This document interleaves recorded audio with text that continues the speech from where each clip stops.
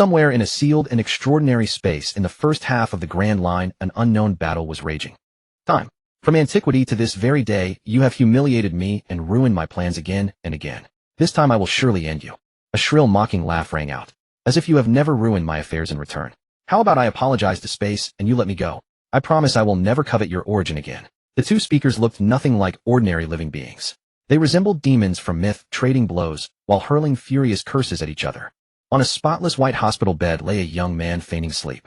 He was handsome, and his bloodless face stirred pity, carrying a fragile, almost delicate beauty. The eyelids beneath his blade-like brows twitched several times.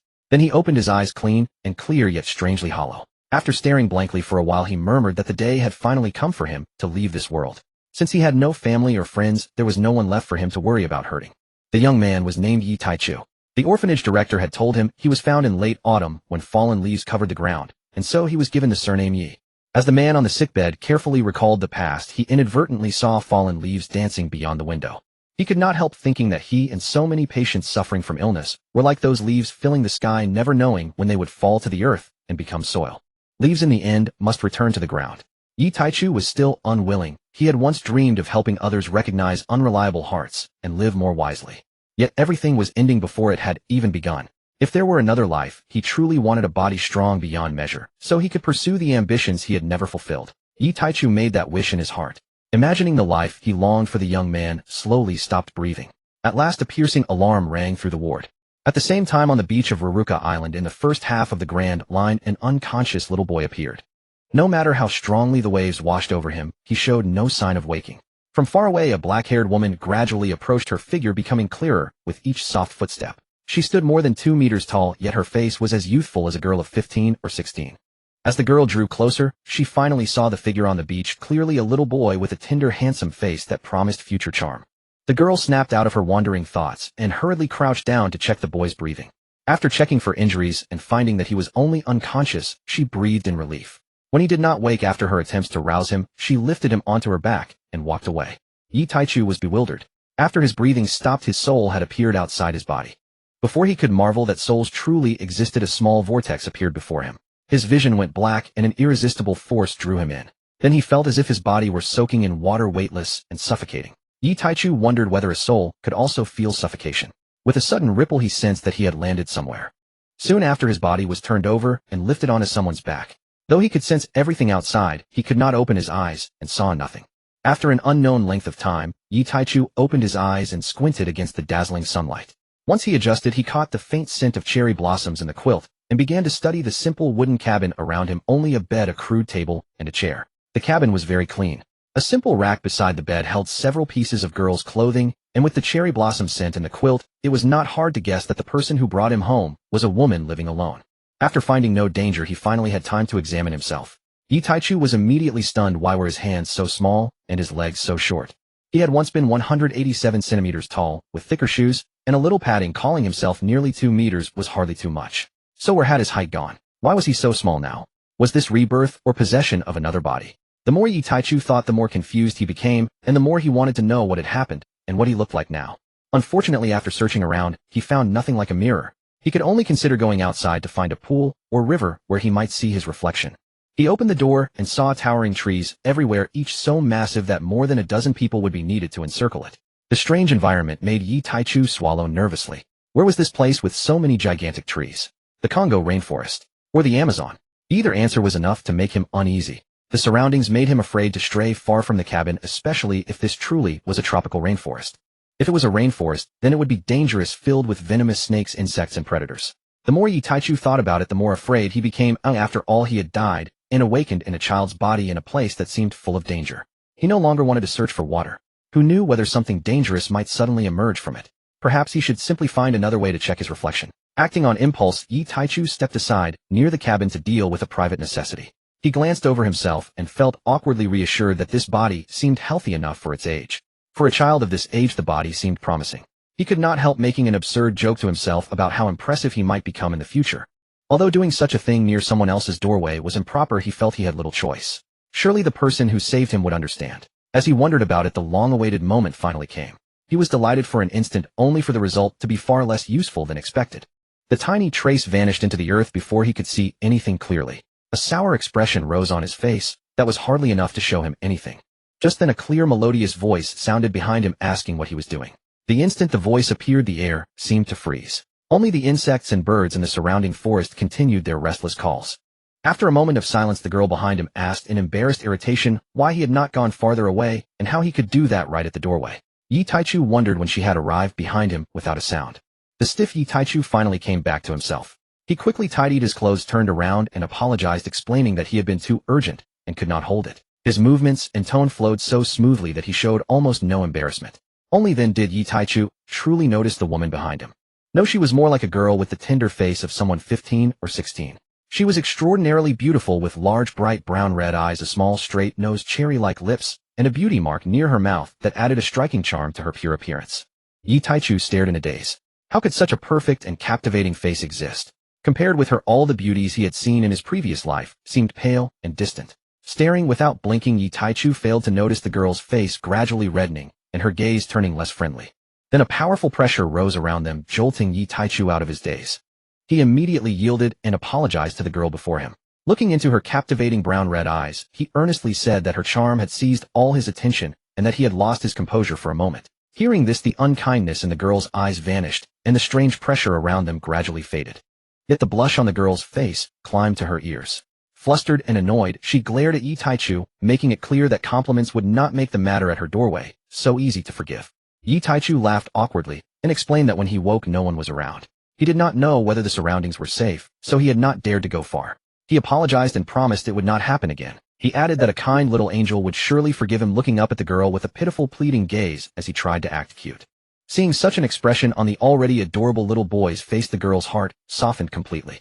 Forgetting the small offense, she swept the young Yi Taichu into her arms and affectionately squeezed his cheeks. She looked like a girl who had found a beloved toy and could not bear to let go. Though they seemed close in age on the surface, the boy now looked as if he were being held by a mother. Only after being held by the girl did Yi Taichu react. How could someone who looked so young be this tall? She had to be over 2 meters. What did people eat to grow like this? Where exactly was this place?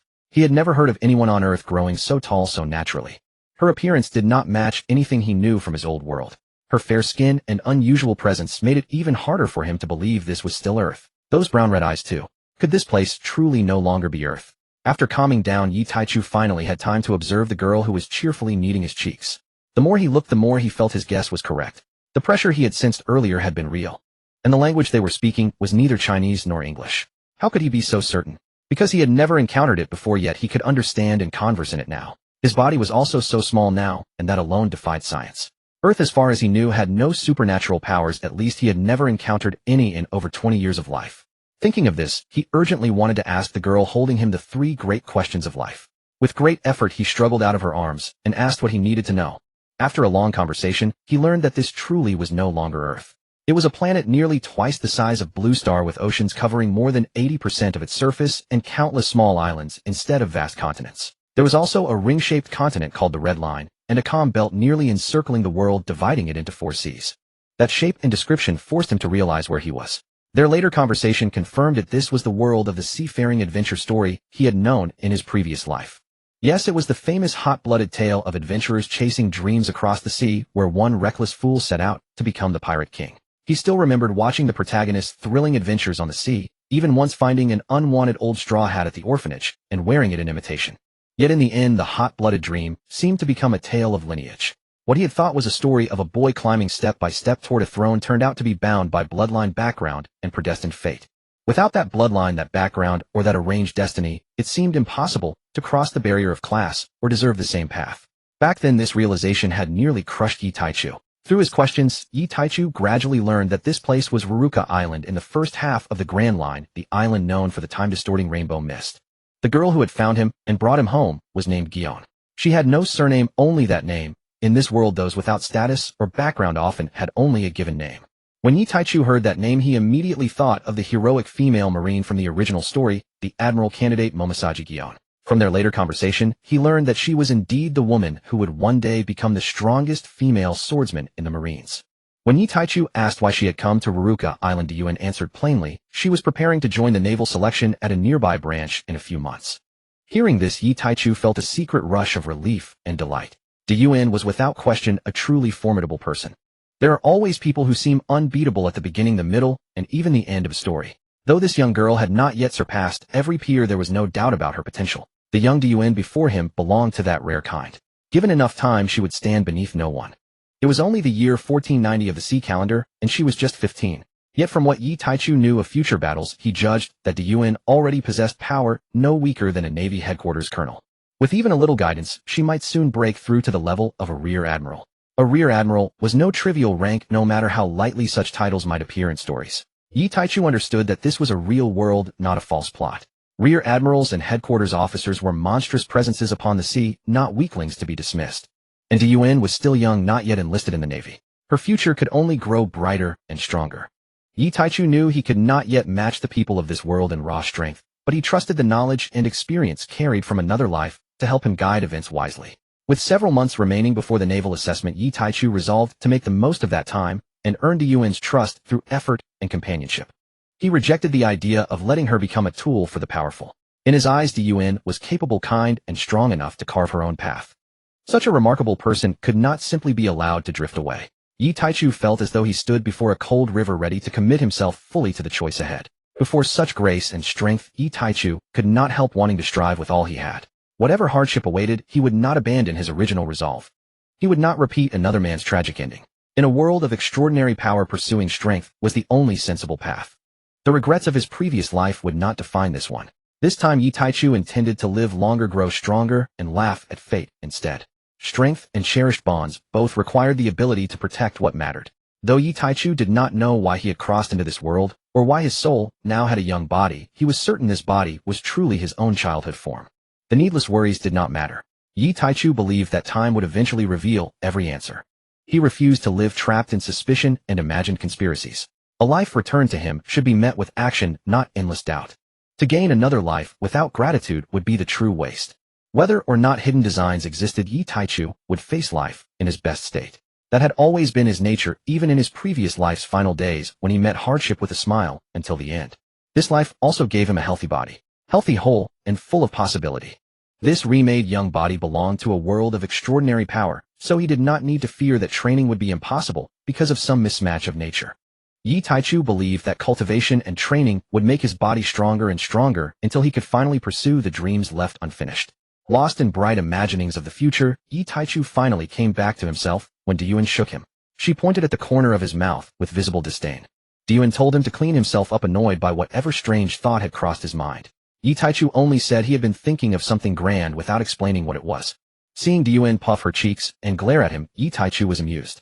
She was still a young girl at heart, and her adorable anger made him want to pat her head, only for him to realize the awkward difference in their height. Why was Gion already over 2 meters tall at 15, while he was 13, and still barely past a child's height? Even when she crouched, she was taller than him. It felt deeply unfair.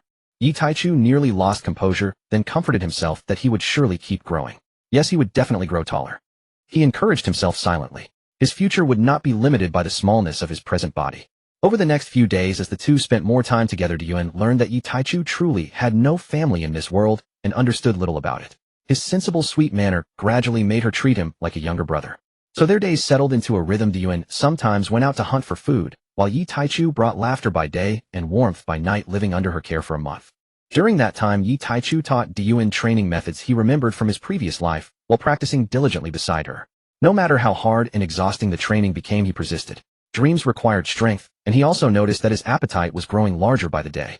Meat from large beasts, especially sea kings, tasted wonderful even when simply roasted. It carried abundant energy, filled the body quickly, and helped that energy become growth. Yi Taichu could foresee that an ordinary person raised on such energy-rich meat from childhood would surely develop a physique far stronger than most.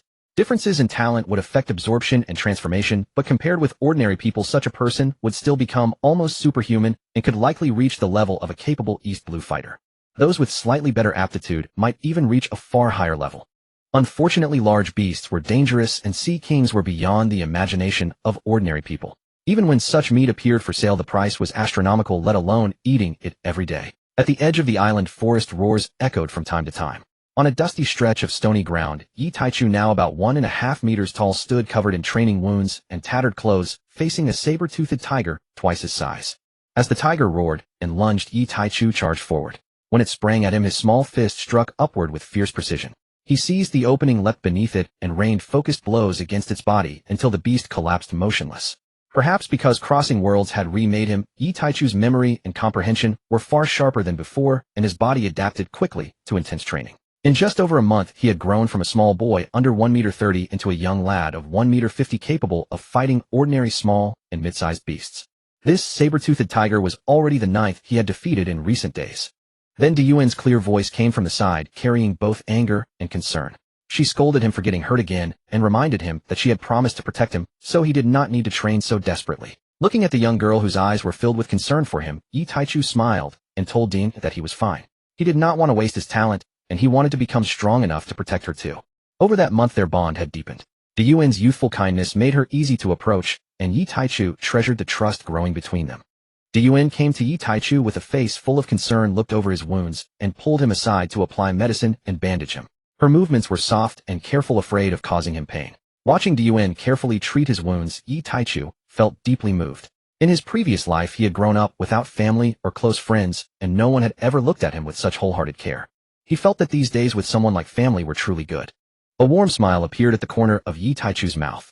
With his freshly bandaged hands he gently lifted Diyuan's head, and she looked at him in quiet confusion as the moment grew tender and still. Diyuan's eyes widened in surprise as she saw the gentle warmth in Yi Taichu's gaze.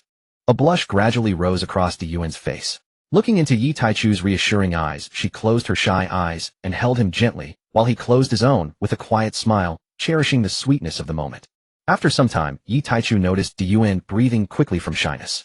Suppressing his flustered heart, he leaned close and softly told her that their bond would remain his cherished promise.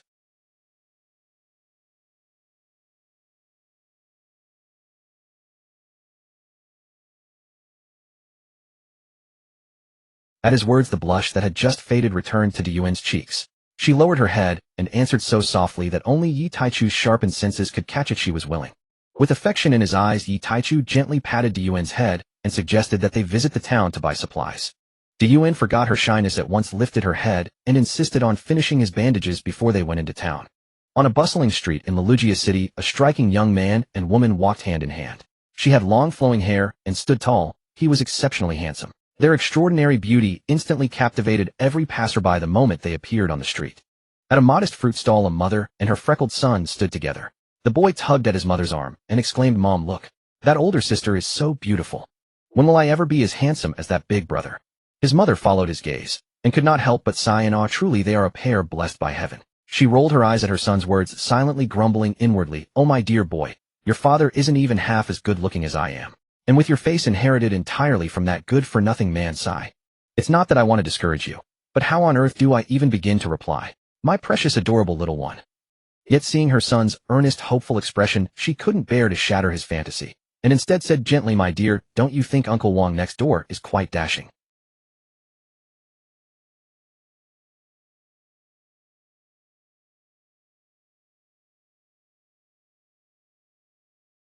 You're the best, Mom.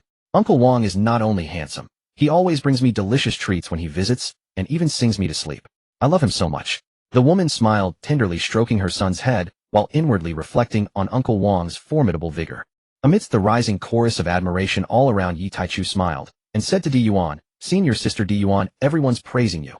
Even over there they're calling us a match made by heaven and earth." Hearing her younger brother Yi speak thus, Diyuan's cheeks flushed crimson, yet pride swelled warmly within her heart. Indeed, they were destined for each other. As she thought this, she instinctively gazed down lovingly at the hand clasped tightly in hers. Yi Taichu felt joy, but also inwardly groaned. What on earth is this sudden downward glance? Unbidden, an image flashed in his mind, himself blushing shyly, nestled tenderly against Diyuan's broad heroic chest, her lips curving into a faint indulgent smile as she looked down at him and murmured, "Fear not, I'll handle everything." A shiver ran down his spine. What kind of scene is this? A domineering senior sister and her delicate doting junior wife? No, absolutely not. He must grow taller, immediately. It must be her lying in his arms, not the other way around. Never. They continued their leisurely stroll, now browsing clothes eastward, now savoring delicacies westward. Passing a boutique selling animal-themed outfits, Yi Taichu's eyes suddenly lit up. Without hesitation, he pulled a puzzled Diyuan inside, and without a word placed a black and white bunny girl costume into her hands, then gazed at her with wide-eyed, pleading adoration. Diyuan hesitated, glancing uncertainly between Yi Taichu and the costume in her hands, back and forth again and again, until, face burning crimson, she leaned close to his ear and whispered softly, "Naughty younger brother. Wait just a moment." Without waiting for his reply, she hurried into the fitting room, covering her flaming cheeks with both hands. Dressed in the bunny girl outfit, Gion stood before the mirror in the fitting room. Her figure elegant and alluring though modest, her slender waist like a willow, her posture poised, yet subtly sensual. She paced back and forth, approaching the door several times, then retreating each time. After nearly 10 minutes of nervous hesitation, she finally emerged before Yi Taichu. His eyes widened, glinting with unmistakable laser-bright intensity. Her alabaster complexion, statuesque, curves, willowy waist, full and graceful silhouette, and perfectly proportioned legs, neither too slender nor too full, were accentuated by sheer black stockings. Below them rested small, delicate feet, and the beauty mole beside her lips elevated her allure to sublime perfection. Such exquisite charms stirred hunger, not for food alone, but for legend itself, like General Gion of the White Robes, who once charged fearlessly across Chongban Slope. One might devour 7 great bowls of rice in sheer rapture. As Yi Taichu stared, mouth slightly agape, Gion covered her increasingly flushed cheeks and dewy, bashful eyes with 10 slender porcelain-fair fingers, and murmured softly, "Naughty younger brother, haven't you looked enough?" Yi Taichu drew her gently into his embrace, and gazing deep into her eyes, spoke with quiet sincerity, "How could I ever have enough? Not in a lifetime. My little enchantress is so beautiful. I wish to behold you forever. Senior sister Gion, would you wear this for me privately from time to time?" Yi Taichu pressed gently. Gion gave the faintest, almost imperceptible hum of assent. Before Gion could fully register her own flustered daze, Yi Taichu bent forward and claimed her soft, supple, dewy lips. Time dissolved, and before she realized it, she had unwittingly signed a most unequal and deeply embarrassing pact. After tasting the sweet, luscious, intoxicating flavor of cherries, Gion melted utterly into Yi Taichu's arms. He whispered softly into her ear, "Senior sister Gion, you are utterly captivating." Then he gently patted her smooth back and asked, "Shall we pick out a few more pieces to take home?" Gion shot him a playful, exasperated glance, but ultimately acquiesced. After all, he was her dearest Xiaoyi. How could she refuse to spoil him? After selecting bunny girl, nurse, and police costumes, and various black and white stockings, they left the respectable boutique, Gion carrying the bulging bag in silent, flustered dignity, while the shop assistant watched them go, astonished and impressed. By noon, having purchased numerous garments and assorted seasonings, Yi Taichu and Gion arrived at a seaside restaurant overlooking the harbor, where ships bustled in and out among the gentle waves. Yi Taichu turned to Gion and said, "Senior sister Gion, would you sail with me to become sea bandits scorned upon the open waters?" Gion smiled, stroked his head, and replied, "Foolish younger brother, how could I possibly rest easy if I weren't by your side? I must protect you, Xiaoyi. Wherever you go, I will follow." Her voice, soft and tender, was enough to drown the soul in warmth. Just as Yi Taichu opened his mouth to reply, voices of nearby sailors drifted over. One called out, "Hey Amir, heard about it? The rainbow mist has appeared again. This time it's close, just south of Ruluka Island. A merchant vessel strayed inside, and hasn't emerged since. So the legend of the shipwreck isle, where vessels enter but never leave, is true after all." Another scoffed, "Huh? Shilajin, you've only heard rumors. I've seen it myself, on my captain's ship's dock. More than one merchant ship vanish inside." A third urged eagerly, "Quick Amir, tell us, what strange changes occur when ships enter?" Then the 3 launched into boastful tales. Yi Taichu listened quietly as they spoke. When they fell silent, Gion turned to him and asked, "Xiaoyi, you're intrigued by that mist?" Yi Taichu replied, "I'm not interested in the mist itself, only in the space concealed within it, the legendary island." Gion tilted her head, curious. "Brother, what lies inside that makes it special, eh?" Her bright, large eyes shimmered with pure, unguarded inquiry. Yi Taichu gently rubbed her crown and smiled. "Senior sister Gion, we'll discuss it when we return home." She nodded obediently, and they resumed their meal in peaceful silence. Back at the wooden cabin, Gion sat upright, her beautiful brown-red eyes fixed expectantly on her younger brother, waiting patiently for his explanation. Seeing her so earnestly curious, Yi Taichu smiled fondly. He began slowly, "That mist-shrouded space is flawed." "Flawed, how?" Gion asked. "Senior sister Gion, please, let me explain step by step." Gion murmured, "All right." Yi Taichu continued, "I suspect a rare devil fruit, perhaps spatial in nature, lurks within that space, causing its abnormal phenomena. And this hypothesis carries considerable weight." Gion fell into thoughtful silence. Yi Taichu remained quiet, knowing well that though Gion was pure-hearted and kind, her intelligence ran deep. She needed no further prompting. Soon she spoke. "Locals in Lugia City call it the Isle of Epsincard, the legendary island hidden within the rainbow mist. Since ships that drift out are invariably wrecked, it's also known as the shipwreck isle." "Xiaoyi, are you suggesting a spatial-type devil fruit resides there?" Gion looked at Yi Taichu and asked, "Xiaoyi, are you suspecting that the rainbow mist contains a space-type devil fruit?" Hearing Giyuan's conjecture, Yi Taichu was not surprised. After all, this was the Grand Line where information about devil fruits was not as tightly controlled by the world government and the Navy as in the Four Seas, where most people knew nothing about them. Under the guidance of the Allied Kingdoms, many even believed those ability users were some kind of monsters. For example, in the story Robin as a child in the South Blue and the human fruit mythical Zoan model commoner of Tony Chopper on Drum Island. He was not even surprised that Gion had proposed a space-type fruit. After all, in Yi Taichu's speculation, the Misty Island could not be explained by a mere single space-type fruit, as the time flow inside was abnormal, several hundred times slower than outside. Gion was unaware of this, so she would not think of it. Yi Taichu, however, was different. Having read the original story, he knew exactly how abnormal time and space were within the Rainbow Mist. But he also had doubts. If a time fruit existed within the Rainbow Mist, then what was the ability of Tian Yushur, who had been time-traveling for 800 years? And if it was not a time fruit, what kind of fruit ability could affect time to the extent of decades? Without seeing the result, everything was a mystery. So Yi Taichu set these thoughts aside, deciding only to confirm that there were two abilities inside, without further speculation. The ship would straighten itself out when it reached the bridge. Yi Taichu also shared with Di Yuan what he knew about the mist, including the fact that people inside could return to the past. Di Yuan was very surprised to hear that it could affect time, but she did not ask Yi Taichu how he knew these things. To her, Xiao Yi was still her Xiao Yi, and that was all that mattered. After a moment of thought, Di Yuan looked at the worried Yi Taichu and asked, "Do you want to go inside, Xiao Yi?" Yi Taichu did not answer immediately. He pondered for a while, then raised his head to look at her. "Sister Di Yuan, I want to go in and take a look. Time and space abilities are the rarest and most supreme. I want to try my luck and see if I can obtain them." Di Yuan said nothing. She took his hand, held it firmly, then interlocked their fingers. Looking into his eyes, she spoke word by word, "Xiao Yi will go together. Even if we find nothing and get trapped inside, we'll be together, never to be separated, even in death." Yi Taichu looked at Di Yuan's eyes full of love, then down at their intertwined fingers. His gaze gradually became resolute. He tightened his grip on her small hand, and silently vowed in his heart, "Sister Di Yuan, rest assured, I will always hold your hand." Then he raised his head to meet Di Yuan's gaze, his eyes brimming with affection, and slowly uttered, "Hold your hand and grow old with you." He spoke slowly, firmly. Hearing her Xiao Yi's vow, Di Yuan's heart filled with joy and excitement. She took the initiative to lean in, offering him a sweet, soft, delicious, and tender red rose rice cake. At this moment, there was no longer any barrier between them. They were each other's one and only. Two burning hearts became one, never to be separated. Feeling each other's heartbeats, they fell asleep peacefully. Sunlight spilled over the sea, and the waves shimmered with sparkling light. On the south side of Ruluka Island, a pair of jade-like figures embraced each other, watching the sunrise of a new day.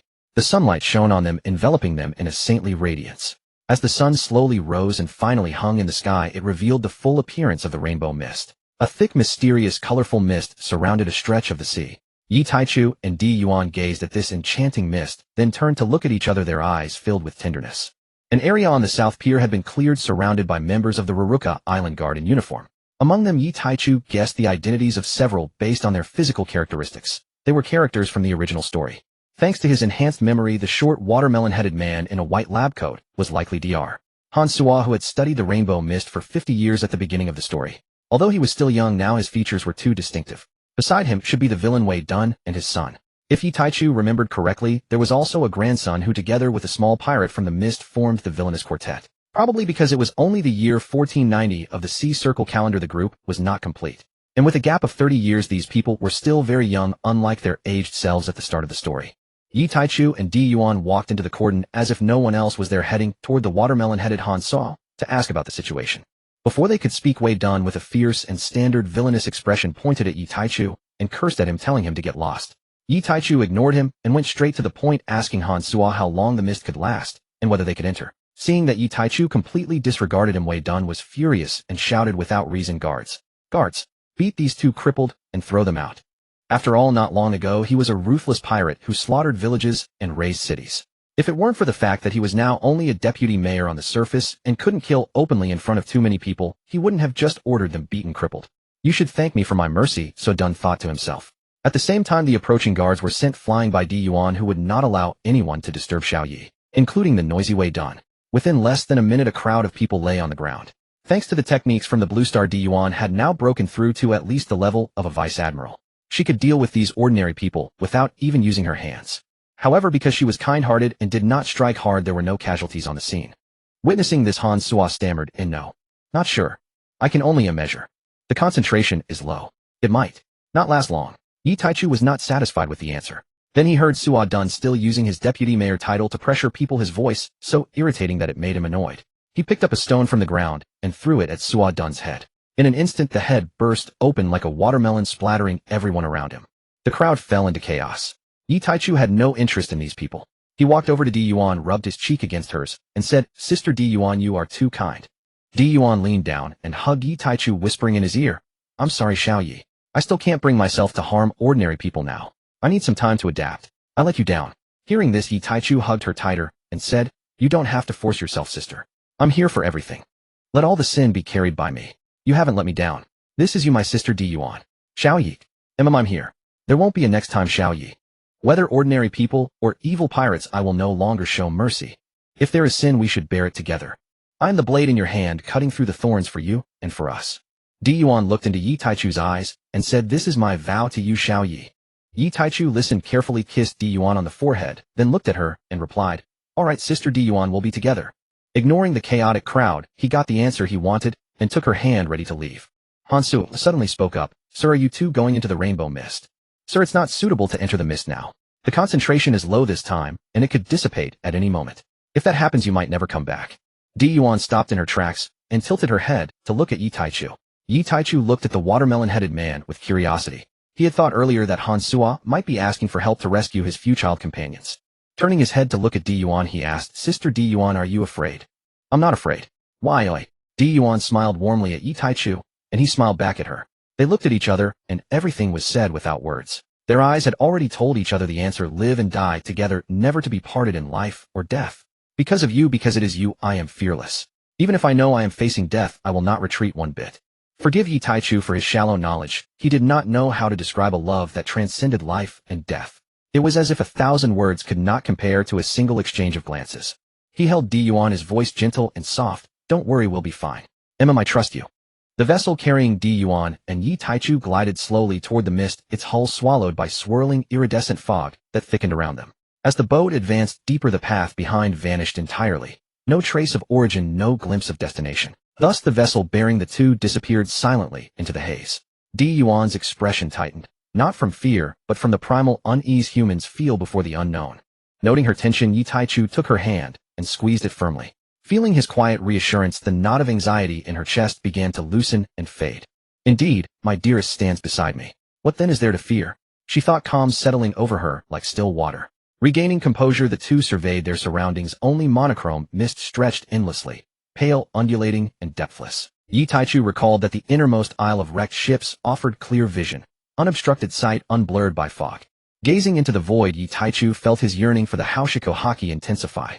Had either he or Di Yuan possessed the Kinbunshika Haki at this moment, they would not stand blind, deaf, and directionless, as if stripped of all senses. This realization cemented his resolve. After traversing the rainbow mist, he would depart Ruluka Island to seek cultivation beyond its shores, for the island was too small, too safe, offering neither peril, nor legendary pirates, nor master mentors. If Yi Taichu wished to grow stronger, he must leave this haven, and Di Yuan, bound to him as she was, would accompany him without hesitation. Di Yuan's innate talent was a rare anomaly in the pirate world, a monstrous gift destined to ascend to the rank of Admiral Emperor. Yi Taichu surmised that in the original timeline Di Yuan remained only a candidate for Admiral, never attaining the title, likely constrained by the common limitation afflicting elite female warriors' physical endurance. Though Di Yuan's aptitude was extraordinary, one truth remained undeniable: save for the singular aberration Charlotte Lean, most women among the sea's apex warriors lagged behind their male counterparts in stamina and raw physical resilience. Moreover, in the original chronology, Di Yuan served under Admiral Kazan, the Dove faction, and maintained strained relations with both Sakazuki's Hawk faction and Barusa's neutral stance. When Kazan lost the Admiralty succession struggle to Sakazuki and abandoned the navy to join piracy, he dealt a devastating blow to the Dove faction, openly defying the world government's authority. Thus Di Yuan's promotion to Admiral became impossible. But that was the old timeline. Now Yi Taichu had arrived. He would shatter that ceiling utterly. She would rise, flawless, peerless, to the pinnacle of Admiral Emperor status. All it required was one mythical Zoan-type devil fruit for her to consume. Then she would rival any warrior alive. So Yi Taichu mused. Though mythical Zoans were rarer even than Logia types, his foreknowledge granted him precise knowledge of several fruits' locations. For instance, the Inu no Mi model Okuchi no Makami, still undiscovered in Wano country, untouched by Yamato, and the Hibi no Mi model Yamata no Orochi, likewise hidden within its borders. Also the Bat Nomi model vampire lay dormant in Sleepy Town, and Catherine the nine-tailed fox still roamed free across the Grand Line, uncaught and untamed. Yet Catherine was no mere pirate. She wielded formidable strength amplified further by her mythical Zoan. Yi Taichu estimated her power rivaled that of a Marine Vice Admiral at minimum. After careful deliberation, Yi Taichu resolved once he and Yuan reached sufficient strength, he would hunt Catherine down and end her. In the original timeline, Catherine was merely 2 years old. Here, Yi Taichu had accelerated her emergence as a fruit marker. The nine-tailed fox. He reflected. Such an ethereal, enchanting creature. How could it be left to fester in the hands of such a grotesque wretch? Surely it belongs to me, to cultivate a kitsune-eared maiden of exquisite grace. Beast-eared maidens reign supreme. Yet, wait, had he overlooked other mythical Zoans? He pondered inwardly. Then it struck him the Hito Nomi model Daibutsu and the Bake Nomi model Tanuki, both mythical Zoans native to Wano. But both forms were grotesque, one bloated into a monstrous leering giant, the other twisted into a garish feline visage. Just imagining them sent shivers down his spine. Gooseflesh prickling his arms, his breath catching in revulsion. Cat-eared maidens. Rabbit-eared maidens. Furries. Why chase illusions when Zo offered pure natural-born variants? Suddenly Yi Taichu realized Wano country was a true treasure trove, not only sheltering pristine marine sanctuaries, but also harboring the Grand Line's highest purity seastone deposits refined to unparalleled fineness. No other nation possessed such capability. Truly a gem concealed within dung. Beyond seastone, Wano held countless devil fruits, including 3 mythical Zoans. Kaido's fruit, however, was excluded. He'd never entertained that notion. Not yet. Not when victory remained impossible. Though Kureha was widely revered online as a peerless mentor, unlike the overrated Rayleigh, Yi Taichu harbored no masochistic inclinations. Nor was he Luffy, the irrational fate-blessed prodigy who invited beatings with reckless glee. He saw no wisdom in submitting to a spiked iron club thick as a tree trunk. With the main storyline still distant, why not preemptively claim those tragically overlooked beauties and deliver his brand of discipline? What madness would drive him to endure Kureha's brutal tutelage? Impossible. Absolutely impossible, declared Yi Taichu resolute. I am destined to strike down all who oppose me. Even as he weighed which devil fruit best suited Yuan, the fog ahead thinned, then parted entirely. Before them sprawled a graveyard of shattered vessels. Hulls, splintered masts, snapped timbers reduced to skeletal ruin. Yuan tightened her grip on his hand. Xiao Yi, some of these ship frames were obsolete decades ago, while others reflect recent naval design.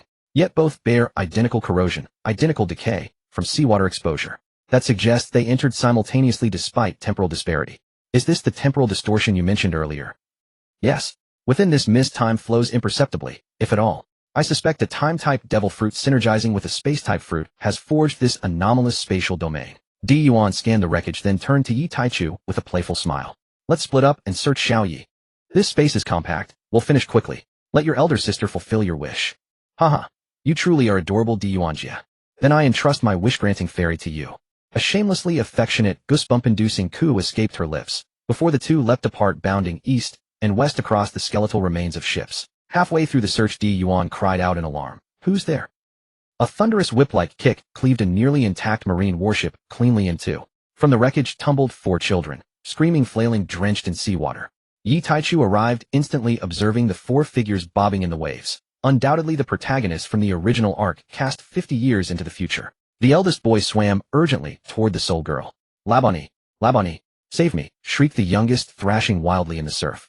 Labani, don't mind me. Rescue Longo first. He can't swim, the girl shouted. Hearing her, Labani paused, glanced left and right, and confirmed Longo's dire straits. With a sharp pivot he yelled, Hold on, Isoka. I'll return at once. Without hesitation, he veered toward Longo. Yuan and Yi Taichu each retrieved 1 child from the water. Isoka, lifted safely onto dry timber, bowed deeply in gratitude. Her voice trembled with confusion and indignation. Why did you attack us? Yuan ignored the question. Her gaze instead sought Yi Taichu's. Labani and Longo approached, eyes narrowed with suspicion. Isoka, come quickly. They're dangerous. They entered deliberately, perhaps allies of the pirates who destroyed our town, Witten. Labani shouted at them. Hesitating, Isoka and the 4th child exchanged glances, then rose and sprinted toward their companions. Yuan and Yi Taichu watched impassively, making no move to stop them. Once reunited with Labani, he turned, glaring with open hostility. Who are you? Did Witten send you? As he spoke, he drew his long sword blade leveled directly at them. Yuan and Yi Taichu exchanged a glance, both utterly speechless. How dare he? Yuan lunged, her foot striking sword and wielder alike, sending Labani flying backward. I spare you only because you're young and ignorant of the world beyond your island. Point your weapon at Xiao Yi again, and none of you will survive. Her tone was icy, her scowl fierce. She watched unmoved as Labani's friends dragged him sputtering and soaked from the water. Yi Taichu stepped forward, voice laced with disdain. Silence, or die. We have no time for idle chatter. Speak again, and you'll all perish. After all, in reality, facing someone who holds absolute dominion over your life, and responding with such foolishness, is profoundly wearisome. He turned away without another word, resuming the search alongside Gion. Beneath the wreck, Gion had shattered. The sea churned violently. Then erupted a colossal water spout dozens of meters high, crashed outward in a thunderous wave, hurling the four children sideways like driftwood. Yuan and Yi Taichu stood unshaken. Yi Taichu assessed his strength. He now matched a Marine headquarters lieutenant commander. Such turbulence posed no challenge. Yuan's power surpassed even that of a Marine headquarters rear admiral. Such a surge meant nothing to her. Even a 100-meter column would barely stir her composure.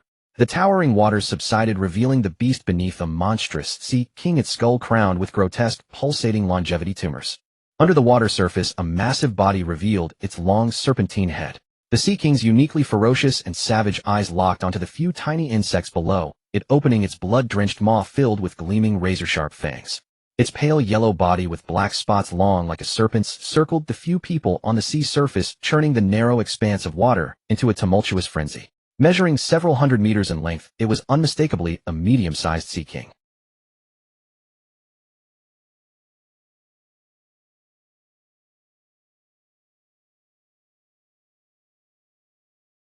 He had originally guessed it would be a large Sea King because he had no idea how large an area of sea the mist covered, nor the exact dimensions of the strange time-space distorted space within. Furthermore, thinking of the leader of those brats, Rabani, whose father was mentioned in the original plot to have once been a Marine leader, but he never returned from the mist. Lacking specific intelligence, he could only speculate that they might encounter a large Sea King. In that case, he would need to join forces with Sister Dun. Although in terms of combat power, even in the sea, Dun would not lose to a large Sea King, it was precisely based on Dun's strength as a rear admiral that Yi Taichu was confident they could handle any unforeseen situation in the mist. But the key point was that although Dun could deal with a large Sea King in the sea, the larger the Sea King, the higher its intelligence. A large Sea King that had not been provoked into a frenzy would already know to avoid danger and seek advantage. To avoid the possibility that it might realize it couldn't defeat Dun and turn to flee, the safest approach was to work together. He would draw the Sea King's attention, and Sister Dun would strike with a sneak attack for a one-hit kill. That was his original thought and plan. But now it seemed unnecessary. A mere medium-sized Sea King. Though he couldn't handle it, Yi Taichu currently had the luxury of a soft meal to rely on. My stomach's weak, I only eat soft food, didn't you know? How dare a little Sea King show off before an expert? Sure enough, Dun dashed forward in a single bound. Leaping hundreds of meters into the air, she executed a powerful, well-aimed rider kick. Watching her, he felt that Dun was incredibly cool at that moment. That movement, that aura, that cold, sharp gaze. It was stunning. But the serpentine Sea King, which had just emerged to show off its might. Without any dignity, it was inexplicably kicked to death by Dun. Landing beside Yi Taichu by using the air for leverage, Dun looked at him with an eager, expectant expression. Her face was clearly written with, "I'm amazing, right? Praise me." Yi Taichu, playing along, praised her. Sister Dun is the best, truly amazing. If it were me, I wouldn't have been able to do anything to that Sea King. Sister Dun's soft meal is really delicious. Hee, of course. Big sister won't let Xiao Yi get hurt. All right, Sister Dun, we've already dealt with the only trouble in the mist. Now we can search without worry. Okay.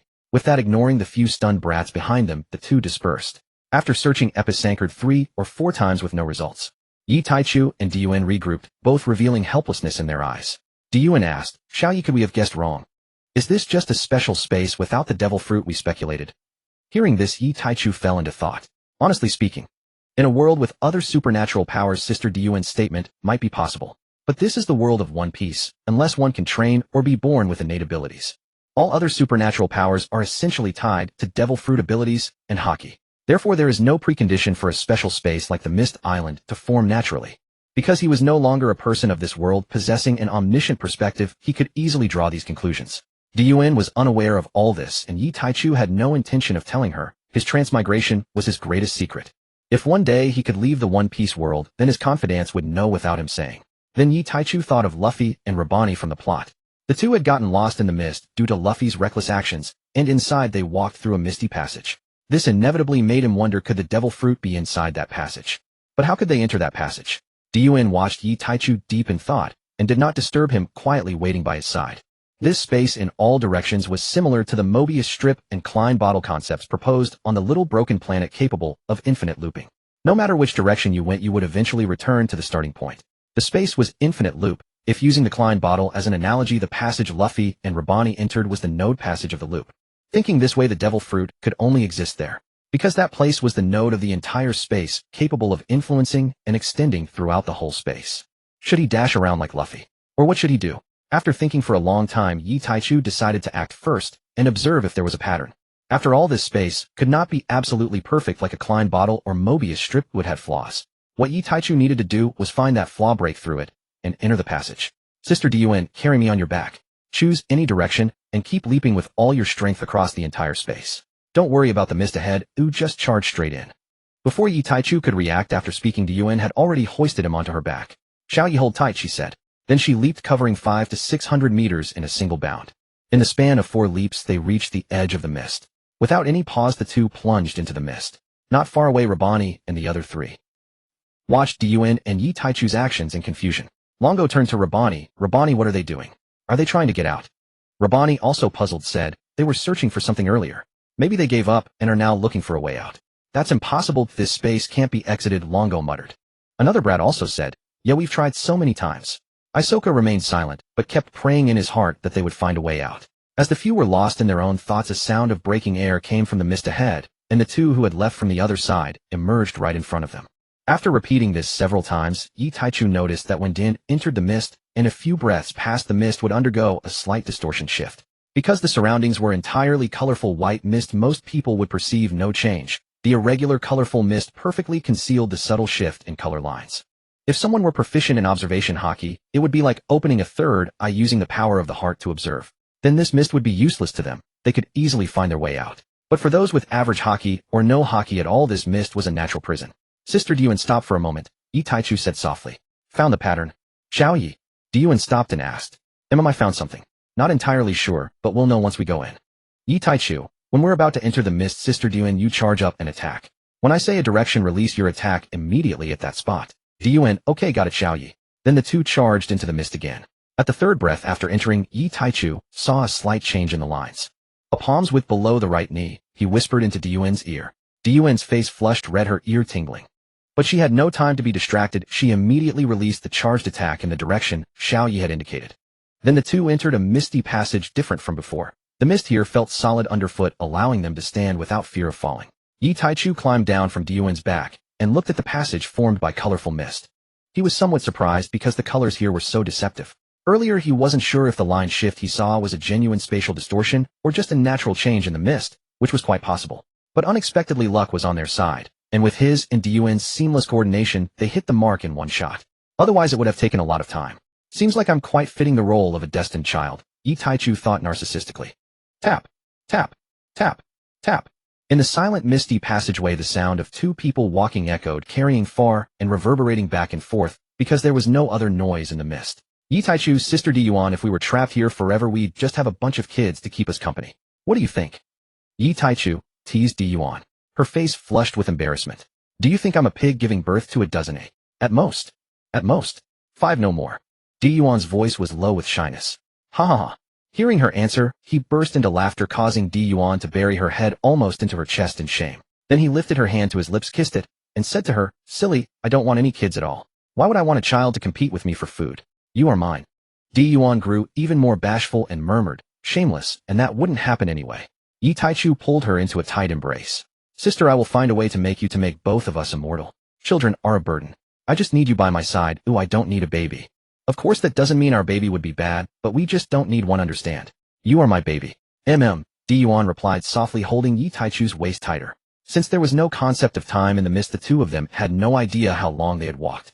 Just then he noticed that the colorful mist a few meters ahead of him had a similar fluctuation to the lines they had seen before entering the passageway. He instinctively stopped and looked in that direction. Diyuan, sensing her beloved's halt, turned her head in confusion and saw him staring at a certain spot ahead. Following his gaze, she saw only white mist, no different from its surroundings. Seeing this, Diyuan asked Yi Taichu, Xiao Yi, have you noticed something wrong? Yi Taichu didn't hide it. I just saw twisting lines appear there similar to when we entered. Following his gaze, Diyuan still saw nothing different. But she trusted Yi Taichu. If Xiao Yi said it was there, then it must be. The two of them stopped there to observe the surrounding mist. After an unknown wait, the colored lines on the mist in another direction about 10 meters away opposite from before turned into ripples. Gion reacted instantly and launched an attack. But unlike the mist before entering the passageway, this attack had no effect. The shockwave from her strike scattered the mist in all directions, including the mist with the rippling lines. Seeing this, Yi Taichu knew that what he was looking for must be here. But why would those lines be blown away by the shockwave like the rest of the mist? Shouldn't that be the doorway? Just then Yuan's dejected voice came from beside him. Sorry, Xiaoya was too impulsive and made the mist disappear. As she finished, her head drooped lower. Yi Taichu pulled her into his arms and comforted her softly. It's okay, Sister Yuan. How could I ever blame you? I would have attacked too, just slower. You beat me to it. Don't overthink it. You are the most important to me. Besides, because of your attack, I learned that attacking doesn't work. That's a very useful discovery. After saying that, he gently rubbed the head of the beautiful woman in his arms. Comforted, Yuan emerged from her negative state. From then on, the two of them divided their efforts, each guarding one of the two fluctuating nodes, waiting for the next change in the mist. After observing for an unknown time, they exchanged their findings and discovered a pattern every 3 to 4 times. The 2 points would produce ripples simultaneously within an extremely short time difference. The interval was so brief that the time between the sequential occurrence and the simultaneous existence was less than 1/100th of a second, and the moment of simultaneity itself was terrifyingly short. Having discovered this pattern, they decided that during the next change they would each attack one node from both sides at the same time. As the third ripple faded, both Yi Taichu and Yuan began to gather power. At a certain moment, the silent space echoed with both their voices, right now. Their attack struck the ripple nodes, and in the middle of the 2 nodes a black spot the size of a human head appeared. A fleeting image flashed within it. Though brief, both Yuan and Yi Taichu's eyesight far surpassed ordinary people, so they clearly saw that one glimpse. Inside, floating in the air, was a sky-blue devil fruit the size of an apple with horizontal rippling lines. Their hearts leaped with joy at the sight. A devil fruit truly existed here. Their hypothesis was correct, but they didn't know whether this one possessed both time and space abilities, or only one of them. However, they would only know after they managed to retrieve the fruit from inside. After the excitement faded, Yi Taichu and Yuan sank back into thought. The image they had just seen proved that their theory of attacking both nodes simultaneously was correct, but they needed stability. The channel created at the same time had to be longer and wider for them to enter and retrieve the fruit. Otherwise, no one knew what would happen. If they couldn't pass through in time, or if the channel didn't last long enough to return, would they be exiled to another dimension or crushed and destroyed by the collapsing space within? All possibilities were real, and they had to be extremely cautious. Neither could afford to lose the other. As time passed in their thoughts, the next simultaneous ripple point arrived. They stopped thinking and continued waiting for the ripples to appear. Time slipped by silently, and they experimented nearly 10 times. The largest spatial channel they achieved was half the size of Yi Taichu's body, while the smallest was only the size of a fingertip. Yi Taichu noticed that the largest and smallest channels occurred when the time difference between his and Yuan's attacks on the nodes was the smallest and the largest. In other words, if their attack struck the node simultaneously, without any deviation, the spatial gateway would open completely. But that brought up the biggest problem. He and Sister Yuan had different levels of strength. His attack speed was slower than hers. For Sister Yuan, hitting that timing node within that tiny window was easy and effortless. But for Yi Taichu, it was not easy. Although they coordinated well, the gap in their abilities was too large. His reaction time and control were insufficient to grasp the extremely short difference in the ripples, let alone keep up with Sister Yuan. This was a hardware limitation, and they had no good solution other than to rely on brute methods like increasing the number of attempts and adjusting based on timing experience. Yi Taichu couldn't help but think it was like having a drunken, stunningly beautiful older woman before you with a chance to be bold and win her as your wife, but you're simply powerless. Who could be blamed? The opportunity was right there, but your own hardware just wasn't enough. So if you lack the ability, don't try to be a player, or you'll end up like Chung. Yi Taichu snapped out of his wandering thoughts. Staring at the spatial node before him, he grew increasingly frustrated, his eyes turning sharper. Then every time a node appeared and tempted him to attack, he would shout, "Vast sea diamond drill." And at the next opportunity he would call out, "Solely undertaking the porcelain job." He even forgot about his dear Sister Yuan, muttering to himself like a madman, "One strike to kill, one hit to land," and other phrases that Yuan couldn't understand. Seeing this, Yuan couldn't help but shake her head. It seemed little Xiao Yi really wanted this fruit. Then I must help him get it. Even if it costs everything. Little Xiao Yi, wait. Sister Yuan will get it for you. Just then Yi Taichu shouted, "But I am the man who wants to be the king of the sea." How could he be bound by a mere hole-in-one? At that moment the channel their attack created was over a meter wide. Just as Yi Taichu was regretting that the channel was only barely large enough, and wondering how long it would last, suddenly a roaring sonic boom came from beside him, and Yi Taichu's eyes widened in horror as he watched Yuan charge alone into the channel. The moment he saw Yuan rushing into the spatial corridor, his world crumbled. Something inside him snapped, and his eyes widened in desperate anguish as he stared at her retreating back. Agony choked his breath. In that instant, searing remorse consumed him. Why had he coveted that fruit? Why had he ventured into the rainbow mist? Even without the fruit growing stronger together beyond the mist, with their monstrous talent, they would have rivaled any rival. Why had he succumbed to temptation and entered this rainbow mist? He drowned in self-reproach, suffocated by regret. As the spatial corridor began sealing before he could react, Yi Taichu's eyes bled crimson, twin streaks of blood traced down his temples. Instinct drove him forward, toward the narrowing rift. He would follow Gion whether torn apart by spatial annihilation or cast adrift across the void, so long as they remained together, never alone. His mind drifted back over the past months since arriving in this world, an orphan raised in solitude, estranged from peers by temperament, who just as he'd resolved to seize life, a pandemic swept across Earth.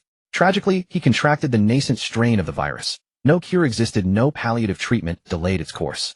He lay helpless on a hospital bed, tethered to a respirator, watching death creep through his body. Yi Taichu felt little emotion upon transmigrating. He had no kin, no bonds, no one left behind on Earth. He carried no sorrow, only mild regret that his dream of becoming a sea king remained unfulfilled.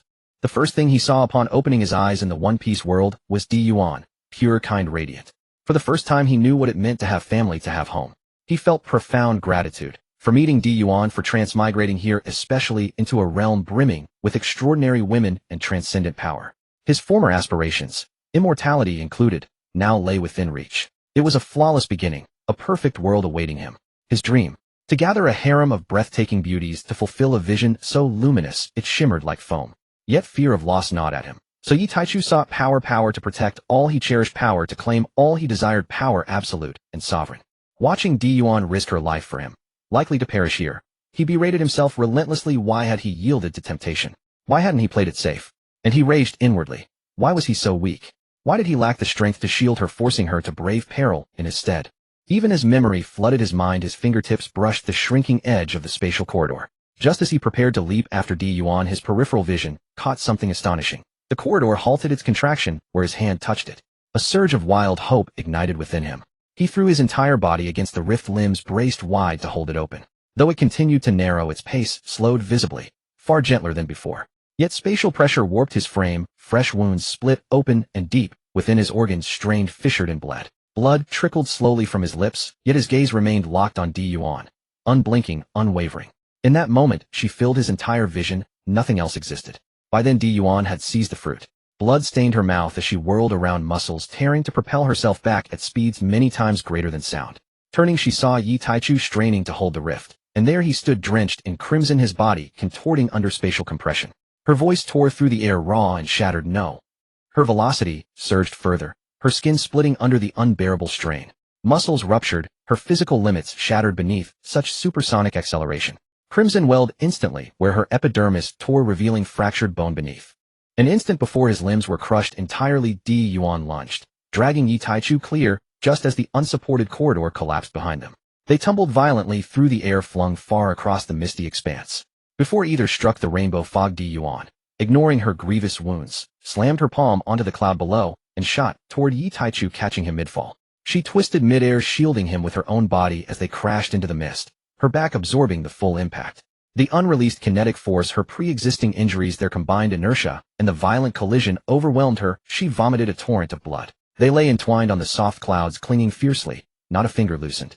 As if release meant vanishing forever, they gripped their entire world, embraced their entire world. Their wounds pressed together, mingling blood. Their bodies trembled, locked in shared trembling warmth. So close, so agonizingly close to losing her. His frame shuddered uncontrollably, not only with relief that they both still breathed, but with gratitude for survival itself. And with visceral dread, had he hesitated even a heartbeat longer, despair would have claimed them both. Foreheads touching, tears flowed freely, no restraint, no pause. Only one truth resonated within: how wondrous. It is truly her. Yi Taichu and Yuan kissed fiercely, passionately, tasting each other's blood and salt, tears intoxicated by the euphoria of survival pouring love into every touch. They remained thus for an eternity, until weakening bodies drained by excessive blood loss finally stirred them to awareness of their dire condition. Once stabilized, they sat facing one another. Without hesitation, Yi Taichu pulled Yuan across his lap, flipped her face down, and began spanking her, sharp, resonant slaps echoing across the misty expanse.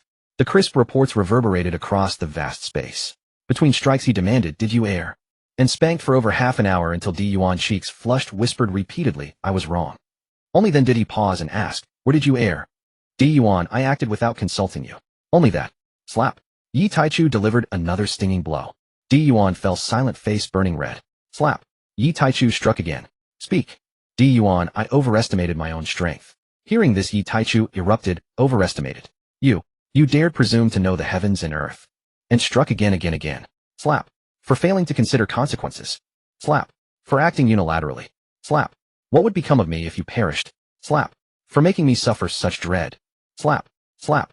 For reckless folly. Slap. Slap. Slap. Slap. Slap. Slap. Without you, what meaning remains? Would you leave me drowning in guilt until I die? Gion listened quietly, tears soaking the mist beneath her. Xiao Yi, I won't repeat it. We shall remain together, forever. I'll curb my impulsiveness, you'll avoid danger. I was terrified, seeing you like that. Never again. Let me bear peril instead. I refuse ever to face the possibility of losing you. Gion murmured softly. Yi Taichu ceased his punishment, listening in silence, then gently lifted her into his arms. I'm afraid too. Gion Jia. I fear losing you. Don't speak of risking yourself. Never again. This ordeal had seared into him the irrefutable truth: strength was not ambition, it was sanctuary. He held her close, savoring the steady rhythm of her heartbeat, the quiet rise and fall of her breath. Two souls anchored in mutual calm, wordless, motionless. Nearby, the devil fruit they'd fought desperately to obtain lay discarded, ignored, forgotten, abandoned like refuse. As if it possessed consciousness, it might well cry out, two dogs. Does love shift allegiance? After a time immersed in stillness, their wounds eased. Though horrific to behold, their monstrous constitutions rendered injuries that would kill ordinary mortals mere superficial setbacks. Regaining some strength, they turned their attention to the devil fruit, hard-won through near-fatal sacrifice. The owners of the two pairs of eyes scrutinized the devil fruit resting in Yi Taichu's palm. Its hue matched the fleeting impression he'd caught earlier, a serene sky-blue surface etched with horizontal wave-like patterns interlaced with shimmering silver lines that divided the rind into countless tiny hexagons. The fruit itself was modest in size, no larger than an apple. Yi Taichu felt profoundly unsettled. From the moment he lifted it, an uncanny sense whispered that this fruit was incomplete. Not broken or flawed, but deliberately diminished, like a castrated twin overshadowed by its whole and sovereign elder brother. He could not explain why, yet an eerie certainty clung to him. His intuition was undeniably right. And deep within his consciousness a name surfaced: unbidden space fruit. His expression twisted into something strange. How could such a bizarre, emasculated sensation accompany the space fruit? Could there be multiple space fruits? And why did he know its name? Gion studied his odd expression and asked curiously, what's wrong? Little Yi, she said gently. You look so pale. Did you discover something amiss with this devil fruit? Do you recognize it, eh? Hearing Gion's question, Yi Taichu turned to her with genuine surprise. Sister Gion, you don't know what this fruit is? Gion gave him a puzzled glance. How would I know? I've never even seen a devil fruit compendium. A silent thought flickered across her mind. Could little Yi have suffered some kind of mental shock? She reached out and gently stroked his head. Unaware of her concern, Yi Taichu assumed she was still shaken from their earlier ordeal, and let her.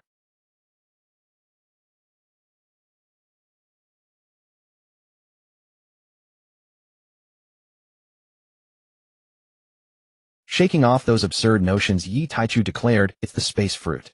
As he spoke, he recounted every anomaly, the dissonant sensation, the inexplicable intuition, to Dian. After a thoughtful pause, Dian ventured cautiously, little Yi, could this devil fruit possess sentience? Could those impressions be its voice echoing in your heart? Her words stirred memories of the latest canon before his transmigration. Luffy's Gomu Gomu no Mi possessed self-awareness. It chose its host and evaded capture by the world government. Its true name was not Gum Gum Fruit. That was merely the world government's deception.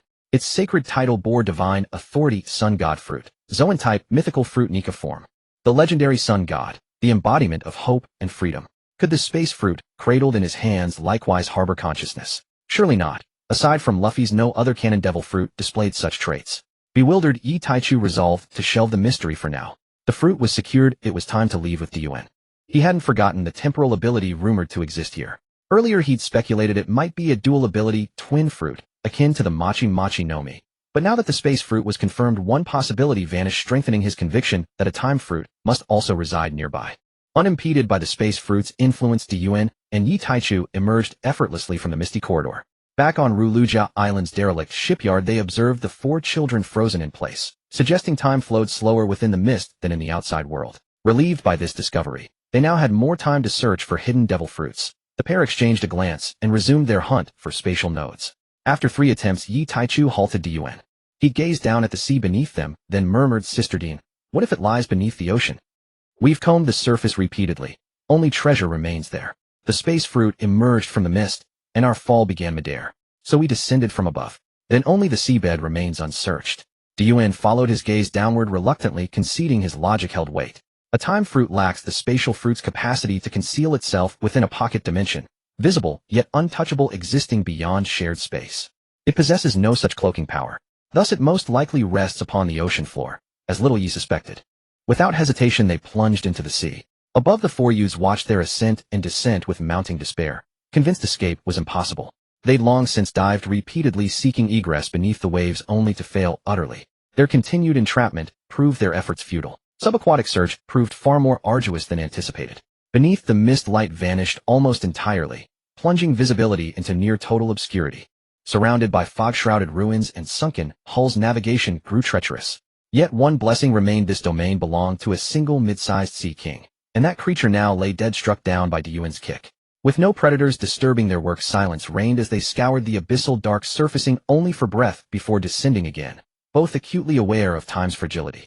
The mist outside could dissipate at any moment. They dared not squander seconds. Neither wished to endure decades of isolation. Though trapped souls perceive no passage of time, emerging to find worlds transformed and loved ones aged or gone. Yi Taichu especially refused to forfeit years chasing beauties still unwed and unclaimed in this era. Every delay was intolerable. Approaching from east and west, they converged upon a colossal underwater crater nearly a kilometer wide. Yi Taichu's hunch was correct. This was the Sea King's lair. Exchanging a silent glance, they surfaced together for air. Hand in hand, they prepared to descend into the den. This would be Yi Taichu's final search site. He abandoned north and south. Regardless of whether the lair yielded fruit, their next ascent would mark their departure. Since acquiring the diminished space fruit, a faint awareness had taken root within him. They had lingered here longer than realized. Soon the outer mist would lift. Greed could not cost them decades lost to the world above. Such a loss would break him. The earlier misadventure searching for the space fruit with Sister Dian had seared that lesson into his soul. He would never again sacrifice irreplaceable time for petty desire. Once was agony enough. As they descended deeper, Yi Taichu's pulse quickened. An unseen force tugged at his core, resonating with the same profound summons he'd felt upon grasping the space fruit. This anomalous realm felt intimately tied to him. The mist enshrouding the sea mirrored the fog clouding his thoughts, obscuring the nature of his bond with this place. What secret does this place hold? Their descent ended at the cavern floor, a trove of gold and jewels glittering with prismatic radiance.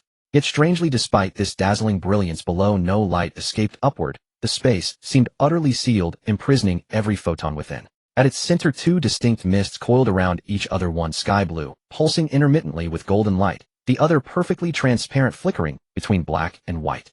When Yuan and Yi Taichu arrived before the 2 intertwined wisps of mist, they realized these were far more than mere vapor. Beneath them lay 2 fruits neatly arranged, radiating an air of profound mystery, while shimmering with strange resplendent colors. One of them, gleaming with golden light, bore a striking resemblance to this space fruit Yi Taichu had obtained above. The only 2 differences lay in the fact that the inferior space fruit bore 3 horizontal wavy lines with silvery bright seams dividing its segments. This one, however, had 3 wavy lines crossing both horizontally and vertically, while its hexagonal seams were filled with dazzling noble golden lines that shone with extraordinary brilliance. The other fruit possessed a crystalline glass-like, transparent body, resembling a tiny alarm clock in shape. On either side of its slender stem grew a single leaf, one black, one white. Perfectly symmetrical, even down to the clock-patterned veins adorning each leaf, which mirrored each other without the slightest deviation and alternately flickered with light. As Yi Taichu and Yuan approached the 2 fruits, both began to tremble irregularly, causing the entire pocket space to gradually warp and destabilize. The moment Yi Taichu clearly laid eyes on the 2 fruits, his heart inexplicably skipped a beat, flooded with unease. Just then the space grew increasingly distorted and unstable, even beginning to collapse in localized tremors. Without a second thought, he grabbed Yuan's hand, turned, and desperately swam upward with all his might. He didn't know why, but the instant he saw those 2 fruits, his intuition screamed at him. If he didn't leave now, he would die. Yet based on his previous experiences, he had felt some profound connection to this space, and even to those 2 fruits. Why then, upon seeing them with his own eyes, did a premonition of certain death surge from the depths of his heart? But at this moment, Yi Taichu had no time to ponder such matters. Everything would have to wait for future investigation. Time would reveal the answers. However, the very instant he turned to flee, the 2 previously intertwined wisps of mist erupted into violent frenzy. The one shimmering with black and white hues violently tore itself free from the other, hurtling toward the pair with the fruit trailing beneath it. Before either of them could possibly react, the mist and its fruit plunged directly into Yi Taichu's body. He didn't expect you to come back on your own. The moment the fruit entered his body, a vicious, arrogant laugh echoed through his mind. Just then the sky blue fruit followed suit, arriving before him and plunging into his body without a moment's hesitation. The voice in his mind suddenly lost its malice, replaced by a terrified shriek. You'll die. Even at this point you still insist on stopping me. Madman. Madman. If you want this body, take it. Let me out. A torrent of hysterical roars erupted. Finally Yi Taichu felt a violent surge within his mind, followed by a sharp pain at his brow, and everything went black as he sank into unconsciousness. It all happened in the blink of an eye.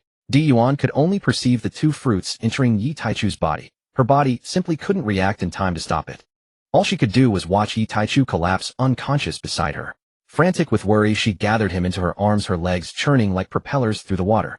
Breaking the surface, she spotted a flat piece of shipwreck debris, stomped her feet beneath the waves, and launched herself onto the deck. She laid Yi Taichu flat, tore open his clothes, and examined him thoroughly from head to toe. Finding no external wounds, she discovered instead that his body temperature was alarmingly high. His entire form flushed red and burning so hot that even the seawater residue from their emergence had evaporated in an instant. Distraught and at a loss, Yuan paced in frantic circles. At this moment, having noticed something amiss and drawn close the young girl among the Labani group, Isoka blushed as she looked at Yi Taichu, whose body radiated searing heat and steam, and said to Yuan, "Sister, shouldn't you put him in water to cool him down? There's no medicine around here, and even if you search for some, it wouldn't take effect in time in his condition." Yuan, caught in a state of frantic agitation, heard these words as countless thoughts flashed through her mind. That's right. The devil fruits rushed into Xiao Ye's body, which shouldn't differ much from him having eaten them. And the sea has always been the thing that suppresses devil fruit powers. Besides, at his current state, if he doesn't cool down soon, he might burn himself alive from within. With these thoughts racing through her mind, Yuan hastily immersed the scorching hot Yi Taichu into the seawater. Tears streamed uncontrollably from the corners of her eyes as she silently prayed with all her heart that the sea would prove effective. Though she had never seen a devil fruit encyclopedia and had never before had the chance to encounter these legendary treasures of the sea, she was well aware of the widely circulated legend of the Grand Line, that no person could eat two devil fruits without their body exploding. And what difference was there between Xiao Ye's condition and having consumed two devil fruits? An eternity seemed to pass in Yuan's agonizing wait. Unknown to her, after some time, Yi Taichu felt as though he were having a strange dream. In the dream, two demons, each with twin horns, bat-like wings, and hideous features, were locked in combat beside him. One was entirely blue with golden pattern markings, while the other was covered in black and white patterns resembling tiny clocks. Just as the shock waves of their battle were about to annihilate this dream world and destroy, Yi Taichu himself, a colorless energy, suddenly surged forth from within the dreamscape, enveloping the two battling demons. Their power diminished drastically, and the shock waves of their conflict subsided considerably. Throughout this time, the black and white demon seemed to be saying something to the blue-gold one, but the latter appeared to have lost all reason, paying no heed whatsoever. Instead, its attacks grew ever more ferocious, each strike aimed to kill. Even when the sudden surge of energy restricted them, the blue-gold demon's assault did not cease.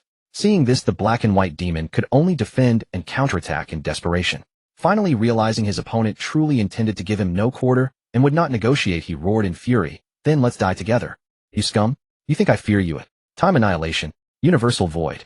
With each demon's twin battle cries, their ultimate techniques collided, and in that dream world, Yi Taichu was instantly blasted away, vanishing without a trace. Amid Yuan's anxious and interminable wait, Yi Taichu slowly opened his eyes, each pupil flashing with different hues: black, white, blue, and gold. After a brief moment of dazed disorientation, he turned his gaze to Yuan and spoke in a gentle, soothing tone, "Sister Yuan, I'm fine. Don't worry." Hearing this, tears streaming down her beautiful face, Yuan threw her arms around Yi Taichu, pulling him into an embrace filled with overwhelming emotion and warmth.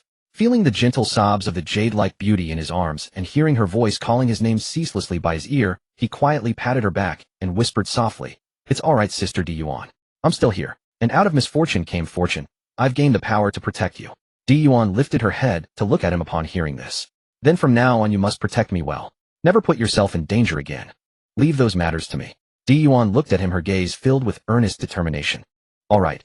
Yi Taichu agreed, as if coaxing a child, gazing at Yuan's beautiful face, tear-streaked yet radiant with a brilliant smile. Silently, he swore to himself to protect that smile at all costs. At this moment, dressed neatly with Yuan's assistance on the deck, Yi Taichu spoke to the beloved one in his arms.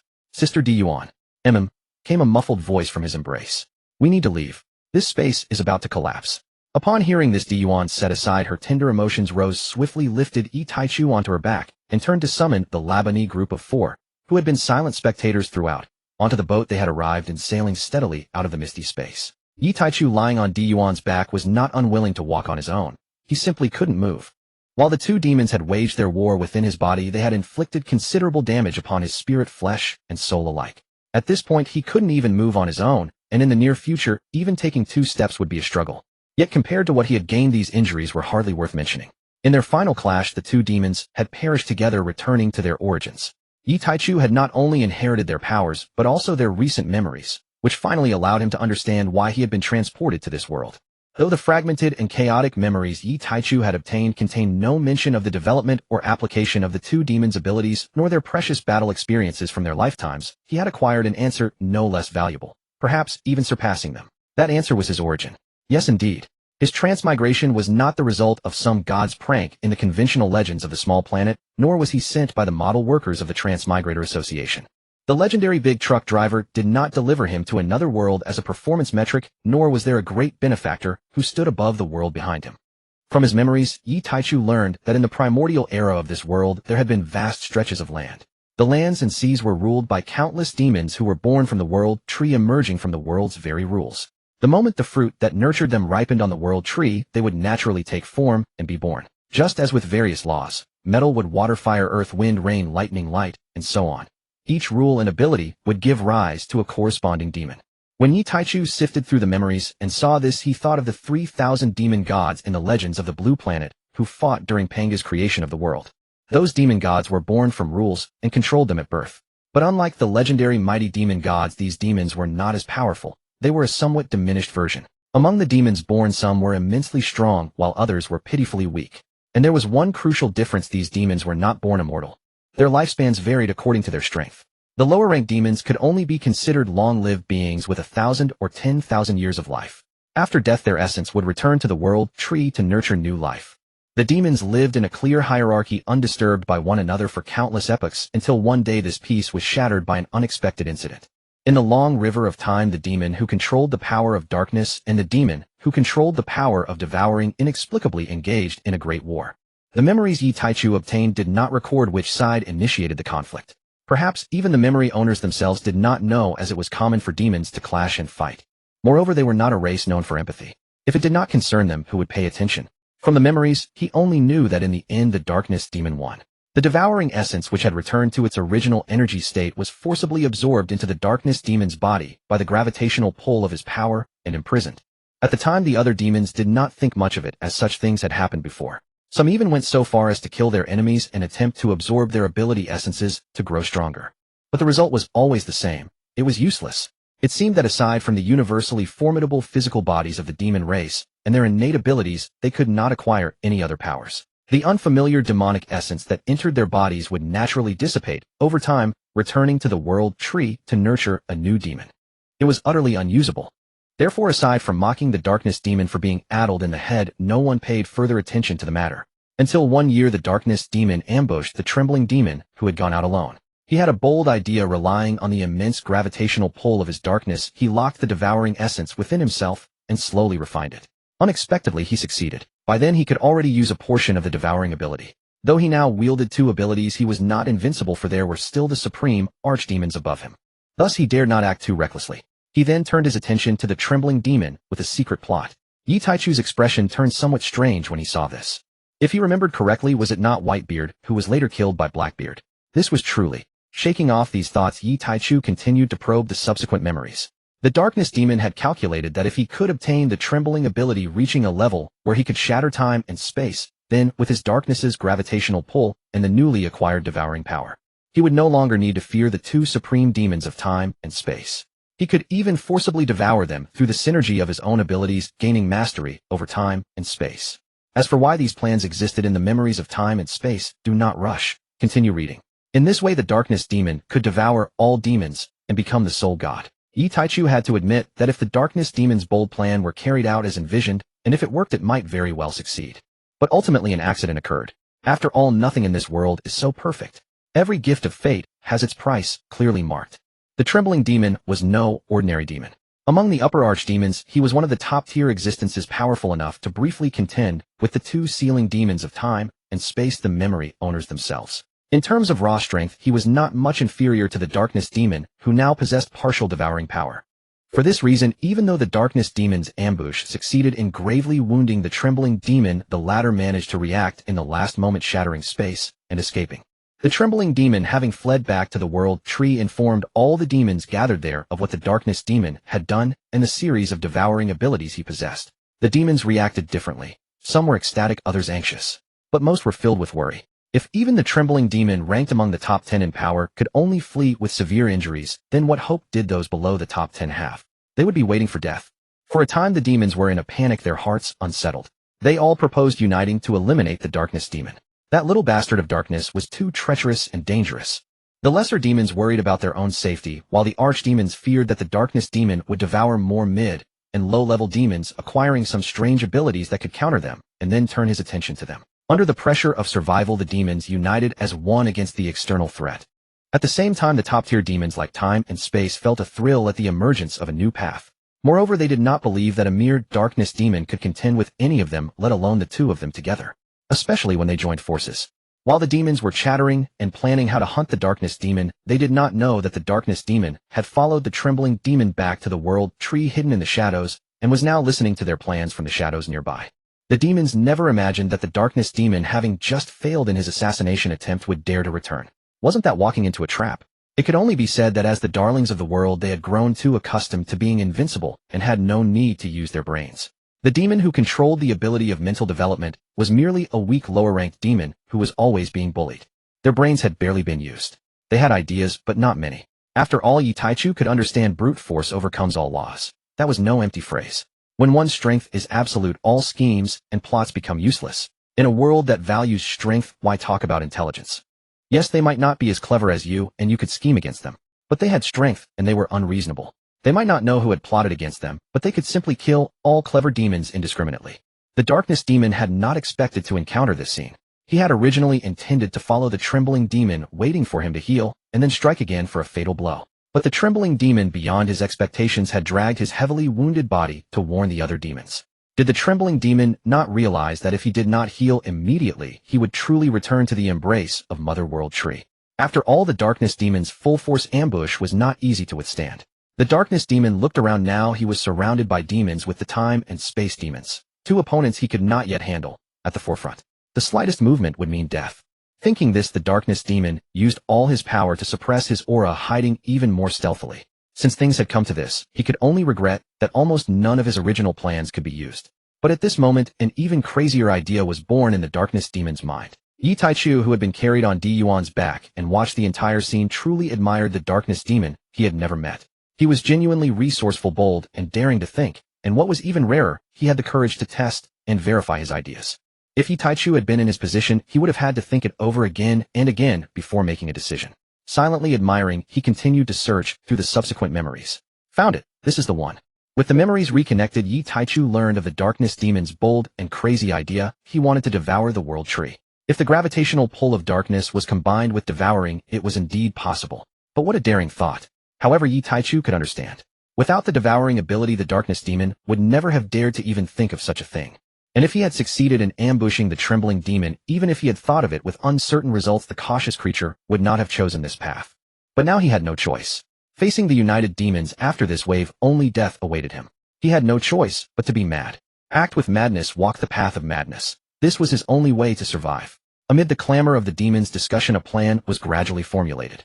Then the top archdemons, along with various mid and low-level demons with special abilities, scattered in all directions to search for the darkness demon. Because within the range of the world tree, demonic abilities did not work. Coupled with the fact that darkness was inherently a type of ability good at hiding and his full suppression of his aura. Even when the supreme beings like time and space passed by him, they failed to detect his presence. The darkness demon breathed a sigh of relief, while feeling ecstatic, shouting inwardly, "Heaven helps me."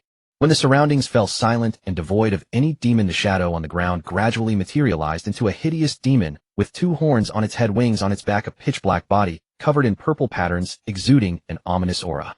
With a single glance, Yi Taichu was inwardly amazed. The darkness demon had no male organ. He then burst into wild laughter, looking at the world tree before him, so close. Ha ha ha, ha ha ha.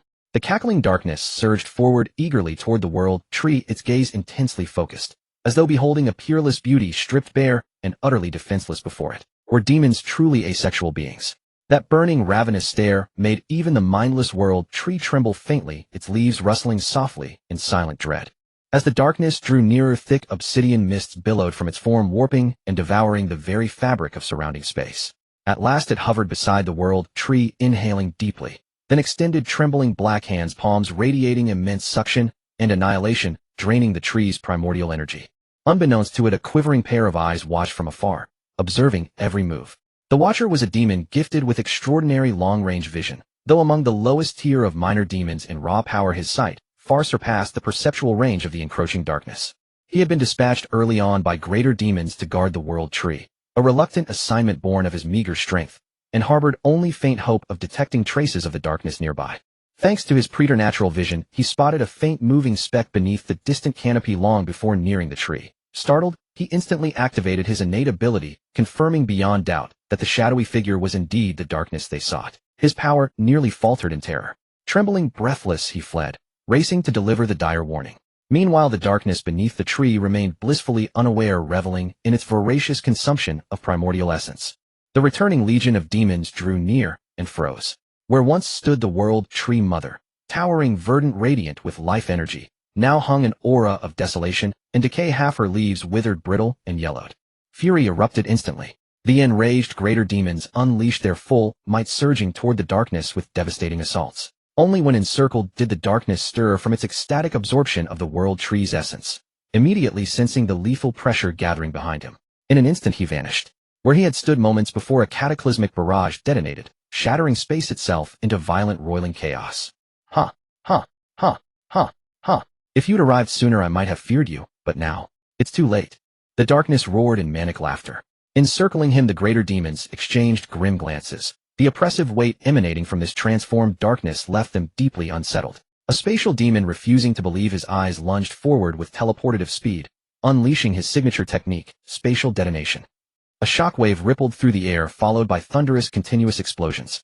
As expected, the darkness caught the spatial demon's fist effortlessly, his entire being locked fast, unable to wrench free. And that grandiose explosion, it hadn't even singed a single hair. Seeing the other demon's stares, the spatial demon flushed crimson, his azure and golden face burning with mortification. Attack together. This darkness is no longer conquerable by solitary strength. Time bellowed. Having witnessed the spatial demon's humiliation, he wisely held back, unwilling to rush headlong into disgrace. Silently, he scoffed inwardly at the spatial demon. What era is this? Still clinging to one-on-one duels? Do you think sheer strength alone means anything? Think again. Survival demands power. Yes, but also intellect, strategy, and unity. Without wisdom, one remains forever grounded, like a plane without wings. Time roared, "You insignificant wretch, attack now? Shatter him." In that moment, he felt brilliantly, supremely clever. When the smoke cleared, the spatial demon lay exposed, back lacerated, blood gushing freely, held aloft like a living shield before the darkness. His own garments were shredded, yet beneath the tattered cloth, not a single wound marred the darkness's flesh. Time snarled, "Useless fool. Why didn't you break free during the assault? Why throw yourself into harm's way? Worthless."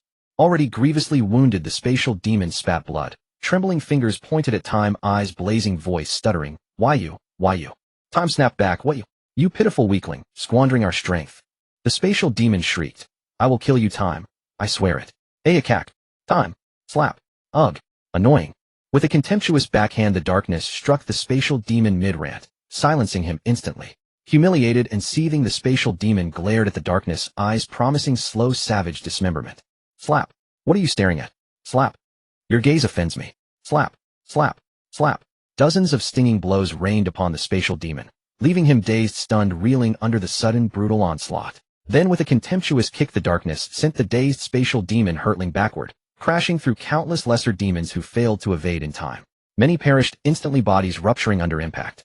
Even seasoned greater demons shuddered inwardly. This was the spatial demon, once second only to Time in might, and yet he had offered no resistance whatsoever.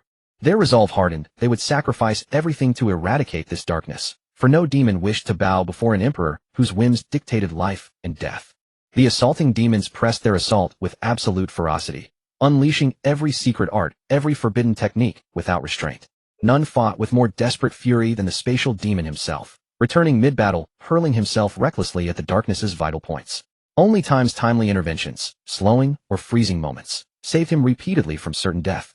This apocalyptic clash shattered mountains, sundered continents, vaporized great rivers, and sank entire land masses. Once thriving forests and continents dwindled to mere fragments, scarred, broken, and barren. Countless life forms perished in the collateral devastation. Minor and mid-tier demons were obliterated, either slain outright or caught in crossfire, until none remained. After decades of relentless combat, even the greater demons, blessed with vast lifespans and boundless stamina, felt exhaustion etched deep into their souls. Even the darkness, once invincible, now bore the marks of ruin. Its body, formerly impervious to fire and water, harder than tempered adamant, was pockmarked and fissured. Cracks webbed across its skin, infused with lingering demonic energies that corroded muscle tissue and blocked regeneration entirely. In contrast, the greater demons fared far better. Their numbers afforded them respite, and legions of lesser demons had served as shields against the worst of the onslaught. But those shields were gone now. No more cannon fodder to absorb damage. At the precise instant the darkness hesitated, barely perceptible, due to a deep wound festering on his left shoulder, the previously ambushed Quake demon seized the fleeting opportunity. Guided by the spatial demon's power, he teleported directly beside the darkness. Just as the darkness moved to strike, time reversed the motion, halting the blow mid-air. Too late to counter, the darkness absorbed Quake's ultimate technique, Shatter, full force. A technique of internal resonance, ripping apart matter from within. Even time and space themselves recoiled from it, for its vibrations disrupted all active abilities, even those governing time and space. Spewing corrosive, demonic blood, the darkness sustained injury. Ordinarily trivial, this wound proved perilous amid relentless siege. Instantly the spatial demon struck, his attack mirroring Quake's, targeting the core. Then came Time's assault on lifespan, followed by the Soul Demon's soul-rending strike. Next the Golden Crow, Nine-Tailed Fox, Phoenix, Azure Dragon, and manifestations of light, ice, water, lightning, wind, blades, and magma flames. All converged in a ceaseless torrent of elemental fury, draining life force, soul essence, and blood alike. Every surviving greater demon fought with desperate final intensity, knowing this was their sole chance to slay the darkness, for he was overwhelmingly, terrifyingly strong. No one held back. When their reserves ran dry, the exhausted greater demons stared into the dust-choked epicenter, the darkness's last known position. Slowly the dust settled, revealing the darkness's ravaged, fragmented form. Despair flooded the demons' hearts. Too spent even to flee, they faced only death. Huh, huh, huh, huh, huh. He laughed wildly, surveying the demons sprawled or seated around him. He knew he had won. From this day forth he would be God incarnate, true divinity itself. At that very moment Quake launched himself onto the darkness's mangled frame, and ignited his primordial essence, detonating his soul life force, and being in total self-immolation. Boom. The cataclysmic blast hurled demons skyward, spilling blood midair. The continent beneath fractured violently. Great swathes plunged beneath the sea, leaving behind scattered islands. Yet the darkness still lived, though barely half his skull missing, one eye dangling grotesquely from its socket jaw, shattered tongue lolling from a ruined mouth, lower body obliterated, and only a single arm remaining, bone and sinew exposed. Quake was not the first, nor the last. Seeing the darkness endure, one demon after another rushed forward, sacrificing all. 1, 2, 3, 4, 5, 6, 7, 8. Over a dozen greater demons detonated themselves in rapid succession, shattering continents, triggering tsunamis thousands of meters high, boiling oceans into fury. Finally, the site of detonation held not a shred of darkness, not a fragment of flesh, not a trace of essence. Utterly erased.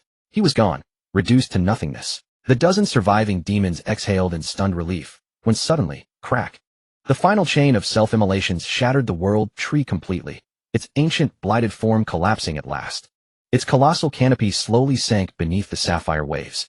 The remaining demons silently watched as the world tree mother who had nurtured them slowly sank and vanished into the vast ocean. They too were now filled with confusion. The cost of this war had been far too great. Though they had emerged victorious, they had lost most of their kind in the process. Now even the world tree mother had been destroyed. They did not know if their fallen comrades who had perished in the great battle would ever be reborn without the world tree's nurturing.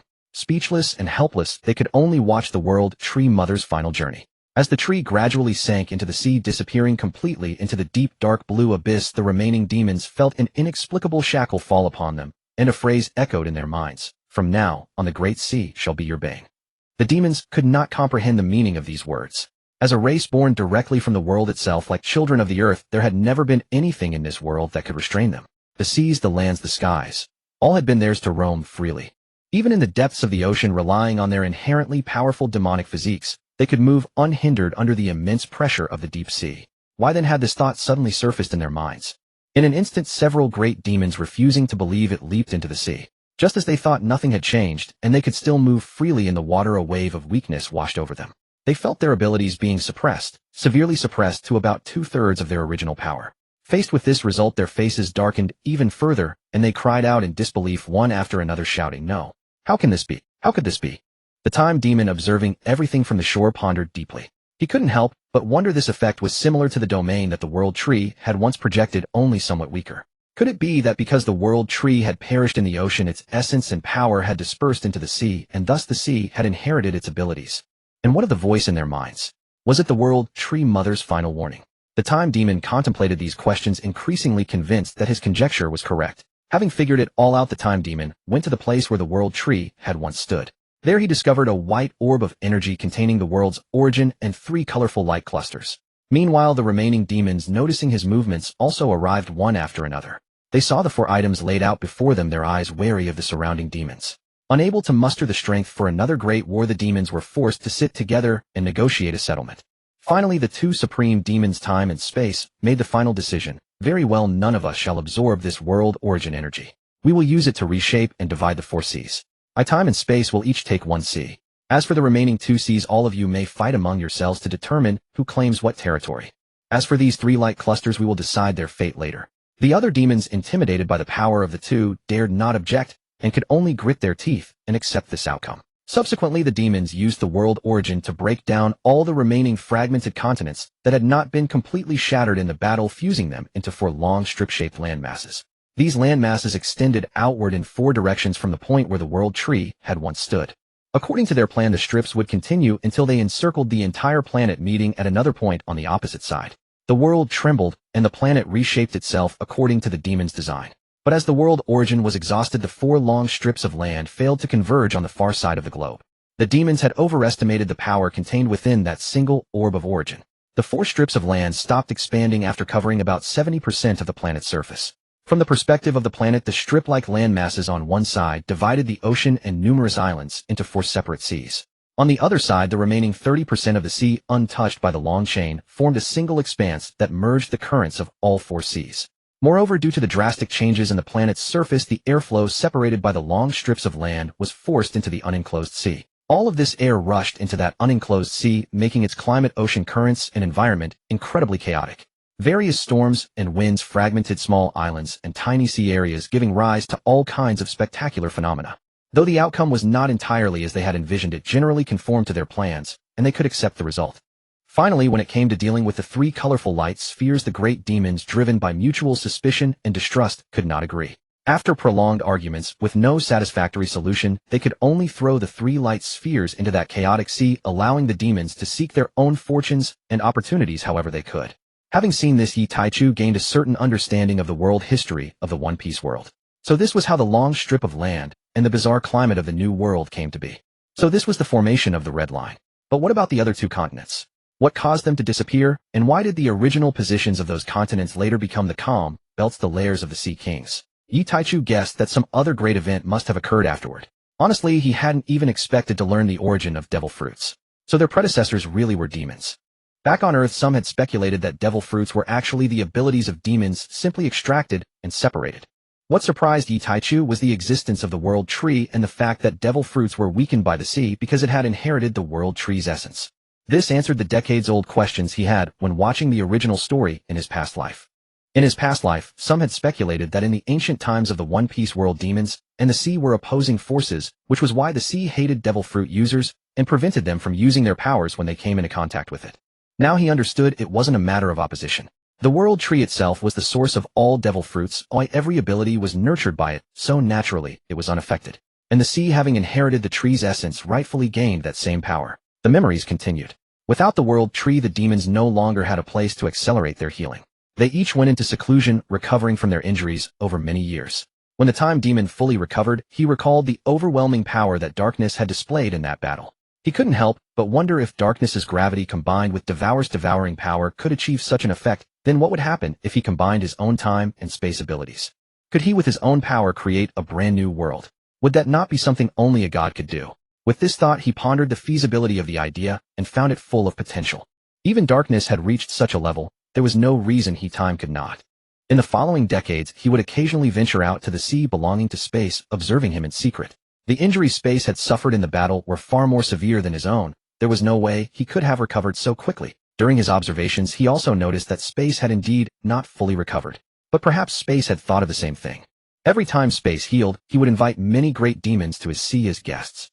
This served both to protect himself from any underhanded moves by time and to strengthen his bonds with the other great demons. In the last war, he had learned the bitter lesson of fighting alone. Time's mockery of him back then still echoed in his memory. If his injuries hadn't been so severe, he would have sought out time for another battle. Maybe he could even have obtained Time's origin to strengthen himself.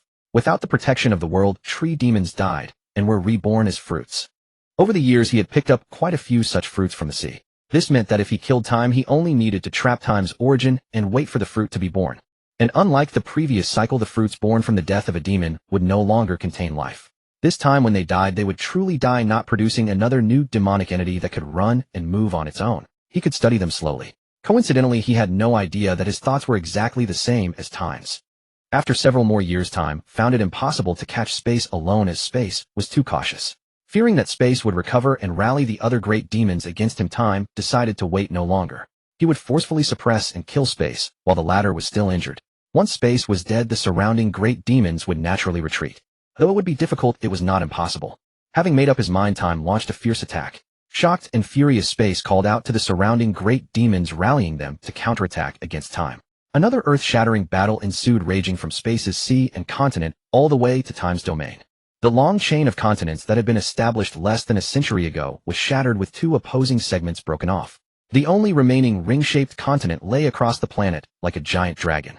The broken continent. Its landmass was gone, leaving only scattered lonely islands.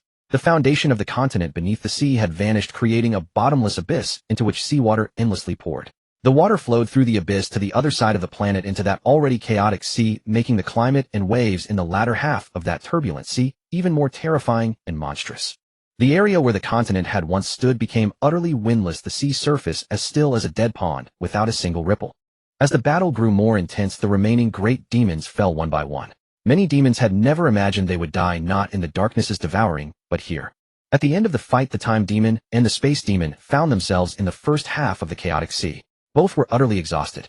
Though the Time Demon had started with the advantage of being uninjured, space and the other great demons were no pushovers. By now his condition was little better than Space's. The Space Demon, seeing no hope of survival, attacked with increasing ferocity, each strike aimed at mutual destruction. If he couldn't live, then neither would Time. Not wanting to trade his life for space, the Time Demon was forced to dodge frantically, allowing space to gain the upper hand. Absolute Seal. With the advantage, space pressed his attack relentlessly, using a technique he had developed over the years specifically to counter time. A move that could completely seal time itself. Sensing great danger, the Time Demon abandoned all evasion and unleashed his own ultimate technique, trying to break free from the sealed space. But unfortunately, if he had been at his peak, escaping would not have been too difficult. But now he lacked the strength to break through the seal. Moreover, with the Space Demon interfering, there was no hope at all. With this realization, he launched a ferocious, deadly assault against space. Within the sealed space, both demons exhausted all their energy, perishing together and returning to their origins as two fruits. Thanks to the absolute seal on this space, the consciousness of the two demons did not dissipate, but remained, eventually falling into the hands of Yi Taichu. After assimilating the demon's memories, Yi Taichu found it difficult to calm his racing heart. He had never imagined that this world had been so magnificent at its genesis. The demons were born of heaven and earth, possessing formidable physical bodies and innate laws of power from birth. Who could have imagined that such a mighty race would not perish from external forces, but instead be annihilated entirely by their own internal strife? It was as if they were cursed by the world itself. The demons destroyed the world tree that had nurtured them, severing their own hope of rebirth, and were ultimately suppressed by their own successors until they faded into extinction. And Yi Taichu's very existence was inextricably linked to the last two surviving demons. Throughout the countless years trapped within that space, the two remaining demons would engage in desperate, deadly combat whenever they regained enough strength. Whenever the mist was seen from the outside world, it was the signal of their battle within, their clashes causing ripples in the fabric of space outside. Because this place was an absolutely sealed space, completely isolated from the external timeline, the outside world could only witness the mist's emergence at long, irregular intervals. That Sea King was also raised by the Space Demon. They had discovered by chance that occasionally after their battles concluded, creatures from the outside world would enter this space aboard such strange contraptions. The first time an external creature entered, the space demon realized his old rival, the time demon, harbored the intention of escaping this space by possessing another being. He immediately began to raise that Sea King. From then on, whenever a new creature ventured into this space, the Sea King would destroy and kill them, thereby extinguishing the time demon's hopes of possession. Yi Taichu's arrival in this other world was likewise due to a brief, small spatial tunnel created during their last confrontation. However, due to their depleted energy, not even a bird or insect could have passed through, let alone a human. Under normal circumstances, no living creature could possibly traverse the tiny, unstable spatial tunnel born of battle. Theoretically, nothing with a physical form could ever pass through. But fate would have it that Yi Taichu had just died at that moment, his soul in the process of returning to the underworld. As luck would have it, this spatial tunnel opened right beside him, and since he lacked a physical body at that time, he was drawn in by its pull. Upon discovering the new soul, the time demon immediately shielded the unconscious spirit, protecting it vigilantly. He poured all the energy he had painstakingly accumulated, along with the spatial energy he had researched and analyzed during his battles with the space demon, into Yi Taichu's soul, using that very soul as a vessel to reconstruct Yi Taichu's physical form. He had theorized and deduced that a body born this way would possess the unique characteristic of being able to cultivate both of their respective abilities. Once the reconstruction was complete, all he needed was to devour the weak soul within, and this perfect body, potentially capable of breaking the world's very limits, would belong to him, the time demon. His plan succeeded. He managed to preserve Yi Taichu's soul and successfully reconstruct his body. But he was unaware of just how suspicious his frantic efforts to preserve a soul they considered lowly appeared to the space demon. Thus the space demon decided to play along with his old rival's game, secretly observing his intentions. The outcome was hardly a surprise to the space demon. Just as the time demon was about to enter the perfect body he had crafted for himself to devour Yi Taichu's comatose soul, the space demon struck. While the time demon had used years of accumulated energy to reconstruct the body, the space demon made a similar choice in that moment, expending all his power to transfer the body which the time demon had invested so much effort and cost into forging out of that space entirely. He intended to make all the time demon's efforts futile. Although the space demon desired to kill his rival at this point, even if the time demon had exhausted his power, they still possessed their innate abilities. The time demon might not be able to win in a fight, but he could certainly evade and escape. Even if the space demon currently had the upper hand in power, the time demon was no fool. If he refused to fight, the space demon's power was useless. Neither could truly kill the other, which was why they had been locked in a stalemate for so many years. This was how Yi Taichu came to be discovered by Gion on the beach at the story's beginning. It was also why, when Yi Taichu first delved into the misty space, he felt a profound connection to it. His rebirth was inextricably tied to that place. When he took the initiative to enter the mist and found the two demons in their dormant state, the time demon, awakened by his aura, saw it as a gift from the heavens. To prevent any further mishaps, he promptly plunged into the depths of Yi Taichu's consciousness. The fluctuation of the time demon's aura aroused the slumbering space demon, who woke to see the time demon charging into Yi Taichu's body. Without a moment's hesitation, he followed suit. Once inside the recesses of Yi Taichu's mind, they found themselves constrained by the environment.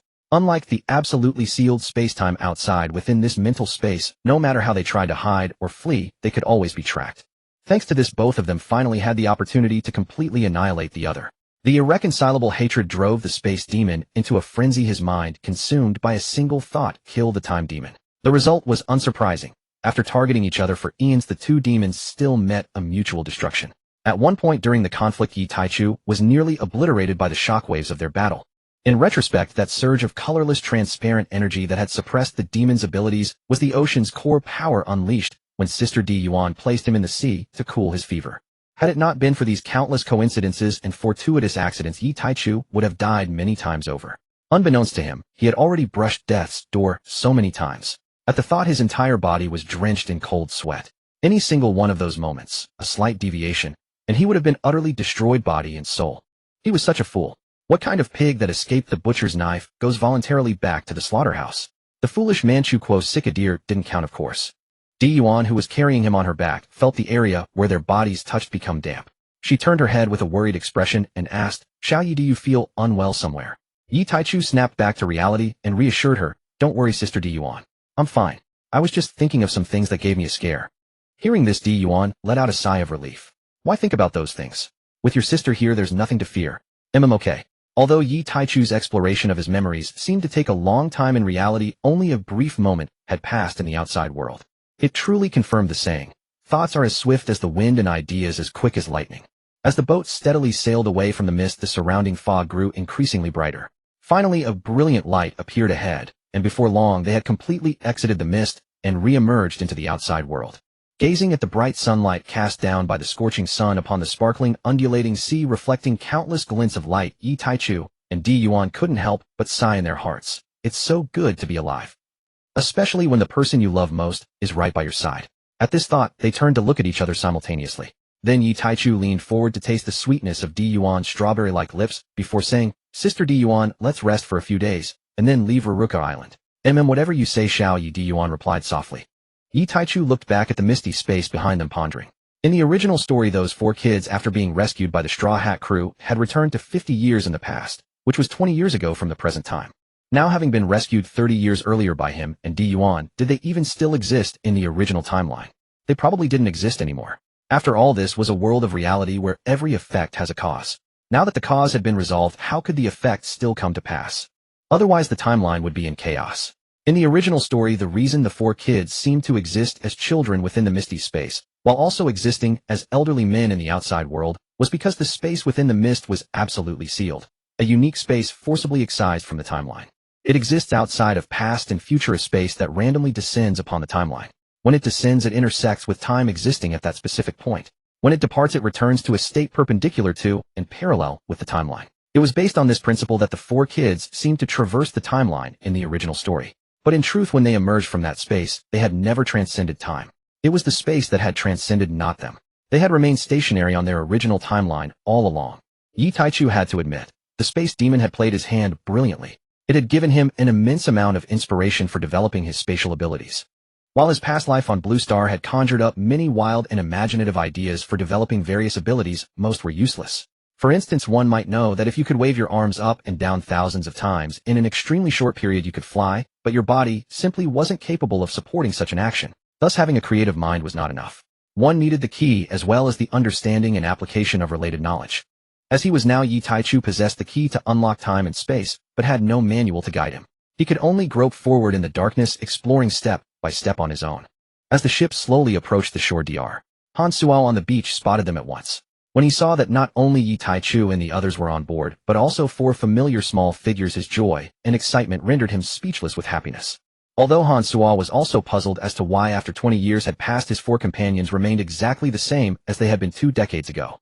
But none of that mattered now. The important thing was that they were out, and that alone deserved celebration. Han Suo thought to himself. Yi Taichu looked at the 4-member Rabani group on the ship and noticed that they showed no signs of vanishing from this era. He muttered inwardly, just as I thought. Those who entered the misty space had their time stripped away. Under normal circumstances, they would have returned to their own eras the moment they touched the outside world unless affected by external forces. Normally, they would have gone back 20 years even with the help of the Straw Hat crew as in the original story, because time is irreversible. At least for people like them, it was irreversible.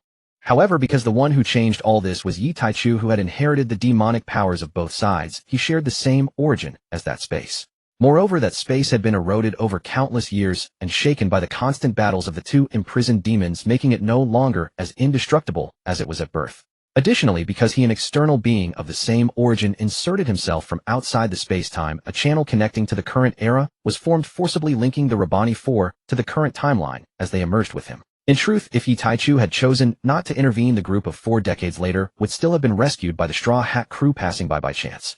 Although it seemed highly unreasonable, since even the demon that caused the mist to appear no longer existed, and the misty space would no longer manifest from time to time. But they would indeed be rescued by the Straw Hats. Because Yi Taichu knew well that the pirate world operates on destiny. Some things, if you don't actively change them, will eventually return to their predetermined timeline through natural course. This was the terrifying influence of fate. Through this experiment, he also realized that even predetermined destiny could be permanently altered. But changing trivial matters or short-term fate was useless. It required a long, gradual process. Otherwise, although you might see a result different from the original fate at the moment of change, once you stopped paying attention, everything would eventually revert to the original trajectory under the causal correction driven by time. To change destiny, one must start from major turning points and remain vigilant. Only then can the predetermined fate line be completely and thoroughly altered. For instance, the transmigrated Yi Taichu intercepted Gion before she could enter the naval base for assessment and kept her by his side ever since, preventing her fate line from ever leading her to join the Marines. This was a thorough change from both the route and the direction of time. The other kind as seen in this instance was bringing the Rabani 4 to the current timeline through the time link channel he established. This too was a fundamental change from the very source. But the difference was that those around Yi Taichu accompanying this outsider unbound by the world's destiny continuously broke the predetermined or constantly corrected fate lines, thus achieving complete transcendence over the original karma and destiny. As for the Rabani 4, although they no longer had the decades-later friendship and rescue from the Straw Hat crew, as in the original story, with the correction of time, they would, due to various accidents occurring without Yi Taichu's interference, eventually join the Marines, and under various circumstances forge friendships with the Straw Hats. This was the most terrifying and powerful corrective force of fate. It influenced everything at all times, and with a moment's inattention all efforts could be rendered futile, while all creatures within it remained completely unaware. But Yi Taichu cared little about all that. As long as he ensured that those around him transcended their original fates, and that his beloved wives no longer died from various accidents, he was satisfied. As for others, why bother? They were neither kith nor kin. He was no saint, if one were to press the matter. He considered himself a selfish person. As long as he and those close to him lived well, he cared not if the outside world turned upside down, nor if the world outside was plunged into misery. He might lend a shallow helping hand out of interest or compassion, but ultimately everything was for himself. He harbored no grand ambition of keeping his own virtue in poverty and bringing prosperity to the world in wealth. Besides, the one who coined that saying was not a good person himself. Yi Taichu could also speak fine-sounding words and could articulate them convincingly. But as for actually doing them, you'd have to listen to me spin a tale. Yi Taichu from the past, the present, and even the future. His thoughts would never change to intercept and gather a collection of breathtakingly beautiful women and live a life of sheer bliss. He even considered himself quite devoted.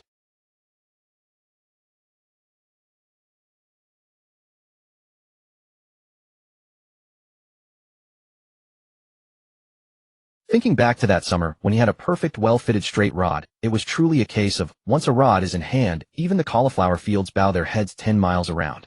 When the rod's wind blows one day, backsides bloom with bruises, and none come to soothe the pain. Those were the tender years of youth. As the ship slowly drew near the harbor, a group of over 100 men emerged from the crowd, fierce-faced, clad in the guard uniforms of Ruluka City, and armed with various weapons. Leading them was Philip, the son of Sotan. He was still an ugly young man of nearly 20, bearing a striking resemblance to his villainous father in his youth. So alike they could be twins. If Yi Taichu remembered correctly, this fellow's future son would look exactly the same. He couldn't help but marvel at the powerful genes of the villainous family of Waden. Charge! Kill them all to avenge my father! Philip roared as soon as the ship docked. Yi Taichu whispered softly into Di Yuan's delicate ear, "Sister Di Yuan, these people were all pirates who pillaged and murdered without mercy. You can go all out." Feeling the tickling breath in her ear, she blushed and let out a soft mm. Then she leaped ashore and charged into the crowd, slaughtering wildly. With her skill, even though the men wielded flintlock muskets, they couldn't land a single hit on her. She moved through the crowd with effortless grace. Her jade-like full long legs kicked out with each strike, trailing faint wisps of black mist. With her formidable strength, she was already not far from naturally awakening armament hockey. After the life-and-death ordeal in the mist, she had awakened armament hockey months ahead of schedule. Though she wasn't yet proficient, Yi Taichu knew it was genuine armament hockey. Hockey was originally colorless, but there was no need to describe it as colorless. Giving it a color could also pad a few words right. Within mere minutes, the ground was covered with corpses, limbs, and broken bodies scattered everywhere. The remaining dozen or so men watched Di Yuan slowly stride toward them, crying out in panic, "Monster! Monster! Don't come near!" and other meaningless words. Philip among them was so terrified, he collapsed to the ground, losing control of his bowels. The stench, intermingling with the scent of blood that saturated the area, made Di Yuan frown. She ceased advancing toward Philip, kicked a loose stone from the ground, and sent it flying at the prostrate man. In the next moment, Philip experienced the same painless death as his dear father. Seeing this, the remaining pirates turned and fled. Di Yuan watched them scatter, then stomped her foot, sending a large rock flying into the air. She punched it, shattering it into many fragments, and with precise kicks launched each shard like cannonballs at the fleeing pirates. One by one, the desperate pirates turned into bursting watermelons like a small fireworks display. "Oh, my charming sister Di Yuan." The young man, leaning close to the girl's ear, breathed warm air and praised her. Having resolved everything, Di Yuan paid no further heed to the terrified onlookers around her. Clutching the treasure and carrying her young man on her back, she turned and walked toward the small wooden cabin she shared with Xiao Yi on this island. At that moment, the four of them, Labani and his companions, now a group of 5, having understood each other's situations, shouted their thanks loudly toward the direction of Di Yuan and her companion. The two figures did not reply, merely walking quietly into the distance. The crowd they passed scrambled to get out of their way, terrified that if they were even a moment too slow, they would meet the same fate as the one whose head had been kicked clean off by those jade-white, flawlessly long legs. Only when the two figures had vanished into the distance did the surrounding people finally breathe a sigh of relief. In the forest cabin that belonged to the two of them, Yi Taichu was lying on the bed with a look of utter despair. He was being forcibly wiped clean by Gion, which made him feel increasingly embarrassed. After all, he was a man of 5 feet, yet he was being treated like a helpless invalid by his own wife. He could have done it himself in a few days once he recovered a little. But Gion insisted that she would be hugging him as a pillow at night anyway. She unilaterally declared his resistance invalid. And at that moment Gion, although her cheeks were flushed with embarrassment, her gaze did not waver. She carefully and thoroughly cleaned Yi Taichu until he was spotless. This was her Xiao Yezi, her only family. How could she let him stay dirty? Though she felt a little puzzled by Xiao Ye's expression, she didn't show it much. After all, it was still a matter of age. Yuan's knowledge and experience were limited. Even so, Yuan found it perplexing. No matter how she compared, it didn't seem like a problem. Was his downcast demeanor because he didn't like her? Oh, this would be disastrous. Yi Taichu's reaction was beyond her imagination. Her heart pounded anxiously. Since her knowledge was not extensive and she discovered that many things and events were different from what the books described, she couldn't help but feel a bit at a loss. This was only human. After cleaning Yi Taichu and putting him back on the bed, Yuan looked at the sky outside. The sun was almost completely submerged beneath the horizon, and the sky was gradually darkening. She turned and switched on the light, its bright glow illuminating the small but warm wooden cabin. Then, under Yi Taichu's astonished and greedy gaze, she half-hesitantly released the restraint on her hair. Her glossy black silky long hair was pinned up in a coil with a crudely crafted wooden hairpin shaped like a little bee. A gift Yi Taichu had carved for her during his spare moments in training, and she had used it ever since. Below that was her face, increasingly rosy like a ripe little apple, exquisitely delicate. As the saying goes, the water and soil of a place nurture its people. Yuan's face was so fine that not a single pore was visible, her forehead smooth as jade, and her bright spirited eyes now filled with shy mist. Below that was a straight, elegant nose bridge, and a small, lovely nose. Her glossy, moist lips like ripe cherries exuded an enticing sheen. Paired with a perfectly placed beauty mole beside her lips, she instantly gave off an enchanting, almost demonic allure. A dainty rounded chin and small, delicate, adorable ears. Everything was utterly perfect. So adorable and charming. She was like an angel fallen into the mortal world. Yi Taichu couldn't help but think of the internet meme, atop the mountain proud of the world with my Yinzi, I am the sky. At this moment he felt it should be changed to atop the mountain proud of the world with my Yuan, I am the sky. Yuan, the great immortal, second to none in this world. Lying paralyzed on the bed, Yi Taichu gazed dazedly at that enchanting face that could bewitch anyone. What a profound realization. Yi Taichu's gaze fell upon her 2 perfect legs. They were so white, so delicate, radiating a faint ivory luster undimmed by the surrounding light. He had to admit that Yuan's legs were a masterpiece of divine creation. Oh no, perhaps years was no longer enough to describe them. Finally, there was Yuan's foot just about to step into the bathtub. That fleeting glimpse of charm made Yi Taichu's blood boil. Her jade-white, delicate foot lifted from the ground. Yi Taichu could only comment, innocent. He whispered, Sister Yuan, having you is my fortune. Thank you. Yuan stroked Xiao Yezi's head. Silly boy, no need to say that between us. I know. Then they fell asleep in each other's arms, and the night passed without a word. Time flew by, and Yi Taichu closed his eyes to meditate, contemplating in his mind everything he had experienced since coming to this world. He had met the innocent and carefree Yuan, and by sheer luck obtained the ability of space-time. Compared to his previous life, this life was truly perfect. He even had a truly heavenly start. Monstrous talent, a formidable physique, and an invincible ability. All that was left was for him to develop and harvest them. Moreover, this world had so many regrettable endings. He had the chance to do something to change the wilting of those flowers. Although the food and dishes here were not as diverse as on the Little Broken Ball, they still had a unique charm. However, desserts were not great. Currently, the variety of desserts in this era was scarce and not particularly tasty. Yi Taichu remembered the hot summers on the little planet. Back then he loved eating ice cream and popsicles in summer. That smooth, sweet delight paired with the summer heat was the perfect antidote to the heat. At this moment, a phantom of a popsicle seemed to appear before his eyes. Alas! What he craved even more was bubble tea, but it didn't exist in this world. He didn't know when he would ever taste it again, and all kinds of flavored popsicles. But those were all in the past, nothing worth dwelling on, just an occasional sigh. His mind returned to his beloved. Everything was so perfect. The bright, warm light of the small cabin was dimmed by the enchanting radiance emanating from Yuan herself. After bathing, the two lay embracing each other in silence on the bed. One was too shy to speak because of her bold actions. The other, having witnessed such a thrilling scene, felt a surge of excitement that he could not calm down for a long time, still restraining his aroused desire. Time passed slowly amid the chirping of insects and birds outside the cabin. As night deepened, the air grew colder, but the temperature inside the cabin did not drop. Instead, it rose higher and higher. The ambiguous atmosphere between Yi Taichu and Di Yuan grew heavier. Their breathing gradually quickened heavier and heavier, their exhalations continuously brushing against each other's faces. Yi Taichu couldn't help placing his hand on Di Yuan's full breasts, gently kneading. In the darkness he said to her, "Sister Di Yuan, I'm hungry." Di Yuan blushed upon hearing this, and was about to get up saying, "Little Yi, wait a moment. I'll go make you something to eat." Yi Taichu pulled her back, and said, "That's not the hunger I mean. I want to eat you, my dear sister Di Yuan." Di Yuan was greatly embarrassed. "What are you thinking, little Yi?" Yi Taichu replied, "What can I do? Who told you to act like that earlier? Now I feel like I'm about to explode inside." Di Yuan whispered that won't do, little Yi. Your body hasn't recovered yet. It's not that sister doesn't want to give you. We can do other things. First turn over and get up." Yi Taichu gently nibbled her ear, speaking indistinctly. Though very shy in the darkness, Di Yuan obediently did as little Yi instructed. Then that night, Yi Taichu tasted the tender and sweet nourishing effects of the medicinal Tianshan snow lotus. The morning sun shone brightly. From time to time, beautiful birds flew past outside the cabin. Sunlight fell upon the sleeping pair, the soft rays casting them as angels descended to the mortal world, radiating a brilliant glow. Then Yi Taichu's closed eyes twitched.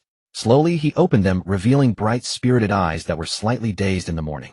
After briefly adjusting to the sunlight stimulation, he looked down at Di Yuan in his arms. He gazed at Sister Di Yuan in his arms, her face peaceful and serene as a sleeping infant, filled with tranquility and harmony, no different from the Sleeping Beauty in fairy tales.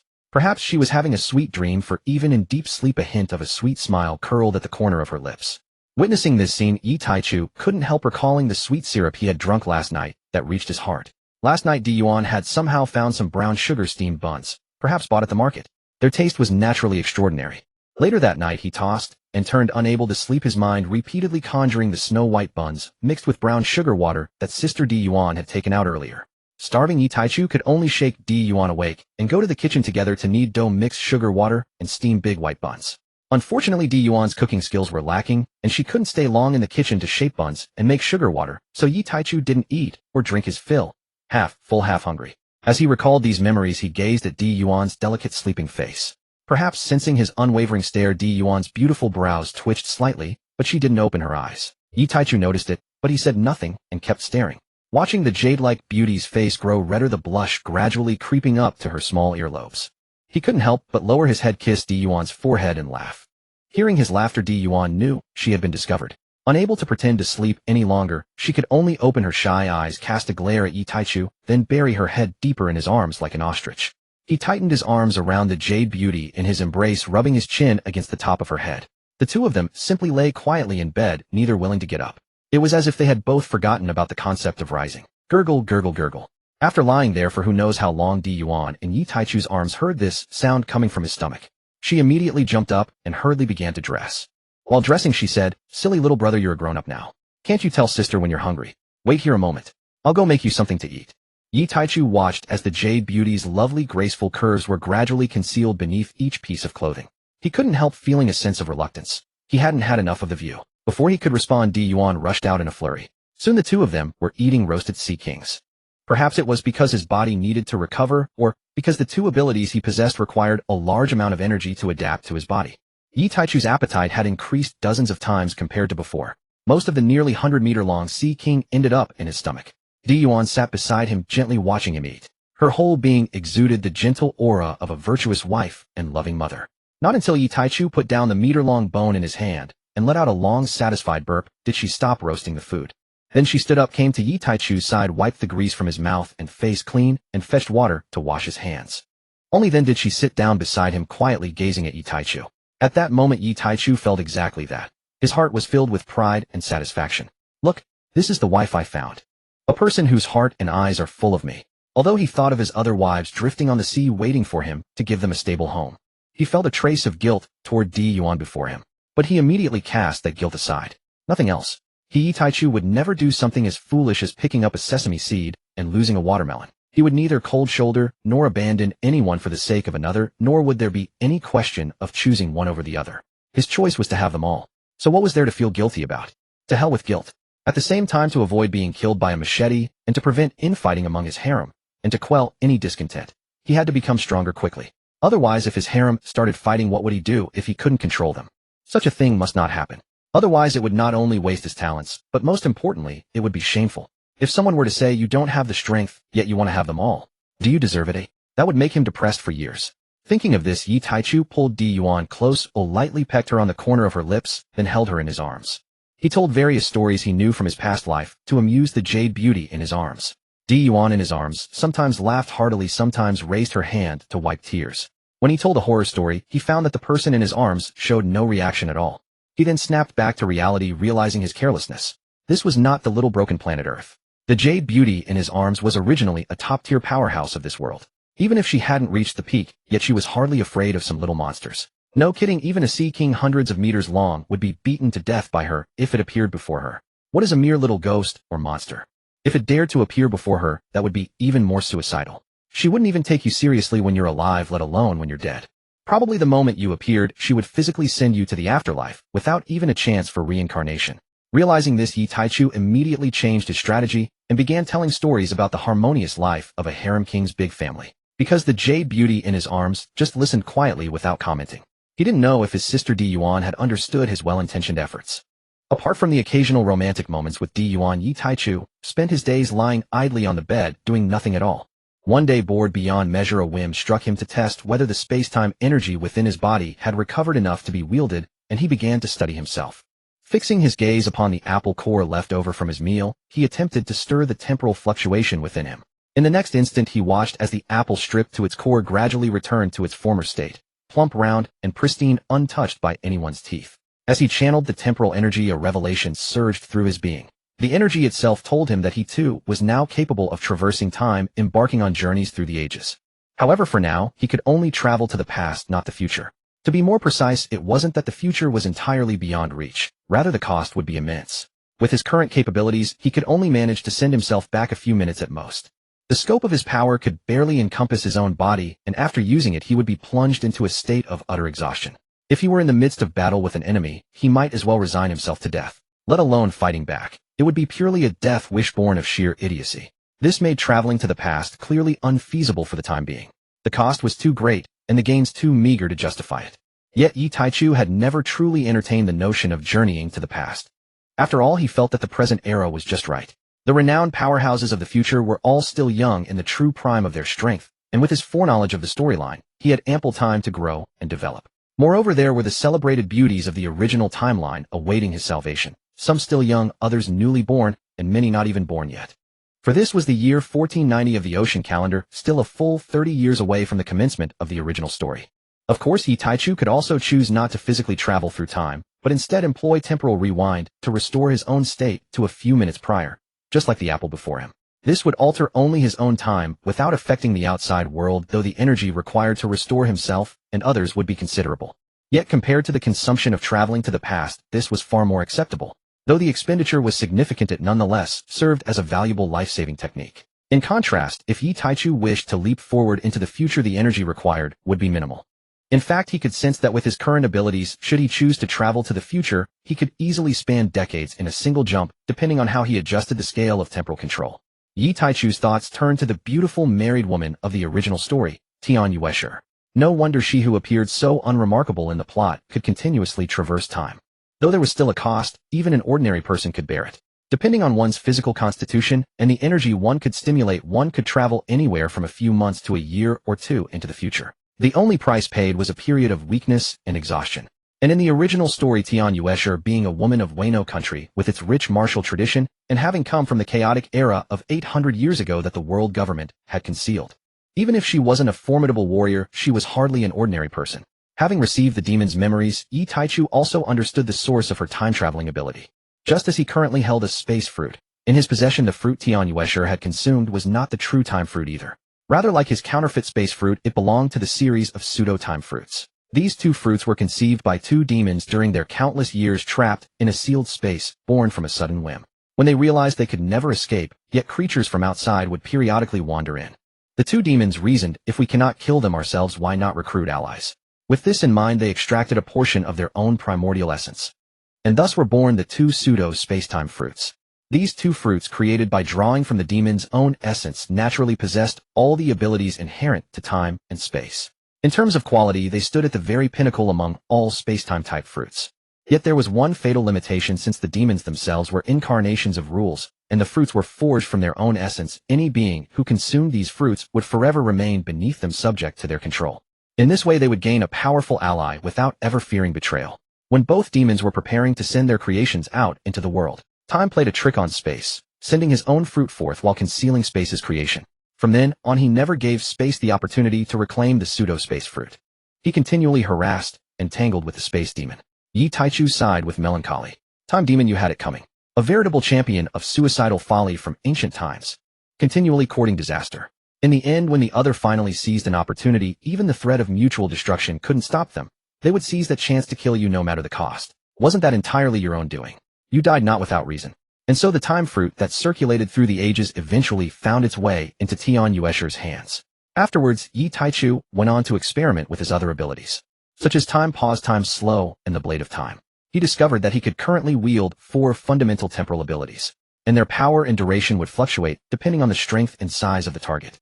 For instance, if he attempted to freeze time on Gion with his current strength, he could barely manage a 10,000th of a second. If he used such a technique against an enemy, they would swiftly teach him a profound lesson with fists and blades, that your father remains your father. As for those above Vice Admiral level, the technique would have no effect whatsoever.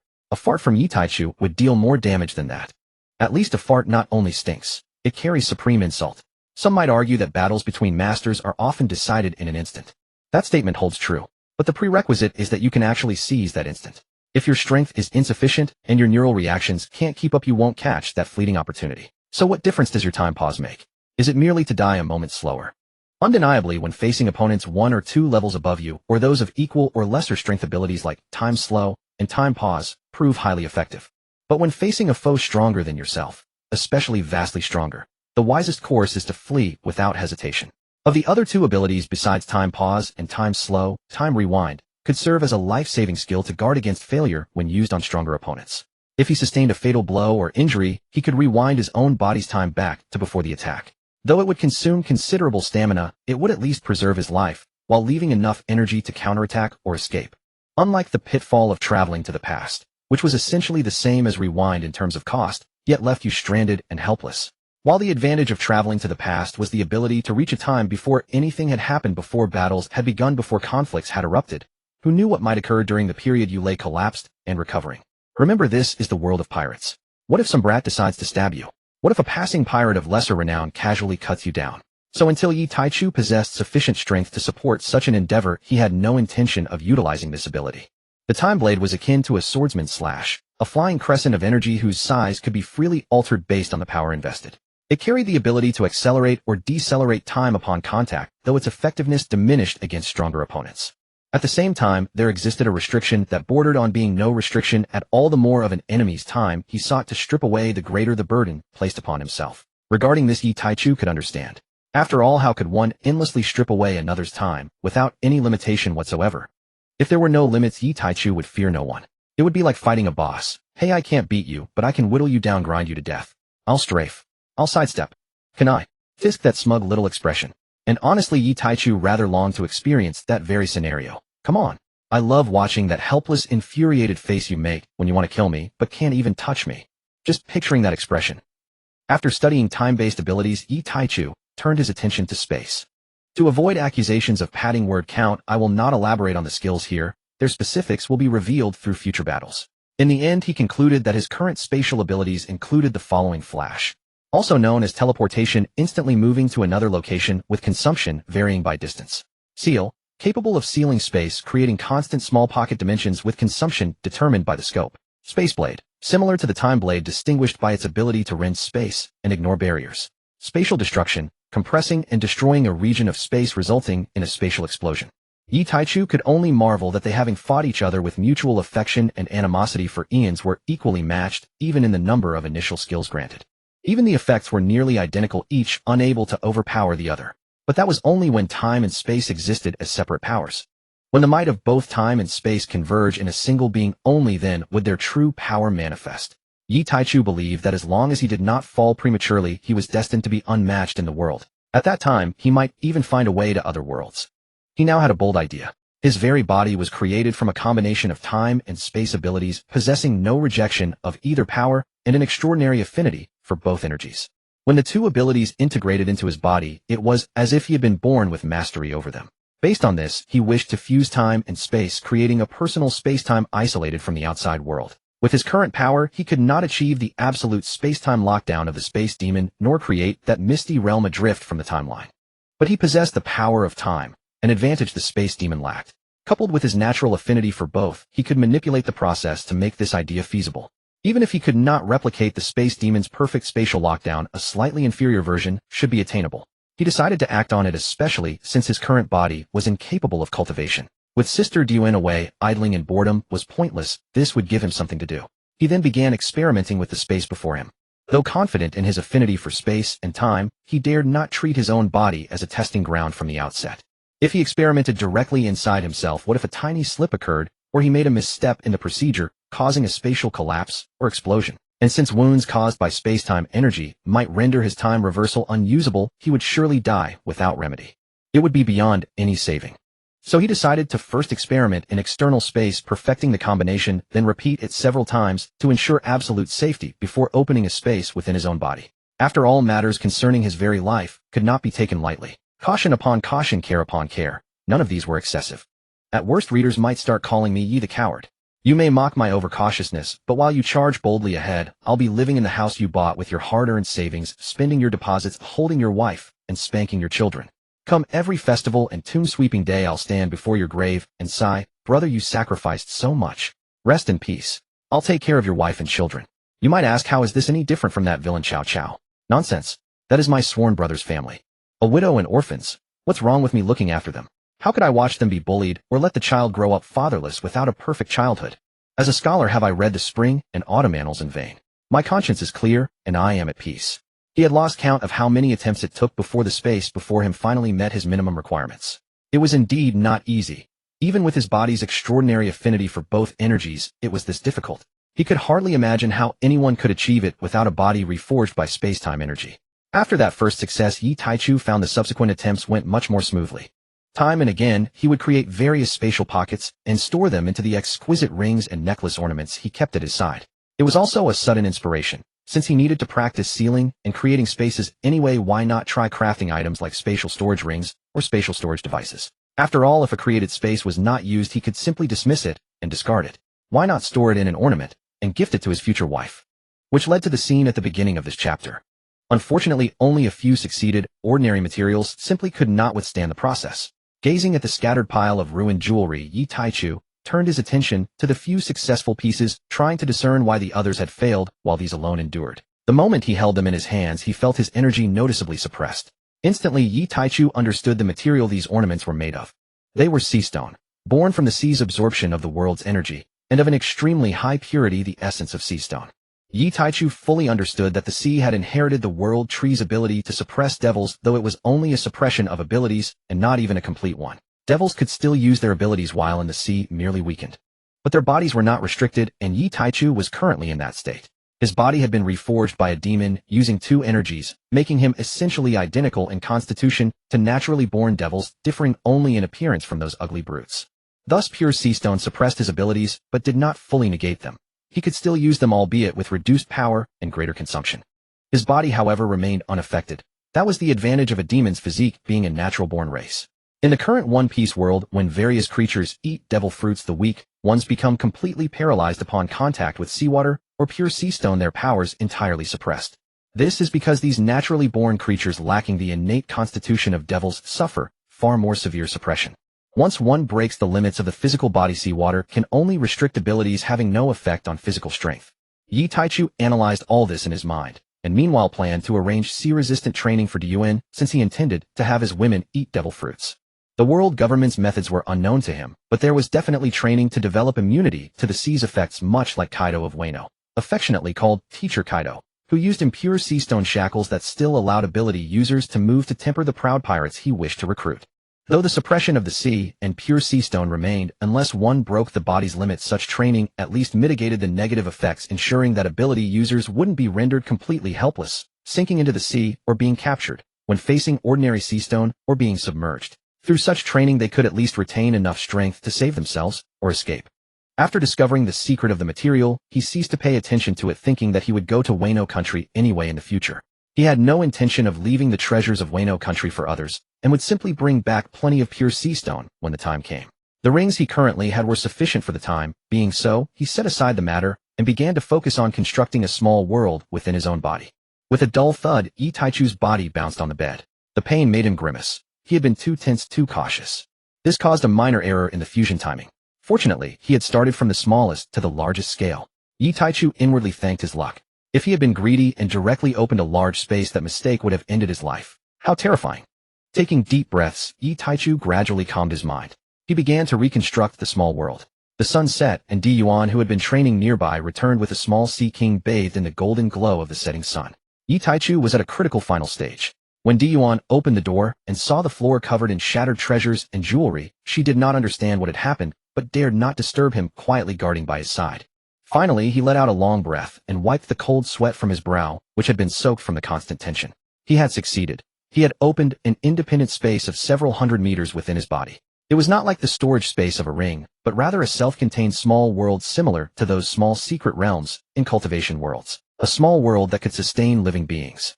For now it was still a void, but as his strength grew, he could continuously expand it. Later he could bring in various islands and creatures from the outside world, allowing the space to achieve self-sustaining cycles and truly become a world of his own. But those were matters for the future. For now he lacked both the power and the time to focus too much on this small world. One must first forge one's own strength. He did not want to waste time on trivial matters during this explosive period of growth. External tools were ultimately just external. He could not rely too heavily on them. He was now in a phase of rapid growth. If he did not train hard, would he just hide in his small world like the protagonists of fantasy novels when danger came? Those protagonists had backers, and their spaces were not ordinary small worlds. They were invisible and undetectable to others. Yi Taichu had neither such treasures, nor such a background, nor did he attract as much hatred as those fantasy protagonists. Besides, with Yuan by his side, he could quietly and safely get through this period of explosive growth. Having some talent, and then showing off acting as if he were second only to heaven. Wasn't that just asking for death? Thinking of this, Yi Taichu couldn't help but envy those favored children of destiny. They could act recklessly, jump around, and be arrogant without being killed, while treasures and beautiful women appeared one after another. If anything went wrong, they would curse the heavens. Heaven itself had to coax its own child of destiny, feeding him with delicacies. But Yi Taichu had to work hard, tricking and cheating just to get a few wives. He had to personally seek out treasures. They never came knocking on his door. He felt increasingly bitter. What was all this about? Especially since he was a reincarnator, yet he was not the chosen one. If nothing unexpected happened, he might even end up taking the crew members of the chosen one, uncertain whether they would be friends or foes. Already sour with envy, Yi Taichu decided to first train hard and convert his talent into true strength instead of being a mere talented little fish. Yi Taichu was neither weak nor mediocre.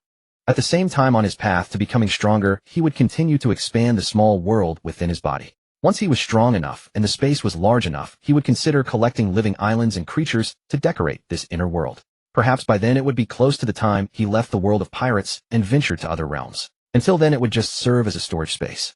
This was what they called the inner Dantian world. Having finished his thoughts, Yi Taichu opened his eyes and looked at Yuan, who had been silently guarding by his bedside. Seeing his eyes open, a gentle smile blossomed on Yuan's face. She asked softly, "What did you gain?" She continued, "Don't rush next time.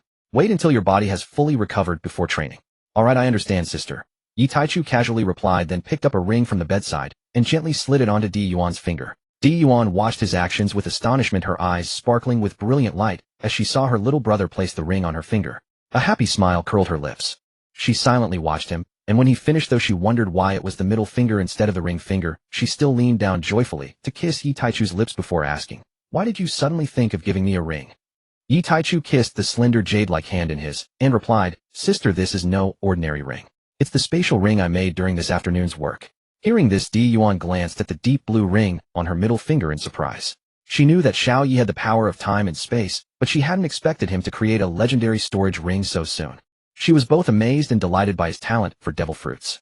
Yuan still did not know that what had entered Yi Taichu's body was not just a devil fruit, but also the devil itself. Yi Taichu never told her, not wanting her to worry too much. He simply let her believe it was two devil fruits, maintaining the misunderstanding. In the time that followed, Yi Taichu taught Yuan how to use the spatial ring, explaining that it was made of pure sea stone, so she need not worry about it being damaged in battle. The operation was simple, and Yuan learned to use it after just one look. Yuan carried Yi Taichu outside and lay down on the grass in front of the cabin. Feeling the gentle breeze, listening to the chirping of insects and birds, gazing at the bright stars in the sky, and sensing the warmth of the person beside him, he couldn't help but think to himself, this is the life I should be living. Time flows peacefully, the breeze comes softly, a beautiful companion is by my side. I see the morning glow, watch the clouds roll by at noon, and admire the sunset in the evening. If only a few more lovely ladies were here, it would not be in vain for this journey to another world. Time flew like an arrow. In the blink of an eye, Yi Taichu had been lying in bed for more than half a month. During this period, Gion had prepared everything needed for the sea voyage. Several consecutive days of extensive shopping had exhausted even Yuan's spirit. The main reason was that she had never personally handled such preparations before, and the endless variety of small items had given her quite a search. Everything was ready. They were merely waiting for Yi Taichu to recover enough to go together and choose the first ship of their lives. You wonder where the money for the shopping and ship came from. With such a massive rainbow miasma and so many ships that had ventured inside, even if the gold and jewels on the seabed couldn't be salvaged, the treasures collected from the surface wreckage alone were enough for them to spend without restraint for a very long time. They pawned most of the treasures at a shop specializing in such transactions and obtained a staggering wealth of nearly 500 million belly. It was now the year 1490 of the Sea Garden calendar when the belly hadn't yet suffered the inflation of later centuries and still held considerable purchasing power. What must be understood is that in this era, Edward Newgate and Roger, great pirates who would become legendary in later generations, currently carried bounties of nearly 600 or 700 million. Even so, they were already among the highest bountied individuals on the seas. 500 million belly would be worth 10 or 20 billion in later years. It was no small sum. Since there were only 2 of them, and they had no intention of recruiting sailors or accepting ordinary crew from the docks, they weren't planning to purchase any large vessels. Possessing something they couldn't operate would only bring needless frustration. The 2 wandered through the shipyards on Ruluka Island and selected a small single-masted sailing vessel 15 meters long, 5 meters wide, with a mast standing 16 meters tall. Fortunately, Gion was still young at this time and hadn't yet grown to her later height of over 4 meters, otherwise the ship would have been unsuitable. Because it was merely a short journey, Yi Taichu had no intention of buying anything too fine. A temporary solution would suffice. During those days of recovery in bed, he had already asked Yuan to purchase a log pose leading to Gion Island. He intended to ascend to Sky Island and intercept Enel's power, the strongest Logia devil fruit, the Rumble fruit. That talentless god with his theatrical expressions wouldn't be getting it. Good things should be possessed by oneself, or whatever hasn't reached your hands isn't truly yours. It merely grows by the roadside like wild flowers. What heaven gives, but you refuse, only brings misfortune. Yi Taichu reflected that since ordinary wooden ships had barely survived the previous trip to Sky Island, there was no need to invest too much in this regard. Once he obtained the gold from the ancient city ruins of Shandora on Sky Island, he would forge a truly low-key, unpretentious golden ship. A genuine one at that. Not some counterfeit golden vessel like Enel's, who had merely scraped up some gold remnants left on the surface, while the main body was still built from wood. The Rumble fruit would be his. Yi Taichu was determined. And at present Enel was at most around 8 or 9 years old, roughly the same age as Red-Haired Shanks or Buggy the Clown. Though he didn't know how Enel obtained the Rumble fruit in the original story, or when he ate it from inference, Enel should still be being bullied collectively by the Sky Island children at this time. The timeline of his destruction of his Sky Island likely occurred when he was between 18 and 25. Thus he had ample time. Yi Taichu wouldn't even mind spending a few years on Sky Island searching for that Rumble fruit, for it was worth it. He thought to himself that this was the advantage of traveling back through time to an early point. With everything prepared, Yi Taichu and Yuan set sail from the dock amid the terrified and fearful gazes of the onlookers. It was worth mentioning that half a month ago their public execution of the Weidun family and numerous Ruluka city guards had been reported to the local mayor, the reason being that his source of income had been eliminated. As for the other citizens, they had no idea that their deputy mayor and those guards had been pirates who had once raided, killed, and plundered. One told two told 100, leading everyone to believe that Yuan and Yi Taichu were ruthless demons who killed without blinking. The 2 were consequently issued wanted notices by the world government. Yuan's bounty was 5 million belly, while Yi Taichu, who had never made a move and had remained on Yuan's back throughout, received a pitiful 100,000 belly. When Yi Taichu saw that bounty, he couldn't help but burst into laughter, not from anger but from sheer amusement. Even in this era, Yuan's strength as a rear admiral was comparable to that of sea emperors with bounties exceeding 100 million or even greater. Those who had just crossed into the 100 million bounty tier wouldn't stand a chance against Yuan. As mentioned earlier, a rear admiral was already a monster-level existence on the seas. Yet with such strength, she was only bountied at 5 million. How laughable. Although part of the reason was that they hadn't been present at the scene and were unaware of the full circumstances, had they inquired and investigated more thoroughly, 5 million would never have been the valuation. It should have been at least 10 million or higher. Regarding this, Yi Taichu could only sigh at how the world government had grown arrogant after several hundred years. They had become arrogant before spawning the Rocks pirates whose assault on God Valley under Rock's leadership had forged Captain Garp's heroic fame as a Navy hero while also propelling the Roger pirates to great renown. If it weren't for the fact that Rock's bunch of Oscar-winning backstabbing pirate captains had performed far more convincingly than the Navy did during the later Marineford War, the outcome of the God Valley battle might truly have been uncertain. Yi Taichu couldn't help but feel sympathy for that honest fellow Rockskib. Now barely 4 years since the God Valley battle, they had reverted to their arrogant state, learned absolutely nothing. One could only say it was worthy of the world government after all. Had they not been this way, whether the Roger pirates Shichibukai like Golden Lion or Whitebeard, or even Yi Taichu himself, could have grown to their future heights remained questionable. After all, this was an enormous organization that had ruled the world for over 800 years with an emu whose age was unknown possibly living among them. To their current selves they were still far too weak. Yi Taichu felt the importance of strength more than ever.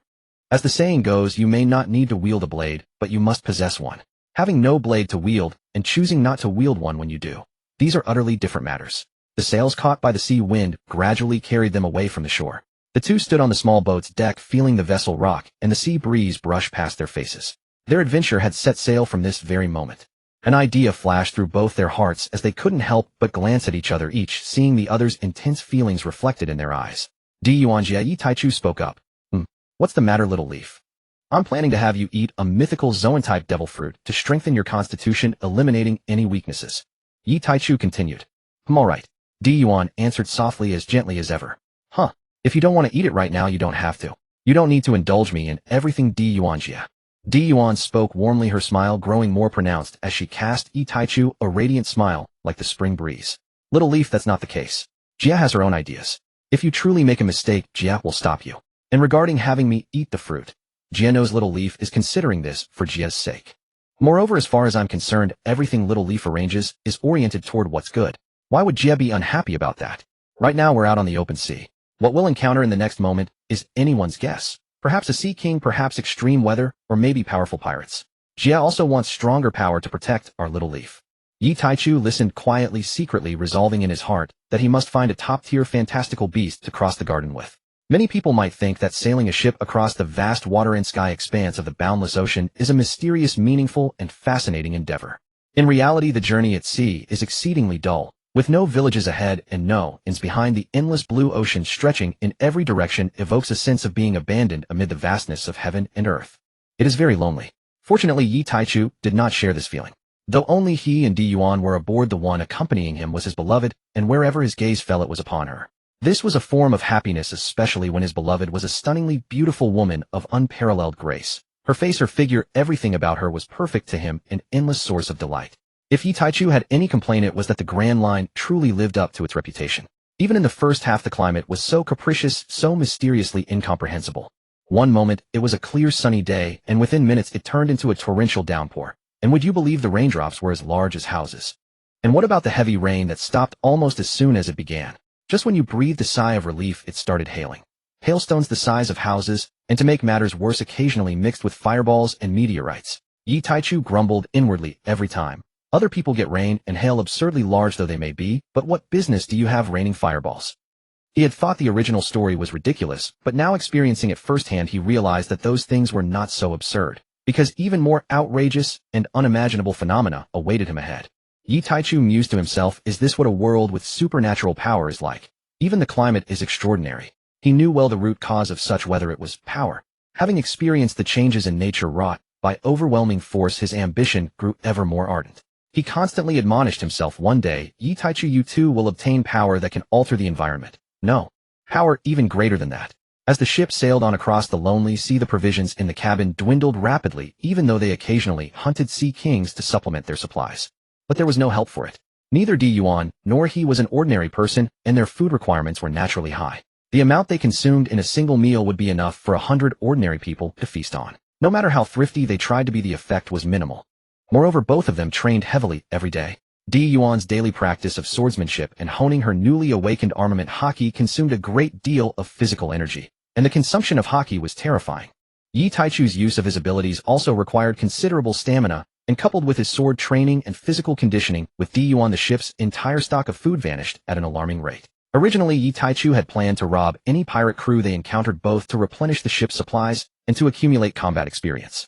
Unfortunately, whether it was a matter of luck or misfortune, an entire month passed without them seeing a single pirate ship. Not to mention pirate ships. They hadn't even encountered a single vessel. This thwarted their plan to resupply, leading to the current awkward situation. Fortunately, the wind direction remained steady throughout the month, always blowing toward their destination. This spared them from having to constantly adjust their course, allowing them to sail smoothly with no major incidents.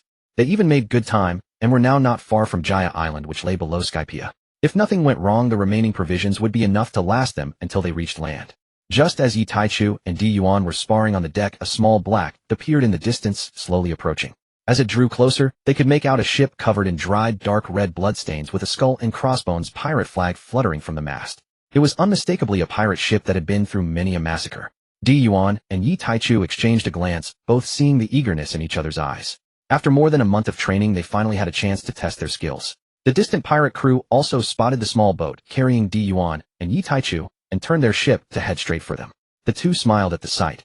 Little did the pirates know they were sailing toward death itself. When the two vessels were less than 50 meters apart, a voice rang out from the pirate ship. "The ship's small. Don't fire the cannons. Board her. Kill the men, spare the woman, and take all the treasure." A cold glint flashed in Yi Taichu's eyes. He leaped into the air, charging straight for the pirate ship, with Gion following close behind. In the span of a few dozen meters, they landed on the pirate ship's bow. When the pirates turned to look, they were stunned by Gion's breathtaking beauty. It was not until Yi Taichu cut down a stunned pirate with his sword, the body thudding to the deck, that the pirates snapped out of their trance. Then they began shouting excitedly, "Captain, there's a beauty. We've never seen such a gorgeous woman in our entire lives." The captain's eyes lit up at the sight of Gion, drool dripping from the corner of his mouth. Wiping it away, he yelled, "Men, seize that beauty." "Aye, Captain." Gion was disgusted by the captain's lecherous gaze. Swinging her longsword, she sent a blade of light flying toward him. The pirate captain, terrified out of his wits, barely managed to dodge in a clumsy scramble. Seeing her strike miss, Gion leaped forward, charging at the captain, who was now aiming a gun at her. With a gunshot, the bullet fired by the captain was sliced in half along with the man himself by Gion's sword, spilling entrails and blood across the deck. The surrounding pirate underlings, witnessing their strongest captain being slain in one blow by a woman, were utterly terrified. They scattered in all directions, many jumping overboard. Yi Taichu watched the scene, not about to let these sparring partners escape. He dodged the bullets fired at him while using the swordsmanship he had been learning from Gion. In this remote stretch of sea, a one-sided slaughter of pirates unfolded unnoticed by the world. "Mercy, sir, madam, have mercy. Please, father, mother, spare us." The small-time pirates screamed for surrender, but Yi Taichu and Gion had no patience for such scum. Uttering even a single word would have been an insult to the swords in their hands. Soon the sea returned to silence. Yi Taichu looked at the heavily notched sword in his hand and resolved to prioritize crafting weapons for himself, Gion, and future crew members. Indeed, Gion was not wielding the famous sword Kanpira from the original story, but a common mass-produced straight sword. Although among the treasures they had obtained there were indeed famous blades, even a great sword, he had not allowed Gion to use them. His reason was that he found the local distinction between swords and knives confusing, and besides, those blades could not compare to the beauty of the famous swords of the great Huaxia civilization. He knew that in the early stages of swordsmanship, a weapon's influence on a person was immense. Thus he preferred to let Gion use these inferior longswords rather than those knives. He planned to go to the land of Wano in due course to seek out renowned smiths. When it came to the forging of cold weapons like swords and knives, the craftsmanship of Wano was said to be unmatched on the seas. Moreover, in this era, Shimatsuki Kozaburo might not have left Wano country yet, and the shogun of Wano, Kazuki Sukiyaki, a master craftsman, was still alive. Kazuki Sukiyaki was the father of that fool Odin, who at 6 years old frequented the pleasure quarters, at 8 stormed into a gambling den and brawled with Yakuza gamblers, and at 15 plundered women across the country to build a harem in a temple. Sigh, what a damn shame. The Kazuki family has passed down the art of forging poneglyphs and the method to open Wano's borders through generations, and Sukiyaki himself was a master swordsmith capable of crafting rare and precious blades. Yi Taichu believed that Wano could forge weapons satisfactory to him and his crew. The famous swords stored in the ship's hold could be melted down and reforged when the time came. As for the journey before reaching Wano, he would stay low-key and treat it as growth training. After all, the realm of a swordsman mainly involved honing one's sword techniques and comprehending one's own sword path. As long as there was no battle, lacking a sharp blade hardly mattered. Moreover, along the way, he could also train his and Gion's physical combat skills, which was a pleasant prospect. He aimed to make everyone around him a well-rounded warrior, able to wield a sword when one was available and rely on hand-to-hand combat when not. Even if not masterful, they should at least be capable. That was Yi Taichu's minimum requirement for his future crew members. He did not want his crew's combat effectiveness to plummet simply because their weapons were knocked away. His viewpoint was similar to what Kaido had said. Haki is the foundation of everything. His own belief was a strong physique is the root of all, everything else is external. Abilities could fail, but the body would not. The stronger the physique, the stronger one's Haki naturally became. Even with his current abilities, he tried not to use them, whenever possible, focusing instead on tempering his body. All other powers were ultimately external forces. He could not afford to become dependent on them. Yi Taichu thought of Shanks the red-haired decades later. Ayanko's strength was formidable, right? His so-called face fruit and conqueror's Haki were unquestionably powerful, weren't they? His armament Haki must have been formidable too, right? And yet, because Luffy had eaten the Gomu Gomu no Mi, which was actually the hidden Nika fruit, the original work mentioned that Shanks knew what that fruit was, and that's why he stole it. When he saw Luffy in danger, his mind was so shaken that he failed to protect himself with Haki, and a small sea king called the Lord of the Coast bit off one of his arms. That was the consequence of a weak physique. If it had been Kaido, could that sea king have bitten through him? It would have shattered its teeth. Yi Taichu not only wanted to be strong himself, but also ensured that those around him, who were primarily combatants, had no glaring weaknesses. At night, after finishing their training, Yi Taichu and Gion lay on the deck, embracing each other, gazing at the starry sky. The bright stars overhead seemed to sense their gaze and twinkled as if greeting them. They simply watched until they drifted off to sleep at some point. The rocking of the ship woke them both. Opening their eyes, they saw a sea king over 100 meters long opening its massive jaws to swallow their small vessel. Gion drew her sword and sent a slash flying, followed by Yi Taichu's kick, and the sea king was instantly slain, floating belly up on the surface. Looking at the creature, Yi Taichu thought that their food for the day was secured. There was no choice. Last night the food on the small ship had been completely eaten. Based on their route, they wouldn't reach Gion Island until that afternoon. Last night, they had been worrying about what to eat today, but unexpectedly opening their eyes revealed a gift from heaven. It instantly resolved both their worries. What a fine fish it was. As he processed the meat, Yi Taichu silently thanked the creature. As the sun climbed higher shortly before noon, a small single-masted sailboat about 10 meters long slowly drifted over the horizon. It was Gion and Yi Taichu who had arrived ahead of schedule thanks to a fortuitous gust of wind and a great wave. As their boat approached the pier of Gion Island, they could gradually see many pirate ships docked there. Both of them knew that Gion Island, being a pirate stronghold in the first half of the New World, naturally had many pirate ships openly docked. In fact, it would be strange if there were none. Just as they were about to find a corner to dock and stow the ship into his pocket dimension, Yi Taichu caught a glimpse of a figure with short golden hair and a face rivaling Gion's beauty. When he turned to look, the figure had already disappeared around a street corner. "What's wrong?" came Gion's voice from beside him. Yi Taichu turned and smiled. "Nothing. Gion, let's go. Time for a feast." He stowed the ship into his pocket dimension and, taking Gion's hand, walked into Mock Town. Gion allowed herself to be led, softly agreeing. Once in Mock Town, the two went straight to a restaurant and ate their fill. There was no choice. Just as Yi Taichu had finished preparing a single portion of meat, a strong gust of wind had blown their ship far off course, which was also the reason they had arrived ahead of schedule. Having not gathered enough food, both of them were still hungry. After a satisfying meal and drinks, the two strolled through the streets of Mock Town. Although it was a pirate stronghold, since it was controlled by one of the underground world's kings, no reckless pirates dared to cause trouble here. These so-called underground kings might not intimidate the truly powerful, but the strong were few, and for most pirates the title of underground king was a colossal, untouchable entity. As a result, the town looked no different from an ordinary town in other cities, except that the people on the streets looked a bit more menacing. Most pirates saw the pair and quietly kept their distance, minding their own business. Though some reckless ones, seeing Gion and Yi Taichu's youthful faces and otherworldly looks, tried to use underhanded methods to kidnap them, only to be slaughtered by Gion's slashes. Once they realized these two were not to be trifled with, the malicious gazes directed at them quickly withdrew. After procuring supplies, Gion pulled Yi Taichu to the largest and most bustling tavern in Mock Town, intending to gather information about Skypiea or the knock upstream. Though Yi Taichu knew in his heart that the people in this town would not have any information about Skypiea, but he didn't say it out loud, afraid of dampening Gion's confident spirits. Besides, he held a sliver of hope. What if they actually heard something about the knock upstream? Entering the tavern, the two quietly found a vacant table in a corner, ordered some drinks and snacks, and listened to the various boisterous chatter and tall tales around them. Listening to all this, Yi Taichu's mind wandered back to the glimpse of that figure at the pier. Was it an illusion? They had scoured nearly all of Mock Town without seeing that fleeting glimpse of the person again. If it were any other time, beautiful as she was, Yi Taichu wouldn't have been so fixated. But that brief glimpse of short golden hair, a flawless face, and an elegant figure, combined with the fact that this was a hub for the underworld and pirates, made it hard not to think of that woman whom Vegapunk had arranged to infiltrate the world government and lurk in the dark world. She was also a target for his crew, but he hadn't expected to encounter her so soon. He even wondered if he had misseen her, but for a powerhouse at his level, mistakes like that were rare. After failing to reach a conclusion, Yi Taichu temporarily abandoned the idea, resolving to seize it from the world government by force once he had sufficient strength in the future. He then focused on listening to the discussions in the tavern with Gion, hoping to overhear the answers they sought. Yet after listening for a long while, they gleaned no useful information. The most frequently heard topics were the recent discoveries of treasure, the number of people robbed and killed. Sensing there was no point in continuing, Yi Taichu took Gion by the hand and rose, heading toward the bar. "Hey boss, I'd like to ask you something."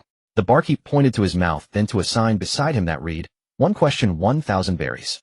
Seeing this, Yi Taichu wordlessly placed 10,000 berries on the counter and asked, "Boss, in all your years in Mogu Town, have you ever heard anything about the knock-up stream?" The tavern owner looked at the two strangely and replied, "What are you looking for such a terrifying thing for? You two look young. You're living well. No need to go throw your lives away."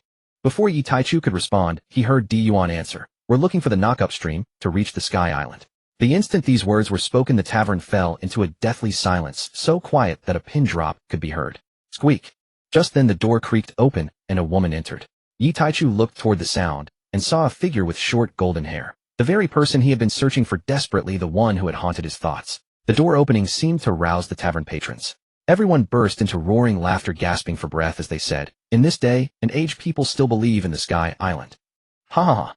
I'm dying of laughter. Ha. And they came all the way to Jaya Island to look for it. Kid, go home and drink your milk. Stop dreaming. Ha ha ha.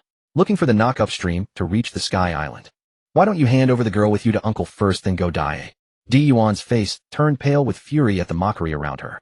Yi Taichu snapped back to attention, and upon hearing those words, he pulled out a coin and sent it flying, exploding the head of the man who had spoken the filthiest words, splattering blood on those nearby.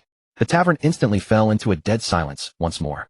Then a woman's voice, clear yet soft, came from the doorway. "The Sky Island really exists. Your mockery only shows your ignorance."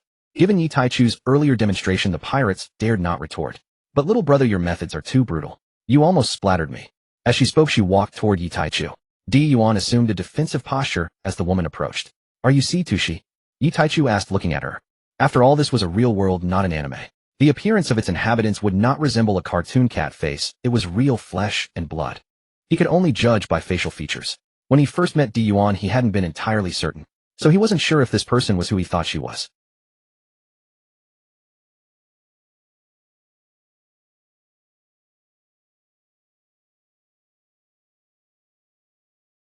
Could he be someone trained by the world government? She thought to herself. Seeing her expression, Yi Taichu felt he had his answer. He then said, "Let's talk later." He turned back to the terrified barkeep and repeated his earlier question. Yuan's hand had already rested on her sword hilt, ready to strike. Tushi, under Yuan's watchful gaze, leaned close to Yi Taichu's ear and whispered, "Little man, if you're asking about the knock-up stream, big sister has some relevant information here, including the estimated location of the next eruption. How about you come to my place, and while you're at it, satisfy my curiosity?" After speaking, she immediately pulled back from Yi Taichu's ear. Looking at Yuan's pale knuckles gripping the sword hilt, she truly feared that the young woman beside her might attack. In her perception, this seemingly young girl's strength was not inferior to her own. Feeling the warm breath in his ear, Yi Taichu listened calmly to Tushi's words. He first reached out to touch Yuan's hand on the sword hilt and said softly, "It's all right, Sister Yuan. No need to be so tense. I'm prepared." Then he looked at the woman before him, who was smiling warmly at him. Indeed, the moment Tushi approached, Yi Taichu had already activated his ability to guard against her. Although she was his target, he knew full well how formidable this seemingly harmless beauty, with her ever-present smile, truly was. To have infiltrated the core CP0 organization of the world government for years without being discovered, how could such a person not put him on guard? Even after Tushi claimed to have all the information, Yi Taichu still listened to everything the tavern owner knew about the knock-up stream. Perhaps sensing their wariness, Tushi said nothing more and simply listened quietly. When everything was done, Yi Taichu looked at Tushi and said, "Let's go." Then he swept his gaze over the tavern crowd and said coldly, "You should be glad I'm in a good mood now that you've managed to keep your lives. Unlike that foul-mouthed man, you haven't said anything I can't tolerate. Otherwise, not a single one of you would leave here alive. A bunch of low-level ignorant minions. What right do you have to mock others? Pathetic trash." With that, the three turned and left, ignoring the small fry. Soon they were seated at Tushi's stronghold in Mogu Town, sipping black tea and reviewing the intelligence she had provided. When he saw that the estimated next eruption might occur in the Western Sea in about half a month, Yi Taichu's pupils contracted slightly. He put down the document and looked at Tushi, who was sitting across from them, staring wide-eyed at Yuan. Clearing his throat, he said, "Tushi, join my crew. I know all your secrets. Join us, and let me bear the mission you are about to undertake." Hearing this, Situshi's smile froze for a moment before returning. Little brother, you jest. What mission could big sister have? I'm rather curious. This is our first meeting, isn't it? How do you know my name? That's not something just anyone would know. Yi Taichu smiled noncommittally. CP9, Bei Jiapang Ko. Do I need to continue, sister? A flicker of mockery shone in Yi Taichu's eyes. At these two words the smile vanished completely from Situshi's flawlessly beautiful face. She stared coldly at Yi Taichu and demanded, what else do you know? Yuan, who had been watching Situshi, warily saw her expression change and felt a powerful aura surge from her. Instantly Yuan tensed, ready to strike, and silently drew her sword, pointing it at Situshi. Yi Taichu, feeling the pressure washing over him, remained unfazed. He looked at her with sincere eyes. I know everything about you. Your birth, your identity, and the purpose of your infiltration into the world government. With each secret Yi Taichu uttered, Situshi's aura grew sharper and more threatening. Her eyes were icy as she stared at the boy who knew all her secrets, weighing the cost of making a move. She glanced at the young girl who held her sword ready, then closed her eyes. The overwhelming sharp aura slowly dissipated. Here she was alone, and she had no confidence in defeating the little girl, let alone Yi Taichu as well. Opening her eyes, she resumed her signature elegant smile. Little brother, you really are all-knowing. You've given big sister quite a shock. Now sitting before you I feel utterly insecure. Seeing this, Yi Taichu knew she had abandoned the idea of attacking. But to be safe, he did not order Yuan to stand down. He turned to Situshi. I know what your goal is, sister. You don't need to test me. If I hadn't run into you today, I would have come to the world government one day and taken you by force. My invitation for you to join us is genuine, without any pretense. Yi Taichu finished speaking and fixed his gaze on Situshi, waiting for her decision. At the same time, he gave Yuan a subtle look. If she refused, they would attack. The two had long been of one mind, and Yuan instantly understood Yi Taichu's intention. Yi Taichu had laid all his cards on the table. If Situshi refused to join, he would have no choice but to forcefully suppress her and seal her into a small world. He could not allow her to remain outside as a potential threat. Yi Taichu knew all too well that people like Situshi might appear sincere and straightforward when they agreed, but the moment you turned your back they would inevitably stab you with absolute certainty. Situshi also understood that the two before her seemed to be giving her a choice, not forcing her to comply. But in truth, if she refused, she would likely face devastating retaliation from both of them. Even the little girl with the sword alone was more than she could handle, let alone the two of them together. She would certainly die. Then she raised her head, first offering a friendly smile to Yuan before turning to Yi Taichu and saying, then I'll be in your care from now on, Captain.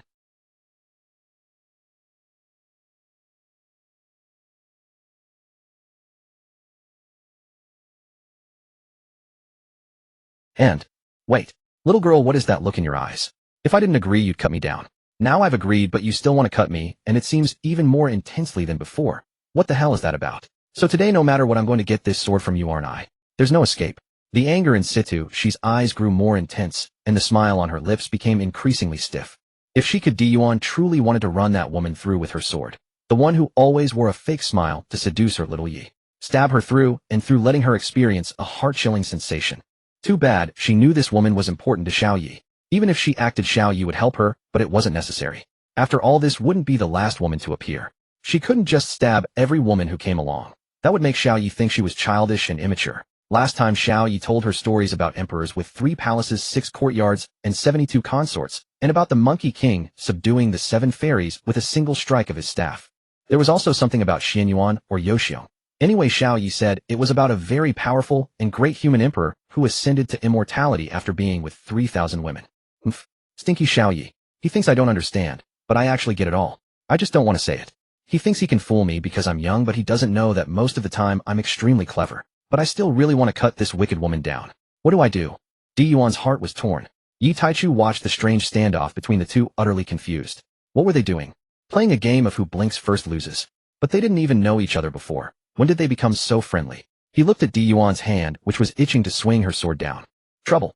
Sister Yuan had always been very sensible, which made him forget that she was only a teenager now. Girls at this age were most prone to jealousy. It's over. Situshi, your fate is sealed. Yi Taichu hurried forward and embraced Yuan, trying to take the sword from her hand. One pull. Oh, her little hand was clenched tight. He couldn't pull the sword out on the first try. On the second try, Yuan cooperatively released her grip, silently hugging him and burying herself in his arms without a word. Situshi heaved a sigh of relief at this scene. She wanted to ask if she should give them some space, but after watching the two embrace, she finally shook her head, without speaking, and quietly withdrew. After stepping out of the room, she patted her towering chest, and thought, I survived. Then she wondered, should she take the opportunity to escape now? She pondered outside the door for a while, but eventually abandoned the idea. It wasn't that she lacked confidence. On the contrary, she was absolutely certain she could escape. But what would she do after escaping? That little man knew all her secrets. Whether she sought help from the world government or the Marines, even if she could kill the two of them, as long as he revealed her secrets to others, her mission would fail, and she would still face death. That was the key reason she gave up on escape. From the moment that little man exposed everything, and when she couldn't silence both of them, she had no choice left. Having come to terms with everything situ, she finally relaxed. Since there was no alternative, she had to accept it. She could only hope that the little man would keep the promises he had made to her. Earlier the two of them had mentioned finding the upward sea current to reach the Sky Island, right? With these thoughts situ, she gradually walked away, disappearing to an unknown place. Meanwhile in the room, Yi Taichu held Gion in his arms at a loss for words. Gradually he felt his chest becoming wet, and the jade-like beauty in his arms trembled slightly, struggling to hold back her sobs. Yi Taichu felt a pang of pain in his heart, and tightened his embrace around her. He whispered softly, "Sister, don't cry. I'm here. Don't be afraid. I'm always here." His words only made things worse. He immediately felt the beauty in his arms burst into a flood of tears, soaking his clothes even faster. He couldn't help but panic. After all, this was Sister Gion, who had always been so accommodating and selfless to him. Unless absolutely necessary, he really didn't want to make her sad, but this matter was unavoidable. Then Gion's voice came, interrupted by sobs. "Xiao Yi. Sob. I. Sob. I'm not angry. Sob. It's just. Sob. My heart. Sob. Feels so. Ache. I didn't sob. Hit her because I know. Sob. Xiao Yi likes her. Sob. And sister. Sob. Will love. Everything Xiao Yi wants." Yi Taichu listened quietly to Sister Yuan's words, and in his heart, he asked himself if he was too greedy. Was he making Sister Yuan, who had always supported and tolerated everything, cry like this? But he quickly shook the thought from his mind. Call him greedy, call him selfish, or double standard. He only knew that this world was too full of regrets. Since he had been reincarnated here, he would try to change them. If he, Yi Taichu, didn't take them, would he let them repeat their predetermined fates under the influence of destiny? He could still take them aboard his ship and release them after changing the world, but he asked himself. He was a greedy person. Once someone was in his hands, he would never let go of a single one. Yuan's sorrow was only temporary, but if he didn't gather and change, he would regret it for a lifetime. With this in mind, he gently turned Yuan's head to face him, looking into her tear-filled eyes. Though his heart ached, he said seriously, "Sister Yuan, to be honest, I'm a greedy person. I want many things. But I will never give up on anyone, nor will I ever let anyone affect our relationship. No one can destroy what we have. No matter how many women I may have in the future, you will always be the first in my heart. You are irreplaceable. Don't be afraid, sister." Then he added, "Do you still remember what I said to you that day?" Yuan softly replied, "Hold your hand and grow old with you." Yi Taichu lowered his head, kissing away the traces of her tears. Finally, he placed a heavy kiss on her lips and forehead before looking at her swollen eyes and responding, "Actually, there is one more line. In life and death, I have made my vow with you. This is my promise to you, Sister Yuan. If one day heaven asks me to set a limit on this love for you, I won't say hundreds or thousands of years nor 10,000 years. I will use my entire lifetime to fulfill my eternal love for you." Yuan felt her heart flutter with joy, and uncontrollably, she pressed her fragrant lips to his mouth. The two in the room embraced in silence, lost in the moment. After an indeterminate span of time, a soft moi broke the stillness as a kiss was exchanged. Yuan and Yi Taichu gazed deeply into each other's eyes, and Yi Taichu couldn't help but think to himself, "It's done." Indeed, young girls were easy to appease. Leading the blushing Yuan out of the room, they found Stussy leaning against the wall, trimming her nails. Noticing their emergence, she couldn't help but tease, "Oh, you're finally out, Captain. I was beginning to think you two would be there until tomorrow." Yuan, who had already been wearing a slight frown at the sight of Stussy, was disarmed by the remark. The flush that had just receded crept back onto her cheeks, and she remained silent. Yi Taichu patted Yuan's head and turned to Stussy. "All right, stop being mischievous. I thought you might have run off. Why didn't you even try?" Yi Taichu teased. Stussy, still leaning against the wall, rolled her eyes at him in a charmingly exasperated manner. "How dare I, Captain? This humble maiden's entire fate rests in your hands." Yuan interjected, "You'd better be. If I ever detect any treachery, my sword will show no mercy." Fine, I understand." Stussy replied to Yuan perfunctorily, then looked at both of them. "Earlier at the tavern, I heard Sister mention going to Sky Island. Captain, are we heading to the western sky summit of Elbaf to reach the sky?" Yuan, whose cheeks had been puffed up like a pufferfish, broke into a smile at Stussy's use of the term sister, and much of her hostility dissipated. Yi Taichu marveled inwardly. No wonder she's destined to become the underground queen of the pleasure district. A single sister, and Yuan is won over. In contrast, although Yuan in the original timeline would also disguise herself as a geisha to hunt pirates, her skill was far inferior, let alone now, when she was still young and inexperienced. Putting those thoughts aside, Yi Taichu replied, "No, we won't take the western sky summit. It's too far. Then where from? Wait. Captain, what are you looking for the knock upstream for? Could it be? Looking at the silent Stussy, Yi Taichu laughed heartily. That's right. Just as you think, Stussy. Stussy's delicate face twisted into a bitter expression. Captain, you're joking, right? Riding the knock upstream to the sky. That's utterly preposterous. And what if there's no sky island above? Wouldn't we fall to our deaths? Yi Taichu burst into genuine laughter. Don't worry. Your captain won't let you die so young. I have a plan. He looked at her seriously. Besides, I've examined the data you collected. The location aligns almost perfectly with the cumulus clouds above Gion Island. It'll be fine. Hearing this, she turned her gaze to Gion, hoping she would dissuade him. After all, as a new member, it wasn't her place to speak up. But she found Gion showed no intention of stopping him. They're both insane. Who in their right mind would rush to their death like this? She thought frantically. Sensing Stussy's disbelief, Yi Taichu reached out and ruffled her short golden hair reassuringly. Relax, even if something goes wrong, your captain can ensure the safety of all of us. Stussy quickly escaped his reach, looked him up and down with obvious skepticism, and asked uncertainly, Really? Really? Yi Taichu affirmed. Really? Of course, really. Ray. Enough. Gion interrupted their childish exchange. Looking at Stussy, she said, Relax, little, you wouldn't joke about something like this. Since you've called me sister, I won't let you come to harm before I fall. As long as you don't harbor any thoughts of hurting little Yi or our family. Stussy listened to their reassurances and decided not to argue further. I'll trust them for now. They have no reason to deceive me, she thought. That morning the three of them gazed at the distant sea bathed in the glow of dawn. Soon a seemingly ordinary patch of ocean would undergo a dramatic transformation. Let's go find a south bird in the forest, Yi Taichu called to the two women. Soon they entered the forest. Yi Taichu was curious about the bird whose head always pointed south. He even considered catching a few to keep as pets. Among the many bizarre sea kings, the south bird was relatively pleasing to the eye. Oh, and the kung fu dugongs of Alabasta. The new ship would need plenty of labor, and they would be perfect. He certainly wasn't going to make his women do such work. There were plenty of substitutes. Having decided on the next course, he focused on exploring the woods with the two beauties. However, due to the south bird's nocturnal habits, the three searched for nearly an hour without finding a single feather.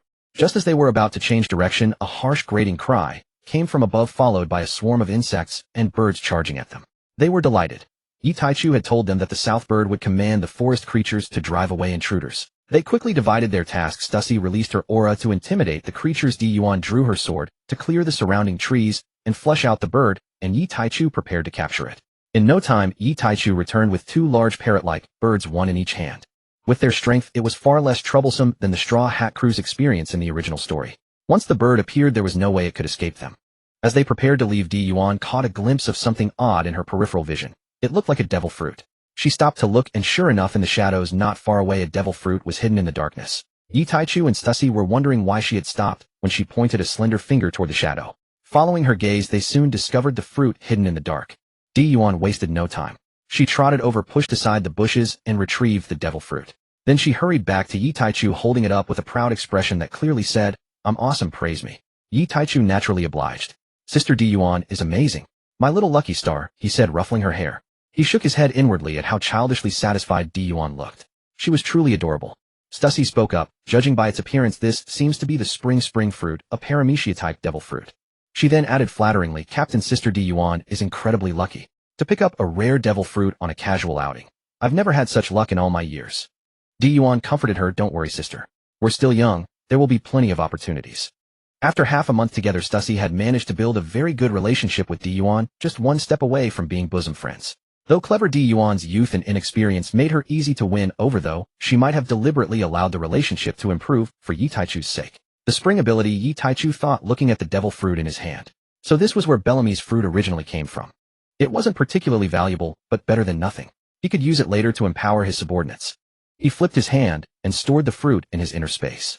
Stussy was not surprised to see it disappear, having witnessed the captain use this ability many times over the past half-month. A spatial ability, she thought. No wonder the captain had been so confident in guaranteeing their safety. Returning to the shore, Yi Taichu retrieved the small boat from his spatial storage, a vessel he had spent half a month modifying. Looking at the battered little sailboat that had served him for only a few months, it was clear that after enduring the devastating force of the skyward sea current, it would be on the verge of total destruction. Gion, standing nearby, remarked, Xiao Yi, it's time for us to build a ship of our own. He turned his gaze back to Gion and replied, Yes, Sister Gion. After we return this time, we'll pick someone up and then head to Chishui City to have a vessel of our own crafted. He then noticed the ring on Gion's hand, took out another spatial ring, and handed it to Situshi. I've been so focused on cultivation that I forgot to give you the ship's crew benefits. Here, this is for you, he said, extending the ring towards Sitoshi. Sitoshi stared at the azure-glowing ring in his hand, momentarily lost in thought. When Yi Taicho called her name again, she snapped out of it, took the ring, and gazed at it for a long while. Then a brilliant smile bloomed on her face as she looked up at him, and asked, "Little leaf, do the words you said to me before still count?" Caught off balance by her sudden question, Yi Taicho had no idea which specific words she referred to, but his gaze remained unwavering as he met her eyes. "They count. Every single word I've said to you counts." A standard reply. Since he didn't know which words, why not guarantee them all? How clever of me. Hearing this, Sitoshi's smile grew even brighter. She handed the ring back to Yi Taicho and said, "Here, I want you to put it on for me." Gion watched this scene with a sulky expression but did not stop it. After all, she knew her Xiao Yi was a hopeless flirt, and he certainly wouldn't be the last. Moreover, compared to outsiders with ulterior motives, family members were more trustworthy. That was why she had made an effort to build a good relationship with the newly joined Sitoshi. Yi Taicho took the ring, and with his other hand, he gently lifted Sitoshi's fair, slender hand. Slowly, he slid the azure spatial ring whose color matched the beauty of her eyes onto her middle finger. A subtle smile lingered on Sitoshi's lips as she watched his every move. When Yi Taicho finally looked up, he felt as though the woman before him had become even more intimate, as if she had let go of something and was now melting into the warm family atmosphere he and Gion shared. "What, haven't you had enough of holding my hand?" Sitoshi's teasing voice came to his ears. Though her tone was the same as before, Yi Taicho sensed a difference. The invisible barrier between them had vanished in that instant. No matter how close they had seemed before, there had always been a thin veil of separation. Now that veil was shattered. Overjoyed, Yi Taicho laughed. "How could I ever have enough? I'll have to hold your hand for the rest of our lives." Sitoshi withdrew her hand and shot him a playful glare. "Dream on. Let me make it clear, I still have my mission. You promised to help me, don't forget, you greedy little one." "Don't worry, how could I forget a family matter?" He then took Diyuan's hand in his and asked, "Right, Sister Diyuan?" Diyuan gave him a big eye roll, pinched his waist with her other hand, and snorted in dissatisfaction. "Yes, yes, yes. You flower-loving rascal." Humph. While they were flirting on the shore, the sky in the distance darkened, and the wind began to pick up around the horizon. The three of them sensed it immediately, swiftly leaped onto the boat, and the small vessel set off on another adventure. At that moment, a figure appeared in the sky, a silhouette with small wings on its back towering to an unimaginable height. It blotted out the sun. Diyuan and Sitoshi were both terrified. What was this? Yi Taicho wrapped his arms around the frightened women, pulling them into his embrace, and whispering soothingly, "Don't be afraid. That's just a projection of the people from the sky island above. It's not as terrifying as it seems." While saying these words, his hands roamed freely, and he inwardly relished the moment. When the two women came to their senses, they immediately noticed his wandering hands. They exchanged a glance, and his arms nodded in unison, and each pinched the soft flesh on either side of his waist, twisting it a full 360 degrees. The pain made him wince, but he had no choice. After all, he wanted to enjoy the pleasures of two lovers. Such bliss was never easily earned. Knowing he was in the wrong, Yi Taicho could only bear the pain silently while holding them even tighter. By now, the small boat had drifted beside a massive whirlpool that had appeared on the sea surface, slowly being drawn into its vortex. The three stopped their playful antics, their expressions turning serious and focused as they watched the scene unfold. Though they had either fully trusted or remained skeptical about using the skyward sea current to reach the sky island, now that they were actually facing it, they couldn't help but brace themselves, avoiding any chaos or bad outcomes from failure. Finally, when their boat reached the center of the whirlpool, the sea suddenly became calm. The three grew even more tense, waiting for the moment the sea current would erupt. Without warning, a colossal column of water over a kilometer in diameter shot up from beneath the boat. The boat was propelled upward at tremendous speed, soon reaching the top of the water column and being pushed outward. Just as it seemed the boat would fall from a kilometer-high altitude, it paused briefly, then flew along the current into the sky. It turned out that the people on board had unfurled the sails, and the wings attached to the sides of the boat, influenced by the upward current, allowed the vessel to soar into the sky. Thanks to his own ability, Yi Taicho locked the spatial position of the boat, so the three could move as if on solid ground. Diyuan and Sitoshi, watching the boat ascend with the sea current, were overwhelmed with awe and disbelief. Though one trusted Yi Taicho unconditionally, and the other knew they would be safe even if they failed, treating it as a trial with the young man, the sight of the boat actually achieving flight still filled them with awe and excitement. Yet seeing the boat truly succeed, they couldn't contain their exhilaration. As for why Yi Taicho was so certain of success, it wasn't due to his mediocre navigation skills or sheer luck, but rather the cheat of his own ability. Even if the boat were to detach from the skyward current, he could use his spatial ability to teleport it back onto the stream. As long as Diyuan and Sitoshi, who were both stronger than him, did not resist, and there was no way they would resist, this journey to the Sky Island was in his eyes a guaranteed success, with zero chance of failure. The reason he hadn't told them was simply to give them a sense of flying ship wonder and adventure, although he himself was also quite amazed. As they approached the thick cloud sea above, less than 500 meters away, the rising column of water stopped and began to recede. The two women on the boat panicked for a moment, feeling a pang of regret. They were so close to reaching the top. Witnessing this, Yi Taicho could only sigh that they were not blessed with the protagonist's luck. Only the protagonist group could achieve such a perfect success rate. He wasted no more time. Pouring all his power into spatial teleportation, the boat flickered in and out of existence several times before disappearing into the sky and entering the cloud sea. Once inside, Yi Taicho felt the limitation of his ability. The recent skyward current had drastically increased the concentration of sea particles in the cloud sea, forcing him to expend twice the energy for each use. If not for the months of growth that had made his power far stronger than before, he might have collapsed today. Of course, collapse meant being carried up to the Sky Island by Gion and Tushi, not falling back to the Blue Sea. In truth, once they entered the cloud sea, their journey to the Sky Island was destined to succeed. A solitary monorail sailboat 15 meters long and 4 to 5 meters wide, battered and weathered, sprouted with two incongruous small wings, suddenly materialized atop an endless expanse of featureless white clouds. Just before Yi Taichu's strength was utterly spent, the vessel finally reached the skies above the Shirashiro Sea. Surveying their surroundings, all three sighed in unison with profound relief. Stussy gazed across the blindingly white expanse of the Shirashiro Sea, her mind reeling. Her prior affiliation with the world government had granted her unparalleled access to knowledge and global intelligence. She knew Sky Islands existed, but only via the celestial peaks west of Elbath, the land of giant war. Yet she never imagined the captain's words could be true. An actual Sky Island truly hovered above Gion Island, and they had ascended it aboard a colossal skyward current. The captain had not lied to her. Perhaps his solemn assurances were genuine as well. Would he one day fulfill that promise he made to her? Gazing at the surreal landscape and recalling Yi Taichu's vow, Stussy's spirit soared, and impulsively she leaned in and kissed his cheek. Utterly bewildered, Yi Taichu felt the soft warmth of her lips. While the reason hardly mattered, he certainly wouldn't lose anything by it. The vessel drifted along the current into the Cloud River, the celestial channel leading upward to the Sky Island, and after paying an entry fee of 1,000 belly per person, boarded a Sky Island exclusive swift shrimp to surge skyward. After all, Yi Taichu was no unreasonable man. He scrupulously honored all standard fees. Besides, countless golden treasures awaited him on the Sky Island. Such a trivial entrance charge meant nothing. A mere trifle. As time passed, the hazy silhouette of the Sky Island gradually coalesced before them. They marveled at the cloud-wrought architecture and floating structures, novelty sparking eager curiosity in all three. Even Stussy, though long aware of Sky Islands through world government intelligence, had never experienced one firsthand. Thus, this first visit to the legendary Sky Island stirred deep fascination within her. If Stussy reacted so strongly, how much more so did the younger Yuan. As for Yi Taichu, to speak plainly, given the state of Earth's blue planet, his wonder toward everything in this world was entirely justified. The boat docked at the Bay of Sweet Town, a charming settlement on the Sky Island. They disembarked and stepped onto Angel Avenue, ready to explore, to discover what distinguished the Sky Island from the azure sea below, and to savor its unique delicacies. Fueled by the thrill of discovery, the trio reveled in their exploration. Meanwhile, the Sky Islanders greeted these unusual visitors without alarm. After all, Qinghai travelers arrived regularly by myriad means. To locals, such outsiders were affluent patrons, and merchants vied to showcase their wares with exceptional zeal. So the trio acquired abundant local specialties and diverse shellfish. Among their finds were wind-blowing clams, fire clams, and cooking clams, among many others. Carrying the exhilaration of a full day's adventure, Yi Taichu and his companions settled in for their first night in Sweet Town. Unhurried and unhurried.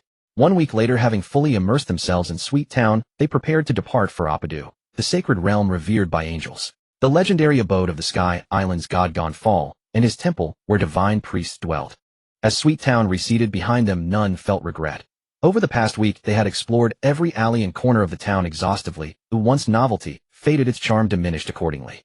While journeying through the Apadu forest toward the ruins of the golden city of Shandora, Yi Taichu recounted the legend of the great liar Rolando of the North Blue's Lubnar Kingdom to Yuan and Stussy. Upon learning the golden city had been torn from the earth by a titanic skyward current and hurled aloft to settle upon the Sky Island, both listeners gasped, moved equally by Rolando's tragic fate and awestruck by the sheer scale and grandeur of that cataclysmic current. Suddenly, cannon fire erupted from the jungle ahead. Without hesitation, Stussy unleashed precise finger gun shots that detonated the projectiles midair, while Yuan cleaved the hidden assailant with a single decisive slash. Yi Taichu never even had a chance to act. Approaching the ambush site, they found a man clad in bizarre primitive garb, resembling a wild tribesman. His attire instantly evoked Yi Taichu's earlier tale. The original masters of the Golden City, the Scipion's ancient rivals, the Shandia, who for centuries had waged war to reclaim their lost homeland, and summoned the Golden Bell. A formidable people, yet their unprovoked assault sealed their fate. None among the trio were saints. There was no moral imperative to forgive an attack launched without cause. Stussy, formerly entrenched in darkness, possessed no capacity for misplaced sympathy. Even Gion, the gentlest and most innocent, had under Yi Taichu's steady influence shed naive compassion, adopting instead his pragmatic worldview. And Yi Taichu himself.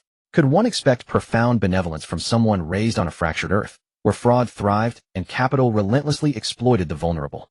Now wielding power to end lives or raise cities at will, his restraint, his refusal to become a tyrant, was testament to extraordinary moral fortitude. Frankly, the author doubts any reader placed in today's world and granted such power would remain unchanged. Today I protect Earth, tomorrow I protect my Earth indeed. Before long the three stood in silence before the golden ruins of Shandora, suspended beneath the clouds. Gion and Stussy exchanged stunned, wordless glances.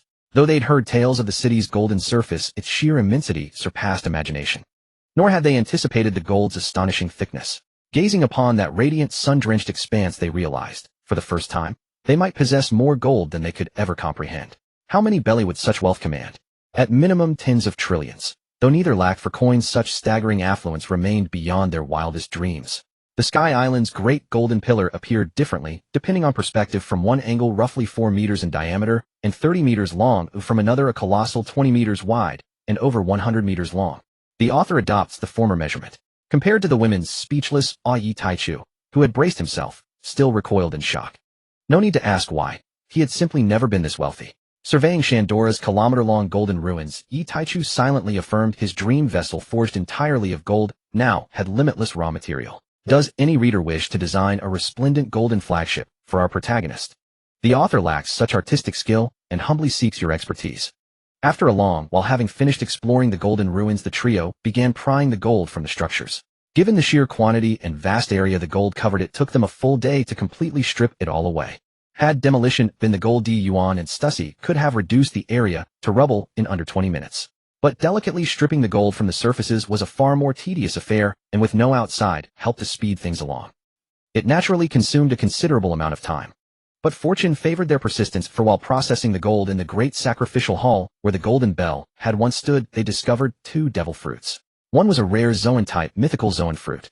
According to Stussy, who found them, the other was a Logia-type fruit known as the Cloud fruit, while the second bore no resemblance to any fruit she had ever seen depicted in a devil fruit encyclopedia. Her certainty that it belonged to the mythical Zoan branch came from the mysterious patterns adorning its surface, patterns universally characteristic of mythical Zoan fruits. Earlier, after Stussy had joined them, Yi Taichu had specifically inquired about the appearances of devil fruits, wanting to verify a theory he'd heard from netizens in his past life, that Logia fruits were round and pineapple-shaped Zoan fruits were banana-shaped and paramecia fruits were apple-shaped.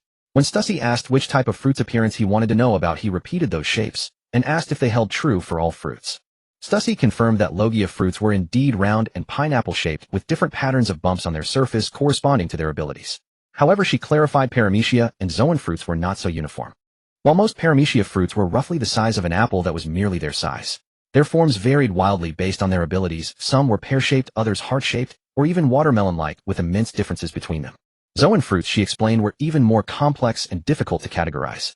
Some were bananas, some were apples, and some looked like pineapples, though those were typically the shapes of standard ancient Zoan fruits. Stussy then elaborated that mythical Zoan fruits were unique. They were typically round and about the size of an apple, but unlike Logia fruits, they didn't have bumps that hinted at their power. Instead, they bore mysterious, intricate patterns on their surface, marking them unmistakably as mythical Zoan fruits. But since this fruit wasn't recorded in any encyclopedia, she knew she couldn't determine what specific mythical beast it represented. The three of them sat in a circle in the stripped-down sacrificial hall, gazing at the devil fruit placed on the floor between them. Though Gion and Stussy didn't recognize the fruit's power, Yi Taichu, who possessed the memories of a demon, knew exactly what it was. The instant he laid eyes on it, he recognized the primordial aura emanating from it. This was the power of the Golden Crow Demon, a supreme archdemon that had ranked within the top 10 during the primordial era when demons of all kinds ran rampant. The nine-tailed fox fruit he'd been coveting was also of this same caliber. The top 10 primordial demons were 1. The Time Demon 2. The Space Demon 3. The Gravity Demon, which was split into the modern Gura Gura no Mi and Pika Pika no Mi after a Great War 4. The Magnetism Demon 5. The Tremor Demon 6. The Golden Crow Demon 7. The Azure Dragon Demon 8. The Nine-Tailed Fox Demon, its ranking will be explained in detail later. 9. The Thunder Demon, and 10. The Immortal Bird Demon. Other Logia and rule-based Paramecia demons, while powerful, fell just short of these 8 lower-ranked demons, typically ranking in the top dozens. The Thunder Demon possessed devastating destructive power, speed rivaling that of light, and the ability to create and manipulate magnetic fields. While the Immortal Bird Demon's offensive output was weaker than that of the Fire, Magma, or Ice Demons, its regeneration was unmatched. The power gap between them was small. You might hit harder, but could you actually kill it? You can't kill it, but it can outlast and exhaust you. As for those seemingly invincible rule-based Paramecia abilities, everything has its limits. Demons possess innate resistance to many rules. Pitting your supposedly invincible ability against an opponent of similar or greater strength, who also has natural immunities. You'd be lucky to win. Of course, that was the primordial era. In the current world, with no demons remaining except for the cheat, that is, Yi Taichu rule-based abilities have truly risen to prominence. They are no longer at the bottom of the barrel. In this book's setting, rule-based Paramecia powers work as described above, somewhat effective against equals, largely useless against those stronger, and they come with built-in resistance against such tricks. But that was then. Against the creatures of the modern world, it's a different story entirely. As for why Logia fruits didn't make the top 10, Yi Taichu believed it was due to the nature of the world itself. The world's laws impose limits. Just as a purely technological universe can't develop a cultivation civilization, the Supreme God Academy's universe, despite its superpowers, never developed any powerful cultivation systems. This is because the cosmic laws restrict development in certain directions, forcing technological paths to godhood. Similarly, the laws of the One Piece world have their limits. No matter how strong a Logia user is, can they surpass the fundamental rules of reality? The world dictates the maximum temperature, the maximum speed of light. See. So dear readers, don't argue with this humble author about how strong Logia fruits are. I know they're strong, but the world has its limits, and as long as one can't break them, they'll always be bound by them. If I didn't impose these world rules, and let the protagonist use his imagination to develop a Logia fruit, wouldn't the power scaling collapse within a few chapters? Right? Pulling his scattered thoughts back, Yi Taichu fell into a dilemma. He looked at Gion on his left, then at Stussy on his right, who winked playfully at him, feeling a sense of frustration. Based on his personal ranking of importance, he would have given the fruit to Gion without hesitation. But this fruit was found by Stussy, making it strictly speaking hers. He couldn't just decide its fate unilaterally, as that would affect their relationship and seem disrespectful to her. That was something Yi Taichu wanted to avoid. After much deliberation with no clear answer, he decided to discuss it openly with Stussy, letting her make the choice. If she disagreed, that was fine too. This wasn't the only mythical Zoan fruit out there. Give this fruit to Sister Gion Xiaoyi, came Stussy's voice, forever elegant and serene. I saw your expression change. You must know what mythical beast this is. Give it to her. We found it together, and since I just joined, it wouldn't be right for me to claim the spoils before Sister Gion. As he was about to speak with Stussy, her voice, eternally elegant and serene, reached him from beside him. Hearing this, he looked at Stussy, who was smiling warmly at him. Ultimately, he decided to reveal the fruit's true value.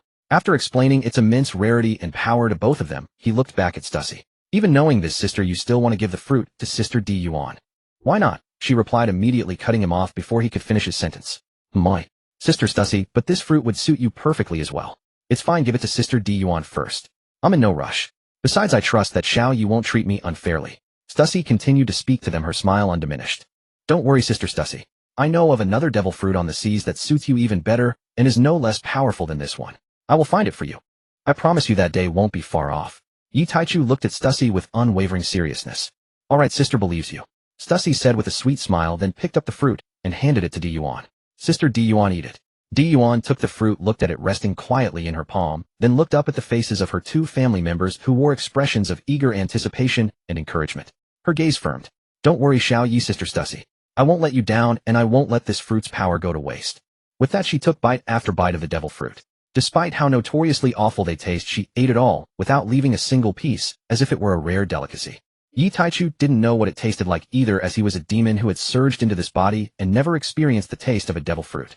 Under the expectant gazes of the other 2, flames erupted from Yuan's entire body. After consuming every last bit of the devil fruit, Yuan's entire body erupted in blazing flames. Unlike ordinary orange-yellow fire or magma-red flames, these were golden crimson. Though flames, they glittered with golden radiance, making one feel it was not fire at all, but rather the source of light, as precious as golden treasures. Then under the watchful eyes of Yi Taichu and Stussy, they witnessed Yuan bathed in golden crimson flames, gradually transforming into a golden divine bird that only existed in legends.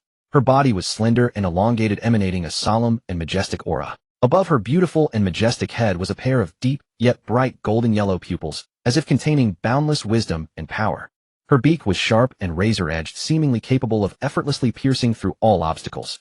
Beneath her slender, graceful neck stood her towering form ablaze, with scorching golden flames, her feathers glittering with dazzling golden light, as if reflecting beneath the sun. When her wings spread wide, they resembled a magnificent sea of flames capable of soaring through time itself.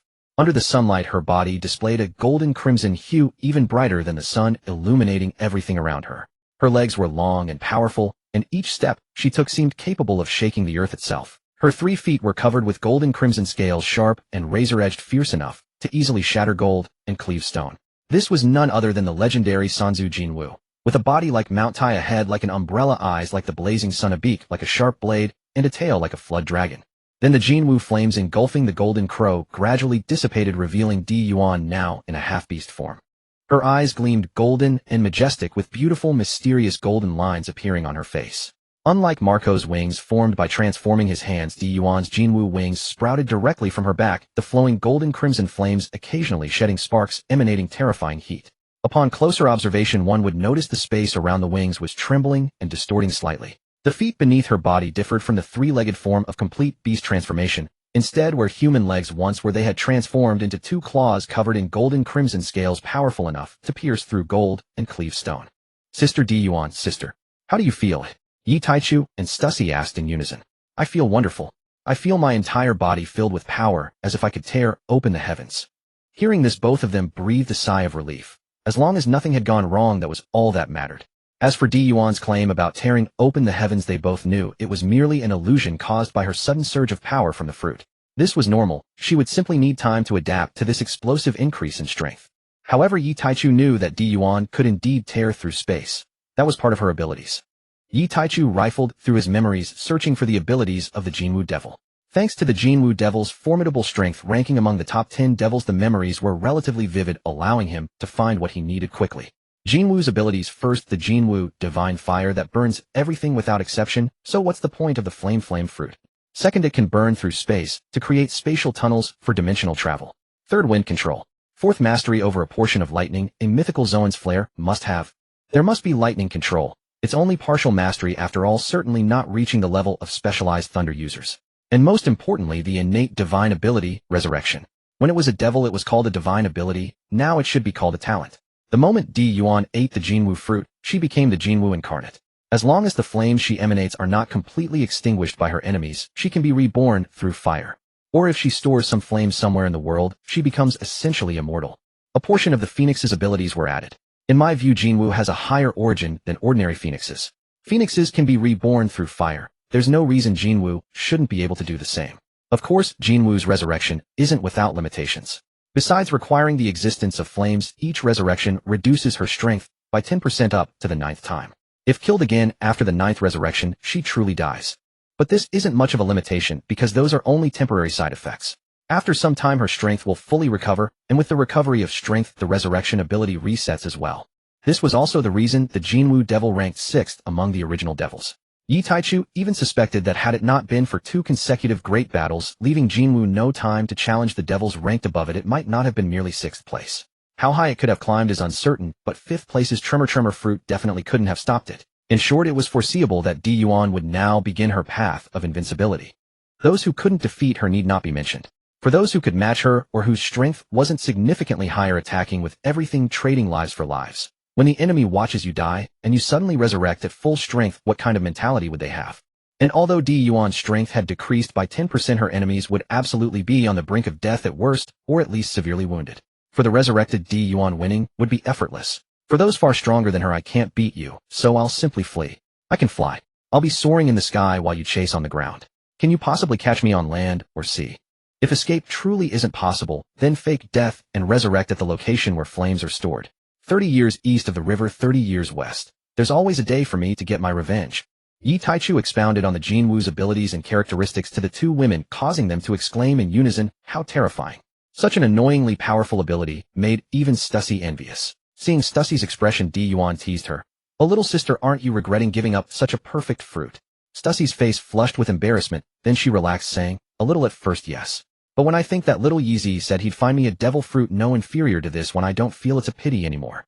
As she said this, she gazed at Yi Taichu with pitiful longing eyes, her pitiful appearance drawing a laugh from him. He reached out and ruffled Stussy's little head. "Rest assured, your captain keeps his word. How could I go back on my promise to my Cece? This cheesy nickname made Stussy's body shiver, her skin almost breaking out in goosebumps. She quickly slapped his hand away and rolled her eyes. Gion quietly watched this harmonious scene, silently vowing to protect all of this.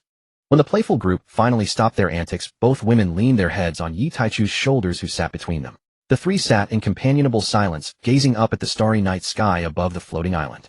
Sisters, tomorrow we'll set off for Ruluka Island. Two clear, melodious voices responded in unison, all right. The three of them were roused from their slumber this morning by the distant clash of fierce combat. As they listened to the continuous explosions echoing from afar, their minds sharpened instantly, and their gazes turned piercingly toward the source of the sound. Yi Taichu realized the noise was coming from the colossal beanstalk towering into the clouds at the horizon, as if propping up the sky. The relentless explosions indicated the battle had reached a fever pitch, growing ever more intense. Yet Yi Taichu and his companions felt no inclination to investigate. What was there to explore among a bunch of feeble savages? Besides, they already had ample surplus gold from shipbuilding and had no need for that bell. Yi Taichu mused that when he later brought his wives here, he would leave them with a profound memory. Coupled with other reasons, he decided not to take that little trinket away. Without further ado, he pulled the two women away from Appiato, uninterested in the conflict between the Scipians and the Shandia. As for that golden bell, once he had gathered enough crew from the Blue Sea and sailed the world with them, wouldn't it be better to return with everyone? Moreover, if Yi Taichu remembered correctly, a beautiful mature woman named Laki would later emerge among the Shandia, a stunning black-haired, long, straight beauty who perfectly suited his tastes. When he next visited Skypea, he would go before her and say, "Miss, you wouldn't want the promise your people have guarded for centuries to be broken, would you?" At this thought, Yi Taichu couldn't help but burst out laughing. Yuan and Satuxi watched the inexplicably giggling little Yi with confusion. Yuan even reached out to feel his forehead. "No fever. All right, Sister Yuan, I'm fine. I just thought of something amusing." "Oh, what's so funny? Won't little brother Yi share with his sisters?" Satuxi chimed in. "I was just thinking how many more sisters I'll add for you two to expand our family." Yi Taichu, feigning a thoughtful frown, blurted out this unexpected remark, instantly infuriating the two women. Their willow-like brows shot up and fury ignited in their hearts. "That greedy scoundrel, looking for death. Take this. A few aren't enough, and you're still counting more. I think you're itching for a beating. Watch out." But Yi Taichu had already darted far away from the two women after speaking. Unable to restrain their anger, they gathered strength and shot after him with explosive bursts from their feet. The two women vowed internally, "Absolutely. We must teach this philandering radish a good lesson.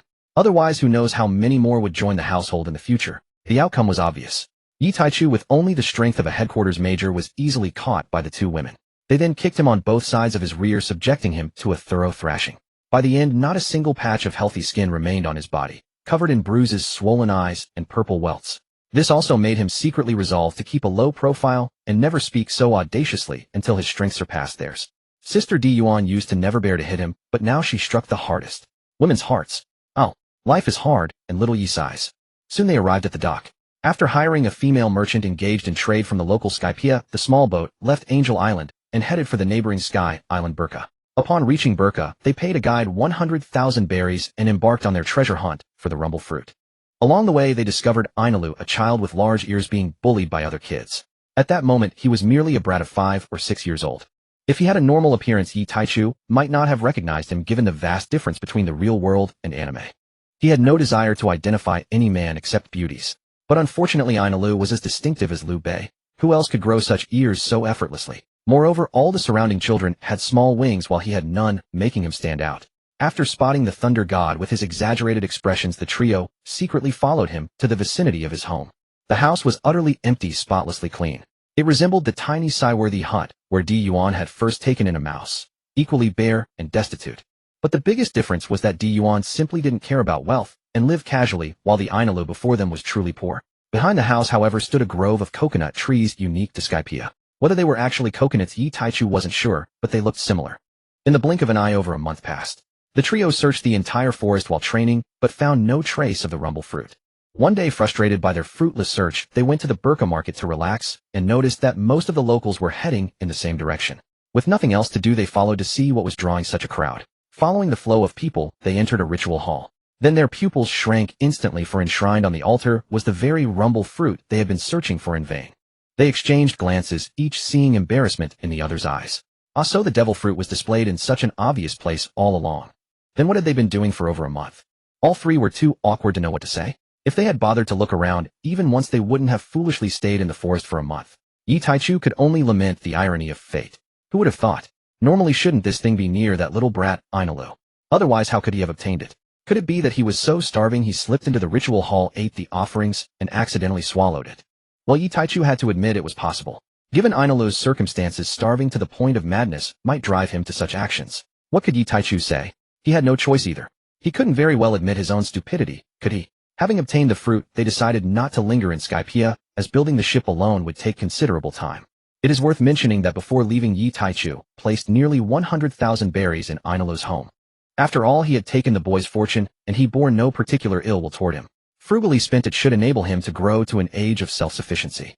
As for whether the money would be kept safe, and what would become of Inalu later, Yi Taichu didn't care. It was merely a rare burst of compassion, helping a small child with nothing like people, occasionally feeding stray cats and dogs, who would follow up on what happened afterwards. Now he possessed the rumble fruit, the space fruit, the cloud fruit, and a spring fruit of little use.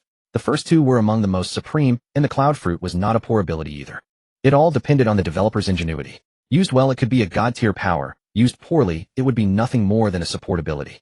As for the concern that the person who ate the space fruit would be under his control, Yi Taichu was not bothered. After all, it was meant for his women, so there was no question of control. It would never be needed. 3 more strong fighters can be cultivated. Yi Taichu calculated silently in the small boat beneath the octopus balloon's tentacles. Having purchased eternal log poses for many islands earlier, they did not end up in a marine base like the Straw Hat crew. Instead, they adjusted their course and drifted towards Sandia Island, where the Alabasta Kingdom lay. As time passed, the octopus gradually lost its air and slowly descended back to the sea surface. It was a smooth and uneventful landing. Earlier, Yi Taichu had genuinely worried about the impact of a sudden fall and whether this dilapidated ship could withstand it. Fortunately, such an event did not occur. The little octopus was quite reliable. As for the orange octopus that had brought them down, Yi Taichu asked if it was willing to follow them. The octopus agreed and stayed on their ship. Gazing at the palm-sized creature on the deck, Yi Taichu felt increasingly convinced that in a Xuanhuan world, one should not apply Earth's scientific common sense. Who would have imagined that the octopus, which was over 100 meters in size before, was now only the size of a palm? Could you believe it? In a cultivation world, one would inevitably exclaim, "A demon beast indeed." Yi Taichu could only marvel at the wonder of this world. Then he snapped back to reality and spoke earnestly. "Sisters, set sail for Alabasta." "Aye, Captain." During the voyage toward Alabasta, days fell into the dull routine of the sea. Each day, besides training, Yi Taichu would jest and joke, strengthening the bond among the three. It was during this period that he finally mastered the ability to accelerate his own time. Though applying it to himself was difficult, and the effect was minimal, he gradually added days, then tens of days, then 20 days at a time. Finally, on a morning when the rose he had carefully nurtured by the window bloomed, he made himself an adult. When fully released, his body could reach over 5 meters, and he could even grow taller in the future. After all, this was only the state of an 18-year-old. His physique, comparable to a demon's, still had immense potential for development. Moreover, whether due to his own accelerated growth or an innate ability of demons, he could freely control his body size. Though he couldn't exceed his original size, he could shrink at will from his base form. What was this? This was simply a trump card for surprising victories. Yi Taichu rejoiced over this for a long while. After all, who could resist a treasure that could fulfill my wishes as I please? Moreover, he could unleash the legendary divine power of the heaven and earth manifestation. Who hadn't dreamed of being the Monkey King in childhood? Upon seeing a demon, he'd shout, "Hey, demon!" And by now they had been sailing for over 3 months. It took 3 months of relentless effort to reach this point. That night, he entered Stussie's room, which he had long since fully won over. The night passed without words. Though she had once been an enemy, it had to be said that Stussie was now truly considerate and gentle. During the time with Yi Taichu, she earnestly learned how to care for others. Though to outsiders she remained a cold, ruthless, elegant assassin. But when facing Yi Taichu and Di Yuan, she became a truly gentle, elegant, and beautiful woman. And she was very thoughtful. Because the considerate Stussie worried he might be hungry, she specially went to the kitchen to prepare his favorite dishes. Though she had been diligently learning from Di Yuan during this time, the period was still short. Yet the meals she made were not unpleasant. They had a unique flavor of their own. Yi Taichu's expression softened, his eyes filled with tenderness as he looked at Stussie's small hands. Unlike Sister Di Yuan's precise mastery of cooking heat, Shishi's midnight snacks were a completely different flavor. Though her skill wasn't as good as Sister Di Yuan's, the scars on her fair, delicate hands proved how hard she had strived to learn just to make him a proper meal. He held her small hand in his palm and sighed inwardly, what a foolishly adorable girl. He had also eaten many pink rainbow candies that Stussie had bought because they looked cute when they strolled in Skypiea. He patted his belly, having drunk much syrup water. With so much sugar absorbed, he wondered if he would gain weight. Sighing, Yi Taichu leaned against the bedside after waking, feeling melancholic, worried about gaining weight from drinking too much brown sugar water and also troubled by not having enough to eat. The meal Stussy cooked alone was still too little, her constitution was weak, and it simply wasn't enough for him. Sister Gion was still young and needed to sleep at night. He didn't want to wake her to cook together. Alas, it was a pity that honey production in this world was low. Another day of craving honey. Yi Taichu sighed helplessly. Speaking of which, Sister Gion hadn't made him midnight snacks for a long time. Previously, the three hadn't been as harmonious as a family as they were now. Sister Gion, afraid of disturbing Stussy's rest, had stopped making midnight snacks for Yi Taichu, causing him to lose several pounds. Alas, I want to eat the honey tea and midnight snacks made by Sister Gion. Sister Gion spoils me the most. And small sea king meat dumplings, seafood dumplings. And bubble tea. Woo, I'm hungry. Perhaps sensing Yi Taichu's change, Stussy, who was resting on his shoulder, slowly opened her water-blue eyes. Feeling the change, she panicked and began to act coquettishly. Husband, little Yi brother. Yi Taichu could only restrain his restless heart upon hearing this. After all, his woman deserved love. There was plenty of time ahead, no need to rush. He gently scratched the bridge of Stussy's beautiful nose. Thank you for your hard work, sister. Stussy rolled her eyes at him. Little Yi brother is like a beast. Find a few more sisters, I can't handle it. If this goes on, I'll die young. Yi Taichu, ha ha ha, I will, sister. Stussy reached out and pinched the soft flesh on his waist. Though it was she who couldn't bear it, hearing him say that still made her jealous. Today Gion wasn't in a good state, with heavy dark circles under her eyes. Having become accustomed to the Yi Taichu brand pillow, this was the first night her little Yi brother hadn't slept with her. Moreover, all night long the sound of that vixen Stussy came from next door, and she said strange things. Like, Baba, I'm wrong. And brother, leave me alone. Weird stuff. And she kept making those strange noises, making it impossible to sleep and stirring restlessness. I was here first. I, as the elder sister, haven't even tasted little Yi, and a latecomer stole him away. The more she thought, the more depressed she became, radiating a gray, despondent aura. So when Yi Taichu and Stussy entered the kitchen, they saw a figure crouching in the corner, a shadowy, dejected back. Yi Taichu found it amusing, yet couldn't help feeling a bit sorry. He had no choice. The previous night, he hadn't been able to hold back. All along the journey, sleeping and eating with two stunning beauties, he could have done whatever he wanted, but due to age he had to endure the frustration of seeing, but not touching. Yesterday he finally could no longer be weak. He also drank the bubble tea Stussy had made for him. As for why Stussy could make bubble tea that didn't exist in this world naturally, he had taught her. He stepped forward and hugged Gion, whispering comfort in her ear. Sister Gion, next I can adjust your age to adulthood. Unlike applying the ability to myself, which is difficult, it's easy on others. How about tonight? You prepare the ingredients, and we'll make a midnight snack together. We haven't dined alone together for a long time. Hearing this, Gion emerged from her dejection filled with shyness and replied softly. Little Yi, what do you want to eat? I'll prepare the ingredients in advance. Yi Taichu, me. I have no particular requirements, I like whatever Sister Gion cooks. Then, let me think. Honey tea to quench thirst is essential. Speaking of which, it seems the sugar, soy sauce, vinegar, and such on the ship are almost depleted, right? Sister Gion. It should be enough until the next island, I think, Gion replied uncertainly. Then what else? Oh, never mind. As long as it's any midnight snack you make, Sister Gion. Because compared to others, your cooking skill is the best.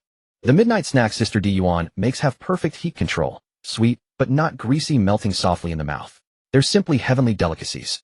Gion listened quietly, and only after Yi Taichu finished did she agree with great joy. Seeing Gion back to normal, Yi Taichu was relieved and ate his breakfast. Just as the three finished breakfast and were about to train, the seawater near their small boat exploded, sending a spray onto the deck. The already battered hull, now struck by the wave's impact on that side, was cracked open. Yi Taichu grew furious at the sight. Damn it!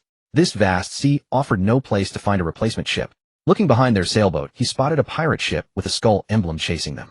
Their eyes lit up. Originally, they hadn't planned to change ships before reaching Water 7, but given the current state of their boat, there was no choice.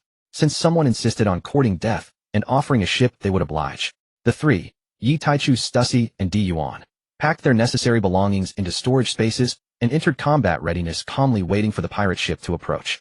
When the pirate ship entered their attack range, before they could teleport over, the three felt themselves entering a special domain. Be careful, it's a space-type ability.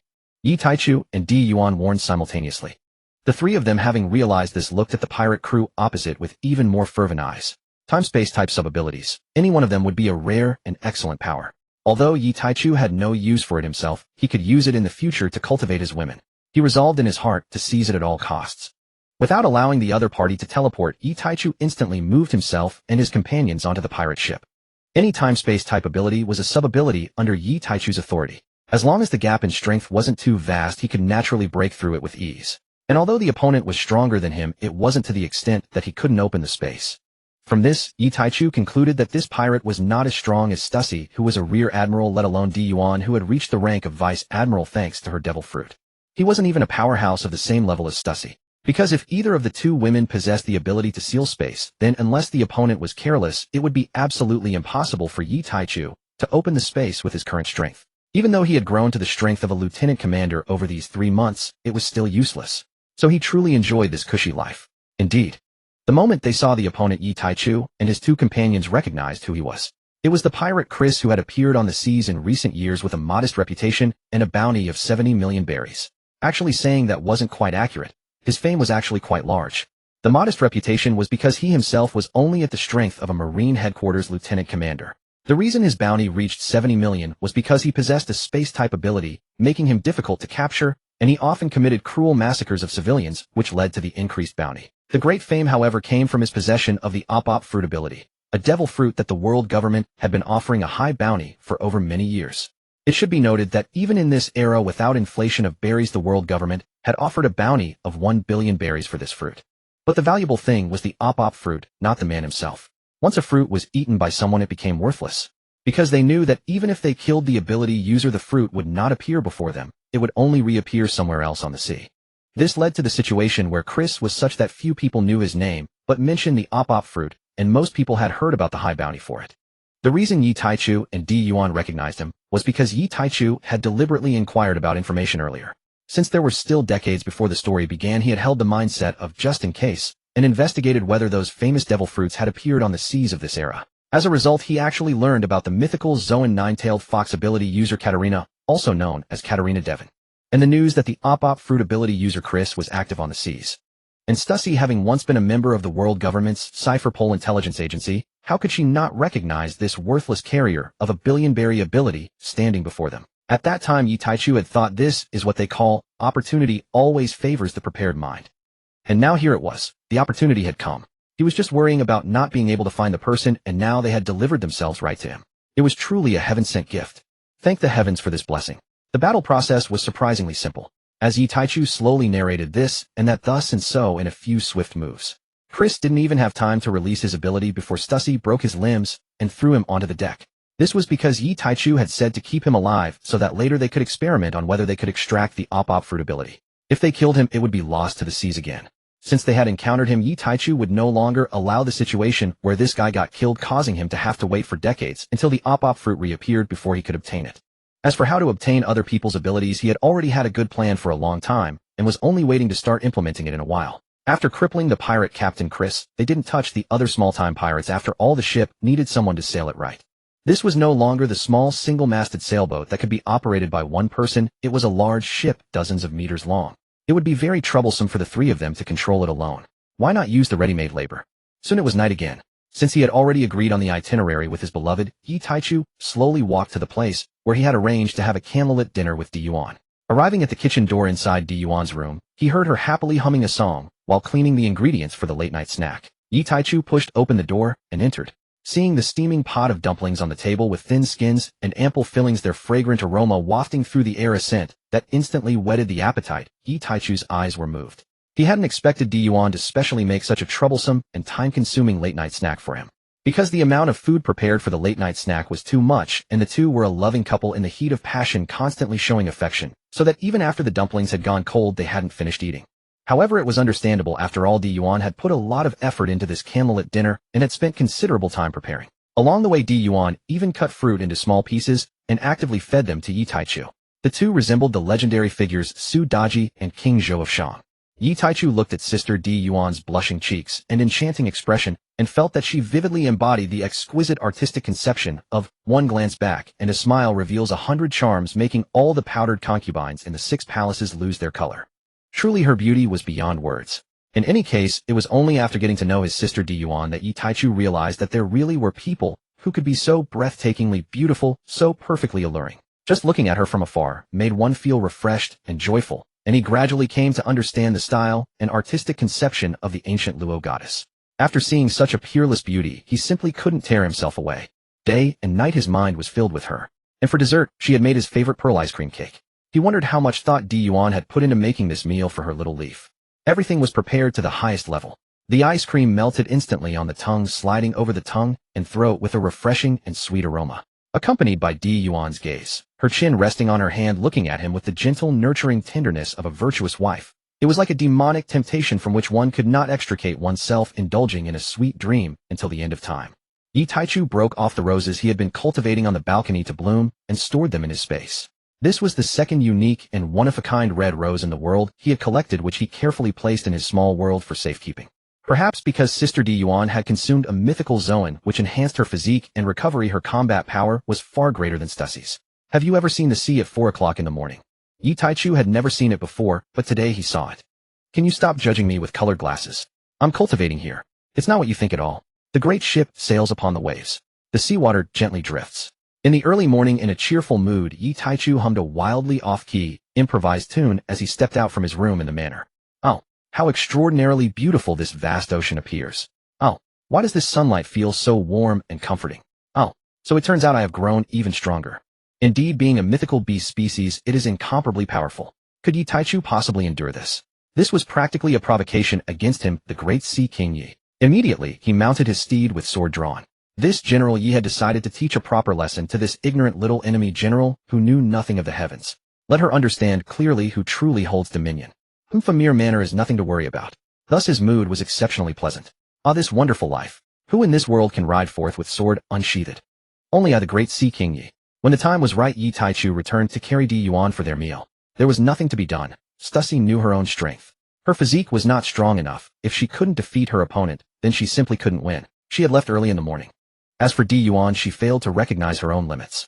Having always been the one to protect her dear little Yi, suddenly finding herself unable to defeat little Yi, she felt aggrieved in her heart, believing she could still fight. There were no doctors aboard the ship, no way to accelerate recovery, leaving her utterly exhausted and powerless. Thus Yi Taichu had to attend to her personally. Watching Gion eat small bites of the food he fed her, he couldn't help but recall how Sister Gion had once fed him in the same way. Unable to resist, he lowered his head and kissed Gion. Gion was so startled, she froze, her eyes brimming with tears as she gazed at Yi Taichu. Brother, sister, I shouldn't have provoked you. I was wrong. Sister admits I can't beat you anymore. She gazed at Yi Taichu with a pitiful, pleading expression. Yi Taichu, silly girl. Rest assured it was only because sister was too adorable that I couldn't resist kissing you. It's not me bullying you. Gion, really? Yi Taichu, really? Gion breathed a sigh of relief, then continued. Little Yi, if you wish to cultivate now, go find Sister Stussy. Once I've recovered my strength, I'll spar with you again. After all, becoming stronger is always a good thing. Stussy, who had been watching the drama unfold, waved her hands frantically at his words. Husband, sister. Enough. Yi Taichu couldn't help but interrupt upon seeing the two women's expressions. What did they take him for? A cultivation freak? Or perhaps a demon? Indeed, how could he, the great Sea King Yi, such a magnanimous and upright figure, be so misinterpreted? Yi Taichu, all right, dear sisters, how could I possibly fail to cherish you? Would I really not understand your feelings? Cultivation also requires a proper balance between work and rest. Rest assured we have plenty of time ahead of us. There's no need to be hasty. Hearing this, both women settled down and quietly ate to replenish their depleted energy. For a moment, a tranquil warmth pervaded their silence. It wasn't until late afternoon that Gion finally regained her ability to move freely.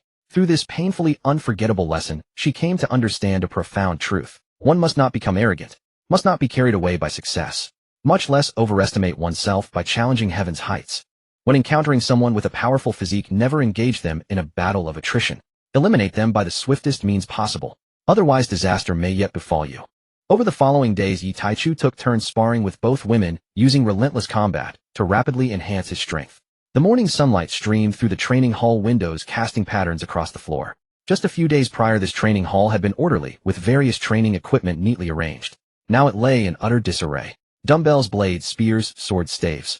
All manner of weapons were scattered haphazardly across the ground. The once functional training hall was now thoroughly ravaged, its surfaces covered everywhere with massive gouges and slashes left by swords, blades, and sword energy.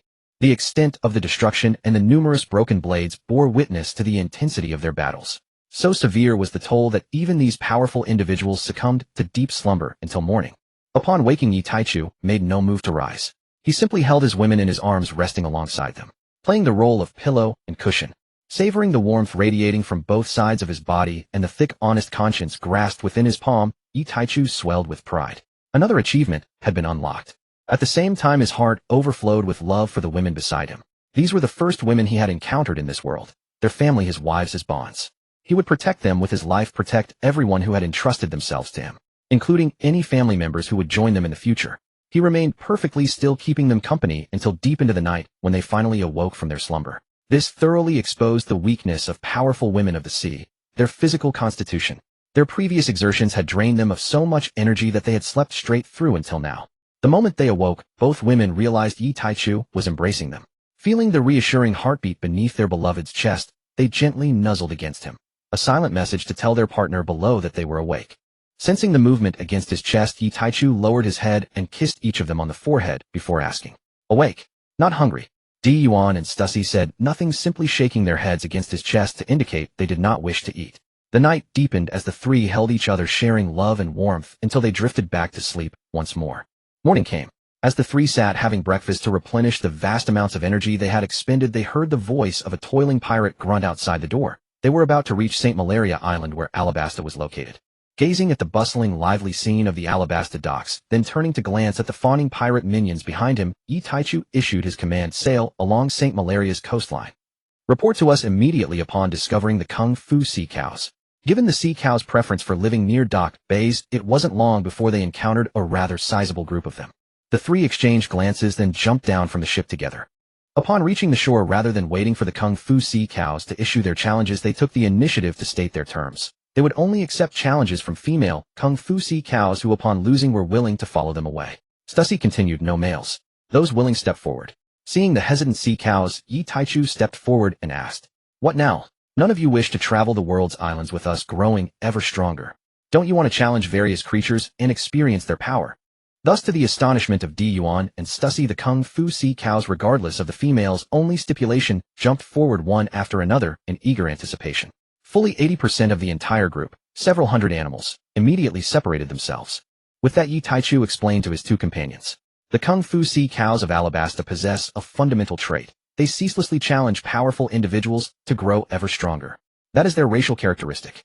Hearing this, the two women nodded in understanding. Given their intelligence, they naturally grasped how deeply Yi Taichu's words had stirred the sea cows. Immediately, Stussy stepped forward. "We only want females. The rest of you may step back. Of course, regardless of whether any are willing to follow us in the end, we will still accept your challenges. For now, stand to the side and wait." With that, she released her chilling aura, pressing down upon the chaotic sea cows. Hearing Stussy's words, though reluctant, the sea cows retreated to the side. Still, no fewer than 150 remained. Stussy asked again, "Are you all truly certain? If you lose, you must leave this island and these waters with us. You may never return to your homeland." Indeed, upon hearing they might never return to their homeland, the female sea cows stirred once more in agitation. Several dozen more emerged from the group and retreated to the side. Looking at the remaining 136 female Kung Fu dugongs, Yi Taichu removed another 9 that were either old or disabled. Then he nodded at Situshi. Seeing this, Situshi looked at the remaining 127 Kung Fu dugongs in front of her. "Now all of you attack me together with all your strength. If you don't go all out and get killed, you deserve it. Got it?" The dugongs nodded, one after another, filled with fighting spirit. Next, Situshi kicked each dugong, flying one by one. To be considerate of their feelings, she even carefully kicked every single one, not missing a single Kung Fu dugong. All were kicked down. After finishing with these selected ones, her gaze turned to the other waiting dugongs. The nearby Kung Fu dugongs shook their heads and backed away. They weren't stupid, they only liked to challenge others to temper themselves. Against an opponent they clearly had no power to resist, what was the point of challenging? Yi Taichu, seeing that everything was settled, then spoke to the female dugongs they had selected. "Don't be discouraged. On the ship, we will teach you how to become stronger, giving you the ability and power to challenge others. Now tell me, can you sail a ship?" Hearing that they could be taught to become stronger, the female dugongs were extremely excited. When asked if they could sail, they nodded their heads rapidly like bobbing insects. Yi Taichu. "So in a supernatural world, why talk about earth science? These little creatures are as smart as anything." If he remembered correctly, Hawkeye's group of monkeys were also like that, each more absurd than the last. Since they had dugongs that could sail, Yi Taichu decided not to keep those pirate minions. He let the recovered dugongs swarm them, and those shameful minions were completely wiped out in no time. As for pirate minions who could thrive under a cruel captain, could one expect them to be kind and not kill innocents? Although Yi Taichu was not a goody two-shoes, he wouldn't actively want to kill all such people. But those who had provoked him, regardless of good or bad, would definitely be slaughtered thoroughly. "Don't bother me, and I won't bother you. Bother me, and you'll have to pay with your life." Moreover, since the pirate ship was temporarily seized, if it got dirty, so be it. At worst, they could exchange it. After all, he had seen several pirate ships at the Alabasta dock. Riding the ship sailed by the cute little dugongs, they returned to the dock. After instructing them not to run around, the three entered the city. Yi Taichu looked at the crowd adorned in exotic clothing, the thin fabrics. He then visualized in his mind the scene of Gion and Tushi wearing those outfits. Decided. Without a second word, he pulled the two women to try on clothes. When they found the most exquisite clothing shop nearby, Yi Taichu saw inside a stunning little girl with sky blue hair. Hearing the people in the shop address her as princess, he couldn't help but wonder, didn't this generation's Alabasta king have only one son, Kobula? Where did this princess come from? But that wasn't important. After selecting several exotic combat outfits for the two women, he walked toward the girl while they went in to change. Surprisingly gentle. When Yi Taichu asked about his confusion, he found that the girl had none of that princess attitude, no condescending or unreasonable tone. Instead, she gently answered his questions with her still slightly immature voice. It turned out she was a member of the Alabasta royal family. Before the current king inherited the throne, her father had been on good terms with him. A few years ago, during an assassination attempt targeting the prince, her father blocked a fatal blow from the enemy, allowing the kingdom's heir to survive, but her father himself died despite rescue efforts. Afterward, the Alabasta king who ascended the throne bestowed upon her the title of princess and treated her as his own daughter. Yi Taichu noticed that as she spoke of these past events, tears were clearly welling up in her eyes, yet she persisted in answering his questions with a gentle tone. She was truly a very gentle and kind little girl, somewhat similar to Sister Yuan, whom he had met when he first arrived in this world. Yi Taichu also realized who she was. With her identity and being practically childhood sweethearts with Kobula, the only son of the Alabasta king and heir to the kingdom, along with her appearance. If nothing unexpected happened, the girl was the future mother of Princess Vivi, na Felu Tali Didi. In Kobula's words, Vivi was described as kind and innocent, just like her mother. After deducing the whole story, he did what any transmigrator would do. Yi Taichu looked at the girl before him and extended an invitation. Come sail with me, Didi. I will take you to see all the wonders of the world, all the beauty of life, and I will protect you until my death. Moreover, if in the future the kingdom of Alabasta falls into trouble, I will step in to help resolve one disaster for this country. Perhaps not expecting such words and such a direct invitation, she was surprised for a moment before smiling and responding. Yes. This time, it was Yi Taichu's turn to be surprised. Although he had no intention of letting the girl go, he hadn't expected her to agree so readily. Yi Taichu, can you tell me what made you agree to my invitation so readily, Didi? Because you, Captain, already said it, the girl continued with her gentle, immature voice. Judging by your clothes, you're not from Alabasta and you're accompanied by two such beautiful sisters. Although I've never left Alabasta, I understand what it means in this treacherous Grand Line, where pirates frequently appear to bring no attendants, but two sisters whom even I find stunning. And Captain, you mustn't get angry, okay? Perhaps seeing that Yi Taichu was gentle and not a petty captain, she spoke playfully. Besides, I dare not refuse, Captain. Who knows if you might get angry and take revenge on the kingdom of Alabasta. Hearing this, he understood. Her thoughts and concerns were correct. Most people would react like that, fearing retaliation from the strong. But from her tone, Yi Taichu knew she wasn't worried about herself being retaliated against, or rather she was worried that Yi Taichu would retaliate against Alabasta and harm its people. What a kind person, Yi Taichu thought to himself. Captain, I need to go back and see Uncle, otherwise he'll be looking for me frantically, even thinking I was kidnapped by you and attack you. I'm not going to get reinforcements. Let me go back and say goodbye to them, okay, Captain? The previously cheerful girl now pleaded with a pitiful tone. Seeing this, what could Yi Taichu say? Of course he agreed. If she was going with him, how could he not let her say goodbye? Besides, he knew Didi would never bring reinforcements to have the king attack them. Simply because for someone as kind-natured as her, there was no need to cause unnecessary casualties. Her character ensured such a thing would not happen. Moreover, Yi Taichu believed that for a girl of innocent and carefree age, his earlier words were absolutely compelling. As for Kobula's feelings, sorry, no one cares. Even now, Didi's feelings toward Kobula are at most those of a sister for a brother. Therefore, Yi Taichu declared, Kobula, you've lost your wife. Thus a dirty deal, with only Kobula getting hurt, was declared concluded. As for how Yuan and Tushi would feel if they knew that in the time it took them to change clothes, their man had already abducted a little girl. Who knows? This is just normal cultivation. At that moment, an elegant melody played inside a high-end chain restaurant located within the kingdom of Alabasta. Yuan, Tushi, Nafi Ritari Titi, and Yi Taichu sat silently at the four corners of a square private dining table. The reason was simple. When Tushi and Yuan emerged from changing clothes to admire Yi Taichu's gaze, they found him already accompanied by the shop's stunning young beauty, watching her follow him obediently step for step. Both women were instantly stunned, hearts brimming with confusion and disbelief. Wait, just while we change clothes for a moment, you've already won her over. She's even easier to deceive than I am, both thought inwardly. Yet neither showed outward anger, only gently took hold of Yi Taichu's arm and led him along with the little girl he'd just brought home toward a quiet place, where they could learn the full story. Thus began the scene described earlier. As silence settled over the room, Yi Taichu, resigned and unflinching, broke the stillness. Big Sister Yuan. Senior Sister Tushi. This is Nafurutari TT. She'll be part of our family from now on. Upon hearing this, the two women exchanged glances, then rose in unison, each seizing one side of his cheeks and pulling sharply outward, pinching hard as they did. Yataichu, ah, it hurts. It hurts. I'm dying. I'm dying. Sisters, please let go. My face is splitting. A soft escaped Nafurutari TT's lips as she watched, and with it much of the lingering gloom in her heart dissolved. He truly wasn't a villain. She believed that any man who could indulge and cherish his women so openly, with such playful tenderness, could not be fundamentally flawed. At the very least, she no longer needed to live in constant dread, fearing that a single misstep aboard ship might provoke his wrath and bring calamity upon her people. Judging by the warmth in the air, this promised to be a truly harmonious household. Nafurutari TT mused quietly to herself. Hearing her laughter, the two women released Yataichu's cheeks and turned to the girl with gentle, welcoming smiles, introducing themselves. I'm Dun. You may call me Big Sister Dun. And I'm C2 She. Just call me sister or Shishi sister. Yes, Big Sister Dun. Senior Sister C2 She. Oh wait, Shishi sister. Nafurutari TT greeted them sweetly. I'm Nafurutari TT. You may call me TT, or simply Tear. Please look after me both sisters, and Captain too. Tear introduced herself warmly to all three, then turned her gaze toward her captain. Yataichu, just call him Brother Ya. As he spoke, he ruffled her hair playfully. Hey. Truth be told, the texture was exquisite. Truly only a little girl could possess such softness. Yes, Brother Taichu. Yataichu, it's Brother Ya. Tear, yes, Brother Taichu. Understood, Brother Taichu. Yataichu saw it clearly. This girl possessed an innate rebellious spirit. Yes, she would need guidance. But time was plentiful, he had no rush. Only patience and the quiet confidence of slow, steady cultivation. So now you're sulking because he intimidated her right from the start.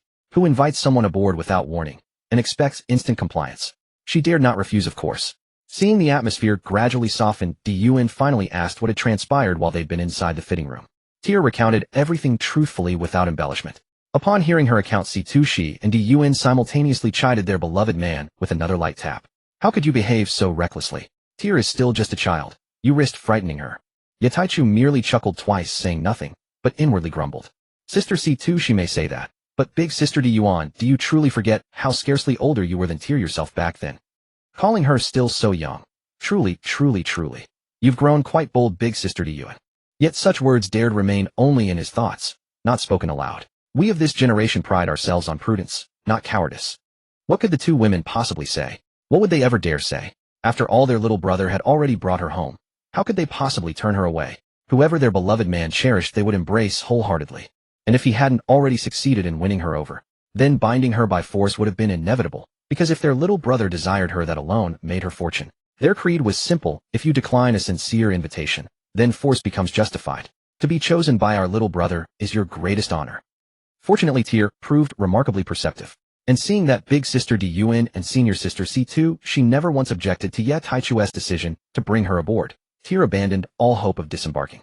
She began consciously embracing her new identity, as crew member, as family. In her mind, since returning home was impossible, her only path forward lay in fully integrating into this warm, welcoming household. Their mission to Alabasta had exceeded all expectations, not only securing a troop of Marshall Sea cows to keep company with the long-forgotten Sky Island octopus and guidebirds, but also gaining a cherished new family member. Later they accompanied Tear to dismiss the royal palace guards assigned to protect her, sending them back to report she was safe and no longer required their escort. In high spirits, the group hosted a grand welcome banquet for young Tear that very evening, renting every firework in the port city to celebrate the arrival of their newest family member. Only 14 years old, Tear had never witnessed such splendor. Though she was princess of the great kingdom of Alabasta, its kings were famed worldwide for ruling with profound compassion, placing their people above ceremony. They would never expend vast resources on trivial festivities. Instead, they preferred funding freshwater wells for desert cities. For the first time, Tear genuinely felt the sincerity of her brothers' and sisters' affection, and felt herself melting deeper into their fold. By the time the banquet concluded, it was well past midnight. Tear prepared for bed in the room adjacent to theirs, unaware that her captain and sisters were prodigies of extraordinary talent and relentless cultivators. Consequently, she spent half the night disturbed by the thunderous clash of weapons and fierce martial practice, so intense that a single sword aura sliced cleanly through her wall. The trio immediately apologized profusely. Scarcely had she drifted off when the sound of a door opening next door startled her awake, leaving her awestruck at her siblings' seemingly inexhaustible stamina, their ceaseless devotion to cultivation. Is this truly the world of the strong? Summoning her resolve, she rose dressed and readied herself, then stepped outside to find them already training on the shore with the Marshall Sea cows. even having mentally prepared herself thanks to her sister's accounts the previous night. She could not suppress her astonishment upon witnessing this eccentric pirate crew, whose members included an entire herd of martial sea cows training together in disciplined unison. Seeing her emerge, the trio nodded in greeting before resuming practice. Tyr said nothing, quietly finding a spot to observe the 3 humans and over 100 sea cows honing their arts. Yet soon she realized she belonged among them, not as a passive observer, but as a contributing member. She refused to be the weak link. Without hesitation, she joined the sea cows formation. Watching her determination, the 3 cultivators nodded approvingly, growing ever more impressed. Kind, gentle, eager to integrate, instinctively striving to train alongside them rather than lag behind. She was not only their sister, but a paragon of virtue. Where could any flaw possibly reside? Perfection indeed. They resumed focused cultivation, yet soon sensed something amiss. Most of the martial sea cows had collapsed from exhaustion, leaving only a dozen still standing. Yet Tyr remained upright, steadfast, unwavering.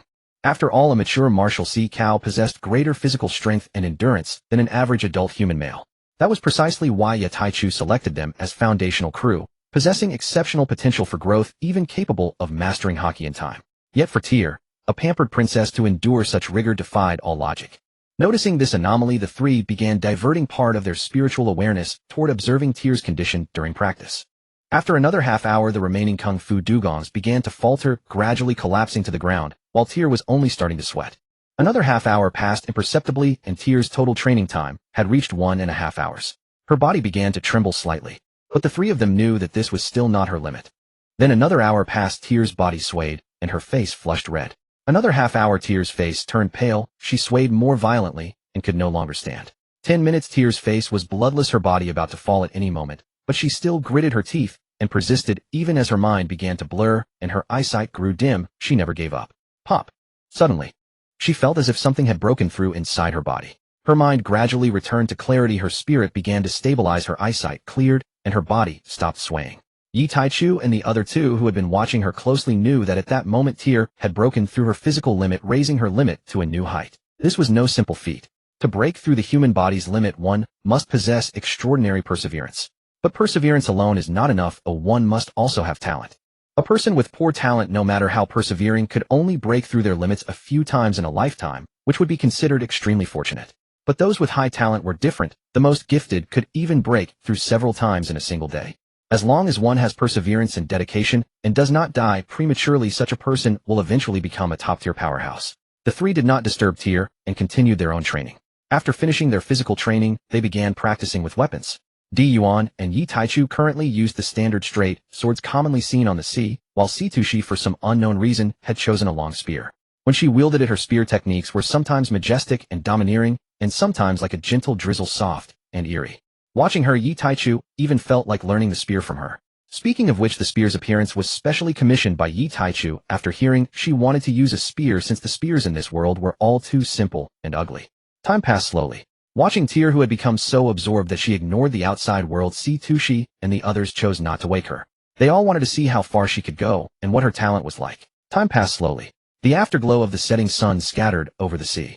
On the shore, Tyr's body swayed, and she fell toward the ground, simultaneously falling into a coma. The several people who had been constantly observing her instantly noticed this. Using instant transmission, Yitaichu caught her just as she was about to hit the ground. Under the smirking gazes of Gion and Situshi, he carried the little lowly back to her room. Holding her light and soft body without any improper thoughts, he gently placed her on the bed and covered her with a blanket. The few of them stood by the bed watching the sleeping Tyr, not too worried. After all, they all knew this was just the after effect of breaking through the human body's limit too many times. They had all experienced this. It was like this in the beginning. As the number of breakthroughs increased and the body and spirit grew stronger, one would no longer faint. At the same time, it would become increasingly difficult to break through the limit. These were all normal phenomena. What they hadn't expected was that Tyr's talent was so good. This talent was not inferior to that of Yuan herself, and Situshi, except for Xiao Yu, Yuan thought to herself. At the same time, the 3 were happy for her having such talent. They were not lacking in resources to cultivate strong individuals now. They even had several top-grade fruits. It could be foreseen that once Tyr's talent was realized, the height she could reach would be no less than theirs, which would be another strong guarantee for their big family. As for why Tyr's strong talent had never been discovered before, Yitaichu thought it might be because she was kind-hearted by nature, and also because she was a princess who had been pampered since childhood, never having the opportunity to do heavy labor or need to exercise, so it went unnoticed. Thinking about it, it wasn't strange. After all, the ancestors of the Na-Fei Lu-Ta-Li family of Alabasta were one of the 20 kings who participated in the world government's conquest of the world 800 years ago. To conquer a world filled with all kinds of devil fruits, one couldn't be weak. The bloodline of the strong flowed in their descendants, and it was normal for an occasional monster to appear among them. Just like the celestial dragons, also descendants of the 20 kings. Although many of the males appearing in the story were fat, pig-headed dullards with low IQs. But that was definitely not all. You must know that although few normal children are born from inbreeding, most are idiots, but it also makes it easier for geniuses to emerge. Moreover, due to the inheritance of strong bloodlines, once such a genius appeared, they would inevitably grow into a powerhouse at the Admiral or Emperor level. Therefore, Yi Taichu believed that the high-ranking celestial dragons who controlled the world government might not be exceptionally brilliant, but they were definitely not fools. Moreover, the number of strong individuals among them must be considerable. After all, with a large population base, even if there were many fools, there would always be some exceptional cases. This was also the reason why the world government could firmly control and suppress the navy. It was all because of power. Moreover, there were the 5 elders who had lived for who knows how many years. They must have undergone the perennial youth surgery. Thinking about these things, Yi Taichu felt quite pressured. Although he was confident that he could surpass these people in the future, he was still too weak now. Once he was targeted by a behemoth like the world government or its subordinate navy, he would either die or at least be severely injured, especially the people around him. He couldn't protect them at all. Thinking of this, Yi Taichu became even more determined to stay low and develop quietly, letting Roger Whitebeard and others on the front lines bear the pressure. He would be the 6th brother, playing cautiously and developing secretly. Perhaps sensing the change in his aura, Gion and Tushi held his hands tightly, interlocking their fingers. They looked at him with determined eyes. The 2 women's eyes conveyed only one meaning: don't be afraid, we are here. Receiving the message they conveyed, Yi Taichu tightened his grip on their small hands. Tear slept for a whole day. Upon waking, she felt that her condition had never been better. She felt refreshed and as light as a swallow. She felt as if she could kill a huge tiger with one punch. She didn't know why she had this strange feeling, so when Yi Taichu and the other 2 came to see her, she told them about her doubts and feelings. The 2 women covered their mouths and chuckled. Yi Taichu said, "Don't worry, it's not an illusion. That's the power you gain from breaking through your physical limits." Tear was even more stunned upon hearing this, feeling even more incredulous. She could kill a tiger. She already had such powerful strength. Seeing that, little Tear still couldn't believe it. Yi Taichu could only have a Kung Fu Dugong spar with her. When she saw that, in her panic, she slapped the Kung Fu Dugong and sent it flying. She was completely dumbfounded. So the captain was telling the truth. But how could it be? She simply couldn't believe that after just sleeping for one day, she had become so strong.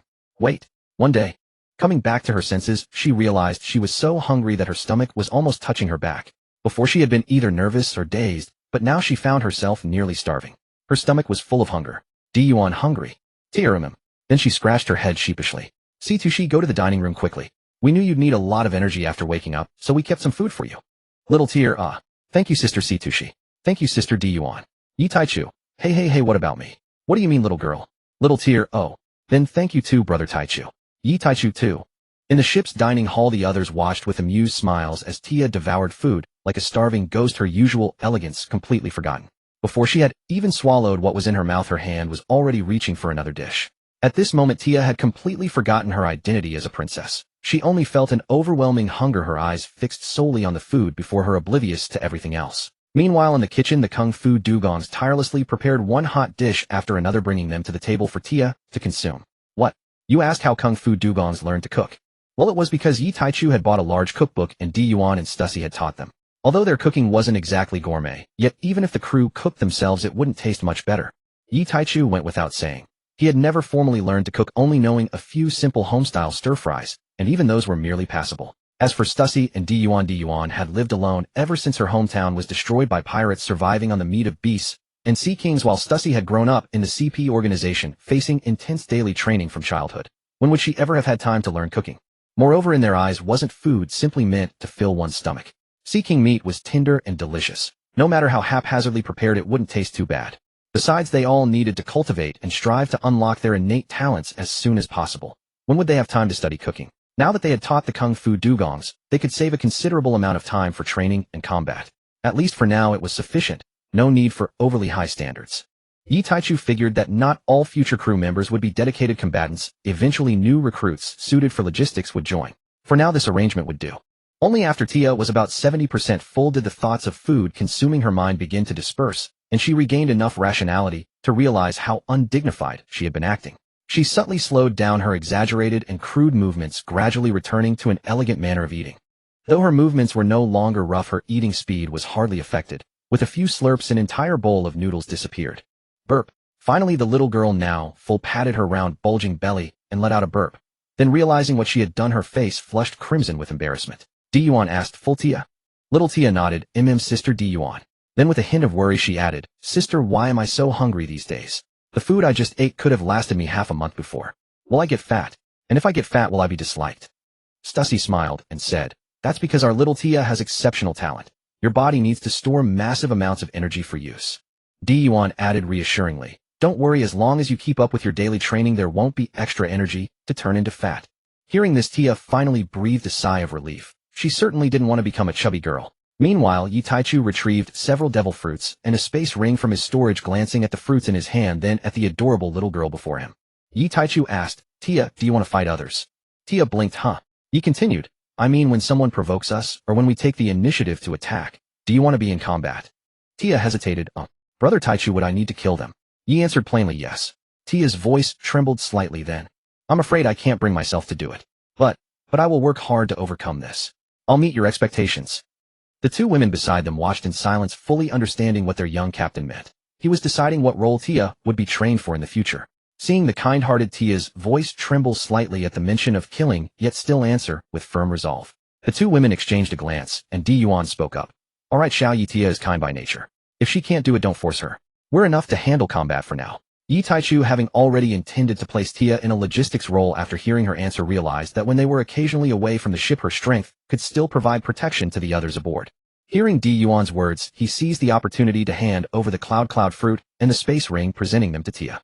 The space ring wasn't unfamiliar to Tia. She had often seen the sisters using them recently, but when she saw the devil fruit Brother Taichu was offering her, she was rather bewildered. Seeing Tia's confusion, Stussy took the initiative to explain, "You should know what a space ring is. You've been watching us use them. It's a benefit the captain provides for his crew members. This is the Logia type cloud fruit. We sisters obtained it by chance during our visit to Skypea." Tia stared at the space ring and devil fruit before her, deeply moved. Though young, she had spent time on the Grand Line, so she naturally understood just how precious and powerful such legendary space items and Logia abilities were. Yet the captain and the two sisters were giving them to her, someone they had only known for a few days.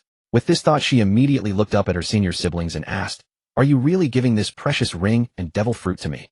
Wouldn't it be wasted on me? I'm afraid I won't be able to help much." Then she added, "Brother Taichu, how about this? Since the ring is something everyone has, I'll keep it. As for the other items, save it for a sister who is more deserving of eating this devil fruit in the future." With that, she handed back the devil fruit she had only just received moments ago. Everyone smiled at her words and actions. Yi Taichu gently pushed her hand back and said, "Don't worry, girl, eat it. Your brother Taichu has other devil fruits that are no worse than this one. Besides, you won't need to fight. With your talent, after eating this fruit, you'll be tasked with protecting the other sisters on this ship." The two women chimed in, "Go on, Tia, eat it." Looking at the encouraging gazes of Brother Taichu and her two sisters, Tia's eyes grew determined. "Don't worry, Captain, and you two sisters. I will train hard and protect everyone else on this ship." Without further hesitation, she took a big bite, only to immediately grimace, her little face scrunching up. Yet she persisted, biting through the terrible taste and finishing every last piece. This was the expectation her brother and sisters had placed upon her. How could she waste it? That was what she thought. Stussy handed over some freshly prepared honey water, and Tia accepted it with a quick word of thanks, gulping it down in large swallows to wash away that peculiar taste unique to devil fruits. Among them, Yi Taichu and Stussy were the most curious about what devil fruits tasted like, as neither had ever tried one. Stussy simply hadn't found the right fruit, yet, while Yi Taichu wasn't sure whether his body could even handle eating a devil fruit. After all, his body already possessed two of the most powerful abilities achieved only through a series of extraordinary coincidences. He didn't dare casually test it by eating another devil fruit. Given his current level of strength, he genuinely feared he might not have time to be saved, or that he'd waste a perfectly good fruit. Based on the experiments the demons had conducted in the past, his constitution would most likely not cause his body to explode upon eating a devil fruit. Rather, the innate abilities within his body would return to the sea and be reborn anew. Though he had a rough idea of the outcome, he dared not actually attempt it for fear of death. Caution was never wrong.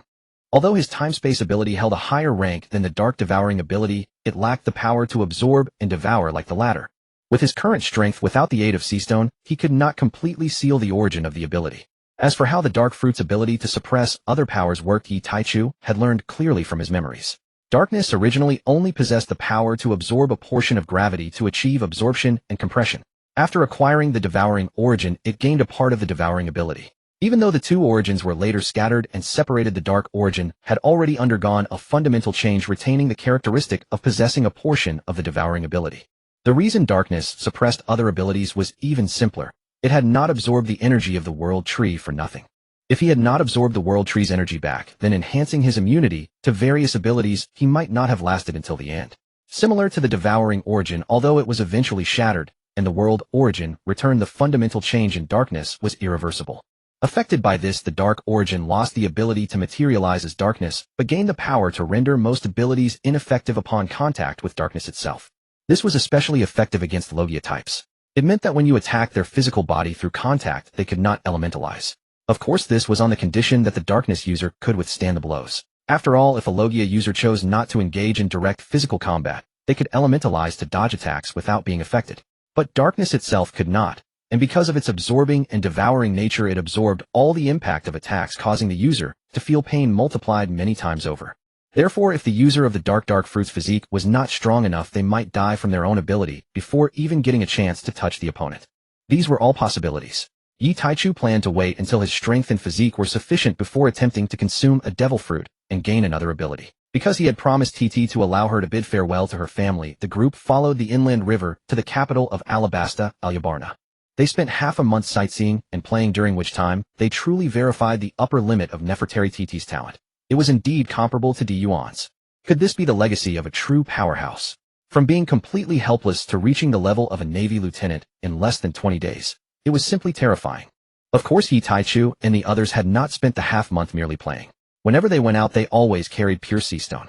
Yuan fared better. She only lost her ability and gradually regained mobility after a period of adaptation, though she was still no stronger than an ordinary woman. Little Princess TT, however, collapsed on the ground, unable to move at all. Seeing this, Yi Taichu had to find a set of low-purity seastone tools for her. Even then, she struggled to move for the first few days and only regained normal mobility after 5 or 6 days. While doing this in the Copper Mountain area, Yi Taichu did not forget to acquire high-purity seastone. He needed a large amount of seastone to forge an airtight cage. This cage would be useful later when he wanted an ability, but the fruit had already been consumed by someone else. Perhaps pure seastone alone was insufficient to trap the ability origin, but he also possessed spatial abilities. In this world, the common consensus was that the sea could trap ability users, but after death the fruit's energy could not be trapped. Ordinary people would never think of using extremely high-purity seastone to build an airtight cage, kill an ability user inside, and thus obtain the ability. But Yi Taichu had no doubt that someone had already tried this method, for there were always people with unique thoughts and scientists whose thinking differed from the norm. Yet why had this method not become widespread? Simply because it was useless. Although pure seastone contained an extremely high concentration of the sea's energy, and could be considered solid sea, the reason the sea suppressed abilities was due to the world tree's world origin. Devil fruits were born from the world tree's origin. Returning to it was like going home, where they could hide anywhere. How could you trap something by using its own home? But Yi Taichu was different. He only needed the devil fruit to enter the seastone cage space. If an ability user was killed inside, the ability origin would not simply vanish like it would in the outside world. Then he would seal the space within the cage and place a pile of fruits. Unable to leave its home, the ability origin would have no choice but to choose a body inside. Unfortunately, high-purity seastone was a scarce resource even in the sea, with very little in circulation. The amount he had acquired was not enough to build a cage even half a meter wide. One wall was still missing, and this was already all the pure seastone in Alabasta, including the kingdom's treasury. Having no other choice, Yi Taichun could only let Christopher, who had been absent for a long time, live a little longer. I am truly merciful. For a crippled pirate who has committed every evil, I choose to support him, only taking a tiny insignificant reward that he himself no longer needs. In the future, I should not call myself Yi Hao, but rather Yi the Great Benefactor.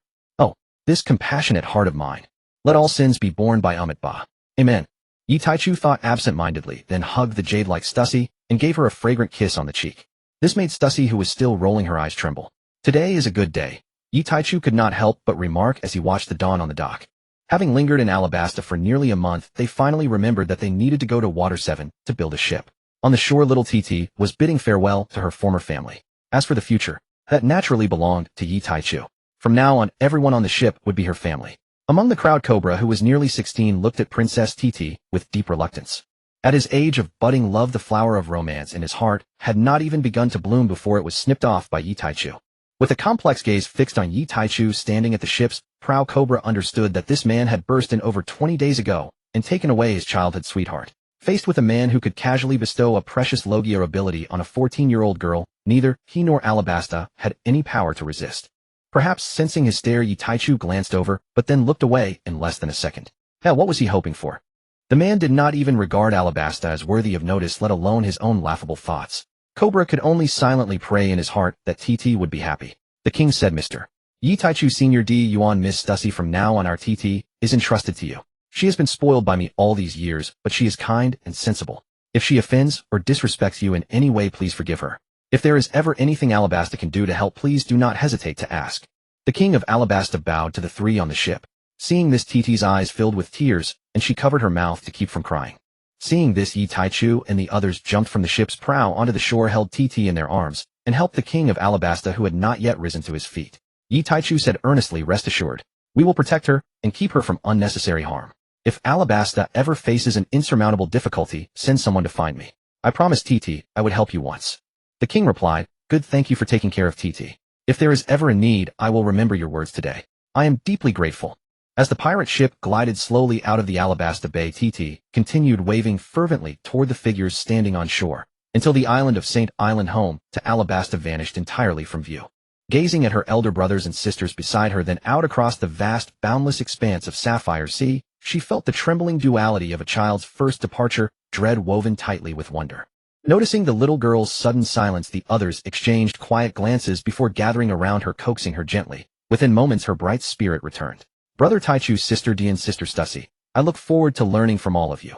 And they tenderly ruffled her azure tresses, each nodding in warm agreement. Lately they'd grown nearly addicted to stroking TT's soft hair, its texture truly exquisite. And poor little girl, though, she'd begun fretting whether her devoted siblings might quite literally rub her bald. Soon their rhythm settled once more into days of rigorous training and nights of fierce sparring. Notably on the 5th day at sea, TT's strength surged to the rank of lieutenant. She now bested dozens of martial sea cows aboard the vessel, and chose the spear as her weapon, just like Stussy. And when asked why, she replied softly, I'm afraid of blood splattering on me, so I wanted something with greater reach. The others stood speechless, having assumed she'd been captivated by Stussy's elegant spearplay. Never had they imagined such a quietly pragmatic reason. They sailed through the year 1490 and entered the sea calendar year 1491. In that year, scattered remnants of the legendary Rocks pirate crew surfaced across the Grand Line, recruiting openly, igniting unrest from one horizon to the next. Rumors flared like wildfire. The mere title former Rocks pirate drew legions of ambitious souls to their banners. Names once prefixed with Rocks fleet captain now stood alone in infamy: Edward Newgate, Charlotte Lean Shiki, John Wangji, Roger, and Rayleigh, all forging legends across the seas. Newgate shed his old title, becoming known instead as Whitebeard. Linlin earned the epithet Big Mom for her relentless pursuit of husbands across races. Ishiki crowned Golden Lion for his radiant golden mane. And each now commanded awe across the oceans. And Yi Taichu knew with quiet certainty the storm of this era was gathering. His path, to linger in the shadows behind those bulletproof titans, growing steadily, unseen, unthreatening. And survival, after all, was the highest art. His crew was unlike any other, not mercenaries to be replaced, but wives. Each irreplaceable, each loss unthinkable. Of course the young sea cows, octopuses, and 2 compass birds didn't count. They were pets and auxiliary engines, not crew. Labor exploitation. That's my specialty. In back on Skypea, Yi Taichu had hoped to capture several giant Scypian compass birds, but his luck, it seemed, had already been spent on devil fruits. None appeared. He'd simply return to Skypea later. No urgency, no crisis. 7 Water City lay far from St. Island, and their vessel, a standard twin-masted sailing ship, was neither swift nor enchanted. It took over 5 months before the silhouette of 7 Water City finally emerged on the horizon. By then, a month and a half had passed since their last port, and supplies dwindled perilously low. And what? You ask about the spatial storage device. It was packed solid with gold. To carry it all, Yi Taichu had even expanded his inner world. And was that precisely why he'd left Skypea so decisively, awaiting a safer return for the Golden Bell? One reason hardly sufficed. The truth. Had he forced the bell inside, there would have been no space left, not even a breath of air for anything else. And if misfortune struck, if danger loomed, would he really waste precious seconds shifting gold aside before rescuing his people? And by then his spatial ability would be exposed, and they'd be swept up wholesale. After all, Dun held the rank of Vice Admiral, Stussy that of Rear Admiral, Yi Taichu himself a commander, and now a lieutenant to their little girl. Formidable certainly, at least sufficient to navigate freely through the first half of the Grand Line in any age. Yet the Navy's main base also lay within that stretch, and amid this chaos admirals roamed the seas incessantly. Who could say when they might cross paths? With their current strength, and without abilities, Defeating even a single elite vice admiral would demand their full coordinated assault. Facing an admiral candidate, or worse a full admiral, their battered pirate ship wouldn't flee fast enough. Their sole recourse: retreat into the inner world with everyone aboard. Yi Taichu, a master of the art of prudent concealment, refused to place himself or his loved ones in such peril. A contingency was non-negotiable. Nan thus retrieving the golden bell then was unnecessary. It wasn't going anywhere. Standing at the bow gazing toward the city seemingly built upon the waves, TT gasped in, "How is this possible?" "Incredible, Captain. Captain, Brother Taichu, do you know how it was built?" She clung to Yi Taichu's arm, shaking it eagerly. Feeling the soft warmth of TT's small frame, fleeting thoughts stirred. Then he shook his head, sharply banishing them. Ni's gaze fixed instead on the floating metropolis, drawing nearer. As if he knew everything. He truly didn't, but pride forbade admitting it. As if sensing his fluster, Stussy stepped forward smoothly. TT beneath Seven Water City lies solid land. The sea rose gradually over centuries and generation after generation rebuilt upward, and eventually roots took hold upon the water itself, transforming it into a true city afloat. She winked at him playfully. TT nodded thoughtfully. "Oh, so the people here are truly strong." Stussy affectionately tousled her hair. Seven Water City reached, and the ship veered towards Scrap Island behind the city. Yi Taichu knew the legendary shipwright Tom resided there. In terms of naval craftsmanship, few in this era could rival Amazon Lily's mastery, situated deep within the Calm Belt. Even the world government today dared not claim superiority over their techniques. Yes, that very nation ruled by the Empress. Before vessels capable of navigating the Calm Belt existed, Amazon Lily's shipbuilding stood unrivaled worldwide. Alas, Yi Taichu's crew lacked the strength to breach the Calm Belt. Ordinary ships attempting passage required at least an admiral candidate aboard, nor sheer miraculous fortune praying the colossal sea kings below ignored them as they drifted boldly past. Otherwise, they'd be mere morsels. And enough said. Now turn attention to Scrap Island. It was unmistakably conspicuous, that pristine little wooden cabin standing upon an islet formed entirely of shattered shipwrecks. Seated before its door was a mere child of 5 or 6 tinkering with something or other. Standing at the doorstep of Tom the Fishman, so young Yi Taichu recognized him as the future mayor of this floating city, Iceberg. He hadn't expected the boy to have been abandoned by his parents at such a tender age. Yi Taichu had assumed that tragedy would not strike for several more years. Hearing the commotion, the young Iceberg looked up and spotted Yi Taichu's ship. He called into the cabin, "Mr. Tom, we have guests." A moment later the door creaked open and out stepped a plump yellow-skinned fishman belonging to the horned fishman classification, the man known as the world's greatest shipwright. Whether the title was truly deserved remained a matter of debate, yet none could deny his craftsmanship was second to none. As the vessel docked, the group leaped ashore one after another. Yi Taichu even sent the little sea cows and the direction birds off to frolic about Water 7 and challenge the local sea life. Seeing the group approach him, Tom greeted them boisterously. "Yo friends, is there something I can do for you?"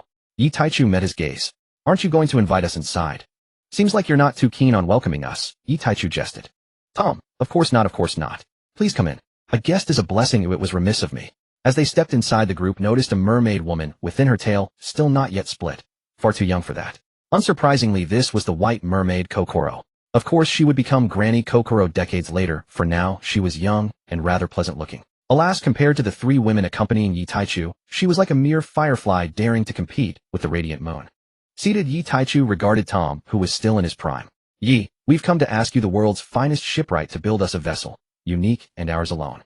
Use the latest, even cutting-edge technology. Oh, don't worry about funds, and spare no expense on the finest materials." "Tom, building your ship is no problem, sir, but I must ask you never to address me as world's greatest again. I dare not lay claim to such a title." "Yi, nonsense.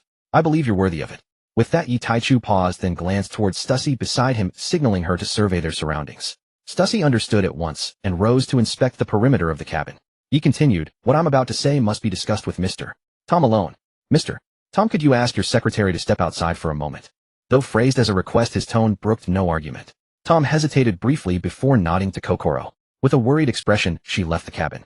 The moment she was gone, Yi Taichu employed spatial sealing, weaving an impenetrable barrier around the cabin. No one could enter, and none within could leave without his leave. Tom felt the surrounding space warp, strangely surmising it was some ability the man before him had just unleashed. Having secured their privacy, Yi Taichu fixed his gaze back on Tom. "Our ship requires no weapon systems.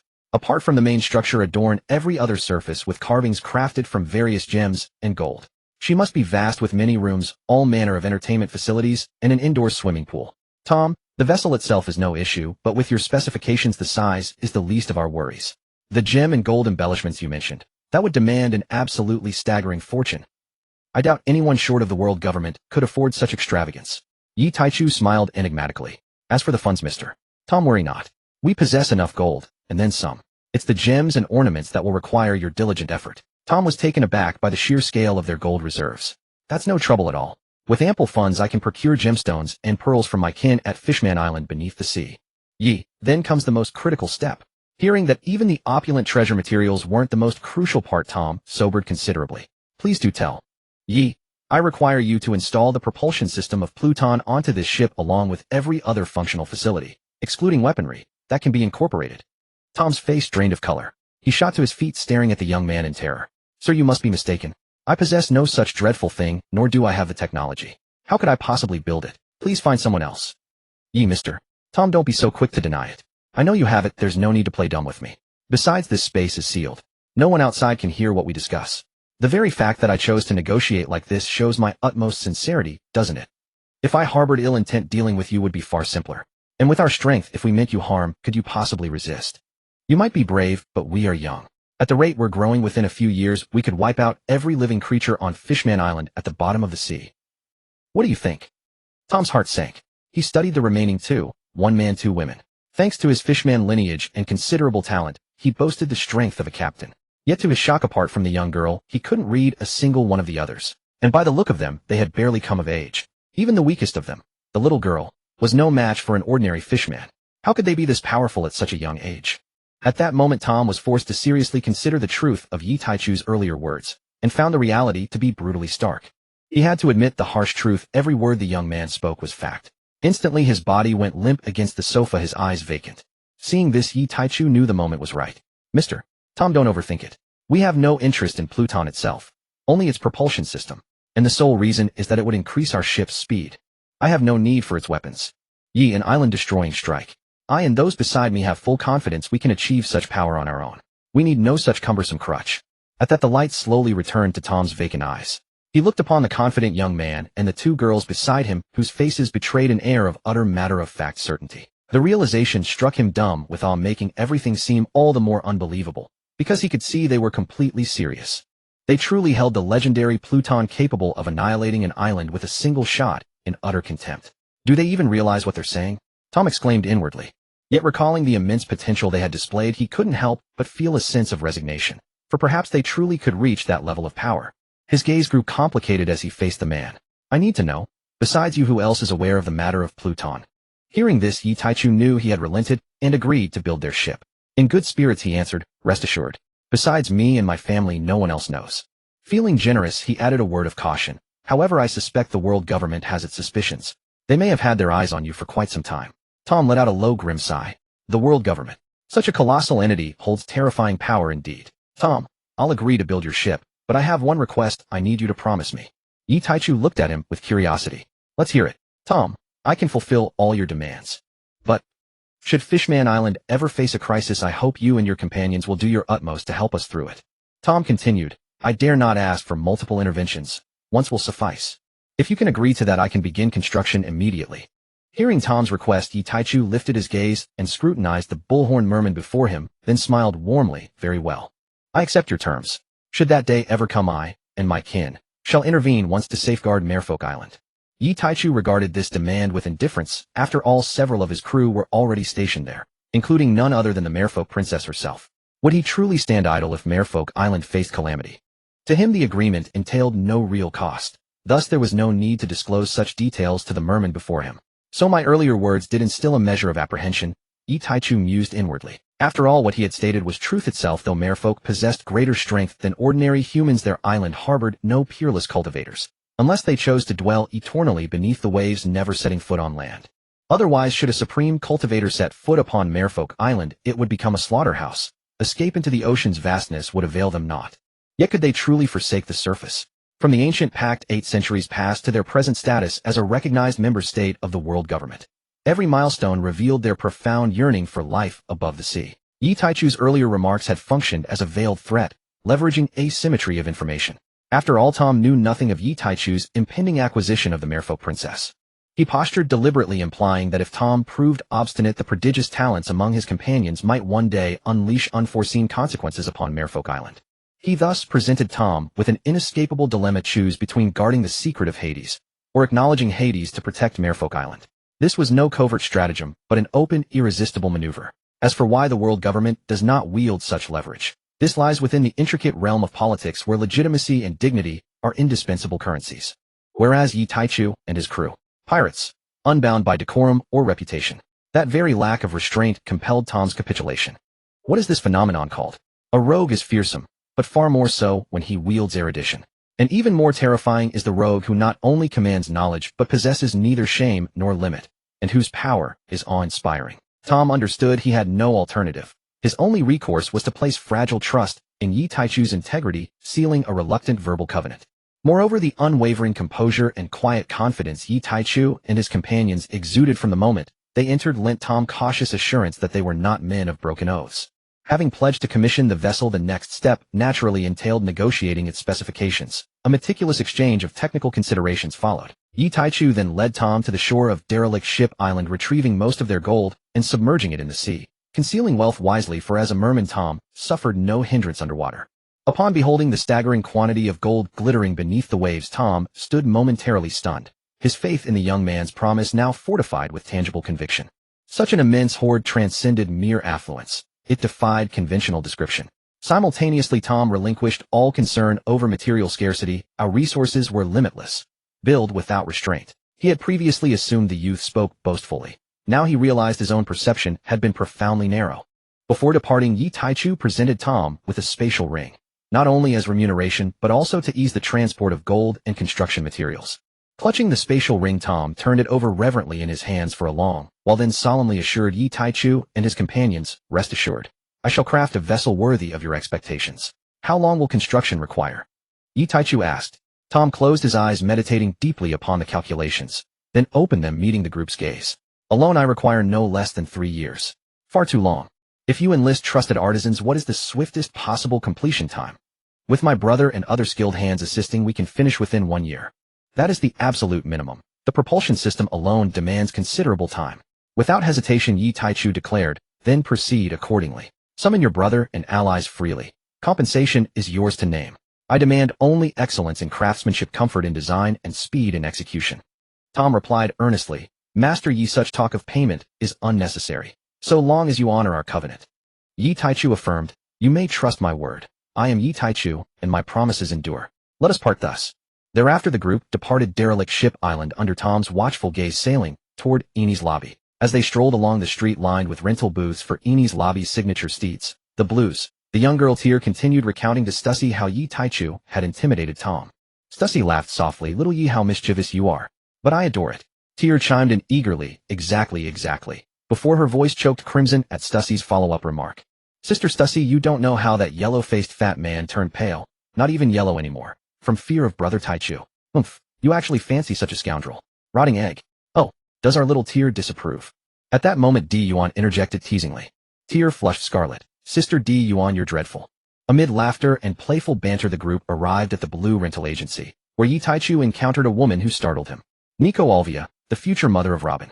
What brought her here? Yi Taichu wondered silently. She was renting a Blue, but all compact models had been claimed, leaving only medium to large variants awaiting shared leasing. Yi Taichu reserved the entire Blue and invited her to join them. Seeing 3 women and a child in their party, Alvia accepted without hesitation. During conversation, Yi Taichu learned she hailed from the West, Blue drawn to the Grand Line aboard merchant vessels, pursuing archaeological research fueled by her passion for history. From this, Yi Taichu deduced that O'Hara had yet to establish its scholarly excavation team, and immediately conceived the notion of inviting her aboard. He quietly proposed the idea to Stussy and Yuan, who exchanged knowing glances, then indulged him executing his plan with quiet complicity. As they rode the Blues through Eni's lobby, Yuan and Stussy engaged Alvia in lively discourse, exchanging tales of distant lands, rare wonders, and scholarly curiosities. When mentioning their ongoing world voyage and their forthcoming journey to Merfolk Island en route to the new world beyond the Grand Line, they extended an ostensibly casual invitation. "Since you cherish history and marvels alike, why not sail with us? You'd have steadfast companionship and protection." As a scholar of formidable erudition, Alvia fully grasped the perils awaiting those bound for Merfolk Island, and especially the new world where danger lurked in every shadow. To venture alone there was unthinkable. Thus the proposal stirred deep resonance within her. After Gion and Stussy discreetly demonstrated their extraordinary abilities, acceptance flowed naturally, and Alvia, impressed by their character, readily agreed. Thus concluded Operation Recruitment of Nico Alvia, successfully executed. Having accomplished their mission flawlessly, the two women winked slyly at Yi Taichu. He responded with a raised thumb, then formed a fist with one hand, inserting his index finger into its hollow, before gesturing upward at the sky, signaling a lavish nocturnal reward. The gesture left both women blushing fiercely. Is that reward for us? Or for yourself? Tisich, lecherous brute. They glanced upward, anticipation shimmering in their eyes, toward the approaching dusk. Beneath the luminous night sky of Chishui City, a welcoming banquet was held for Alvia on the open ground of wrecked Ship Island, where young sea oxen performed acrobatics. Tom and Alvia, however, exchanged faintly surprised glances upon seeing an entire vessel crewed by kung fu-trained sea oxen and 2 compass birds. Each silently mused, what an extraordinary captain. Gradually, amid the warmth and liveliness of the gathering, Alvia eased into the circle, her initial sense of estrangement softly dissolving. The days that followed unfolded in quiet cultivation and heartfelt conversation. Indeed, was it not fitting to call her a literary maiden? Though brilliantly perceptive, she responded profoundly to refined sensibilities. Poetic intellect, not persuasion, drew her near. Within days, Yi Taichu had won Alvia's heart, the 21-year-old scholar whose mind shimmered with erudition. After daily cultivation, he sought her out, sharing tales of distant lands, obscure histories, and wonders that stirred her imagination, deepening their bond with gentle intention. Would you like to see more? Let me know in the comments. I'll craft a detailed courtship arc for another heroine. That morning, awakening beside Alvia, Yi Taichu reflected quietly on this era of literary borrowing, truly a mental tempest. Gazing down at Alvia sleeping in his arms, her snow-white hair spilling across the pillow, her face pale and weary, he felt a pang of tenderness. After all, Alvia possessed no combat prowess whatsoever. Beyond her keen intellect and vast learning, even the ship's compass birds surpassed her in physical resilience. Such frail constitution. Alas, what could Yi Taichu possibly say? She was now his crewmate, cherished, never reproached. He cradled her close as sleep overtook him, her delicate frame simply too fragile. She was his woman. How could he not cherish her? She had entrusted him with her entire life. How could he ever neglect her for selfish desire? His eyes softened as he brushed a tender kiss upon her pallid, exhausted forehead. He resolved then to intensify procurement of pure marine blue crystals, to expedite extraction of the surgical fruit's power, not only to shield his women from illness, but also to isolate and refine the demonic essence within himself for their use. This would both fortify their physical resilience and diminish the sea's inherent suppression over them. These two imperatives drove Yi Taichu's urgency. Without such enhancement, even decades of patient cultivation, waiting until his own strength could seal dimensional rifts and contain the primordial source, would yield identical results. For few high-grade mythical Zoan fruits existed to bestow upon his women. Without their physiological augmentation, even attaining Admiral tier strength would render them brittle, brilliant, yet unsustainable, lacking endurance.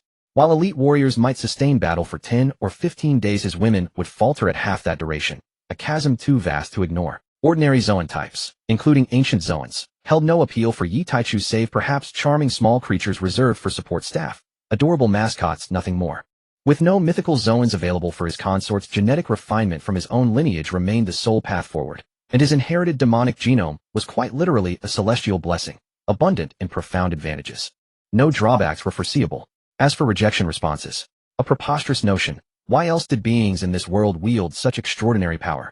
Traces of demonic genes lingered in countless lineages. When ancient demons perished, their corporeal remains were consumed by lesser life forms, gradually transmitting enhanced genetics across generations. Humanity, having fed upon these mutated creatures for millennia, evolved accordingly.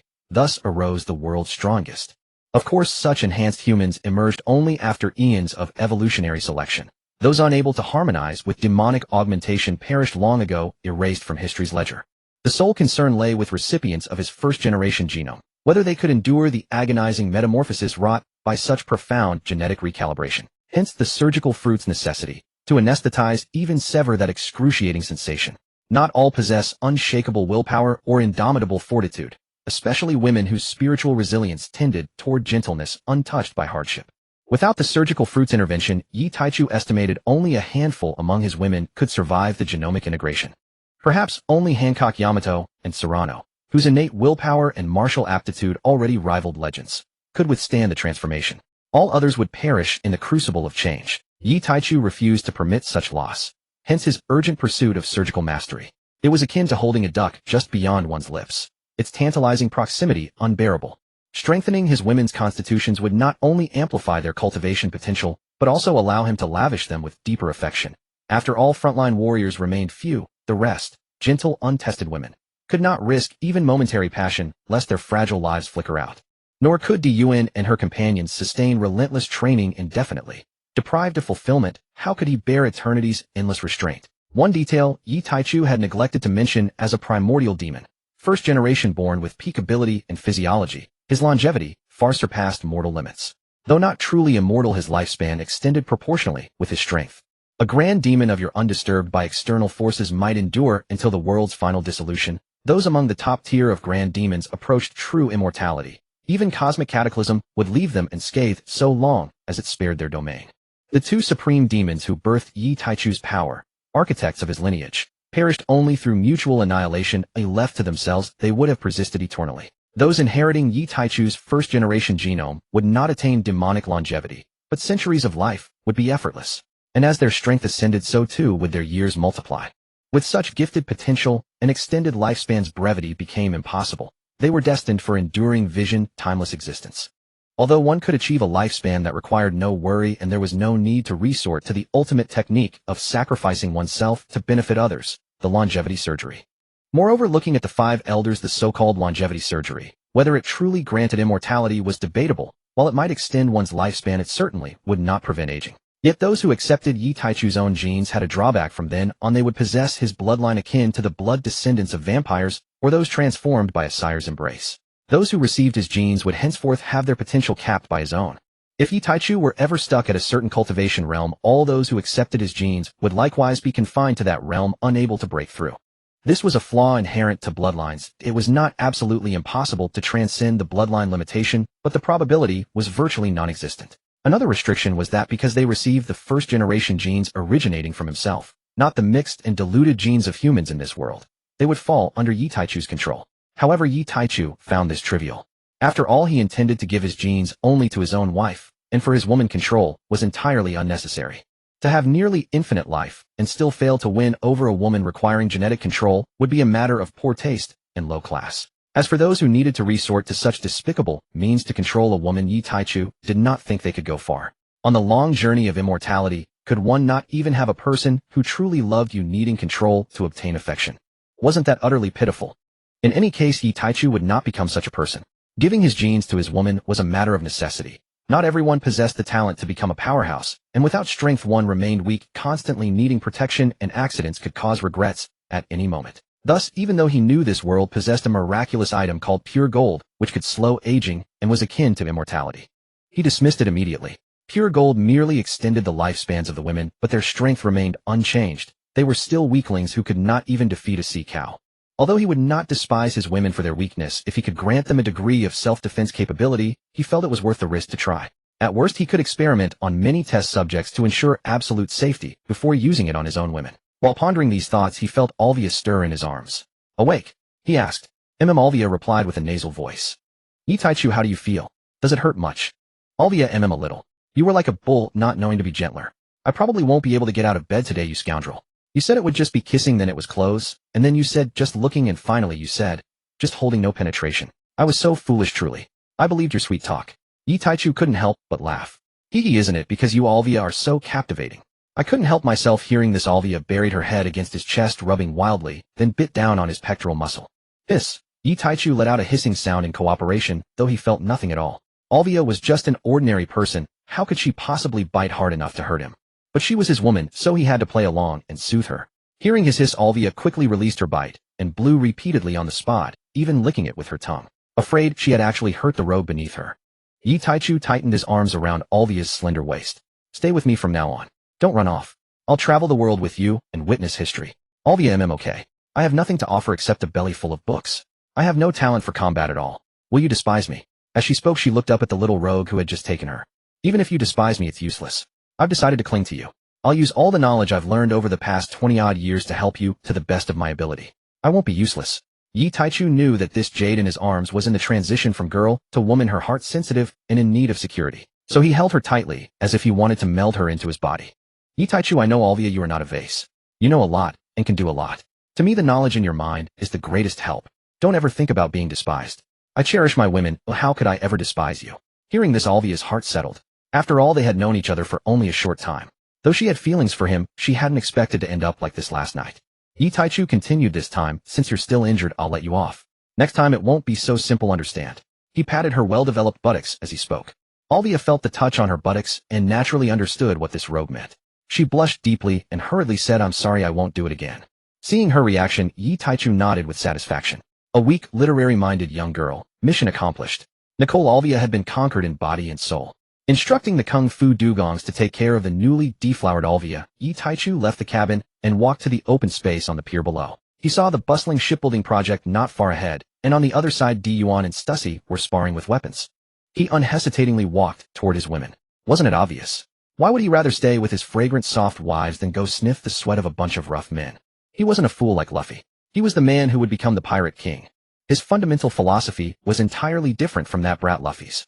The man of the pirate king and the man who becomes the pirate king. The difference was huge. Wife, my sweet soft wife. Hee. Seeing Yi Taichu approach, the two women exchanged a glance, then turned and attacked him with their weapons.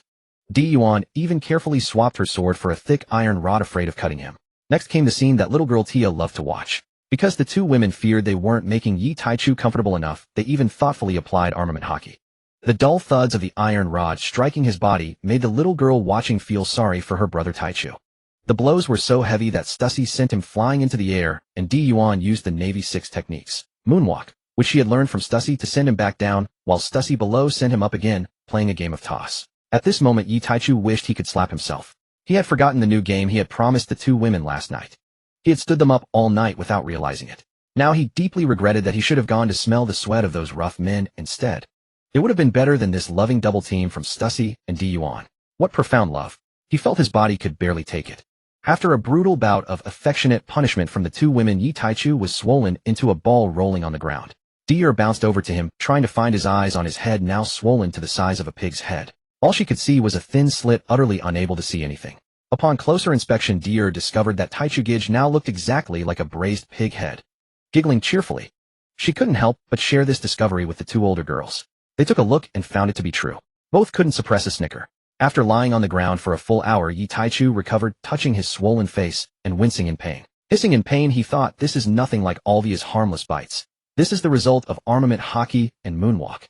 Is that how those techniques are supposed to be used? Well, speaking of which, he really did use them that way. But you've definitely picked the wrong target. Touching his once handsome face, now a bruised and swollen pig's head, Yi Taichu shouted defiantly, just wait. 30 years east of the river, 30 years west of the river. Don't bully a youth for being poor. Once my strength surpasses yours, I'll make you sing rear garden flowers across the river and show you why flowers are extra red. Hearing his shouts, the two women paused their sparring and cast him a glance. Then they slowly approached, saying, it seems we haven't doted on you enough. Little Yi still has the strength to talk. That's our failure. Yuan spoke. Sister Stussy, let's continue doting on little Yi a bit more. Stussy let out a gentle, elegant laugh. Of course, sister. Seeing the two tigresses drawing closer and hearing their devilish words, Yi Taichu's face turned pale with fright. He wished he could slap himself a few times. How could he never control his mouth? Just when they had finally calmed down, he had to rekindle the fire. And not just rekindle. He had to stupidly pour oil on the flames to make them burn even fiercer. What the hell? This time it's really lethal, Yi Taichu thought miserably. Then came another round of torment. This time he learned his lesson and kept any thoughts to himself, not daring to speak them aloud again. The little genius had grown another step. After all, he was still their beloved little man. The two women didn't truly lack compassion. They held back when striking. It looked severe, but it was only superficial. With Yi Taichu's recovery ability, he would be back to normal in a few hours at most. It wasn't that they couldn't strike harder, but whenever they thought of giving him a real blow, they would involuntarily retract their strength at the last moment. After all, he was their own little man. They couldn't bear it. But seeing him so mischievous, they couldn't help but teach him a lesson. After lying on the ground for hours, Yi Taichu scrambled up and ran toward the shipbuilder's area. He was afraid that if he stayed, the two women would see him recovered and start a new round of affection. He couldn't take it anymore. Though a man may never say he can't, Yi Taichu admitted he truly couldn't bear it. Watching his escape, the two women couldn't help but smile. If you weren't so mischievous, why would we hit you? You act like we're monsters. Why run so fast? Watching their little man flee, the two women said nothing and resumed their training. With the crew growing daily, they needed stronger strength to protect little Yi and the family. Yi Taichu arrived at the bustling shipbuilding site, observing the busy mermen. He quickly located Yellow Skin Tom and asked how much pure sea stone he had acquired. As expected of Water 7, a bustling maritime trade hub, in just a few days the haul already matched the entire Alabasta collection. He proposed to Tom that he first build a small seastone cage about 1 meter tall equipped with a blade mechanism that could cut through from top to bottom. He needed it urgently. Tom knew he wanted to incorporate a seastone room cage into the ship's hull, so he had been preparing, but he hadn't expected it to be so urgent. However, this was not a major problem. Given time, Tom could even build Pluton, so a small seastone cage was no trouble at all. In less than 2 hours he had crafted the required item from the collected pure seastone. Truly worthy of Tom, wasn't it? Carrying the cage, more accurately a box, Yi Taichu called the 3 women practicing and had several battle kraken bring Chris and various fruits to a secluded uninhabited spot. Stussy said, "I'm so excited. Can we really succeed? The world government under Dr. Vegapunk's leadership once attempted this and failed." Gion added, "It should be possible. Little Ye's spatial ability is our backup plan, isn't it?" Little lowly deer cheered Go Taichu Gij. Listening to the thoughts of the 3 women around him, Yi Taichu smiled faintly and said, "We will surely succeed." Then he stuffed Chris into the box. Chris was over 2 meters tall, so it was difficult to fit him in completely. Thus the benevolent Yi could only cut off his limbs, turning him into a human stump. Ignoring his screams, he shoved him inside. Then he poured in various fruits. Once everything was ready, they closed the lid and looked at Yi Taichu expectantly. None of them felt any remorse. Not even the once most innocent DD, because she knew Chris was not a good person. Moreover, following good people makes one good. Now deeply influenced by Yi Taichu and the others in her heart family, outweighed everything. Even if others were innocent, if harming them benefited her family, she would have no choice but to send them to their deaths, however reluctantly. And this man was a villain who had committed every evil. He deserved no sympathy. She wished all such people would die out completely. Watching the expressions of the women, Yi Taichu smiled faintly, sealed the space inside the box using his ability, and then activated the mechanism inside. A muffled groan came from within, and then the box fell silent. After a few minutes they opened the box and tossed aside the body, which had been cut into 2 halves. Because Yi Taichu had not released the seal, the space inside remained in absolute stillness, so there was no scene of blood splattering all over the fruits. The blood that had flowed out condensed into tiny beads floating in the air. They casually discarded the blood beads along with the corpse, and began searching among the fruits for the transformed devil fruit. Sure enough, it didn't take long for DD to pull out a fruit shaped like a red heart. Seeing the success, everyone was thrilled, including Yi Taichu. Although he had estimated it wouldn't fail, his heart had been in suspense until the result was confirmed. Now that hanging heart could finally settle. This meant that from now on they could hunt for any ability they desired, and they would never lack resources to cultivate powerhouses. And most importantly, as long as someone in their family ate this op fruit, Yi Taichu could begin the genetic plan. Stussy then reminded them, "Before we have overwhelming strength to disregard everything, this secret must never be exposed. Do you understand? Sister D Yuan DD. This is merely normal cultivation." Diyuan nodded gently. "Yes, younger sister, I understand. This discovery is utterly staggering and terrifying. Not a word of it must leave our family." As she spoke, both young women turned their gazes toward Didi. "Why are you two staring at me? I'm scarcely younger than elder sister Diyuan. I'm not foolish. I grasp its significance perfectly. If exposed, we'd be forced to flee across the world in hiding." Didi pouted in protest, deeply affronted by their condescending glances, as if she were still a child. She was no longer a girl. Nefertari Didi had long since come of age. "I'm only 1 year younger than elder sister Diyuan, and merely shorter, not smaller. How dare you treat me like a child? It's infuriating. Just because I'm petite doesn't mean I'll stay that way. I'm still growing." The others smiled faintly. Indeed, they had grown overly anxious. Deer was remarkably mature and perceptive, yet her slender frame, barely over 165 meters, stood dwarfed beside them, perpetually inviting that tender protective gaze. "We must adjust our thinking," they silently resolved. Didi is no longer a child. After stowing the chest and the devil fruit into his spatial storage, Yi Taichu finally noticed Deer. Yes, our Deer is certainly no longer a child. Soon enough brother will serve you up as his meal." Her cheeks flushed crimson as she murmured softly, "It's not that I'd refuse, but you insist on seeing me as a little girl. What else can I do?" Yi Taichu chuckled warmly and ruffled her hair. Her sapphire locks rippled like gentle waves. "Yi Taichu, in a few days I'll consume our enchanting divine fruit, so you must intensify your physical training. Don't end up like senior sister Aorwea, whose constitution remains frail. I hope you complete the full regimen without faltering." Didi's face burned scarlet. Steam seemed to rise from her head as she shyly glanced around, whispering, I'll show Brother Taichu just how formidable I truly am." Returning aboard the ship, Yi Taichu first visited Aorwea's cabin, finding her complexion gradually restored and her condition stable, then remained beside her for a while, offering quiet comfort to a woman who craved security.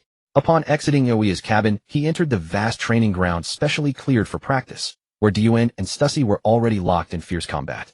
They acknowledged his arrival with a brief nod before resuming their duel. Why had they chosen this largest arena among many available? Because their techniques unleashed wide-ranging shockwaves, and unrestrained battle auras would have been imprudent elsewhere. For seamless sparring, this grandest hall naturally became their shared sanctuary. Without further preamble, they launched into a blistering clash of cold steel, sparks erupting like scattered stars with every strike. Yi Taichu even nursed a quiet resolve to settle an old score, the humiliation of having been thoroughly overwhelmed by these two women. If I cannot best you in raw strength, surely my innate physical prowess surpasses yours in cultivation. Today I, Yi de Guanren, shall not stagger out bruised and battered, but stride forth triumphant. You two face me. Fight. Slaughter. Today we settle this once and for all. And indeed, two fledgling demons stood no chance against him. An all-out, soul-exhausting battle, purging every trace of frustration, left him radiant and refreshed, as if the very world had grown gentler, kinder, more luminous. Yi Taichu stepped out onto the deck, gazing eastward where dawn's crimson clouds bled into the sky, and beside him the fishmen already laboring since who knew what hour. Soon those drifting clouds morphed into shapes resembling delicacies. Ever shifting the heavens wove a new vision, a plump snow-white mountain, soft and round, glowing gold beneath the morning sun, adorably serene. Above it rose the radiant sun, a blazing orb of molten gold, illuminating the cloud mountain with sacred light, accentuating its pristine pillowy softness. The sight lifted his spirit, filling him with boundless serenity, yet also awakened a fierce gnawing hunger deep within his belly. Just then the cloud mountain dissolved into the likeness of a sweet red bean bun. Clouds shift endlessly, but always retain their soft warm hue. Alas, it was no true food. Otherwise that sunlit, flawlessly round, supple bun, gleaming with elasticity and tenderness, would surely taste sublime. After all, clouds are mist-born, plump, yielding, and springy, like those of Sky Island, soft and delightfully bouncy. Their mere presence evoking the rich, fragrant aroma of freshly baked bread. He disembarked onto the shore where blossoms bloomed in radiant profusion, dewdrops clinging to their petals glittering like scattered diamonds beneath the sun. At the cove of Gion Island, a verdant patch of grass swayed gently in the breeze, lush and alive. All was hushed, tranquil, and brimming with quiet vitality. Sipping dew gathered at dawn, he savored pollen left behind by careless bees upon the petals, salt-kissed by sea winds, tempered by morning's cool embrace, and bathed in golden sunlight. The floral nectar carried a subtle oceanic fragrance, a unique umami note absent from ordinary pollen.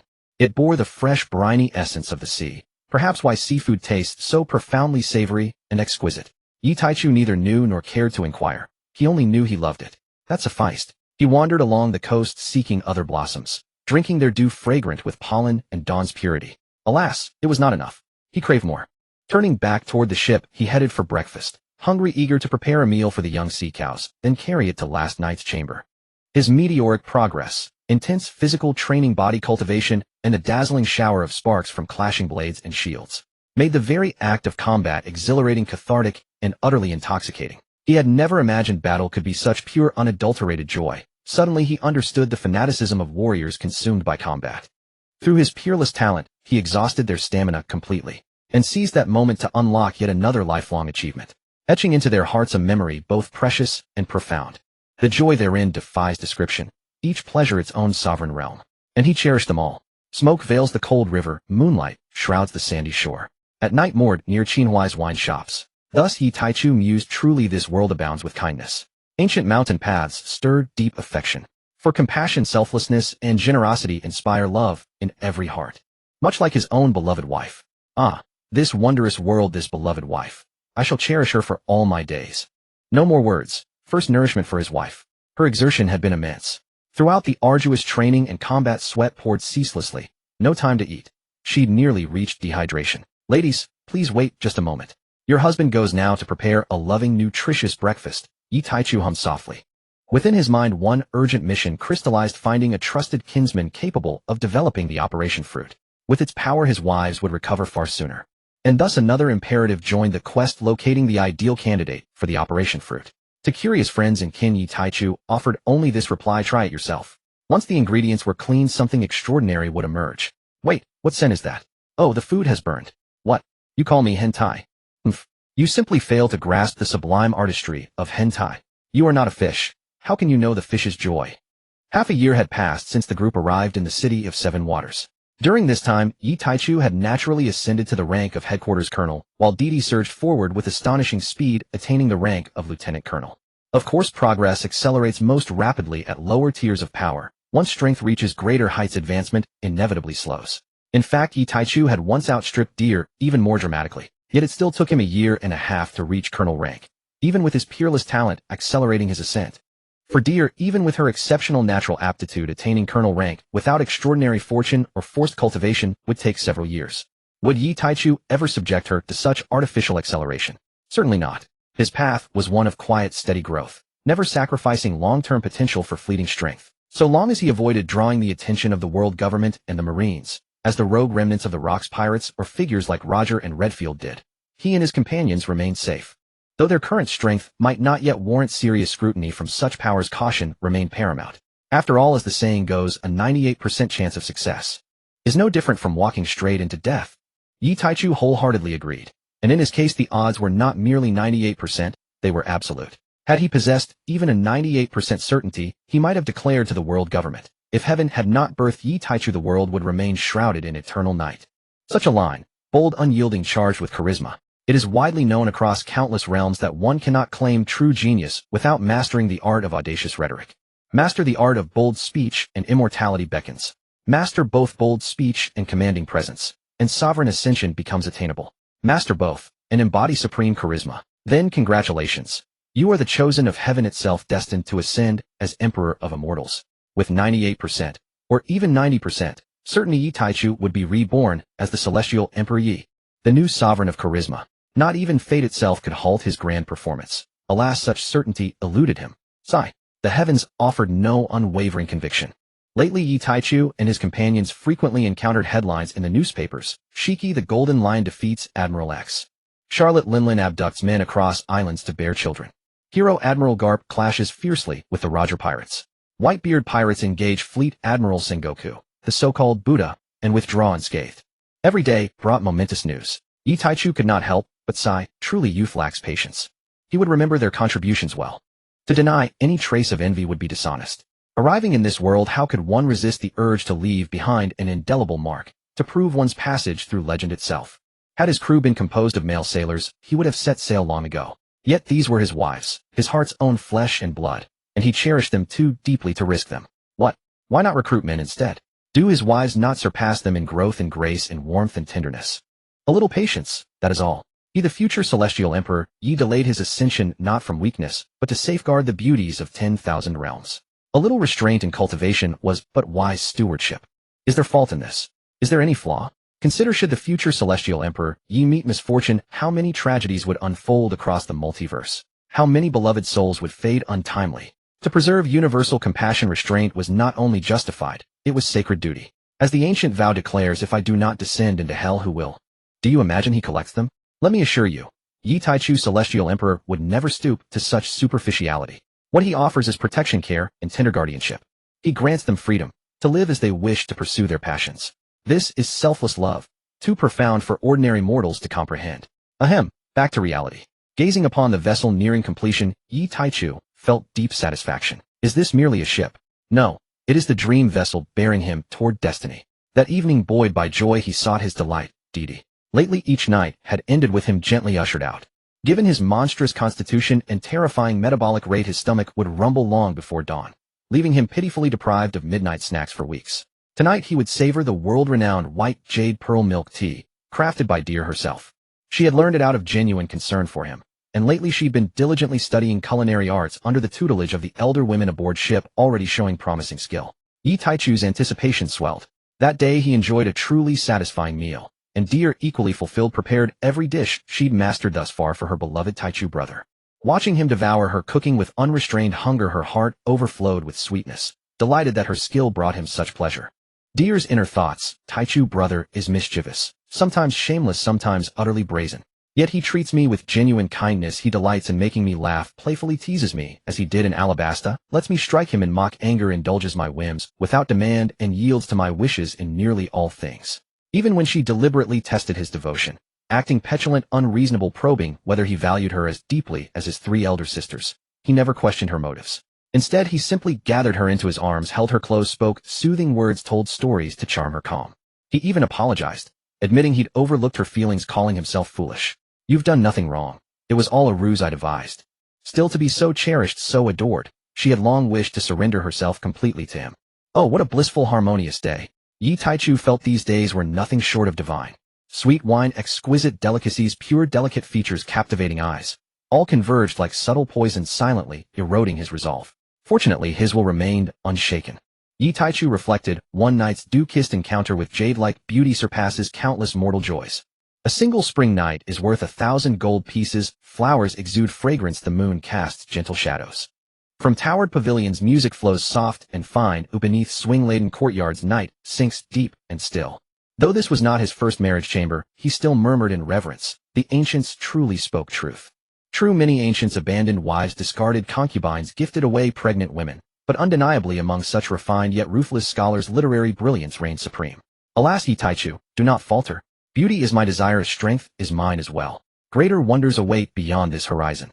How could mere single-serving white jade pearls suffice? Tomorrow I shall savor 4 portions. And later, still more.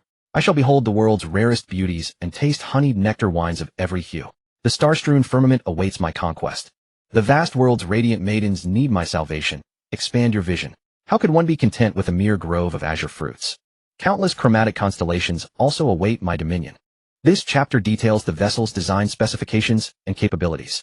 Originally deemed unsuitable for publication due to its length, yet after a full day spent refining its architecture, from 5,000 meters down to 3,000, then 1,000, and finally 500, the design crystallized. It is born of sheer devotion, withholding it would betray my own labor. Readers intrigued by the protagonist's ship may peruse this description, others may skip ahead at their discretion. Time flows like tide. Years dissolve into memory. And before long Yi Taichu and his companions have dwelled in Eni's lobby for 1491 years, arriving now at the dawn of 1492. 2 years have passed since Yi Taichu first arrived in this world and met Gion, time that slipped away like mist. Today he turns to gaze upon the women who have gathered beside him, awash in quiet wonder at how swiftly the years have flown. In those 2 years he claimed Gion, Cici, Orvia, and Teal as his own.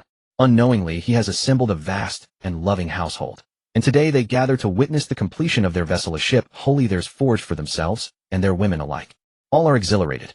Over this year and more in Eni's lobby, aside from cultivation, the most time-consuming pursuit, they have watched day by day their great ship rise from blueprint to reality. This moment has been long awaited.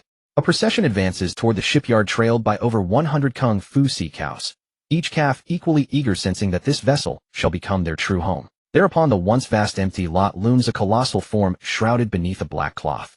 Beneath it stand countless fishmen, craftsmen whose tireless labor night and day has birthed this masterpiece destined to sail the seas and stand before the eyes of the world.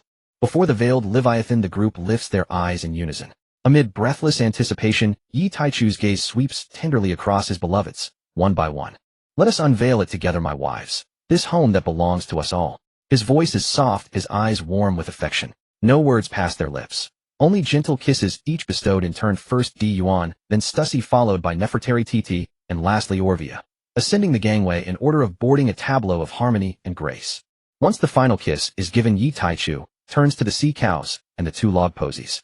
Little ones, join us. At his call the creatures erupt in joyful cries. The 2 foolish birds soar to the ship's apex, claws gripping the shroud, poised to pull.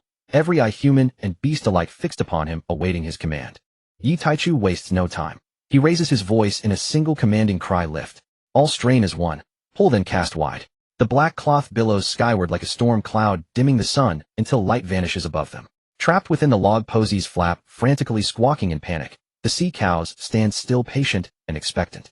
Moments later the veil recedes. Sunlight floods the earth anew, revealing the vessel concealed beneath a golden dragon, head 40 meters wide crowns the prow, at the stern a radiant golden sunbird's visage 20 meters tall. Its hull is forged from atom wood and low purity, sea prism stone painted deep azure and adorned with interlacing bands of gold and silver. Along the port side golden carvings depict the sunbird, its eyes set with amethyst gems, and the dragon, its gaze rendered in sapphire, both wreathed in swirling flames and clouds.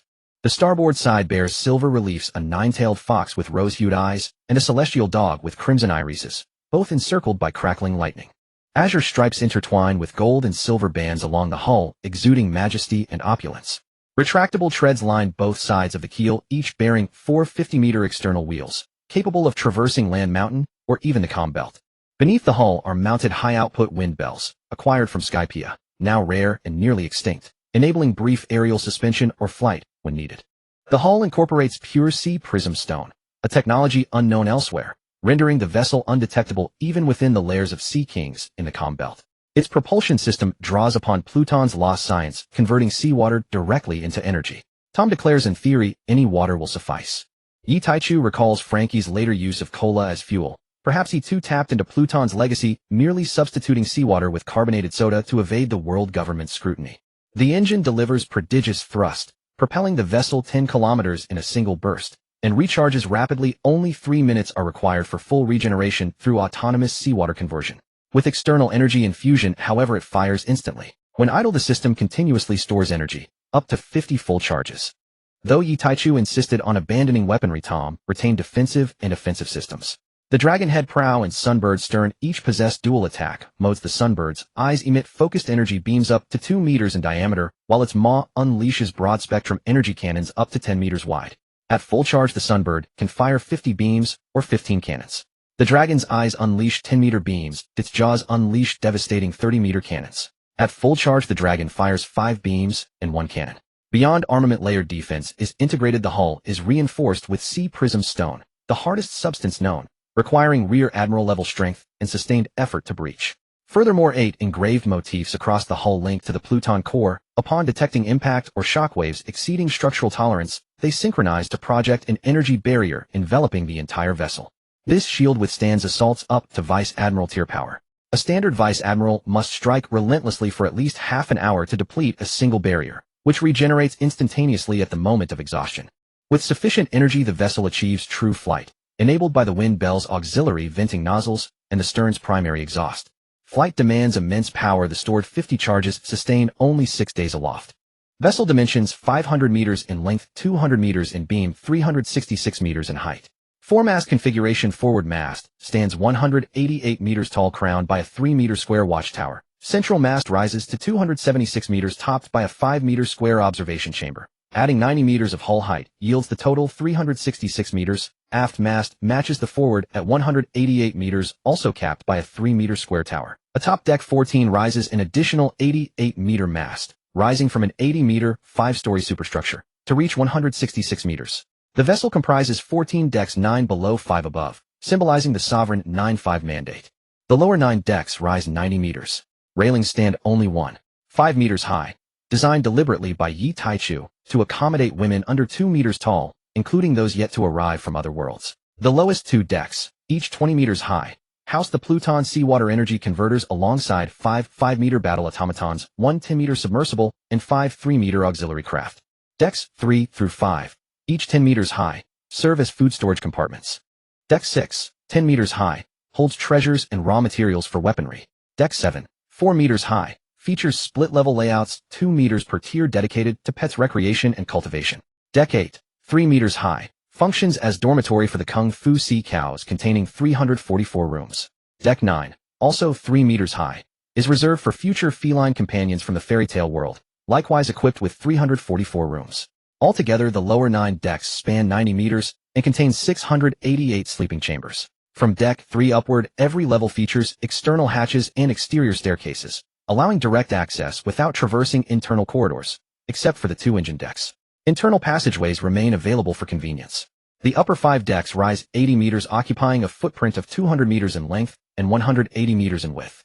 Deck 10 forms the main deck, centered upon the engine control chamber, and includes a 10-meter-high hermetically sealed chamber lined entirely with pure sea prism stone. This level rises 25 meters, carpeted entirely in emerald grass ringed by fruit-bearing trees, and featuring indoor and outdoor swimming pools plus 2 compact bars, 1 inside, 1 outside. It hosts diverse recreational spaces and a grand aquarium spanning decks 7 through 14. External deck areas accommodate leisure and training. Deck 11, 20 meters high, contains kitchens, dining halls, cinemas, entertainment lounges, the aquarium, and numerous indoor training arenas. Deck 12, 15 meters high, comprises 99 suites, each spanning 300 square meters, designed for taller women.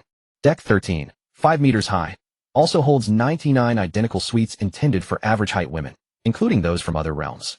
Deck 14, 15 meters high, serves as the combat training arena and houses both the captain's and first mate's quarters. Interior decor of the lower 9 decks employs gold, silver, and atom wood carvings, lavish yet refined, never vulgar. Every column, beam, and ceiling in the upper 5 decks is sculpted from gold and silver, embellished with gemstones of myriad hues and cuts. Unlike the lower deck's interiors of the upper 5 feature exclusively gold and silver filigree, no atom wood is used. Delicate openwork carvings throughout these rooms shimmer with scattered agates, rubies, sapphires, and other gemstones, casting prismatic glimmers across every surface. From exterior architecture to interior ornamentation, every detail radiates grandeur, elegance, and noble distinction. Never coarse, never garish. Every element whispering perfection. The vessel boasts a total of 888 sleeping chambers, 688 in the lower 9 decks, 200 in the upper 5. In Tom's estimation, this vessel was nothing short of perfection, the ultimate ship imaginable. After all, the Ming Wang had been forged solely for war, its design pursuing raw destructive power above all else, not comfort. This ship, by contrast, had been conceived and crafted purely for indulgence. Every detail exuding opulence and elegance, flawless in execution. Yi Taichu and his companions gazed upon the magnificent vessel before them, deeply satisfied. It was their dream ship, brought to life exactly as envisioned, from blueprint to keel. It would serve as their home. For a long time to come, this ship was their home. Gion stood nearby, her eyes soft with affection as she turned to Yi Taichu and murmured tenderly, "Little Yi, give this ship a name." "Gion is absolutely right," chimed in Stussy. "Captain brother, as both captain and head of our household, the honor rightly belongs to you." "Taichu Gij, what name will you choose?" "I'm so eager to hear," added Tyr. Hurry. Surely you've already decided." Orvia said nothing, but her gentle smile spoke volumes. She wholeheartedly endorsed her sister's words. Even the small pets lingering quietly in the background now turned their gaze toward him, while the fishmen, who had poured sweat and soul into its construction, began cheering in unison. Yi Taichu smiled faintly at the clamor of anticipation from his family and the crowd around him. "A name? Indeed, I chose it long ago. Jiu Xiao. The divine vessel Jiu Xiao. That is its name." Hearing this, Tom whispered reverently, "Jiu Xiao, crowned with the word divine. This ship is worthy of such a title. A truly magnificent name." When the fishmen heard Master Tom speak thus, they erupted in thunderous cries, "Jiu Xiao. Jiu Xiao. The divine vessel Jiu Xiao." Tom snapped a solemn bow, then addressed Yi Taichu with quiet gravity. "I await the day your Jiu Xiao resounds across the world." "It shall be so," replied Yi Taichu, equally earnest.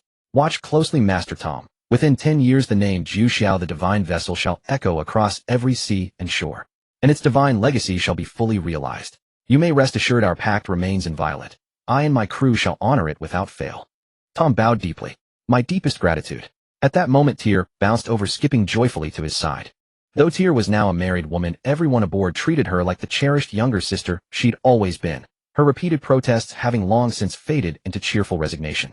She had finally embraced her role, carefree, radiant, and endlessly endearing, the heart and laughter of them all. "Tyr, Captain Gij, now that we have a name, what shall our flag be?" "We sailed on pirate ships before," she continued, "but you always said they weren't ours, so we never raised our own banner. Now that we possess the exquisite Jiu Xiao, shouldn't we design our own flag?" Stussy nodded in agreement.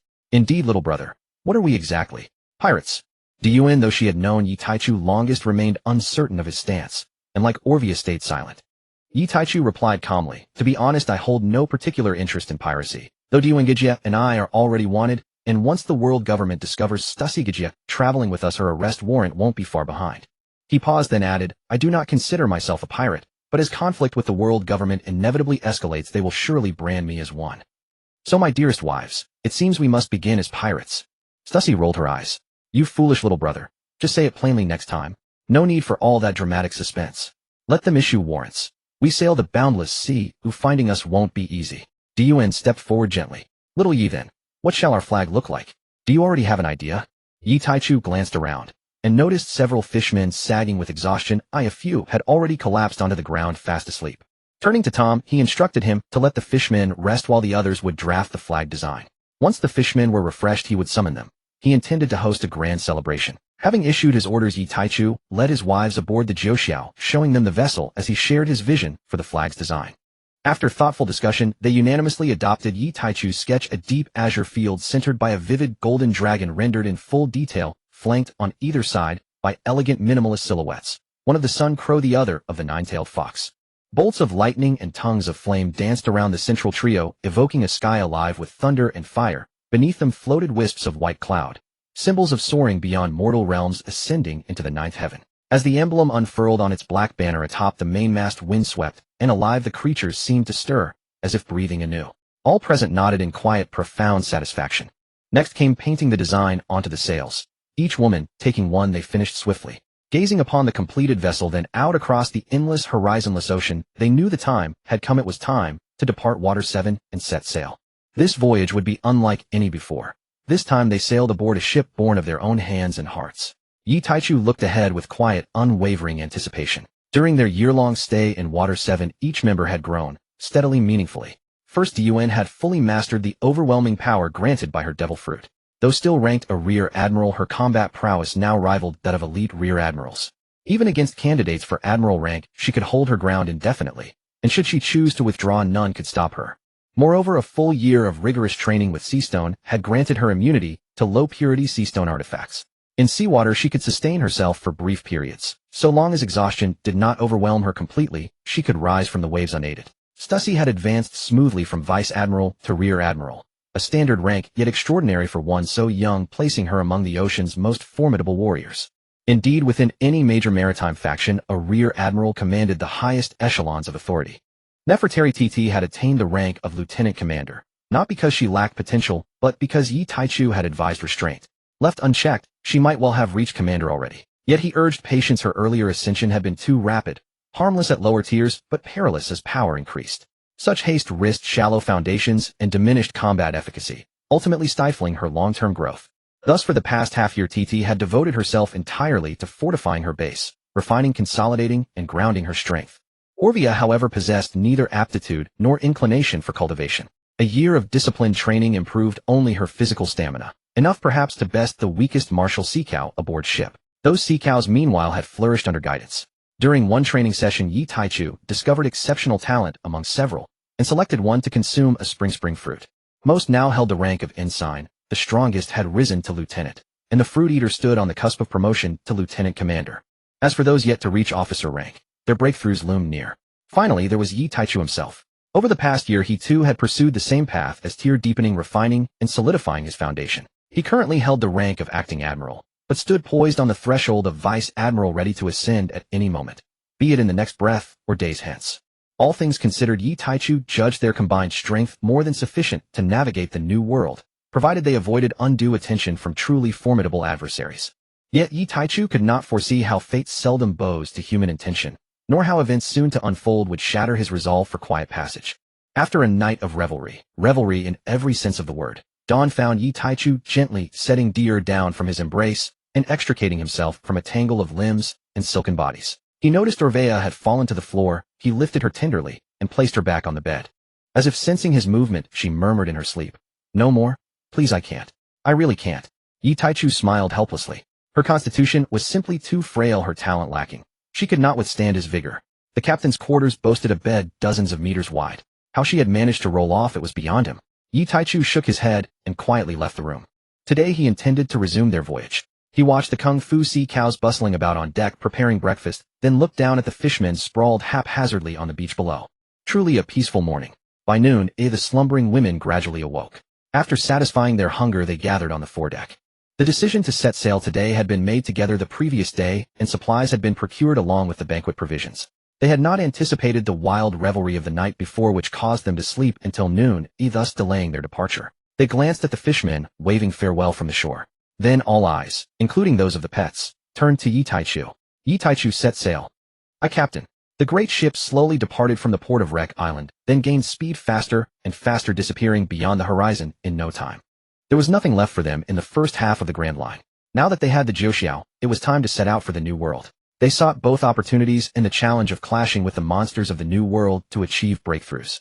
Isolation as practice was futile, a practical combat experience was equally vital, especially for them. Thus their course was clear: head to the Sabeti archipelago, coat the ship there, and descend through the Fishman Island to navigate the New World. Thanks to the Jiuxiao's immense size, even with their extraordinary appetites, they could carry a year's worth of provisions in a single trip. As for meat supplies, they only needed to spar with passing sea kings from time to time, which also sharpened their combat instincts. Yet the ship was far too large for so few people. Gazing at the empty deck, Yi Taichu wished he could time travel decades into the future to fill his vessel with crew. But he knew that was impossible, not because it couldn't be done, but because it was unnecessary. Time itself was a precious treasure.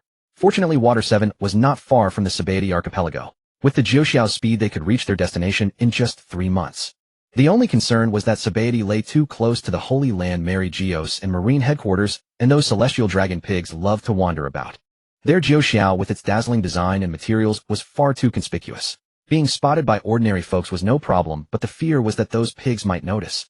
Then there would be trouble. Over the following months, they honed their combat awareness and skills. Within the observation hockey range of Gion and Satuxi, not a single passing Sea King escaped their clutches. After this period of tempering, they focused on elevating their strength. Their campaign had resulted in a surplus of meat stores on board. As the island composed of colossal trees appeared on the horizon, Yi Taichu and his companions grew serious, scanning for any celestial dragon ships. It was not out of fear, but simply a desire to avoid unnecessary exposure. If an encounter proved unavoidable, they would have no choice but to kill, then vanish into the calm belt where no one could find them, and spend a decade or two training on some remote island before emerging again. But that was the worst-case scenario.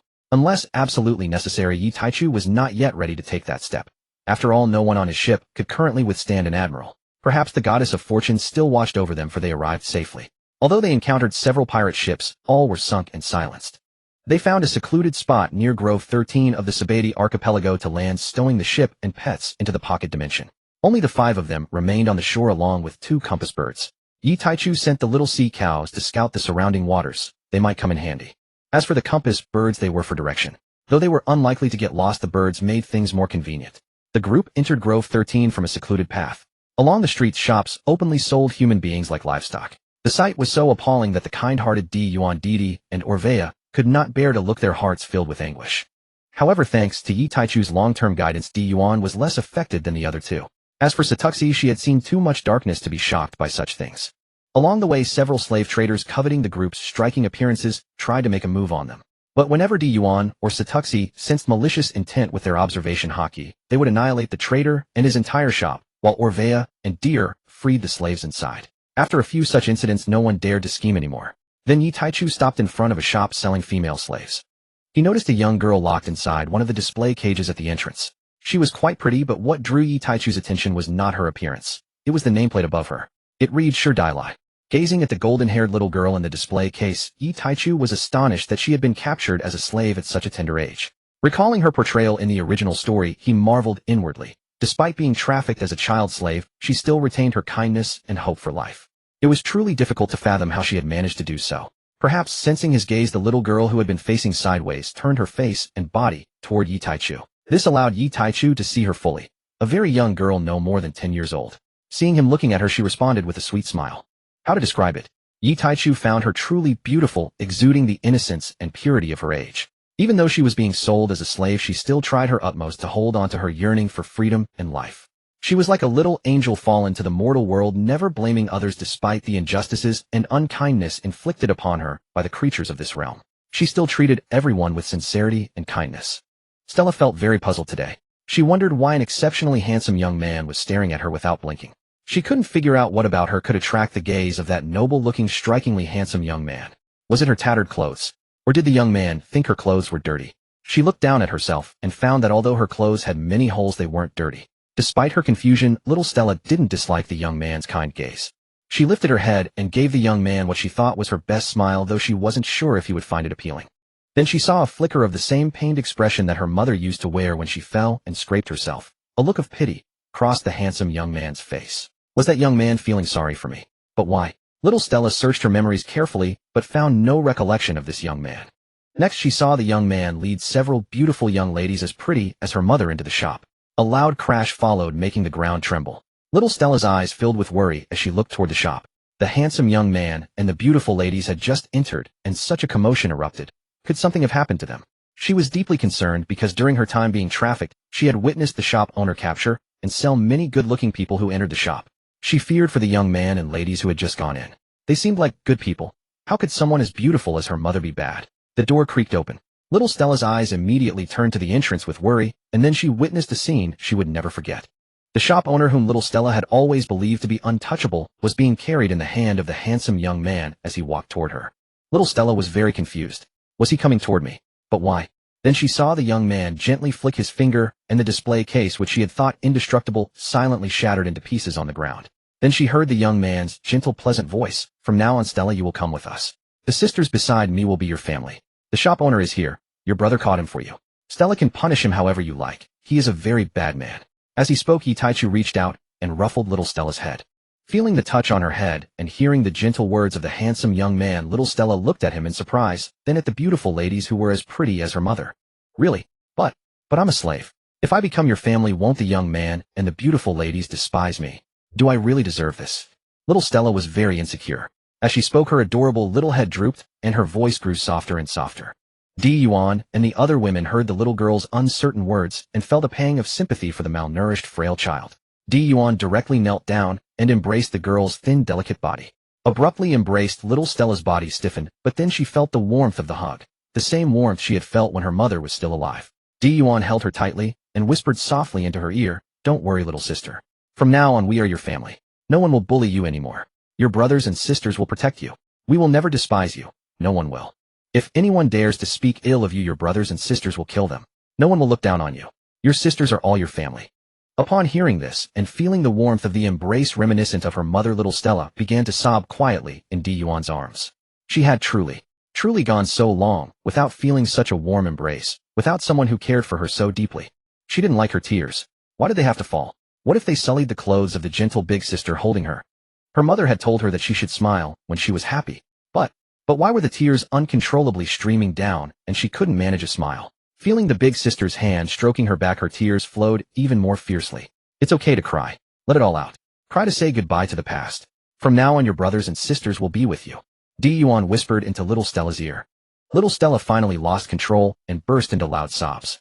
It was a heart-wrenching cry. After all, she was just a little girl who had lost her family at such a young age and was sold into slavery. Who could truly understand the fear, helplessness, and bitterness she held inside? Yet she had never shown it, as she still lived each day with hope. Crying, she stammered, "Woo-woo. Big sister. Let me. Woo-woo. Let me. Down. Cough. Woo-woo. I'll get your clothes dirty." Hearing this, Gion held her tighter. "It's fine. We are family. If it gets dirty, it gets dirty. Don't be afraid. Big sister is here. From now on, your brothers and sisters are your family." Little Stella murmured, "Family. Yes, family." At that moment, Stussie's voice came from the side, and she took the malnourished little Stella from Gion's arms. Stussie said, "Big sister's clothes are also free for you to dirty. Cry, and after you're done, follow your sisters and brother to start your new life." New life? Little Stella kept wiping the tears that wouldn't stop, repeating Stussie's words in a tiny voice. She tried hard to wipe away her tears to see the sisters and brother clearly, but Stussie pulled her into her arms and told her not to struggle. They were family. After crying for an unknown length of time, the now calmed little Stella opened her red, swollen eyes from crying so much and looked at the slave trader, the shop owner, kneeling before her. She instinctively turned her gaze to the handsome young man seeking help. She didn't know what to do. Yi Taichu looked at the pleading eyes of little Stella, then at her swollen eyes, and ruffled her hair. "Then let your brother handle it for you, how about that?" Little Stella said, "I'm okay. Thank you, brother." "Brother's name is Yi Taichu. From now on, call me Brother Yi." Taier interjected from the side, "It's Brother Taichu." Little Stella looked timidly at the two of them, not knowing which one to listen to, and dared not speak. Yi Taichu couldn't help but smile and flick Taier's forehead. "Don't listen to your sister Taier's nonsense." "But she's not wrong either. Little Stella can call me whatever she likes. We're family, no need to be so formal. Or just call me brother directly." Little Stella obediently replied with a sweet smile, "And I'm okay. Thank you, brother."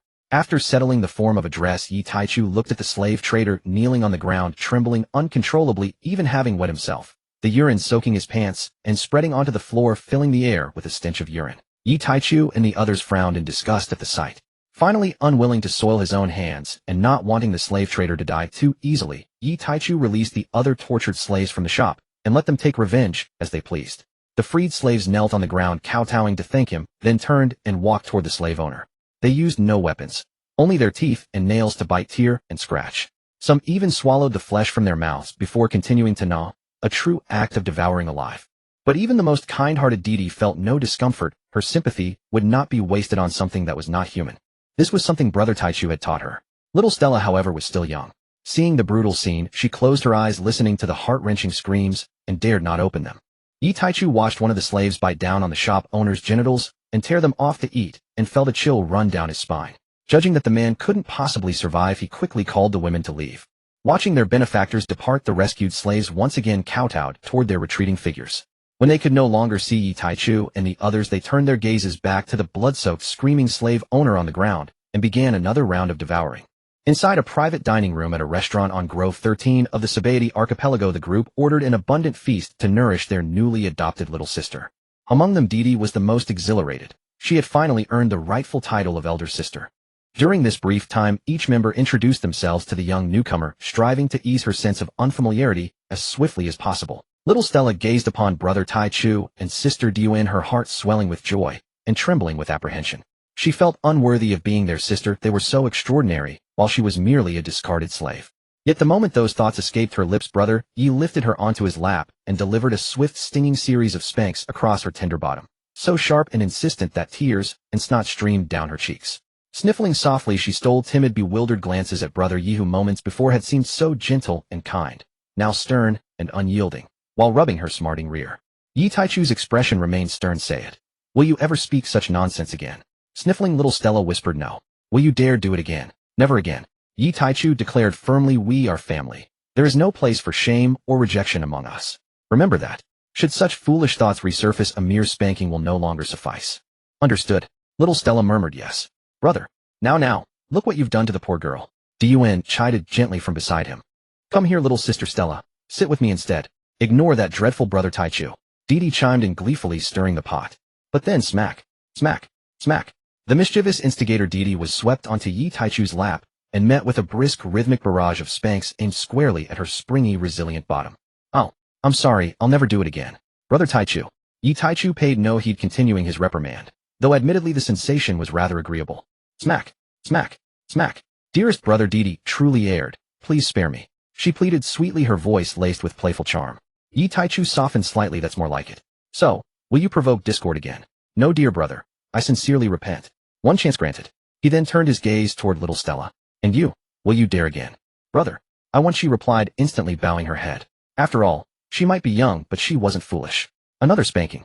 "No thank you, it hurt." Emerging from the boutique, little Stella wore a delicate princess gown, transforming her into a vision of untainted innocence, like a fairy tale princess untouched by worldly sorrow. Her aura radiated purity and kindness. Her features were exquisitely refined, like porcelain carved by a master's hand. Unfamiliar with the island, the group wandered for some time before locating a craftsman skilled in ship coating. After paying a substantial deposit and demonstrating their formidable prowess, along with a quiet but unmistakable warning against deceit, they left behind several sea cows to oversee the work. With preparations complete, they resolved to explore Sabaody thoroughly, for though their vessel was large, the coating process would take no less than a week according to the artisan. After hours of laughter and shared delight, little Stella grew markedly more at ease among them.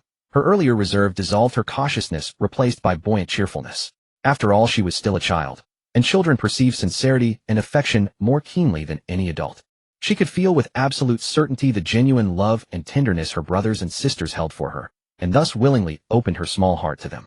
They had just stepped out of the world-renowned amusement park on Grove 16 of Sabaody, strolling leisurely amid light banter and spontaneous pauses, until almost without noticing they arrived before a prestigious auction house, whose facade exuded elegance and refinement. Perhaps they timed their arrival perfectly. The grand entrance glittered with gold and marble, attended by a host of immaculately dressed greeters ushering noble patrons inside. With idle curiosity, Yi Taichu and his companions decided to enter and browse the auction catalog for items of potential use. The auction house's attendants, struck by the group's breathtaking beauty and palpable air of nobility and wealth, hastened forward, dispatching 2 elegant female hosts to welcome them personally. As Yi Taichu and his friends followed the hostess inside, his sharp eyes caught sight of an unusual family, 2 adults and 2 children, whose presence stood out starkly. Their strangeness lay in the contrast. The adults carried themselves with aristocratic grace, yet wore humble, threadbare garments, some patched with visible seams. The woman's face was pale, yet exquisitely beautiful, imbued with a serene, lotus-like purity.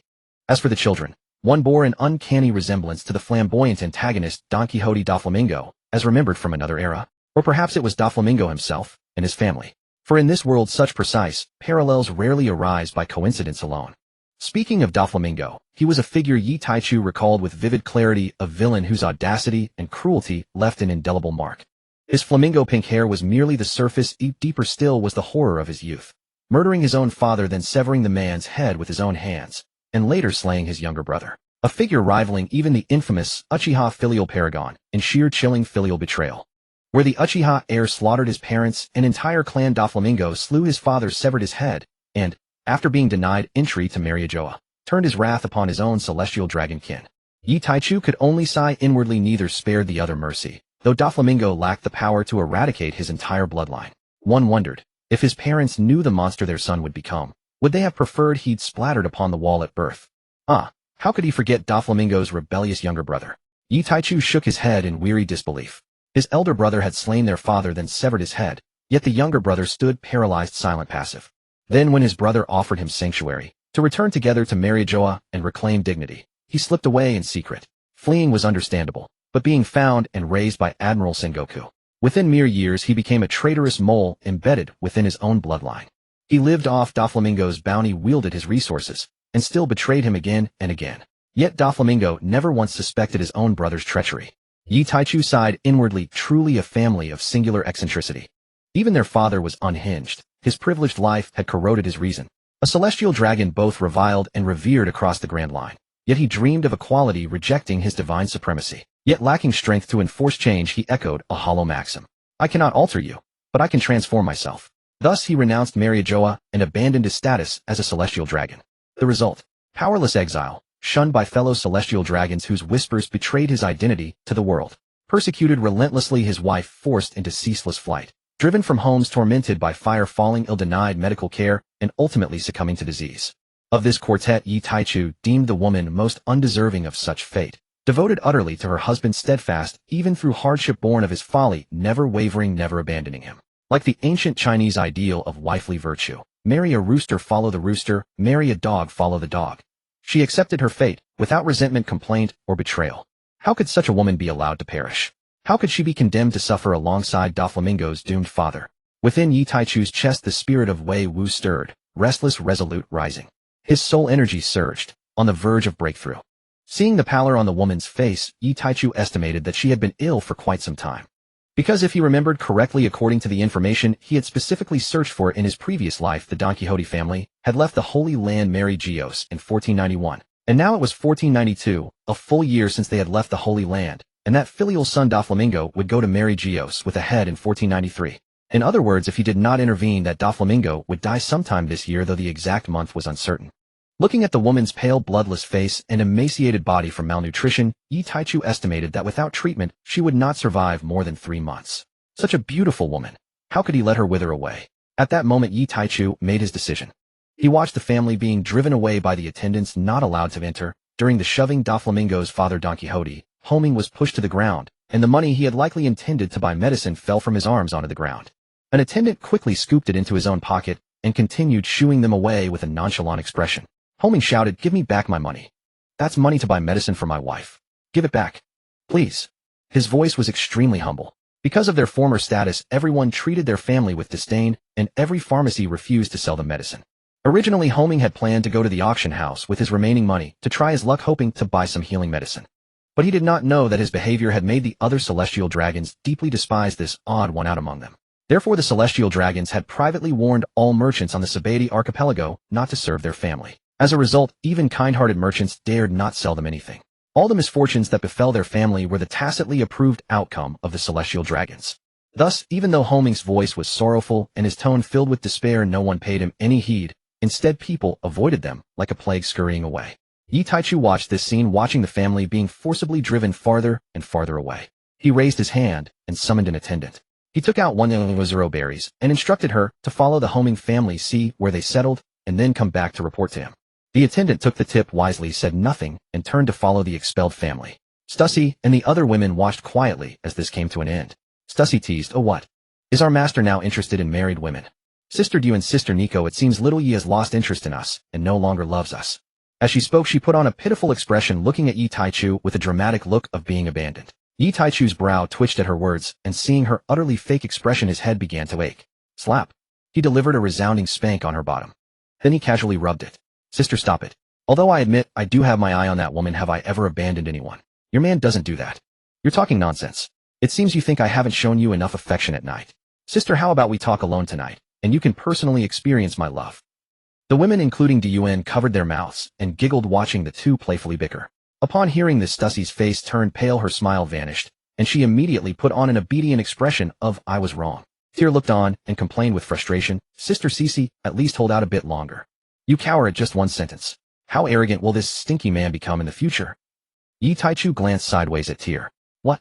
Does Tyr also want to discuss privately with your Taichu brother tonight how much I dote on you?" Tyr said, "What? Brother Taichu, what did you say?" You know Tyr's ears are not good, I didn't hear it. But Tyr feels sorry for brother. Although Tyr didn't hear brother, doesn't need to repeat it. Seeing Tyr's funny antics, little Stella laughed heartily. Unfortunately, she was soon silenced when Tear grabbed both of her cheeks and stretched them into a flat pancake shape. After some warm banter, Yi Taichu led the 5 women into the auction house. Flipping through the auction catalog in his hand, he found that they were quite lucky.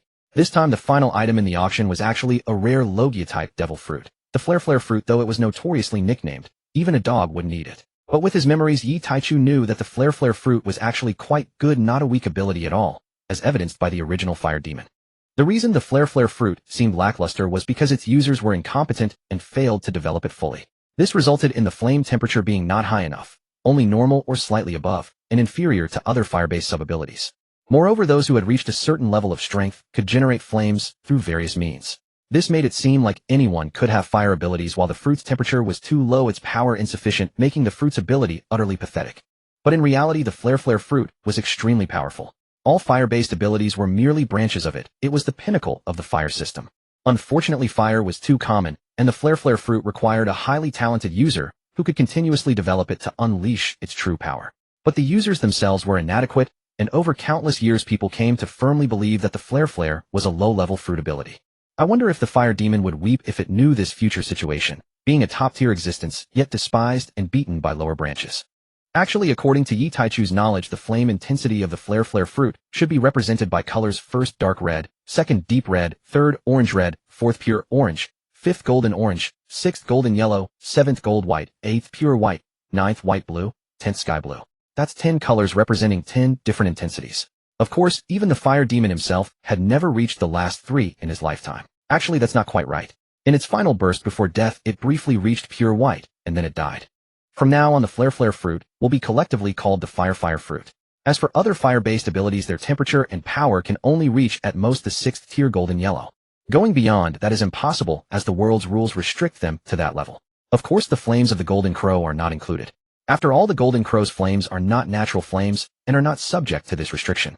Thus, it can be seen how pathetic the previous fire fruit users were. They mostly lingered in the 3rd tier orange-red or the 4th pure orange, and no one ever reached higher. Even magma could easily overpower them, not to mention the magma magra fruit. Even Charlotte Lean's 4th sun oven with his heat fruit could surpass the temperatures of these previous fire fruit users. They couldn't even be called weak or trash. It was simply a waste of heavenly treasures. Since he had encountered it, Yi Taichu naturally had no intention of giving it up. This fire fruit was his for sure. No one could take it from him. Yi Taichu declared it. Everything was going smoothly with various auction items being sold in turn. However, halfway through, a commotion arose from outside, and under the escort of a large group of guards, a Tianlongren walked in. He was not as obese as most Tianlongren, but rather thin. He was led by the auction staff to the only private box. Yi Taichu had previously intended to book this box, but was told it was not open to the public. Now it seemed that the people behind this auction house had reserved it specifically for the Tianlongren. What a luxurious life. No wonder so many Tianlongren were fat pigs. Especially because they feared tainting their bloodline, they often intermarried, and after centuries of inbreeding, they produced a bunch of mentally deficient fools. However, Yi Taichu didn't think it was bad. The Tianlongren entering the private box instead of the main hall was actually a good thing.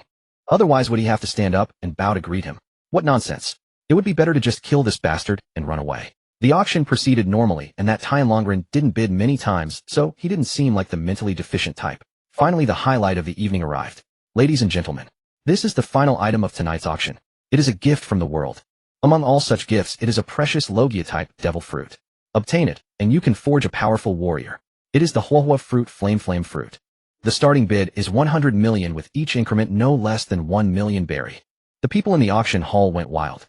That was a Logia type, a precious and powerful Logia ability. They frantically bid 110 million berry, 130 million berry, 150 million berry, 200 million berry. At that moment, a voice came from the Tianlongren's private box: 500 million berry. The noisy crowd in the hall instantly fell silent. Not to mention that most of them didn't have that much money. Even if they did, they wouldn't dare to compete with the Tianlongren. Yi Taichu saw this, but didn't care. After all rules were only effective when he wanted to abide by them, just like now, he was using money to bid. If he didn't want to follow them, then these rules were just decorations. He had no qualms about bidding against the Tianlongren. He straightforwardly bid 1 billion. Everyone in the hall was stunned. They looked at this reckless young man, and when they saw the many beautiful women beside him, their eyes turned to envy and jealousy. They secretly thought to themselves, what a waste of so many beauties. However, to everyone's disappointment, the Tianlongren in the box didn't show the anger of someone who had been robbed. There was no fury at all. He just calmly continued bidding 1.5 billion berry. Yi Taichu 2 billion. 3 billion. Yi Taichu 5 billion. 7 billion. This time the other party's tone had lost its calm and was tinged with anger, as if suppressing rage. Yi Taichu was about to bid when his hand was pulled by Satuxi. He looked at Satuxi in confusion. Satuxi shook her head at him and whispered, "Shall ye forget it? There's no need to provoke the Tianlongren for a not-so-powerful Huohuo fruit. It's troublesome to provoke them, and we're too close to the marine headquarters." Yi Taichu said, "Don't worry, sister, I know what I'm doing." He patted Satuxi's hand to reassure her. Yi Taichu 10 billion. The young lady, standing on the auction platform, didn't know whether to call out the bid or not. If she announced it, given the Tianlongren's earlier angry tone on the verge of explosion, she feared being implicated. But if she didn't announce it, the person who could afford 10 billion berry could easily deal with her. She stood there trembling, not daring to speak. A sound of things being smashed came from the private box. Yi Taichu didn't urge them, as it was entertaining to watch, just filling the boredom of the past few months. At worst, he would just resort to force in the end. However, to his and everyone's surprise, the Tianlongren in the box did not continue bidding, nor did he lose his mind and order people to do something to Yi Taichu's group. After smashing things for a while, he said, "Since you like it so much, I'll let you have it. But I wonder if you can keep it." Hearing this, Yi Taichu and his group understood it was a threat, but no one cared. Even Satuxi had previously thought it was better to avoid trouble since they were near the marine headquarters. But now that they had provoked him, she was not one to be afraid. Anyone who dared to threaten her little man would die. With that thought, Satuxi looked at the auction lady and said, "Didn't you hear our bid? Hurry up." The auctioneer heard the exchange and realized she wouldn't be affected, so she relaxed. Then, hearing Satuxi's impatient urging, she quickly said, "Is there any higher bid than 10 billion? If not, then this devil fruit goes to this gentleman." Though she said that, her words were so fast that she didn't give anyone a chance to react before finalizing the deal. After all, she didn't think anyone could come up with more than 10 billion berry. Hadn't they seen that even the gods of the sea, the Tianlongren, couldn't? And now she just wanted to end the auction quickly and leave this place of trouble. Otherwise, what if the capricious Tianlongren suddenly changed his mind? After the auction ended, the nobles, pirates, and wealthy individuals all hurriedly fled the auction house, as if something was chasing them. Before Yi Taichu went to pay the auction fee, the Tianlongren gritted his teeth and threatened, "Are you sure you don't want to voluntarily present what I desire? I fear that you and your group won't be able to leave the 16th Sea Island. Especially with so many beautiful women. If I weren't uninterested in women, you would be in danger. This is my kind advice to you. You wouldn't want your women to be sold as slaves, would you?" Hearing this swine threaten him with his women, Yi Taichu's eyes flashed with cold light. He made up his mind. Even if he had to go to Fishman Island without coating and keep his shield on, he would kill this swine. Originally, if everyone followed the rules, he could have pretended not to see him. But since he insisted on seeking death, Yi Taichu gave a wink to the women who understood. Then they used spatial teleportation to transport themselves to the private box. The Tianlongren in the box was still dazed by their sudden appearance, but the CP organization guards beside him were not. "Kill them. They are attacking St. Saikoin." They all attacked, but were all blocked by Yi Taichu's spatial barrier. Meanwhile, Gion and Satuxi went to deal with the CP organization's leader and the Marine Vice Admiral, escorting the Tianlongren respectively. Since their strength was similar, it was hard to decide the outcome in a short time. "Dear, you stay and protect Sister Nico and Stella. Brother Taichu, leave it to me," Dear answered in a crisp and pleasant voice. Then Yi Taichu began walking towards St. Saikoin, killing many low-level soldiers below the rank of captain along the way. The lopsided outcome did not stem from the world government's neglect of the celestial dragons, nor from any deficiency in their personal guards. On the contrary, Saikoin Shung's protective detail represented the absolute pinnacle of standard security for a celestial dragon's routine travel. Admirals were exceedingly rare, and having one accompany a celestial dragon was an honor reserved exclusively for the clan heads of the 19 families. Ordinary celestial dragons typically relied on CP0 agents trained within their own households. If none were available, the 5 elders of Mariajoa would assign a CP0 unit for protection, and a naval officer would be dispatched to accompany them as well. As for the rank of the assigned CP0 agents and naval officer, that depended entirely on chance. But whether a rear admiral or vice admiral, either could handle virtually any situation, for no rational soul would dare attack a celestial dragon. Indeed, a rear admiral was already among the most formidable forces at sea in the first half of the Grand Line. Excluding hidden threats, he stood nearly invincible. And if a rear admiral was a paragon, then a vice admiral was a maritime monster. Saikoin Shung, however, enjoyed exceptional protection. His uncle served as a clan head, ensuring both his CP0 detachment and naval escort reached the highest conventional tier. Unlike many of his kin, Saikoin Shung possessed uncommon clarity of mind. And with a clan head uncle, he fully grasped that 2 vice admirals speaking plainly could dominate an entire sea region. Yet he never imagined, within the first half of the Grand Line beneath the Navy's very watch on the Shimatsuki archipelago, that he would encounter 2 vice admiral-level monsters in a single day. As the remaining CP agents fell one by one, and as that man drew ever closer, Saikoin Shung trembled, not only with panic, but with utter disbelief. What did he intend? What does this man intend? I am a celestial dragon. To offend me is treason itself. He will doom everyone alongside him. How dare he? Stunned, motionless Caiguan Sheng remained oblivious. Even as the man who terrified him, having spared only 2 agents for Deer's practice, slaughtered the rest, and now stood before him. Yi Taichu gazed upon the dazed celestial dragon and shook his head. Intelligence, yes, but scarcely enough to fill even a thimble. Nearby, the CP squad leader and the naval vice admiral, locked in fierce combat, grew frantic upon witnessing this, and desperately sought to break free and rush to Caiguan Sheng's aid. But Di Yuan and Stussy had no intention of granting them that wish. The CP leader was already evenly matched with Stussy, and against the far stronger Di Yuan, escape was impossible. Trapped in defense, they faltered under the women's intensified assault. Yi Taichu delivered a thunderous slap, jolting Caiguan Sheng back to awareness, his face grotesquely contorted. Caiguan Sheng recoiled, clutching his searing jaw and shrieking, "I'll kill you! I'll kill you! How dare you strike me? How dare you? I am a descendant of the Almighty Creator, the world noble, a celestial dragon. How dare you lay hands on me? I'll slaughter you, and I'll gift your women to the lowest slaves, to suffer beyond death." Hearing such vile words, even as death loomed, Yi Taichu's fury deepened, his expression turning glacial. A blade of chi flashed forth, severing Caiguan Sheng's mouth mid-rant. He stared, dumbfounded, fingers pressed to his lipless face, too stunned even to scream. Only wondering again and again how dare he. His mind could not comprehend it. A second shum. Yi Taichu launched another arc of chi straight into Caiguan Sheng's mouth. It sliced off his tongue and severed all 8 fingers still clutching his lips, sending them tumbling to the ground alongside the flesh. Now utterly voiceless, Caiguan Sheng could only whimper, bowels and bladder surrendering in terror. Yi Taichu, unmoved, unleashed wave after wave of chi blades toward the writhing figures sprawled on the ground. First the forearms, then the feet, then the ears, then the shoulders. He would dismantle this swine, piece by piece, for daring to threaten his women. They were his inviolable taboo. He himself would never raise a hand, or even raise his voice, against them. How dare this filth insult them? Were time not scarce, he would have made this wretch endure the 10 great tortures. The slow flaying, the extraction of tendons, the carving of 3,000 strips of flesh from his bare living body, just to savor every agonized breath. For now dismemberment was mercy, constrained only by urgency. But retribution would come, and it would be merciless. From afar, the 2 surviving guards watched Yi Taichu's deeds, and felt despair flood their limbs, icy and absolute. Even if they escaped this place, survival was impossible. The celestial dragon they guarded was dead. With their charge lost, their fate was sealed, so they resolved to ensure their enemy shared their doom. Their attacks turned suicidal. Each blow traded for blood, each step forged in sacrifice, seeking only mutual annihilation. Meanwhile, Deer, having dispatched her 2 opponents, leapt onto the auction stage, seized the flame fruit displayed at its center, stowed it in her spatial ring, and joined Yi Taichu beside Orlvia and young Stella. Gazing upon Caiguan Sheng, reduced to a limbless torso, she raised her spear and drove it deep into his body again and again, punching dozens of gaping wounds. For bullying my Taichu brother. For trying to steal our devil fruit.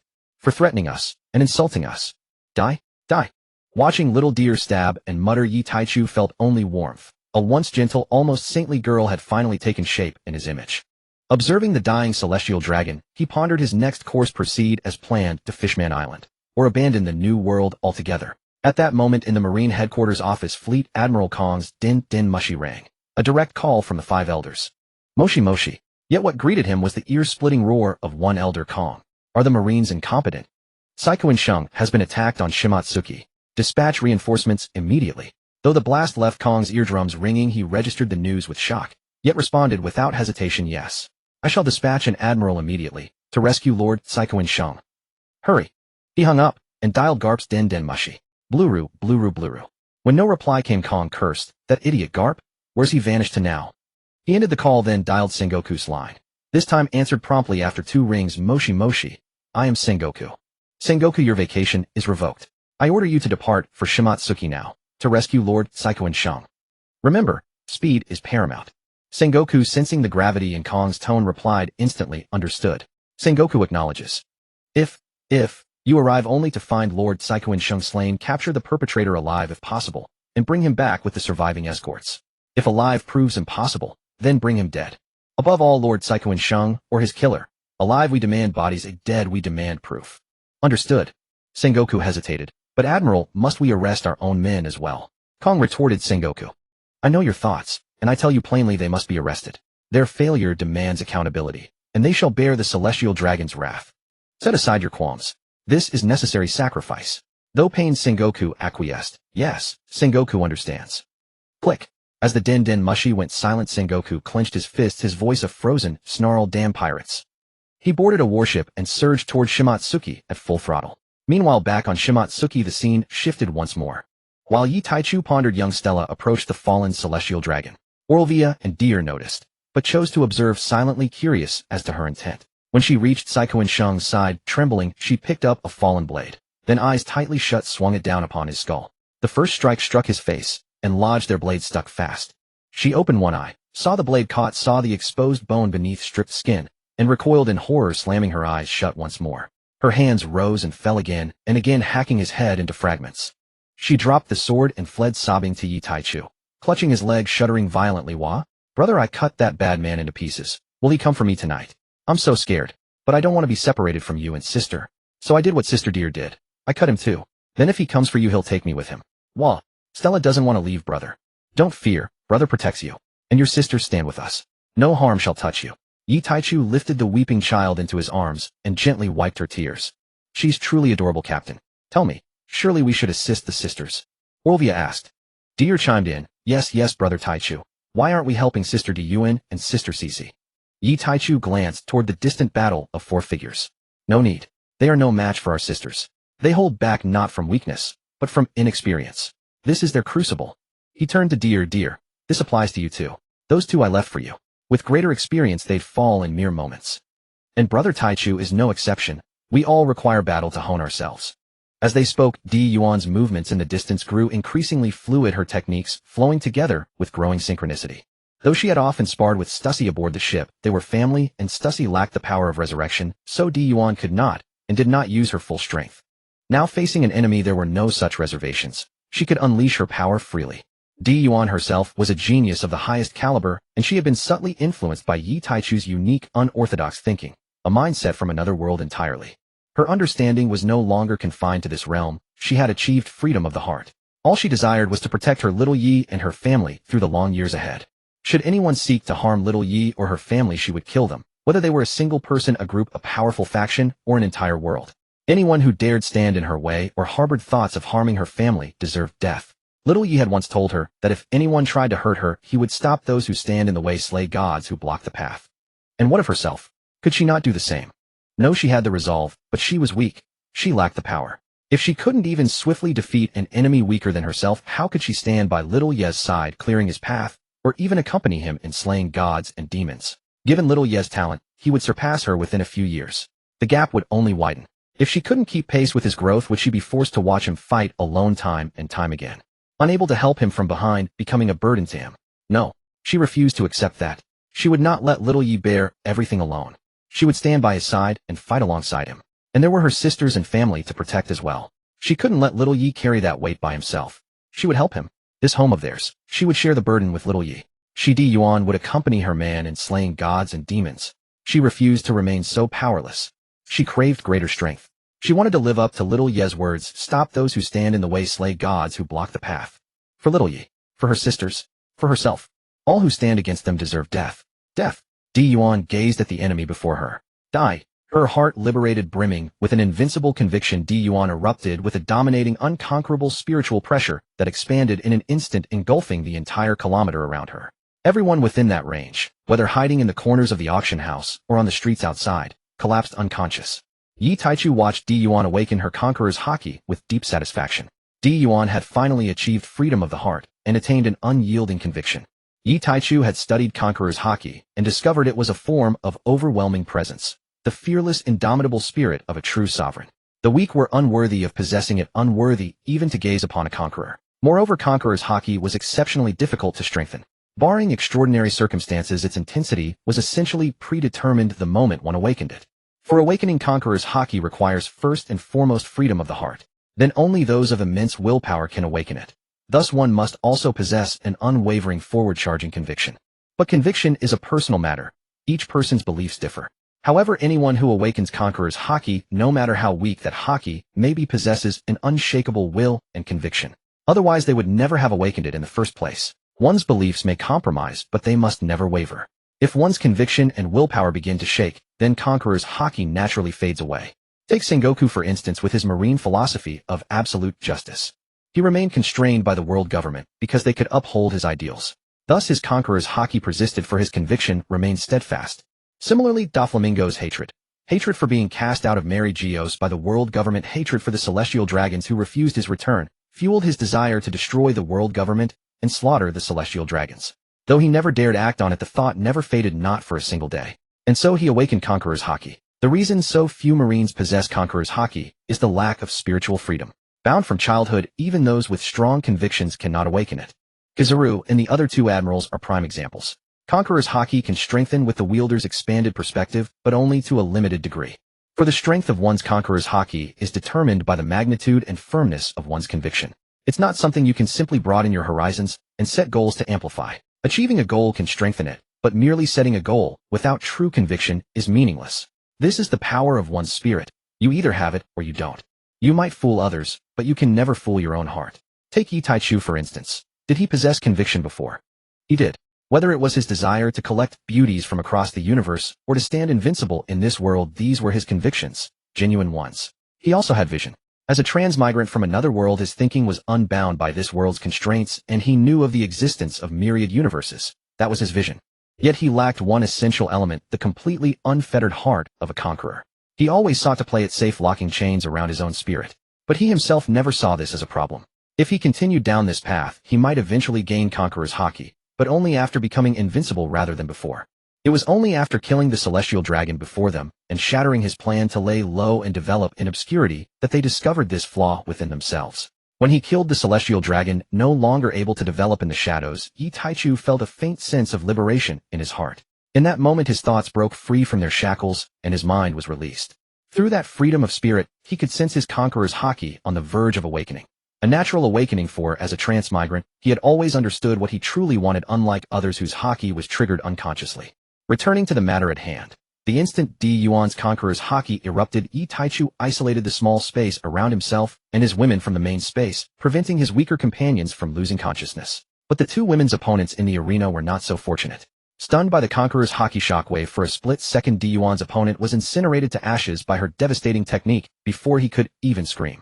She then joined Stussy to besiege the remaining enemy. Meanwhile, between Marine headquarters and the Sabaody archipelago, a Marine warship cut through the seas, jettisoning unnecessary supplies to maximize its speed. Half an hour had passed since the distress call, with another half hour to reach Sabaody. This was only achievable with the fastest warship class at full throttle, supplemented by the discarded cargo. Under normal circumstances, a standard Marine vessel would take at least 3 hours to reach Sabaody. Standing on the warship's deck, Sengoku prayed silently that the audacious criminal understood the gravity of harming a celestial dragon and had not killed Kai Kuan Saint. Otherwise they would be in serious trouble. Within 10 minutes, the last remaining CP-0 squad leader met the same fate as the Marine Rear Admiral, slain by Stussy. Stussy had at last attained true inner freedom. The death of a celestial dragon by her beloved man shattered every chain forged during her childhood under the world government. All that remained for her now was to grasp the indomitable conviction of a conqueror, and thus awaken the Haushika haki. And this Yi Taichu believed was the simplest path. Since they were living embodiments of invincibility aboard their ship, Stussy would inevitably come to understand what it meant to be a conqueror. TT gazed at Gion and asked, "Sister Gion, what was that overwhelming aura you unleashed just now?" And it looked terrifying. Brother Taichu even shielded us all inside an isolated spatial barrier. Gion gently stroked TT's lively little head and glanced toward Yi Taichu. "And this power is thanks entirely to Brother Taichu. If not for him, I might never have awakened such strength in my lifetime." And Stussy added quietly, "That is Haushika haki."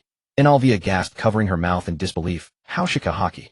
The legendary Haushika haki, the rarest of all, said to manifest in only one soul among millions across the Grand Line. In what extraordinary power! How did the captain achieve it? She turned her eyes toward her captain and lover. NTT Haushika haki. Only one in millions. Then do I possess it too? And captain, do you think I do? Yi Taichu, who had been playfully teasing little Stella nestled in his arms, lifted his gaze to meet the expectant eyes of the women around him. In an unshackled mind, true liberation of the spirit, and the unwavering, indomitable conviction of a conqueror. And once these two are realized, Haushika haki awakens naturally. As for my dear TT. And he gazed at the azure-haired girl before him, her wide, eager eyes brimming with adorable impatience. Yet she held her tongue. And no, Brother Taichu, just tell me already, and I'll even let you take me from behind tonight. Nate only meant to tease her, but unexpectedly reaped a delightful reward. Earlier TT had refused, trembling with fear, to grant him that intimate privilege. Of course you do, my dearest TT, and if even you lack it, who else in this world could possibly deserve such power? In fact, I intend to cultivate Haushika Haki in every combatant aboard our ship. And Alvia murmured, every fighter possessing Haushika Haki. Truly a day worth waiting for. Stussy whispered softly in the Conqueror's conviction. In her eyes drifted to Yi Taichu, who was playfully interacting with little Stella and Titi. Then she murmured barely audible, I will attain it, Xiao Yi. And as if sensing her vow, Yi Taichu looked up and met her gaze. And yes, I believe in you, elder sister. Na radiant smile bloomed across Stussy's face, and the very air around her seemed to fade into monochrome. All right, elder sisters, clap clap. Nai Taichu tapped Titi's firm resonant backside, drawing everyone's attention back to him. And we must depart immediately. Attacking a celestial dragon alone would provoke an admiral's wrath. Killing one guarantees pursuit. And we're still too weak to withstand an admiral's might. And deploying the bubble coating for descent is no longer feasible. We'll dive straight to Fishman Island. What do you all think? Any last-minute purchases? We still have a little time. And no need, Xiao Yi. And we'll simply seize the woman you've set your sights on, and leave. Everything we needed was already bought during our earlier stroll, Gion replied calmly. Stussy mused, it's rather crude, to seize one's future sister. But these are extraordinary times. She'll simply have to endure the indignity. In Alvia, I have no objections. Inteenth, you big clumsy hoof. You dare covet a married woman. That's perverse. But since I love this pervert, let's go. Off we march. To snatch your woman, you clumsy hoof.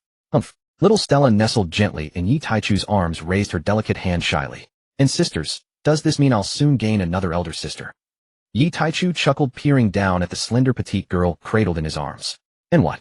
Is our little Stella already yearning to become an elder sister? Ha! And her cheeks flushed crimson as she buried her face against his chest, murmuring softly, and brother, is that forbidden? Ha ha! And everyone burst into laughter. And Alvia tenderly stroked Stella's nape. And yes, you may, but first you must grow up. And don't worry, given your brother's nature you'll have many younger sisters before long. Na voice tinged with gentle doubt came from Stella, truly and absolutely true. This time Stussy interjected. And amidst light banter they reached the door, where Yi Taichu spotted the maid he'd dispatched to trail them lying unconscious beside the threshold. Titi, wake her and learn where that family resides. Nance roused the maid, terrified by Yi Taichu's entourage, immediately divulged the location and details of the Homengushing family. Leave Island no. 16 swiftly. This place is no longer safe. And out of courtesy to one who'd served him, Yi Taichu offered the warning before departing with the women. And minutes after leaving the auction house, he noticed a tavern named Shaki's Racket Bar. And he paused, turning to Stussy. An elder sister, go retrieve that woman. I found a candidate worthy of joining us as our ship's physician. And Stussy nodded, understood. Xiao Yi, stay safe. In watching her stride away, Yi Taichu felt no concern with Stussy's strength. No threat could reach her, unless Navy reinforcements arrived. Elder sister Dun, Alvia, Titi, Stella, let's welcome our newest family member. Dun asked Xiao Yi, do you truly believe success is assured? And not at all. Let's test our luck, shall we? Haha, and Titi retorted, brother Taichu, you're a fool. Do you imagine everyone is as naive as I once was, easily swayed by a single sentence? And do you regret it, my dear Titi? And not a bit. But not everyone is as foolish as your Titi. And little Stella piped up, sister Titi, is this about me? Oh, but I'm far more thoroughly deceived than any of you, by brother Taichu himself. And Alvia was ensnared by both me and elder sister Stussy. As for brother Taichu, he charmed me with my own kindness when I took him home, only to lose myself completely in the process. He even spun endless harem king tales to enchant me, believing I couldn't comprehend their meaning. Nai Taichu's expression stiffened. To speak of this now, must I forfeit all dignity? Truly, what a miscalculation. Titi burst into unrestrained laughter. Ah, using harem tales to seduce elder sister Dun. Brother Taichu, however did you conceive of such a scheme? Alvia added, do share those tales with me sometime. I'm genuinely curious. An innocent little Stella asked, what exactly is a harem king tale? Brother Taichu, I want to hear it too. Nai Taichu sighed helplessly. Very well, very well. I'll tell them all to you in due time. And by then they'd already reached the tavern's entrance. Before Titi could even reach for the door, it swung open automatically. A beautiful woman with sun-kissed skin stepped out. And oh my, what ill-timed visitors.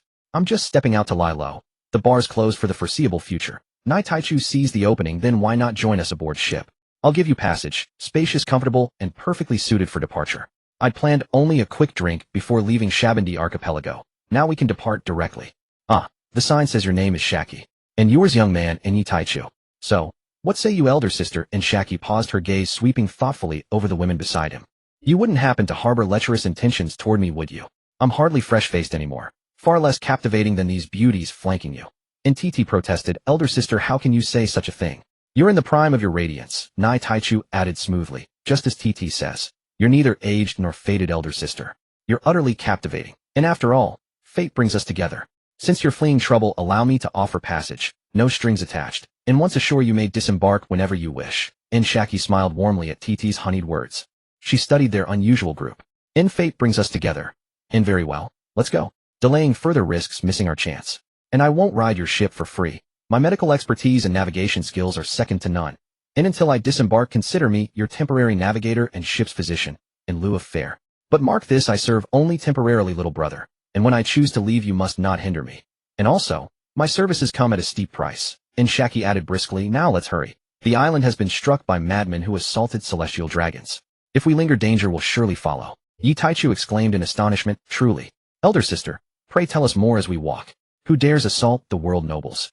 As the group approached the Nine Heavens ship, Xia Qi fell silent before its unparalleled opulence, its gilded hull gleaming with unmistakable authenticity.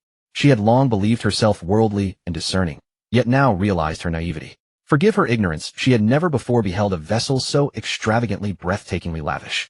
What was this? Were those golden motifs encircling the hull genuine gold, meticulously carved? And those creatures' eyes, were they gemstones? Heavens above, how could anyone mount such colossal gems so boldly exposed to plain sight, without fear of theft? With so much gold, silver, and monumental gemstones adorning it, the timber itself must be extraordinary. Could it possibly be crafted entirely from Baoshu atom wood? Gazing upon the ship's outrageously ornate carvings, Xia Qi reluctantly conceded only Baoshu atom wood could match its sheer magnificence. Recalling her earlier boast, "My services come at a steep price," her cheeks flushed with embarrassment. How rash! Indeed, the wealth displayed on this vessel's exterior dwarfed even 10 lifetimes of her earnings. Mortified by her own pretense of costliness, she barely registered Stussie's arrival. Blazing across the distance in 6 powers, Rokushiki's shave bearing a pale, weeping woman slumped across her back. In moments, she stood before them all. Seeing the party assembled, Yi Taichu dismissed the lacquer artisans. "Let us depart. This place is no longer safe." With that, he ascended the gangway onto the deck, and the women followed without hesitation. Xia Qi glanced curiously at the frail, tear-streaked woman resting on Stussie's back, whose identity she knew well, the sole surviving female of the infamous, discarded celestial dragons of Shabandi. Was this weeping woman truly the last daughter of that fallen lineage? Why had they taken her? Though stripped of her celestial dragon status, her death might still provoke vengeance from those godlike beings who dwelled in Mariajoa, bound by blood and ancient kinship. Xia Qi thought, "This woman carries perilous baggage. I must warn the young captain who likely knows nothing of her past." Stepping onto the Nine Heavens ship's deck, she stared in awe. Intricate painted beams, rare materials, and craftsmanship beyond imagination. From below, the vessel's scale had obscured its true splendor, but aboard, every carving, every ornament surpassed even the exterior in grandeur and refinement. Today, Xia Qi had truly expanded her horizons. Even the world government would struggle to commission such a vessel. Her curiosity deepened. Were these travelers celestial dragons themselves? Yet she saw no garments or insignia befitting celestial dragons. If not, she could conceive of no other force capable of forging such a masterpiece. Equal parts pleasure and perfection. Though unaware of its exact cost, she knew instantly its materials and artistry defied quantification. Even astronomical figures fell short. Nor could she fathom who else dared sail such a resplendent ship openly across the seas, except celestial dragons. She had no doubt any soul driven by greed for gold or jewels would feel an overwhelming, dangerous covetousness upon sighting it. Only her favorable impression of this crew, and the formidable strength radiating from the 2 women beside the captain, prevented her from entertaining even the fleeting temptation to seize it herself. "Crew, set sail. Follow the reconnaissance reports. Steer toward calm waters, then descend to Fishman Island." "Wait, the captain. Before you go, allow me one word." She cast a glance at the quietly weeping woman, then continued, "The woman you've brought aboard carries grave complications. She was once a celestial dragon. Taking her may draw dire consequences." Whether Stussie had spoken to her or not, the frail woman sat motionless on the deck after boarding, silent tears streaming steadily down her cheeks. No resistance, no attempt to flee, only a hollow, lifeless stillness, the resignation of one who had surrendered all hope. Yi Taichu replied gently, "Rest assured, Sister Xia Qi, it is no great danger." She nodded, "I merely wish to alert you your judgment is sufficient." Then her gaze sharpened. "Far more intriguing is your identity. Who are you to command such a flawless vessel?" By then a small black speck appeared on the horizon, drawing nearer, revealing itself as a naval warship rushing to reinforce. They had reached their descent point. "Submerge. Activate the shield." At Yi Taichu's command, the young sea cows coordinated flawlessly to execute every procedure. On the warship's deck, Fleet Admiral Sengoku cast but a cursory glance at the massive vessel vanishing beneath the waves. Under ordinary circumstances, such a magnificent ship would have warranted closer scrutiny. But now every second counted. He raced toward Shabandi. There was no time for distractions. Thus utterly unaware, Sengoku watched the murderers of a celestial dragon vanish beneath his very eyes. During the warship's transit, Sengoku had already received intelligence on Yi Taichu's party, 1 man 5 women, a newly arrived group in Shabandi. The distress call had sounded less than an hour prior. He deemed it impossible for them to have completed hull lacquering in that span. As for fugitives fleeing by ship, this was Shabandi, home to the Navy's Central Command, and he stood aboard a specially engineered high-speed warship. Regardless of their vessel's nature, even if they'd fled for 3 hours, Sengoku remained confident he could overtake them within 60 minutes. His reasoning was sound. For most adversaries it would hold true. Sengoku possessed not only unmatched martial prowess, but also profound strategic acumen. Hence his epithet, Sengoku the wise strategist. Yet he did not know he faced no ordinary ship, but one forged with Poneglyph-era technology centuries ahead of its time. Unaware, Sengoku was destined to suffer a humiliating silent defeat. Meanwhile, inside the auction house, he stared at the corpse of Kai Kunshin, riddled with wounds, dismembered into over a dozen pieces, his face flushing crimson, then hardening into iron-gray fury. Finally, he roared at the Shabandi-based naval intelligence officers surrounding him. Where are they, oi? Tell me, where are they, eh? Are you all useless? What purpose do you serve the Navy? Less than 50 minutes have passed since the distress call, and you claim ignorance of the perpetrator's whereabouts. Is this the response of trained intelligence personnel? Do you comprehend who lies dead here? This is Kai Kunshin, the celestial dragon. Tell me, what am I to do now? Speak, what is my course? Trembling, one intelligence officer stepped forward. Admiral Sengoku. Something inexplicable occurred. Every observer, both overt and covert, fell unconscious simultaneously. Sengoku, still seething, paused. Then a flicker of realization crossed his mind. Brew, his din mushy rang. He answered immediately, seeing Fleet Admiral Kong's call. Click. Sengoku, status report. Was Kai Kunshin rescued? Are the assailants alive or dead? As for capture, Kong did not entertain the possibility. In the New World's current state, no foe could evade a Fleet Admiral, not in the first half of the Grand Line. Silence met his question. Only Sengoku's ragged, labored breathing filled the line. Kong frowned. What enemy could exhaust a Fleet Admiral so thoroughly in mere minutes? Admiral Sengoku, answer me. Did they escape? Were they captured? Sengoku remained mute. Kong's voice tightened with urgency. The celestial dragon. Kai Kunshin. What of him? Speak, Sengoku. Are you mute? Answer me. Sengoku finally exhaled. Fleet Admiral Kong. Kong, yes, speak. They escaped. I did not lay eyes on them. Kong, report on Kai Kunshin, his condition. How is he? Kai Kunshin, he is deceased. He perished before my arrival, his head and torso severed into more than a dozen pieces. His death was grotesque beyond measure. Hearing the worst possible news, that a celestial dragon had been slain, Kong's mind went blank. Then regaining composure, he demanded, what of his escort, the Rear Admiral and CP unit? The CP unit was annihilated. The Rear Admiral's body was absent from the scene, but beside his weapon I found only ash. I conclude all personnel perished and none survived. Sengoku added, according to naval intelligence observers, both visible and concealed, suddenly collapsed unexplained. I suspect one assailant possesses Conqueror's Haki. Its shockwave rendered them all unconscious. Kong offered no rebuttal. He knew Sengoku's deduction was almost certainly correct. Weary, he ordered Sengoku. You will scour every island in the Shabandi archipelago. I refuse to believe they fled so far. They must be hiding somewhere within Shabandi. Kong commanded, voice hardening. Bring them back, alive, to appease the 5 elders. Yes, sir. Click. At that moment, aboard the 9 Heavens ship of Yi Taichu's party on the ocean floor, Xiachi was touring the 11th deck of the ship, clicking her tongue in admiration. Titty then took out the flame fruit from her azure spatial ring and handed it to her beloved Taichu. A devil fruit. What ability? Xiachi, who happened to be passing by, asked upon seeing the fruit in Titty's hand. When she drew closer and clearly saw the fruit's appearance, she exclaimed in surprise, isn't this the Logia-type flame fruit that was the grand finale at the auction house today? How did it end up in your hands? Wait. Flame fruit, auction house, celestial dragons. Xiaqi's hair stood on end as she turned to Yi Taichu. Captain, you're not telling me you're that bunch of lunatics, are you? Huh. Little leaf, ha ha ha, she just figured it out. Stussy, who had learned from Gion that Xiachi had been tricked by her little man, laughed uncontrollably. Yi Taichu took the devil fruit and ruffled Titty's sky blue hair. Yes, we are exactly the lunatics sister Xiachi speaks of. So following us out of shampoo to lay low is the most correct choice you'll ever make, sister Xiachi. He not only admitted it, but also teased her. Huh. The other women, who had been holding it in since Yi Taichu started his persuasion, finally burst out laughing. For a moment, a heartwarming scene unfolded in the deep dark ocean. Even Ming's mother, who had been unusually silent, stirred her lifeless dead eyes when she heard that this group had attacked the celestial dragons. As a former celestial dragon herself, she knew full well what the celestial dragons represented on the seas, and attacking them was an inconceivable act.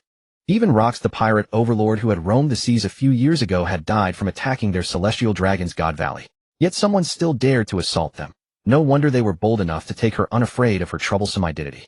Then Titty added, and Sister Xiachi, we didn't just attack the celestial dragons. We killed that disgusting creature.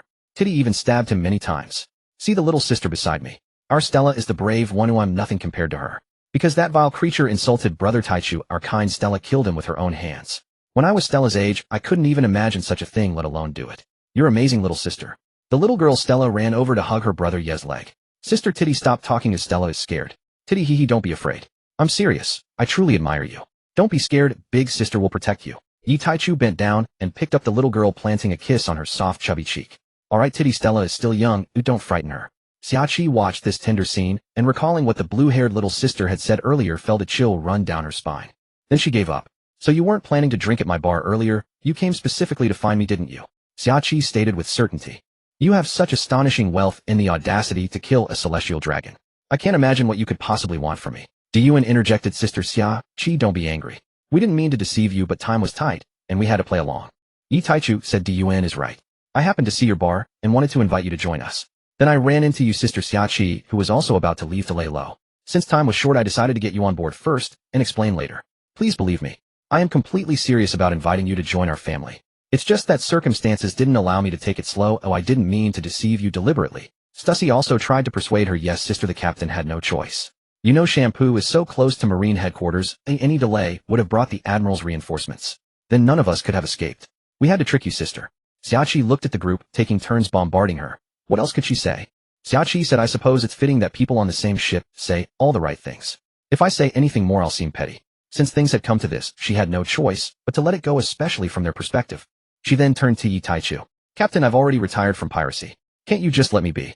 Before Yi Taichu could answer, Titty spoke for him. Sister Xia, you might as well accept it. Anyone our captain sets his eyes on, he never lets go. Just like how the captain tricked me, the naive one. Right, you philandering brother Taichu? Thump. Ouch. It hurts, it hurts. Yi Taichu rolled his eyes and flicked Titty's forehead. As my Titty said, Sister Xiachi, accept your fate. Besides, many people saw you leave Shampoo with us. You can't go back now. Diyuan, Stussy, and Alvia covered their mouths with light laughter. Hearing this, Xiachi felt a pang of anger in her chest. What kind of people were these? If you had told me earlier that you were the ones who attacked, no, not just attacked, but killed a celestial dragon. If I had known you were that bunch of lunatics, would I have been crazy enough to leave with you? All along the way I was talking about why I was leaving. Do you think I left Shampoo to lay low for any other reason? It was all because of you. But it's too late to say that now. Just as he said, too many people saw me. It doesn't matter whether I actually participated in the assassination of the celestial dragon or not. Because the Marines and the world government won't listen to or believe the explanation of a former pirate. In their eyes, I have no credibility. Sigh. I've boarded a pirate ship. She said weakly to the group, I've been clever all my life, only to fall into your hands just as I was about to retire. Truly. Titty rubbing her forehead, where she'd been flicked, chimed in, a twist of fate. Yes, a twist of fate, Xia, she replied, glancing at the blue-haired Titty in surprise. Titty, hee hee, brother Taichu taught me that. Fits perfectly, doesn't it? Xiachi said, it does fit, but I still feel aggrieved inside. I've been duped without knowing how. Yi Taichu, seeing her expression, knew it was time. He clapped his hands. All right, Sister Xiachi, stop sighing. Look on the bright side. From now on, Xiachi is one of us. Everyone welcome. Yi Taichu started clapping, and the other women followed suit, welcoming Xiachi. Titty cheered. Ye. Let's have a banquet. Diyuan teased, eating every day. Be careful you don't get fat, or your brother Taichu might not like you anymore. Titty retorted, that won't happen.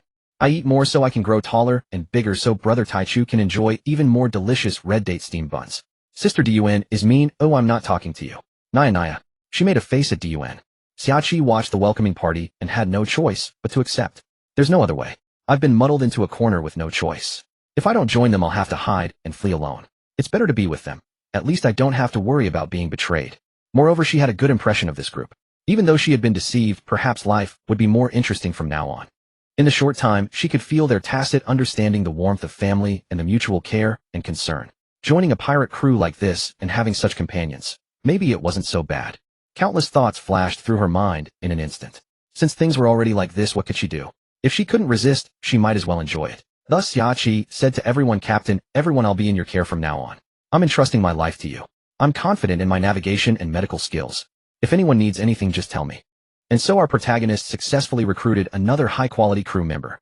Xiaoqi, having decided to join, introduced her skills to her future companions. Yi Taichu silently calculated in his mind Xiaoqi holds the rank of elite rear admiral. Currently the highest cultivation member among my crew.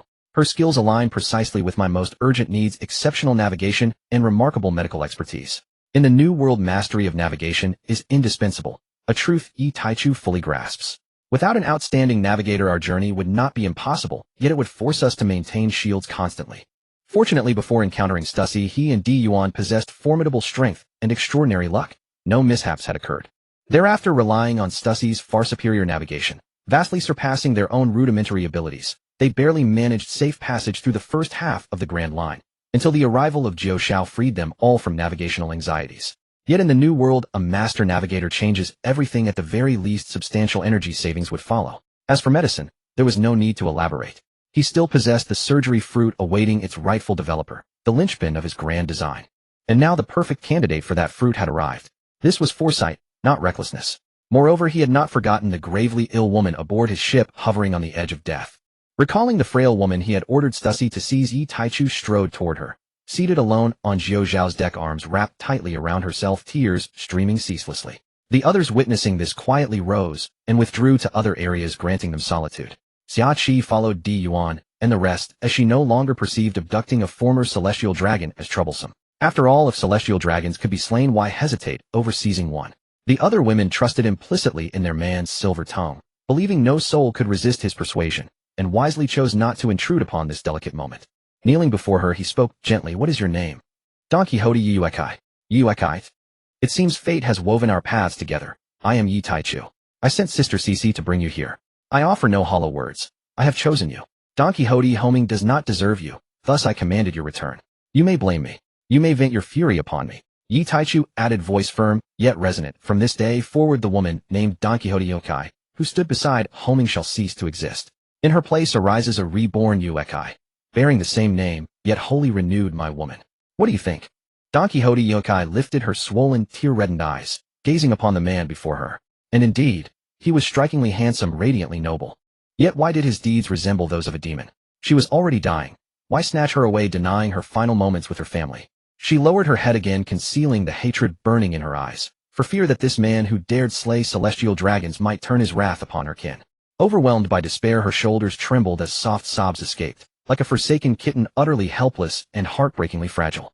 Yi Taichu shook his head, gently drawing the weeping woman into his embrace and patting her back with tender care. Only then did he realize how alarmingly light she was, scarcely heavier than tear, despite standing over 2.5 meters tall.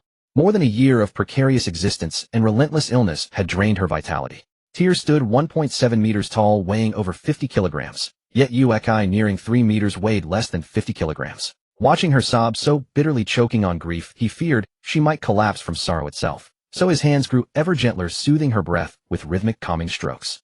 After a long silence, her voice emerged, broken and trembling. "That woman promised me. She said if I went with her, she would spare my family. Does that promise still hold with you?" She lifted her tear-drenched gaze, timid, vulnerable, toward him. Her golden hair parted neatly at the crown, 2 elegant strands swept behind her ears, framing her face, while the rest cascaded freely down her back. Her timid, tear-bright eyes nearly melted his resolve, though discomfort lingered knowing another man had kindled such devotion. Still, he possessed no warrior's crooked grin capable of instantly bewitching hearts. To claim a married mother, without warning, without consent, was bound to incite hatred and terror, especially when she faced imminent death, yearning only to spend her last days beside her loved ones. How could she possibly choose him over her own family, when she did not even know him? Of course it holds true. Her word is mine. If she vowed your family's safety, then they are safe. He paused, then asked softly, "But what then will you give in return?" Hearing those words, Don Quixote Yuekai bowed her head again, despair tightening her throat. What could she possibly offer? A life already slipping away. Tears spilled anew. She realized with chilling clarity that even in her final hours, she had unwittingly summoned calamity upon her family. Yi Taichu watched fresh tears fall, and genuine concern surged within him. Very well, very well. I shall ignore your family entirely. But on one condition: tonight, I enter your cabin. Be ready, and do not contemplate self-harm. Should you dare harm yourself, I swear, not one of them shall survive." Don Quixote Yuekai collapsed inward, eyes vacant, utterly broken, pressed against his chest. After a long hollow silence, a hoarse whisper emerged, "Fine. Then softer still, but swear, upon your honor, that after I die you will not betray your vow. Until then, I will serve you with my body." Yi Taichu replied, "I swear." He rose, cradling her gently. I'll carry you to the dining hall. You're far too thin, you must eat. She offered no resistance. Even as hatred seethed within her, what choice remained? For her living family, her 2 children, she surrendered. Since death awaited, she would trade this failing body for their safety, one final act of love. Would the protagonist Yi Taichu reveal to her that he could heal her immediately? Certainly not. Threatening Homing and his allies was unavoidable. If not, she might take her life at any moment. She was a woman of unwavering loyalty and fierce integrity. Yi Taichu possessed no device to manipulate affection or alter character, and even if he did, he would refuse it. For him, such conquest bore no distinction from possessing an inflatable doll. His path was clear: stabilize the precious woman in his arms, then gradually win her trust. During this fragile twilight of her assumed mortality, he would deploy patience, warmth, and unwavering presence, the timeless alchemy of deepening affection. As one sage once observed, the swiftest, surest path to a woman's heart lies along the shaded, winding trail of intimacy. Though morally ambiguous, it was the only way, against a woman of such unyielding virtue. Yi Taichu's defining difference from any paragon of virtue. His moral compass possessed the rare flexibility to pivot when necessity demanded. Exploiting Don Quixote Yuekai's conviction that her time was ending, he would launch a relentless Tinder campaign, guiding her to discover the exquisite beauty of love. Not out of disdain for this world, but because in the arts of deception, emotional manipulation, and psychological influence, Earth's accumulated wisdom vastly surpassed these natives' understanding. Such tactics might fail upon a healthy Yuekai, but illness had rendered her vulnerable. And terminal illness, that was ideal. His surgical ability could heal her imperceptibly, effortlessly, silently, leaving no trace detectable to an ordinary person. Then came the devoted chronicle, the loyal attendant's diary, relentless, meticulous, heartfelt attention, woven seamlessly with emotional resonance and subtle psychological guidance. 1. When a woman finds herself in alien terrain. 2. When she stands utterly alone, no kin, no anchor. 3. When she learns she bears a fatal illness, time slipping like sand. 4. When loneliness and fear grip her in solitary darkness. 5. When she has never known such tender, unwavering care. 6. When she remains unaware of what a devoted attendant truly means. 7. When the one offering such devotion is also the man who claims her body night after night. How would she think? How would she respond? What would she choose? Tell me. How could Yi Ritian lose with overwhelming support already secured? If Yi Taichu, armed with centuries of terrestrial wisdom, could not win Yuekai's heart, he would forfeit the right to draw breath. And scrupulous. Effectiveness matters most. As the saying goes, another's lover always smells sweeter. The red flag at home remained steadfast. While Yi Taichu and his group continued their deep dive toward the Fishman Island, they were unaware of the immense turmoil their actions had stirred on the islands above. At this moment, Marines were conducting searches on every island of the Sabaody archipelago. Sengoku, with a somber expression, listened as soldiers reported the search results from each island. He discovered that instead of finding the main culprits, they had uncovered numerous retired pirates hiding in the Sabaody archipelago, individuals who had once been more or less notorious. As time passed, the archipelago was nearly fully searched, yet he still hadn't heard the news he most wanted. Sengoku couldn't help but wonder, could they have simply vanished?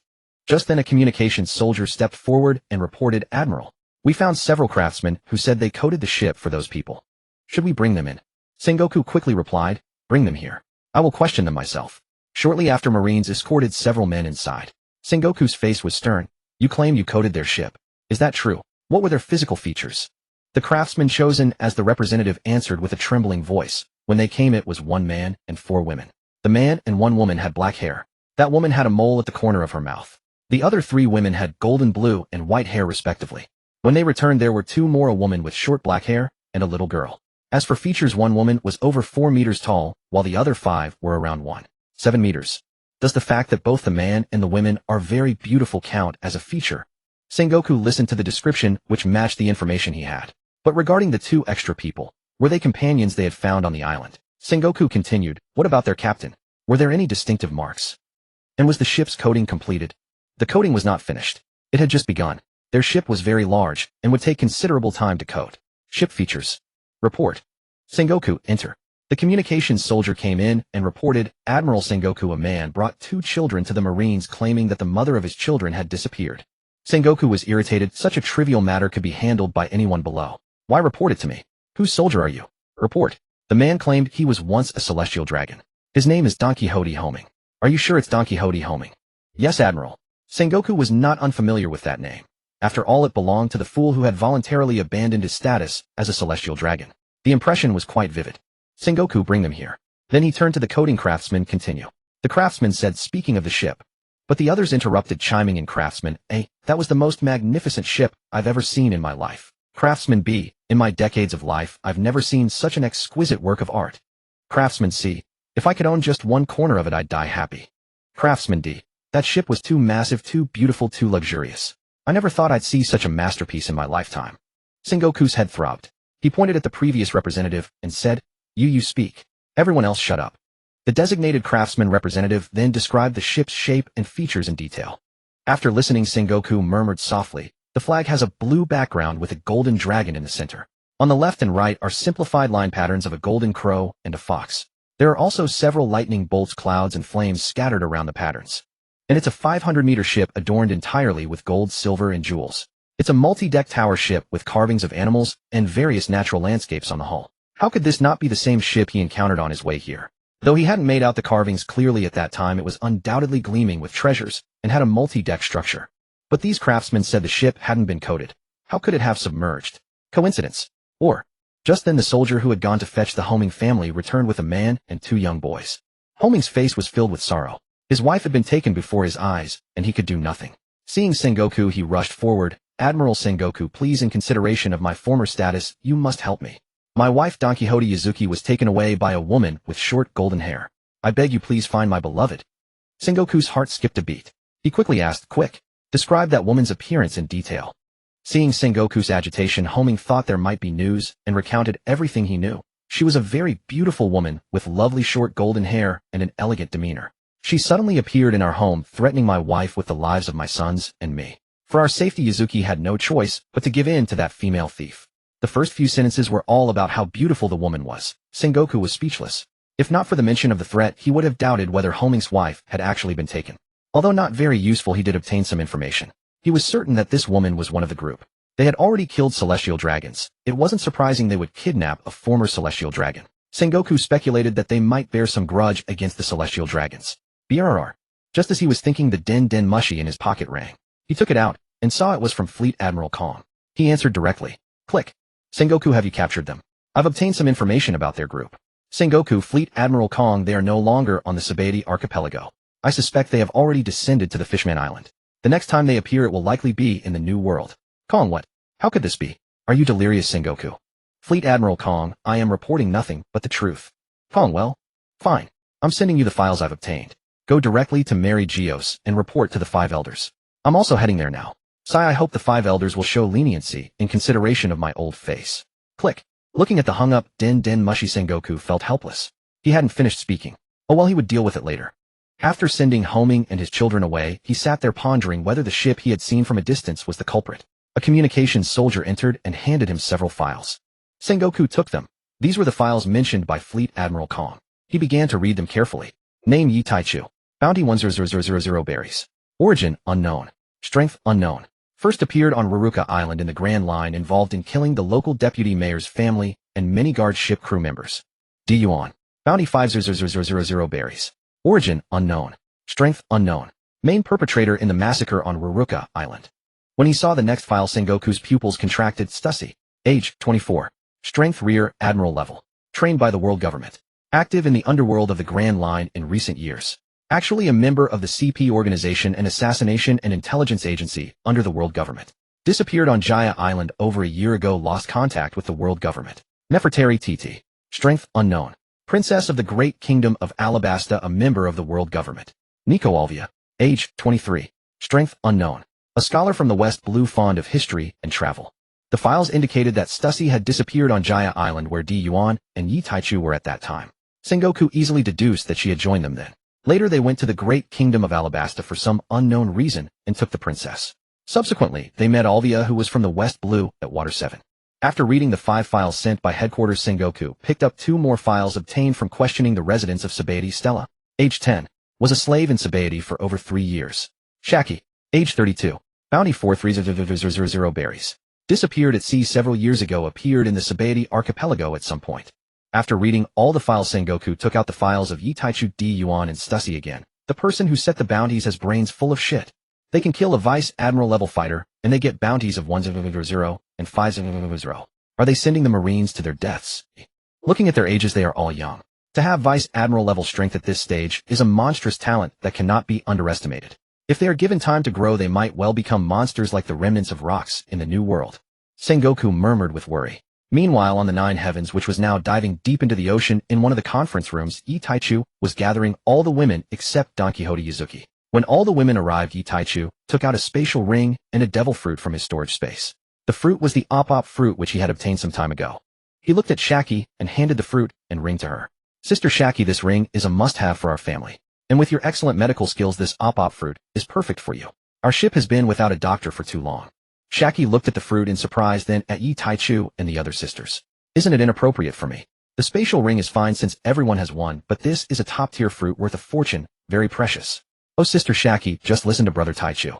Besides, I think this fruit really suits you. TT chimed in, knowing that Brother Taichu had his reasons for everything, and she only needed to support him. Yi Taichu, Sister Shaki, there's no such thing as precious or not.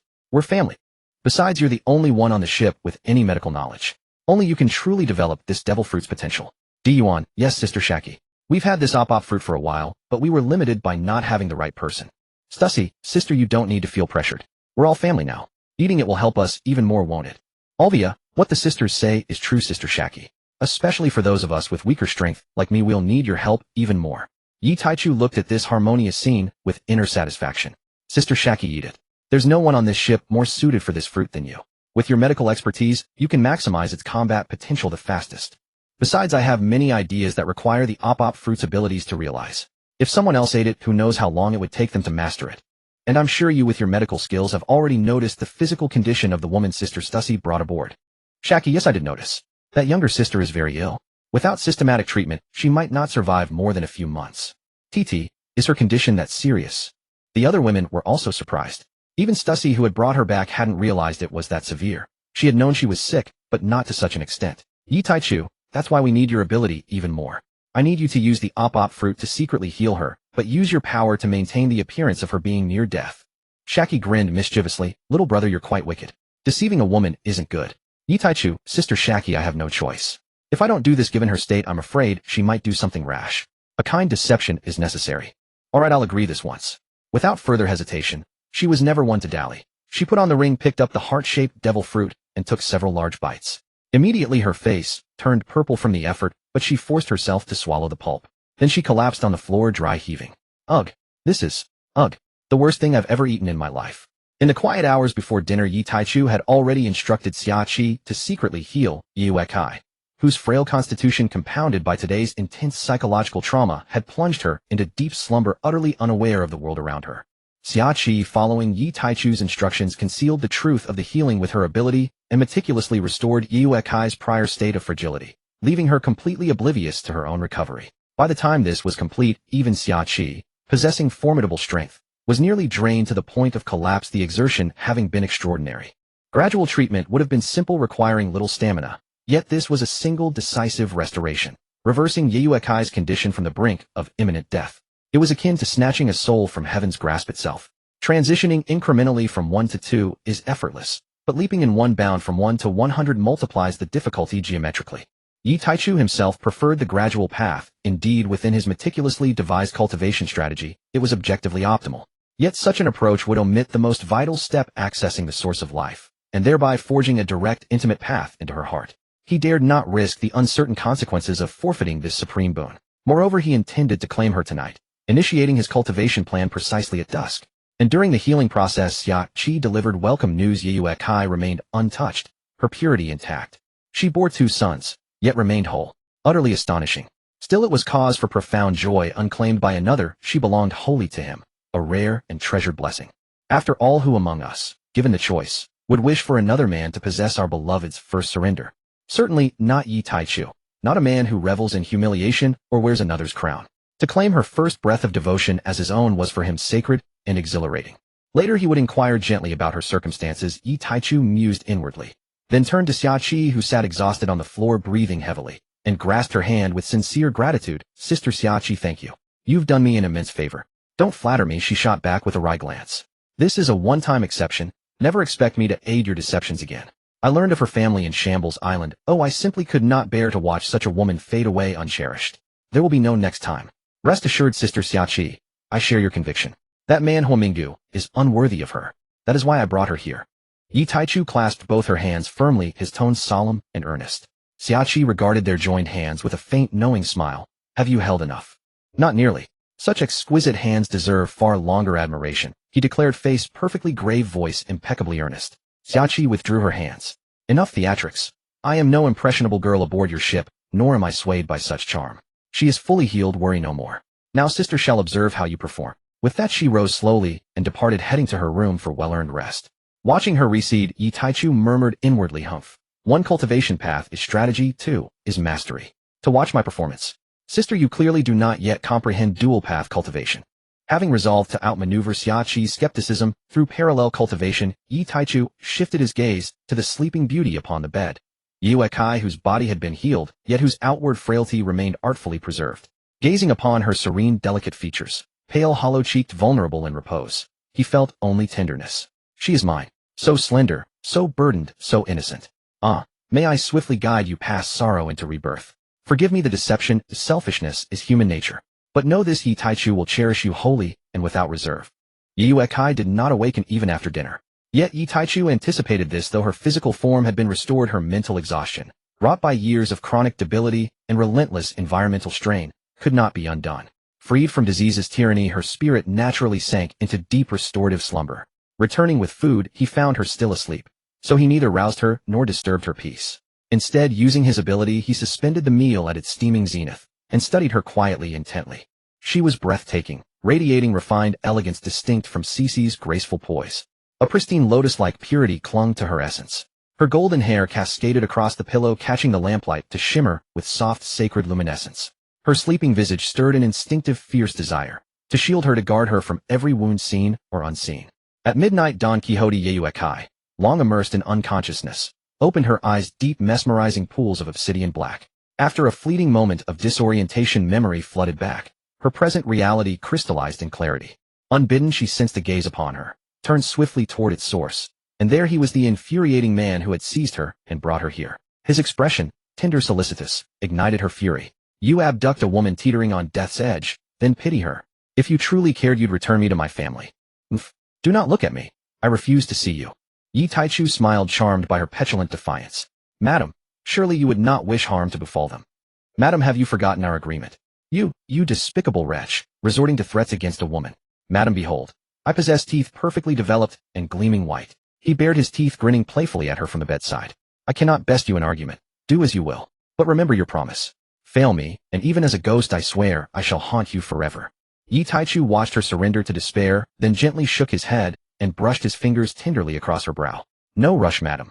You've fasted all day and slept long, surely you're famished. He lifted a portion of the warm meal beside him, blew gently to cool it, and offered it to her on the sick bed. Yue Kai stared at the morsel hovering near her lips, then at the steaming dish cradled in his hand, and fell silent. She could not gauge how long she had slept, yet intuition whispered it had been many hours, and the profound darkness beyond the window confirmed it was deep night. Had he reheated this meal repeatedly, patiently waiting for her awakening? Did he imagine such devotion would earn her forgiveness? Impossible. With a defiant MMPH, she snapped the food from his fingers, chewing fiercely, as if each bite were vengeance against the very man who dared steal her away. She wished not to eat. She feared neither death nor pain. Yet she dared not test this ruthless man's limits. She possessed neither the right nor the strength to gamble. The feeding continued for some time. She wondered why her appetite surged so. Had it been too long since she tasted true nourishment? Yet previously nothing settled in her stomach. All food provoked violent retching. What had changed? No nausea stirred within her now. She remained bewildered, but Yi Taichu understood perfectly. A healed body hungers for energy. After wiping her lips clean, his voice softened. Madam, have you eaten your fill? She looked up, startled and puzzled. You haven't eaten either, you wretched man. Wretched man. Very well, call me as you please. His gaze lingered on her, tender and absorbed. No, I meant only that the hour grows late, madam. Without further delay, he knew this night would stretch long and deep. From the windowsill, he plucked a crimson rose, quietly blooming, and placed it within his inner realm. This was the fourth such rose he had nurtured with meticulous care. Caution was paramount. The glacier was frigid, the air thick with heat, and the heart shyly guarded. In the early morning, Yi Taichu held the delicate, beautiful woman sleeping in his arms with tenderness. He could see that even in slumber her two elegant eyebrows were slightly furrowed and traces of tears remained at the corners of her eyes. After a short while, Yi Yuetzai's beautiful eyelashes fluttered, then her eyelids slowly opened, revealing her lovely misty eyes. Thus she was able to wake up early in the morning. Upon waking, she immediately sensed something was wrong. She couldn't help blushing. I'm so weak. Because if she remembered correctly, it seemed. What a bad man. But then she recalled how he cherished her, the gentle and cautious scene, and she couldn't help sighing inwardly. At that moment, a voice came from above. What is the matter with those two children? Yi Yuekai knew what this bad man was asking. After hesitating for a moment, she finally decided to tell him truthfully.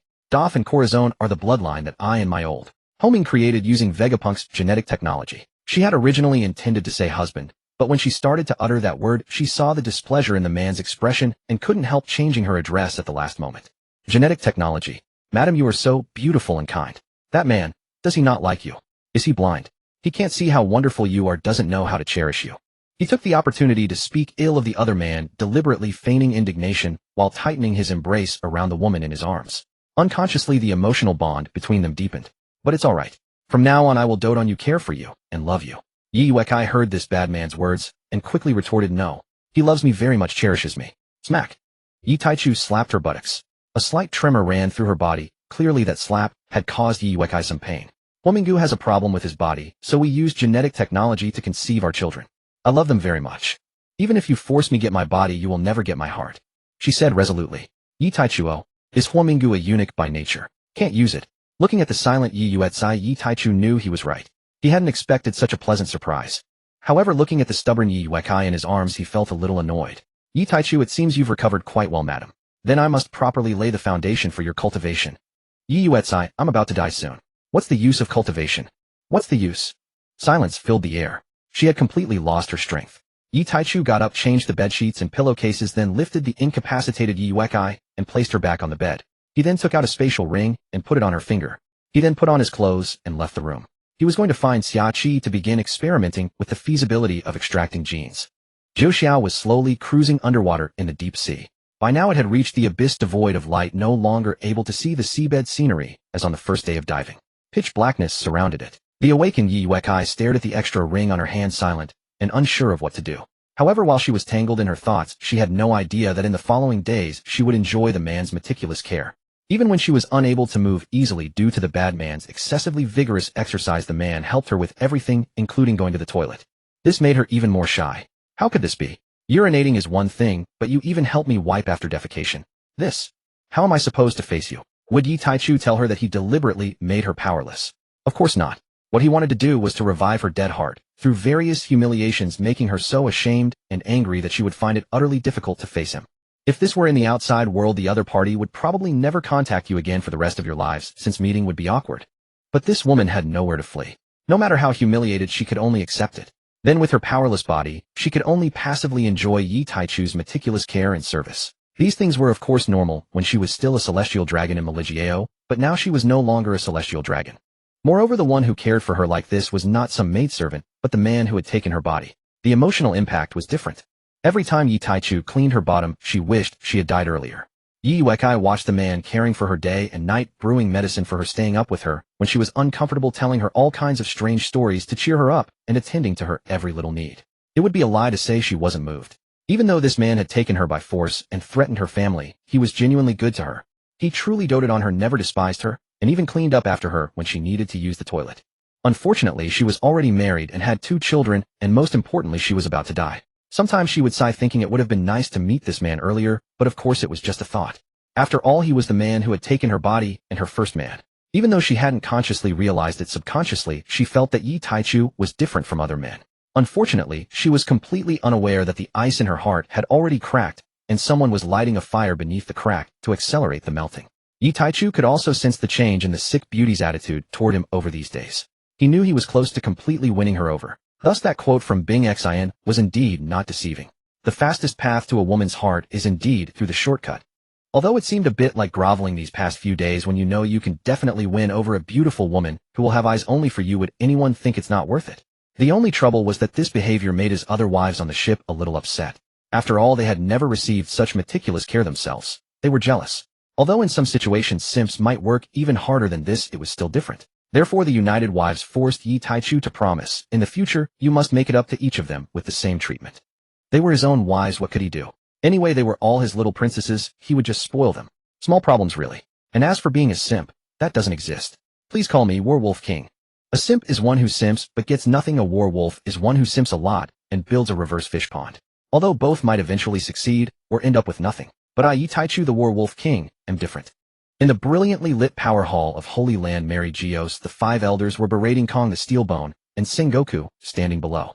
After the group had vented their anger enough, Topman Warkuri, the bald, round-faced elder, addressed the two below. Have you confirmed where the group that killed Saint Saikuin and took Don Quixote Uretsu went? Kong looked at Sengoku. At that, Sengoku could only voice his speculation. I suspect that group has already entered Fishman Island 10,000 meters beneath the sea. The next time they appear should be in the New World. Their ship likely employs some unknown advanced technology. If the information gathered later is accurate, I once encountered them from a distance, but shortly after their ship submerged. Since the data I had at the time indicated they had just arrived at Sabaody, I didn't suspect it was them.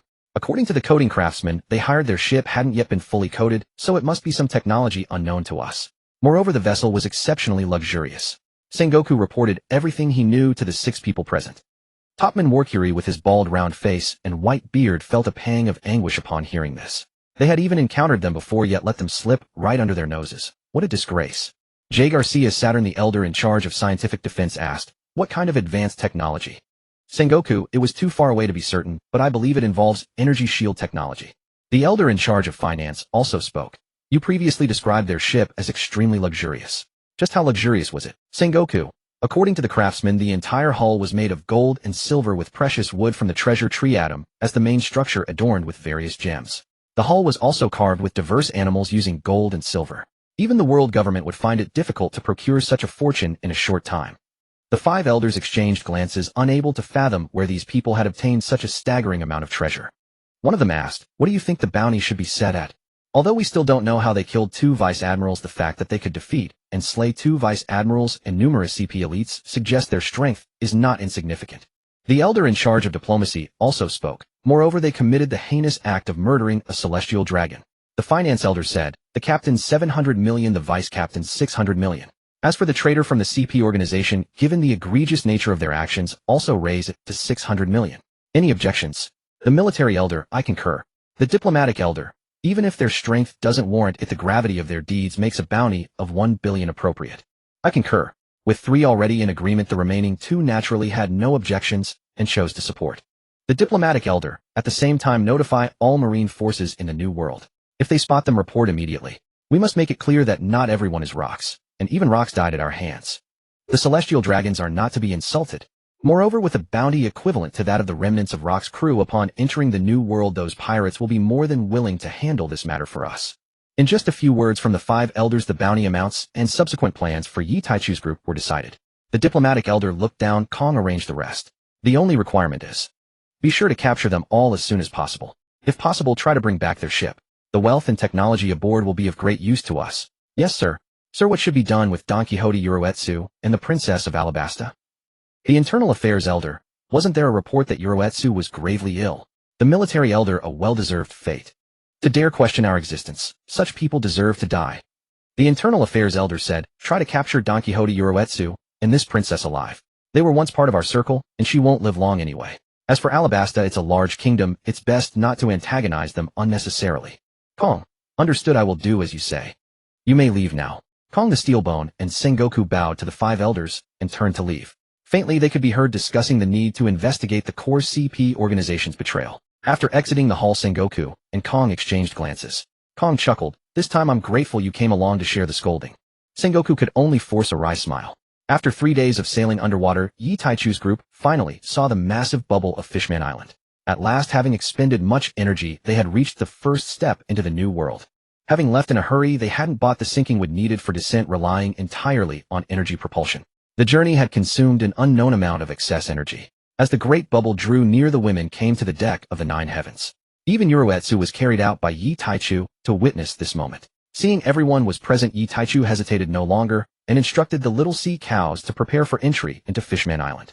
Since they hadn't arrived at Fishman Island through the normal route, they would not appear in the island's harbor. Given their current position, entering would place them in midair.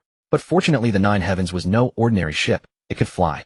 Such was its audacity. As the 9 heavens fully entered the air bubble of Fishman Island, Dian deactivated the ship's protective barrier. She instructed the little sea cows to steer the 9 heavens toward Mermaid Cove. As for why Mermaid Cove instead of Fishman Bay, well, mermaids were far more beautiful. Below, as the nine heavens passed overhead, the fishmen and mermaids scattered in panic at the sight of the massive vessel.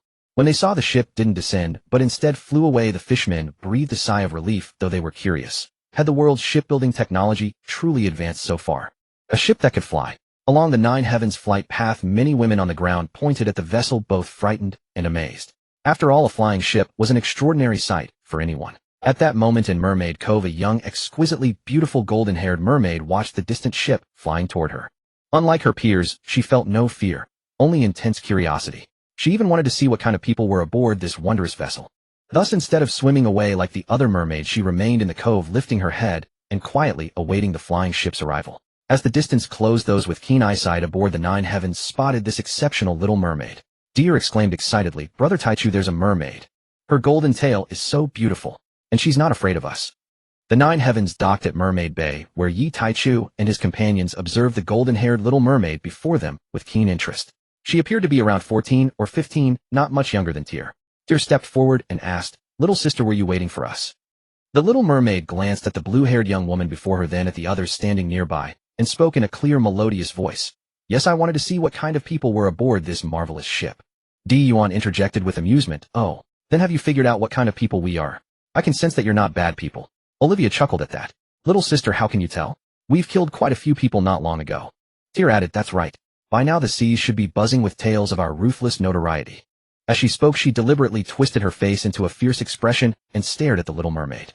Unfortunately, Tyr had no idea that her utterly beautiful and adorable face couldn't look fierce no matter how she contorted it. It only came across as utterly endearing. "No, elder sister.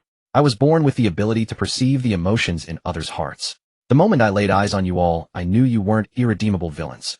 Gion and Stussy both grew serious at these words, lifting their gazes toward Yi Taichu, who had remained silent until now. "No need to worry," he said reassuringly, holding the little girl Stella in his arms.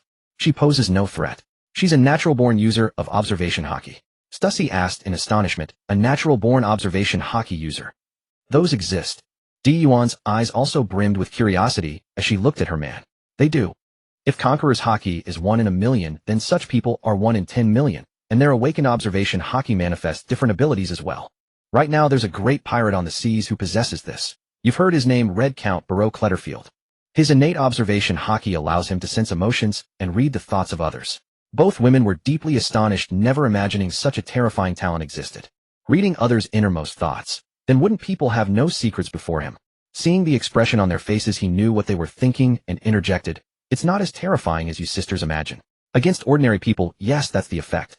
But against haki powerful fighters, reading their minds isn't so easy, unless that fighter completely lowers their guard around him. That's still utterly terrifying." The two women complained. Their gazes shifted to the little mermaid before them. Who would have thought that this seemingly delicate little mermaid possessed such a rare talent? As for why Yi Taichu knew it was observation haki, he had actually guessed as much in his past life. In this world, when observation haki is cultivated to an extremely high level, distinct supplementary abilities emerge depending on the individual. Take Katakuri's future sight, for instance. It's an ability inevitable for those who master observation haki to a profound degree. Different from future sight are the Red Count's mind-reading, Odoheim's ability to alter thoughts, and the Skypea girl of later years with her extraordinarily vast sensory range. What had been speculation before was now confirmed after he received the demon's memories. Just like the various applications of armament haki, observation haki also manifested many intriguing and diverse abilities. However, compared to armament haki, observation haki was like a gift from heaven. Apart from future sight and wide-range sensing, which were essential abilities, all other abilities were exceedingly difficult to develop.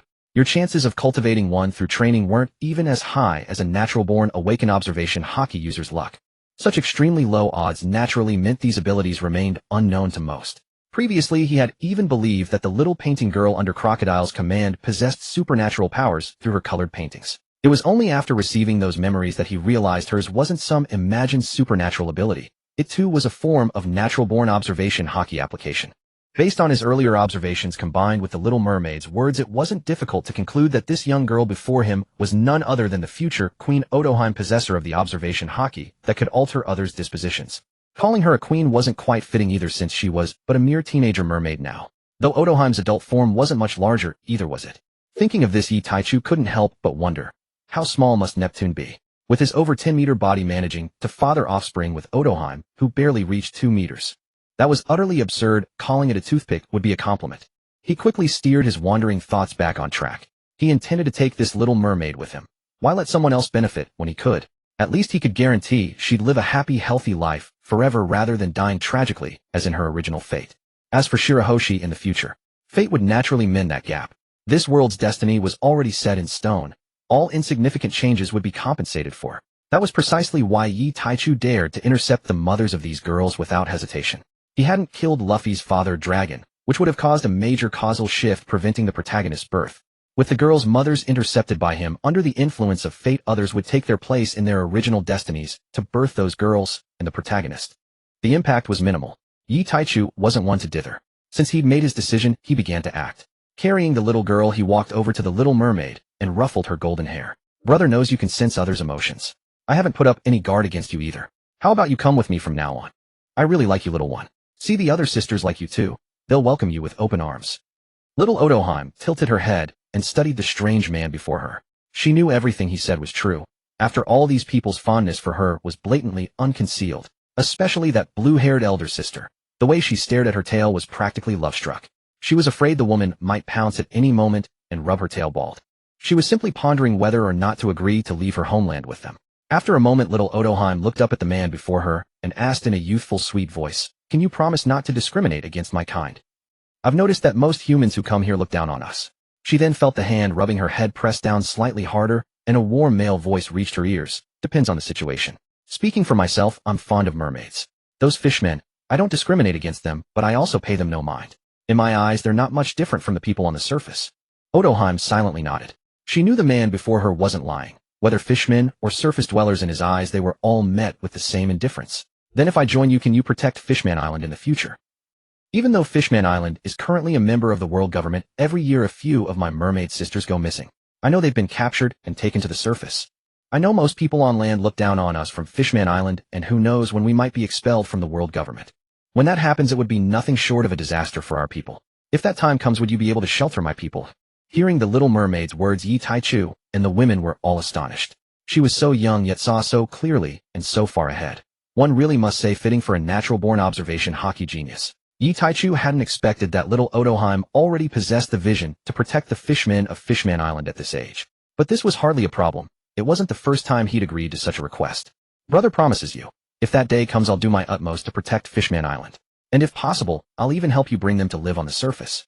Are you satisfied with that answer?" He rubbed the little girl's head. Thank you, brother."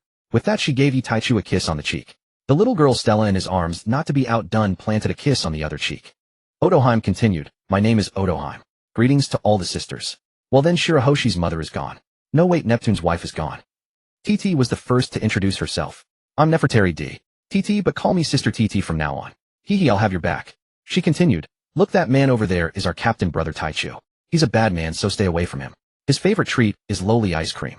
Then in turn, D. Yuan, Stussy, Alvia, Shaki, and the little lowly Stella introduced themselves one by one.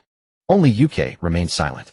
E.G. also looked at this elegant young lady. UK was very conflicted. The key was that she didn't know whether she should say anything. She felt she wasn't really one of them. She was taken by force after all.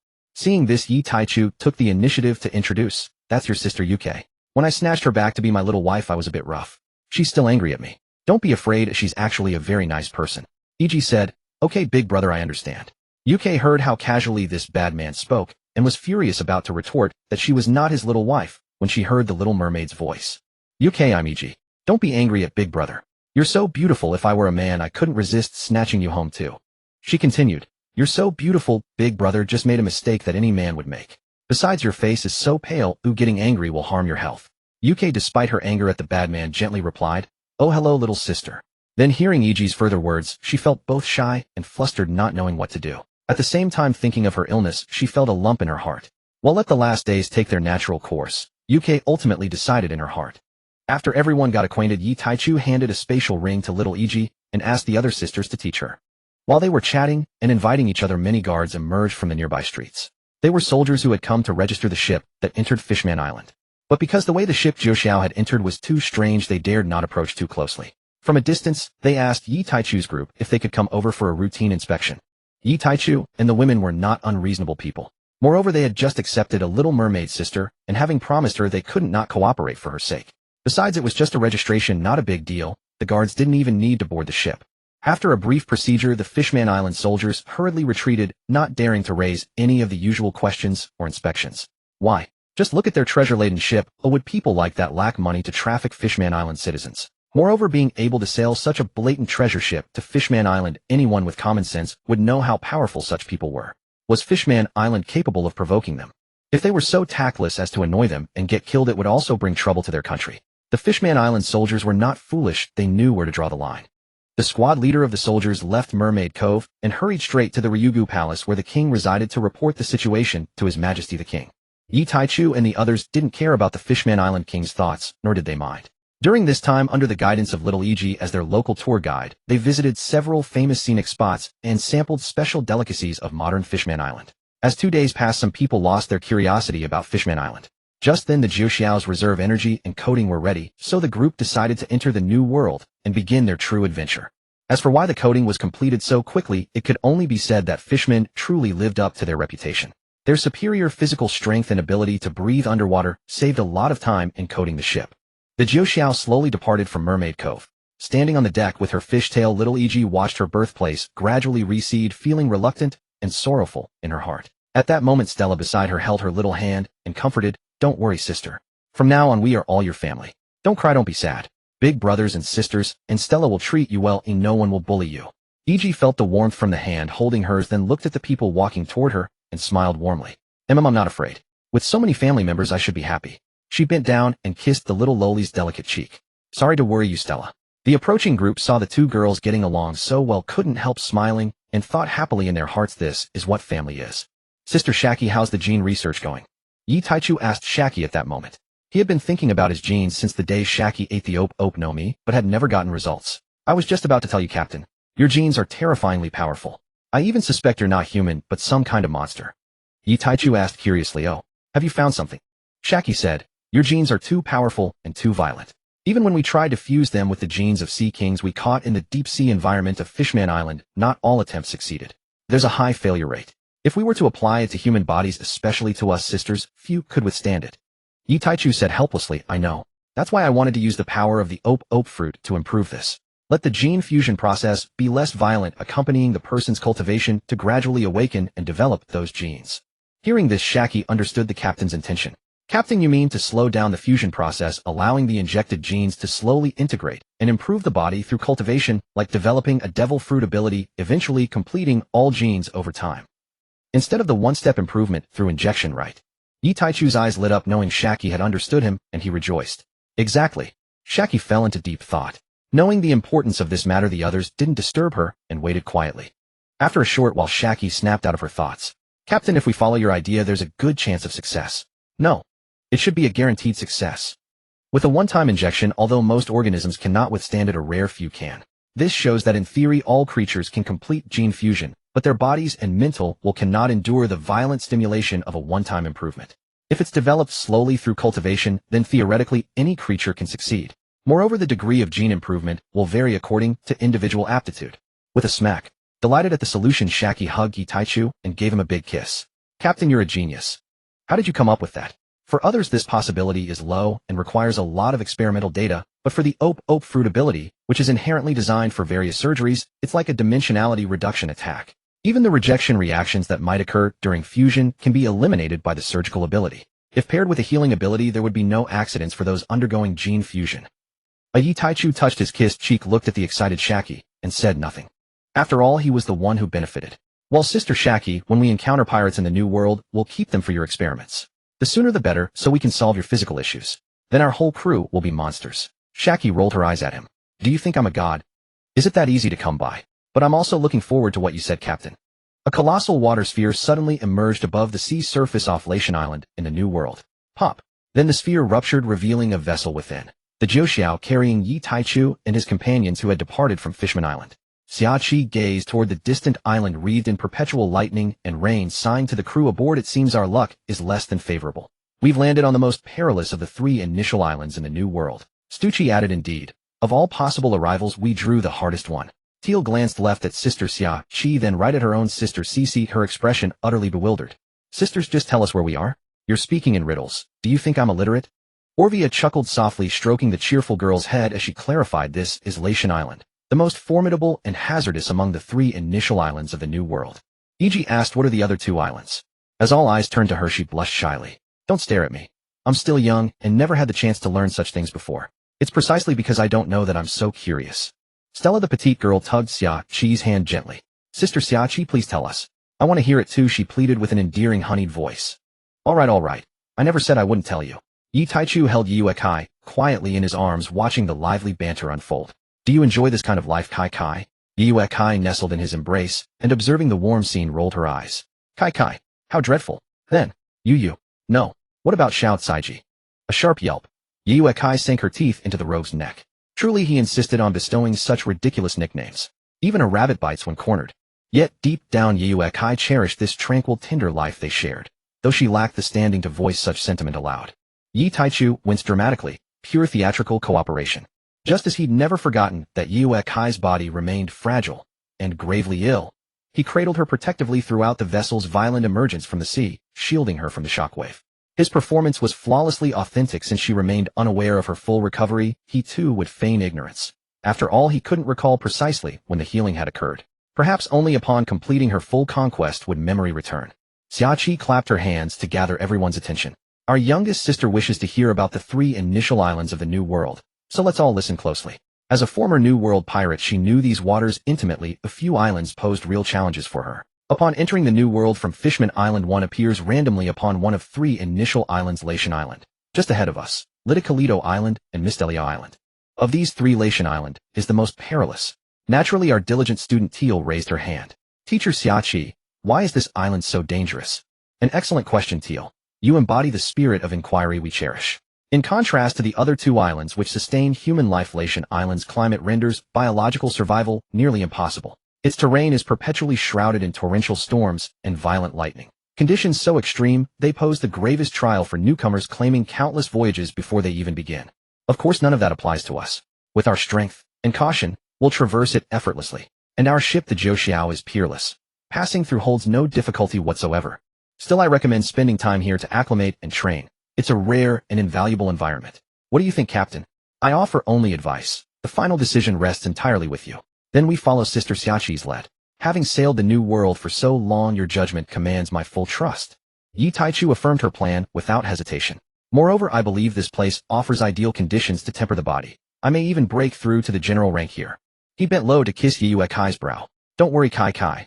I'll use my ability to shield a safe zone for you, Stella, and E.G. to move freely. He nuzzled her cheek gently. Thank you, she murmured softly. With a light pat on her hip, he added, we're beyond formalities. No need for such gratitude. Then he turned to the others and instructed the sea bulls to prepare for landing. They'll benefit greatly from training their bodies under this lightning. And you 2 fools, stay close to Stella and the others. Don't wander off, lest you become charcoal-roasted birds. Thus began their first step into the New World, a 3-month-long cultivation odyssey. Originally, it shouldn't have taken so long. But midway, Xiaqi discovered something extraordinary. The experimental fuse cells within their bodies responded to lightning not with explosive depletion, but with gradual steady strengthening. This unexpected development extended their stay, but yielded tremendous gains across the board. Most notably, Yi Taichu fully ascended to the general rank. At last he could wield his abilities to their fullest potential. His innate physical prowess, now amplified by general rank mastery, enabled him to contend with mid-generals despite his newly attained rank. And should he deploy his unique power, even elite mid-generals caught unawares would fall before him. Teal 2 fulfilled expectations, reaching the headquarters middle commander rank and barely crossing into the gunmaster realm, elevating her combat capacity to that of a senior commander. And with Union's power conjuring clouds imbued with diverse abilities, Teal could now duel junior admirals, holding her ground against them, if only briefly. She now commanded dual-colored hockey. Her exceptional natural talent combined with Xiaqi's healing allowed her to train relentlessly, pushing her body to its limits beneath the purifying fury of lightning. This breakthrough accounted for her remarkable growth. Dian meanwhile broke through to the elite middle commander rank during this lightning-forged cultivation, though her overall combat efficacy saw only modest improvement, extending her endurance against Admiral candidates slightly. After all, the chasm between an Admiral candidate and an elite middle commander remains vast. To earn the title Admiral candidate, one must achieve general rank proficiency in at least one of 3 domains: physical combat weaponry or devil fruit ability. Mastery in 2 qualifies one as an admiral. Mastery in all 3 marks a sovereign. Since this training focused primarily on forging Dian's physique, her swordsmanship advanced little, remaining just shy of the Grand Swordmaster threshold. Yet her body underwent profound transformation already enhanced by her mythical Zoan heritage. Her skin now resisted blades wielded by ordinary warriors. In battle, she could match an Admiral candidate evenly, for up to a day. In the New World, Gion had earned the moniker Monster, a title reserved for the rarest few even among its legion of prodigies. Yi Taichu foresaw a future wherein Gion, infused with his genetic essence, would become another Kaido, a living fortress impervious to blade and bullet alike. Stucci's power showed little overall advancement, merely consolidating her recently attained general rank and fortifying her physique. However, lightning cultivation significantly strengthened her dual-colored haki. Her firearms mastery reached roughly the same level as Gion's swordsmanship. Orvia, constrained by modest aptitude, progressed only to the junior officer mid-rank. The two foolish birds contributed nothing beyond navigation, though even that function was usually handled by the log pose. The sea bulls, however, thrived under Latian Island's harsh conditions. The immense energy stored within their bodies, accumulated daily from consuming sea king flesh, was finally awakened, propelling them en masse into the junior officer rank. The fruit eater among them neared the commander rank, while the most gifted specimens ascended to senior officer status and began grasping the fundamentals of armament haki.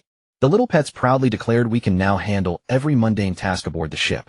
Stella possessed no notable aptitude and remained young, so her regimen focused solely on basic physical conditioning, ensuring she stayed robust and rarely fell ill. E.G., however, defied expectations. Though blessed with fishman physiology and innate observation haki, she advanced only to the junior officer rank. This outcome stunned everyone. Given her extraordinary innate ability, hopes had run high, yet her latent talent proved merely above average. Without extraordinary fortune, she might reach only junior admiral, far short of what her birthright suggested. Yet no one felt disappointment. Family required no hierarchy. Each member deserved equal care and protection. Xiachi, already formidable, retained her general rank, unchanged in tier, yet her combat versatility deepened considerably thanks to her ability, allowing her to fight an elite middle commander to a standstill. Still, her natural talent placed her on par with Stucci, not among true monsters. Among the crew, only Yi Taichu himself, Diyuan, and Teal possessed top-tier, transcendent potential. Without mythical Zoan enhancement or future gene fusion, the other ceilings lay at elite middle commander or admiral candidate, falling far short of Diyuan and Teal's sovereign-tier destiny. Thus, aboard the Jiuxiao, 4 individuals now wielded general-level combat power, 1 operated at senior commander strength, and over 100 officers ranked at the officer level. Among them, Diyuan stood out, the foremost among elites, capable of challenging an admiral candidate directly. Yi Taichu privately calculated, excluding mid-tier fighters, their elite force now ranked among the New World's strongest pirate crews, second only to the remnants of the Rocks pirates and the pinnacle of Roger's crew. Should one among them ascend to admiral or admiral candidate strength, they would stand shoulder to shoulder with those legends. Yi Taichu felt genuine joy. He knew that day would arrive soon. And beyond this triumph, another great blessing awaited. Another great joy was the successful completion of the seduction plan. The forcibly abducted Don Quixote Yuekai had finally surrendered her heart, fully integrating into this big family. The story began about a month and a half ago. On this day, Yuekai felt utterly lost. She sensed her mental defenses slowly melting away under that wicked man's influence.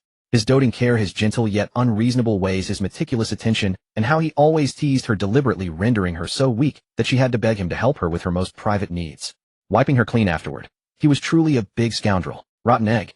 Her cheeks flushed crimson. Yuekai murmured, "A girl's heart is delicate and shy, doesn't he know that? And he still torments me like that on purpose. That wretched man is too much." Yet she had unconsciously fallen into this trap. Every day the first thing she saw upon opening her eyes was him. She felt his strong arms pulling her close, and lying on his chest, she listened to the reassuring rhythm of his heartbeat. When she was unhappy, he would set aside his pride to make silly faces to cheer her up. When she needed companionship, he would always appear by her side. When her illness flared up and she was in pain, he would tell her all kinds of stories. Even though she knew she shouldn't, she couldn't help but sink into his tenderness. She was confused and conflicted. She knew this was wrong, but she truly couldn't control her emotions. As she was absorbed in these thoughts, Dier came running towards her, carrying Stella, shouting that something terrible had happened. Something terrible. Something terrible. Sister, you. Dier, calm down. Tell sister what happened. She set aside her thoughts and hurriedly asked Dier. Dier said, "Brother Taichu is over there trying to break through by drawing lightning, but he drew too much. Now the lightning has completely surrounded him, and we can only hear his screams." Stella in Dier's arms also cried out, "Sister Yue, what can we do?" Woo-woo. "The other sisters went out to sea today, and I don't know where they've gone." Woo-woo. "Now it's just us few on the island. How can we help, brother?" "The other sisters went out to sea today." Hearing this, Yuekai grew even more anxious. The strong sisters weren't here. What should she do? Don't cry, Stella. Dier, take sister over there first. I'll go see if I can think of something. In the meantime, try to contact the sisters." "Okay, sister, come on. I'll carry you, it's faster." In her anxiety, Yi Wekai didn't notice the glint of cunning in Diener's eyes and the corner of her mouth, nor did she realize that little Stella was crying loudly without shedding a single tear. Truly worry clouds the mind.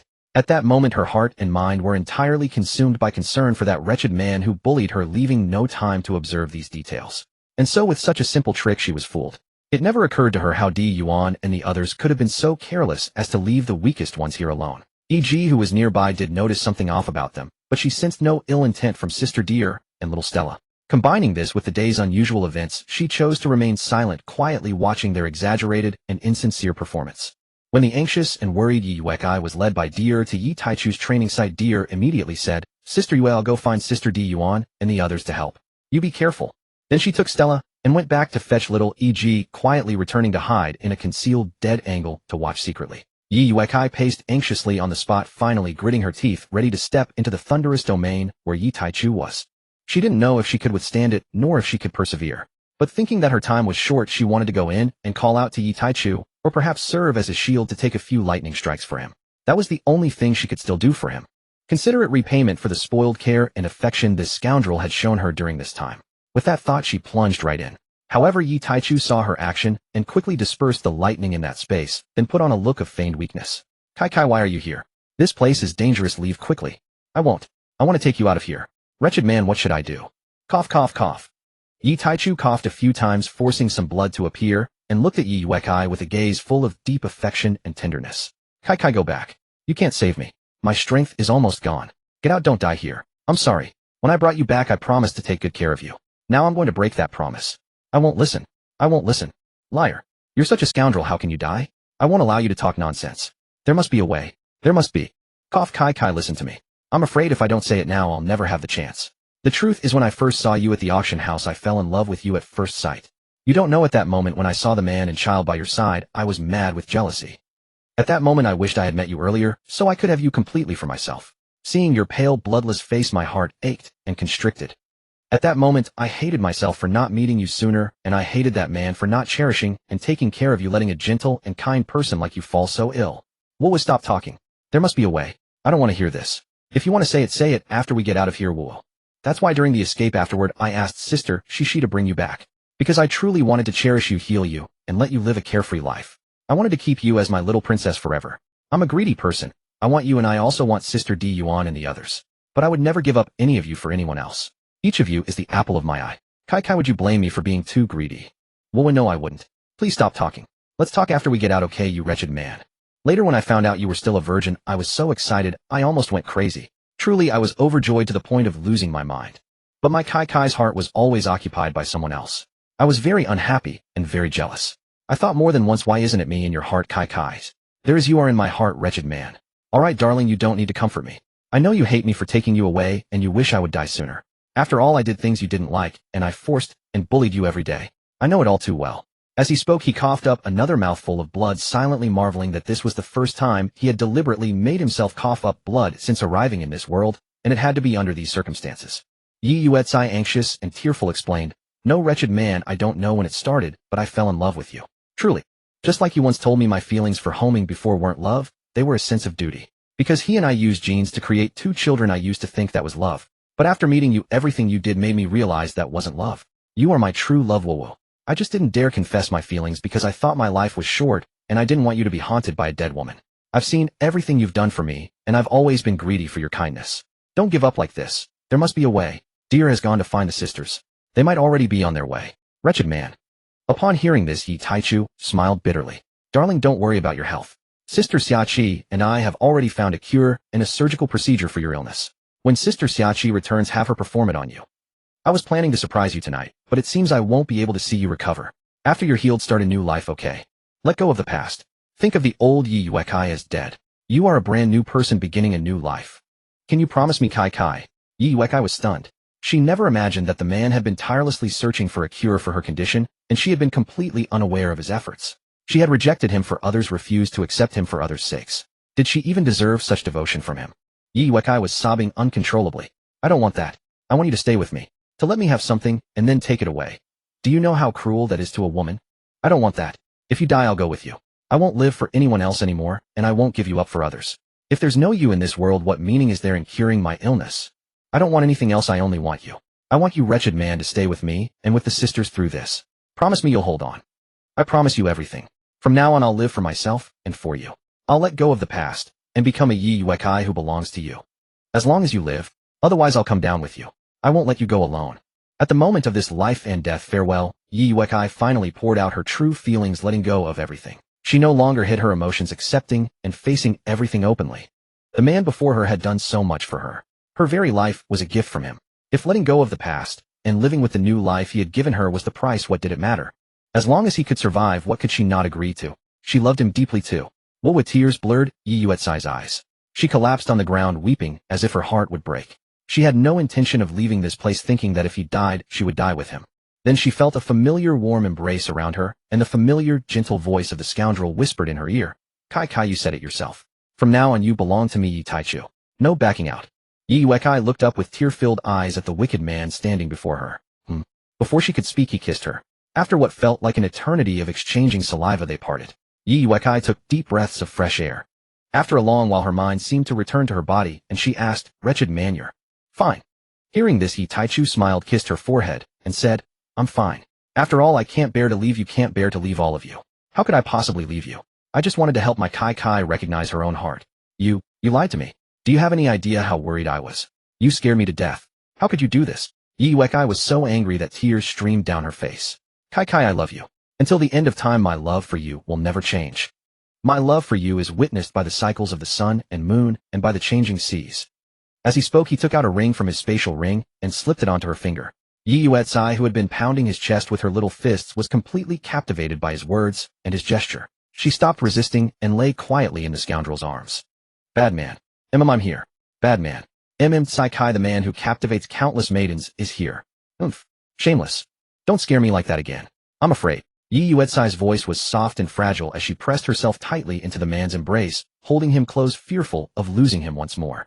Yi Taichu gently stroked the flowing hair cascading down his beloved's back, his voice tender. It's all right.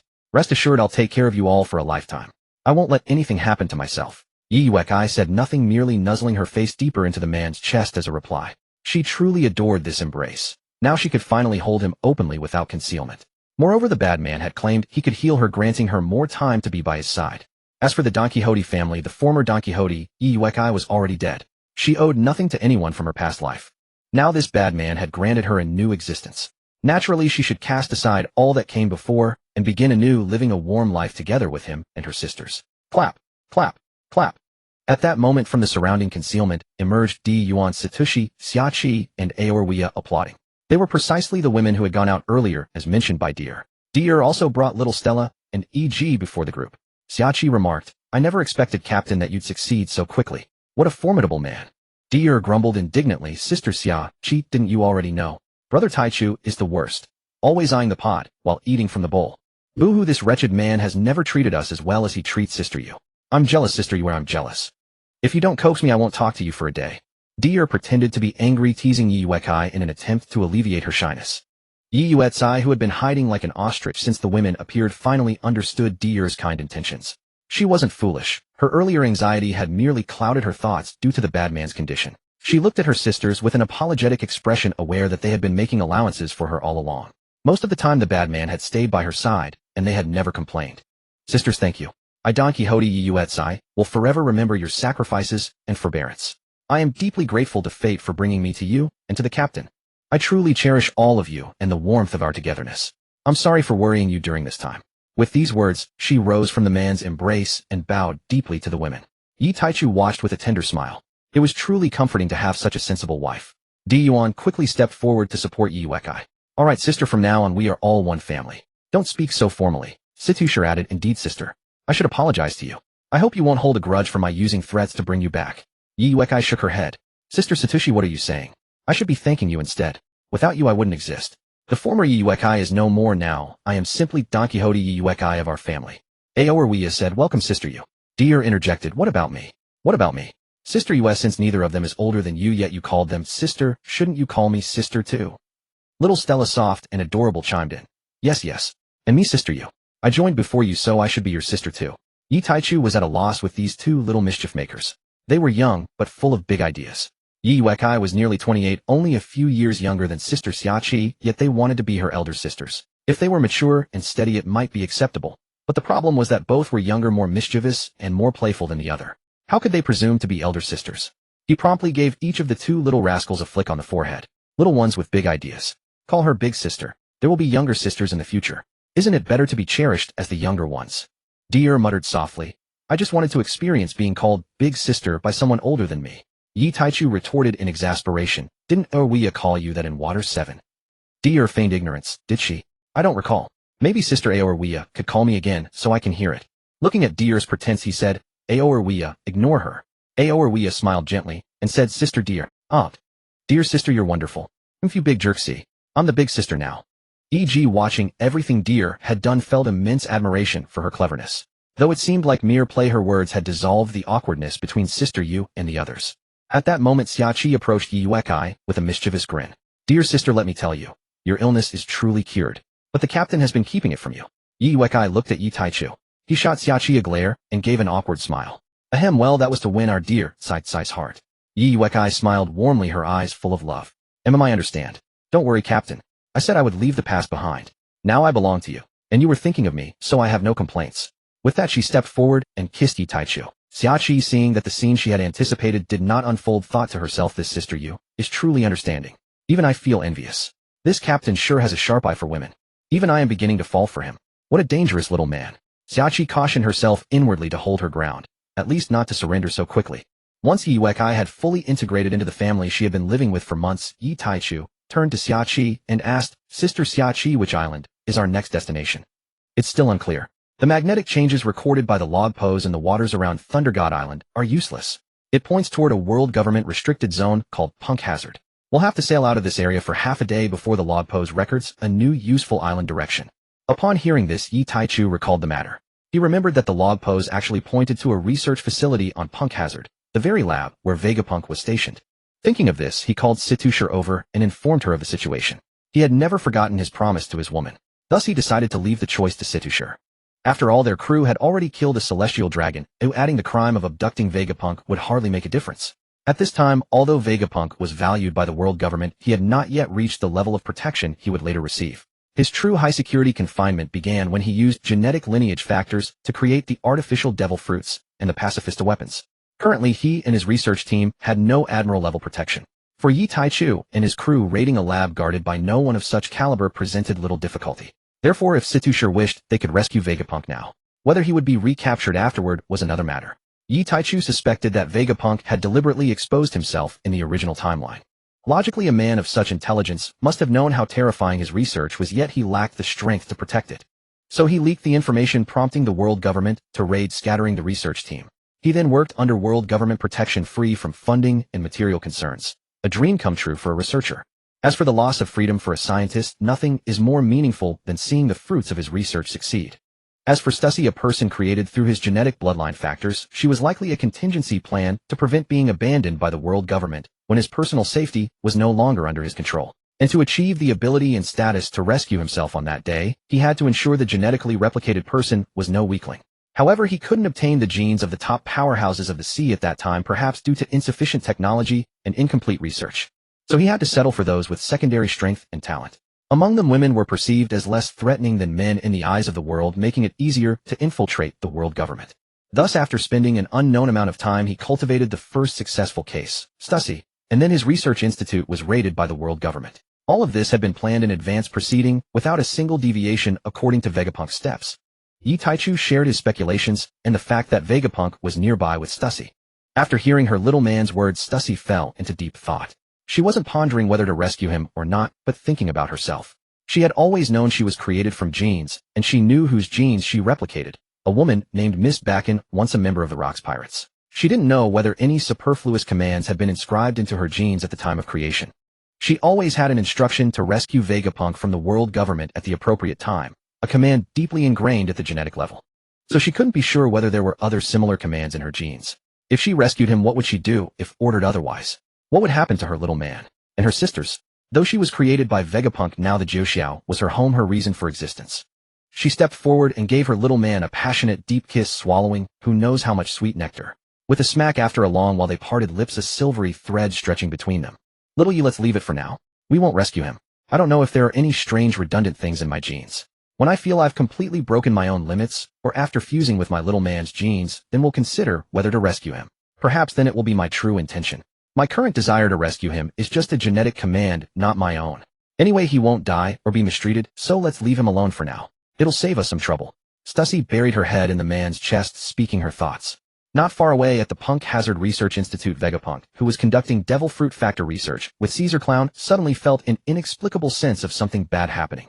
But after careful reflection, he couldn't find anything wrong, so he scratched his head, dismissed the thought, and continued his experiments. Yi Taichu held Stussy tightly in his arms. He didn't know what Vegapunk was thinking, but he knew he should cherish every woman by his side. After a tender and affectionate moment, the group gradually sailed out of the Thunder God Island waters. Adrift aimlessly on the ever-changing seas of the New World, they waited half a day for the magnetic needle to charge full before heading in its direction. They had no idea where they had drifted. Ahead, 2 pirate crews were engaged in battle. Interestingly, both captains were women. One had a high forehead, small eyes, a long nose, a big mouth, and a back like a tiger with a waspish waist. A beauty they happened to recognize as Katarina Dai May, the one with the 9-tailed fox ability. On the other side was a beautiful woman with light purple long hair and fuller lips. Her age seemed about the same as their tier, at most a year or two older. It was clear that the purple-haired beauty was no match for Katarina, who was steadily pushing her back, without even using her ability. Katarina Dai May let out a strange cackling laugh. Kukuku, why dive submit to me? With your strength and those rabble, you won't survive long in the New World. You wish? You slaughtered my crew and still want my submission.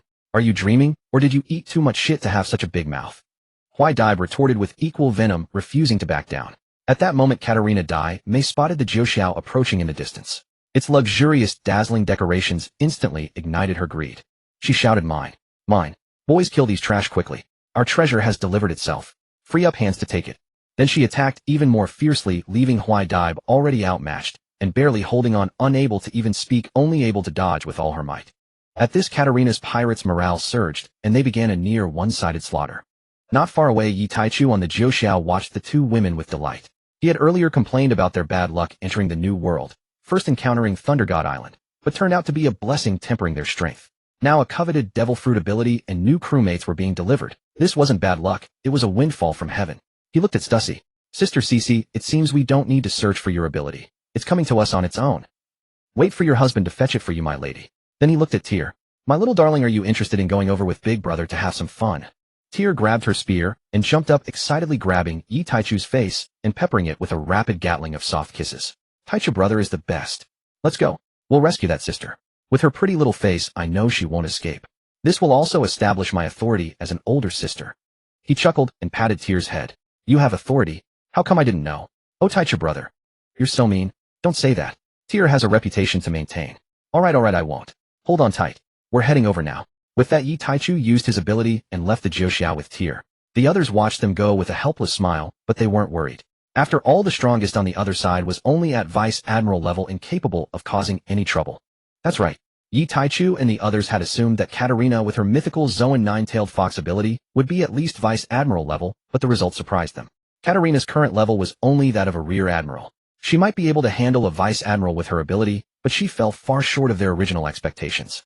With such strength, even 10 more of her would be nothing but cannon fodder against their group. Yi Taichu and Tyr appeared without warning beside the 2 combatants. Katarina, whose strength was indeed on a different level from Huai Dai's, reacted first, and quickly retreated, eyeing the suddenly appearing man and woman warily. Yi Taichu ignored the wary Catalina Diame, and looking at the battered and disheveled Wada Baby Eye before him, he spoke softly. "Do you need our help?" "Young miss." Wada Baby Eye looked at the suddenly appearing man with full suspicion, but hearing the constant screams of her companions nearby, she set aside her doubts. Yes. Please help me free my crew. I can pay you with the treasure I have. If that's not enough, I'll do everything in my power to give you a satisfactory amount of treasure as compensation. Please, big brother and sister, help me." Dier smiled at Wada Baby Eye and said, "No reward is needed, little sister. Watch big sister show you a thing or two." With that, she summoned a cloud beneath her feet, gripped her long spear, and charged into the marauding pirates, sweeping her weapon with grand forceful strokes.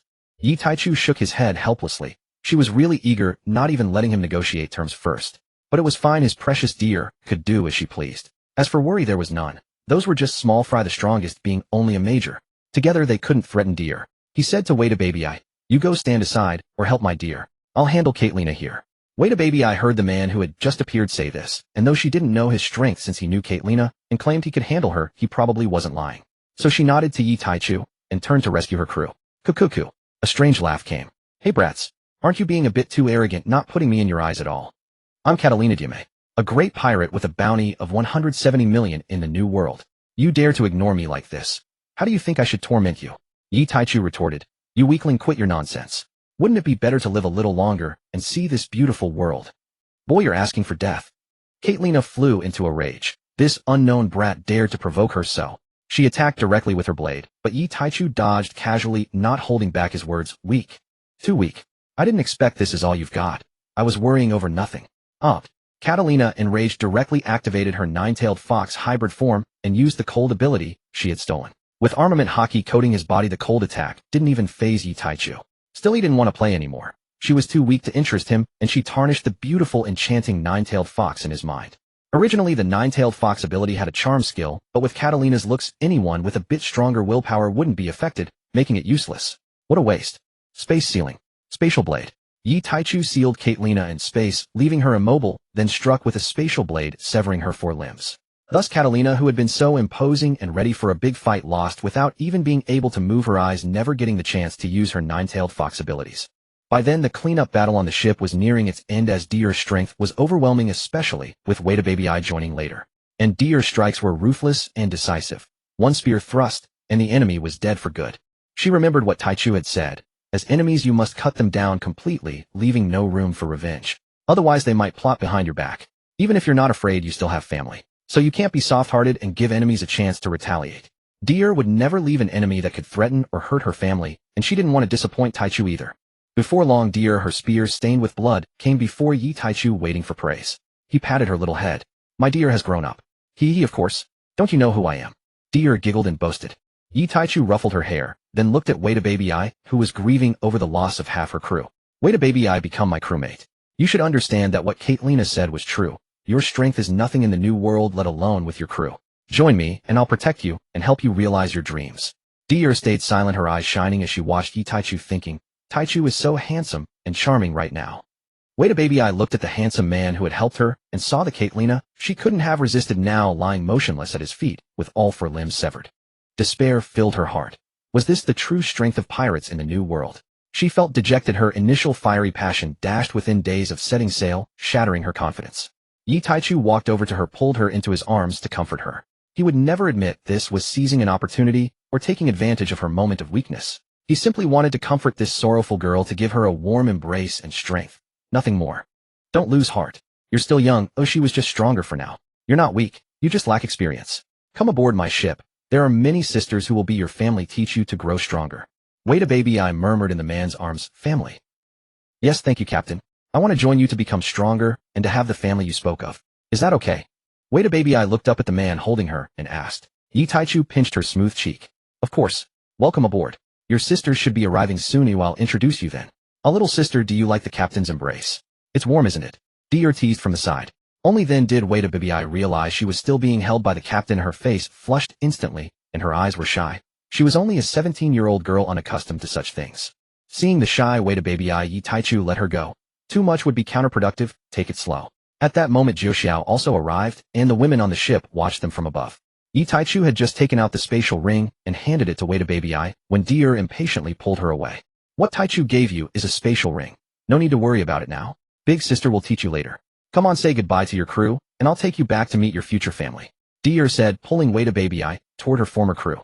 Yi Taichu meanwhile led Caitlina to the seastone room beside Jiao, preparing to extract her devil fruit ability.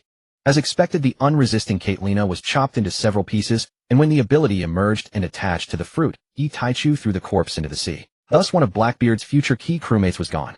Yi Taichu handed the regenerated Zoan-type dog fruit mythical Zoan model nine-tailed fox to the elegant Stussy beside him. Sis Stussy, eat this. This is an ability I specially prepared for you, and also the one I think suits you best. And as I promised you back then, this fruit's potential is in no way inferior to Cece's mythical Zoan golden crow. Yi Taichu gazed tenderly at Stussy, the woman he had brought back from Ruluka Island, who had silently stood by him ever since. Stussy took the devil fruit into her palm, contemplating the rare and supreme ability resting quietly within her hand. A sweet warmth bloomed in her heart. Not for the rarity of the power itself, but because it had been sought and gifted to her by the man she loved. Just then Teal arrived on the 10th deck of the Jiuxiao, with Heidabe in tow. Spotting the devil fruit in Stussie's hand, she immediately dragged her newly joined sister forward, eager to witness Stussie's reaction, nausea or discomfort, as she consumed it. Stussie glanced around at her sister's gathered closed Yuan's encouraging nod, Teal's bright-eyed anticipation, and the other's curious gazes. Then she turned to her man, and smiled gentle and radiant. Under his supportive gaze, she ate the devil fruit, bite by bite, savoring it, as though it were a delicacy, her face alight with quiet joy. Not a trace of nausea flickered across her features. And in that very moment her Haushika haki, long stirring faintly since she'd resolved not to rescue Vegapunk at punk hazard, finally awakened fully. It surged forth, unleashing a sovereign aura that rippled outward, violently shaking the sea within a kilometer radius centered upon her. Yi Taichu acted swiftly, isolating all women of lower cultivation, except Teal, within spatial barriers shielding them from the psychic shockwave of Stussie's Haushika haki. Teal, and the ship's pets, were not so fortunate. The pets collapsed instantly into unconsciousness. Though Yi Taichu had previously instructed Diyuan to occasionally release controlled bursts of Haushika haki during training sessions, to refine her mastery and fortify the crew's and animals' willpower, those had been deliberate, restrained exercises. This time was different, an uncontrolled, instantaneous, and total eruption, born not of intent, but of awakening. Even the young sea cows, caught utterly unprepared, slumped into deep slumber. Teal alone remained conscious, her mind blank for only a fleeting instant before snapping back to full awareness. Then, carefree and effervescent, she burst into unrestrained delight, celebrating Stussie's Haushiku awakening with pure, unguarded joy. Diyuan and Xiachi, observing Yi Taichu's swift intervention and Teal's untroubled expression, exchanged silent, resigned shakes of their heads. What a blissfully fearless girl. Moreover, thanks to Stussie's steady cultivation over recent days. Upon consuming the mythical Zoan-type nine-tailed fox fruit, her strength surged to match Diyuan's, reaching the elite Vice Admiral tier. Yet her combat prowess still lagged behind Diyuan's, whose mastery of the Sun Wukong abilities had matured over time. In a duel against a Fleet Admiral candidate, Diyuan could hold her ground evenly for an entire day. Stussie, however, could sustain parity only for several hours. Beyond that, she would gradually fall into disadvantage. And if the battle stretched past 24 hours, she risked being decisively overwhelmed. Yet she felt no dejection. She foresaw clearly, soon wielding the nine-tailed fox's unique gifts, she too would ascend to Diyuan's level of battlefield supremacy. Teal, watching Stussie's composure remain unruffled, couldn't hide her disappointment. Was it really that delicious, she murmured. But why did it taste so bitter when I ate mine? You impish little thing, Xiachi chided, tapping Teal's forehead. Your Cece sister isn't tasting fruit. She's tasting the captain's devotion. No matter how bitter the fruit may be to her, it is ambrosia. Oh, Cece sister, what power did you awaken? Teal asked, scratching her head. Stussie turned to her man. Diyuan's devil fruit abilities had been explained by him. Now, it was her turn to hear hers revealed. Yi Taichu, understanding her silent plea, kissed Stussie's lips before the assembled crew, a gesture both tender and solemn. He then unveiled the powers of the mythical Zoan-type nine-tailed fox fruit. First, illusionary arts, constructing immersive mental phantasmagorias that ensnare the senses. Second, enchantment, bewitching minds and subduing those with weak spiritual resistance. Third, shapeshifting, altering one's appearance to perfectly mimic any person previously encountered, though without inheriting their strength or abilities, only the outer form. Fourth, nine-tail replication. Upon physical contact, each of her nine tails may independently replicate one distinct ability for her use. The potency depends on her own cultivation. Higher-tier abilities demand exponentially greater stamina, tenfold for space-time-based powers. Fifth, innate sacrificial rebirth. Each resurrection consumes one tail, and with it all replicated abilities tied to that tail. This fruit confers no natural energy manipulation, yet it compensates magnificently elsewhere. Its capabilities border on the absurd. Though stamina consumption doubles during use, its strategic deployment at critical junctures can irrevocably alter the outcome of any battle. Hearing such extraordinary powers, the women rejoiced for Stussy. Yet a wistful envy lingered, not for the fruit's might, but for the fact that their captain had personally hunted it down just for her. As Yi Taichu explained the abilities aboard the ship, he reflected inwardly, fortunately this fruit had belonged to the relatively weak Katarina. Otherwise, facing an opponent whose replicated abilities remained unknown, victory would have been far less certain. Against peers of equal strength, Yi Taichu himself stood invincible.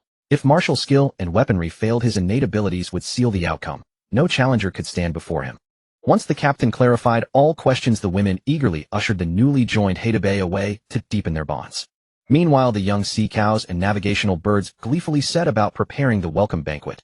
This ritual was second nature to them. After all, their captain possessed an uncanny habit of recruiting new mistresses every few days. By now they'd hosted countless such celebrations, their expertise honed to perfection. Yi Taichu meanwhile had barely contained his surging vital energy upon seeing Stussie's pristine white fox ears bloom atop her head and the 9 luxuriant tails unfurling behind her. He recited calming mantras inwardly, reminding himself patience. Soon he would experience the enchantment of a kitsune maiden firsthand. Only after long minutes did his pulse settle. Then, recalling earlier concerns about weapons, he sighed. Another dilemma demanding resolution. Originally he'd planned to lie low until reaching Wano country, where he would forge bespoke arms for his crew. But fate intervened. A minor skirmish with a petty foe disrupted that careful design. Now exposed to the world government and the new world's monstrous predators, future battles were inevitable, yet they remained weaponless. Though he and his fighters excelled in both martial arts and armament, even masters crave the elegance and spectacle of a finely crafted blade. With resignation, Yi Taichu resolved to acquire an eternal pose, pointing toward Wano country upon landing at the next New World island. He'd once dreamed of guiding his wives through the New World's breathtaking islands, but that vision would have to wait for another voyage. Wait, something was wrong. Snap! Yi Taichu smacked his thigh. How had he forgotten that? They were already in the New World, and aboard the Jiuxiao sailed Alvia, a historian fluent in ancient script. Did that not mean they could finally unlock the Sleeping Town dungeon?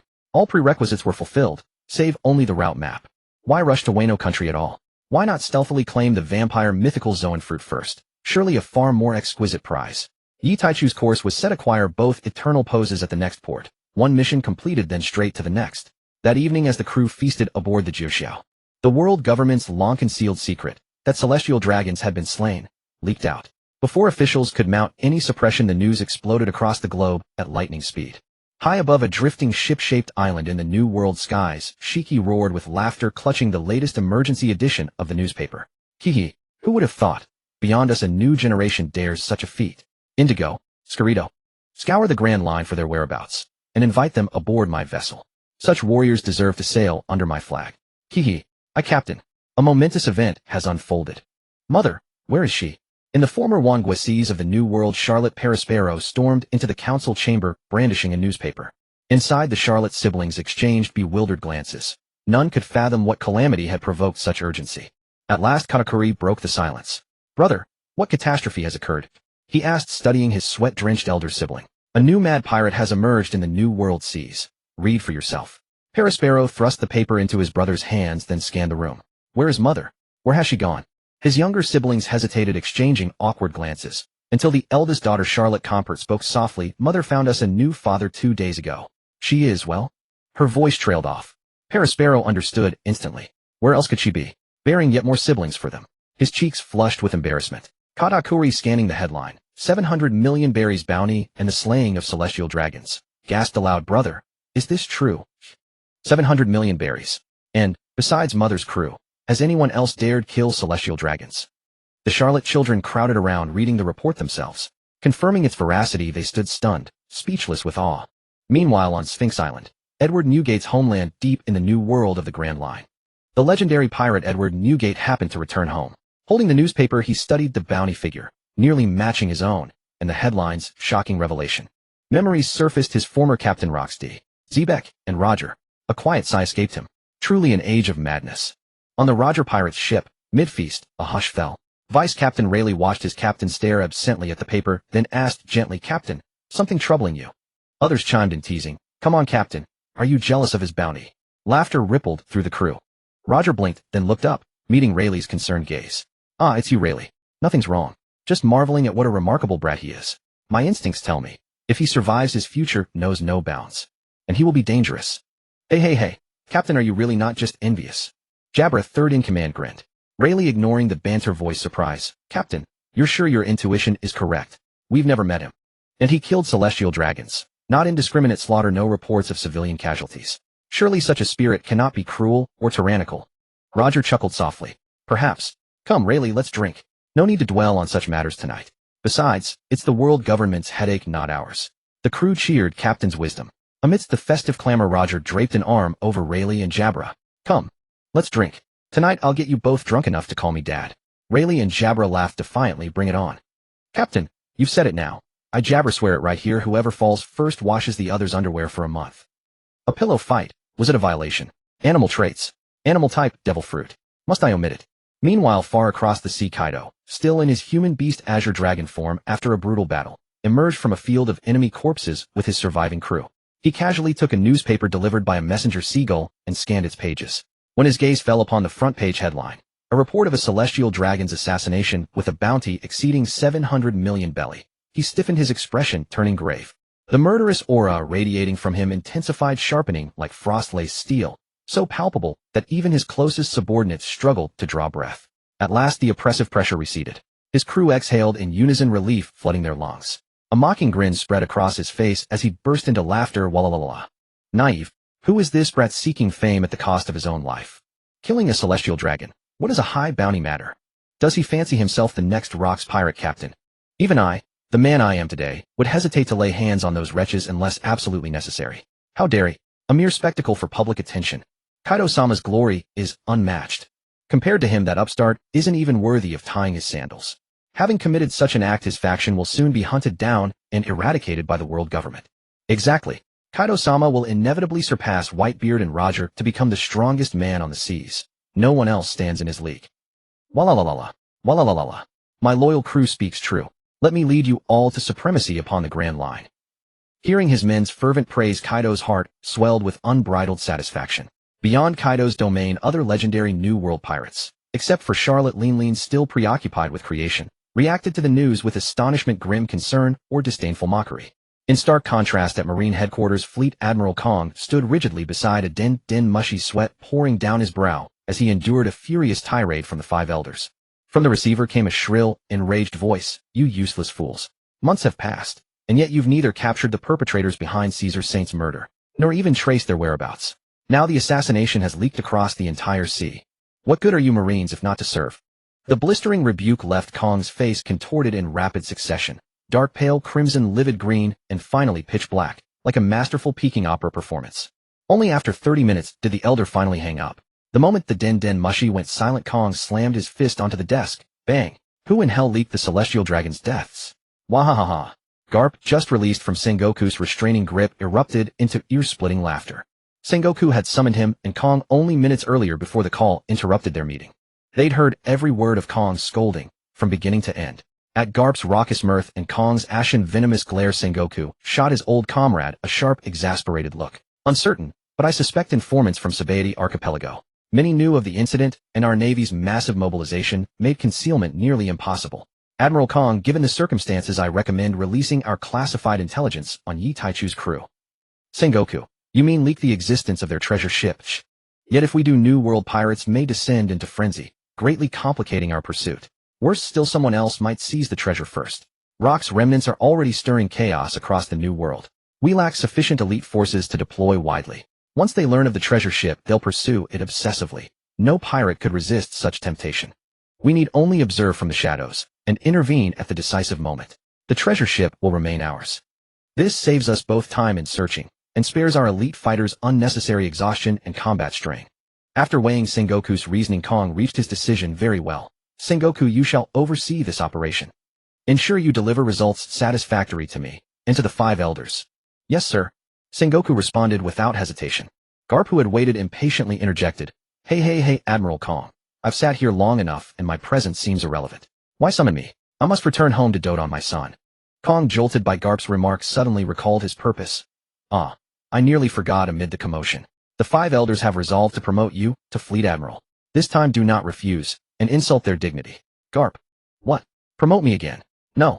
Didn't I decline years ago? I have no interest in becoming a lapdog for those celestial dragon weaklings. Kong's face flushed deep purple. Sengoku inwardly cursed his old friend's recklessness. That thought belongs only in your head, not spoken aloud. Sengoku hastily interceded. Admiral Kong, please forgive Garp. He's always been blunt, saying exactly what he thinks. Kong well knew this truth, but found it no less vexing. Garp's mouth had no gate, only raw, unfiltered honesty. Only Kong, who knew him intimately, could tolerate it. To anyone else in the world government, such words would raise suspicions of treason. Kong sighed. That's none of my concern. If you refuse, tell the elders yourself. I'll take no part in this mess. Seeing Garp utterly indifferent, even picking his nose and flicking crusts about the office, Kong roared now. Immediately. Get out, this instant. Realizing Kong was truly enraged, Garp fled with practiced haste. The two men could hear his unrestrained, boisterous laughter echoing down the corridor the moment he cleared the door. Sengoku, resigned, offered Kong a final nod before departing to execute his assignment. While these antics unfolded at Marine headquarters, Yi Taichu and his companions, having spent months secluded on Reincarnated Island, a remote information-starved corner of the New World, finally prepared to depart. That night began with a jubilant welcome banquet, and continued into the early hours with a spirited pillow fight joined enthusiastically by Yuezhi Kai. Yi Taichu at last beheld a bestier, maiden unlike any birdwoman he'd seen before. All gazed in awe at Stussy, their elder sister, her pristine white fox ears twitching gently, her 9 warm, supple, luxuriant tails swaying with graceful vitality. Enchanted, they exclaimed how adorable, exquisite, and breathtakingly beautiful she was, until noon the following day, when the group finally re-entered the wider world and received breaking news. Everyone, look over here. On board the Jiuxiao ship, Tyr waved a freshly purchased newspaper from a messenger seagull, calling out to the others lounging poolside after training. Brother Taichu, your bounty has exploded. And Sister Diu and Sister Cici, you've both surged into the highest tier of bounties across the seas. I'm so envious. Tyr, still starry-eyed with envy, then tilted her head in curiosity, but Sister Yu's and my wanted posters seemed strange. Hearing this, Yuezhi Kai asked gently, what's unusual about mine? Tyr didn't tease. Sister Yu's poster bears no bounty, only the command capture alive. Nothing else. Mine lists a bounty, but also demands I be taken alive. Brother Taichu, we're all together, so why are ours different? Tyr gazed up at Yi Taichu with wide, earnest eyes, full of childlike wonder and absolute faith in his boundless wisdom. He smiled, faintly shaking his head at her adorable, inquisitive innocence. He beckoned her over. She darted to his side. So swiftly, she activated the Marine 6 Powers technique, shaved to close the distance. As she arrived before him panting slightly, he tenderly stroked her sapphire blue hair. In a voice soft with affection, he explained, your sister Yu's poster lacks a bounty because she was once a pure-blooded celestial dragon. Knowing she suffers a terminal illness, her days numbered, the world government sees no need to assign a price. Out of residual kinship among celestials, they omitted it entirely. Of course, if those ancient elders ever learned she not only survived but now fights alongside us, her bounty would skyrocket beyond measure. What about me? What about me? Brother Taichu, Tyr cooed sweetly at Yi Taichu, her curiosity deepening. Yi Taichu gently flicked Tyr's tiny nose, drawing out his voice, my dear. I won't tell you. Watching her curiosity ignite, she instinctively stretched her slender, graceful neck in eager anticipation. Taichu twisted his words mid-sentence, teasing her playfully. The other women burst into laughter at the scene. Realizing she'd been tricked, and hearing her sister's mirth, Tyr's cheeks flushed crimson as she glared at Taichu's mischievous grin. Whoa! Without hesitation, she sank her teeth into Yi Taichu's cheek, and refused to let go no matter how he winced in pain. Trapped and pleading in vain, Taichu could only sigh in resignation, vowing repeatedly not to tease her again, and promising to speak now. A muffled, indistinct murmur came from Tyr. Really? You mustn't lie to me. Brother won't deceive you. May I have my cheek back now?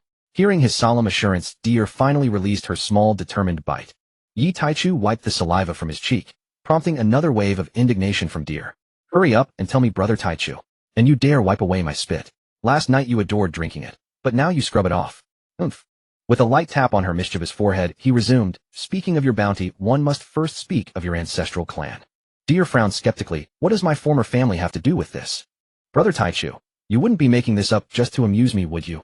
Taichu shot her a mock-stern glance, thinking I'd never deceive you. But even your own beloved elder brother isn't trusted anymore. Orvia, unable to contain her impatience over historical matters, urged, all right, Captain, no more suspense. Just tell us. Hearing Orvia's prompt, Taichu swept his gaze across the group. Noticing all the women gazing at him with rapt curiosity, he continued without further delay. 800 years ago, the Nefertari clan of St. Island stood among the 20 kings who, alongside the ancestors of the celestial dragons in Mary Gios, overthrew the ancient kingdom and founded the world government. The women gasped in astonishment. Such a thing truly happened. Then why are they in Alabasta? Tyr, do you know anything? Tyr blinked her large, bewildered eyes. I had no idea. Had Brother Taichu not mentioned it just now, I'd never have known such history existed. All right, my dears, settle down and listen closely. There's still more. Taichu interrupted their murmurs with gentle exasperation. Later, the 20 kings gathered atop the Red Line, the present-day Mary Gios. Yet some irreconcilable rift emerged. Ultimately, the king of Alabasta led his people away from Mary Gios and returned home. Moreover, according to my knowledge, the Nefertari royal family of Alabasta guards an ancient poneglyph inscribed with the location of the warship Pluton, forged 8 centuries ago. What a Pluton! The legendary ship said to sink an entire island with a single cannon blast. Orvia recoiled in shock, while Tyr remained unruffled. After all, she'd already learned from the captain in Water 7 that Tom the Fishman, who built their ship the Jiuxiao, possessed Pluton's blueprints. Orvia hadn't been present then, which explained her startled reaction. Tyr in turn gently reassured her. Relax, elder sister, it's just Pluton. Nothing extraordinary. Even Tom the fisherman, who forged our Jiao in Water 7, held its schematics. Our ship's propulsion system itself runs on Pluton's technology. Orvia murmured softly. Yes, I was simply slow to realize. A power source drawing energy from water. Only Pluton's legendary engineering could achieve such a feat. Her gaze shifted toward the sole man present. Captain, if we know its location, why not claim Pluton for ourselves? Yi Taichu paused before answering, first tenderly stroking Orvia's silvery hair. Rest easy. That artifact holds little importance, unless deployed to wage national war. But, Orvia began only to be cut off. You mean its island-sinking destructive power? Yet I see no reason why the wives aboard my ship should fall short of that standard. Trust your sisters, they're extraordinary. His voice brimmed with quiet pride. Orvia glanced at the crew's frontline fighters, Yuan, Shi, and Deer, then quietly conceded yes. With their innate talent, reaching such heights is hardly impossible. Yuan and the others exchanged confident glances, certain they would never betray Xiao Ye's brother Taichu's unwavering trust. They would ascend to that pinnacle. Seeing their resolve, Taichu added calmly. Now, Orvia, do you understand why I hold no particular interest in Pluton?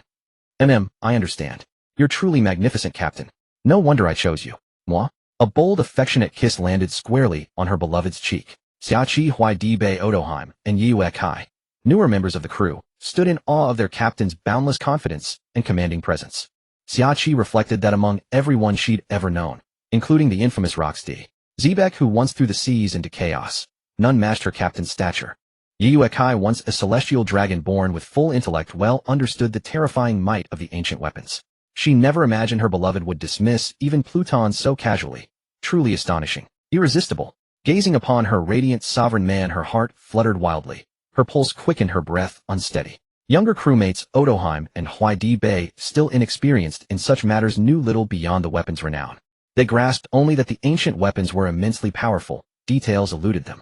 Yet this did nothing to diminish their admiration and devotion toward their captain.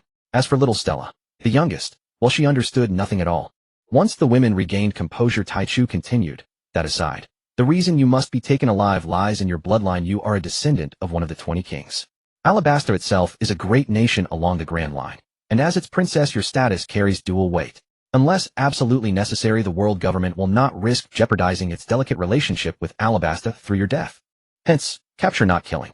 Having finished speaking, he accepted a glass of water poured by the obedient little Stella, and after drinking set the cup aside, then lifted the soft petite girl into his arms and kissed her tenderly. Truly, little girls possess 3 unparalleled virtues. Observing Orvia and the others still reeling in awe, Taichu rose, with Stella nestled against him, and stepped into the swimming pool to soak. Stucci and Yuan followed, entering the water to knead his weary muscles. In her refined velvety voice, Stucci asked, Xiao Yi, shall we truly abandon Pluton? Let others profit from what's ours. I confess, I feel a twinge of reluctance. Yuan merely chuckled and shook her head, having given the matter no thought. She knew Xiao Yi well, and sure enough his next words confirmed it. Abandon it? Impossible. Sister Shishi, if we had to build it from scratch, I'd certainly lack the patience. But since it already exists, even if we never use it, I'd preserve it, for study, for legacy. Stucci covered her mouth with a soft laugh. Just as I thought. For a fleeting moment, she'd almost believed her young man truly magnanimous enough to forsake Pluton outright. She'd overestimated him. Her Xiao Yi was the very man who seized any woman he desired, even if she already bore another's name. How could he possibly overlook such glaring advantage? I still lag behind Sister Yuan, she mused inwardly. Taichu settled Stella atop his abdomen, steadied her gently, and called to Deer at the pool's edge. Deer, no daydreaming. Tell brother, and your sisters, how much your bounty amounts to. Let's see if it could buy a single lavatory aboard the Jiao. Hearing the captain's words, Deer snapped back to reality. She thought to herself that these matters seemed unimportant now. They were all things of the past, and now she had brothers and sisters who doted on her, so she decided to let the matter go. Turning around to face Yi Taichu's direction, she said, Brother Taichu, you would never guess how high the bounties are on you and the sisters. Yi Taichu replied with utter indifference, how high could they be? Enough to buy a bathroom in our 9 heavens. Tyr was momentarily speechless. Well, I suppose not actually. Well then that settles it. It's all small change. A drop in the bucket. Anyway, stop keeping us in suspense. How much? Let's hear it. Yi Taichu watched with amusement as Tyr's face contorted into a comical expression of being caught off guard. Realizing her attempt to show off had failed, Tyr felt bored and simply announced everyone's bounties to the group. Brother Taichu's poster says the captain is guilty of heinous crimes and has slaughtered countless innocent civilians. He has committed extremely grave and vile acts, is dangerous, and his abilities are unknown. The bounty is 700 million berries, dead or alive.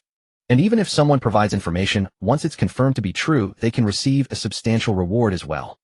Vice Captain Diyuan's description is similar to Brother Taichu's, but her bounty is a staggering 630 million berries. Sister Cece, your poster says you're a traitor to the world government with a bounty of 600 million. I'm so envious of you sisters. Stussy shook her head. Go on, Tyr. Those things don't matter. Okay. Tyr gave Stussy a sweet smile and resumed her recitation. Sister Xiachi, let me see. Sister Xiachi currently has a bounty of 500 million berries. Tyr said with a hint of dejection in her voice. Oh, it's my turn. Boo-hoo. I only have 100 million. I'm so far behind all of you sisters. Sister Ovidia has a bounty of 10 million. And little sister Stella. 1,000 berries. Sister Odoheim has 100,000. Sister Yu has no bounty. Oh, and our ship's guide birds and little sea cows have bounties too. Each of them is worth 100 berries. If we ever go out to eat without money, can we sell one to pay for the meal? Brother Taichu, the guide birds, and the kung fu dugong stared at this little devil with utter disbelief, shocked that she wanted to sell them off to pay for a meal. Whoosh. Thud. Yi Taichu used his spatial transfer ability to bring Tyr right next to him and gave her a flick on the forehead. Seeing her clutching her head and glaring at him with tearful wide eyes, he chuckled and gently rubbed the spot for her. Look how scared you've made them. They worked so hard, and you actually thought about selling them for a meal. Tyr, I must say you truly are a character. Hee, I was just joking. You don't need to worry. How could I ever do something like that to such adorable creatures? Tyr then turned to comfort the little pets on the ship. She then looked at the recently joined Weibei. Little sister, what was your previous bounty? Weibei gave Tyr a kind smile. Although Tyr was younger, Weibei had joined later and was weaker, so calling her sister felt appropriate. Sister Tyr, my previous bounty was 25 million berries, far lower than yours. Hearing the girl address her so properly, Tyr felt extremely pleased with her and immediately began chatting amiably with Weibei about all sorts of things. While Tyr and Weibei chatted away, Yi Taichu's mood grew somewhat heavy. Their crew's strength did not match such high bounties. He could guess the world government's intentions behind this. Stussy, having operated within the world government for years, also knew the malicious purpose behind their actions. She immediately voiced her concerns to her man. Little Yi, they're trying to set us up for a fall. With such high bounties, those with similar amounts will definitely come looking for trouble. And those with lower bounties won't be convinced either. The world government is making everyone ostracize us. Hearing Stussy explain the reasoning, Diyuan couldn't help but ask, such a vicious scheme. What should we do now? Her gaze turned to Yi Taichu. Sensing the worry from the two women beside him, Yi Taichu pulled them into his arms, planting a kiss on each of their cheeks to comfort them. Don't worry. Although it disrupts our plan for low-key development, this isn't bad either. We can keep accumulating combat experience. We just need to be a little careful. If we encounter someone we can't beat, we can just activate the 9 Heavens flight mode and get out of there. This way both the Marines and the pirates will only be able to eat our ship's dust. Hearing that their man had everything under control, the two women set aside their worries. Then they felt the hands that had been resting on their waists sneak their way down to their hips. He even gave them a squeeze or two from time to time. The two women couldn't help but cast a disdainful glare at this lecherous man. It was still broad daylight. However, Yi Taichu didn't go too far. He just teased them for a moment before stopping. He then leaned in and nibbled on both their ears, whispering, Sister Yu and Sister Cece, tonight, I want to teach you a poem I've adapted mooring on the Qinhuai River. The two women's faces instantly flushed red. This wicked man. Why did he always have to be so unconventional? Where did he get all these wild ideas? Still, the two women blushed and agreed. After all, he was their man. If he wanted it, they'd give it to him. Their beloved's happiness was what mattered. Although they'd feel a slight discomfort the next day, it was nothing they couldn't handle. Not far away, Xia Qi, relaxing on the other side of the pool, had initially intended to remind the captain. Being intelligent, she could of course guess that the high bounties were a ploy by the world government to set them up, meaning they would be targeted by everyone. But before she could speak, she heard Sister Stussy next to the captain voice the question. Hearing that the captain was aware of the situation, she relaxed and soaked in the pool, her tan skin on display, easing the headache she had from researching the captain's genes. But just as she completely relaxed, she overheard the captain whispering something to the two sisters, making her ears turn red. She wasn't born yesterday after all. Xiaoqi hadn't lived all these years for nothing. She instantly understood what the captain meant. She silently cursed him under her breath. What a perverted man. But, can it really go in there? Thinking about it, she quietly touched her own butt. Would it hurt? At that moment she noticed Tyr, who was chatting amicably with Weibei not far away, suddenly blushing. Her conversation with Weibei became fragmented and unrelated to the topic. Of course, with Tyr's strength at this distance, and with the captain not trying to hide it, she definitely heard. And Tyr must also know what the captain meant. She's even learned the poem. Otherwise she wouldn't have this kind of reaction. Discovering this, Xiaoqi was utterly astounded. Just how do the captain and them do that kind of thing together anyway? She had to admit the captain was something else. Even in that regard, he was so creative. So playful. The captain's body was abnormal, his abilities were abnormal. And now Xiaoqi discovered that even his sexual prowess was abnormal. So he was just an all-around freak then.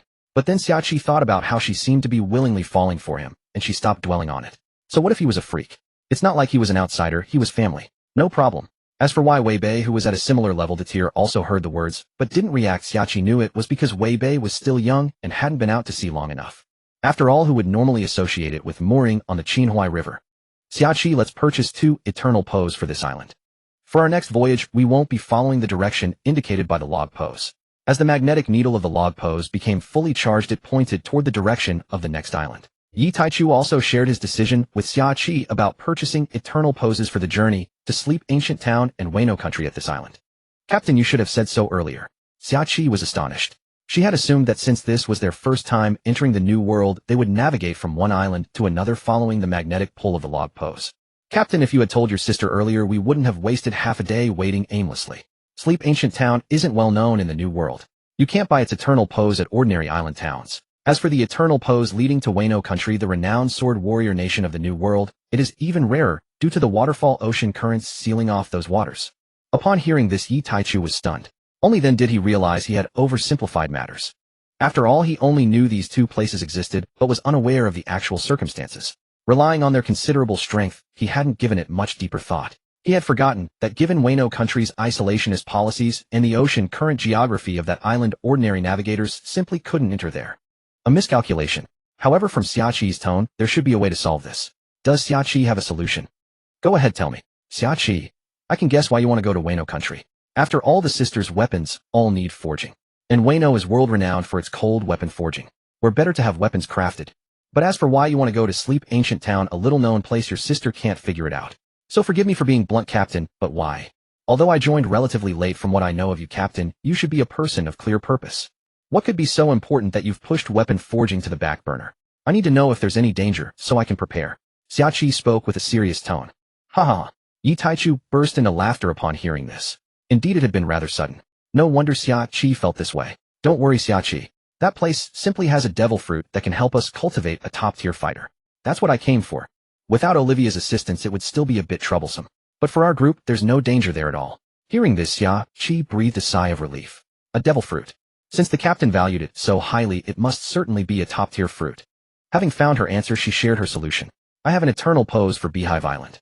It's the birthplace of pirates and houses eternal poses for most islands in the New World. I believe, Captain, you need to go there to obtain those 2 eternal poses. What happened? Xiachi Xiaoya.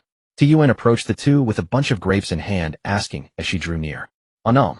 Yi Taichu opened his mouth to accept the grape. Tiyuan fed him and spoke softly, discussing with Xiachi where our next destination should be. Oh, have you decided, Oi? Stucci walked over in a swimsuit that couldn't quite contain her voluptuous figure.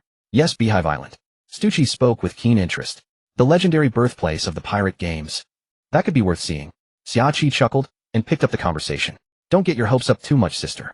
It's just a name. Other than having more pirates, it's not much different from other small islands in the New World.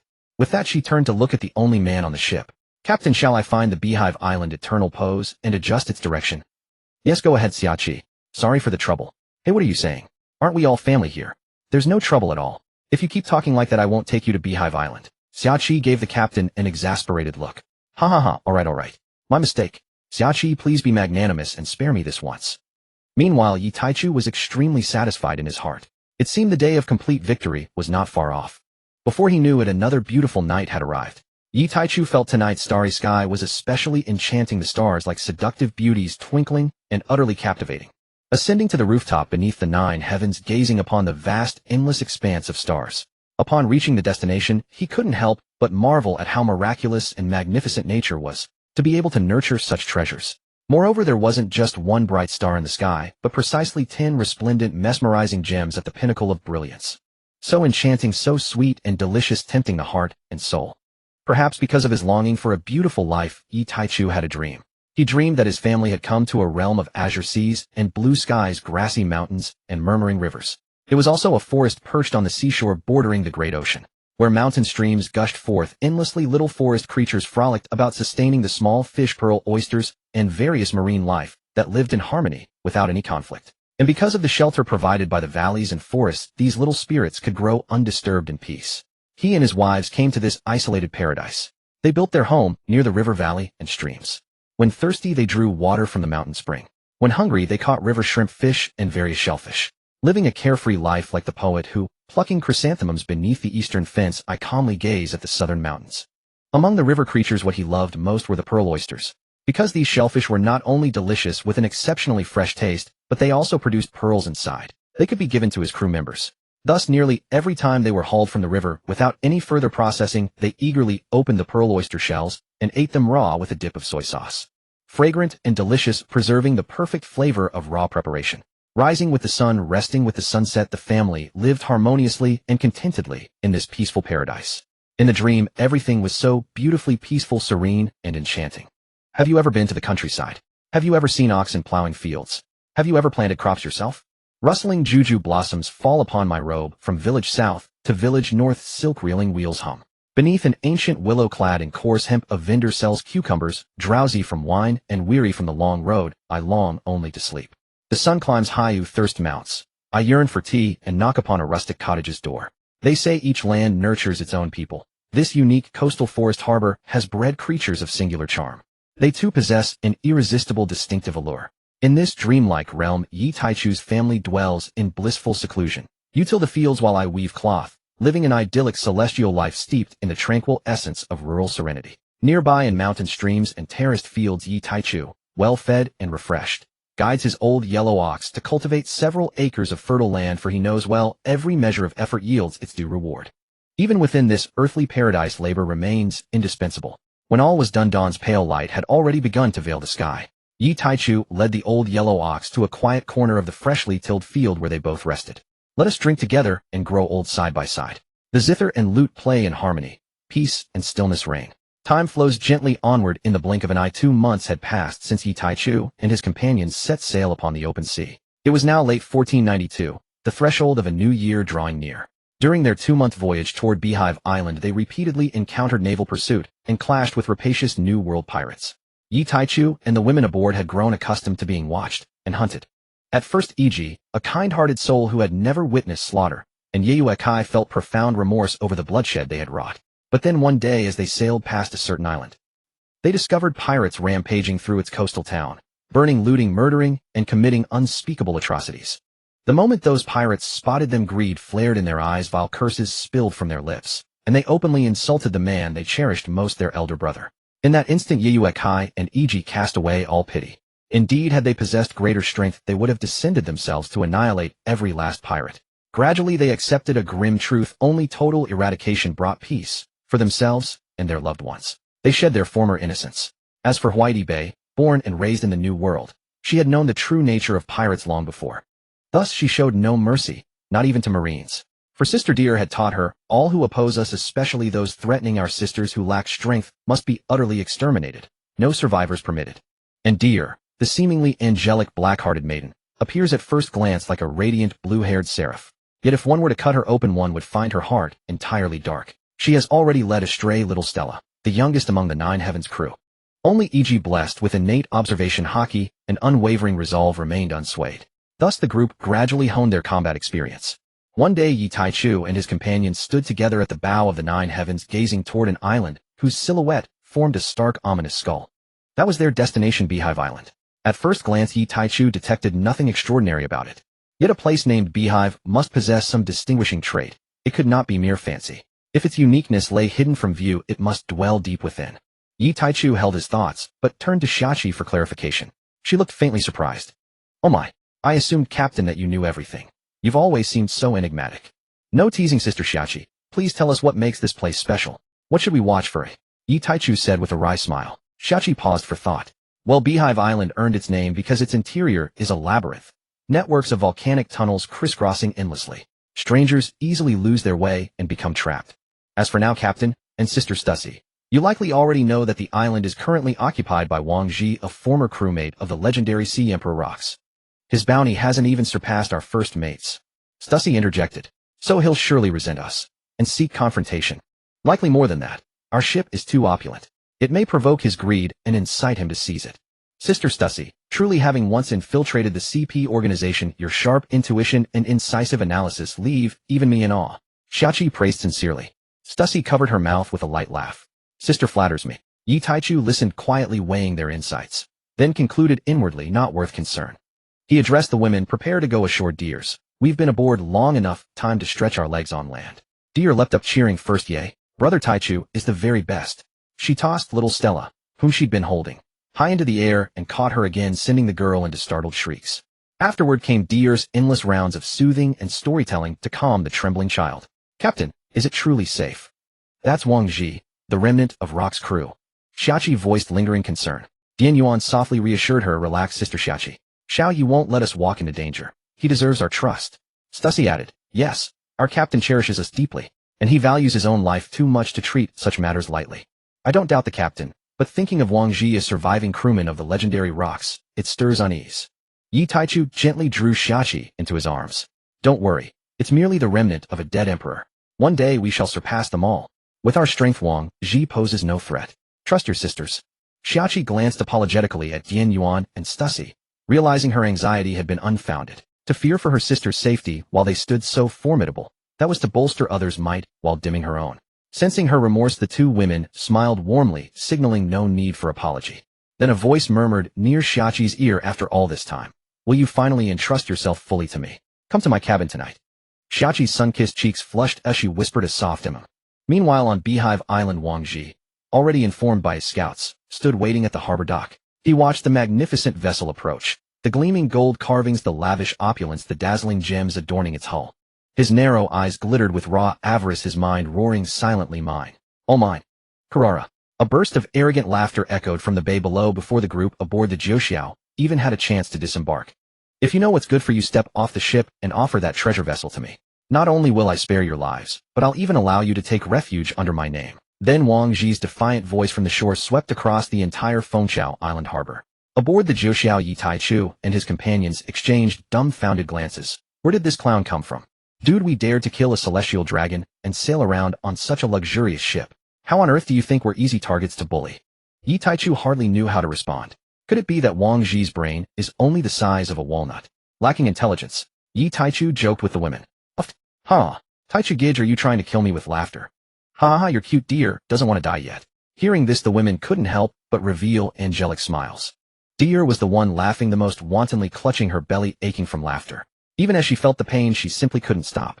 The little lowly Stella climbed up the steps specially made for her. Leaning over the ship's railing, she shouted down at Wang Ji with a sly little mouth. My big brother asks if your brain is only the size of a walnut. Hurry up and answer my brother's question. Otherwise we'll split it open to see for ourselves. Well done, little sister. Deer praised the little girl's actions loudly. What? Wang Ji instantly flew into a rage. They dared to have a brat humiliate him. They dared to speak to him like that, showing him no respect. Damn it. Actually, he didn't stop to think they'd killed a celestial dragon, so why would they fear a mere pirate? Then again, his brain capacity probably really was tiny. Enraged, Wang Ji leaped into the air, using Moon Step to charge toward the 10th deck of the Jiuxiao. He would make them pay a heavy price. Startled Stella immediately ran to her captain brother. Brother, that ugly freak down there scared Stella. And he's charging up.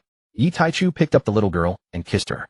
You're so naughty, always copying your sister dear. But since he scared our little treasure, what do you think we should do?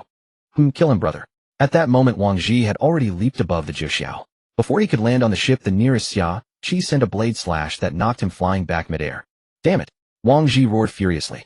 Yi Taichu ignored the idiot and continued asking the little girl, why do you want him dead? The little girl kissed him back, her voice childish yet firm. Because that ugly freak wants to take our home away. And he said he'd let you all bear his name. Stella is furious. That trash, how dare he insult my beloved brothers and sisters like that? Stella believes that brother will one day stand at the top of the world. What he said made Stella so angry, I hate him. And he wants to destroy our home. Absolutely unforgivable. Yi Taichu kissed the little girl's soft, plump, baby fat cheek. Beside them, Di Yuan and Stussy each gave the little girl a kiss. What the little girl said was exactly what they were thinking. Then he looked at Stussy and Di Yuan. Sisters, would you be willing to help our well-behaved and adorable little Stella with this? The little girl looked at them with pleading eyes. The two women smiled gracefully and said in unison, we sisters would be more than happy to. Anyone who makes our sweet little girl angry is unforgivable. The two women then grabbed their weapons, coated them with armament hockey, and attacked Wang Ji, who had once again reached the Jiuxiao. The two women's attacks, one sword, one spear, were far beyond what Xia Qi had delivered. With their usual strength rivaling elite vice admirals, their attacks sent Wang Ji crashing to the ground like a cannonball, creating a crater over 100 meters wide and kicking up clouds of dust. The two women leaped down from the Jiuxiao. The onlookers on the many ships in the bay saw the infamous Captain Wang Ji knocked back down. Seeing two people descend from the luxurious ship, they immediately retreated far away, fearing they'd be caught in the crossfire. When the two women landed, the knockdown Wang Ji staggered out of the crater, his clothes tattered. He stared warily at the two women before him. He hadn't expected them to be this strong. 3 women had prevented him from even boarding the ship. Especially these two. They gave him a sense of danger. Without a word, the two women directly transformed into their mythical Zoan human beast, forms the golden crow and the nine-tailed fox. Wang Ji, the legendary pirate, saw this, and his pupils instantly dilated. He hadn't expected both of them to be devil fruit users. And by the looks of it, they possessed rare, mythical Zoan fruits with special abilities. Even without their abilities, they made him feel threatened. Now with their powers, he might actually be in serious trouble. He began to regret his earlier impulsiveness. In his original view, among the pirates on this sea, aside from the monsters he'd once sailed with and a few others like Roger, there was no one else worth his respect. Even though they'd killed a celestial dragon, he thought it was just luck and the celestial dragon's stupidity. He never imagined his own strength could be inferior to theirs. With that in mind, he hastily spoke up, "Wait. I'm willing to let this matter go. Let's pretend nothing happened today. I won't interfere with any of your actions on this island." Hearing this, Gion and Stussy couldn't help but laugh in anger. It was clearly they who started the trouble. Now that things looked bad, they wanted to call it quits. And they said it with a condescending tone, as if sparing a lesser person. What does this walnut-brained idiot take us for? Who does he think he is? The two women's aura surged even more fiercely, and they both attacked Wang Ji with all their might. With their combined strength close to that of Admiral candidates, their teamwork was far more than the sum of its parts. Wang Ji was being battered senseless. He never imagined the two women could be this powerful. Each alone could hold their own against him for a considerable time, but together, he was completely outmatched. At the same time, he knew the situation had truly escalated. Seeing that they refused to let it go, he desperately tried to fend off the two women's attacks. While speaking with a cold, menacing tone, he threatened, "I advise you to stop. I used to be one of Rock's men.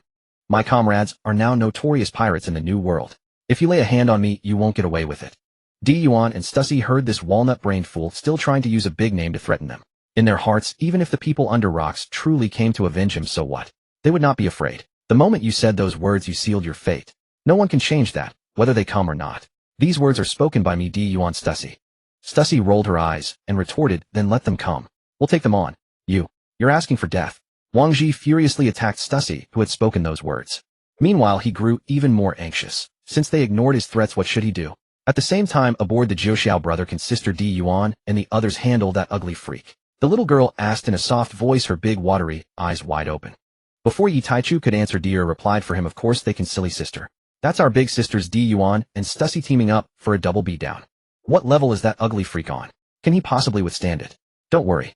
The women aboard the ship were all filled with unwavering confidence in their two formidable leaders. After observing the battle between the two women and Wang Ji for a while, Yi Taichu realized that their opponent possessed only the strength of a vice admiral candidate. If either of them were to face Wang Ji alone, a veteran who had weathered countless battles since the era of rocks, they would indeed be no match for him. But in the end, he was merely a vice admiral candidate, not a true admiral. Even his vast combat experience would be of no avail. The combined strength of Gion and the other woman was not something a mere vice admiral candidate could hope to contend with. On the contrary, having Wang Ji as their opponent served perfectly as a whetstone for his two wives, allowing them to gain the experience of fighting against powerful enemies that they had previously lacked. Therefore, Yi Taichu no longer worried about his wife's safety. He waved for the women to follow him as he prepared to head into the island to purchase the supplies he needed. "Let's go. The captain will take you all shopping." "Yay? Long live Big Brother." Tier and the other younger girls cheered and bounced with joy. He looked at Xia Qi, who seemed hesitant. "Sister Xia Qi, don't worry about them. Wang Ji won't be able to stir up any big waves. Come on, you know Honeycomb Island well. We still need you as our guide. Let them hone their skills. And once we've purchased what we need, you can also come back and join Sister Gion and the others in dealing with Wang Ji, breaking that inner impression you have of the invincibility of former Rocks pirates." Tier ran over and pulled Xia Qi's hand, shaking it gently. "That's right, Sister Xia Qi. Brother Taichu cherishes those two sisters so much. He wouldn't bear to put them in any real danger. Let's go. Take your little sisters to explore this legendary island of origin." Xia Qi, who had been hesitating, finally let go of her worries, realizing that her mindset had yet to adapt. Perhaps just as the captain had said, she could break her outdated perception of the old era's dominance. She then allowed Tier to pull her along as the group, 1 man and 7 women, all strikingly beautiful, gradually walked away into the distance. Meanwhile, in the town deep within Honeycomb Island, after visiting several shops selling nautical equipment and finding nothing, the group finally acquired the eternal log pose they had been seeking at a black market stall. According to the shopkeeper, they were incredibly lucky, as the one he had was now the only eternal log pose to Wano country available on the entire Honeycomb Island. Yi Taichu couldn't help but remark that coming to Honeycomb Island was indeed the right choice. If the eternal pose to Wano was almost extinct here, it would be even rarer elsewhere. However, the prices for the two eternal poses were quite eye-watering. The one for Slumber Town was manageable, as in the eyes of others there was nothing particularly special about that place worth paying attention to. The eternal pose to Wano, on the other hand, came at a hefty price, costing a staggering over 1 million belly. Although for them money was nothing more than a meaningless and useless number, still he was somewhat astonished by the price of the eternal pose. After all, a regular log pose could typically be purchased for just a few tens of thousands of belly. Yi Taichu handed the eternal pose he had bought at such great expense to Xiaoqi, as she was the navigator and the true professional in handling such things. Xiaoqi tucked the eternal pose into her spatial ring. "Captain, shall we go back and check on them? I'm still a bit worried about the battle over there." Yi Taichu, holding little Stella in his arms, looked towards the direction of the bay. Even from several kilometers away, they could feel the powerful shockwaves of the battle emanating from that direction. Tyr also let go of Odoheim, and Witty's hands ran over, tugged on his arm, and pouted coquettishly. "Brother Taichu, let's go back to the Nine Heavens. It's so boring here." Yi Taichu found Tyr's antics amusing. He freed one hand and ruffled her head, which was adorned with beautiful sky blue hair, and teased her. "Oh, weren't you our little Tyr just a moment ago, all excited and ready for some serious shopping? And now you don't want to buy anything?" Tyr pouted even harder. Who knew this place had such a big reputation, but turned out to have nothing at all? There aren't even any tasty treats, and the scenery is nothing special. It's so disappointing. Giggling, a clear childish laugh came from Yi Taichu's arms. "Hee, Sister Tyr, using brother's words, your pout is so high you could hang an oil bottle from it." Little Stella teased her sister Tyr. Tyr pretended to be angry. "Oh, you dare to tease your big sister while you're in Brother Taichu's arms? Looks like you're asking for a spanking, aren't you? Giggle, giggle, Naya, Sister Tyr, come and get me, try it." Playfully, she even turned her little bottom towards Tyr while still in the man's arms. Smack! Yi Taichu lightly patted the little girl's soft bottom. "All right, stop teasing your sister Tyr. Let's head back." He too was beginning to feel quite disappointed with the island, and they had already gotten what they came for. The other women also wanted to return, and watching Sister Di Yuan's battle wasn't a bad option. Carrying the little girl and leading the group, he headed back towards the bay. Along the way, Tyr sneakily showed her palm to little Stella and gave a wicked grin. This scared little Stella so much that she hugged her brother tightly. She knew she had been too careless. She hadn't dodged, and now there was no escaping Sister Tyr's clutches. In the blink of an eye, the sky had begun to darken. On the 14th deck of the ship, everyone had various foods laid out before them as they watched the fierce battle below. It could only be said that the strong of this world were truly physical monsters, each possessing terrifying endurance. However, although these top-tier powerhouses all had the strength to destroy a city or a country in a single blow, and could sustain high-intensity combat for over a month without stopping, their flaw was equally significant. The strong of this world only cultivated their bodies, never their souls. Each of these powerhouses possessed immense physical capabilities. Some even had monstrous constitutions like Kaido's invulnerable body or Big Mom's steel balloon-like defense. But their lifespans were short. If you placed them in a Xinxiao world with different rules, wouldn't they live for tens of thousands of years? But here generally, they had the same 100-year lifespan as ordinary people. This was the drawback of only cultivating the body and not the soul. No matter how powerful your physique, if your soul's strength is insufficient, you cannot escape the clutches of death. And this world had no methods for cultivating the soul. The strong had simply never considered such a problem. Though this was normal, as creating something from nothing is the hardest feat of all. Moreover, there was no way to even begin cultivating the soul. Training your body makes you stronger, but how do you even train your soul? There's no method. So naturally, no one ever paid any attention to this aspect. Yi Taichu currently had no solution either, as his soul, physique, and lifespan were all gifts innately created by the Time Demon at great effort and cost during his reformation. Having never been exposed to any form of soul cultivation techniques, he was unaware of its mysteries and couldn't possibly create a cultivation system himself. One had to admit that demons truly possessed incredibly unique talents. Other creatures had to cultivate diligently and painstakingly, while demons were naturally born with immense power. Furthermore, their starting point was a peak that other creatures might never reach in their entire lifetime. Fortunately, as long as he was strong enough, he could use his abilities to traverse time and space to reach other worlds. And his genes would ensure his women would no longer have to worry about their lifespans. With ample time, they could explore methods of soul cultivation. Yi Taichu reflected on these thoughts with immense relief. A moment later, snapping back to reality, he looked at the sky and then turned his gaze to the two combatants. The ground around the battle site was littered with the bodies of countless men. These were Wang Zhi's pirate subordinates who had surged out from within Honeycomb Island during this period.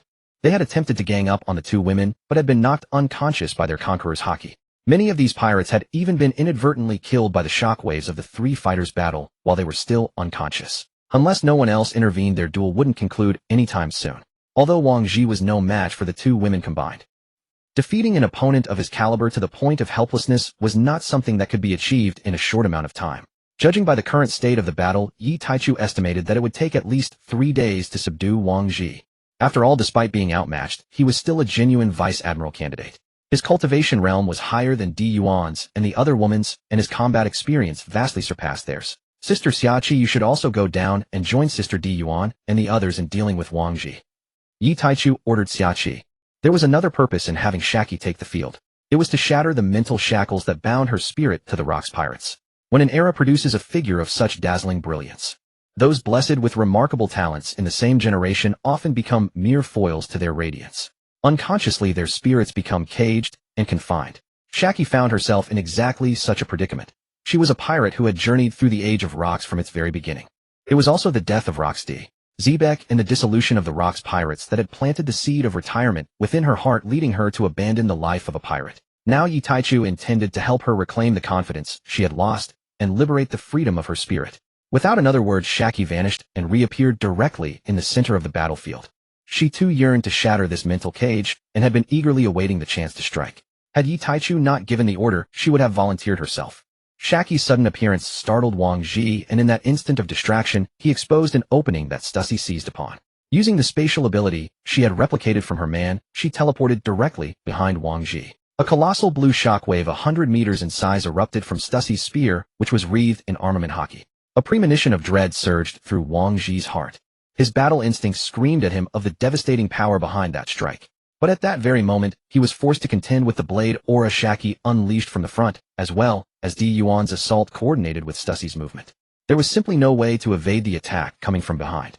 Blood splattered as armament hockey coated his back at the last second, yet the spear's aura tore through it, carving a gruesome wound that ran from his left shoulder down across his right waist, a gash soaked in blood. Still, this could only be considered a light injury, for Stussy had deliberately held back. With another sister joining the fray, she still needed this experience farm to yield more experience points. The three women exchanged a nod of greeting, then all turned their gaze toward the center of the battlefield, now shrouded in billowing dust. Aboard the Nine Heavens at that very moment, Brother Taichu, I want to go too. Deer pleaded with a coquettish whine. Bam! Ow! Deer clutched her forehead, now red from the flick she had received, her large black eyes glistening with tears as she looked at him. Unmoved by her adorable display, Yi Taichu spoke with a serious tone. You can't go. Both combatants are far stronger than you. A single stray blow and you'd be severely injured. If anything happened to you, it would break my heart. Dear, you are the very apple of my eye. His gaze swept over each of the women nearby, Alvia, Odoheim, and the others, with intensity. Of course, all of you are my precious treasures too. Every member of this family. I'm fine then. Dear replied with a dejected tone. She understood the gravity of the situation and did not wish to cause her brother any worry. Then she clenched her fists with determination. I will grow stronger. Next time I'll help brother too. I'll fight alongside my sisters. Yi Taichu gently ruffled Deer's head, delightfully soft to the touch. I believe in you. My dear is second to none. She pouted and murmured under her breath. That's not true. In bed I lost to both of my sisters. One's a bird person, the other's a fox spirit. I never imagined mythical Zoan forms could be used like that. He vigorously rubbed the head of this little pervert, not knowing what to say. Was he supposed to admit? Actually, when you transform into a cloud bed, you're soft and fluffy, and quite comfortable to lie on. There was still a little girl present, and he couldn't afford to corrupt her innocent mind. He simply chose to ignore Deer's muttering as if he hadn't heard a thing. Meanwhile, down below, the battle had reached its white-hot climax, and Wang Ji had fallen squarely into a disadvantage. He was already on the back foot, and now an additional woman with the combat power of an elite Vice Admiral had joined the fight. How the hell was he supposed to win this? Damn it all. Were all the women on the seas so powerful these days? One after another they rivaled that monster Charlotte Linlin aboard the old crew. Wang Ji grumbled inwardly. Out of the corner of his eye he caught sight of his subordinates lying in a heap on the ground, and his anxiety surged. These useless scum. Absolutely worthless. He bellowed at the top of his lungs. Send for reinforcements. Message Newgate. Linlin. Shiki. Gion. Tell them whoever saves me I'll swear complete allegiance and become their subordinate. His thunderous voice echoed across the entire island of Hakanosu. Naturally, his subordinates stationed within the island heard the order and immediately began dialing the Den Mushi of Whitebeard and the others. Though becoming another's lapdog was humiliating, it was a desperate necessity. Becoming someone's subordinate was far better than losing his life. Wang Ji was not ready to die. Compared to life and death, being someone's dog was an acceptable price to pay. Yi Taichu rolled his eyes upon hearing this declaration. Reinforcements. Even if they agreed, would they make it in time? He himself hadn't even made a move yet. Besides, how long would it take for them to travel all the way here? Could a nobody like you even hold out that long? Meanwhile, in a stretch of sea not far from Hakanosu, Mama, Charlotte Linlin cackled with glee, hugging two fishman and long-neck tribe husbands she had just captured before tossing aside the den mushi in her other hand. She pulled out the wanted poster of Yi Taichu that her son Katakuri had reported to her some time ago, drooling at the image. Tossing the men aside, she addressed the two women below and her homies, "Children, Mama has found you a father. A true father. Rejoice, my children." Her children below were uncertain how to respond. A man their own age becoming their father. They were all left speechless. But Charlotte Linlin paid them no mind, and immediately gave the order, "Change course. Set sail for Hakanosu. Mama is going to find a father for her children." Over on Whitebeard's ship, he calmly set down the den mushi, and placed it aside, glancing toward the marine battleship of Garp, still pursuing them from behind. He didn't even bother acknowledging Wang Ji. It wasn't as if he could adopt him as a son.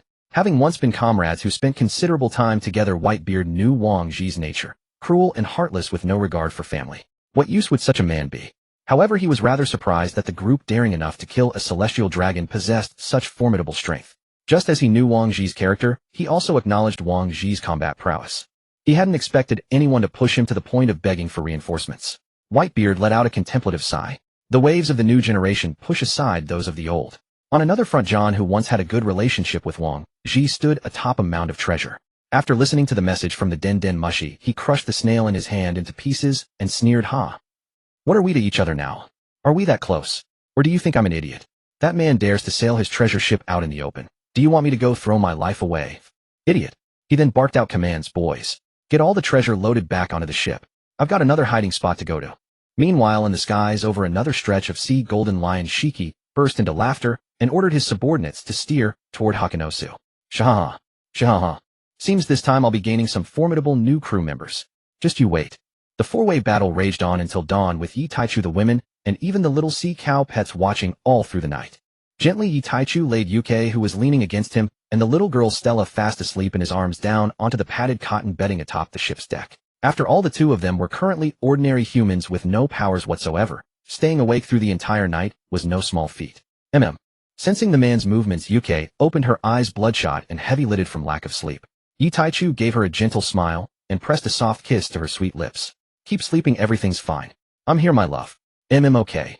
Yuke planted a kiss on her rogue of a man, closed her eyes in reassurance, and sank back into deep slumber. He gazed at the beautiful sleeping face of the woman before him for a long moment. Yi Taichu rose, stretched his limbs, and spoke softly to Deer and the others who were still full of energy. "Deer, you stay and protect Sister Yu and the little one. I'll via Otoheim way to Bay. Big brother wants to eat the food you make. Have the Kung Fu Dugons help you out. Once Big Brother and your sisters finish things up, I'll come back and taste the delicious cooking of my little princesses." The women replied in unison, "Yes, brother." Yi Taichu first gave Deer a kiss, then made sure not to leave out any of the other girls, planting a kiss on each one. Then he leapt from the top of the 9 Heavens 14th level and plunged straight down toward the battlefield below. Seeing him descend, the women dispersed to carry out their respective tasks, determined to make sure their man-brother ate his fill. After an entire night of fighting at a disadvantage, Wang Ji's body was covered in wounds. His skin was charred black and curling from Di Yuan's golden crow scorching flames. And now, with Yi Taichu joining the fight, Wang Ji plummeted from disadvantage straight into the jaws of death. Up above, Deer watched her man fight so ferociously and yearned to cheer him on at the top of her lungs. But glancing back at Sister Yu and the little girl tucked in their blankets, she swallowed the words back down. She had to look after her sisters after all. The sun climbed high into the sky, and before they knew it, noon had arrived. Having honed their skills sufficiently against their opponent, the two women no longer wished to keep their beloved man waiting with an empty stomach. They ceased holding back. Di Yuan and Stussy both switched to life-for-life tactics, trading blow for blow, attacking each other's brain and heart with reckless abandon, all to end the fight as quickly as possible. Under their ferocious onslaught, Yi Taichu and Shaki could find no opening to interject and could only watch from the sidelines. Golden Crow patrols the heavens.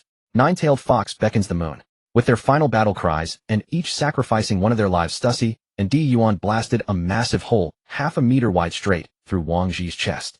Their own bodies were blasted backward, but Yi Taichu caught them in his arms with lightning-fast reflexes. The fatal wounds had their flesh and organs burned to nothing by Di Yuan's golden crow flames. Egg. Shaha. Killing me. I'm taking these two bitches with me, leaving you to suffer for the rest of your life. Shaha. Cough, cough, cough. Did you really think I'd be that easy to kill? Idiots. Cough. Shaha. Blood ceaselessly trickled from the corners of Wang Ji's mouth as he roared with laughter. Just then he saw a wisp of golden flame and a flash of light appear beside that man.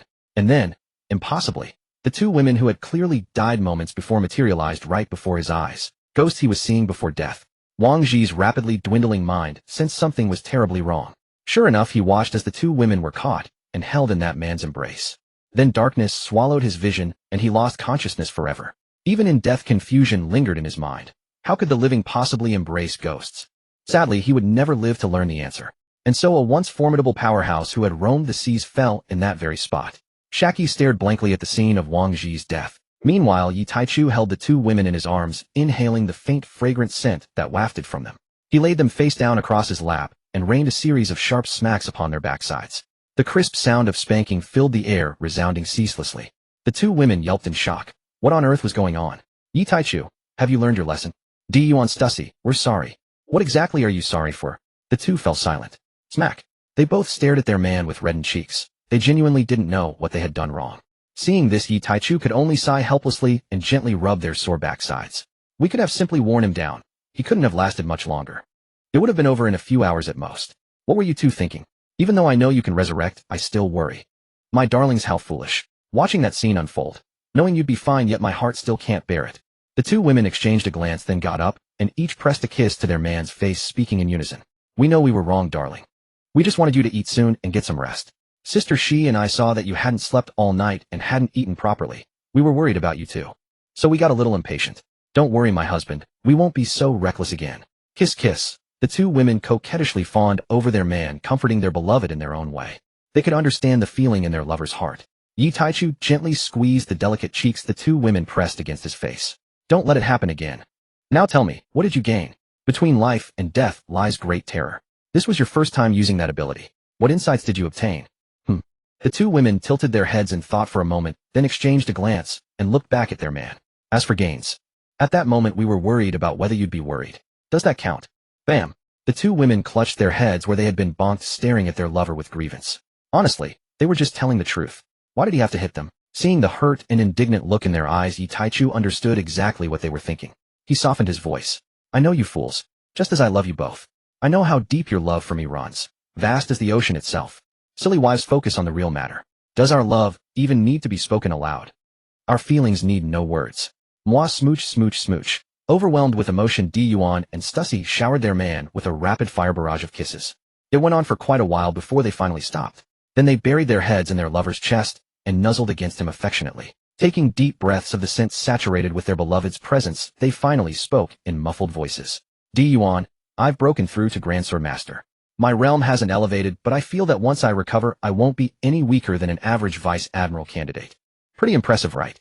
Stussy chimed in from beside them. I'm about the same as Sister D. My spear techniques have also broken through. But my talent isn't as high as Sister D's, so my combat power still lags behind hers, slightly weaker. A hint of dejection crept into her elegant melodic voice. Sister D is amazing. Moi? Sister Shi, you're incredibly skilled too. With this we have two pillars supporting our family.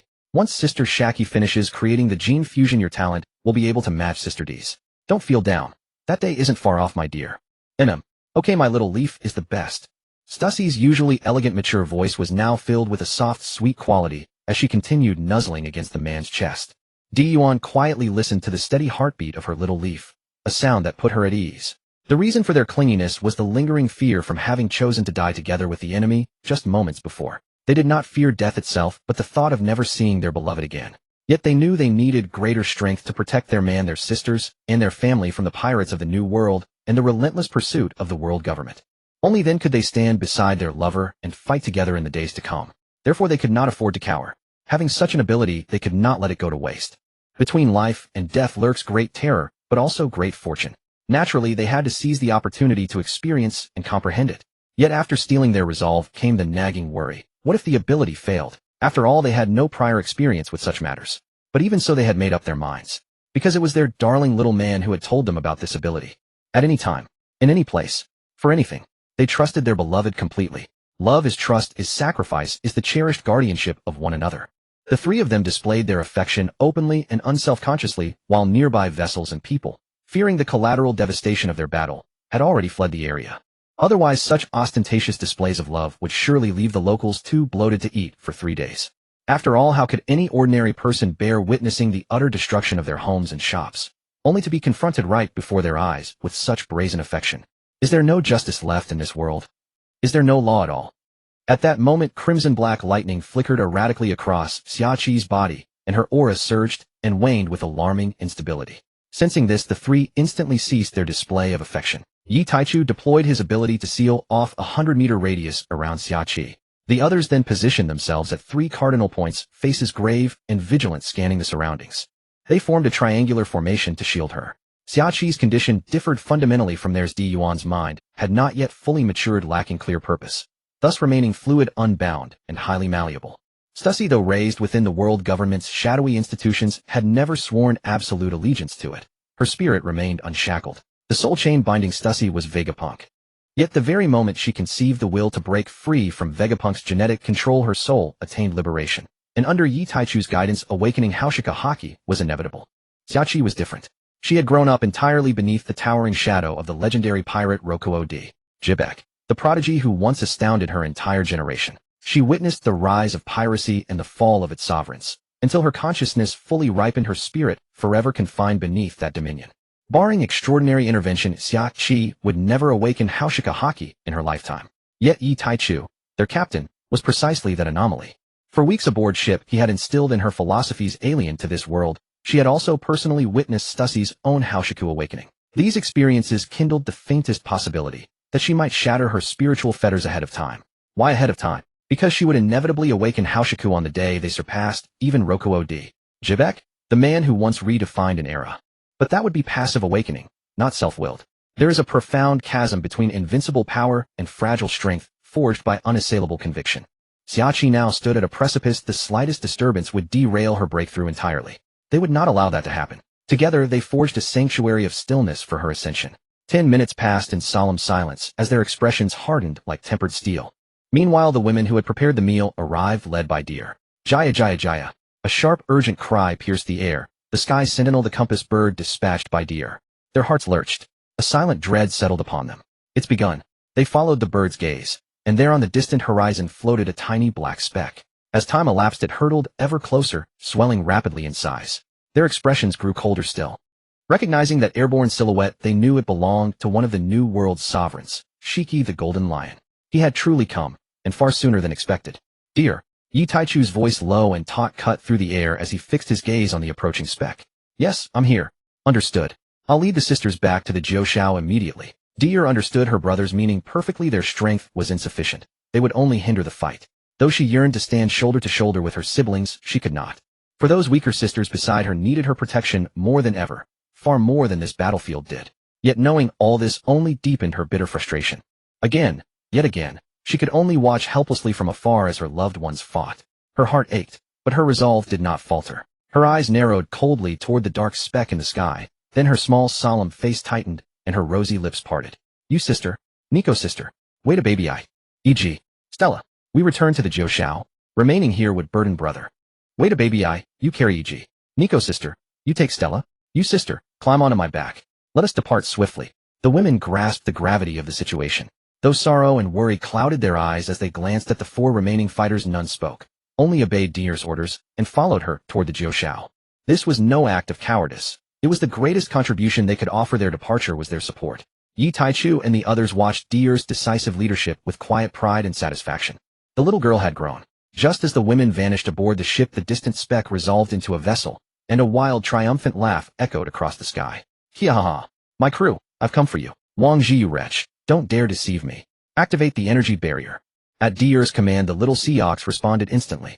A translucent dome of shimmering energy welled forth from every seam of the hull, enveloping the Jiushao in perfect spherical clarity. Below, Yi Taichu and his 2 companions steeled themselves, gathering power and centering their focus.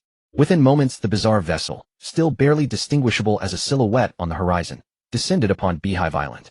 Its prow bore a colossal golden lion's head. Yi Taichu estimated the head was solid gold, but the hull itself was scarcely wooden.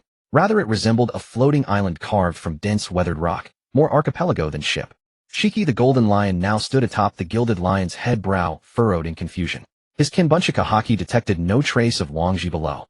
Yet he entertained no notion that Wang Ji had been slain so swiftly. On the Grand Line, only a handful of peers matched his own power. No other individual or faction possessed the capability to eliminate a vice admiral candidate in such short order. Shiki mused, could it be that Wang Ji slaughtered that crew, and now having reneged on joining me hides himself deliberately? Puzzled, Shiki launched himself from the vessel, using his ability. As for danger below, preposterous. What peril could possibly threaten him, the Golden Lion? This was the unshakable confidence born of absolute supremacy. As Shiki drifted downward, Yi Taichu and his allies coiled Haushika Haki around their weapons.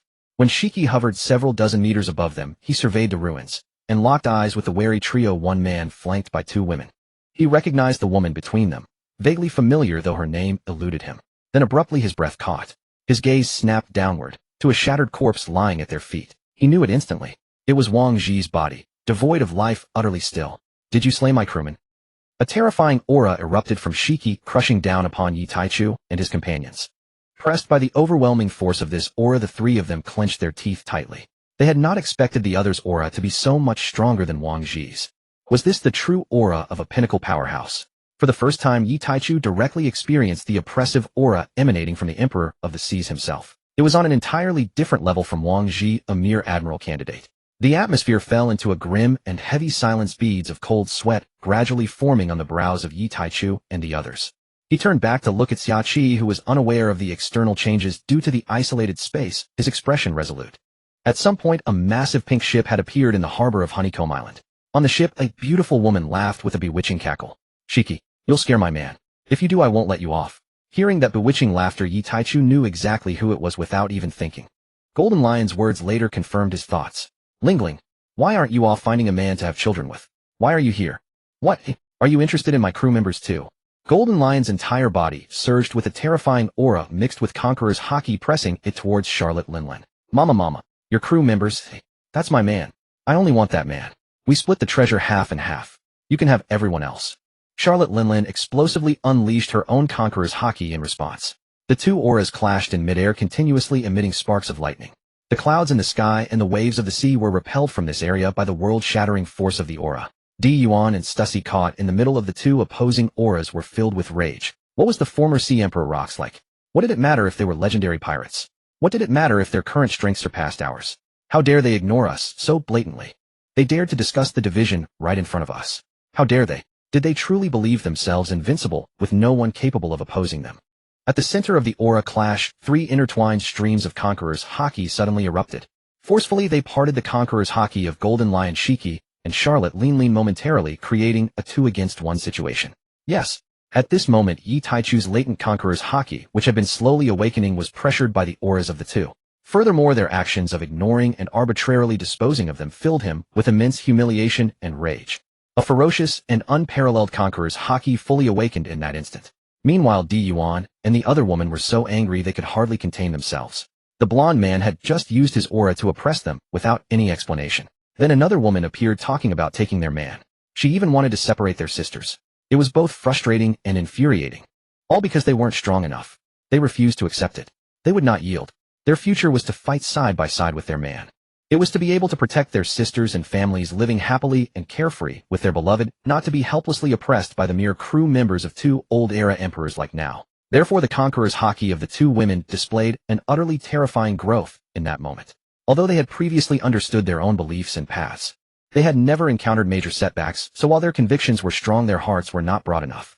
Thus, the quality of their Conqueror's Haki was only slightly stronger than ordinary Conqueror's Haki, but far inferior to the quality of Shiki, Charlotte Linlin, and other such powerhouses. But after this moment, the quality of their Conqueror's Haki would no longer be inferior to these legendary pirates.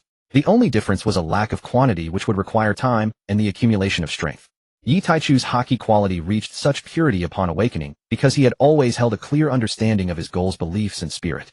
However, it was precisely this understanding that had delayed the awakening of his Conqueror's Haki. While others' Haki quality progressed gradually from 1 to 100, his was always at 0 or 100. Because Yi Taichu had always subtly guided the two women towards the belief of, with me there is no enemy, their convictions became fundamentally similar, all containing elements like, with me there is no enemy, protecting my beloved, and refusing to accept defeat. This allowed their three Conquerors' Haki to miraculously merge. While individually their Haki quantity was insufficient to match either side, upon merging their combined Haki became over half stronger than that of either Shiki or Linlin alone. This created the current scene of two world-shattering forces clashing against one. The impact of their three auras caused cracks to spread across the land of Honeycomb Island's harbor, and the sea was split into separate blocks. This was a scene that would normally only be caused by the Tremor Fruit's ability, but it was now being brought about by the clash of their three auras. Gion, all three of you have Conqueror's Haki, as expected of my chosen crew members. Not convinced, are you? Come, let me see your spirit. Golden Lion Shiki laughed, arrogantly unleashing his Conqueror's Haki to its fullest extent. Mama, Shiki, that bastard's right. Truly worthy of the man I've set my eyes on. Such an excellent man, he should belong to me. Then just like Shiki, she released her full aura to pressure the three. In that moment, the sky seemed to be torn apart into three distinct regions. The earth cracked and crumbled, and the seabed sank. It was a scene of apocalyptic destruction for ordinary people, whether on the floating island ship in the sky or on Charlotte Linlin's pink ship. 90% of the people were knocked unconscious by the clash of their Conqueror's Haki. Only the senior officers with strength at the Vice Admiral level remained awake on both ships. In truth, if it were just the Conqueror's Haki of either Shiki or Linlin alone, it would at most only knock out Commodores and slightly affect those at the Rear Admiral level. But here there were three forces. 1 + 1 did not equal 2. However, amidst the scene of many weaker individuals falling unconscious, an anomaly appeared on Charlotte Linlin's ship. On Charlotte Linlin's ship, a young boy of about 10 years old did not immediately fall unconscious like the other crew members and his many siblings. Though he was drenched in sweat, panting heavily, and slumped on the ground compared to his surroundings, he was markedly different from the others. But he couldn't hold on for long. After a few minutes, he finally succumbed and lost consciousness. In stark contrast to the scenes on the two ships, no one or any pet on the Jiuxiao ship fainted. It wasn't because they were strong, but because the protective barrier Jiuxiao had activated earlier shielded them. The women on the ship watched the terrifying scene below caused by the mere clash of auras with worried expressions and anxious eyes. Silently, they prayed for the safety of their beloved and their sisters. Tears stared at Golden Lion and Charlotte Linlin with an icy sharp gaze. Her delicate hands clenched into fists, her nails digging into her flesh until they bled, yet she was oblivious to the pain. Her inner fury continuously erupted and was suppressed. At this moment, the auras of Yi Taichu and the two women at the center of the clash were gradually being compressed and pushed back by the opposing two auras. Fighting two against one, even if superior to one of them, could not withstand the combined Conqueror's Haki of both. The area of Conqueror's Haki belonging to the three, Gion and her companions, was steadily compressed and diminished by the duo of Shiki showing signs of defeat. At this moment, the Golden Lion and Linlin were also inwardly shocked. They had not expected the opposing Conqueror's Haki to be so formidable. The combined power of the three actually surpassed their own level. It was utterly inconceivable. Consequently, their craving for the trio grew even more intense. They would make for the most perfect first mate or husband. I must make them submit. Shiki no longer wore his arrogant grin. Instead, with a serious expression, he invited young brother, your name is Yi Taichu, right? Bring your crew aboard my ship, and I'll make you vice captain right away. You won't have to take orders from anyone but me. This is my sincerity to you. Shut up, old golden-haired lion. These are my man and daughters. You have no right to interfere. Charlotte Linlin roared at the Golden Lion. Then drooling and eyes gleaming, she stared at Yi Taichu. Be my man. My only man. Let us together create a nation where all races live in harmony and unity. I will adopt your crew members as daughters and never let them leave you to wander outside. Yi Taichu, Yuan, and Stussy listened with ashen faces. But forced to exert all their strength to resist the two opponents' imposing aura, they were currently unable to speak. Thus they appeared silent. Boom. Suddenly a burst of Conqueror's Haki aura joined the clash among Yi Taichu and the others. And it merged seamlessly into the Conqueror's Haki of Yi Taichu, Yuan, and the third. In an instant, the previously compressed and shrunk Conqueror's Haki expanded. Now it stood completely as one against two, confronting Shiki and Linlin on equal footing. The sudden turn of events drew everyone's gaze toward the source of this Conqueror's Haki. The origin was unmistakably Tyr aboard the Nine Heavens. At this moment, Tyr's originally pure and stunning face was now cold as ice. The forced departure due to insufficient strength had already filled her with resentment and anger. When she saw outsiders bullying her own sisters and her beloved with their age and power, the fury in her heart could no longer be suppressed. Her conviction to protect her sisters and fight alongside her love grew stronger and stronger. Finally, it was triggered completely by the words of Charlotte Linlin and the other. Her raging fury and protective conviction awakened a Conqueror's Haki no weaker than that of her elder siblings. Realizing this, she immediately wanted to channel that power into the struggle to aid her loved ones. Truly, those who share the same spirit become family. Their nearly identical conviction allowed her Conqueror's Haki to merge without any hindrance. But this was a torment for the other people on the ship. Whether it was the relatively stronger Whitebeard or the powerless Yoru no Kusa Guidebird, and the rest, all were knocked unconscious by the sudden indiscriminate shockwave of her top-tier Conqueror's Haki. Sensing that her aura had affected her sister's, Tyr voluntarily left the Nine Heavens barrier and came to the outermost part of the deck. Golden-haired dog, slut who has been with thousands. You want to steal my man? Ask yourselves, are you worthy? Theater taunted them with a voice full of fury. Stussy also chimed in venomously. Exactly. At least that old thing Golden Lion has a somewhat reasonable excuse. But what's with you being ridden by 10,000? Who would want your worn-out body? And you dare to boast about coming for my man. What's the matter? Is there any sister of mine whose face is inferior to yours? You want my man to be your husband? On what grounds? Your promiscuous nature? Or your unclean body? Or your thick face? Huh. Thanks to Tia's joining, which eased the pressure on the others, they finally had the strength to speak. The moment she could speak, Stussy, who had been suppressing her anger, let loose a barrage of words. Mama. You. Good. Very good. Clearly the taunts of Stussy and Tia had infuriated Charlotte Linlin. She didn't know how to retort, for what they said was true, wasn't it? Jahaha. Shiki laughed heartily at the string of curses. And you golden-haired dog. Gion also spoke coldly. You ugly thing, today you bullied my man and my sisters. I will remember this grudge. Not far away, Tia shouted, old bastards. 10 years in the east, 10 years in the west. When I surpass you in strength, I'll deal with you one by one. Yi Taichu heard his women's sharp tongues and couldn't help but smile. But soon his smile faded. Because Charlotte Linlin roared in fury, Mama. Stubborn little girls. Once I get that man, I'll bear dozens or hundreds of children with him right in front of you. I'll train him right in front of you. Mama. Yi Taichu's forehead veins bulged. Slut, shut up. I have no interest in used goods like you. The sight of you makes me sick. And you Golden Lion, you ugly freak, get lost.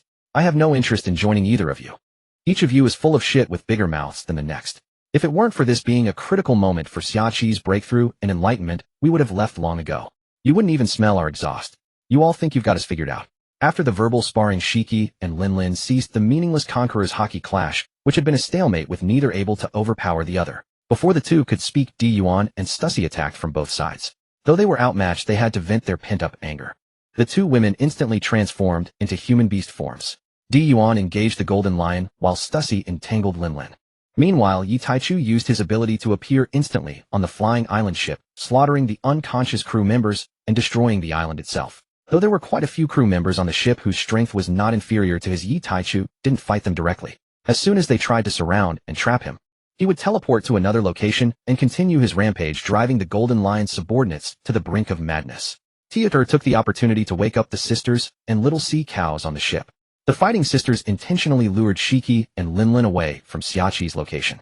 Now they could freely use the Nine Heavens to attack the enemy.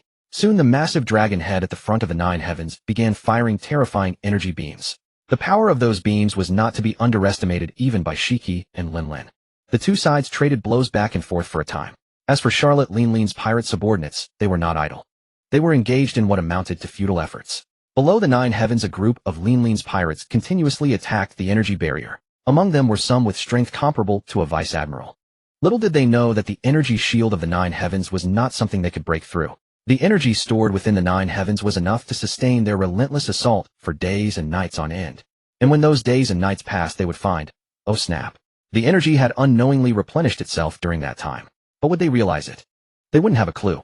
The entire family, cunning as foxes, worked in perfect coordination, each causing disruptions and interference, making life unbearable for Golden Lion Shiki and Charlotte Linlin. Because the two women had been resurrected once before, when they slew Wang Ji, their strength had yet to fully recover, widening the already considerable gap in power.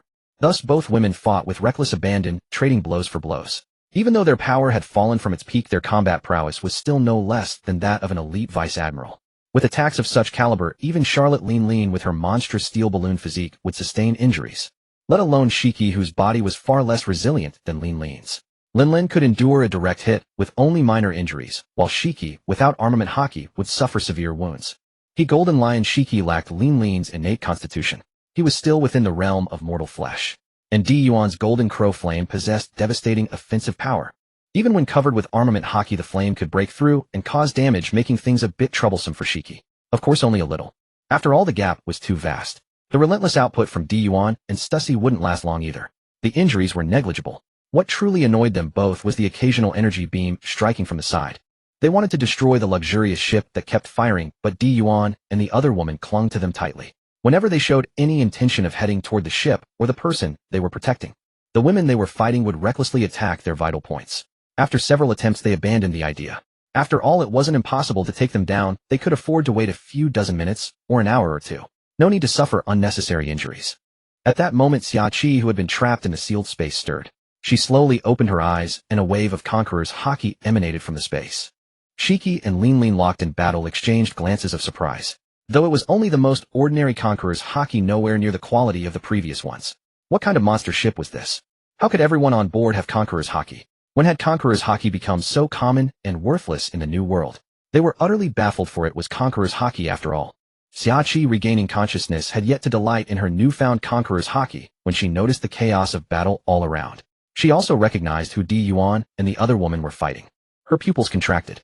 Golden Lion Shiki, Charlotte Linlin, remnants of the Rocks pirates. What were they doing here? Could it be because of Wang Ji's distress call before his death? Impossible. Wasn't it said that the division commanders of the Rock ship were at odds with each other? A flurry of thoughts raced through Xiaoqi's mind, then she heard Diner's voice. It was Dier, who had been watching her, calling out as soon as she noticed Xiaoqi was awake. Sister Xiaoqi, hurry up. The captain and the sisters haven't eaten yet. Come back quickly. We're about to make a run for it. Xiaoqi snapped back to reality, speechless. Haven't eaten? What the hell? Since when is not eating the top priority here? Still, she didn't linger. She knew she couldn't help the two women in battle with her own strength. Without the ability to resurrect, she would only be a burden, not an asset. So her gaze swept over the rubble, sent flying by the clash. Golden Lion and Big Mom were both amused and exasperated by the blue-haired girl's words. Mama, you want to leave? Dream on. Room. Xiaoqi locked her eyes on a small pebble floating above the 9 heavens. Using her ability, she instantly swapped places with it, catching the two pirates off guard. They hadn't expected such a precious space-type ability user to be on the opposing side. Sister Xiaoqi, congratulations on your breakthrough. Dier offered her congratulations. Xiaoqi smiled and patted Diner's blue hair. What happened later? Why are those two legendary pirates of the past here? Let me tell Sister Xiaoqi. Dier is busy with other things. Alvia stepped forward to take over the conversation, recounting the events to Xiaoqi. Meanwhile, in the battlefield, Gion and Stussy, having fought with a trade wound for wound, trade life for life strategy, were severely injured and on the verge of collapse. Under the stunned gazes of Golden Lion Shiki and Big Mom, they ended their own lives with a single strike. Shiki watched with regret, lamenting the loss of a promising subordinate. Charlotte Linlin, on the other hand, was disappointed. She couldn't have them bear her children. But before the two could recover from their regret, the women who had just killed themselves reappeared intact and dealt them a devastating blow. Big Mom and Shiki were sent flying, their heads bloodied and broken. Shiki, due to his weaker body, had a long gash torn across his face. Had it not been for his years of terrifying combat experience, which allowed him to harden his armament haki at the last moment, it might not have been just a scar on his face. His head could have been split in two. Of course, part of the reason was that Gion and Stussy, having been resurrected once more, had their strength reduced to that of an ordinary vice admiral, insufficient to break through their opponent's armament haki. In any case, Shiki barely escaped with his life. Jahaha. Jahaha. Good. Very good. Golden Lion laughed in furious anger, never expecting that a moment of carelessness would cause him to nearly capsize in a ditch and lose his life. Mama. Big Mom appeared with a chilling aura. The ability to resurrect. I underestimated you bitches. Boom. The two casually deflected the incoming energy beam with a slash, their expressions cold and murderous. Lion's Thousand Cutting Valley. Heavenly Fire. Both of them had turned serious, unleashing their ultimate attacks. Gion and Stussy scrambled to dodge. Before, they had been able to hold their own because their opponents hadn't been truly serious and didn't want to get hurt. Now that they were serious and their own strength had fallen, there was no contest. Lion's Authority Earth Roll. Golden Lion pressed his advantage with a wide-range attack. The ground of Beehive Island instantly rose into several giant lion heads made of rock, each over 1,000 meters tall, surrounding Stussy and Gion. Thunder of the Imperial. Big Mom summoned her top-tier homies, unleashing a torrent of savage lightning. The two women were instantly overwhelmed by the devastating attacks. The women on the ship watched with clenched hearts. Though they knew their sisters had the ability to resurrect, they couldn't help but worry. Meanwhile, Xiaoqi had already killed all those attacking the 9 Heavens shield who were weaker than her. Witnessing the scene, she drew her blade, and using all her physical strength, activated her surgical ability to ambush the only elite Vice Admiral level pirate among Big Mom's subordinates present. The pirate sensed her attack, but couldn't dodge in time, and Xiaoqi killed him with a single blow. Using the last shred of energy left after teleporting back, she attached Charlotte Linlin's eldest son Perospero's head to a small flying stick. She could have killed him, but this would cause Charlotte Linlin even more pain, wouldn't it? Then she instantly teleported back to the 9 Heavens, collapsing onto the deck, gasping for breath, unable to move. She had no more strength left. If she didn't recover properly, she would be consuming her own life force. Whoosh! Yi Taichu appeared on the 9 Heavens at that moment. The ship-shaped island in the sky was now shattered and falling apart. Then a golden flame, Yuan's essence, flew off from his body and shone brightly. Next, a pure white foxtail emerged from his waist, radiating a silver-white glow. Before long, the figures of Yuan and Stussy appeared beside Yi Taichu, both throwing themselves into his arms. He patted their heads gently, then looked around and said, "Since everyone is here, let's go." If we don't leave now, I'm afraid those two madmen will chase us in a frenzy. None of the women objected. They were all worried, terrified that their man or their sisters might get hurt, and were eager to leave as soon as possible. Wait! Dier suddenly shouted. Let me do one last thing. Yi Taichu looked at her curiously. What is it? Dier grinned with a mischievous smile. Hee little sea cows. Point the dragon's mouth at that shameless woman's ship. Fire and destroy it. Jeeped. The little sea cows chirped excitedly, clearly approving of their mistress's idea. Yi Taichu shook his head. Well played. That's our Dier. Then Dier directed from the side. Aim. Jeeped. Fire. Jeeped. Boom. The people on Charlotte Linlein's ship were dumbfounded. The only elite vice admiral who could withstand the beam cannon had died mysteriously. What now? Grabbing the captain's children, they jumped into the sea and scattered in all directions. Boom. Boom. A series of explosions, and Big Mom's flagship sank into the ocean. Along with it sank the men she had kidnapped earlier. The moment Shiki and Big Mom prepared to attack, the Nine Heavens shot off like a rocket. Fleeing from the two enraged pirates, it vanished on the horizon. A voice still echoed in the sky. We remember your hospitality today. We will repay it twice over. Shiki and Big Mom stood on the shore staring at the distant sky. Their faces were ashen, veins bulging on their foreheads, and they stood in silence. After an unknown length of time, Shiki said, Old hag, what are you looking at? Linlin retorted, It's your honor that I, the old lady, even look at an ugly thing like you. Do you have a problem with that? Shiki, screw it. Let's fight. You old crone. Linlin, you ugly freak, dare to curse me. Looking for death. Heavenly fire. Boom. Boom. Dust and smoke rose. Explosions continued. Bongcha Karaka, Na Din Din Mushi rang incessantly in Fleet Admiral Sengoku's office at Marine Headquarters in Marineford. Moshi. What has happened? Sengoku picked up the call. The Din Din Mushi's placid face instantly transformed into the anxious visage of the speaker on the other end. Fleet Admiral, disaster. No, rather disaster has struck Fleet Admiral. No, wait. Calm yourself. Speak slowly. Sengoku broke into a cold sweat as he listened, compelled to interject and steady the flustered officer's stammering speech. Yes, sir. And perhaps reassured by hearing the voice of the Navy's unwavering pillar. The officer on the other end gradually regained composure and gathered his thoughts. Fleet Admiral Sengoku, to our verified intelligence in Yi Taichu and his crew, who recently slew celestial dragons, have slain Wang Ji, the current sovereign of Beehive Island in the New World, eliminating the remnants of the former pirate Captain Rox. Before his death, Wang Ji issued desperate pleas for aid to his former allies. Coincidentally, the legendary pirates Shiki the Golden Lion and Charlotte Linlin responded from nearby waters. Yet tensions swiftly erupted between them and Yi Taichu's crew, igniting a fierce and brutal confrontation. The battle culminated in catastrophic losses for both Shiki and Linlin. Their crews decimated, their vessels utterly destroyed. Nai Taichu's crew escaped virtually unscathed. What a... Sengoku cried out in disbelief, his composure as Fleet Admiral momentarily shattered. The officer on the line, assuming the Admiral had misheard, repeated the report verbatim. You mean they killed Wang Ji, and then under the combined assault of Shiki and Linlin inflicted grievous damage upon both, and still withdrew unharmed? Is this intelligence confirmed? Sengoku steadied his breathing, his voice regaining its characteristic gravity, yet his pace quickened markedly, betraying inner turmoil. Why, yes, absolutely reliable, Fleet Admiral Sengoku. The officer clearly grasped the staggering implications of this report. Recite every detail, from beginning to end. No, nothing. A sharp click echoed from the office door as it swung open, followed immediately by Garp's booming voice. Old man Sengoku, why won't you approve my leave request? I've got to take my son back to our hometown in the East Blue. Behind him entered a long-suffering, exasperated-looking Kizaru. Sengoku shot the two newcomers a sharp silencing glance, then activated the Din Din Mushi speaker mode, so both could hear the transmission clearly. Continue. And though Garp often played the fool, he possessed an unerring sense of gravity, and sensing the magnitude of this matter, he fell instantly silent. The three men listened in rapt silence as the report unfolded. When the officer named Wang Ji's death at Yi Taichu's hands, both Garp and Kizaru recoiled in shock. That was Wang Ji, a warrior whose strength even they acknowledged, cut down by raw newcomers. Then came word of the clash with Shiki and Charlotte Linlin. Their expressions hardened further. Both exchanged incredulous glances, silently questioning whether the intelligence had been corrupted. How could that crew possibly be this strong?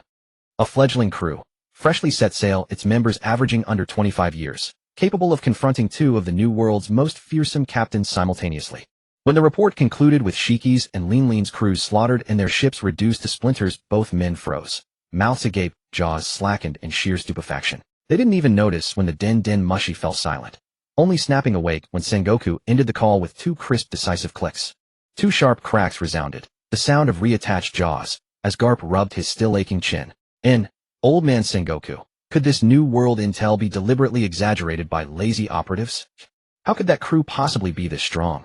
Sengoku shot Garp a withering glare, irritated not by the question but by its source. Lazy operatives. You Garp, of all people, dare speak of negligence. Ignoring Garp entirely, Sengoku turned his gaze toward Kizaru, his most trusted admiral, the very man he groomed to succeed him as fleet admiral. Kizaru, your assessment? Yes, sir. Kizaru replied with solemn deference, pausing briefly to gather his thoughts before speaking with deliberate measured clarity. Fleet Admiral Sengoku, I fear we may have unwittingly forged our own downfall. If Yitaichu's crew truly matches this intelligent Senthi, must harbor at least 2 officers of future admiral caliber, and their captain himself stands no lower in power than a Marine headquarters vice admiral. Moreover, Shiki, who vanished years ago, is confirmed to possess strength rivaling that of a sitting vice admiral. And critically, all of them remain astonishingly young, and especially this one boy and 2 girls. Yes. And also the Princess of Alabasta. Kizaru strode to the desk bearing the wanted posters, pointing emphatically at the portraits of Yitaichu, Diu and Situ, and Ter, the one boy and 3 girls. They are so young, and theoretical prime of a supreme warrior spans from 10 to 50 years. Yet they've already attained the strength of future admirals before reaching 25, not trajectory that unmistakably foretells their ascension to full admiral rank. And it isn't just 1 or 2, it is at least 4. And this is nothing less than a nascent youthful echo of the Rock's pirate fleet itself. Indeed. Sengoku sighed heavily, his brow furrowed with deep concern. Moreover, nearly every combatant among them wields Conqueror's haki. And the quality and purity of that haki, especially in this boy and these 3 girls, may rival even the most formidable pirates sailing today. Conqueror's haki. Not just one possessing it, but many, all radiating such extraordinary density and refinement. What else could this possibly be but another Rocks? A sudden crunch echoed beside them. Garp, having produced a bag of rice crackers from nowhere, was chewing loudly. The 2 admirals turned, veins pulsing at their temples. Without hesitation, they lunged forward in unison, delivering a swift, coordinated thrashing. Both exhaled deeply, releasing pent-up tension in a single cathartic breath. Strangely enough, pummeling Garp did ease their burdens somewhat. Old man Sengoku. Kizaru, you're overreacting. These are just kids. How many decades would it take for them to reach Rock's stature? Are the Marines and the world government merely idle spectators? You 2 worry too much. Garp rose, nose swollen and eyes bruised, picking idly at his nostril as he spoke, then attempted to smear the mucus onto Kizaru, who sidestepped with effortless, unreadable calm.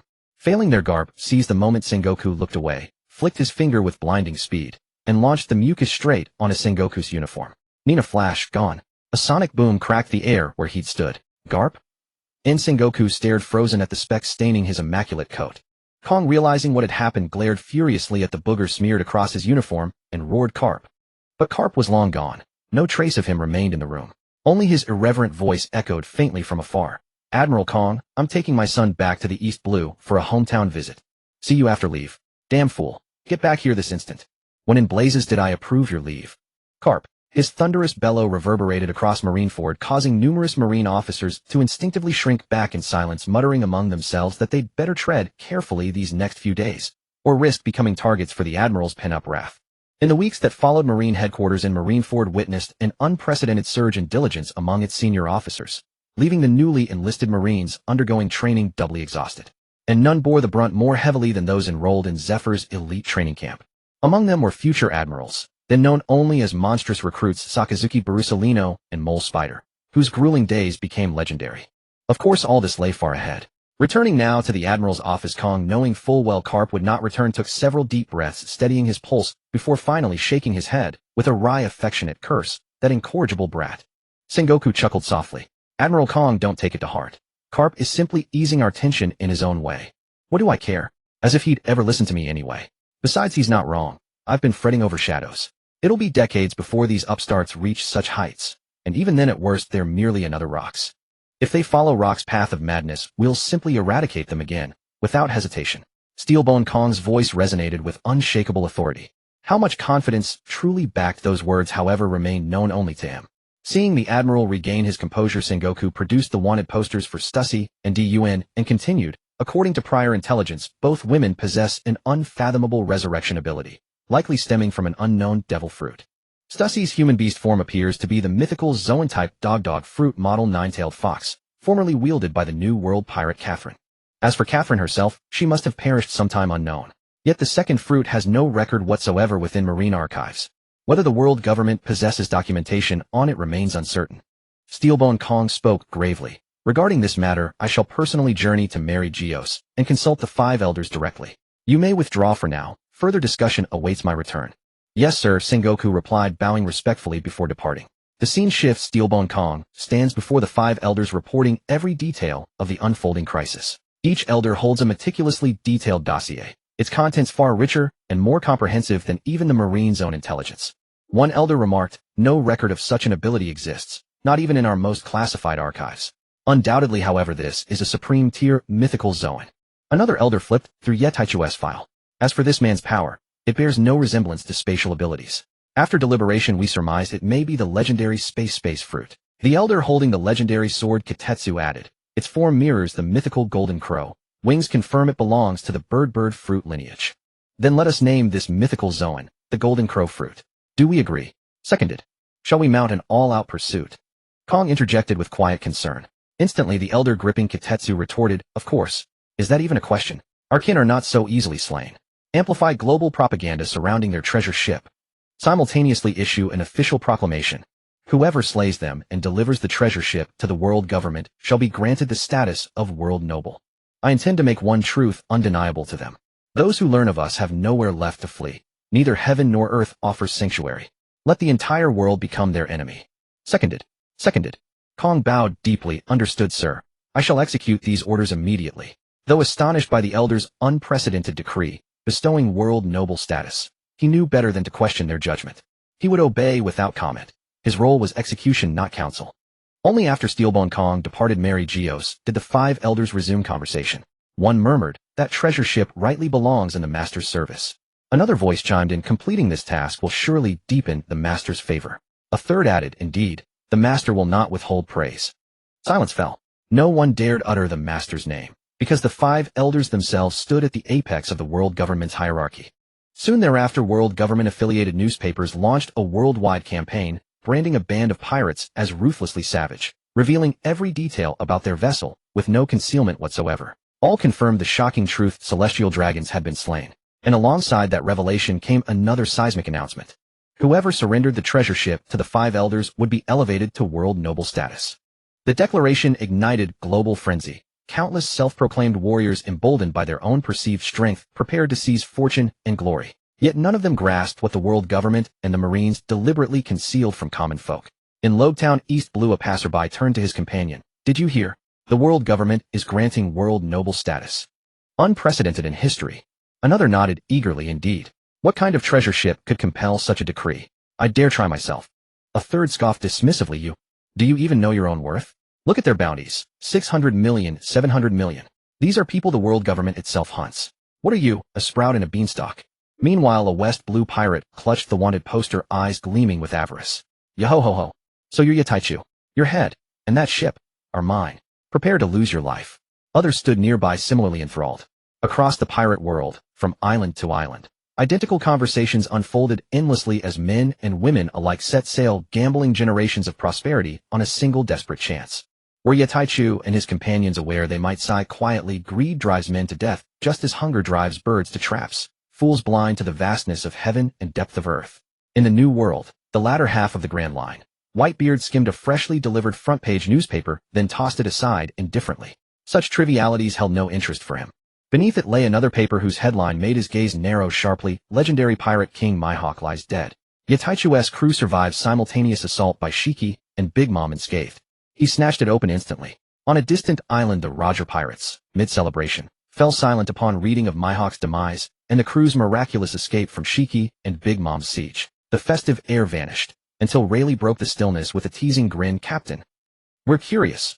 What sort of treasure ship could move the world government to make such an unprecedented decree? Ours couldn't compare. We're broke. This feast ends penniless. Wah! Jabra laughed heartily. Enough, old man. Stop whining. That ship serves no purpose for us anyway. Suffices for sailing. Others joined in. Right. We'll raid a few pirate crews when funds run low. Laughter erupted. Brothers speak true. Forget the treasure ship. It's got nothing to do with us, nor any use for us. Let's feast. Roger roared back, and merriment surged anew. In a corner, 6 or 7-year-old Buggy and Shanks stared at the wanted posters. Buggy drooled openly. Hey Shanks, let's steal them someday. They say there's only one man aboard. Rest are delicate, useless women. We'll split the ship, 7 for me, 3 for you. Generous, right? I'm inviting you because you're my best friend. Shanks rolled his eyes. Thanks, but no thanks. Captain's right, money's pointless. When we're short, we'll raid a few crews. But I do want to become someone renowned across the world. Someday I'll stand where they stand. Buggy exploded, idiot. Wasting my kindness. Take this. With that he punched Shanks square in the eye, turning it black and blue, and the two boys tumbled into playful combat. Their comrades, well accustomed to their antics, didn't intervene. In fact, they cheered wildly and placed bets on who'd win. None intervened. Instead, they cheered wildly and placed bets on who'd win.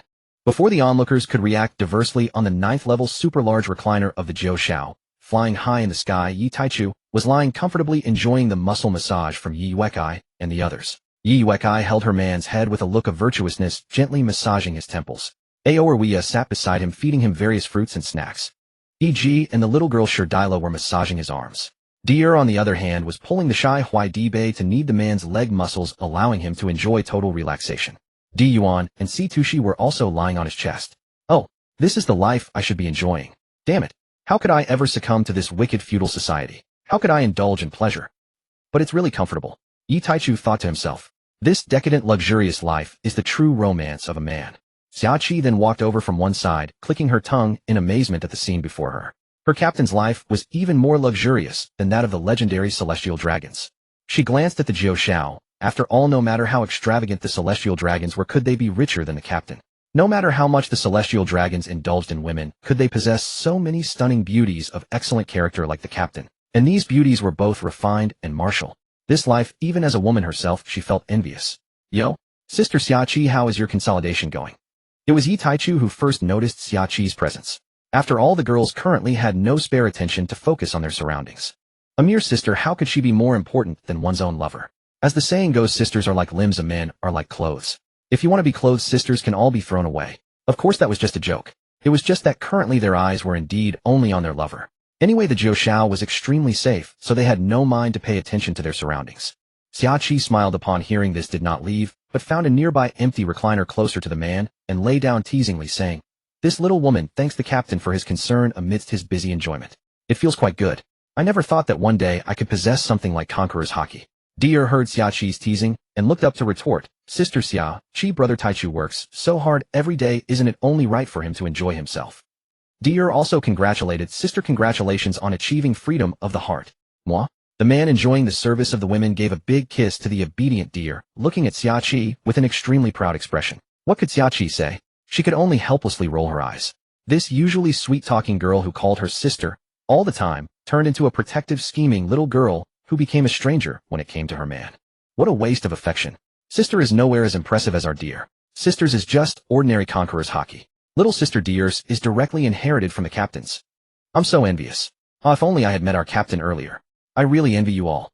Xiaoqi said with a bitter smile. I'll. Sister Xiaoqi, don't say that.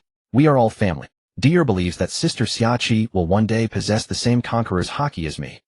Dier was comforting Xiaoqi, but she couldn't hide the smile at the corners of her mouth. Affectionately ruffling Dier's little head, Yi Taichu said, "Sister Xiaoqi, Dier is right. We are all family, there is no you and us. No need to envy, you will have it all in the future." Moi moi moi. The little girl Sherdila even ran over and hugged Xiaoqi, who was lying on the chair, giving her several kisses. Leaving a face full of saliva on Xiaoqi. With a sweet, innocent, childish voice, she comforted her sister. "Sister, don't be discouraged. Sherdila believes that sister has the same heart to protect us as Sister Dier. Having Conqueror's Haki or not doesn't matter. Sherdila doesn't have it, but Sherdila also wants to protect the sisters and make you happy." Xiaoqi picked up the obedient little girl and pinched her little nose. "Sister knows. Sister is not sad. Our Sherdila is the best. How could I bear to make our little sister unhappy? Don't worry, sister will protect you all. Sherdila, pinky promise." Xiaoqi extended her pinky and hooked it with the little girl's finger. The two, one big and one small, said in unison, "Pinky promise forever and ever, 100 years no changing." Giggle. Then the deck echoed with the little girl's happy laughter. For a moment the atmosphere was harmonious and peaceful, as if time stood still. When the women returned to quiet, Yi Taichu finally spoke. "Sister Xiaoqi, we have prepared all the supplies. On the road ahead, if we encounter islands, we won't stop. We'll head straight to Shuigu town." Captain, we are becoming more and more in sync. Before I came here, I already adjusted the Jiao's heading exactly towards Shuigu town. Currently, the little cuties on the ship are monitoring the course. Yi Taichu smirked. "It seems our sister Xiaoqi hasn't escaped my clutches either. As he spoke, he reached his hand towards the beauty. Xiaoqi gave the annoying man a glare and slapped away his paw as if it wasn't obvious. Then Xiaoqi spoke with some worry. Now we have conflicts with the two great pirates Golden Lion and Big Mom. On top of the world government from before, our situation going forward might not be too good. After all, she was older than most of the women and considered things more long-term. So she voiced her concerns, wanting to hear the captain and the sisters' thoughts. Gion and Tushi, who had been in the man's arms, finally reacted upon hearing this. Tushi said nonchalantly, afraid of what? With the performance of our Jiao, they can't even taste our exhaust. In a few more years, when our strength reaches its peak, not one of them will get away. We'll settle accounts one by one for their care of us. Yuan said with a firm expression, wherever Xiao Yi goes I go. Whatever he wants to do I'll do. Nothing else matters. Deer also chimed in with an accent she learned from her man. Ayaya sister, don't worry about these things. My thoughts are the same as the two big sisters. The little girl, me too. Xiaoqi thought Tushi's words made sense. Then she heard the three little rascals' voices and felt a headache, raising her hand to rub her forehead. This was not the end. Then a few more statements completely shut Xiaoqi up. Ao or we, I believe in the captain. Yi Yuetzai, wherever the bad man goes I go. I support all his decisions. This statement was like Di Yuan's echo. With the elder sisters having spoken, what could the younger sisters Huai Dibei and E.G. say? Using the accent corrupted by me too. I agree. Xiaoqi couldn't help but want to slap herself a few times. She should have just spoken to the captain privately. What madness possessed her to ask such a brainless question in front of these love-struck sisters? The captain usually had a plan. Oh, why was she worrying over nothing? It made her look both stupid and out of place. Yi Taichu watched this scene and said with amusement, Alright sister, Xiaoqi was just worried about the lack of strength among you. Look how you've demoralized her. Dear E.G. Huai Dibei and the little girl's sorry sister. Their attitude of admitting fault was positive. Even though they didn't think they were wrong and they would dare to do it again, it didn't hinder their apologetic attitude. Don't worry sister Xiaoqi. I plan to rest and train in Wano country for a while. When we next appear, we will be threatened by no one, no power. Relax. They have no trace of us. And you know the terrain of Wano country, extremely dangerous, perfect for us to lie low. Yi Taichu, holding Di Yuan, stood atop the dragon, head of Jiao, gazing at the town on the island in the distance. This was their destination, Sleep Ancient Town. At this moment the two of them bore a striking resemblance to the couple from Titanic, brimming with romantic allure. More than 5 months had passed since their clash with the Golden Lion. Time had slowly crept into the middle of the year 1493 of the Sea Garden era. Di Yuan and Stussy had both recovered to their peak strength within a month of leaving Beehive Island. Moreover, thanks to the repeated life and death crises they had faced coupled with their remarkable talents, the two women had gained profound insights, inching ever closer to the true realm of Admiral candidate. Now they merely needed to accumulate and consolidate their foundations before they could surge forth in one decisive push to ascend to the ranks of true apex powerhouses. Among the other women, Tyr had also naturally reached the rank of headquarters captain. With her mastery of a Logia-type ability, her prowess now far exceeded mere skirmishes with commodores. Yi Taichu still vividly remembered the day of Tyr's breakthrough when she stood with her hands on her hips and declared with unbridled arrogance, I can now rightfully say, I am invincible below the rank of Rear Admiral. Above Rear Admiral, I can trade 1 for 1. She muttered quietly, only Vice Admirals though. Just you wait. You seductive foxes will all soon be calling me Big Sister Tyr.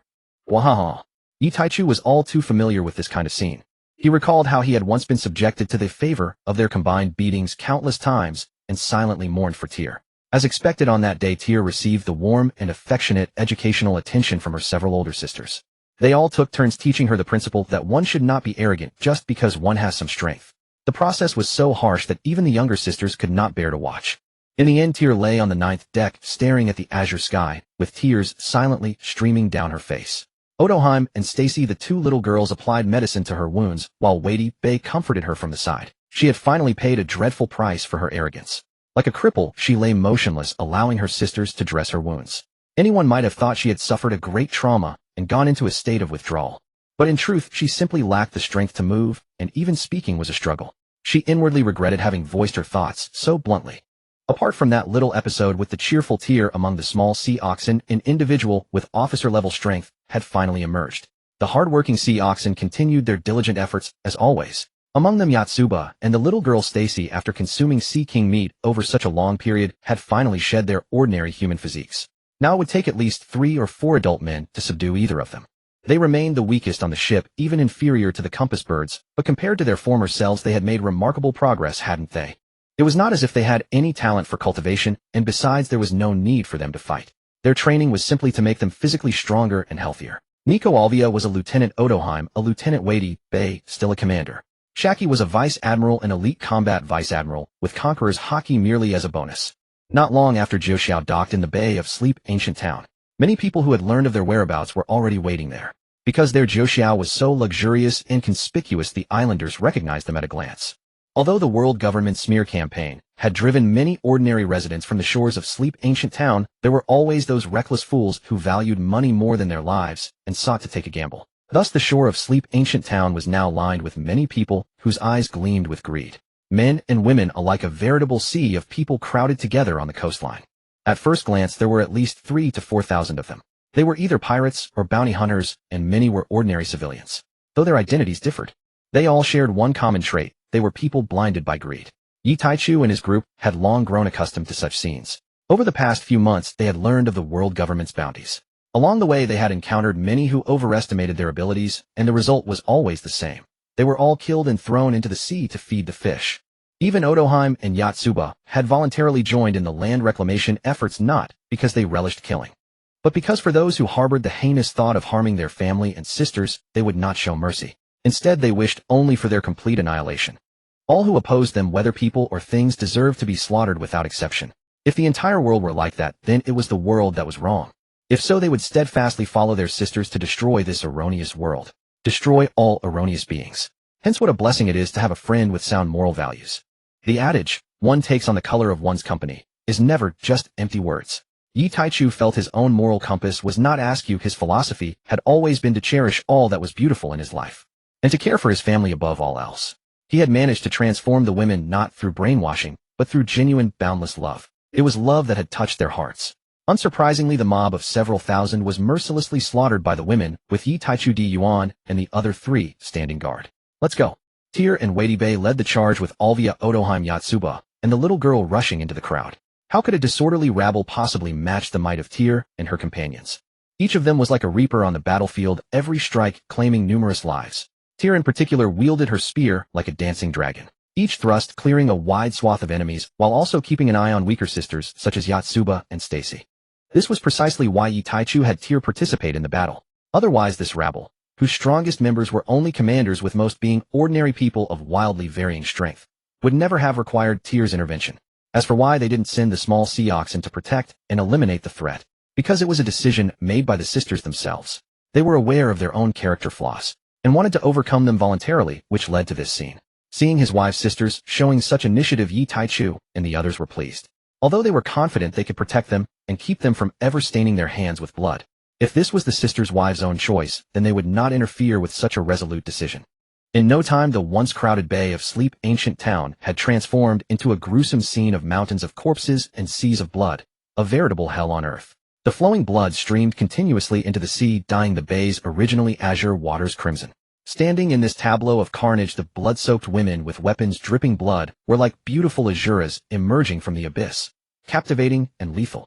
When they turned to look back at the direction they had come from, they saw the man watching them with a gentle smile on his face.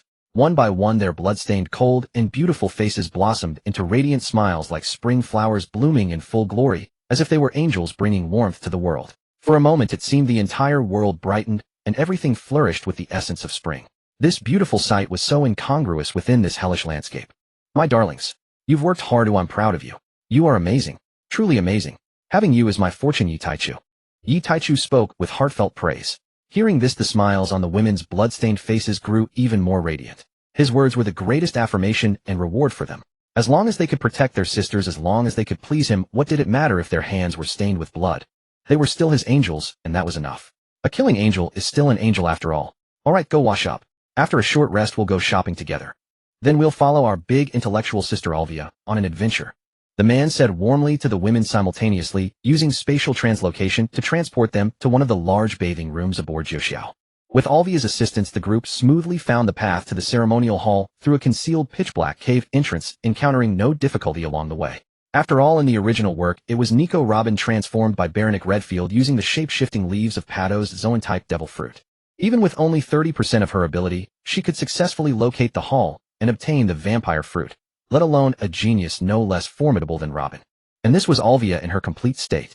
Indeed, Robin, your mother is truly worthy of being your mother. As they entered their Kinbunshiko haki, clearly sensed the presence of countless unknown creatures emanating from all directions within the passage. Yi Taichu nodded to Tyr and Shaki as a signal. The two women instantly unleashed their Haushiko Haki, the range expanding continuously until it filled the entire passage and the hall beyond. Thump thump thump. The sound of objects falling to the ground echoed incessantly from the cave passage. Yi Taichu, Stussy, and Shaki simultaneously used their spatial abilities to randomly teleport one creature in for observation. Discovering that their thoughts and actions were synchronized, the three exchanged a smile. They looked at what they had captured. All three turned out to be bats. The only difference was in their sizes. Yi Taichu and the others understood in their hearts. In ancient times, people could not comprehend the peculiar abilities of devil fruits. They regarded each devil fruit as a divine gift to be enshrined, and those who consumed them became high priests or cult leaders.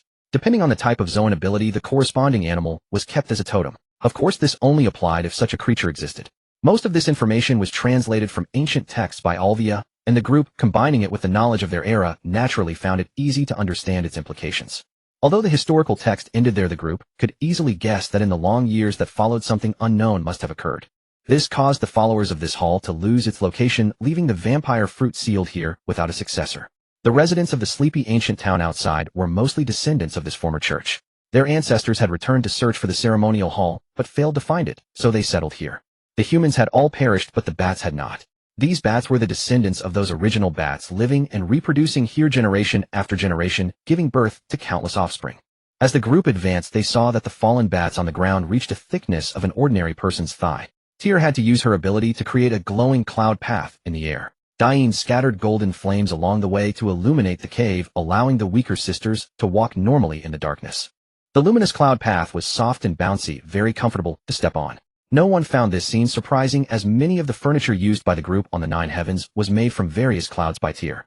Now, not to mention such a trivial matter as making clouds glow, if she wished she could instantly make the white clouds beneath her feet as indestructible as adamant and steel. As for cloud walls, cloud locks, thunder clouds, fire clouds, and rain clouds, they were all at her fingertips. Tyr's development of her cloud ability had long surpassed the initial stage of form without substance. She had reached the stage of creating tangible objects from various clouds. However, her brothers and sisters were so capable that her ability was rarely needed. Everyone usually focused on training their physique and weapons, staying low-key, so her ability seemed somewhat redundant. Before long, the group stepped onto the cloud path and arrived at a vast cavity. Inside stood a dilapidated hall surrounded by 4 stone pillars embedded into the cave ceiling, their surrounding architecture bearing witness to the hall's ancient years. Through the gate, which had collapsed from age and decay, they could clearly see a devil fruit placed on the central altar. It was entirely purple, covered in mysterious patterns, and bore a pair of small bat wings. Shaki spoke in astonishment. I didn't expect the captain's words to be true. There really is an extremely rare mythical Zoan here. Yi Taichu tapped Shaki on the head and said helplessly, so you didn't trust your captain before, huh? No, I did believe. It's just that seeing it with my own eyes still feels a bit surreal. Shaki laughed dryly.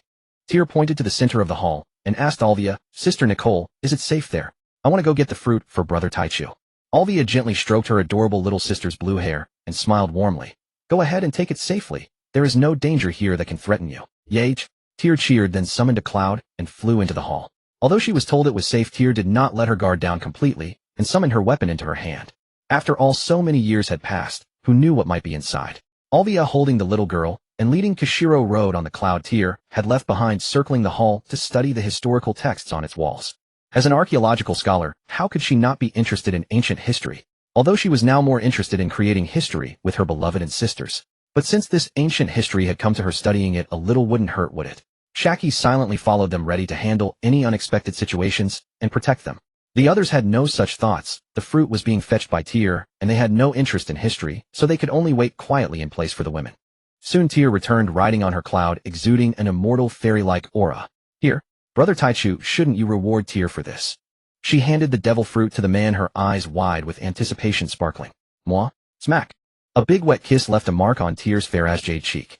Oh dear, you got my face all covered in saliva, she complained, wiping her face. But despite her words, the uncontrollable smile on her face betrayed her inner joy.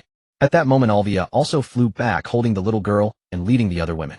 Her voice arrived before she did. Captain, we've acquired a few more devil fruits, but they are only ordinary Zoan types. As her voice faded, the women reached the man's side. Shaki then took out 4 devil fruits, each bearing small wings, from her spatial ring. Stussy stepped forward to examine the 4 fruits carefully and said uncertainly, they look a bit like the bat-type fruits in the encyclopedia. They should also be bat-type, but all are common varieties. A bit of a pity. What's there to pity? Our original goal was only one mythical Zoan. Now we have 4 unexpected gains. We should be happy. You girls must not set your sights too high. Yi Taichu scolded the women while taking the fruits. Under the puzzled gazes of Tier and the others, he handed the 4 fruits to Tier, Stella, Kashiro, and Whitebeard respectively. Then he ruffled Whitebeard's hair and continued, "These devil fruits are for you to play with. Give them to the little animals on our ship as you see fit." "Moi? Thank you, big brother," the little girl thanked sweetly. "You little sneak. I want one too." Tier also gave him a kiss without hesitation. Smack. Then the 3 of them looked at Kashiro and Whitebeard in unison. Kashiro hesitated, not blushing, as she prepared to offer her sweet kiss. "Moi?" Tier's eyes kept signaling Whitebeard. Whitebeard, still not quite used to it, and not thick-skinned enough, felt quite embarrassed under the gaze of her sisters. Finally, with a flushed face and evasive eyes, she reluctantly stepped forward, closed her eyes, and kissed the man's cheek. Yi Taichu mischievously turned his head, and their lips inevitably met. They pressed intimately together, clearly feeling the warmth of each other's lips. Whitebeard's blue eyes, which had been shut in shyness, flew wide open in shock. In a daze, she was pulled into Yi Taichu's arms and thoroughly savored as he tasted her red lips. Gradually, she closed her beautiful blue eyes again and responded passionately. A fervent clash of lips and tongues. The other young girls pouted at this scene. They had been intercepted yet again. Stella in particular seemed on the verge of tears. She who had always wanted to be the elder sister remained the younger one. Now she was even witnessing a blatant takeover. How could she tolerate this? It was only thanks to Yi Yuetsai's quick reflexes, who immediately picked her up and comforted her, assuring her that she would soon have a younger sister. Only then did she manage to hold back the tears that were about to spill over. She thought to herself, "That's right. Sister Yu is right. I am sensible, Stella. I am already 11 years old.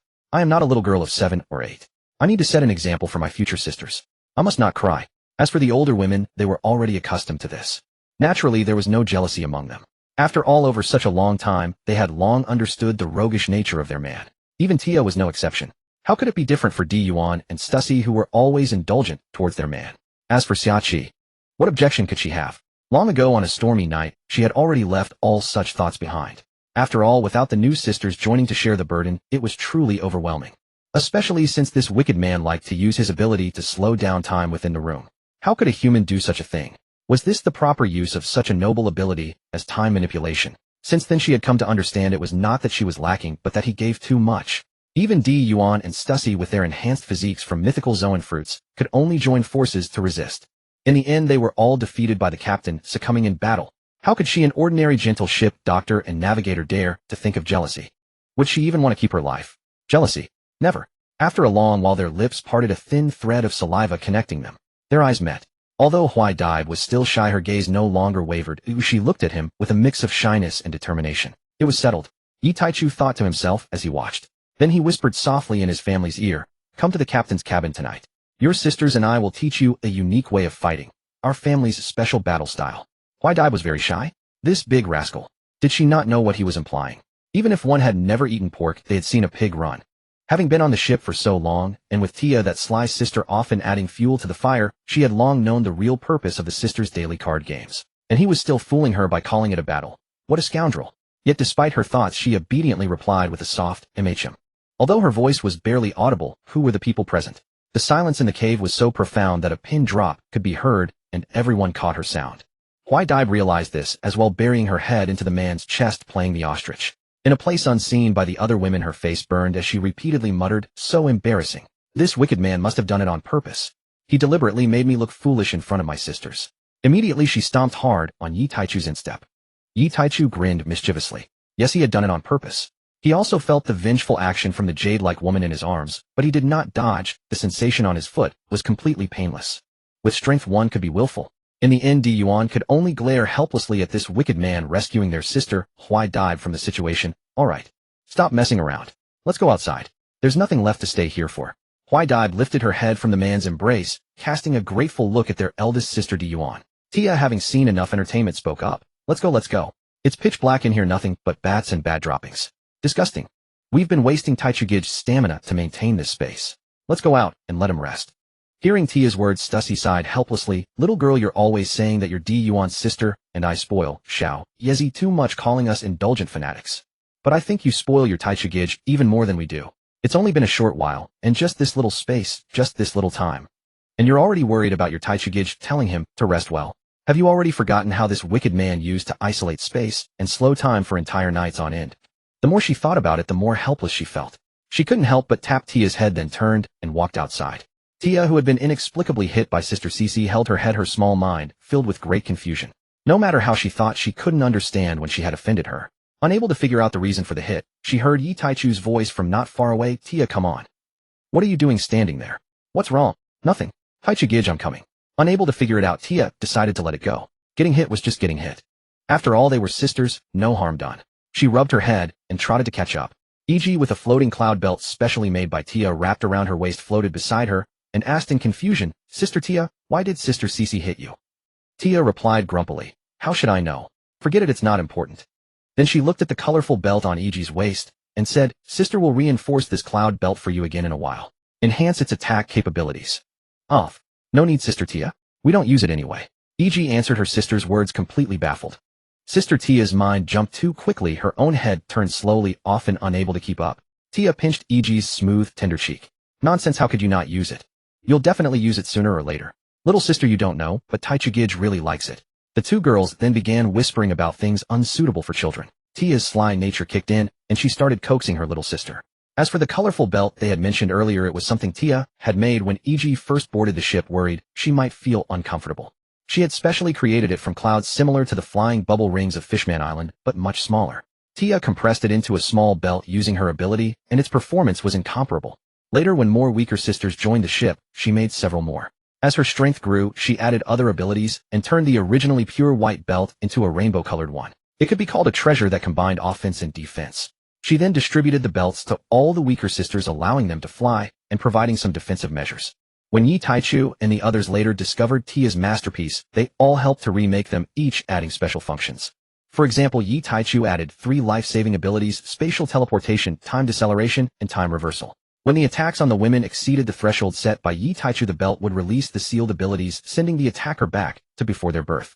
Or it would slow them down, and then spatial teleportation would instantly transport them into Yi Taichu's small world. With his current abilities, he could only attach such a degree of power to one belt per day, consuming a considerable amount of time to complete them all. Gion and Stussy each added an attack ability of their own. This armed the weaker women to the teeth. An ordinary Commodore facing them could easily meet their end with a single careless move. After all, they had Gion's and Stussy's terrifying attack power, Tia's cloud defense, and their man's life-saving abilities.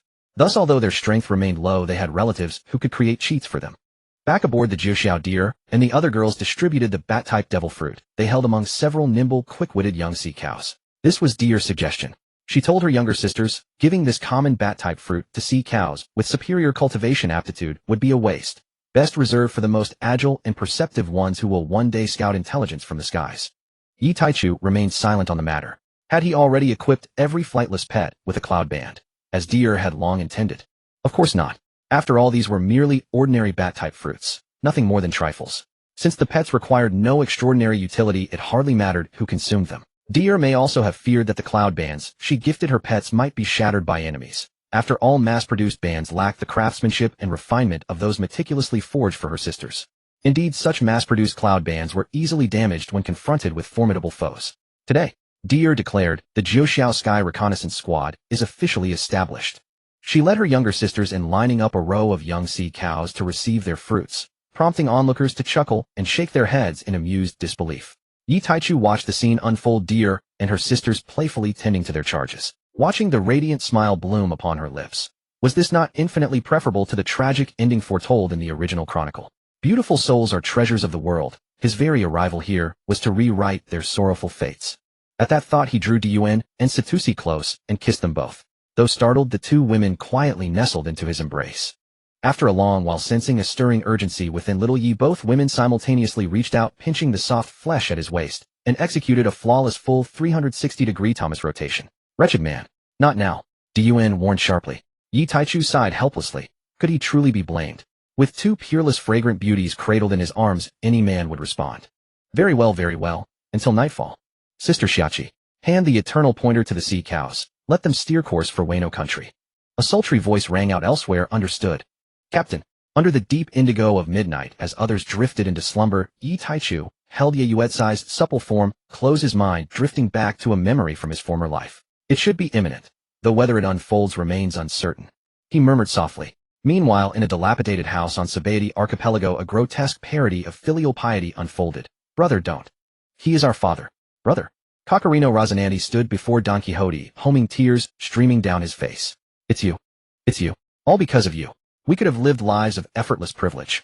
You cast us into exile. You left us starving and half-naked. You caused Mother's illness and her disappearance. Kill you. Only by killing you can my brother and I reclaim our rightful lives. Don Quixote Doflamingo shoved his younger brother aside, then raged at his father, Don Quixote homing, with manic fury brandishing a pistol aimed squarely at Homing's chest. Homing gathered the weeping Rosinante into his arms, turning his back to Doflamingo, so his son would not see the tears streaming down his face. His voice broke with grief. I failed you. I failed you all, letting you suffer so terribly, and losing your mother. I am unworthy to be your father. Doflamingo, care for your brother. Do as you wish. Though trembling with fear, he forced his voice steady, striving to preserve calm. Wah! Father! Coccarino Rosinante collapsed against his father's chest, sobbing uncontrollably. Doflamingo roared, this is your due. Had it not been for you, none of this would have happened. Stop your false remorse, scoundrel. And with that he pulled the trigger. Bang! The bullet tore into Homing's skull. Blood erupted in a crimson spray, drenching both Rosinante and Doflamingo. Father! Rosinante wailed, tears gushing like floodwaters, his voice raw with anguish. Ha ha ha. Doflamingo's uniquely sinister laughter echoed as he threw his head back, roaring with manic triumph. Then, heedless of his brother's feeble resistance, he drew a dagger from nowhere and drove it deep into his father's throat, slicing savagely sideways in one brutal motion. Homing's golden-haired head, once proud and noble, rolled free from his body, severed by his own eldest son.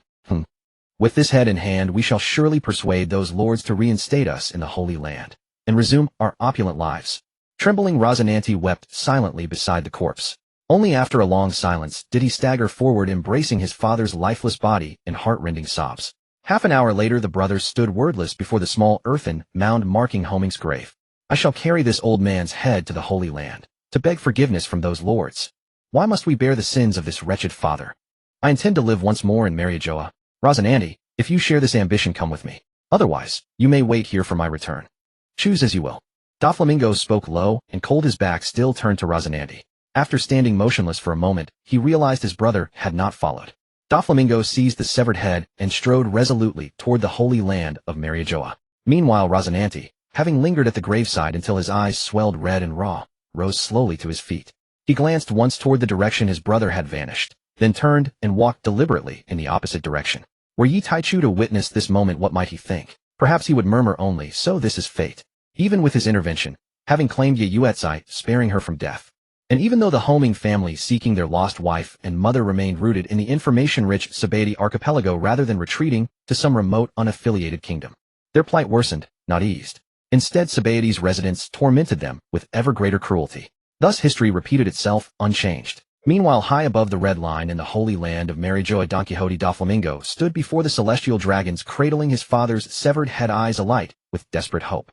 This was the celestial dragon's residential enclave in Marijoa. When word reached them that the son of Homing, the fool who had voluntarily renounced his divine birthright, now bore his father's head in penitence, their curiosity stirred. They summoned CP0 to bring Doflamingo forth. I have returned the head of my foolish father, to atone for his transgressions. I beg your grace, restore my brother Rosinante's and my own status, and grant us leave to dwell again in the Holy Land of Marijoa. My father's folly bears no relation to us. Neither my brother nor I bear responsibility for his deeds. The celestial dragons exchanged glances regarding the strange boy before them. One among them, a young celestial dragon of the Don Quixote clan bearing a distinctive triple-horned hairstyle, sneered mockingly, Doflamingo, you and your brother are no pure-blooded celestial dragons, mere mongrel bastards dreaming impossible dreams. This triple-horned youth by blood was Doflamingo's cousin, Don Quixote Masquerade Saint. In the original timeline, he had been transformed on Fishman Island by Queen Odoheim's observation hockey, awakening to peace and compassion. But this was not that man. Now he was nothing but a haughty, spoiled celestial dragon brat. And a celestial dragon brat at that. The others joined in precisely. A technological abomination, impure, worthless blood. Indeed, a mongrel dares aspire to dwell among us, and pollute our sacred air. Begone, filth of deluded lineage. We need neither you nor your brother. We summoned you solely to witness the pitiful end of that fool Don Quixote Homing. As for you two, return whence you came. Pa, pa pa pa. And with that they spat contemptuously onto Doflamingo's garments. Masquerade Saint outdid them all. While the others spat upon his clothes, he spat directly onto Doflamingo's face. You. Doflamingo listened, his expression darkening, then was engulfed by a storm of spittle. Suddenly, a thick viscous glob landed squarely on his cheek. His gaze locked hatefully upon Masquerade Saint, the cousin who had once been kin. Bang! Doflamingo flew backward, kicked violently by Masquerade Saint. Your eyes offend me deeply. Lowborn scum. Masquerade Saint withdrew his foot, disdain dripping from every syllable. Doflamingo rose slowly, clutching his aching abdomen, but no longer wore hatred upon his face. In that instant he seemed to have aged beyond years. Silently, he wiped the phlegm from his cheek, turned, and walked away from Marijoa. Even far down the road Masquerade Saint's mocking laughter still echoed behind him. Only then did Doflamingo allow the suppressed fury to surface. He lowered his head, eyes blazing with infernal wrath, hatred surging like an endless tide. He hated Masquerade Saint. He hated those who barred his return to the Holy Land. He hated the celestial dragons. And as he rounded a corner, his peripheral vision caught distant figures vanishing into shadow, sending shockwaves through his soul. He bowed his head lower still, ignoring the searing pain in his gut, hastening his pace as he fled Marijoa. In the early morning, Yi Taichu rose from the warm, fragrant, soft, jade-like body of a beauty. He curled his lips in pride. So far he had collected 7 roses.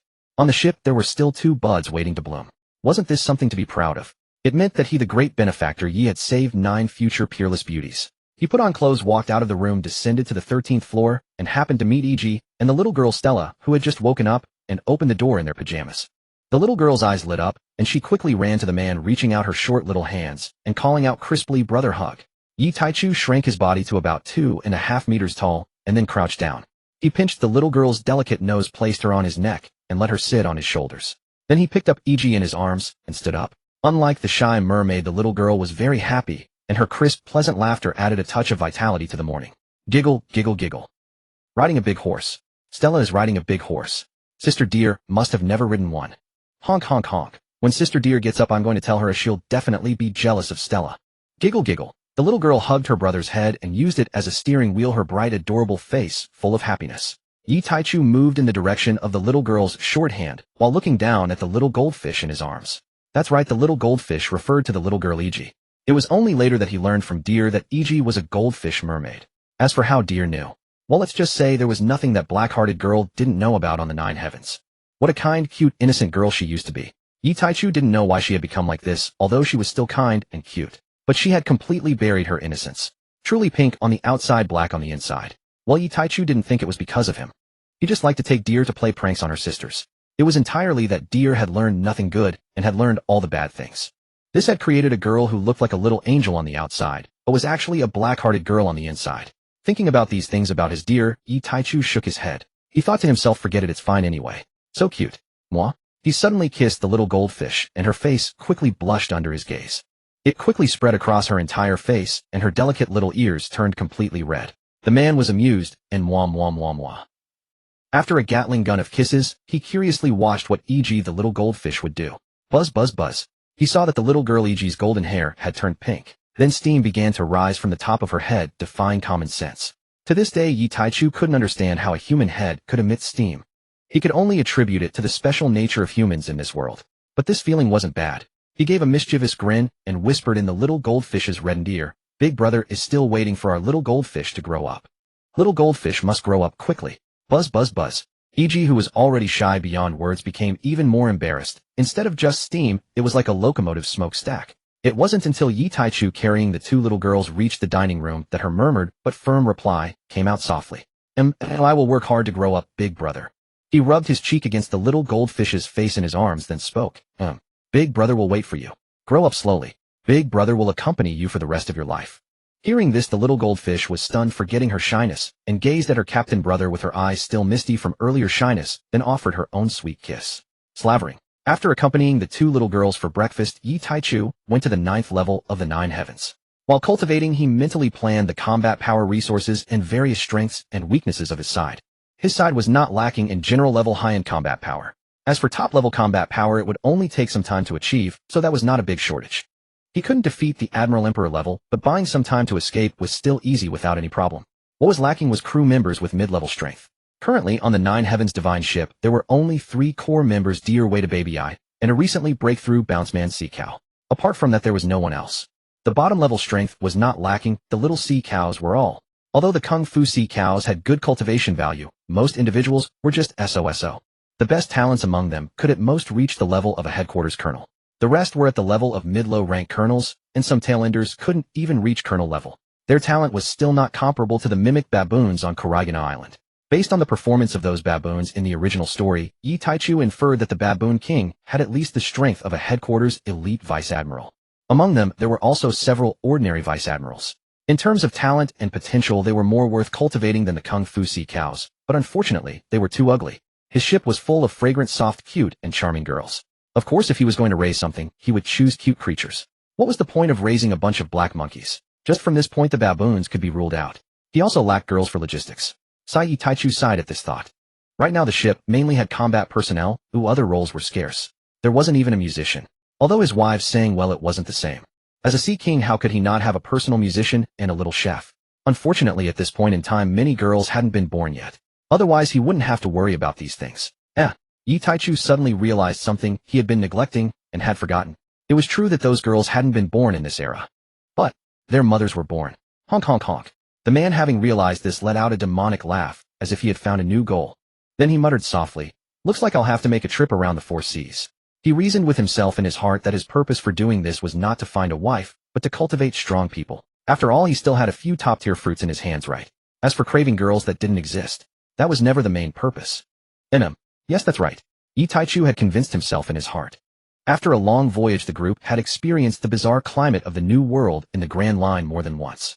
One moment, it could be a clear, cloudless, sunny day. The next moment, the sky would be overcast with dark clouds, torrential rain pouring down, and sea spouts swirling across the surface. Yet this was merely the most ordinary kind of climate change. The most absurd was that you never knew what might fall from the clouds above. Water droplets the size of houses or massive hailstones. Even worse, there were fireballs and acid rain. Once, when everyone on the ship had finished training and were relaxing in the swimming pool, the clear sky suddenly became dotted with many fiery red spheres. Those were actually huge meteors. Although Yi Taichu and the others had always known that the climate in the second half of the Grand Line was even more bizarre and treacherous. But what the hell was this meteor shower? Was this really normal? They all said they had learned something new. Of course, during this time, they also encountered many locals of the New World who had been enticed by the world government's bounty rewards to set sail and search for them. Sure enough, another medium-sized fleet of lucky ones had encountered them. The people on the fleet ships acted just like everyone else who had met them before, cheering with joy. They thought they had hit the jackpot. And indeed they had. After all, given the harsh climate of the New World, no force could locate a specific ship with 100 accuracy. To encounter them on the vast, boundless sea, that was truly winning the lottery. But unfortunately, these arrogant fools hadn't been happy for long before they were terrified by the bloody blades of deer and the other women. Some knelt and begged for mercy, some soiled themselves, and some were so frightened they died on the spot. Every time Yi Taichu saw this, he shook his head inwardly. With such cowardice, how did they dare to be so audacious as to come after them? Did they really think they were the chosen ones like Monkey D? Luffy? He didn't understand, but he was deeply shocked. At the same time, Yi Taichu felt that the sight of his girls swinging their blades was incredibly beautiful. He was not a pervert, nor did he particularly enjoy killing, but when it came to those who sought trouble, his philosophy was always to eradicate them completely, sparing none, even if it meant killing a few innocents. He just found it novel to see his own soft, adorable, beautiful little angels transform, in that moment, into hellish Asuras cutting down humans with their blades. Full of contrast, Yi Taichu prayed in his heart, Amitabha, may all sins be received by my Buddha Shakyamuni. May there be fewer foolish people in this world who become angry and deluded. Living beings, whether they die early or late, death is death. The girls were liberating these fools lost in desire. This was not killing, it was accumulating merit, sending them to the Pure Land to cultivate and become reborn Buddhas. Surely with the boundless compassion and wisdom of the Buddha who loves all beings, he would understand the immeasurably meritorious actions of these little angels. Amitabha. Yi Taichu made a Buddhist gesture. If the Buddha was so petty that he couldn't understand the little angels' actions, then there was always the backup God. Surely our Lord God would understand, for he himself had not refrained from destroying the world and restarting it. If neither understood, then sorry, I Yi Taichu do not acknowledge you. Not even understanding your most devout followers. Not protecting them. Not even willing to bear the sins of your most faithful believers. Then what kind of false gods are you? The two women beside him, Gion and Stussy, looked at their man with confusion as he clasped his hands and muttered something about Amitabha, both expressing that they didn't understand what this was about. Deer, leading the sisters, had become increasingly adept at this business. Each took on a clear role, guiding the little sea cows to find suitable opponents. Yi Taichu roughly estimated that during this period the lives taken by their group, when averaged out, each person bore no less than 1,000 human lives. Those encountered at sea were only a small portion. The majority came from the islands they passed, where the locals, blinded by greed and overestimating themselves, attacked them. This caused their reputation to worsen, increasingly aligning with the slander spread by the world government. But that was merely the opinion of irrelevant people. Yi Taichu and his group could not care less. They did not actively seek trouble or provoke others. Yet others came to them seeking death. If they didn't finish them all off, it would be a waste of their own strength. They were not saints. If killing those who initiated the conflict made them be judged as indiscriminate murderers and irredeemable villains, then so be it. This was also the consensus of everyone on the Nine Heavens divine ship. As long as their family was clear in their own minds, did the opinions and gossip of outsiders matter. While Yi Taichu was lost in thought, a two-masted sailing ship, no less than several tens of meters in size comparable to the Thousand Sunny, gradually appeared on the distant sea horizon. The ship looked fairly elegant. When this two-masted vessel spotted the several pirate ships over here from afar, it did not choose to flee, but instead actively changed course and sailed toward them. A man and three women watched this scene coldly. A sneer curled on Stussie's beautiful lips. Looks like another group of pirates who don't know when to quit coming to die. The other two women nodded in agreement. Too many similar incidents had occurred during this time. These people clearly knew that they were no match for them. Yet they always came seeking death with the fluke mentality of gaining an easy advantage. As the pirate ship approached, they sensed a not insignificant fluctuation in their observation hockey perception. Immediately Gion spoke. "Dear, bring the sisters back. A strong one has come." Hearing this, Deer let out a sharp cry and used a cloud-based ability that she had never employed during the battle. She created a violent thundercloud stretching hundreds of meters, and simultaneously a cloud wall appeared above the sisters' heads. Flying clouds materialized beneath their feet, carrying them up into the sky. Floating in the air, she then swung the spear that crackled with blue lightning in her hand.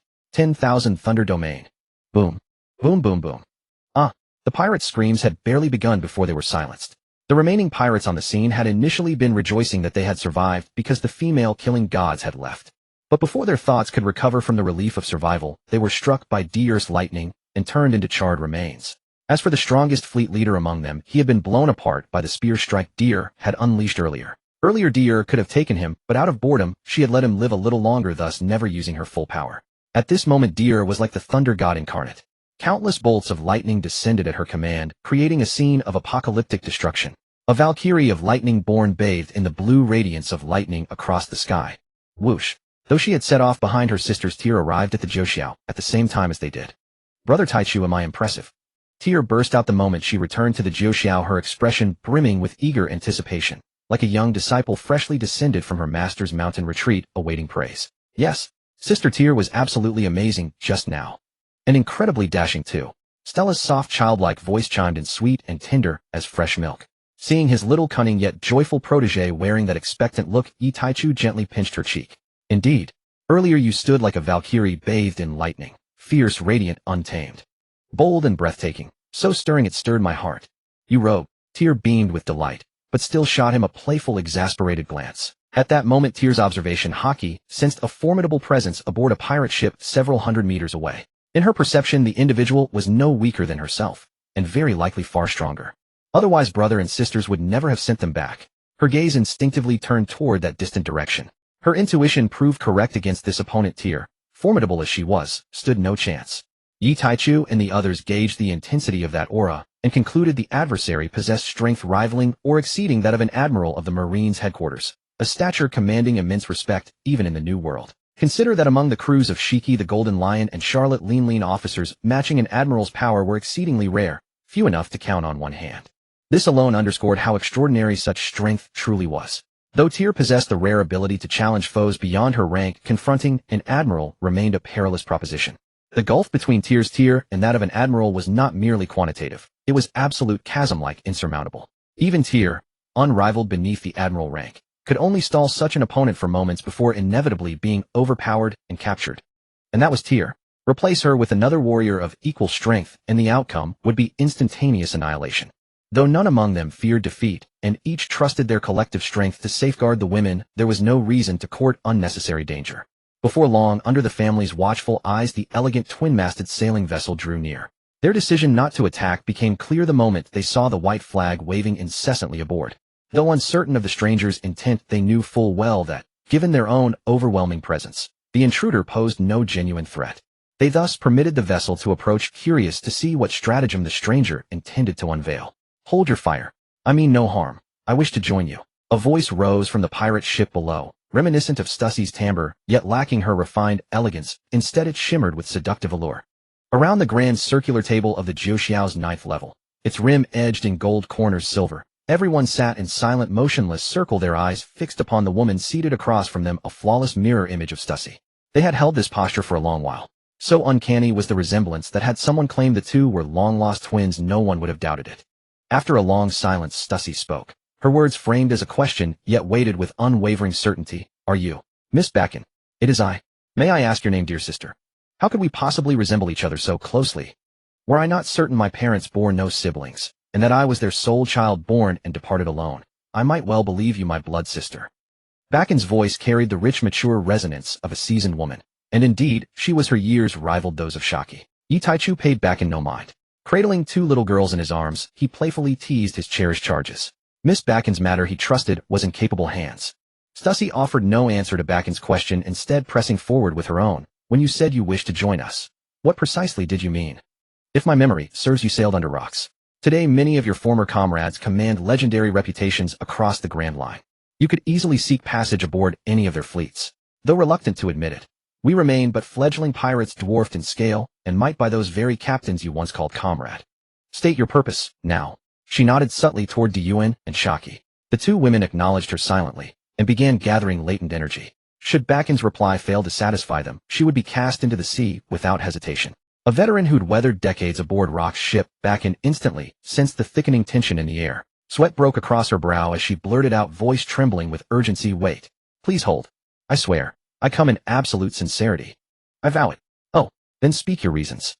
Fail to convince us, and you will not leave this chamber alive.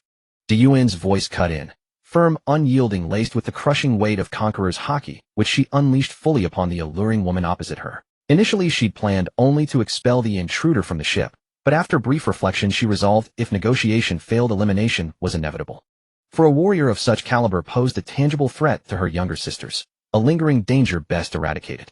In that instant Diyuan embodied the full authority of her role as first mate, and the quiet, unassailable dominance she wielded over the crew despite being younger than many among them. It was then the women present finally grasped why Diyuan commanded their unwavering loyalty, not solely because she had been the first to stand beside the captain, nor merely due to the captain's evident affection for her. Rather, it was the profound, steadying aura she radiated, the sole presence besides the captain capable of anchoring their peace of mind.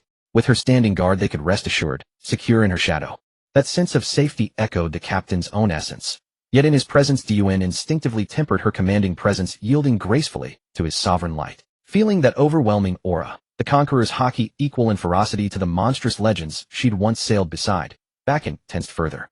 Panic surged and she spilled everything in a breathless torrent. I am telling no lies. I refused my former comrades because I know their natures, ruthless, treacherous, willing to sacrifice anything, even their own kin, for gain. I feared joining them would leave me devoured, utterly, bones and soul alike. But your crew is new, rising, its potential rivals theirs. With my strength I can serve you greatly, especially now when the world stands united against you. And by joining now I become a founding member, free from the suspicion and constraints that would bind me later. Bakken rapidly laid bare her motives and rationale. She lifted her head, her beautiful face glistening with cold sweat, and met the gazes of the three women across the table. Boom. Suddenly she saw that the woman who looked exactly like her had also unleashed a Haushika haki, and its quality was no less than that of the woman before. Pressed down by two streams of high-purity Haushika haki, and seeing the distrust in the eyes of those women across from her, Bajin was deeply shocked. Such quality of haki. This was not merely comparable to those monsters. This was clearly the legendary rocks of old. Yet in that brief moment of her daze, she saw the terrifying killing intent forming in their eyes. Too shocked to dwell on it, she quickly lowered her head and continued in a low voice, At most, I was coveting your treasure ships. But I had no other ulterior motives. What pirate doesn't love treasure? Though I never intended to claim them for myself. Hearing this, Yi Taichu paused his playful interaction with the two young girls in his arms, turning his gaze toward Miss Bakken's position. What is your relationship with Whitebeard? The moment her man spoke, both women retracted the Haushika haki and killing intent directed at Bakken. Witnessing this, Bakken's heart was numb with shock. Women possessing such pure haki would at this man's single word choose to submit and stand behind him. What a terrifying realization. After all, even their former Captain Rocks had never commanded such submission from those fellows. Otherwise the captain would not have fallen in battle and the Rocks pirates would never have disbanded. In her decades of experience setting aside low-quality Haushika haki, those who possessed high-quality Haushiku would never submit to another. How could a conqueror deign to bow their head in submission? How terrifying. This man. No. Not. Stammering from nervousness, her voice faltered. You're not Newgate's wife. Yi Taichu was genuinely confused now. Didn't he recall that in the original timeline she had paraded around claiming they were Whitebeard's wife and son? Bakken was stunned, bewildered by where this man had heard such ridiculous news. In an instant, a surge of energy scattered across the heavens.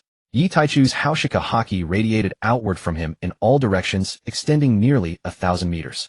The crew members aboard Bakken's pirate ship collapsed unconscious one by one. Boom. Tier also unleashed her Haushika Haki beside her, merging it with her man's, adding even more overwhelming pressure for Bakken. Are these people monsters? Regardless of gender, everyone possesses Haushika Haki, and such terrifying Haushiku at that. Quick answer, my Taichuji. Are you mute? Tier sharply rebuked Miss Bakken, her heart secretly reveling in this moment. Though she didn't understand why this woman looked so much like Jia, she was certain they had no relation, and that was enough. I may not be able to defeat you, but I Tier have plenty of siblings who can. This feeling of leveraging my powerful relatives was truly exhilarating. Ahem. Yi Taichu patted Tier's bottom, signaling the cunning girl to stop causing trouble. Startled by Tier's outburst, Miss Bakken reflexively replied, I have no intimate relationship with Whitebeard. My close connection with him aboard the rock ship was simply because among those brutal, murderous monsters his temperament was the most agreeable. And unlike the other monsters, he wasn't so cruel. I did have the idea of using his genes to create and cultivate a monster, but Newgate refused my proposal. He said the son he wanted would be a truly naturally born family member, not something created through genetic technology. Upon saying this, Miss Bakken forgot her fear for the moment. A hint of indignation even flashed across her face, clearly deeply resentful that Newgate had rejected her proposal with such an absurd excuse. So, you obtained Whitebeard's genes. Without bothering with this bizarre woman's thoughts, Yi Taichu continued his questioning. Bakken's expression turned awkward. Feeling the pressure in the air and the man's penetrating gaze, she had no choice but to confess. Yes, I obtained them. I bribed the servant who cleaned his room and got some genes from her. Tier withdrew her Haushika Haki and doubled over with laughter. The other women couldn't help but stifle their giggles as well. Stussy even raised her hand to her forehead. So she was this woman's genetic clone. How? A bit embarrassing. But thinking of Vegapunk, she turned to look at the man beside her, her eyes filled with happiness and love. Fortunately, she had her little Yi. Listening to the women around her laughing back and wished she could bury her head between her legs. When his wives had finally had their fill of amusement, the man spoke again. Throw that thing away. Knowing she had no choice, Bakken reluctantly retrieved a thumb-sized vial from the bullet pouch at her waist. Gazing at the small bottle, her eyes filled with hesitation. Finally, she gritted her teeth and hurled it far away. Bang!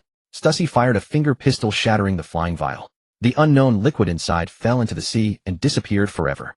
Seeing this, Bakken's heart sank to the depths of despair. Her greatest work was truly gone. Are you pure? Has anyone ever touched you? No, absolutely not. Although I wanted to create a talented monster through genetic manipulation, I never intended to involve myself in it. Bakken's tone was resolute, brimming with pride. Yi Taichu nodded to Yuan and Stussy. Yuan understood her man's meaning. It was her turn to speak. I can agree to your joining regardless of your purposes. But you must remember, our ship does not engage in your previous schemes. I advise you to completely abandon those ideas. There is one more paramount principle on our ship. The sisters aboard are family. Do not harbor malicious intent to harm any sister. Otherwise we will make you wish you could die, but cannot. Yuan's voice was stern, carrying an icy chill to the bone. Bakken's mind hadn't caught up. She blurted out in surprise. What do you mean, What Yuanjia said is exactly what we mean. You'd better remember it forever. You joined us, which makes you family. We won't hurt you. But you must also protect the sisters whose strength is lacking. Don't harbor any ill intentions. Otherwise I can guarantee that what Yuanjia just said carries not a shred of exaggeration. Stussy also warned this woman. Is it really that simple? You all trust me just like that? Miss Bakken couldn't believe it. Yi Taichu said with a laugh, what else could it be? What could someone of your strength possibly do? Oh, I suppose you're right. Bakken fell silent upon hearing this. While joining was good news, the way he said it felt so. She thought of those several streams of Haushika Haki of these people's strength. Fine, I'll admit it. I'm useless. In the dead of night, after the welcome banquet had concluded, Miss Bakken stood in a grand and resplendent room on the 13th floor of the 9 heavens, lost in thought. She stared in awe at the luxurious and extravagant decorations that filled the room. How much treasure must have been spent to build a ship like this? Mine. From now on I have a share in all this treasure. She threw herself onto the large bed in the room and rolled around joyfully. Though the process had not been pleasant, the outcome was beautiful, and Miss Bakken was already quite satisfied with it. The next day after breakfast, Bakken arrived at the 9th floor. What she saw was everyone in the midst of cultivation. She thought to herself that her decision had been absolutely right. These people not only possessed talent, but also unwavering determination. She did not isolate herself or seek special treatment. She proactively found a spot in the training grounds and began her own cultivation. Gion and Stussy, who had been secretly observing her every move since she appeared on the 9th floor, watched as she took out the gun she always carried and began practicing her shooting. They understood that this woman's former position on the Rocks Pirates was likely that of a long-range sniper. People of this sort typically shared a common weakness: their close-quarters combat skills were not particularly strong. Gion gave Stussy a subtle nod of confirmation. Stussy, taking the hint, voluntarily walked over to Bakken, who was practicing her shooting. Miss Bakken paused her training, looking at the woman approaching her with a puzzled expression, wondering what she wanted. "I'm here to teach you the 6 styles of the Navy. The captain said that no combatant on our ship can have too obvious a weakness. Your long-range sniping skills are sufficient, but your close-quarters physique is far too lacking. It needs to be remedied." The 6 styles of the Navy. Bakken scratched her head. Of course she knew of the famous 6 styles of the Navy, and she was even aware that the monsters on her former ship had once comprehended some of its techniques just by observing it a few times. But that required an extremely high level of comprehension, something only a rare few extraordinarily gifted individuals could accomplish. Someone like her, who could be considered strong and talented, could not achieve such a feat. Without a teacher, it was impossible to learn. However, Bakken thought about how her former shipmates were all monsters. It was no surprise they could grasp the 6 styles. Stussy, being perceptive, could easily tell what this woman was thinking, but she didn't bother explaining. As time passed, and they spent more time together, Bakken would naturally come to understand. "Alright, don't get distracted. I'll explain the principles of the 6 styles to you, and then you'll follow me step by step and practice them once. If you slack off carelessly, Sister Gion will get angry, you know," Stussy said with an elegant smile, using Gion as the stern enforcer. "Okay, I'll work hard to learn, please rest assured, sisters," Bakken immediately replied. Her attitude was extremely obedient, and she didn't feel the slightest bit of shame calling these 2 women, who were considerably younger than her sisters. What followed was a heartwarming sisterly teaching session, a do this, do that kind of tutorial. At noon, the group was in the card room, playing a game of Golden Flower with no base bet. This was a game Yi Taichu had created one day, feeling that the card and board game entertainment of this world was far too monotonous. Playing cards were basically only used for Texas Hold'em to compare card values, which was too simple and boring for his family, hence the invention. 5 days. Tyr closed her cards and raised the bet. Gion and Stussy checked their own hands, and each raised as well. Call. Yi Taichu looked at the 2-3-5 in his hand, hesitating whether to make a move. After all, each of these women could be said to possess a protagonist's aura. The chance of one of them holding a triple was quite high. But after much deliberation, he ultimately chose to discard his trump card. It was simple: he couldn't afford to lose. If he lost, how many days would he have to wash underwear? Even though they were all his wives, the thought of being burdened with underwear washing debt for the next few decades, becoming a Superman wearing underwear on the outside, made him want to back out. Well, it's not like he absolutely couldn't wash them. After all, they were his own women. But washing them willingly was called affection. Compared to being forced to wash them after losing a bet, the situation was completely different, right? He wasn't one to be stubborn. He threw down his cards and observed the expressions of the others at the table. Alvia folded, and Shaki did too. It seemed they were in a similar situation to him. Miss Bakken looked at the few who had folded, then at the sisters in front, hesitating. Recalling how the 3 sisters had bullied her with their conqueror's hockey before, she gritted her teeth and said, "I call." At 5 days. This declaration caused everyone present to look at her in surprise. Gion and the other 2 women said in unison, "Seems like you're quite confident." "Of course. But our hand definitely won't lose to yours. Have you thought this through clearly?" The 3 younger girls, Otoheim, Stella, and Whitey, who had been itching to call, felt their excitement instantly dampen. They tossed their mediocre cards aside. "Call." Urajetsu Tsukiheim called with a smile on her face and raised the bet. The pressure shifted back to Tyr, who clearly seemed hesitant. A look of wanting to take the risk, but being afraid to, flickered alternately across her beautiful face. At that moment, the little girl Stella pulled Otoheim over to her side. "Sister Tyr, can we see your cards?" "We promise we won't tell anyone." The cute, soft, milky voice sounded. She scooped the little girl onto her lap. "Of course you can," Tyr said gently. So saying, she opened her cards for the 2 younger sisters to see. Seeing Tyr's 5, 6, 7 straight, the little girl's eyes lit up. "Sister Tyr, call. We support you. What about you, Sister Otoheim?" The others watched this scene with amusement. It could only be said that the little girl was already being corrupted by Tyr at such a young age. She had learned Tyr's slyness to the fullest. Since you've already agreed on Otoheim's behalf, how could she possibly refuse the little girl's request? Sure enough, they heard Otoheim agree. Okay, Sister Tyr, you call us Sister Stella, and I will both help you." Tyr giggled. "Well, if we lose, you 2 have to wash with me. You can't run away." Don't worry, Sister Tyr. Alright then, let's sisters unite, and break the metal, I'll call," Tyr declared with a surprisingly imposing air. And so 2 more rounds passed without anyone willing to concede. Finally, Yuan couldn't hold back, and said, "We're all sisters here, that's enough. We can't raise anymore. Everyone show your cards, and let's compare." Everyone readily agreed with their eldest sister's suggestion, and revealed their hands one by one. Miss Bakken, a pair of aces with an 8. Yuan 6, 7, 8. Stussy 6, 7, 8. Urajetsu Tsukiheim 678. Tier 567. Clap clap clap. Applause erupted around them. Let's congratulate Miss Bakken and the three sisters of the Nefertari family, who have respectively won the 28-day underwear washing debt, as the winners. As for the remaining 1 day, your brother will wash it for you. Yi Taichu said with a mischievous smile. Tier and Bakken were both stunned. They were now burdened with nearly a month's worth of laundry debt. This wasn't how they had envisioned it going. They had been so confident. Tier muttered to herself, her face still bearing an expression of utter disbelief. I had the smallest hand, so why was I so confident? Was I bewitched? So overestimating my abilities? Unable to best these fortune-favored daughters of destiny in the card game Golden Flower, Yi Taichu shifted his strategy to Do Diju, a game of landowner versus peasants. Fortunately, this world possessed a similar card game, making the rules easy to adapt. After Yi Taichu explained the rules with simple clarity, the women grasped the mechanics without difficulty. In the ensuing matches, the three-tier sisters astonishingly managed to extend their month-long laundry duty by another 5 months. It was a truly celebratory occasion. Yi Taichu himself incurred half a month of laundry duty, Huaidi, Bei 1 month, and Bajin's debt extended to 3 months. The triumphant victors beamed with uncontainable joy, envisioning nearly a full year free from the chore of washing their own undergarments. What a splendid day it was. Tier, whose vibrant eyes now seemed bereft of their usual sparkle, murmured in disbelief, tears welling up. This can't be right. It's impossible. How could my luck be so terrible? No, I refuse to believe it. Again. Ignoring the pleas of her 3 younger companions, Tier loudly insisted on another round. Consequently, she completely liberated her elder sisters from all laundry duties for an entire year. Completely crestfallen, Tier retreated to a corner of the room, hugging her knees and exuding an aura of gray despair that clashed with the world around her. See this? Yi Taichu said, this is the perfect example of being bad at a game, yet still loving it. Yi Taichu offered this as a cautionary tale to the other women. Internally, he sighed with immense relief, grateful he wasn't stubborn enough to keep playing and had wisely bowed out when the odds turned against him. In the time that followed, life aboard the Nine Heavens divine vessel returned to a warm and harmonious rhythm. That is, except for the daily morning scene of Tier and the others washing laundry with grim, sorrowful faces. Months flew by in the blink of an eye, ushering in the year 1494 of the Haiyuan calendar. During this period, Tier and the others' laundry debts fluctuated up and down, but they ultimately managed to reduce their burden to a single month. The others' debts remained unchanged. On this day, the group finally arrived at their destination waters. The elder sisters granted Tier and the others a day of reprieve from their chores, much to their delight and cheering. Moi.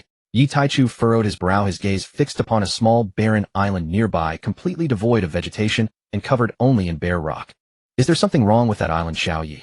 Yuan, standing beside him, inquired. Steer towards that island. The man instructed the little sea cow crew responsible for navigation before finally answering Yuan's question. I'm not sure what it is, but the energy within my body is stirring, cheering. He explained, a hint of confusion in his voice. It feels like something is calling out to me.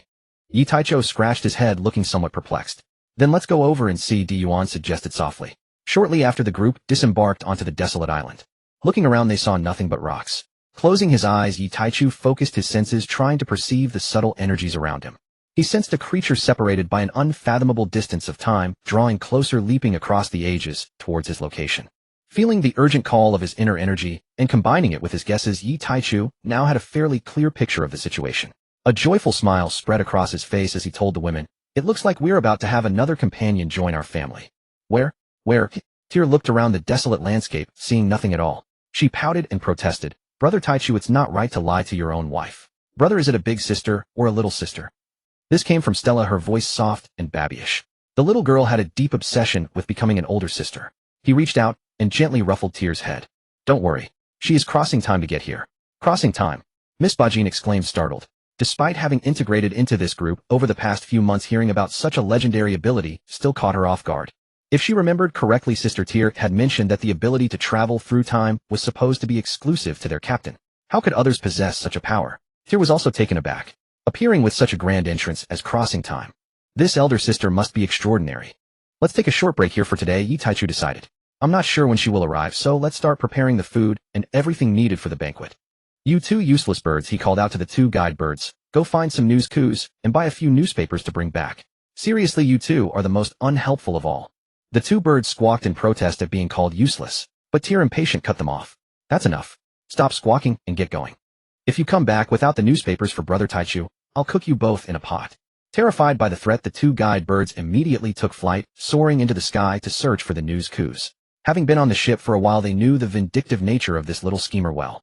Half an hour later, as the little sea cows busily processed the food ingredients with great fervor, a pitch-black swirling portal materialized in the sky above the rocky islet. Yi Taichu halted his mahjong game, lifting his face, which was drawn all over with black turtles, to look up at the temporal distortion. As the man raised his head, the more powerful women among the group also sensed the strange disturbance in the space above. In an instant, everyone was filled with curiosity about the new sister they were about to meet. A traveler crossing the ages. What a magnificent way to arrive.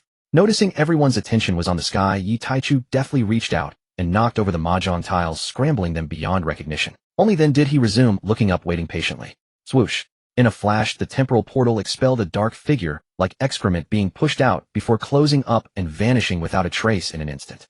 Alt. At that moment, a female voice tinged with panic, yet not devoid of a gentle warmth, rang out from the sky above. It was as if a crow had flown over their heads. With their sharp eyesight, they could easily make out the figure's attire. Tyr, as usual, was the first to mock. Wait, this is the time-traveling traveler.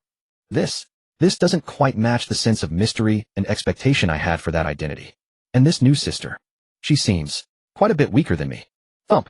He flicked the forehead of the scheming girl, then leapt into the air to catch the beautiful figure descending from the sky. The panicked figure clutched onto him like a lifeline, her instincts taking over as she wrapped her arms and legs tightly around her savior, much like an octopus. Tian Yuesher felt her little heart pounding wildly in her chest. In her previous time travels, she had always appeared on solid ground. She had no idea why she had suddenly materialized so high up in the air this time. The sudden shock had truly scared her. She took a few deep breaths to calm her nerves before she finally had the chance to look at the person who had caught her. Feeling the flatness of his chest and the strength of the arms holding her, she deduced it was a man.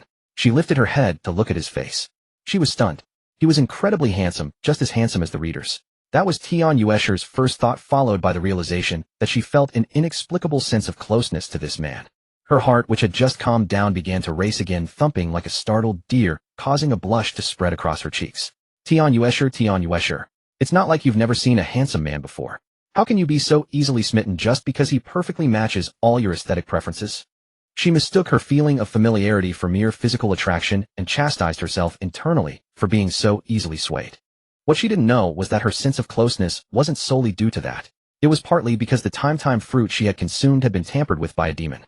However, this tampering couldn't fully control the person who ate the fruit. Her feelings stemmed primarily from the fact that she genuinely found Yi Taichu attractive. Had anyone else inherited the power of the time demon, Tian Yuesher would have only felt a vague, inexplicable friendliness towards them without the fluttering heart or the shy embarrassment she felt now. Yi Taichu gazed down at the woman nestled in his arms. Her eyes had barely met his before she flushed with inexplicable shyness. He who inherited all the powers of the world's demons found no record in his memories of such a reaction from anyone who had consumed the fruit. What on earth was happening? Yet he was far from dull. His mind remained agile, unshackled by rigid conventions, and he had, after all, known many women. A moment's reflection brought clarity. Surely this woman had fallen for him at first sight. Who would have imagined such a day would come? Yi Taichu savored the quiet thrill within. No wonder. His face was as striking as those beloved by readers. Its charm rivaled even the infamous crooked smile war god of urban legends, the very essence of a devilishly captivating grin. Hey, elder sister, how long do you plan to stay in my husband's arms? Teal's mischievous nature surfaced. Watching the green-haired beauty stammer and blush, she could not resist her playful impulse. I'm so sorry. So terribly sorry. Realizing her predicament, Tian Yuesher hastily withdrew from the man's embrace and bowed repeatedly in flustered apology. All right. Just teasing, elder sister. After all, they were now family. Utiel had no intention of truly causing distress. Hearing that no genuine offense had been taken, Tian Yuesher finally eased her anxious heart. She lifted her gaze toward the woman who had spoken earlier, and only then realized she had been silently surrounded by a circle of breathtakingly beautiful women, each radiant in her own distinct way. Recalling how she'd just shrunk into that man's embrace, how her heart had stirred at the sight of his wife's husband, Tian Yuesher grew increasingly mortified. Gion gently took Tian Yuesher's hand, studying the new sister, who stood with head bowed in quiet shame, and nodded in quiet satisfaction. Another fine woman indeed. Worthy of our Xiaoyi. She spoke soothingly. There's no need for such humility, sister. We hold no grudge, it means nothing. Teal added, indeed. We're all wives of that rather foul-mouthed man. Elder sister, please don't worry. I was only jesting with you earlier. Then his warm, mellow voice brushed her ear. Though I know not from which era you've journeyed, you must be exhausted. Let us eat first. Then over the meal tell us your story. Though she had vowed inwardly to remain composed, Tian Yuesher acquiesced softly, without hesitation upon hearing his gentle invitation. At her assent the man called out cheerfully. Let the feast begin. And so another fulfilling day unfolded for the little sea cows. Later amid the banquet, Tianyuesher recounted her journey and the purpose behind her temporal crossing to these saviors. Oh, so you arrived from the era when the world government was founded 800 years ago. You wish to witness whether the land of Wano had 8 centuries later finally been liberated by Joy Boy. All for such an ethereal, distant vow. You wandered alone through time for centuries. Teal's large eyes shimmered with tears brimming with tenderness as she gazed upon this newly arrived elder sister. Yayakai rose and embraced Tianyuesher. She understood that it was her own ancestors who had exiled her from her homeland, sealing her fate to never return. Dun turned to Tianyuesher and said calmly, "From now on, travel with us. Our destination is Wano country. Journeying together ensures your safety. This is truly permitted." Tianyuesher was deeply moved. Throughout her centuries-long temporal wandering, she had never encountered such genuine care. Her eyes drifted repeatedly toward the sole man among them, clearly seeking his opinion. The other women too turned their gazes upon him. Yi Taichu sighed faintly and smiled wryly. "Why all this staring at me? Didn't I already announce today's arrival of a new family member? You act as though I might object. Besides, Ashur is so lovely I'm overjoyed." Yage. Several younger girls burst into cheers. "Now you may rest easy, sister," Dun teased with a tender ant-like smile. Tianyuesher blushed, deeply too shy to reply. "Ashur, I wish to speak with you." His voice was soft, his gaze tender. Tianyuesher felt herself drifting, intoxicated by waves of pure, blissful warmth. In a voice like silk she murmured, "Yes, Captain, I'm listening. Do you feel an unusual closeness to me?" Her cheeks burned crimson. How could one possibly utter such a thing aloud? Yet unwilling to dampen his spirit, she whispered a soft, yielding, "Your presence here stems directly from me. Observe." With that he unveiled the power of time. Before Tianyuesher could voice her astonishment, he continued, "The Toki Toki fruit is a fragment of my own ability, its origin identical to mine. Due to certain unique conditions, whoever consumes it falls under my subtle influence and control. That sense of familiarity you feel arises precisely from this bond. It was no secret, no reason to conceal it, so Yi Taichu revealed it plainly. After all, she had already arrived. Where could she possibly go? Tianyuesher paused, stunned. She hadn't expected the captain to speak of this, her inexplicable sense of kinship with him. She quietly probed her own heart, then declared resolutely, "Captain, I thank you sincerely for sharing this truth with me. No need for thanks. I never deceive or conceal such matters from my crew, my family." But Tianyuesher interrupted him. "No, Captain, you could have chosen silence, leaving me forever unaware. Yet you chose honesty, even knowing it might provoke discomfort. That, Captain, is your grace. I feel it deeply, and I shall remember it always. What I wish to tell you, Captain, is this: I understand my own heart with absolute clarity. That familiarity born of the fruit remains mere familiarity. It does not sway my heart. Please rest assured I love you, not because of that bond, but despite it." Her words rang with unwavering conviction, startling everyone present. Only moments ago this elder sister had been bashful and reserved, now such bold candor created a striking contrast. Yi Taichu stepped forward and gently ruffled Tianyuesher's long green hair. "Yes, I trust Ashur completely. It's enough that you understand your own heart. Truly our Ashur, descended from samurai stock, embraces love and hatred with equal courage. How utterly transformed you seem, like another person entirely." He leaned in and kissed her lightly, teasing the blushing beauty. "Yes, elder sister Shur was so brave just now. Absolutely magnificent." Teal raised a thumb as lustrous as a pearl in praise. Tianyuesher's cheeks bloomed deeper still, but she did not retreat. Her gaze swept warmly across the assembled sisters before she bowed deeply. "This humble servant thanks you all. Thank you for welcoming me. Thank you for sharing the captain with me. Your kindness moves me beyond words. This day, so joyful, so blessed, I shall cherish forever. Enough now, no more formalities. We are family now, why stand on ceremony with sisters and brothers?" Stucci drew Tianyuesher close, easing her lingering unease. Tianyuesher looked upon the man with eyes brimming with quiet devotion, seeking his silent approval. Only when he nodded did she allow herself to be led away. She joined the sisters radiant with joy. Yi Taichu watched the scene unfold, filled with quiet wonder, unexpected yet profoundly moving. Ashur possessed the gentle, nurturing grace of a true Yamato Nadeshiko, loyal, steadfast, unwavering in devotion. Yet the side effect of his ability had subtly reshaped her demeanor, transforming her into someone akin to Hancock, fiercely passionate, wholly devoted. Her fervent adoration was reserved solely for him. Toward her sisters, she remained as tender and kind as ever. This, after all, was her true nature. Like Hancock in her love, yet opposite in every other regard. Yi Taichu stroked his chin thoughtfully. "Well, this isn't half bad." He smiled faintly, recalling Hancock, the charming empress whose contrasts made her unforgettable. Yi Taichu shook his head, chuckling softly. "That girl should be born by now, shouldn't she?" The next morning at dawn, "Captain, the little darlings of the reconnaissance team report there's a strange ship ahead. Xiaoqi emerged from the helm and walked to the stern. Oh, strange in what way? The man asked, puzzled while swinging his iron sword. Teal also put away the handkerchief she had used to wipe her Tai Chu brother's sweat and looked at Xiaoqi. Xiaoqi shook her head at the affectionate couple. The little darling of the reconnaissance said the other ship's mast had no flag at all and screams were often heard coming from it. Is that so? Yi Tai Chu finished a sword swing and halted. He took the towel offered by his adorable Teal, wiped his sweat, returned the towel, rubbed her little head, and walked toward the bow. Let's go see who the hell they are. Teal, who was the last, peered down at the sea surface. She noticed a terrifying ravine hundreds of meters long had been carved into the ocean. She gasped inwardly and murmured, Tai Chu brother has gotten even stronger. He must be close to becoming a great swordsman, right? Then she clenched her fists with a determined look. I can't fall behind either. Teal, you can do it. Teal, come on. Yi Tai Chu called out to Teal, who was still standing still. Coming. Here I go. With that, she used the 6 techniques shave and dashed into the man's embrace. Thump. Ouch, my Teal seems to have gotten lighter. Looks like I'll have to feed you more tonight. Teal's face flushed with shyness. Stop it, Tai Chu brother. I'm obviously going through a growth spurt. You rascal. Haha, then keep up the good work, Teal. When the time comes, I'll teach you a new experience with a sniper rifle. Teal shot a resentful glare at the scoundrel. Did he think she was still the naive fool she once was? You rotten egg. Always trying to fool me. Last time he had tricked her with the nutritional value of eggs is 6 times that of sea kings. She simply buried her face in his chest, ignoring him. Inhaling the man's scent, she thought, truly he is worthy of being my man, Nefertari Titi. Even his sweat smells so good without a trace of any unpleasant odor. Holding the fragrant, soft, and utterly beautiful woman in his arms, he soon reached the bow of the 9 heavens. Gion, Stussy, and the other women were also there, using telescopes to observe the distant ship.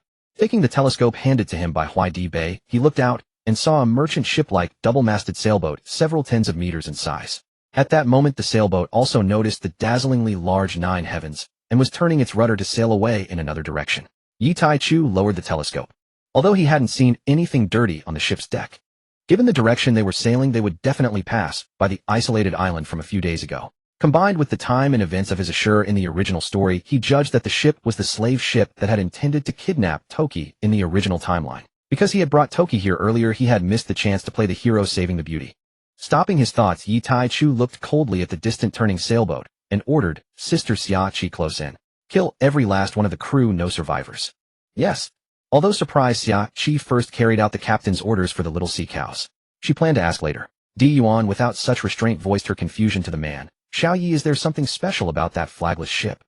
This is the first time you've ordered to pursue a ship that actively avoided us. Smack. He kissed Yuan.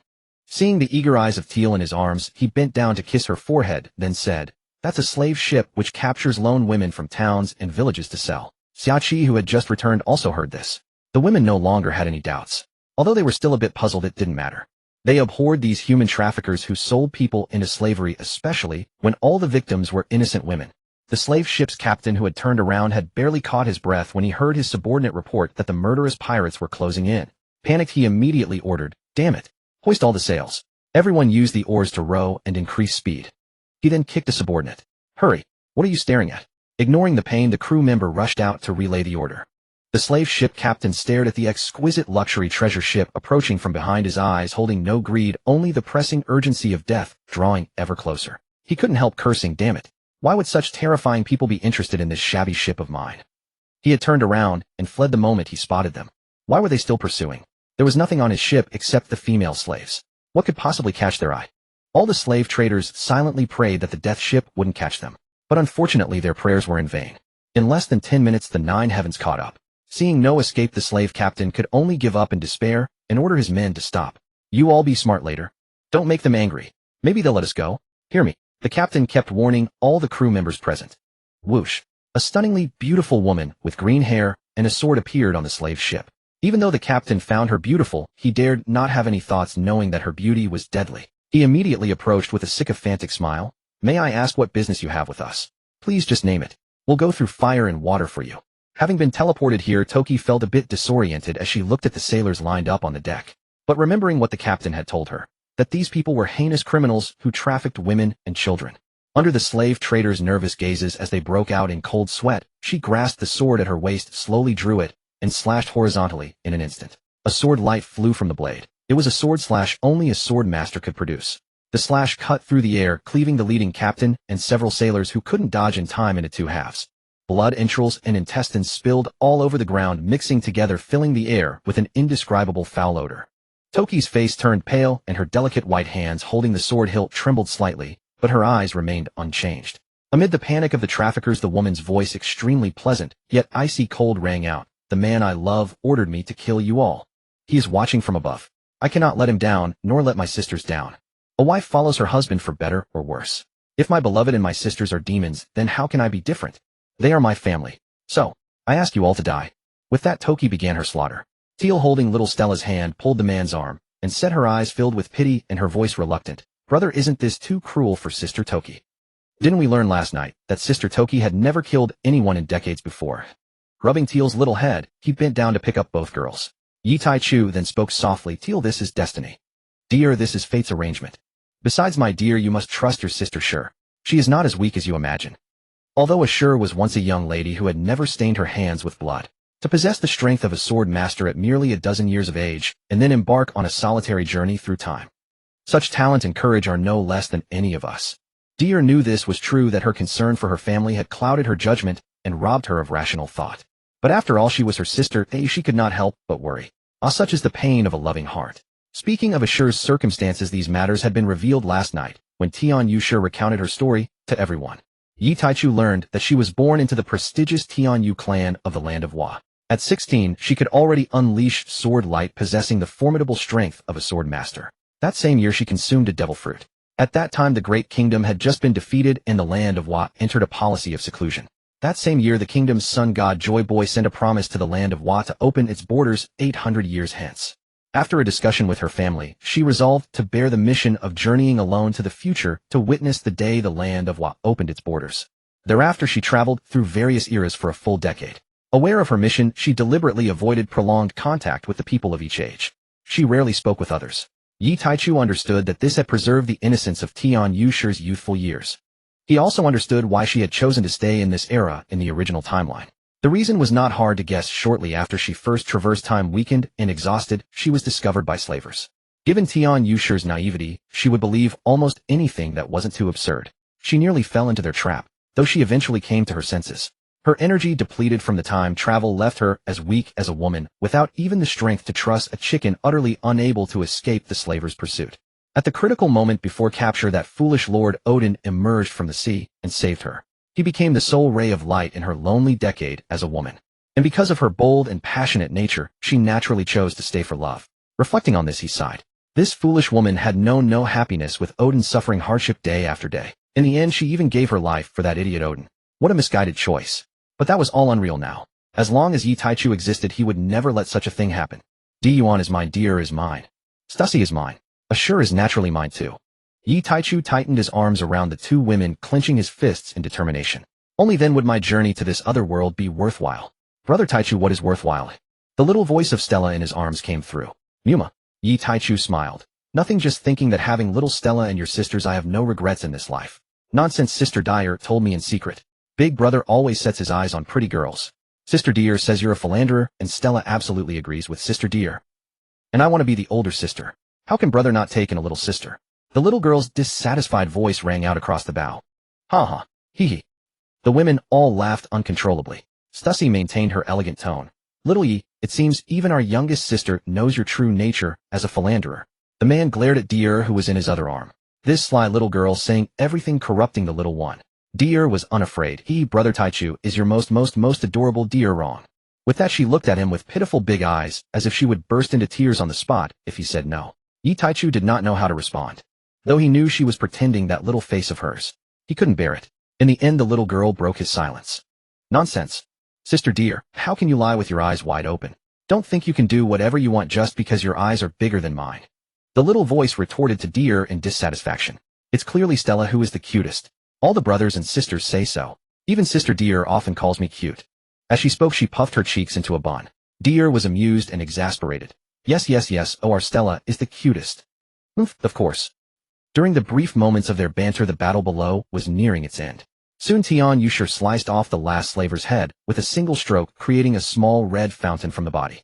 The small red fountain must have been nearly 10 meters high. After finishing the last enemy, Tian Yu did not stop. She entered the cabin for some unknown purpose, and soon a group of ragged women rushed out. They picked up scattered swords and knives on the ship and stabbed the corpses. Tian Yushi watched quietly. At the sight of these women, she felt that letting those slaver scum die so easily was too merciful. She did not grieve for long before she felt a gaze above, almost tangible, full of tenderness, fixed upon her. Looking up, it was the man she had chosen. As for the gazes of the other sisters, sorry, but at this moment her eyes were only for her man.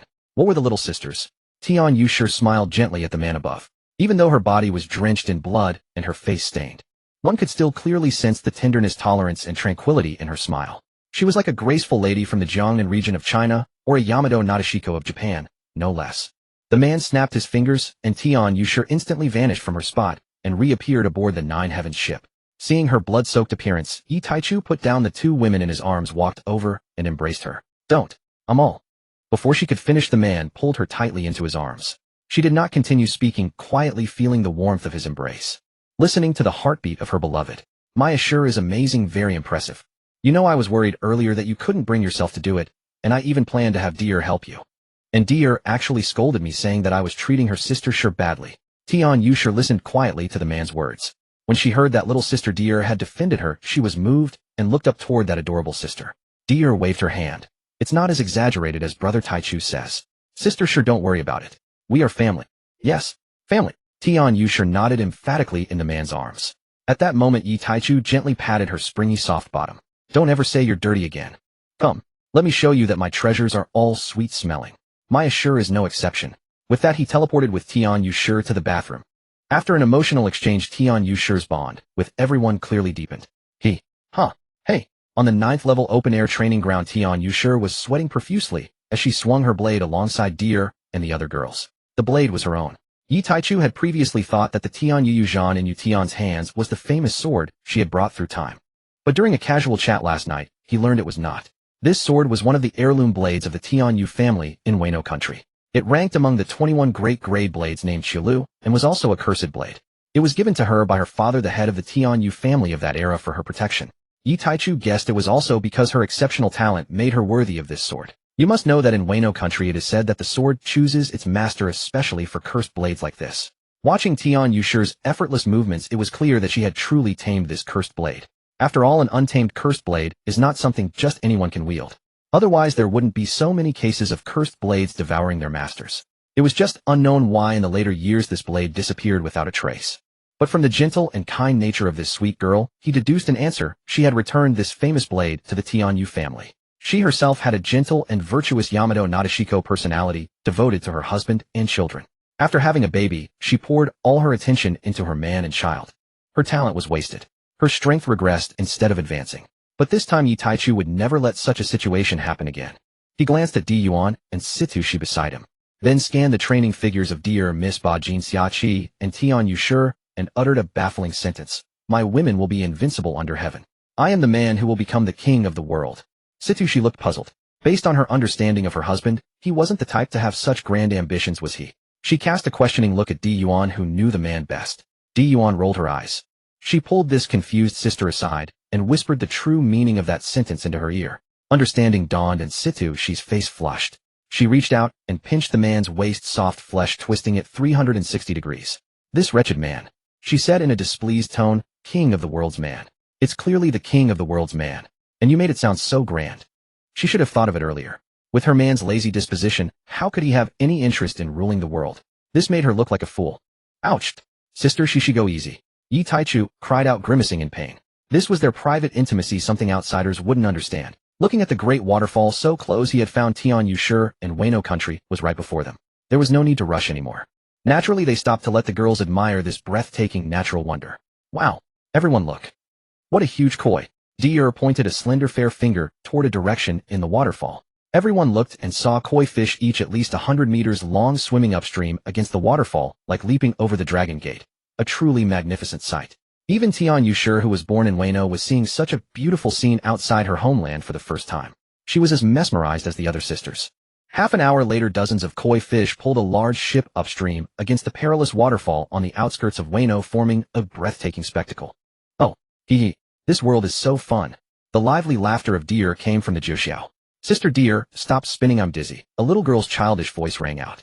Closer inspection revealed that Deer, too excited, was spinning little Stella around in her arms.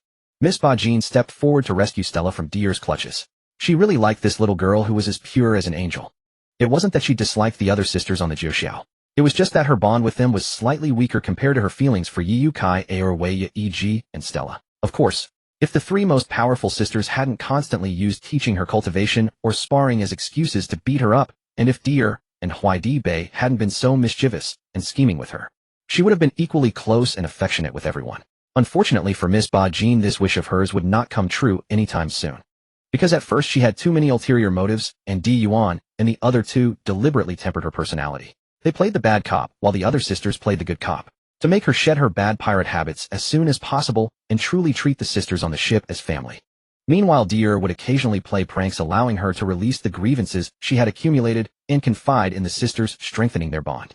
Then she would be disciplined by the three again, and the cycle repeated. Miss Bajin was not stupid, on the contrary, she was quite clever, but the onlooker sees the game best, especially since this was a tacit collaboration among the women with no communication between them. As the subject in the middle, she naturally couldn't see it. And although Yi Taichu knew everything, it wasn't anything bad, so he let them do as they pleased. It would probably only be when she fully integrated into the group and started thinking from the family's perspective that she would finally realize the sisters' good intentions. Boom. At that moment, the Jiuxiao beneath them trembled, and then a huge Sea King's head emerged from the waterfall. Buzz.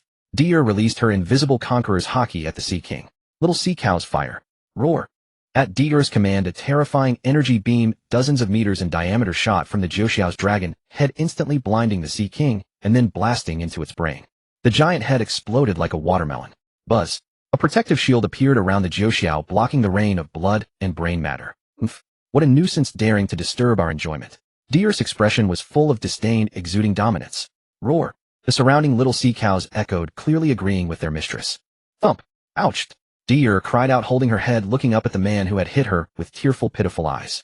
What's wrong? Don't you know what you did wrong to get hit? Di Yuan walked over, rubbed Deer's head softly, and spoke gently.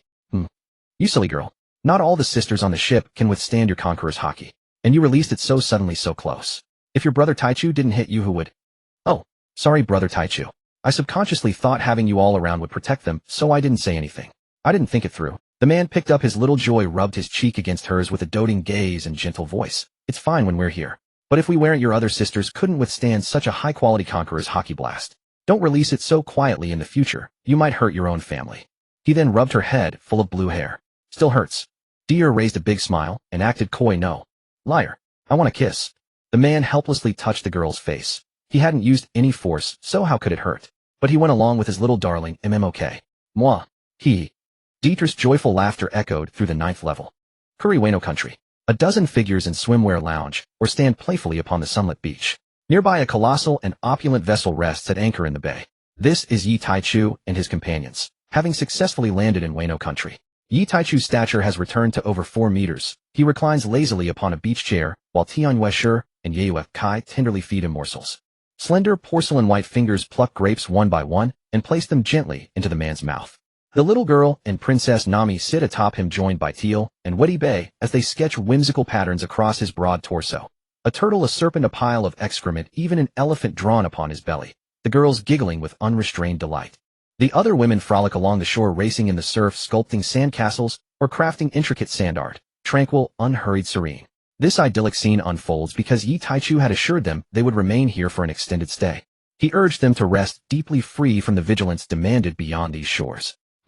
Diuan, Stussy, Teal, Shaki, Bajin, Yi Taichu, and even young Princess Nami all lift their gazes simultaneously toward the same distant point. Tianyue Shi and the others, unaware of the cause, turn and ask, is something amiss over there, Captain? This aura emanates from deep within the forest and draws ever closer. Its oppressive force is overwhelming. Brother, I sense an immense presence over there, stronger even than Sister Stussy. Princess Nami echoes the perception innate to her observation haki. At that moment, Diuan and Stussy arrive with the rest of the women gathering around him.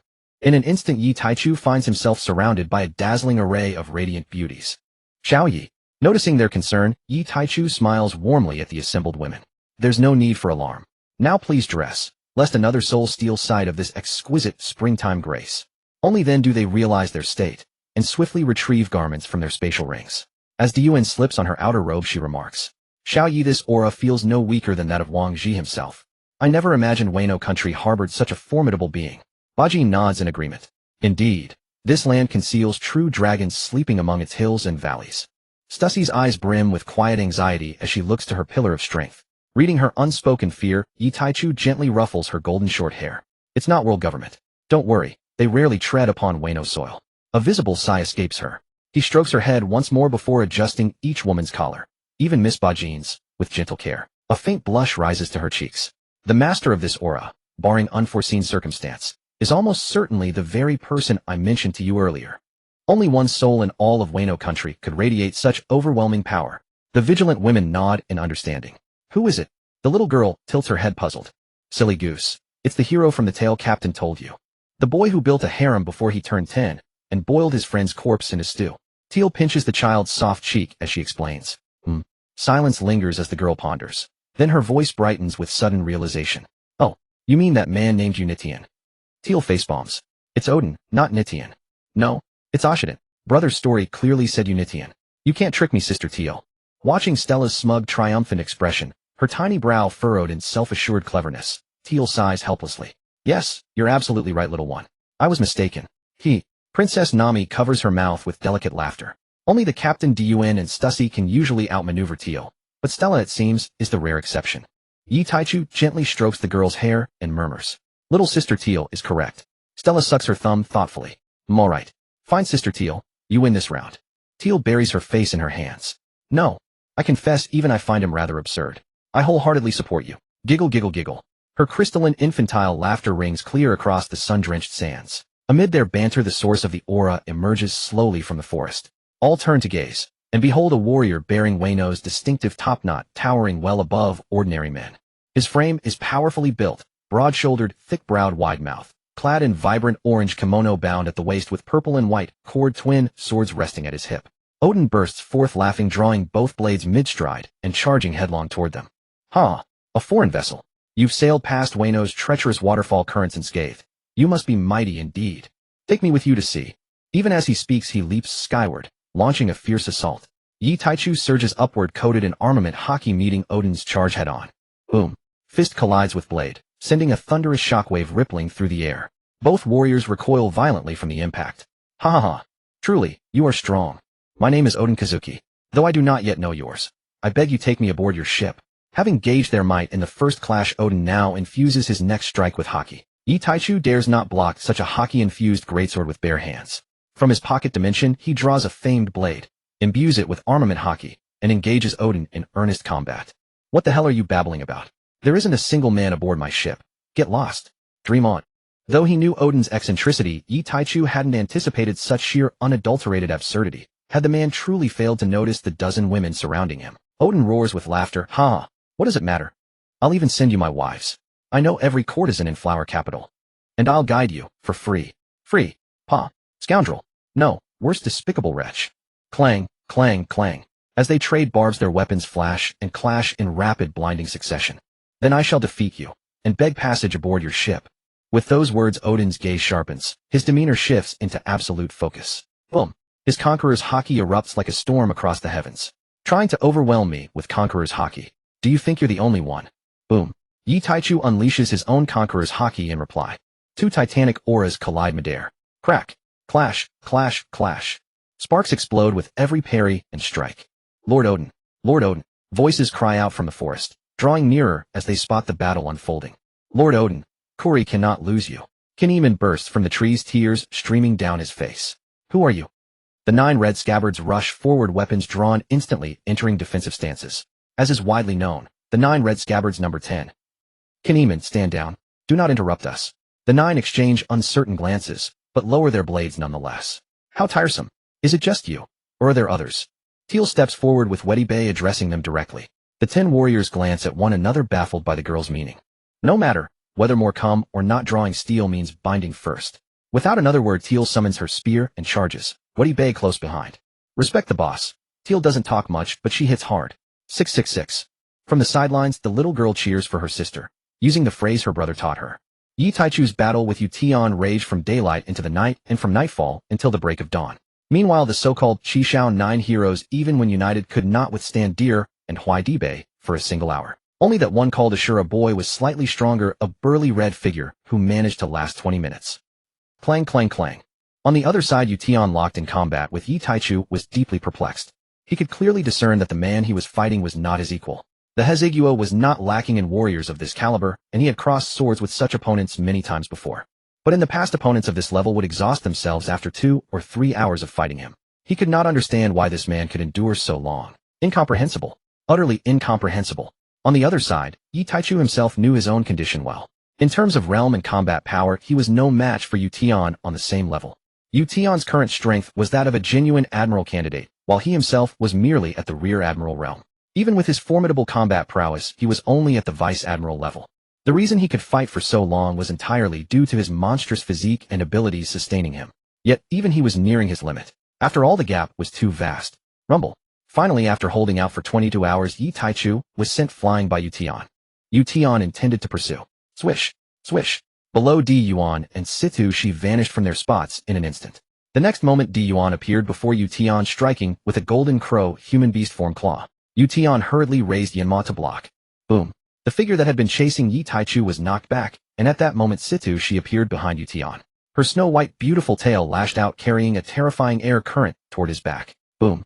Caught off guard by the two women's underhanded assault, Tian could not dodge in time and took a solid blow. He was instantly sent tumbling, rolling across the ground without stopping. By this time, Yi Taichu had already been brought back by Xiaqi and Bajin. Deer watched the man who was being supported by the two women with a trace of blood at the corner of his lips, her eyes filled with heartache. She pouted in discontent and muttered, "Honestly, if you can't win, don't push yourself so hard. Aren't your sisters here for you? If you're hurt like this, won't we worry?" She carefully helped the man along with the two older sisters to a reclining chair. She needed his tense muscles from the earlier battle. The reactions of the other women were much the same as Deer's, gathering around the man and doing whatever they could. Xiaqi and Bajin, however, stood aside, without showing any signs of worry. Because when Xiaqi and the others used their abilities to locate their captain, they had already examined his body and found that he was merely exhausted, perfectly fine otherwise, so they naturally felt at ease. But even though their worry for their captain had subsided, their gazes toward the man, named Tian, who had been sent flying by the two women, were filled with hostility. They wished they could trample him a few times. Miss Bajin shouted in the direction where Tian had been sent flying. "What's the big deal if our captain hit you? It wouldn't have killed you. Just stand there and take a hit, you won't die." Tian Yushir chimed in with a similarly hostile tone. "And you even dared to make our captain bleed. Although the wounds have healed, he still bled." Deer was more direct. "Big sister. Beat that ugly mophead. He made Taichigij spit blood." Hearing the sisters' words and learning that their beloved man had bled and been injured, the two women were instantly enraged. They immediately launched a frenzied offensive, each strike imbued with their full power. At this moment, Tian, who had just stopped rolling, was still dazed. Hearing the women's blatantly inhuman words, he was so angry his liver ached. What did they mean by taking a hit won't kill you? So I'm just supposed to be beaten? Is there no justice? But before he could say a word, he was overwhelmed by the furious assault of Yuan and the other woman, dodging hastily and clumsily. Yi Taichu finally extricated himself from the worried, probing jade hands of the women who were checking him for injuries. He comforted the anxious women. "All right, don't worry. I'm fine. How could your captain get hurt so easily?" He reached out and stroked Deer's sky blue hair. "Thank you for your concern, my dear. But this fight has pushed me to a breakthrough. Wait for me. I will definitely catch up." Deer was first stunned for a moment, then clenched her fists and encouraged herself. Yi Taichu glanced at the sky, then turned to Xiaqi and the others. "Xiaqi, you and Bajin join in and provide support. It'll be a good chance to hone your 6 styles, and we can capture Tian sooner so we don't delay our dinner." Xiaqi hesitated. "But what about you?" "Don't worry about me. Deer and Huai Dibei are here, and I'll recover my strength to fight in a little while." "Go on." Looking at the beaming Deer, Xiaqi finally nodded and left. She trusted Deer's abilities. Even if they encountered a Vice Admiral level opponent, Deer could hold out until they returned. "Deer, you two must protect the captain and the sisters." Deer's eyes turned serious, her expression stern. "Rest assured, I'll take care of Taichigij and the sisters." Huai Dibei said earnestly, "Me too."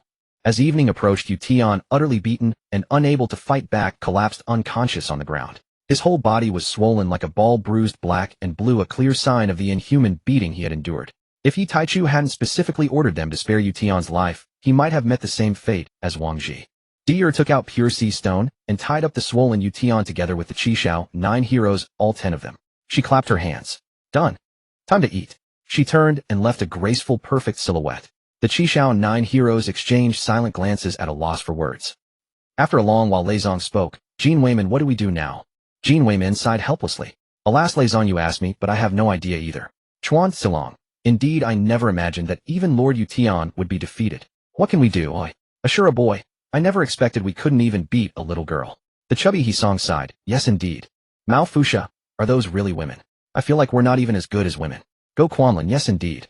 I thought that blue-haired woman who fought 1 against 7 was terrifying enough, but who knew the other 4 couldn't even match Lord Yution. Zhu Zhichin, are you two kidding me? I'm baffled that you have the nerve to say such things. Yizong, little sister, those words are too hurtful. Don't say that. Qin Shilong, this. Everyone, let's stop talking. We're all captured. The Qishao 9 heroes fell into silence. Finally, they all let out a collective sigh. Alas. On the other side aboard the Jiuxiao Shinzhou, everyone was quietly eating dinner. The battle had consumed much of their energy, and they needed to replenish it. Although beings of their level could continue for over 10 days without eating even during intense battles, and if neither fighting nor training they could go for months, or even a year without food. But that would consume the energy stored in their bodies. If they didn't replenish in time, they would grow weaker and weaker. At this moment aboard the divine boat Jiuxiao Yi Taichu had 2 long blades placed before him. They were the Yinma and the Tianyu Yuzhan, both renowned swords among the 21 great grade blades. Both were Odin's personal swords, now confiscated as their spoils of war. Yi Taichu picked up Yinma. Clang. He drew the blade and examined it closely, feeling its unique essence. Just then Tian Yushur, who had returned from bathing, saw this, and hurriedly cried out in alarm, Captain, don't. That is a demon sword. If used by one not recognized by it, it will bring misfortune to the wielder. She rushed over, ready to take the blade from the man's hand. The man caught the running beauty in his arms, rubbed his cheek affectionately against hers, and then spoke. Don't worry, your captain knows what he's doing. Then, all right. But you must promise me that if you feel any discomfort, you will immediately let go of this demon's sword. If the captain needs a weapon, you can use my Chulu. Though it is also a demon sword, I, as its original owner, can help the captain gain its recognition. A large hand gently ruffled Tian Yushur's damp green hair. Silly woman. I know. Do you think I would lack weapons? I wouldn't go so far as to take your personal sword. I'm just curious about this Yinma. Captain doesn't lack weapons. But I've seen the sisters using weapons made of ordinary materials. Tian Yushur blinked adorably, her tone naive. I thought the money was all spent on building the Jiuxiao, so you all had no money for better weapons. Ha ha ha. Accompanied by a burst of crisp laughter, the figures of the other women appeared in the room. Stussy covered her mouth with a light laugh. So in our Aesir's eyes, we sisters have fallen to such a pitiful state that we can't even afford weapons. Tian Yushur's face turned crimson, and she hurriedly rose from the man's embrace to explain. No, that's not it. Sister, I didn't mean that. Tyr's expression was stern. No, you did. Waidib, no, you did. Odoham, no, you did. Stella the little lowly, you did. Miss Buckingham did. It's not like that. Really? Tian Yushur was almost in tears. All right, stop teasing your sister, sure. Look, you've got her all worked up. Finally, Di Yuan cast a helpless glance at the mischievous younger sisters and stepped in to break the loop of repetition. He. Tyr and the others laughed happily. Alviat gently explained to Tian Yushur. When she heard that the captain found these swords too ugly and not custom-made, she understood why most of the sisters' weapons were ordinary. Tian Yushur then asked in confusion, but aren't all swords on the sea like this? The captain thought so too, which is why we needed to come to Hajigua to have them custom-made. Tyr explained for Tian Yushur. Oh, I see. While the women were chatting, Yinma continued to absorb and devour Yi Taichu's haki, causing his arm to shrink by a size. Di Yuan came to the man's side and looked at the demon's sword devouring his haki. Xiao Yi, are you alright? Yi Taichu shook his head, then turned his gaze to Yinma in his hand. He released his conqueror's haki toward Yinma and growled lowly, submit to me. Whoosh, buzz, buzz, buzz.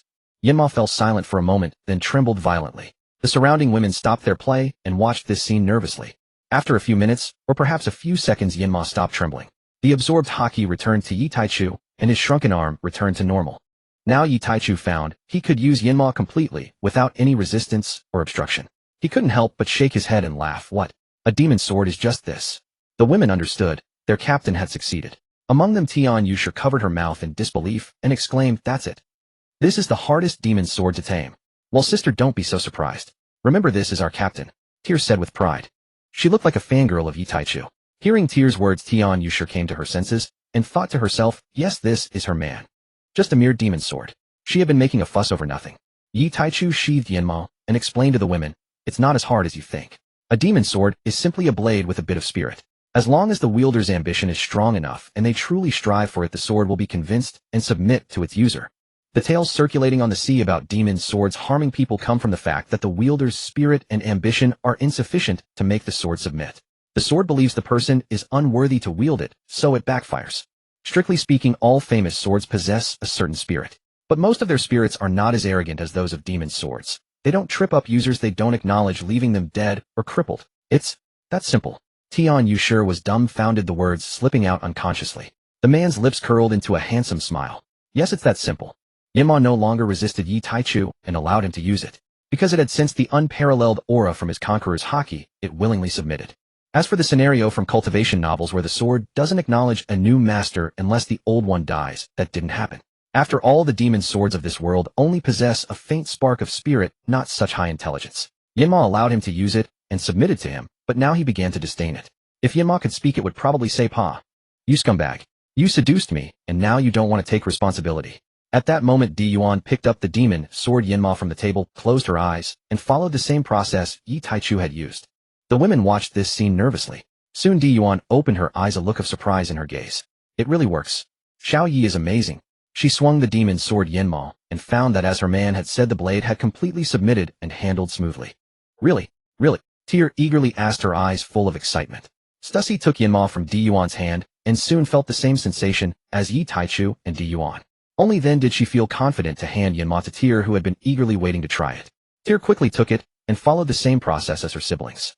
The moment she held it, Yinma began to drain her haki, but she didn't panic and let it absorb.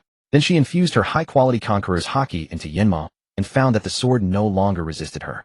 She dashed out of the room excitedly, and slashed downward at the sea. The sea was silently split open, creating a rift hundreds of meters long, which then slowly closed. Yes, it really works. I Nefertari TT can also wield a demon sword. Moi. Tyr leaped joyfully into the man's arms as he was just stepping out of the room, planting a big kiss on his cheek. Soon after, tiring of her new toy, Tyr sheathed Yinma and tossed it back onto the table like a heartless woman. Yi Taichu turned his gaze to Xia Qi, signaling her to try too. Xia Qi waved her hand. "Captain, I'll pass. My conqueror's haki isn't as high quality as yours, and I have my own sword, so I won't attempt it." Yi Taichu nodded in understanding. Xia Qi did not attempt to tame the demon blade. Instead, Tian Yushur and Miss Bakken tried in succession. The result was evident. When Bakken grasped the hilt of the Inma blade, she was drained and shrank significantly in a short while. In the end, Stussy intervened, forcing Inma to return the conqueror's haki to Bakken like spewing garbage. Bakken's face flushed, alternating between green and red with embarrassment. She had thought that even her younger sister Dier, who was weaker than herself, could tame this demon blade. Although she lacked conqueror's haki, she was stronger than Dier and knew the principle, so there was no reason she couldn't tame it. And then she made such a fool of herself. Bakken watched as Dier and the other sisters beside her laughed so hard they were clutching their stomachs, gasping for breath. She wished she could dive into the sea and disappear. In the end, Tian Yushur surprised everyone. Perhaps it was because her own blade, Autumn Dew, was itself a demon blade. She had some experience in taming such blades. Although the process was somewhat arduous, she successfully subdued Inma. Moreover, she not only tamed Inma, but also awakened her own conqueror's haki. Although it was only a low-level conqueror's haki for now, given her talent and the influence of the people on the 9 heavens, it was not hard to judge that the day of its advancement to a higher quality would come sooner or later. At dawn, the group descended from the 9 heavens and came to the side of Odin and the others who were tied up. After a night's rest, Odin had already woken up, and even his injuries had healed considerably. Seeing Yi Taichu and his group approach, he laughed heartily. "Ha! I didn't expect I'd be caught. Would you consider letting me join your ship? Please. Reizo, Lord Odin. Don't abandon us. Kuri needs you, we need you. Kinnaman, bastard. Where are you trying to trick Lord Odin to go? Denjiro, I will never forgive this. Aizo, could you please spare him? The land of Wano needs Lord Odin. Kikunajo, if you spare Lord Odin, I will accept whatever punishment you give." The red scabbards shouted clamorously from the side. Yi Taichu and his group had black lines on their foreheads. He pointed at the red scabbards and turned to Dier, speaking indifferently. "If any of these people utter another word, kill them all." Dier nodded, then a little devil-like smile curled at the corner of her mouth as she looked at the red scabbards. They were so frightened that they immediately shut their mouths. Yi Taichu then said firmly to Odin, "No. Take us to your old man. I need to forge some weapons." Odin didn't continue speaking but scanned his bound retainers, then said with a serious expression, "All right, but you must promise not to harm my retainers and that old bastard of mine." With a thud, Tian Yushur stepped forward and kicked Odin, angrily shouting, "Bastard. Do you have any room to negotiate? We haven't even settled the matter of you injuring our captain yesterday. And you dare to make demands." Odin looked at this stunningly beautiful green-haired woman, and for some reason, he felt a heavy weight in his heart. As if he had lost something. He simply closed his eyes and said nothing. Seeing this, Tian Yushur drew Autumn Dew and was about to slash him, thinking, "How dare you strike the man I love and still put on a defiant face?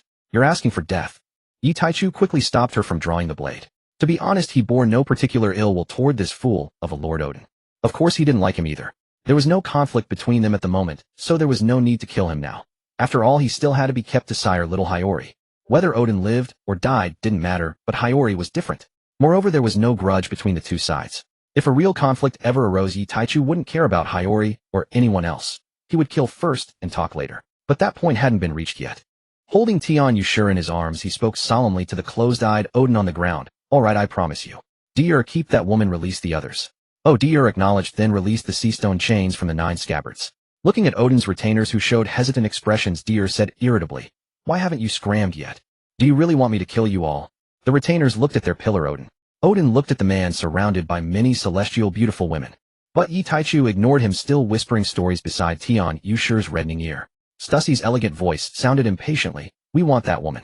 If you don't leave now, you won't have to leave at all. Odin knew that as prisoners they had no room to negotiate. He turned to his retainers and ordered, return to Kuri. Little Kiku is safe with them, don't worry. Yes, Lord Odin. The retainers acknowledged and finally turned to leave. Aizo looked at his sister, then at Taichu's group and Lord Odin, and ultimately chose to leave. Perhaps Lord Odin was right. Kikunajo stood helplessly in place, watching her brother and her former friends leave, looking somewhat lost. What? Didn't you say earlier that if we spared Odin you would accept whatever our captain decided? Are you backing out now? Deer, standing beside Kikunajo, sneered. Snapped back to her senses by the blue-haired woman's words. Hearing what this beautiful girl said, her gaze hardened. No, I will not break my word. As long as you spare Lord Odin, I will accept whatever you do to me. I await your orders. Then fine. Why not come over? Kikunajo followed Deer to the group. Taichu asked with a somewhat serious tone, what's your name? Kikunajo. You may call me Little Kiku. Always been a woman. Although she didn't know why this very handsome man asked such an obvious question, she answered seriously, yes. I've been a woman since birth. I'm good. Little Kiku, go over there and get acquainted with the people on the ship. Taichu said casually. It had been an unexpected gain after all. He remembered that this person should have been a man. But upon his inspection, he discovered she was genuinely a woman. Since they had happened to meet her, it was only natural to take her in. After dismissing Little Kiku, he poked Odin with his foot. If you're not dead, get up and lead the way. Aha! A true man shows his mettle after being boiled and stewed 1,000 times. How could I die so easily? Taichu was speechless. Then why aren't you moving? Odin's cheeky voice came through. Since you've taken in Little Kiku, you better treat her well. Of course. Then how about considering taking me in too? I'm strong. You won't lose. Taichu kicked Odin, flying with a powerful foot. Scram scram. Don't dream about it. If you want to go to sea so badly, a ship will appear here after a while. You can try then. Odin, forgetting the pain, scrambled to his feet, eyes sparkling with anticipation. Really? Really? Then he said impatiently. Hurry up and lead the way. Otherwise I'll go find someone else to ask, and when I come back I'll kill all your retainers. Huh? Please don't joke like that. Odin stepped forward to lead. It's just that old man's shogunate mansion, isn't it? I know that place well. Let's go. The group gradually moved away, and faintly Odin's carefree voice could still be heard. Let me tell you, the Oiran of the flower capital is the most beautiful. On a bustling street in the flower capital, Yutian, whose mouth was sealed shut by Tyr's ability, frantically pointed and gestured toward a magnificent mansion nearby, emitting muffled frantic sounds. Taichu nodded subtly toward Tyr. She waved her hand, and the cloud sealing Yutian's mouth vanished. I'm saved. I nearly suffocated.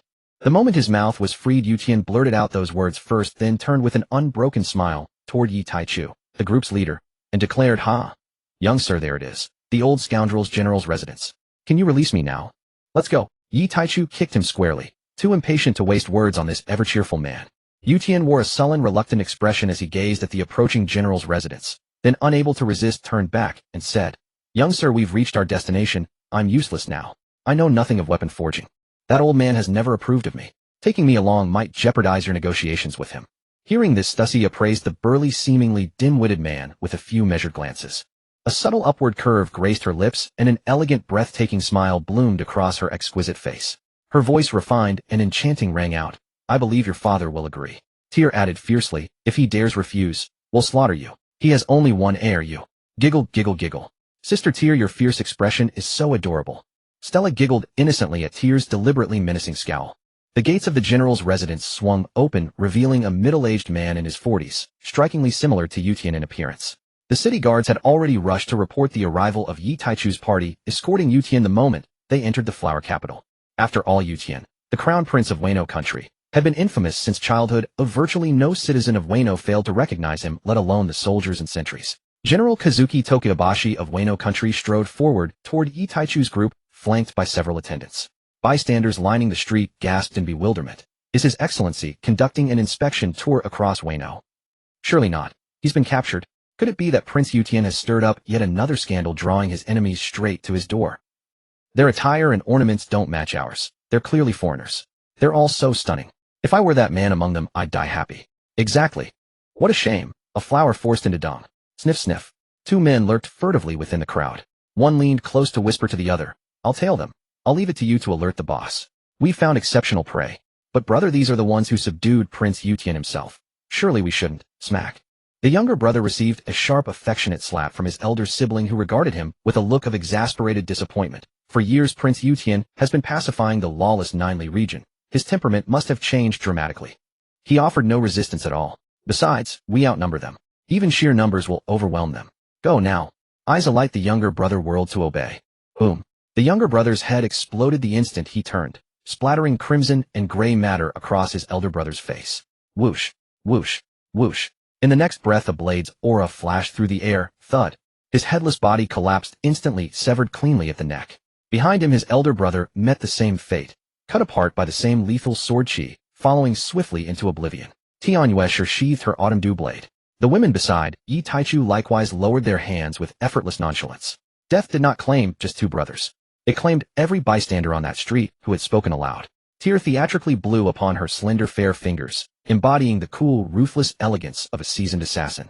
Yet that icy charisma lasted barely 3 seconds, before Tear's expression shifted instantly to bright, vivacious playfulness. Sister Stussy, your fingergun technique is absolutely brilliant.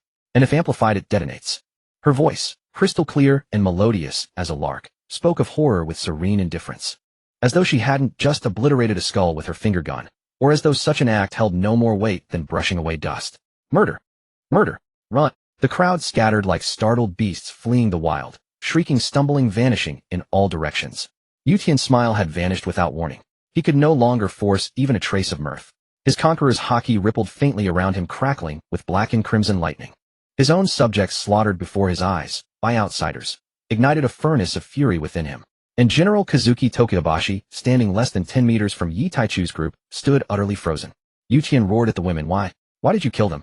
They merely spoke ill, no more. And none posed any threat to you. Why do this? They were innocent. Ha! A flicker of mockery flashed in Yi Taichu's deep, piercing eyes. A sardonic smile curled his chiseled, austere features, then widened, erupting into unrestrained laughter. The women surrounding Yi Taichu wore expressions of undisguised disdain. Spoke ill. Diyuan's wine-red eyes gleamed with displeasure as she unleashed her conqueror's haki, pressing down upon Yutian's surging aura. Her voice, both sultry and frost-cold, cut sharply through the air, clear and resonant in the ears of father and son alike. Spoke ill. No threat to us, yet harbored malice toward my sisters, and you question why they died. Because we are beautiful, you assume we must be saints. Humph, how laughable. Father and son flushed crimson, then paled to iron gray. Kazuki Tokihabashi brushed aside the guards shielding him. From that single display of power, he knew his guards were powerless. Even his own son, the strongest swordsman in Wano, stood bound and helpless before them. If they truly intended his death, escape would be impossible. Yi Taichu ceased laughing, fixing his gaze upon Yutian. His expression contemptuous, his voice dripping with scorn. You commit countless absurdities, yet never speak of them. When you seized wives and daughters, ruined reputations, and amassed concubines, did you pause to consider how many families you shattered? Years you've spent flaunting your status as the general's son. How many outrages have you committed? My crew merely executed those who bore ill will toward us, who deserved death, and you object. Yi Taichu paused, a glint of mischief in his eyes, a faint smirk playing at his lips. Tell me, are you truly a hypocrite, practicing double standards? He turned away, ignoring Yutian's face twisted in livid humiliation, and fixed his gaze upon Kazuki Tokihabashi. Calmly he declared, we bear no ill intent. You need not fear. I require all of Wano's master weaponsmiths to forge weapons perfectly suited for me and my companions. This. Kazuki Tokihabashi hesitated. Crafting such weapons demanded both rare materials and the collective labor of every mastersmith in Wano, an immense expenditure. His eyes flickered toward his bound son. Weighing their overwhelming strength, he paused, then made his decision. Sigh. With resigned weariness, Kazuki Tokihabashi exhaled deeply, an accepted voice steady despite defeat. Very well. What specifications do you require? Seeing the elder man's compliance, Yi Taichu nodded approvingly, and continued, designs will be provided. We handle aesthetics, you need not concern yourselves. All weapons must meet the standard of supreme great swords. Materials required may be priced transparently. Beyond raw material costs, labor and ancillary expenses will be fully compensated. I take nothing for free. However, Should you accept these generous terms, yet secretly skimp on quality or neglect craftsmanship? A faint, unsettling smile curved Yi Taichu's handsome face. A silent, ominous promise directed at Kazuki Tokihabashi. I trust, General of Wano, that you would rather not learn what follows. Seeing the eerie smile on the man's face, Kazuki Sukiyaki shuddered and trembled. With a troubled expression, he wished he could agree without hesitation. After all, this man was not asking them to work for nothing in Wano country. After much deliberation, Kazuki Sukiyaki spoke nervously, his voice faltering. Sir. This. Yi Taichu frowned, looking at this man who resembled Odin except for his nose and hairstyle, and waved his hand impatiently. If you have something to say, just say it.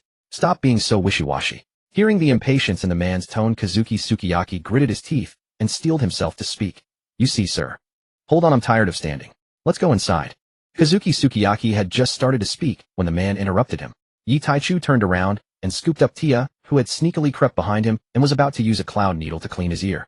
He led the group toward the shogun's residence. Kazuki Sukiyaki watched their silhouettes disappear behind the gate of the mansion, then lowered his gaze to the great dutiful son, who remained in place, bound on both sides. Two similar faces stared at each other. Bang! Kazuki Sukiyaki's expression changed as he leaped high into the air and delivered a fierce knuckle crack to his great filial son's head. A visible lump swelled on Odin's skull. Look at what monsters you've brought. He rubbed his aching fist and ordered the guards nearby. Throw this unfilial son back to his curry. As the guards began to take Odin away, Kazuki Sukiyaki's gaze fell upon the sea-stone handcuffs on his beloved son's wrists. Wait, he sighed, rubbing his forehead. Take him to those lords then. Saying this, he quickly made his way toward the mansion, fearing that if he delayed too long, those killers might do something dreadful. Continue. What was the problem you mentioned earlier? In a pavilion by the lake within the shogun's estate, Yi Taichu said casually to the shogun standing outside the pavilion. Sir. No, my lord, you see. The materials needed to forge a weapon of the supreme grade are extremely rare. Over the past few centuries, among all the materials stored in the shogun, we barely have enough to make 3 sets. Yi Taichu, who was playing with the little girl Stella in his arms, paused for a moment. Then, without raising his head, his tone utterly unperturbed, he said, then purchase them from all over Wano. As a nation of samurai, the daimyo's treasuries should have such collections. Acquire quality swords as well, even if we need to melt them down to extract the materials. Even great grade blades must be melted and reforged. Buy as many as you can. Price is no issue. Melt them. But Kazuki Sukiyaki wore a pained and reluctant expression. What a tremendous waste of materials. Yi Taichu cast a glance at the old man. Speak. You've been the shogun of Wano for years, yet you're so indecisive and hesitant. What kind of example is that? Kazuki Sukiyaki grumbled inwardly. If I could defeat you, would I be like this? You're just bullying an honest man. But he only dared to think such things. He also worried that his hesitation might anger the other party. Organizing his thoughts, he addressed Yi Taichu and his group in the pavilion. My lord, the daimyos are independent lords. Acquiring materials requires vast sums of money, and the shogunate's treasury is far from sufficient. Yi Taichu retorted, didn't we say we'd cover the expenses ourselves? Do you think we're the type to take everything without paying? Turning to Tia, who was whispering with Queen and Bello Betty at the other end of the pavilion, he said, Tia, give him the money. Oh sure. Without hesitation, Tia pulled out a small mountain of treasure tens of meters high from her spatial ring. Bang! The pile of gold coins and treasures toppled onto Odin. Since he was completely relaxed and off guard, the sudden avalanche of gold knocked him unconscious and buried him beneath. Kazuki Sukiyaki stared blankly at the mountain of gold glittering in the sunlight, murmuring to himself, so you weren't joking after all. What? Wiping the drool from the corner of his mouth, Kazuki Sukiyaki quickly replied, my lord, there is one most critical factor. Oh, for goodness sake. Old man, are you done or not? Can't you just say it all at once? Tia glared angrily at the shogun, who kept speaking in bits and pieces. Kazuki Sukiyaki smiled awkwardly. All right, Tia, let him speak. Fortunately, the seemingly reasonable man in the pavilion came to his rescue. Hurry up and say it. Tia's beautiful big eyes flashed with a glare. Yes, of course. Forging weapons of the supreme grade requires not only rare materials, but also extremely high skill in forging. Actually, the master smiths of Wano are fully capable of forging supreme grade blades. It's just that even if we use supreme grade materials, the final result would only reach the level of a great grade blade. Oh, why, oi? Gion and Alvia asked curiously at the same time. Kazuki Sukiyaki dared not raise his head to look at these two stunningly beautiful women, quickly bowing his head to answer, because the temperature and quality of the flame cannot meet the forging requirements. Other issues we can solve, as Wano is the expert in this field, but the flame problem is truly beyond us. If this problem remains unsolved, the weapons you desire, they may only reach great grade level. After speaking, he cautiously lifted his head to observe the expressions of those in the pavilion and found that the killers remained silent. He grew increasingly uneasy, cold sweat streaming down, not daring to take a deep breath. A soft laugh from Yi Taichu came from the pavilion. Thud. Kazuki Sukiyaki collapsed to the ground, thinking to himself that it was over. The man was obviously angered. Sister Diuen. Diuen nodded, extending a slender fair finger and pointing outside the pavilion. A cool yet seductive voice reached the drenched Kazuki Sukiyaki sprawled on the ground. Does this temperature meet the requirements? Whoosh. The moment the words fell, a small flame appeared before Kazuki Sukiyaki. But he keenly noticed that despite its small size, the space around the flickering flame was subtly warping. The ground beneath was also being gradually melted by the terrifying heat. He pulled a small, unknown mineral from his robe and held it near the flame. In no time the mineral melted. Joy flashed in his eyes, and he immediately exclaimed to the group in the pavilion, "It works. And the temperature is extremely high. With this flame the craftsmen of Wano can certainly forge weapons comparable to supreme grade. And I believe all the master smiths of Wano will be overjoyed, asking for no reward from you. Any more problems? No more. Then go notify the daimyos to gather materials and buy famous swords of all grades at high prices.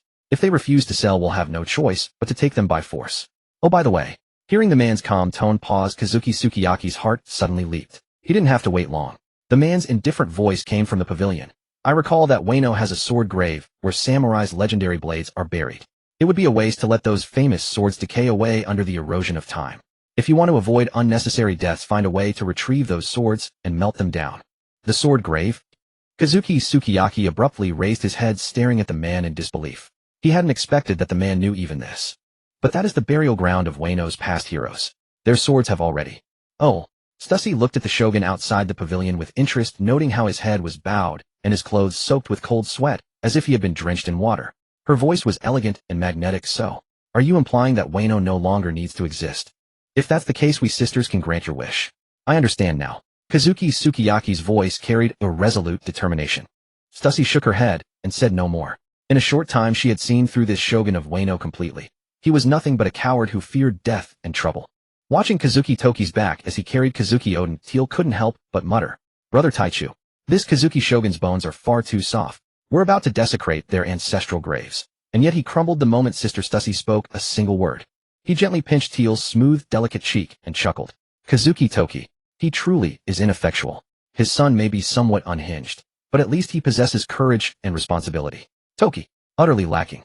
A spineless coward, embodiment of timidity and fear." Yayakai frowned in bewilderment. "Captain, didn't you say this was a land overflowing with martial virtue, where swordsmen reign supreme? How could such a man ascend to the shogunate, the very seat of power in Wano country? Who can say? Perhaps his late father was an unparalleled sovereign warrior." Yi Taichu replied lightly, utterly unconcerned. After all, Odin's talent and strength ranked among the absolute pinnacle across the entire Grand Line. "Indeed, my husband speaks wisely," Tianyuesher interjected warmly, addressing her sisters. "In my era, Wano country was governed by 6 great clans: Kazuki, Shimajetsu, Kinua, Amatsuki, Kirika, and Fuyuki. The head of the Kazuki clan stood as Wano's strongest warrior, and thus rose above the others to rule the nation as shogun. Given their bloodline, it is hardly surprising for exceptional strength to manifest across generations, thereby securing their dominion." Miss Bakken tilted her head, puzzled. "Asher, I recall you once said you belonged to the Tianyue clan. And your katana remains one of the Tianyue family's sacred heirlooms." "Indeed. Would elder sister Sher wish to return and pay homage?" Teal turned to Tianyuesher with quiet inquiry. Sher shook her head gently, her exquisite tender face flickering with sorrow, her voice softening with melancholy. "My parents passed centuries ago. All has changed and nothing remains as it was. What purpose would there be in returning?" In an instant she banished her grief, replacing it with a warm, radiant smile that bloomed across her features like a masterpiece painted by heaven itself. "Besides, we are family now. The Tianyue clan belongs to history. By Wano tradition, I should take my husband's surname, becoming Yi Sher, but my husband deemed that name unmelodious. He prefers Tianyue Sher, says he loves calling me that, so I kept it. And I believe my parents watching from beyond the veil would rejoice to see me wed such an extraordinary man and blessed with such beloved sisters. Oh, you. From the moment you appeared, I knew you'd come to steal Brother Taichu from me, Teal. Now you've not only sealed our union, but you dare claim precedence in changing your surname. I never tarry, TT, absolutely refuse." Teal, ever the consummate performer, slipped effortlessly into character once more. Giggle, giggle. Tianyuesher covered her mouth with graceful fingers, playing along with her sister. "But you cannot stop it now. My husband has already welcomed me into his household, elder sister." "Umph, umph, umph. Well done. Very well done indeed. Next time elder sister permits your husband to pat your bottom." Thud. Ugh. Teal clutched her head, wincing in pain. Stussy withdrew her hand and glanced toward the pavilion where the sisters gathered. Sisters, I'm stepping out for a stroll. Who wishes to join me? Woohoo, I'm in. Instantly Teal's headache vanished. She leapt up cheering first. I'll accompany you. I find this nation's history deeply fascinating, Orvia added calmly. Ye Kai's gaze flickered between Stussy and Yi Taichu, torn between longing to join her sisters and yearning to remain beside her beloved. She lifted her eyes to him and found him nodding gently. A tender smile curved her lips. Resolved, she turned to Stussy. Elder sister, I shall go with you. Kiku bowed respectfully. Then allow me to guide you, elder sisters. In the end, besides Stussy, the party included Teal and Stella, whom Teal had spirited away, alongside Orvia, Yekai, Oyhan, Back and Shaki, and Whitedeep. Nearly all the women chose to venture forth, eager to savor Wano's vibrant novelty. Yi Taichu gazed softly at Tianyue beside him and murmured, Go with them, to visit the Tianyue residence. Walk through Wano country 800 years reborn. Shure's peerless face blossomed into a radiant smile. Yes. Then wait for us, husband. He tenderly stroked her emerald tresses, then playfully patted her hip. Yes, go on. She blushed deeply, softly assenting, before hastening after her sisters. In moments the lakeside pavilion, once alive with chatter and brilliance, stood silent, holding only Yi Taichu and Diuan in tranquil solitude. He patted the space beside him, inviting her to sit close. Diuan rose and settled beside him, her head naturally resting upon his shoulder. We haven't been alone like this in so long. It feels just as it did on Ruluka Island. His hands cradled her slender waist, his eyes shimmering with quiet remorse. Forgive me, elder sister Diuan. I've been insatiably greedy. She lifted a slender, elegant finger, pressing it gently against his lips, and shook her head. No, never. I hold no resentment. Truthfully, this life suits me perfectly, with you and our dear sisters sharing every day in joyful harmony. Whatever brings you joy, I cherish equally. He drew her closer, nuzzling his chin against her delicate cheek. His gaze softened, his voice tender as silk. Thank you, elder sister. Neither spoke again. Together they lingered, savoring silence, intimacy, and the profound stillness of time well spent. Rustle, rustle. The ceaseless whisper of falling leaves filled the air. Within the lakeside pavilion warmth deepened, growing palpable, intimate, inevitable. Their lips met at last. 1,000 words omitted. Meanwhile, Kazuki Toki led Odin from the pavilion courtyard into the shogun's main hall, issuing orders to the guards. Attendants. Summon all regional daimyo and renowned master artisans across the land. Announce the shogun's residence possesses flames capable of forging weapons of peerless mastery. Invite them to bring rare materials to Flower Capital's Shogun Palace for collaborative creation. Also, issue a nationwide call, purchase legendary swords from all swordsmen at exorbitant prices. He fixed his gaze upon the senior guard's voice, grave and resolute. Have you understood clearly? Understood. Shogun. Good. Execute swiftly. Then turning toward the empty hall, he commanded. Alert all shinobi within the shogun's inner sanctum. Yes. A faint acknowledgement echoed through the air. Moments later, over 30 elite shinobi materialized before Kazuki Toki. Ahem. He rose, straightened his posture, and cleared his throat before speaking solemnly. I require you to undertake a deed that will enrage heaven and earth. None among Wano's citizens must ever learn of this act. Their eyes, cold, unwavering, locked onto him as one. Command us, Lord. We swear absolute devotion. Steal the legendary blades from the sword tomb, secretly, without trace. Remember, this mission must remain buried beneath silence. They asked no questions. Obedience was etched into their marrow since childhood. Whoosh, whoosh, whoosh. The shinobi dissolved into mist. Kazuki Toki sighed deeply, a long, weary exhalation. May our ancestors forgive me. All I do is justified. I am no match for him. Our forefathers must comprehend. Else, I shall have no choice but to disown you entirely. After all, I fight not for myself, but for Wano's people. Clang, clang, clang. Inside the forge chamber of the shogun's residence in Wano country, the rhythmic hammering of metal echoed. 3 days had passed since Yi Taichu and his companions arrived at the shogun's residence. Thanks to the shogun's unparalleled authority in Wano country, and the rare allure of forging a supreme-tier weapon for the first time in centuries, daimyos and master smiths from across the land responded with remarkable enthusiasm. On the very next day after Kazuki Odin's official summons was issued, the 4 great clans, excluding the Kurazumi family, hurried to Flower Capital, the seat of the shogun's residence, bearing precious materials. Yet Yi Taichu could not help but feel a pang of regret. Even with all 5 major clans of Wano assembled, they had managed to gather only 2 sets of supreme-tier materials. At that moment, Yi Taichu stood in the forge chamber accompanied by Stussy and Diuan, observing the renowned swordsmiths as they labored over their craft. Heave, clang. Kazuki Odin swung a heavy iron hammer with vigorous energy, striking red-hot metal. Approaching him from behind with the 2 women, Yi Taichu watched for a short while, then growing bored spoke aloud. Which among you is Frost Moon Kozaburo? Hearing the voice behind him, Kazuki Odin turned and instantly recognized the formidable figures he dared not offend. Hastily plunging the unnamed ore he'd been forging into the blazing sun crow flame, crafted by Gion for weapon forging, he stammered. My lord Frostmoon Kozaburo has been absent from Wano for several years.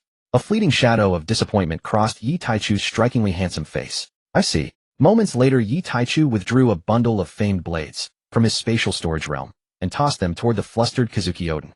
Odin fumbled desperately to catch the sudden cascade of legendary swords. Yi Taichu's calm voice followed. Melt these down. You should be able to extract at least one full set of supreme tier material. Odin instinctively glanced downward at the swords clutched in his arms. When his eyes fell upon Yama and Tenryu Vitensho, his pupils contracted violently. His gaze locked stunned and hollow upon the two blades. A man's impatient voice cut through his daze. Surely you're not telling me that Yama and Tenryu Vitensho, along with the other 4 great grade swords, cannot yield even a single set of material. Odin snapped back to awareness, his eyes flickering with reluctance and anguish before he closed them tightly. When he opened them again, all trace of emotion had vanished, replaced by solemn deference. No, my lord. These 6 great grade swords alone can yield 2 full sets of supreme tier material.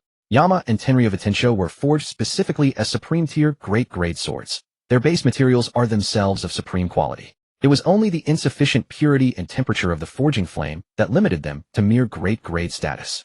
Even without incorporating the fine grade swords, adding just the 4 other great grade blades yields more than enough for 2 complete supreme tier sets. Oh. That remark surprised Yi Taichu. His gaze lingered on Yama and Tenryu Vitensho, then softened as he recalled both were once Odin's personal blades.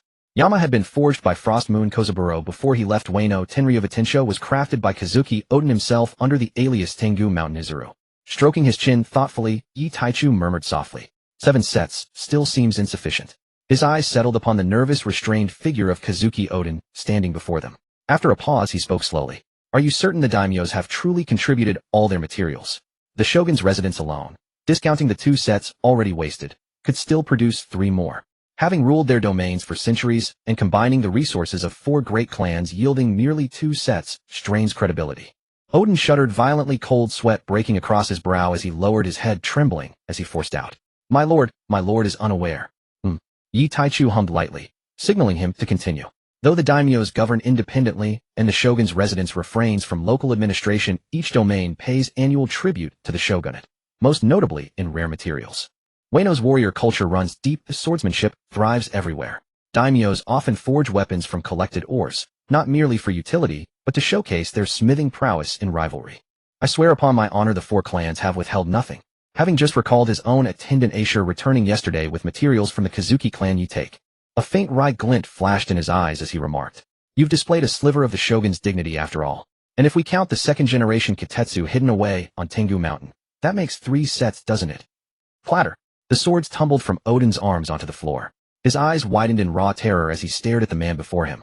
How could this man know of Tengu Mountain, and even of the 2nd generation Kitetsu concealed there? Is he a demon? He stared petrified at the seemingly gentle man, and involuntarily took a step backward.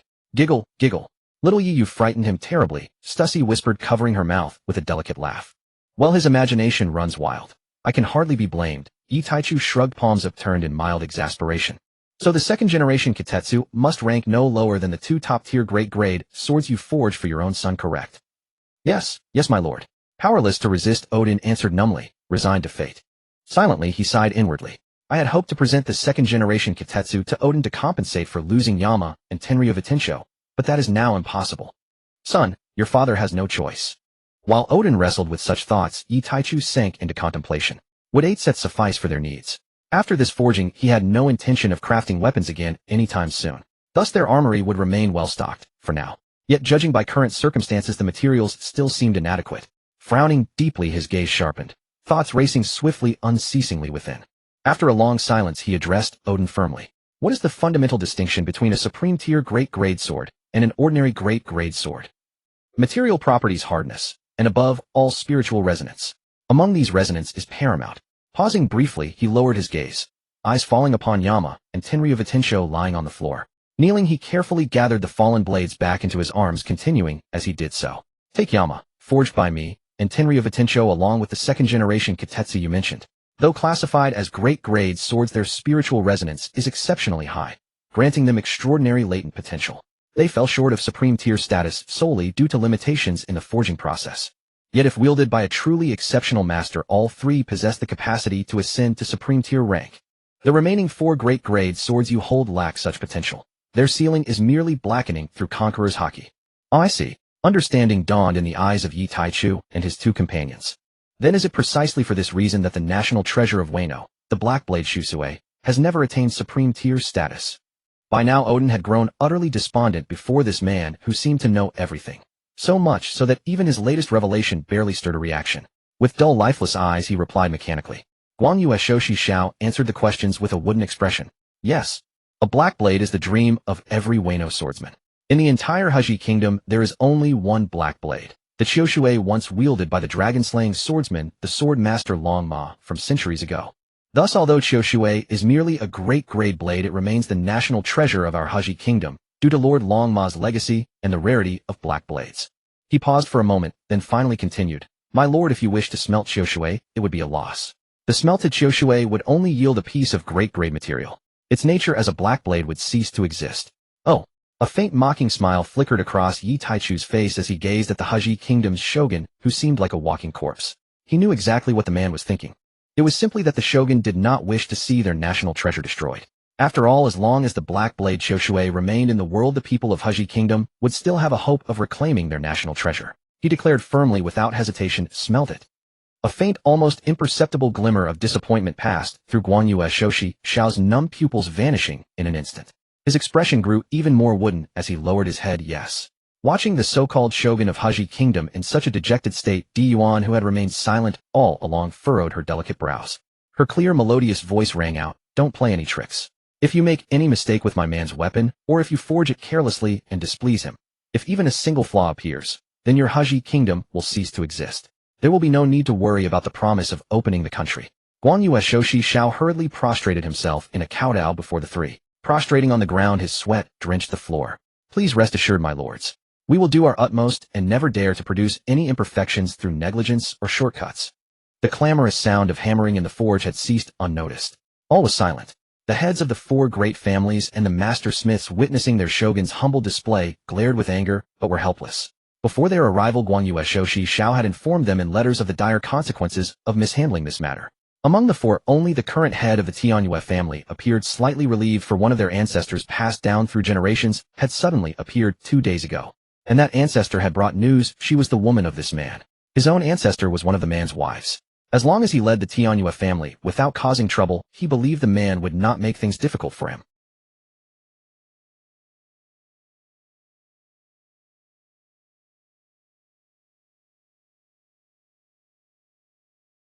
Guan Yu Shoshi Xiao, still prostrate on the ground, was terrified in his heart. He did not know whether the woman's words were true or false, nor did he dare to test their veracity. If due to their actions she carried out her threat, then he, Guan Yu Shoshi Xiao, would be the eternal sinner of Haji Kingdom. Di Yuan responded with a calm, light hum. Rise. Yi Taichu called the groveling, lowly Guan Yu Shoshi Xiao to his feet. His expression was somewhat grave. You are the shogun of Haji Kingdom, raised in this closed-off country. You should roughly know the number of famous swords in Haji. Tell me honestly, if we smelt all the famous swords that can be collected, how many portions of material can we obtain? The risen Guan Yu Shoshi Xiao did not answer immediately. He pondered the famous swords he knew of. After a few minutes he spoke with a trembling voice. My lord, including those already existing and those to be smelted too. Roughly 12 portions of material can be obtained. His words were filled with unease. He did not know the exact number the man required. If the man was even slightly dissatisfied, he could not imagine what consequences the people of Haji Kingdom would suffer. Yi Taichu's expression showed disappointment. Only 12 portions. A thought flashed through his mind, and after a moment he asked again. If we only forge 9 supreme grade weapons, and use the remaining materials to forge the top tier great grade weapons that can later be upgraded to supreme grade, how many can we forge? How many weapons can be forged? This. Guan Yu Shoshi Xiao's gaze sought the master smiths not far away, then turned to the man. My lord, may we discuss it among ourselves? Seeing the man nod in agreement, he set aside the sword in his arms and strode toward the master smiths. Xiao Yi, isn't that number already enough? After Guan Yu Shoshi Xiao left, Di Yuan, standing on the man's left, looked puzzled. Her beautiful big eyes turned to the man as she asked. On the other side, Stussy chuckled softly, casting a sidelong glance at Yi Taichu with her water blue eyes before speaking to Di Yuan, her voice gentle and elegant. Sister, what else could it be? It's naturally for our future sisters. After all, this man is so greedy. Di Yuan instantly understood. She reached out her delicate fair hand, pinched the man's waist, and gave it a full 360-degree Thomas rotation. Yi Taichu did not resist. He chuckled softly and pulled the two women into his embrace. Soon the noisy discussion among the master smiths of Haji Kingdom ceased. Guan Yue's Shoshi Xiao returned and spoke directly without delay. My lord, if we forge only 9 supreme grade weapons, the remaining premium materials can still produce 10 grade weapons with the potential for advancement. The rest of the materials can only be used to forge fine grade and skillful grade blades. Yi Taichu immediately made the decision. Good. Proceed with this plan. The supreme grade weapons shall be 4 spears, 3 swords, 1 phoenix great bow, and 1 coiled dragon spiked club. The upgradable great grade weapons, 4 spears, 4 swords, and 2 long whips. Any problems? His gaze fell upon Guan Yue's Shoshi Xiao with immense authority. Guan Yue's Shoshi Xiao felt the oppressive weight of the man's stare, which made his heart flutter with panic. No problem. My lord, please rest assured. Yi Taichu nodded in satisfaction and gestured to Stussy. Stussy took a stack of papers from her storage ring. These are the designs of the weapons. Please forge them according to these drawings. Yes. Guan Yue's Shoshi Xiao accepted the designs with utmost reverence. Having reached a conclusion, Yi Taichu and the two women turned and left. Guan Yue's Shoshi Xiao held the drawings, his face bitter and sorrowful, sighing inwardly. He understood that after this the Haji Kingdom would have no high-grade famous swords for decades to come. Alas! He could not help but let out a sigh, then turned and walked toward the heads of the 4 families and the master smiths clutching the drawings. He would both study the drawings and explain the situation to everyone, preventing them from acting impulsively out of ignorance and incurring the wrath of those murderous gods. Soon the forge resounded with excited discussions. What? Lord Shogun, is Lord Yu no match for them? They want to smelt the famous swords and extract the materials. Isn't that a waste? Meanwhile, the current head of the Tianyue family occasionally interjected with favorable words for Yi Taichu and his companions. The others took his words as impartial assessments, unaware that he was actually a traitor hidden among them. Giggle giggle. Brother Taichu, I found it. The devil fruit is here.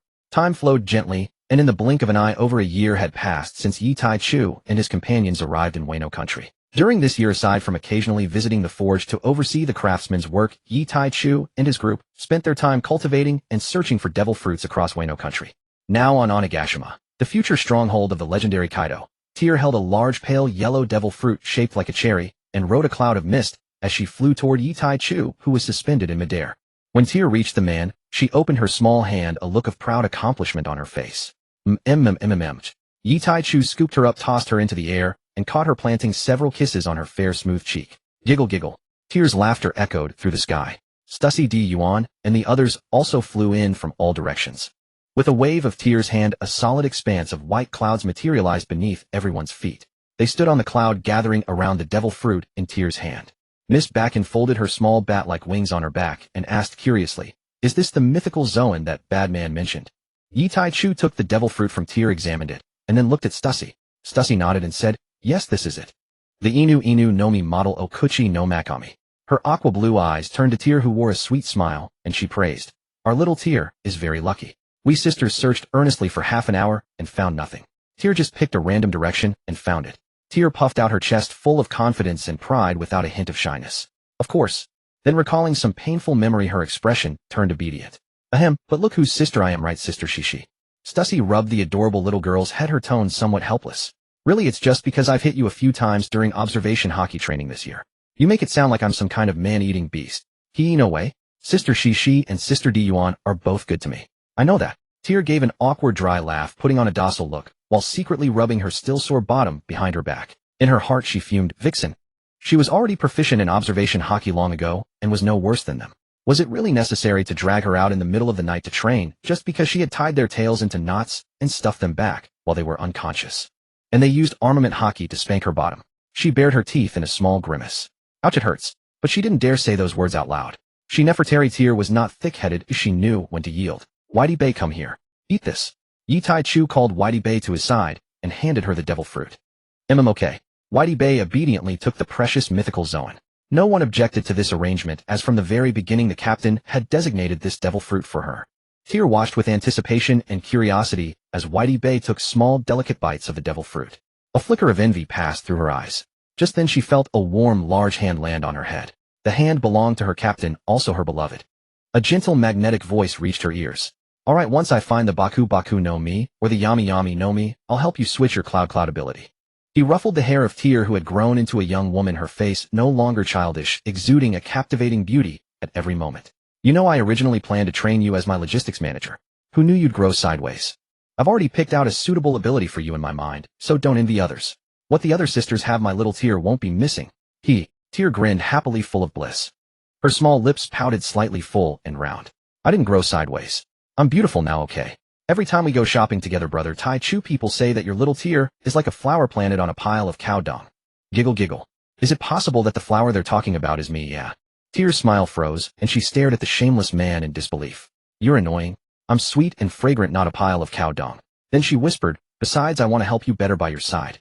He pulled Tear into a deep kiss, gazing into her bright, clear eyes that remained pure. I know? I've always known my little Tear's feelings.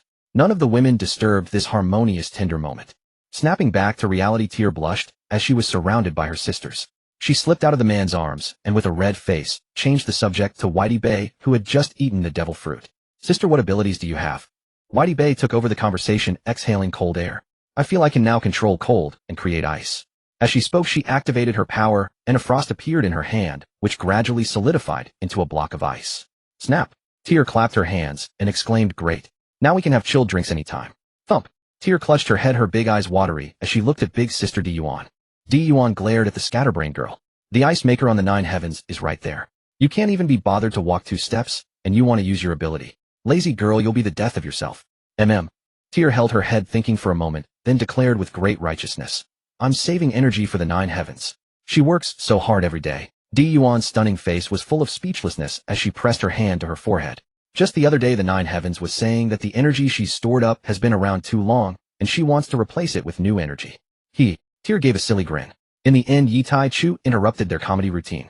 Alright, let's go back. If the 9 heavens wants new energy, let her release it herself. This isn't the first time. Tear guided the cloud toward the capital of flowers. Her lively voice drifted faintly through the sky. Sisters, I think calling her 9 heavens sounds bad. Before she gained consciousness, it was fine, but now that she has a will and a female voice, should we call her Xiao? Is that okay, sisters? Tai Chu watched this scene, a smile appearing on his sharply chiseled face, as handsome as the reader himself. Many things had happened this year. First, a few months after they arrived in Wano, Whitebeard and his crew landed on the island. The Moby Dick, as if destined, ran aground in Kuri. Whitebeard also encountered Odin, who, inspired by Tai Chu's words, had chosen to wait on the beach every day. Tai Chu and his group merely watched from the sidelines, uninterested in fighting Whitebeard. Not out of fear, but just look at Whitey Bay. In the original timeline, she was one of the first members of the Whitebeard pirates. That shows how weak the others were back then. After all, Whitebeard's pirate crew was sustained solely by his own reputation. The future division commanders were still just children. Odin too did not fight Whitebeard. The two exchanged a clash of conquerors hockey, and then stopped. Odin, carrying a humble but good quality sword, successfully boarded Whitebeard's ship. A procession approached the flower capital from afar. From the distant horizon, a colossal vessel hovered in the sky above the general's manor. Tai Chu's divine ship, the divine vessel Jiuxiao. Instantly, the Jiuxiao soared toward them of its own accord. Those standing upon the clouds showed neither surprise nor alarm at this sight. Instead, gentle smiles bloomed across their faces. Teal's exquisite features lit up with radiant joy as she cried out, "Shower, we're home." "Welcome home," replied that same ethereal voice. This was the voice of Jiuxiao's ship spirit. Teal stepped onto the 9th deck platform. "Jiuxiao, we've given you a pet name." "Sister Teal, what is it?" "Is it the name you called me earlier, Xiao?" "Jiuxiao, you're truly clever. Do you like it?" The ethereal voice brightened unmistakably, lifting in pitch and warmth. "I do." Its speaker, the very shower Teal had named, was Jiuxiao's ship spirit, born half a year ago. It emerged one sleepless night during the height of a roaring banquet. At the crescendo of merriment, it suddenly declared, without warning, "Master and Lady." The declaration startled every reveler. Tai Chu descended onto Jiuxiao's deck, yet his observation hockey detected no trace of presence aboard. He addressed the vessel directly. "Shower, why are you alone here? Where are your sisters and the little ones?" "Master, Jiuxiao must sail forth to release old energy and replenish reserves. My sisters have gone ashore to stroll. The young sea oxen have taken the compass birds and that little Mina to challenge samurai of the land of Wano." Tai Chu shook his head. "You. Stored energy never expires. What nonsense is this, old and new? You've been listening too much to Sister Teal's whimsical logic. She's utterly misled you." "I'm simply bored, master." Tai Chu settled into the captain's seat, stroking his chin thoughtfully. "That is a problem." After a moment's pause, he asked Jiuxiao, "When do you think you'll be able to manifest a human form?" "Come to think of it, ship spirits should be able to assume luminous humanoid forms shortly after birth. Yet our shower has existed for over half a year. Why still no manifestation? My hull is immense, too vast, too dense, too resilient. Even with a formidable power core supplying energy. My innate strength makes corporeal formation exceedingly difficult. Only with such a robust system could I even begin to coalesce. Other grand vessels, even if they awaken ship spirits, would never achieve humanoid manifestation, as you describe. Is that so? He accepted a glass of fruit wine from Diu and took a slow sip. Roughly 6 months perhaps. Setting down the glass, Yi Taichu reclined comfortably upon Dan Bu's fragrant ivory-smooth thigh, his expression one of serene contentment. His tone turned languid. Then I'll find you a paramecia-type devil fruit, one of the human fruit series, so you may move freely. Thank you, master. Zhou Xiao's voice shimmered with unguarded delight, sweet and crystalline. That wretch, ugly as sin, daring to insult my sisters. Stella's clear, indignant voice rang out from beyond Zhou Xiao's hull. All aboard turned toward the sound. Their drifting back on cloud puffs were the women returning from their outing. At the cloud's rim lay several broken, near-lifeless figures, barely recognizable as human. The petite girl, cheeks puffed in indignation, kicked one stout fallen figure before glancing up and spotting her sisters aboard.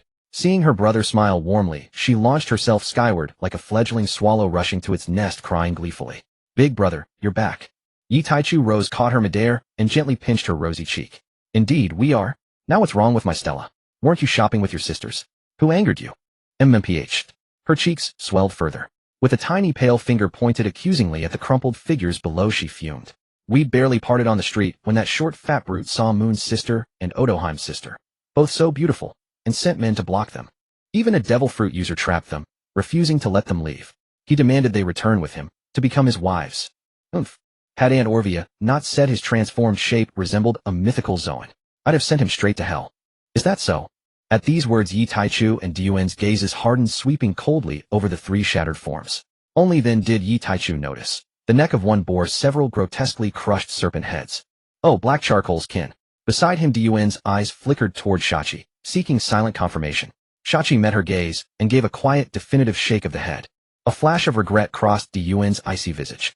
Her gaze sharp as frost-laced steel locked onto the fallen figures. "Too bad. They'll die too quickly. No time for proper torment." Yi Taichu's eyes turned glacial as he fixed them upon the black-scaled serpent. With a single wave of his hand, the bodies vanished. Moments later, a young ninja in full shinobi garb returned bearing several devil fruits. Yi Taichu surveyed the fruits now resting before him. The snake fruit, mythical Zoan variant. Yamada no Orochi form. The mimic fruit. And the barrier fruit. He lifted the mythical Zoan fruit, disdain curling his lip. Such transcendent power squandered by that wretched black charcoal. His gaze then swept across the women who had yet to consume any devil fruit. He pondered whom among them should receive the barrier fruit, its potential exceptional, ideally suited to his companions. After a pause, his eyes settled upon Orvia. Lifting the fruit, he smiled faintly. "Orvia, here. Eat it. This barrier fruit generates an absolute shield, perfect for you. In unforeseen danger, you'll be able to deploy it to protect yourself and others." "Yes, master." Orvia offered no further comment. Her captain's decisions were always purposeful, always just. The other women watched in silent, tender admiration. Teal sighed softly, wistful. Each one savored their devil fruits, as though tasting ambrosia itself. She recalled her own cloud fruit, and smacked her lips thoughtfully. Well, perhaps devil fruits weren't so unbearable after all, not when they carried the essence of his love. Miss Bakken stood nearby, her expression soft and beguiling, a warm, loving light dancing in her eyes as she gazed upon the man seated at the helm. 3 months prior, Miss Bakken had consumed the bat fruit mythical Zoan variant, vampire form. The transformation moved her to tears. After all, it was an exquisitely rare mythical Zoan brimming with extraordinary power. And yet her captain entrusted it to her without hesitation. That very night, Miss Bakken showed Yi Taichu precisely how passionately a devoted little vampire could express her affection. These women had transformed even the most eerie and potent mythical Zoan powers into something uniquely vibrantly theirs. After the exuberant revelry subsided, the women aboard the ship floated silently in the pool, gazing up at the azure sky above. Yi Taichu cradled the little mermaid and Stella in the water, quietly calculating their collective gains over the past year. First himself, he had steadily cultivated for a full year, and his cultivation had naturally ripened into the rank of Rear Admiral. In terms of combat prowess, he had sparred with several of the women aboard, and currently he could hold his ground for hours against candidates vying for the rank of Vice Admiral without defeat. That was already formidable. On these vast seas, Rear Admirals constituted the upper echelon of naval might. Vice Admirals stood among the absolute apex of power, while true Vice Admirals, and those ranked even higher, were legends, celestial ceilings beyond mortal reach. Across the entire world there were but few who attained such heights. Gion and Stussy too had seamlessly ascended to the rank of Vice Admiral candidates. Yet both achieved this rank primarily through the physical augmentation granted by their mythical Zoan devil fruits, and their innate abilities, not through mastery of weaponry. Yuan's swordsmanship and Stussie's marksmanship remained at the level of supreme swordmasters, unbroken by the threshold of Admiral tier technique. Only when their weapon mastery transcends the Admiral threshold will they truly become full-fledged admirals. Between the two, Yuan's combat strength slightly surpassed Stussie's. Two reasons accounted for this disparity. First, Yuan's ability lent itself more naturally to direct combat, wielding greater destructive force. Second, her innate talent far exceeded Stussie's. Though their breakthroughs occurred within a narrow window barring unforeseen circumstances, even with the blessing of a mythical Zoan fruit, Stussie's ascent would likely culminate at the Vice Admiral rank. Yuan's potential, however, extended infinitely beyond that ceiling. She still had mountains yet to climb. Yi Taichu estimated that the three of them now possessed conquerors haki no weaker than Whitebeards or other legendary figures. Shaki, an elite rear admiral, had reached the zenith of her natural aptitude. Leveraging her surgery fruit, she could endure prolonged duels against Vice Admiral candidates. Miss Pekin, also an elite rear admiral and Stussie's genetic template, possessed no meager talent. Her caliber matched Shaki's almost precisely. Yet empowered by her mythical Zoan fruit, her latent potential could rise to the Vice Admiral candidate tier. Why then did Stussie as Pekin's genetic replica ascend to full Vice Admiral status, while Pekin remained only a candidate? The answer was simple. Stussie encountered Yi Taichu during the most critical phase of her rapid growth, and received the supreme blessing of a mythical Zoan fruit at precisely that golden age. Her soul remained unshackled, her conviction unwavering, a spirit no 30-something Pekin could rival. Yi Taichu's gaze shifted to Tyr and the others. Tyr, a Commodore, stood on the cusp of promotion to Rear Admiral. Through her extraordinary command and refinement of her Logia-type ability, she would not yield to ordinary Rear Admirals. Hodibe, a Lieutenant Commander, originally possessed a ceiling comparable to Shaki and Pekin. Yet having met Yi Taichu during her explosive adolescent growth phase, and later receiving the blessing of a mythical Zoan fruit, she would inevitably attain true Admiral rank even without genetic enhancement. Her future gleamed bright. He gently stroked the emerald-haired woman beside his left hand, Tsunami Toki. Tsunami Toki, a Rear Admiral.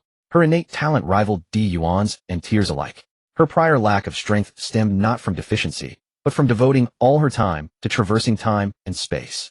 She had never trained seriously. Thus at 26 her power barely matched Tyr's from over a year ago. She could not even best Tyr in combat. A year earlier Tyr, unrestrained, could have overwhelmed two peak versions of Tsunami Toki simultaneously. A tender smile curved Yi Taichu's lips. Since joining their crew, this girl had trained relentlessly, determined to reclaim the years of cultivation she'd once squandered.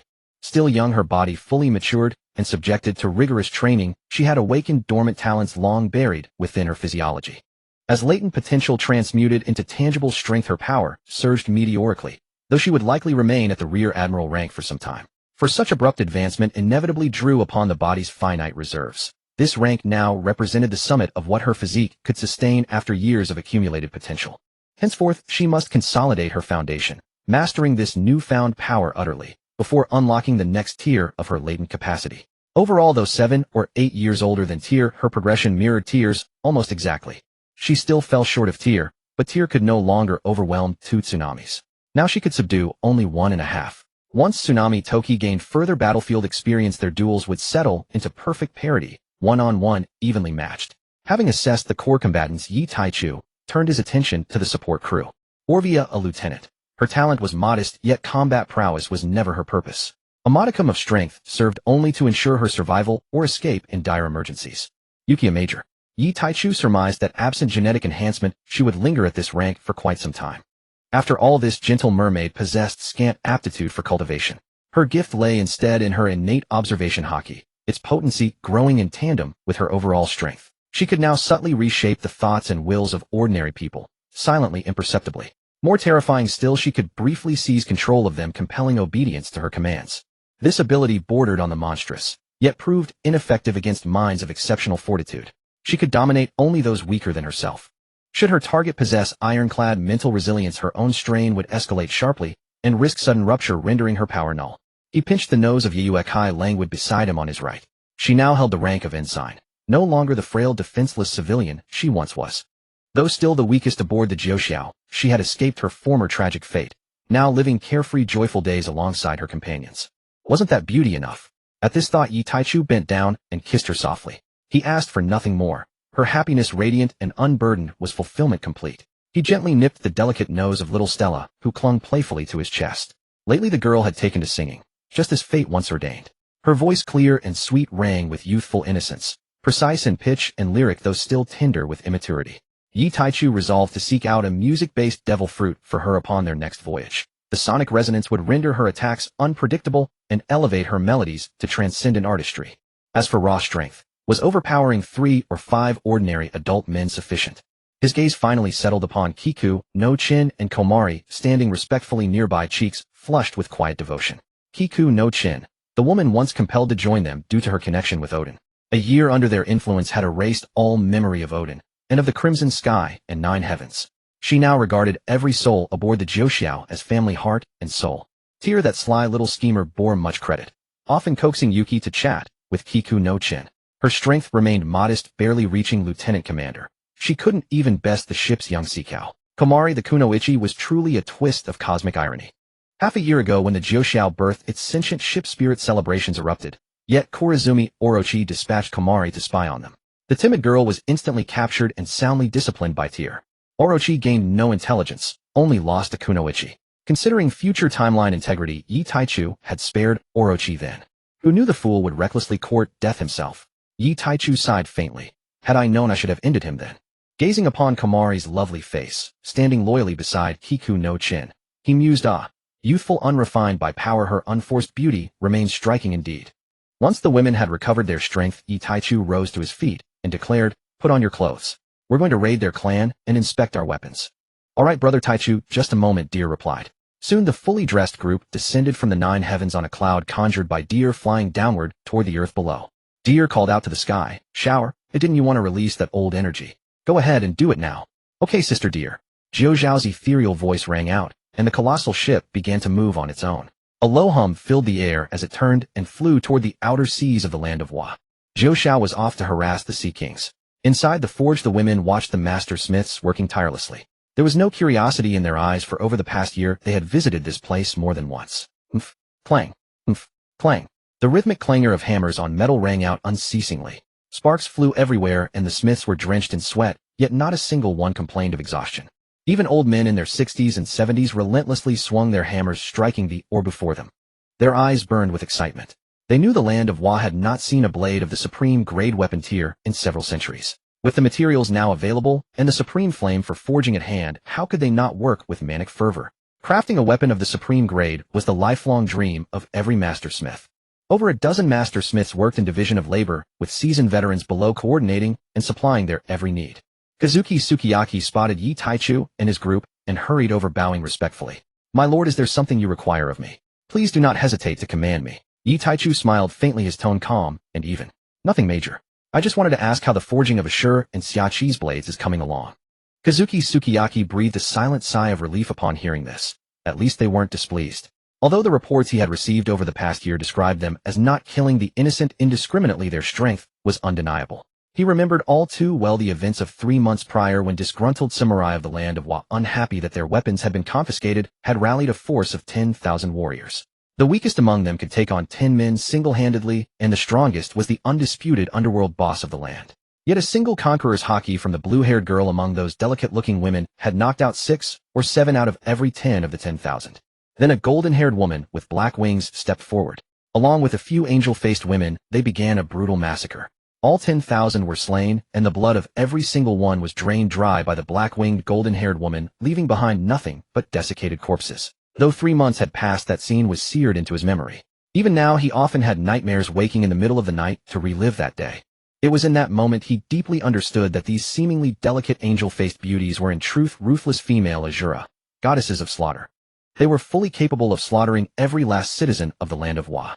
Therefore, despite the fact that they had no record of harming the innocent, he dared not let his guard down. The 4 great families and the master smiths, equally shaken by that display, no longer dared to entertain any treacherous thoughts. These reflections flashed through Kazuki Sukiyaki's mind in an instant. Kazuki Sukiyaki hastened to reply, My lord, the weapons for the 2 young ladies have been forged. Furthermore, since Lady Tatsuki's blade Autumn Dew was already a great sword of the finest material, it has been thoroughly refined and has fully ascended to the supreme grade tier. Oh, Yi Taichu glanced somewhat surprised at the Autumn Dew that had been brought before him. He gripped its hilt and drew it. A crisp ring echoed as a cold gleam flashed across the faces of those present. In that instant, everyone in the forge felt a sharp, piercing aura fill the entire space. The blade quivered slightly and Yi Taichu's hand found dewdrops forming upon its golden patterned surface. Moi. Yi Taichu's expression turned serious.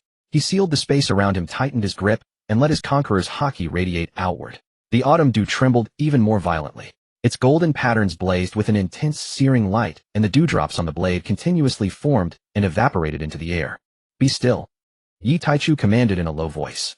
The autumn dew gradually ceased its trembling, and the golden patterns on the blade no longer emitted their scorching glare.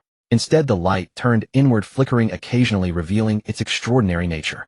Only then did everyone present finally see its current form, a flowing cold gleam shimmering along its edge. The golden patterns on the blade exuded an air of mystery and beauty. Yi Taichu stepped out of the forge and unleashed a flying slash toward the sky. Whooshed! A colossal slash 500 to 600 meters long tore through the air, splitting the space itself before cleaving into the clouds above, as if it could rend the very heavens in two. Yi Taichu nodded, satisfied with the blade. After all, he hadn't even used a fraction of his true power. Clang! He sheathed the sword and handed it to Toki Tatsuki, who stood behind him, his expression gentle and his voice soft and magnetic. Here, Asher. Tatsuki received it, drew the blade with a ring, and examined it closely. It gave a single tremor in her hand, and then fell still. Perhaps it recognized its original owner, for the autumn dew showed none of the fierce reaction it had displayed in Yi Taichu's grip. This blade recognizes its master. Deer's amazed voice piped up from beside Tatsuki. Yi Taichu signaled for Kazuki Sukiyaki, who was at the very back, to explain.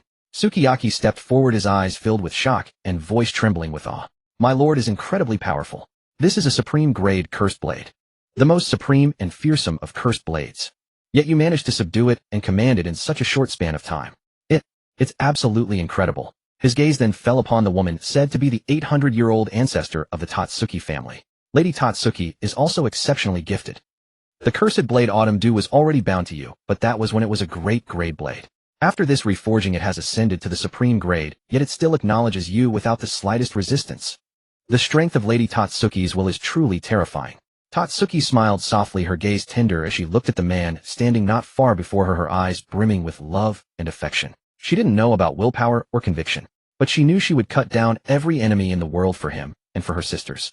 A sudden deep hum vibrated through the air.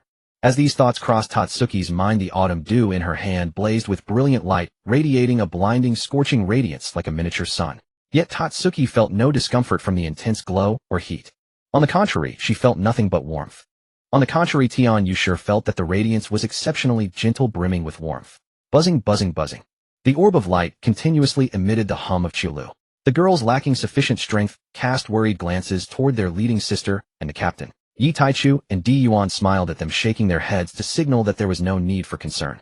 They were not strong enough and had not yet awakened observation haki, so they could not discern what was happening inside. However, those who possessed observation haki could clearly perceive the situation. The evolved cursed blade Chulu hummed incessantly, while their sister Tian Yushir listened quietly with a gentle smile on her face.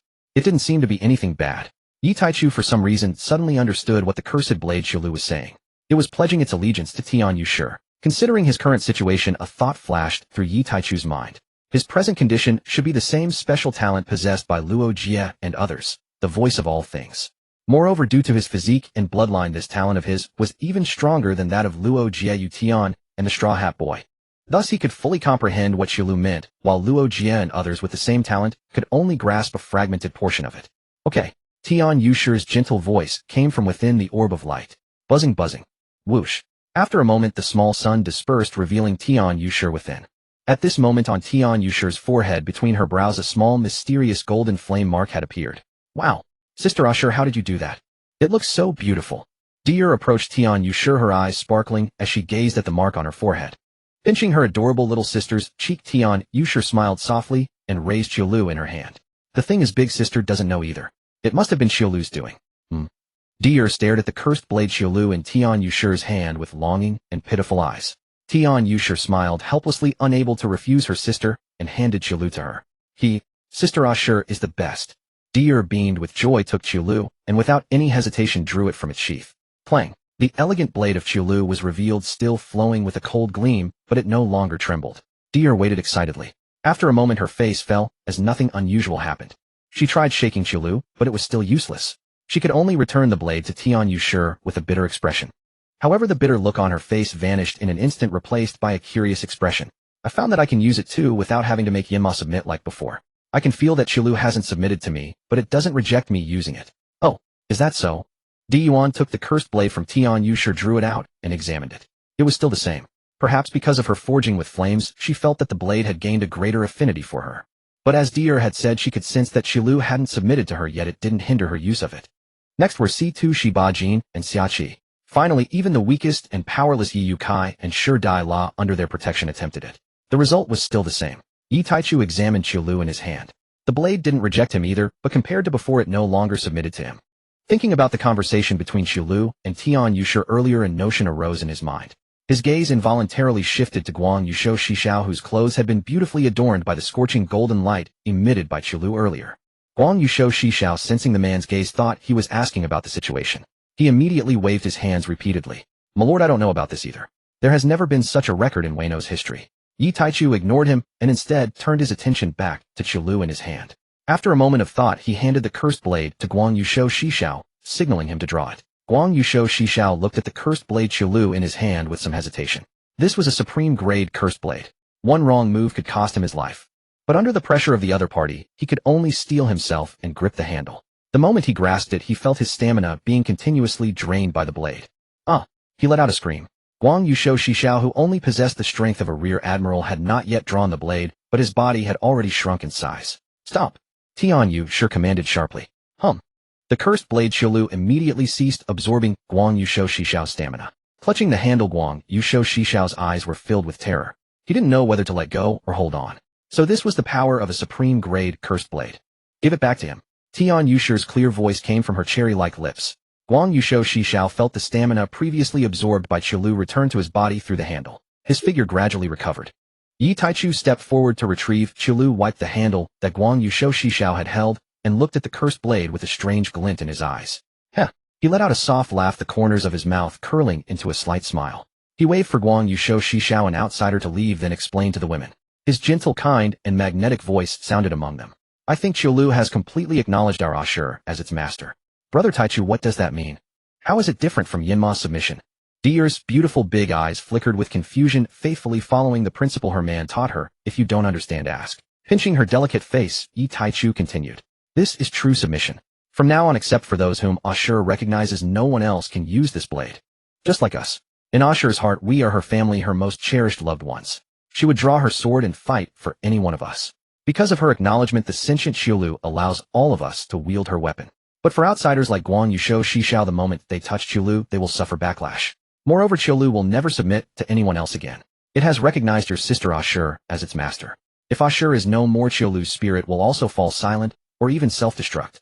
Dier bit her index finger, looking utterly adorable. That's wonderful. I might want a weapon like that too." C2, she gently rubbed her head and said softly, "Don't worry, it will happen. Our Dier is so amazing, a mere exclusive weapon is nothing." You're so kind, big sister." Dier looked at C2, she with a beaming smile. "It would be even better if you let me tie your tail into a knot next time." Thump. C2, she smiled didn't fade as she gave the mischievous imp a rap on the forehead.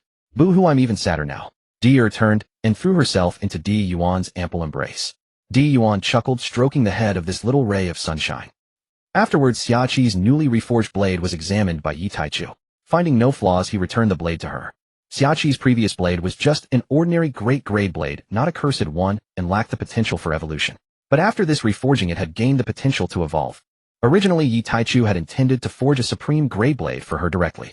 However, Xiachi said she had used this blade for decades and was accustomed to it. Switching to a new blade would require getting used to its temperament again, which would not be worth the loss. Thus, the only path left was to reforging it to give it higher potential.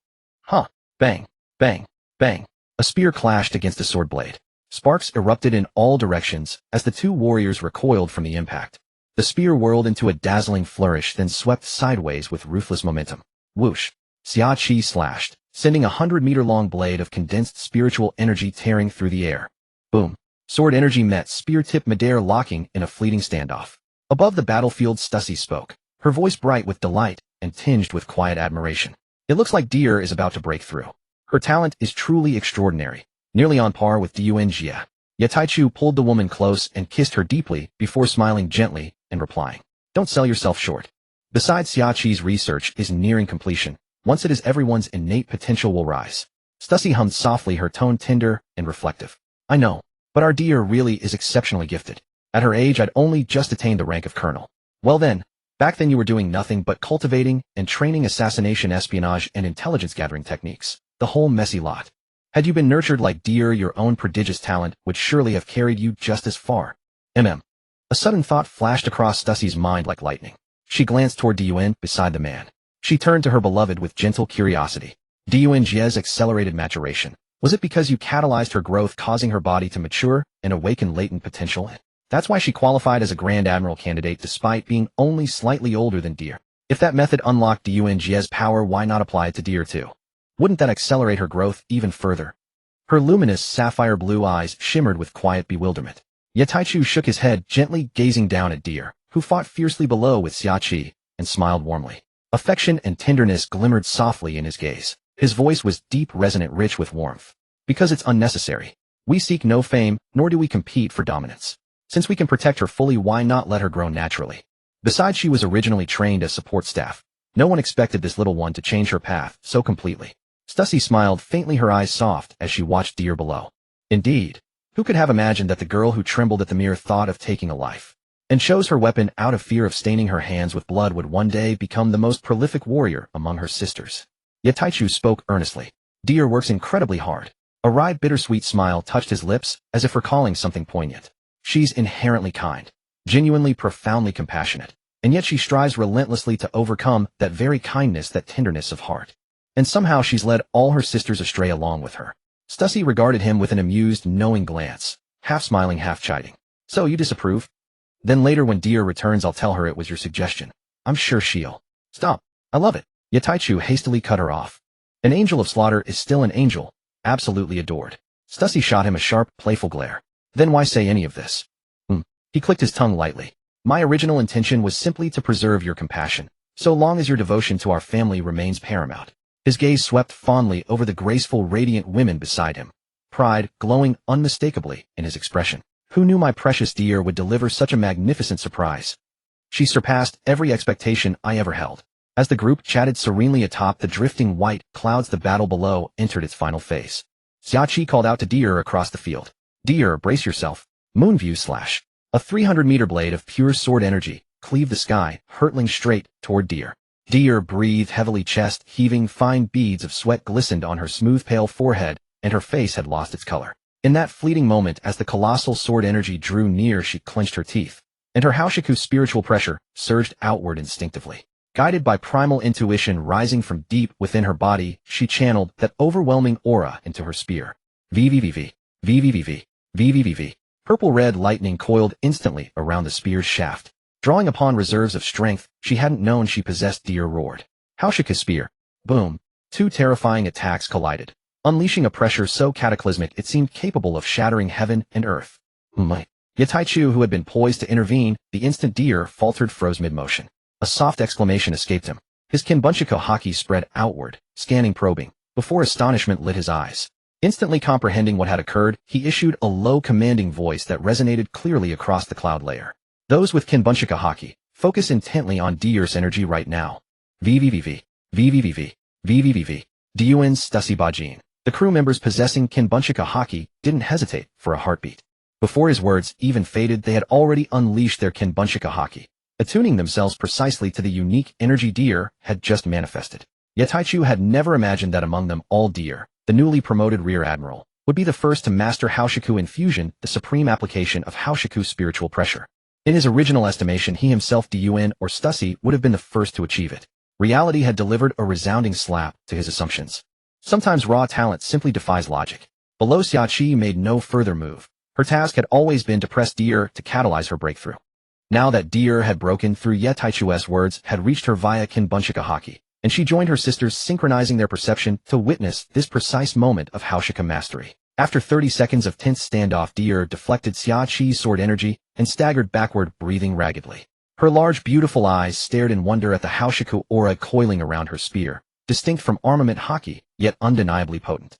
Her clever mind couldn't grasp how her Haoshiku had bound itself to her weapon. Still, this power is incredible. A radiant smile curved her lips, her eyes crinkled into crescent moons brimming with pure joy. She lifted her gaze toward the vast white clouds above, and soared upward using moonwalk. In this moment she refused to rely on technique. How could she not flaunt her newly awakened strength? If she didn't make it obvious, how would Taichu Gij remember to praise his dearest, most adorable deer? She arrived before she was seen, her voice arriving first. Taichu Gij, I broke through. Whoosh. Yet Taichu caught her effortlessly, the moment she closed the distance using Rokushiki's shave, then gently tapped her delicate nose. I saw. Our deer is amazing. Tonight, I'll reward you. Let you braid 9 of Stussy Jejia's tails into a plate. Deer's eyes sparkled with delight. Truly. Absolutely. When has your captain ever lied to you? Last time you said 906 you lied. And you claimed, even tigers spare their young. Yet Taichu's exact words, even tigers spare their young. But my child. Delicious. Brother Taichu, what kind of power is this? Can Conqueror's Haki really be used this way? Deer's delicate white hand produced a dagger upon which coiled the technique she had just comprehended.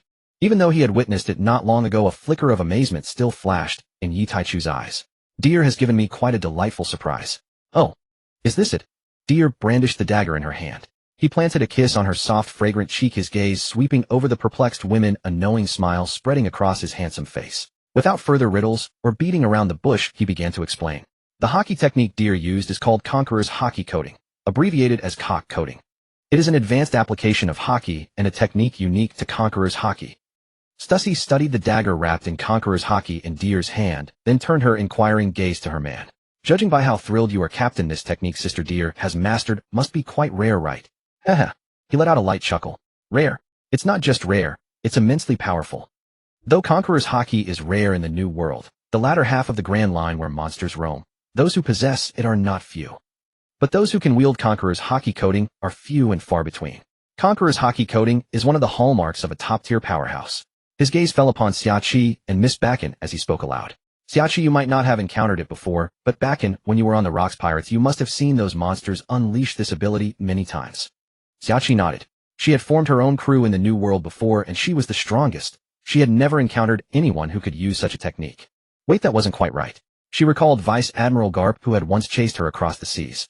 Captain, does that Garp fellow have this ability? Yi Taichu had almost forgotten that Xiaoqi had also been pursued by Garp back then. Yes, both Garp and Fleet Admiral Sengoku possess Conqueror's Haki. As top-tier powerhouses of the seas, they naturally master this technique as well. A look of sudden realization dawned on Xiaoqi's face.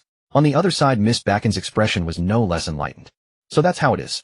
I always wondered why, when everyone was on Rock's ship, the Haki those monsters coated on their weapons felt different from that of the other division commanders. They never said what it was.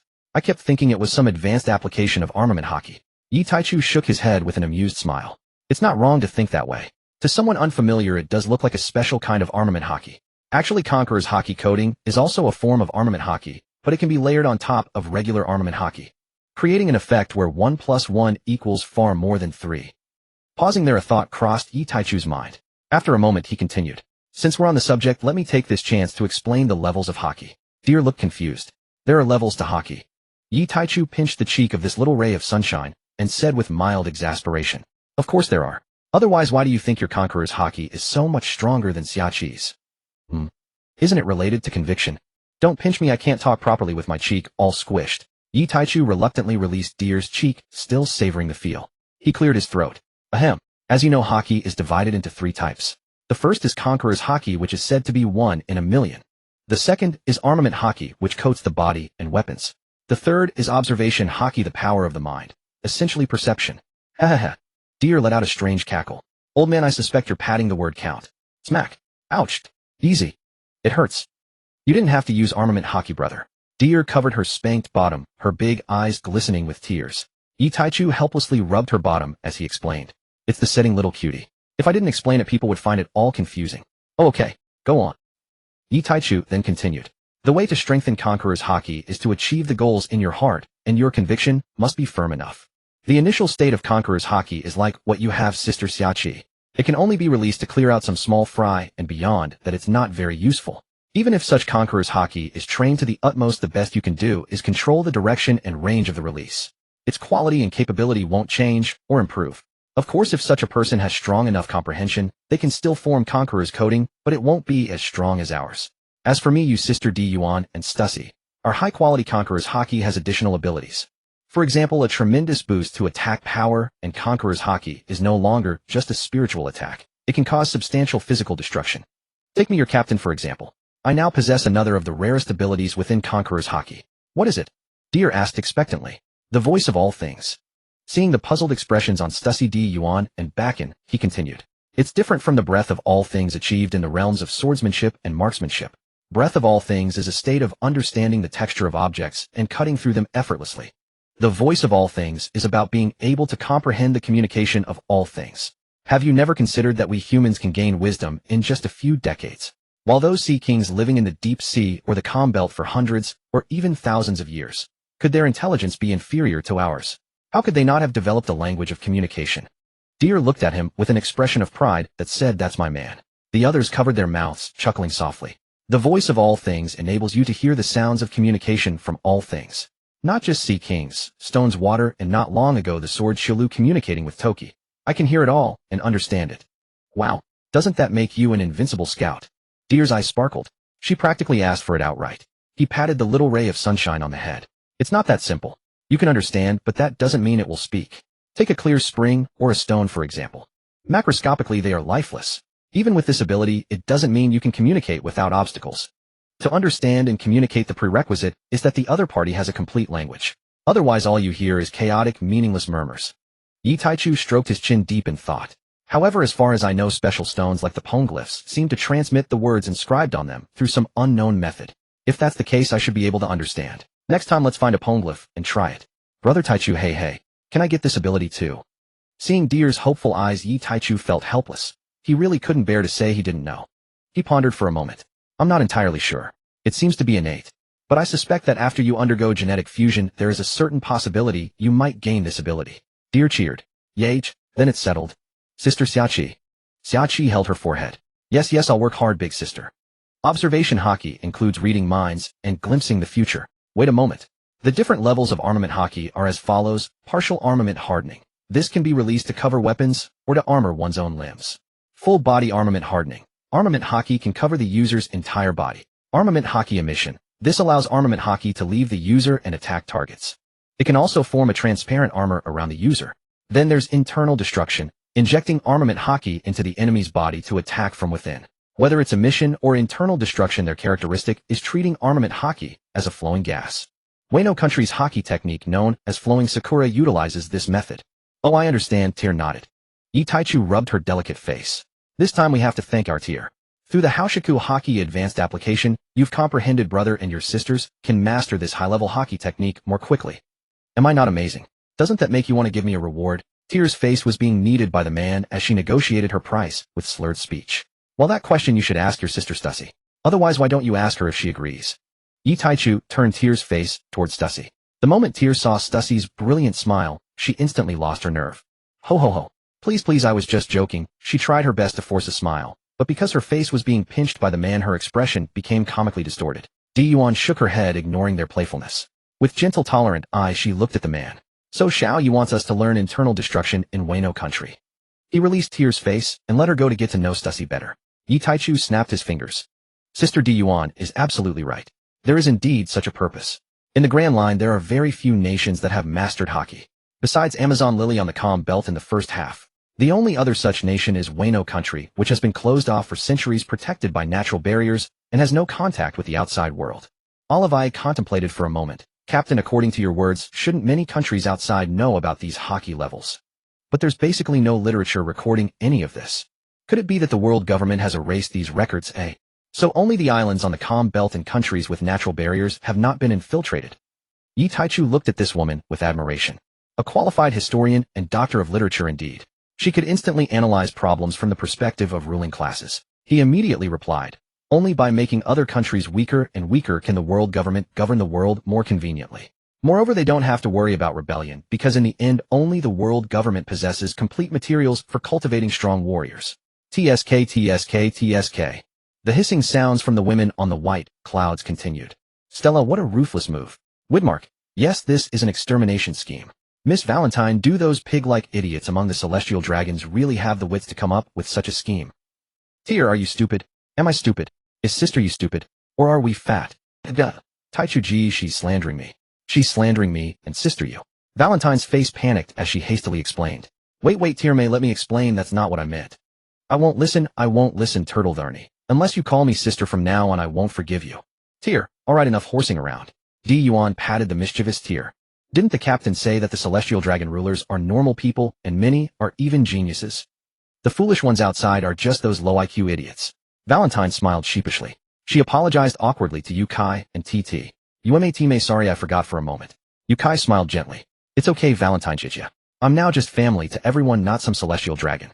That's all in the past. The moment the captain brought me back, all of that ended. So there's no need for sister to apologize. As for Tyr, you should know her personality. She was just playing with you. Tyr cleared her throat and said seriously, cough, no, I've really always wanted to be the older sister. Alright, stop it. We're discussing serious business here.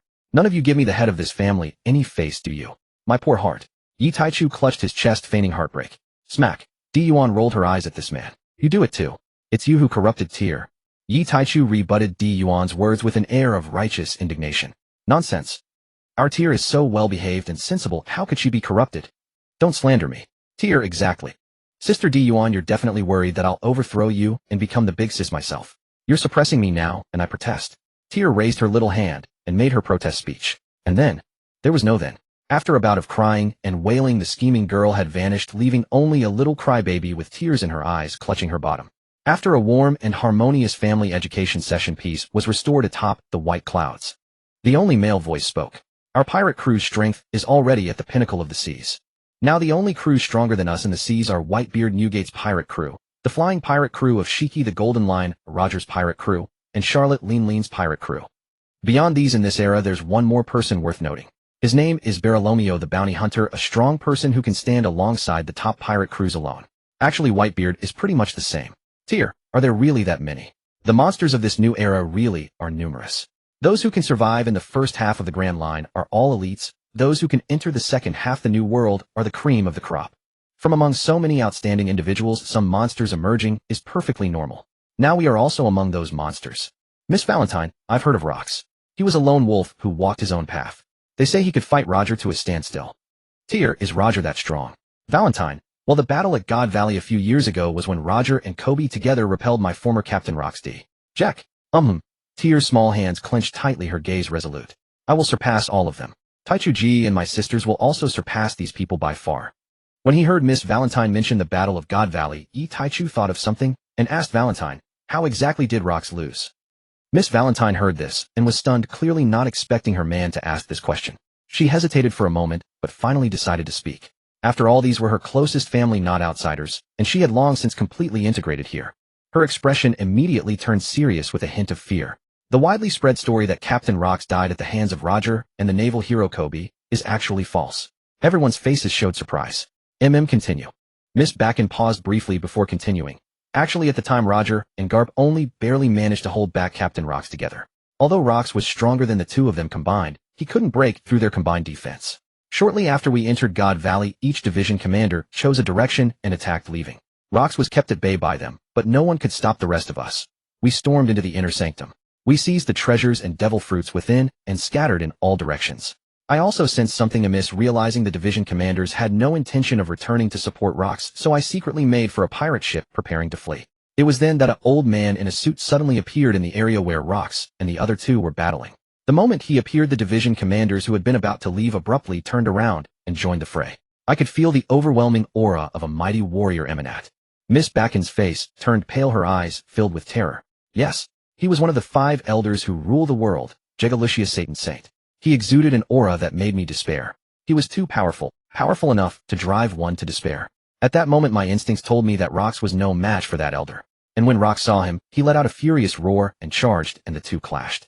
Rox was clearly outmatched. He was already weaker than his opponent and unfamiliar with his abilities. Before long, he was wounded by the elder's bizarre powers. Then the division commanders took over, fighting the elder in his stead. Meanwhile, the wounded Rox was cornered by Garp and Roger. After that, I knew no more. I was too far away beyond the range of my observation hockey. Besides, I was terrified and didn't dare go back. Afterward, word spread across the world that Roger and Garp had defeated the pirate overlord Rox.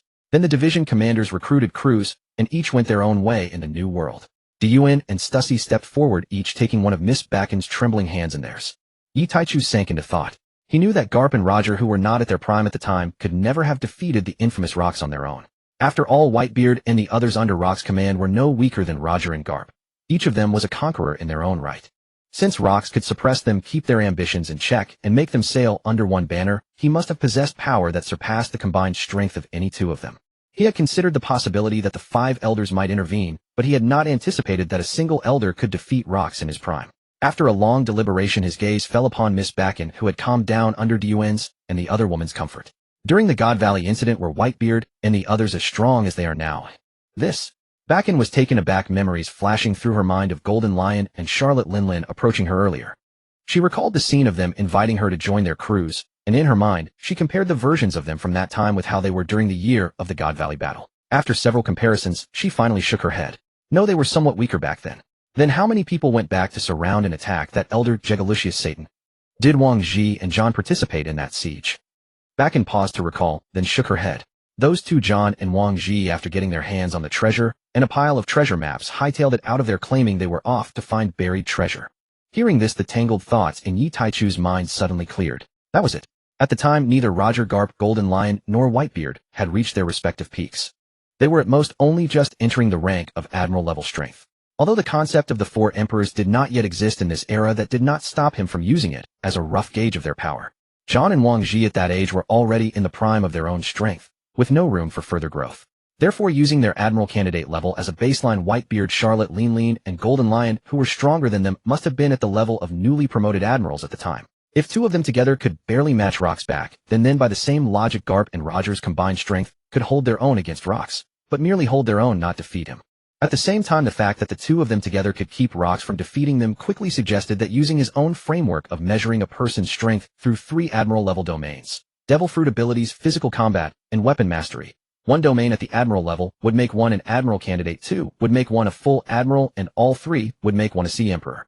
This meant that Rock's back then was slightly above the Emperor level, but not powerful enough to completely crush 2 Admirals at once. Subsequently, because he was unfamiliar with the Devil Fruit abilities of that old Elder Jegalucius Satan, he was wounded by him. This indicated that although Satan was stronger than Rock's, he was not so overwhelmingly strong that he could defeat Rock's at will. This was further corroborated by Bakken's account of the 3 division commanders, Whitebeard and the others, joining forces to hold their ground against Satan. Given their individual personalities and mutual conflicts, they could never have achieved perfect coordination. Putting it all together, the true strength of the Elder Satan was laid bare. Satan's power was at best equivalent to that of 2 Sea Emperors combined. At the very least, he had the strength of 1.5 Emperors, at most that of 2 full Emperors. The reason for this wide range was that he did not know exactly how poorly Whitebeard and the other 2 would coordinate in battle. Although he did not know the exact strength of the other 4 elders, based on the conclusions drawn so far, it was likely that their power levels were not too far apart, essentially on the same tier. But no matter who it was, each of them was at least at the Emperor level from the very start. At the same time, Yi Taichu realized with clarity that the upper limit for humans in this world was essentially the Emperor level. After all, every one of the 5 elders had lived for centuries. The fact that they had remained at the Emperor level for hundreds of years proved that this was the ceiling for humanity in this realm. However, every world also inevitably harbors a few monsters capable of breaking such limits. That so-called sun god Nika, Joy Boy, and Emu, if nothing unexpected happened, were exactly such anomalies. As for himself, he could break those limits because his body had been meticulously reshaped by a demon, with both his bloodline and abilities being of the highest caliber. And he was no longer entirely human. He was a human demon. This was what gave him the confidence to shatter the world's constraints. Theirs, on the other hand, was a limit broken purely through their human bodies and genetics. At this thought, Yi Taichu let out an exclamation of admiration. Truly terrifying talent. What terrifying talent? Xiaoyu, what are you thinking about? Yuan heard Yi Taichu's exclamation beside her and turned to ask. Yi Taichu smiled. It's nothing. I think I roughly know the 5 elders' strength now. Having said that, he glanced at Miss Bakken and shook his head slightly. That girl was truly frightened out of her wits back then. The captain she believed to be invincible had been easily defeated by the 5 elders, though it was partly because Rox D. Gecko didn't understand their abilities. But the fact remained that he was defeated. No wonder she disappeared for so long in later years, just to nurture a monster with supreme talent. In the end, she raised a fool. Her own originally respectable strength was completely abandoned. Yi Taichu thought if he were to be easily defeated by someone in the future, what kind of blow would that be for Tier, who had always admired and believed in him, for Stella E.G., and for all the girls on the ship. And if he were killed, wouldn't these silly girls risk their lives to avenge him? Thinking of such terrible consequences, Yi Taichu felt a chill in his heart. He silently warned himself to be cautious. He must not stumble in a gutter. Neither outcome was acceptable, whether for himself or for his crew. All these thoughts flashed through his mind in an instant. After coming back to his senses, he concealed the matter of Im and shared his speculation with all the women. So here's the situation. Here's how it is. Tyr clenched her small fist with a determined expression. I see, so it's above Emperor level. I will reach that level. Stella provided a reality check. Tyr's sis brother said it's above Emperor level by about 1.5 or 2 or 3 ranks. Thump. Ow. After a moment of silence on the white cloud, Stella's pained cry rang out. Tyr's voice came filled with frustration at her disappointing behavior. That's still Emperor level, isn't it? And Taichigij will definitely be even stronger than me. No any di Yuanjia and Satsuwashi Jithin. E.g. the Little Mermaid Beauty spoke up timidly. Tyr. Thump. A moment later, E.g. and Stella were crouching in the corner of the white cloud, silently rubbing the swollen bumps that had formed on their heads. Tyr, who had struck them now, wore an ingratiating smile. Of course the two sisters are definitely stronger than me. How could TTI, raised under the loving care of her sisters, dare to surpass them? Ho ho ho. I didn't say it earlier because I simply placed my sisters ahead of me by default. It's definitely not because I wanted to play with your tails and wings. You both know that I Nefeltari TTI am simply not that kind of person. Di Yuan and Satsuwashi ignored this little schemer who had laid bare all her thoughts. Their gazes met Yitaichu's. Both their eyes revealed determination and tenderness. Then they smiled at each other. Afterward, Di Yuan scanned the area and found Shuki. Her gaze turned serious. Shuki, what's still needed for the gene experiment? Is there anything I can help with? Shuki understood what the vice captain meant. Because the enemy was too powerful, there was pressure. She shook her head without any hesitation, her tone carrying a hint of cheerful excitement. Almost everything is ready. Now we're just missing the final step. Catching sea kings to experiment on, then finding humans for live trials. I was planning to help Tyr break through, and then catch some unlucky fellows to do live trials. Di Yuan nodded. Then let's split up. I'll go to the outer sea to catch sea kings. You catch people in Wano. Di Yuan kissed her man and prepared to fly up. Shuki agreed. All right, Di Yuanjia. What is it? Di Yuan stopped with her wings spread, looking at the other woman questioningly. Shuki smiled. Some of my little pets are in the outer sea. I can contact them to bring back some small sea kings and fish. As for sister, try to bring back larger sea kings so we can see where the upper limit of the gene improvement lies. All right. Satsuwashi and Bakken rose into the air right behind her. We'll go too. We can bring back a few more. Yitaichu watched the scene quietly without saying anything. He understood their intentions and knew their decisive nature.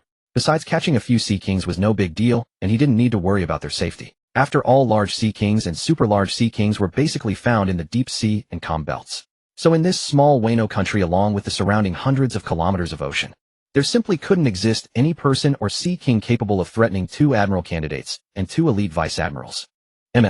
Tyr watched their departing figures. She tilted her head and said disappointedly, I want to go too, but the mission requirements are too low. She rubbed the little schemer's beautiful hair. Yitaichu spoke softly. All right, they're enough for that. Let me take you all to find devil fruits. Want to go? Tyr and the remaining women brightened up. Tyr exclaimed excitedly. Really? Taichigij won't trick us, right? He looked at the expectant women and smiled gently. Of course I wouldn't trick you. He patted Tyr's head and said loudly. Let's go. Heading for Kuri's Hakamai village. All right. They had been flying through the sky toward Kuri for quite a while when Tyr looked back shyly at the man. Taichigij, where's Hakamai village? Yitaichu scratched his head. This question he didn't know either.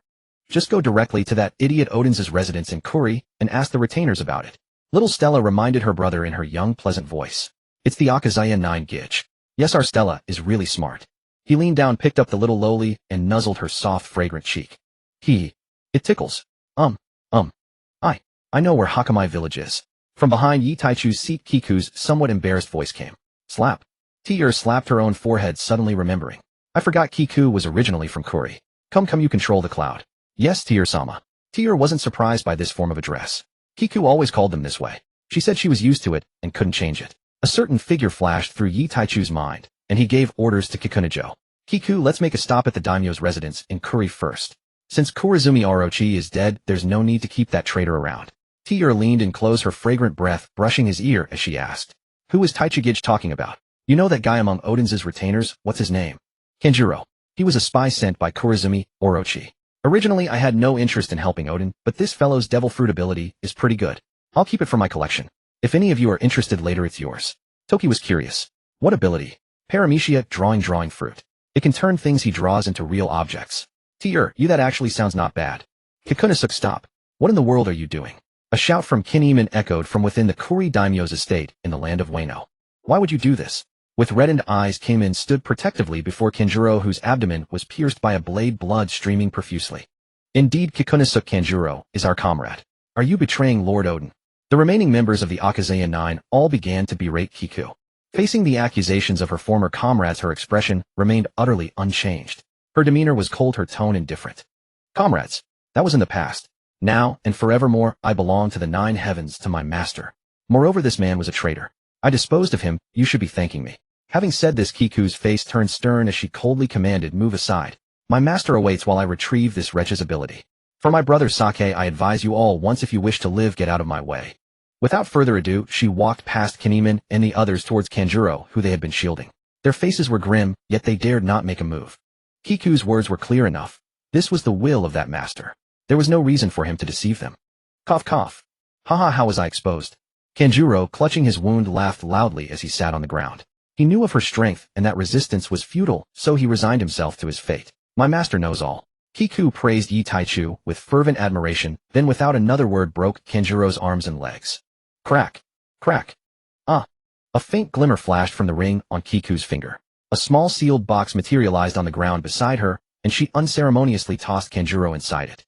This small box was a compact prison made of pure sea stones specially crafted by Ueno's artisans after the Blackbeard incident on Yi Taichu's orders. Its purpose was portability, allowing him to neutralize devil fruit users anytime, anywhere. The women's storage rings had also been remade into a uniform sky blue color with a golden dragon head emblem at the center. Nearly every woman on the ship had one, and even the lead sea cows carried these small prisons. Minutes later, Kiku held a devil fruit the size of an ordinary apple marked with mysterious patterns. A white cloud formed beneath her feet, and carrying the limp Kanjuro, she soared towards the pristine clouds in the sky. She walked swiftly towards the solitary figure of a man in the clouds. Master, I have succeeded. Bowing deeply, she offered the fruit with both hands to the man seated. Yi Taichu took it, sighing with a touch of helplessness. Have I not told you that such formality is unnecessary? Kiku replied with a grave expression. No, I am merely your maidservant. There must be a distinction in status. I cannot overstep my bounds. That was just Tear's little joke. No, I believe Lady Tear's decision was correct. To be your maidservant is the greatest honor of my life. He held his forehead, finding it rather troublesome. This girl was just too stubborn. Well, no matter. Everyone on the 9 heavens was family. No one would truly treat her as a servant. He said with a resigned tone, suit yourself then. With a wave of his hand, he signaled the headstrong girl to steer the cloud. Yi Taichu stored away the devil fruit, then retrieved the rumble fruit from his pocket dimension, which he had kept for a long time. He had previously intended to replace Tear's current cloud fruit with this one. But after careful consideration, it didn't seem quite right. This rumble fruit was more suited for a violent soul like Yamato. Although Tear's fighting style was similar, and the fruit would greatly enhance her abilities. But his gaze fell upon Tear, who was in the distance on the cloud playing mahjong with Kazuki Toki and the other women. Tear sensed his gaze, lifted her face covered with paper strips, and smiled at him. His own Tear was so adorable, her smile, so warm and gentle like a little angel. Decision made. Though the thunderous spear was cool, it didn't fit the image of his ray of sunshine. Tear.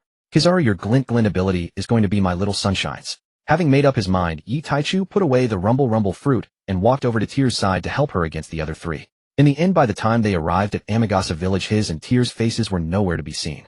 Both faces were shyly hidden behind a cascade of paper strips. Seeing the 4 concealed triplets and the grand 3 dragons combo on the other 3 players' hands, Yi Taichu covered his own unformed hand. Holding Tear, he stood up nonchalantly. Come on, let's go on an exciting fruit adventure. What's so fun about mahjong? Little Stella and Otoheim peeked at the tiles he had covered. Giggle. Big brother is cheating. Nonsense, the game isn't over yet. How can you call it cheating? I bet you I can draw a tile right now and be 1 tile away from winning. The next draw will definitely complete my hand, you'll see. Brother is just being polite to your sisters. Yi Taichu peeled the paper strips from his and Tear's faces, calmly bluffing to the 2 little girls. Stella bit her finger and tilted her head. I don't believe you. Is big brother not good enough? Hey, a man can't be called not good enough, especially not by a little girl like her. Unable to bear the suspicion, Yi Taichu immediately drew a tile. A 5 of bamboo. He was pleased internally but maintained a confident facade. See, am I not 1 tile away from winning now? Watch the next draw. Brother is definitely good enough. He casually discarded the excess 8 of bamboo. Mahjong. Pure gold, all 1 suit. Big 4 wins. What the heck? Yi Taichu stared in disbelief as all 3 opponents revealed their hands simultaneously.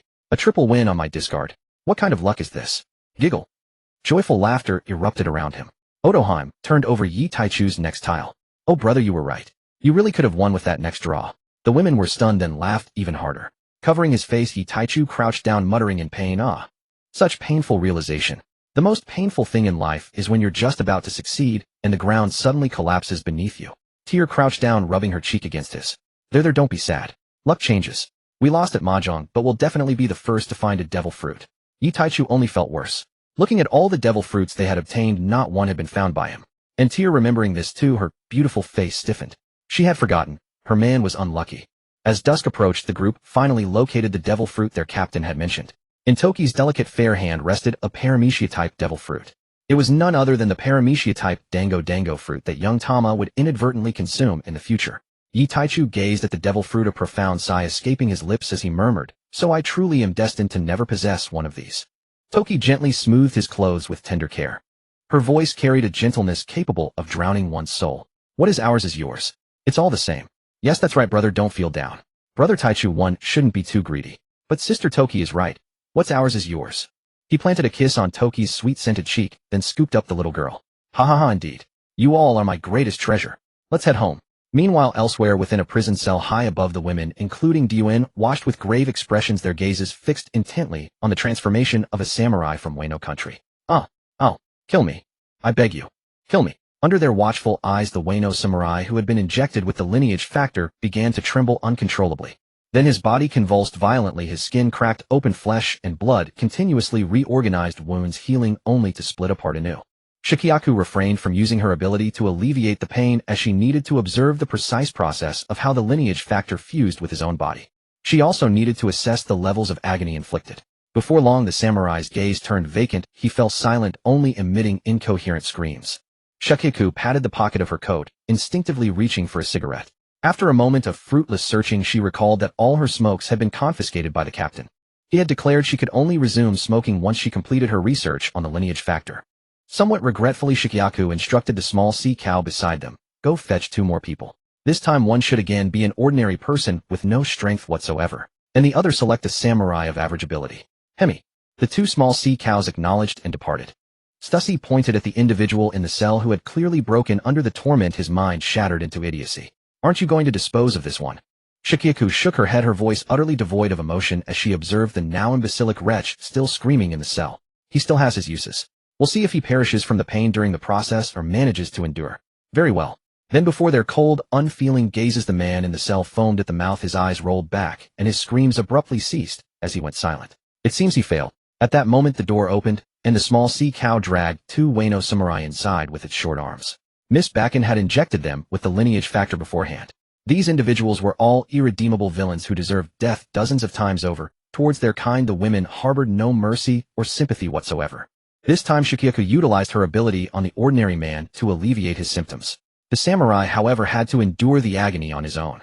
His reaction was nearly identical to the first ordinary subject, but unlike the previous one, he retained his sanity for a while longer before succumbing to idiocy. A small notebook appeared in Shikiaku's hand as she recorded all these observations. With a wave of her hand, 2 more individuals were brought in for the human experimentation. Footsteps echoed through the cell, filled with screams. The women turned to see who approached. "Why have you brought all the sisters here? Indeed, what occurs here is hardly suitable for the others to witness." Yi Taichu, holding Stella and Otoheim in his arms, shrugged helplessly. "I didn't want to bring them either, but they said since we're all family we should share any burden together. They couldn't bear to let you elder sisters face it alone."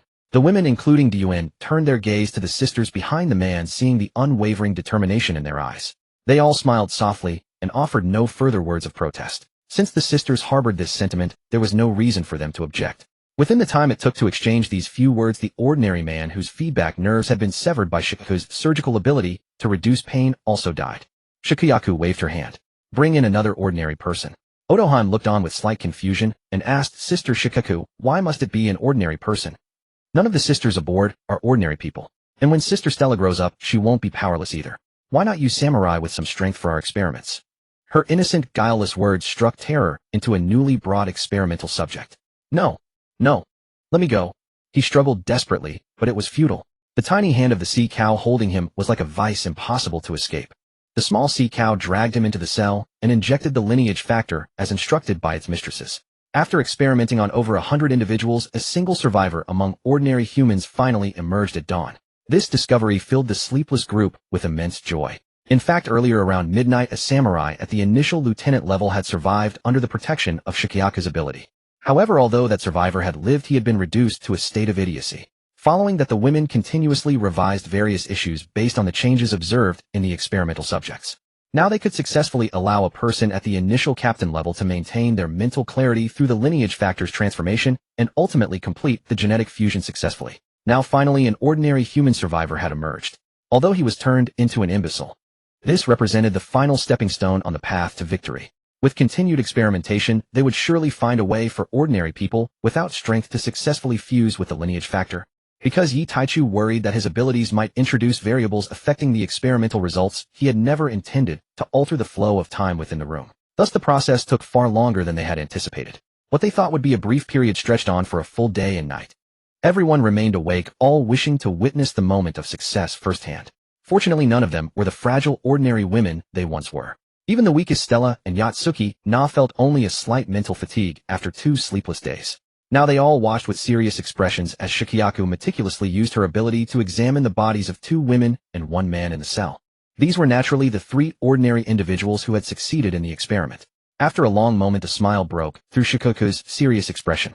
She turned to face the captain and sisters who had been waiting anxiously. Her voice was filled with excitement. "We did it." The women cheered, "Yay." Moi. T directly showered Shikiyaku with a kiss. Then she ran back and covered her beloved brother Taichu's face with a sloppy kiss. All right, girls, go to sleep." Yi Taichu, Gion, and Stussy spoke simultaneously, urging the sleepless women to rest.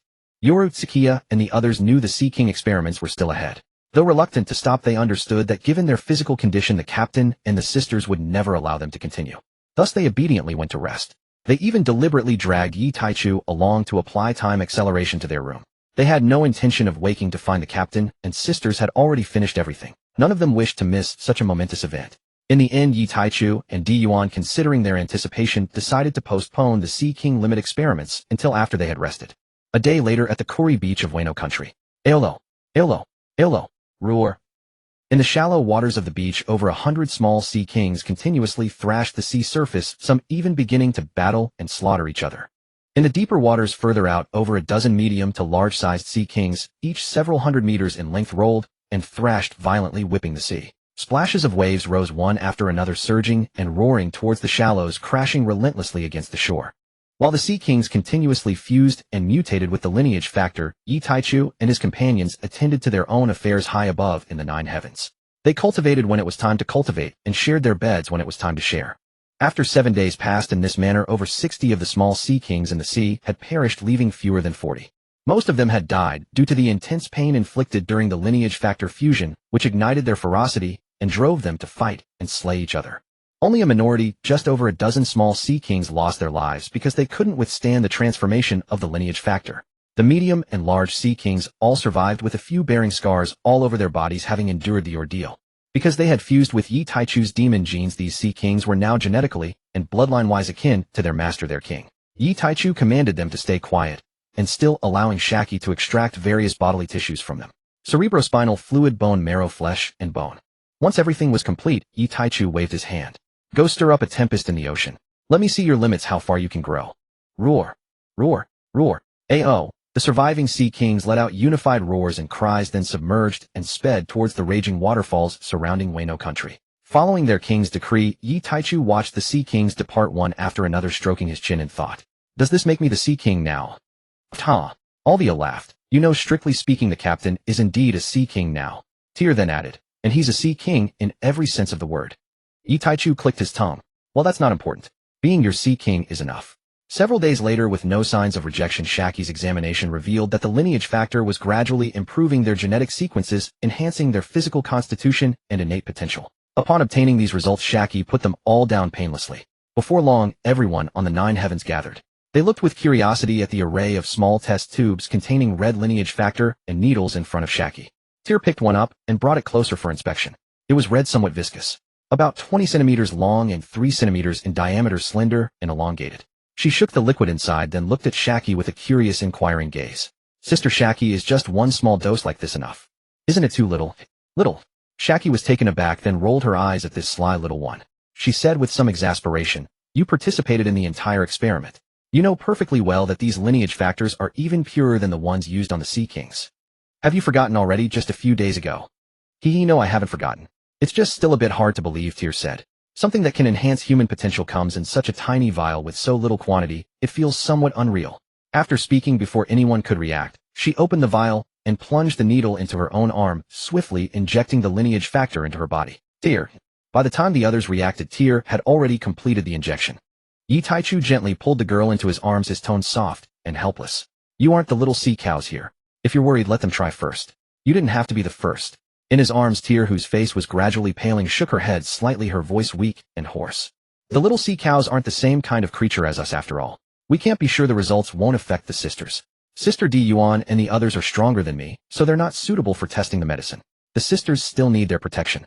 My strength is just right. I won't cost us our high-end combat power, and if the medicine goes wrong, my physical condition can hold out until you and the sisters save me. A pale, sickly but willow-graceful smile appeared on Tear's bloodless face. Then she turned to Shaki, who was preparing to use her ability, and said, Sister Shaki, don't use your ability on me.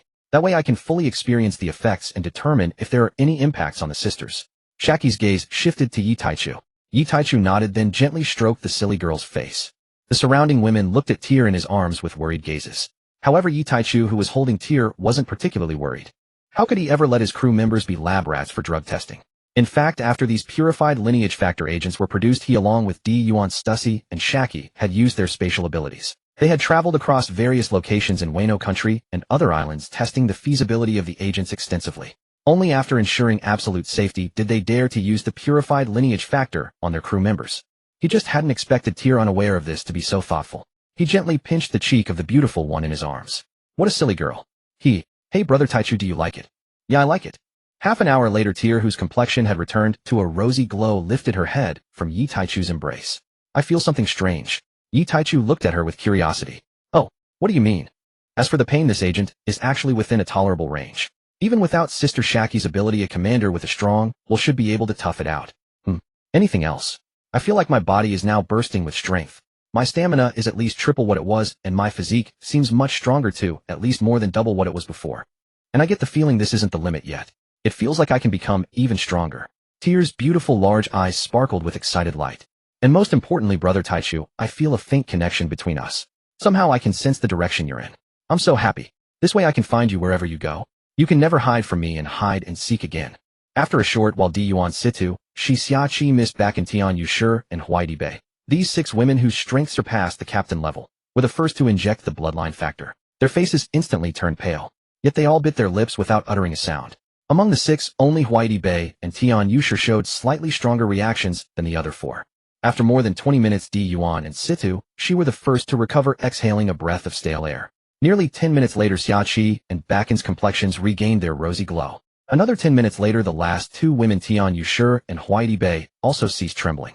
Their faces gradually regained their rosy complexion. Well, it seems all succeeded. Yi Taichu nodded.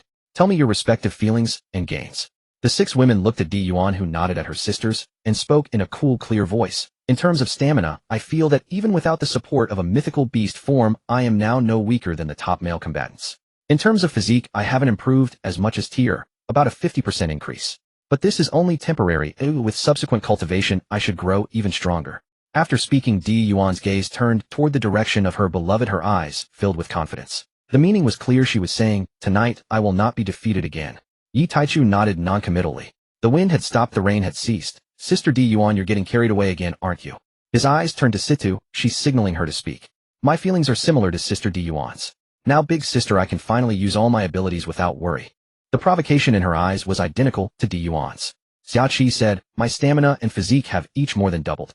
My vitality is terrifyingly abundant. Furthermore, I have vaguely sensed the direction toward greater strength. I think it's because my potential has been elevated by the bloodline factor. Before meeting the captain, my strength had not improved for a long time. After that, I still couldn't feel any progress. But now I can clearly sense that I can still become stronger. Miss Backen said, Captain, I feel the same.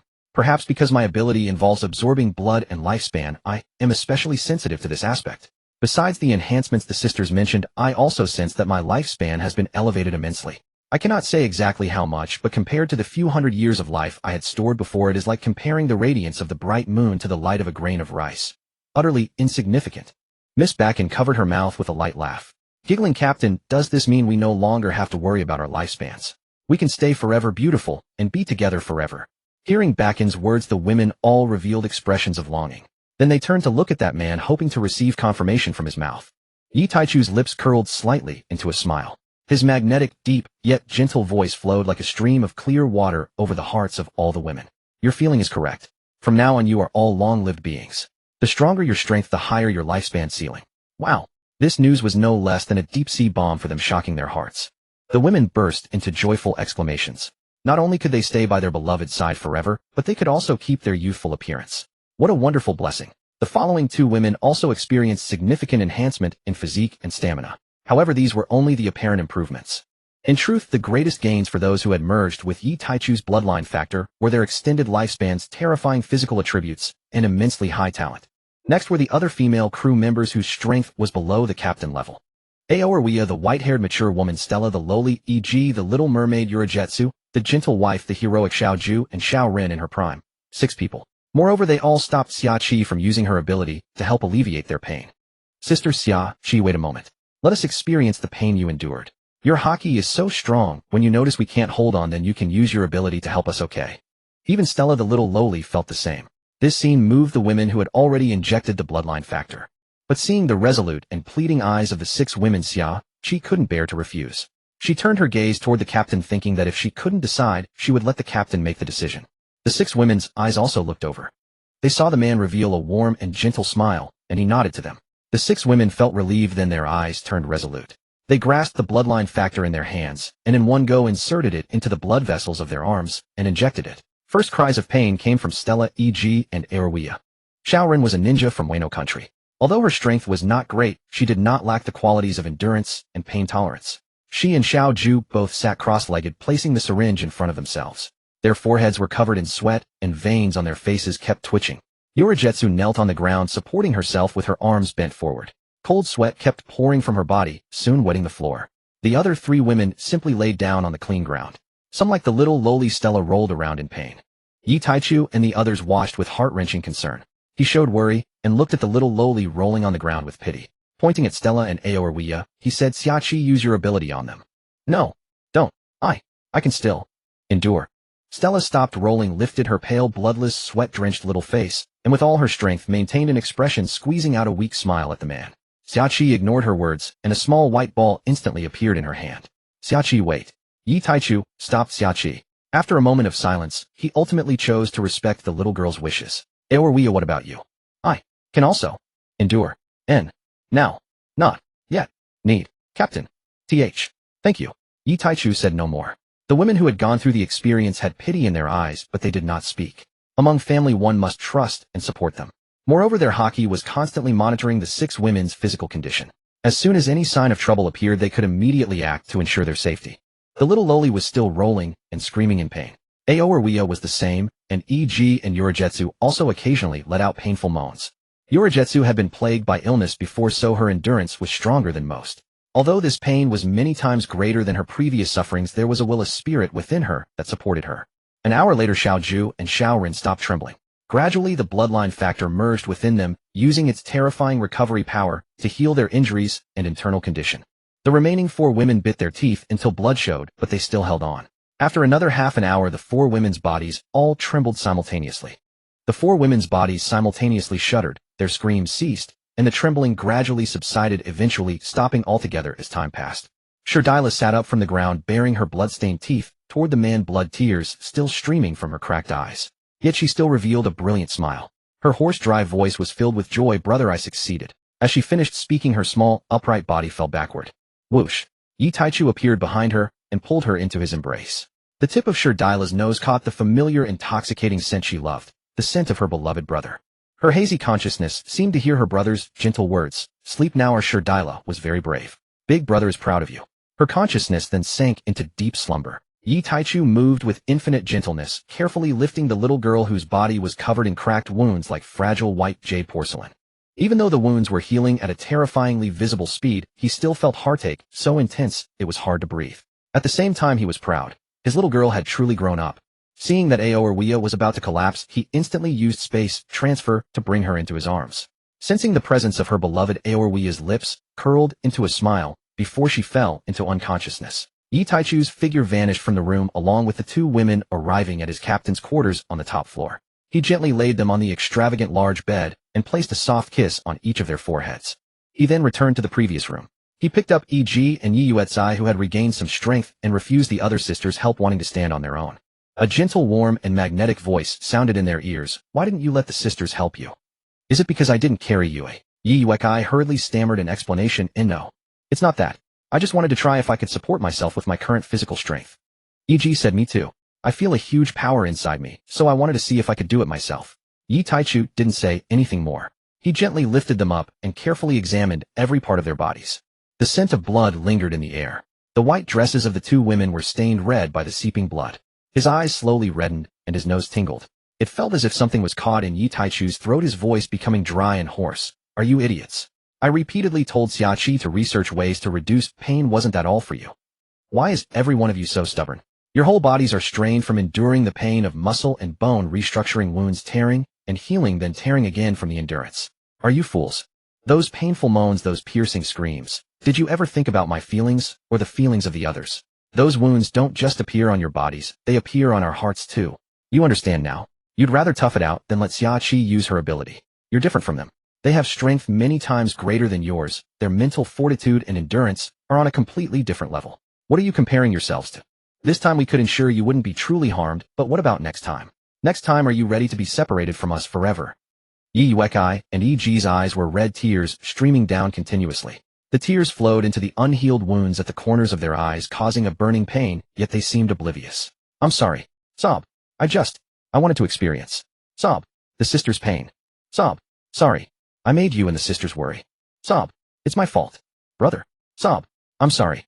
The two women in Yi Taichu's arms were crying like waterfalls. Xiaoqi, treat them, speed up the healing of their wounds. Yuan ordered with red eyes to Xiaoqi, whose eyes were also red. A green energy mass appeared in Xiaoqi's hand. She covered the two women's bodies with two green energy masses. But after all, it was only the surgery fruit, not a healing ability that could directly restore injuries. The ability of the surgery fruit could only accelerate the recovery process. However, combined with the terrifying regenerative power of the lineage factor, the two women's wounds began to heal at a visible speed. Afterwards, Yuan brought them up to the captain's quarters on the 14th floor to treat the little girl on the bed and Aoruia. Finally, it was Xiao Ju and Xiao Ren's turn. In the original room, the three of them stayed. Yi Taichu comforted the two sobbing women. They possessed such strong willpower. Logically, Yi Taichu should have been happy. But he truly couldn't feel happy, not even a trace of joy.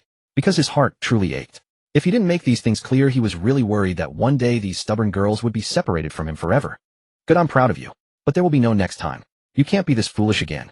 I went through all this trouble precisely so you wouldn't have to experience such pain. Next time you can't be so willful, okay? Okay. The two girls nodded their heads vigorously like garlic cloves. This time they had been thoughtless, making the captain and the sisters so worried. The scene suddenly became very warm.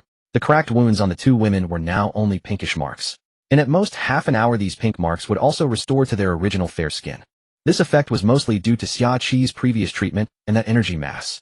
The earlier green energy was one of the deep-level abilities of the surgery fruit. Each use consumed a great deal of Xiaoqi's stamina. With her original physical strength, she could only use this ultimate technique 10 times in a short period. From now on, behave yourselves. Don't pull such stunts. I was out of my mind to agree to your request this time. I originally planned to let you experience it briefly, but who knew every one of you would be as stubborn as an ox? Couldn't pull you back at all. It breaks my heart. Brother Pat, I'm sorry, E.G. was wrong. The little mermaid kept using her small hand to stroke the man's chest, soothing his breathing.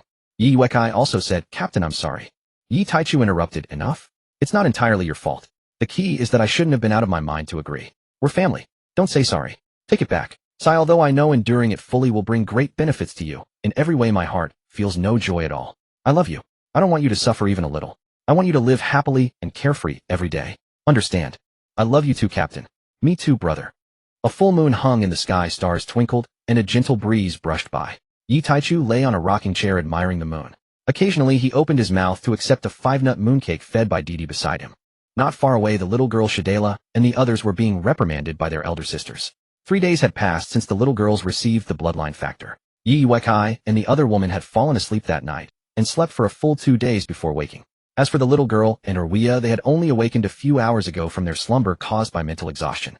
Upon waking, the two were first served food rich in energy, and enjoyed a hearty meal, filling the hunger in their stomachs caused by being fed only liquid food during the 3 days of sleep. Then they were dragged to a criticism meeting. Half an hour later, the little girl's eyes were tearful, and Orwia's eyes were also red and swollen as they came before Yi Taichu. Brother, I was wrong.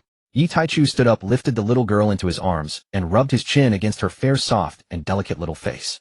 Wiping away the little girl's tears, Yi Taichu's eyes were filled with deep affection, his voice incredibly gentle. You know you were wrong. Then don't do it again in the future. Shadela nodded vigorously. She still remembered the pain in her brother's eyes that day. She didn't want him to worry about her anymore.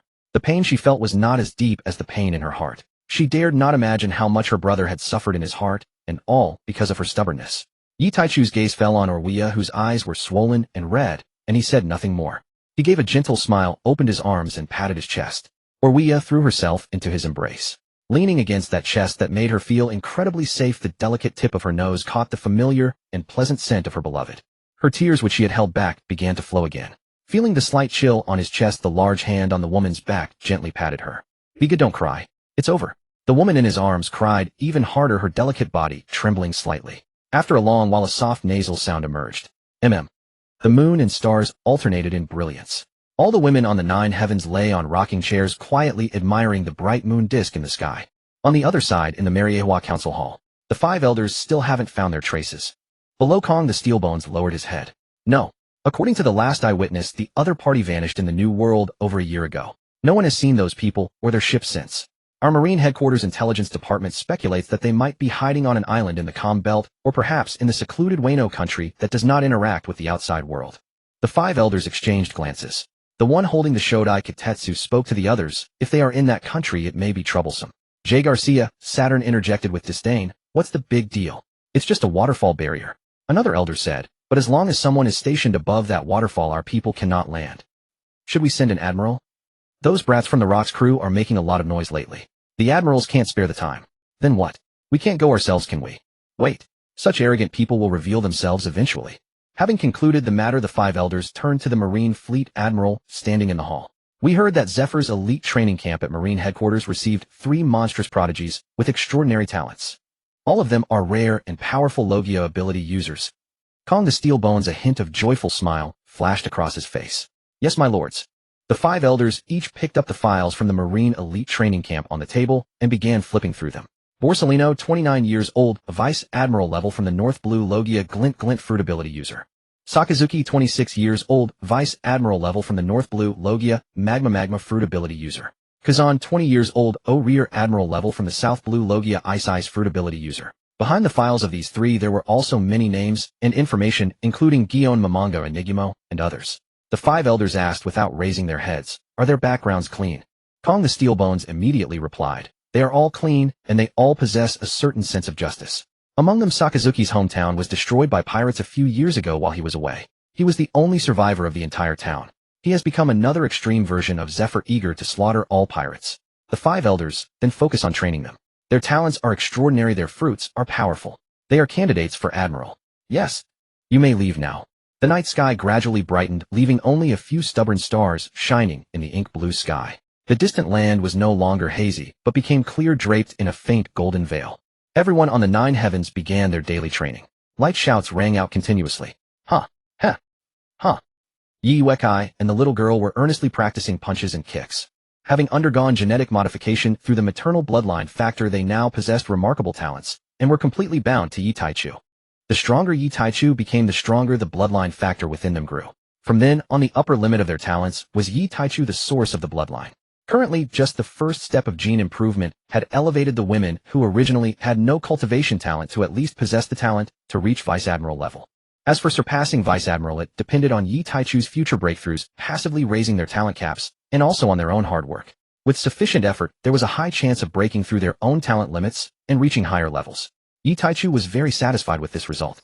In 10 or 20 years, any one of his crew members would be at Vice Admiral level. He would no longer need to worry about their safety, although he had no idea how strong he himself would be in 20 years. But his own strength was different from his crew's. The weaker crew members were led by Dier in basic training.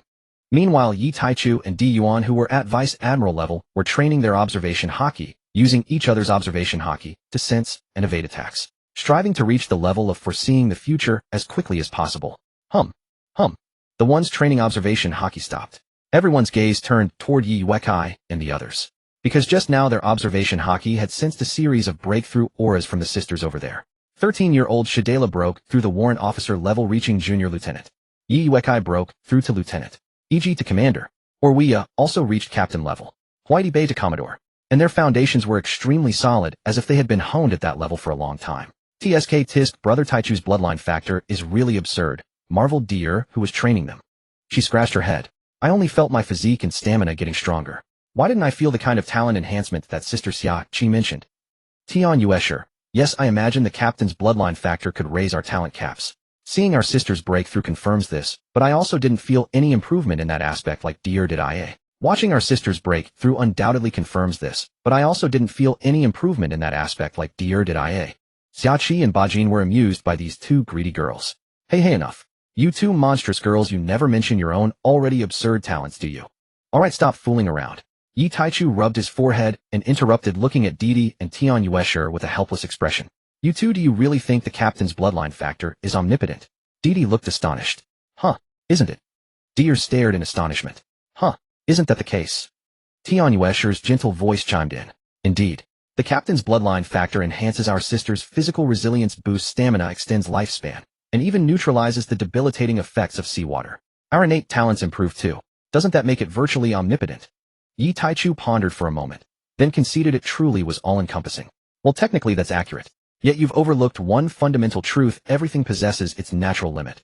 Nothing is boundless. Both you and Deer have already reached humanity's apex in innate talent. No wonder you feel no discernible shift in your abilities. Ah, I see now. Deer's eyes sparkled with sudden illumination. So she was this formidable.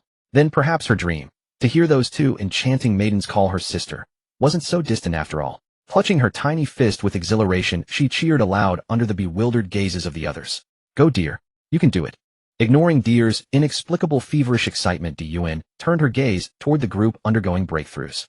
Her eyes shimmered with quiet joy at their burgeoning strength. She glanced toward Yi Taichu and asked softly, Xiao Yi, can the bloodline factor be administered to our little pets? Yi Taichu paused in thought, then minutes later shook his head gently at Di Yuan. The ultra-purified bloodline factor you use cannot be safely given to them.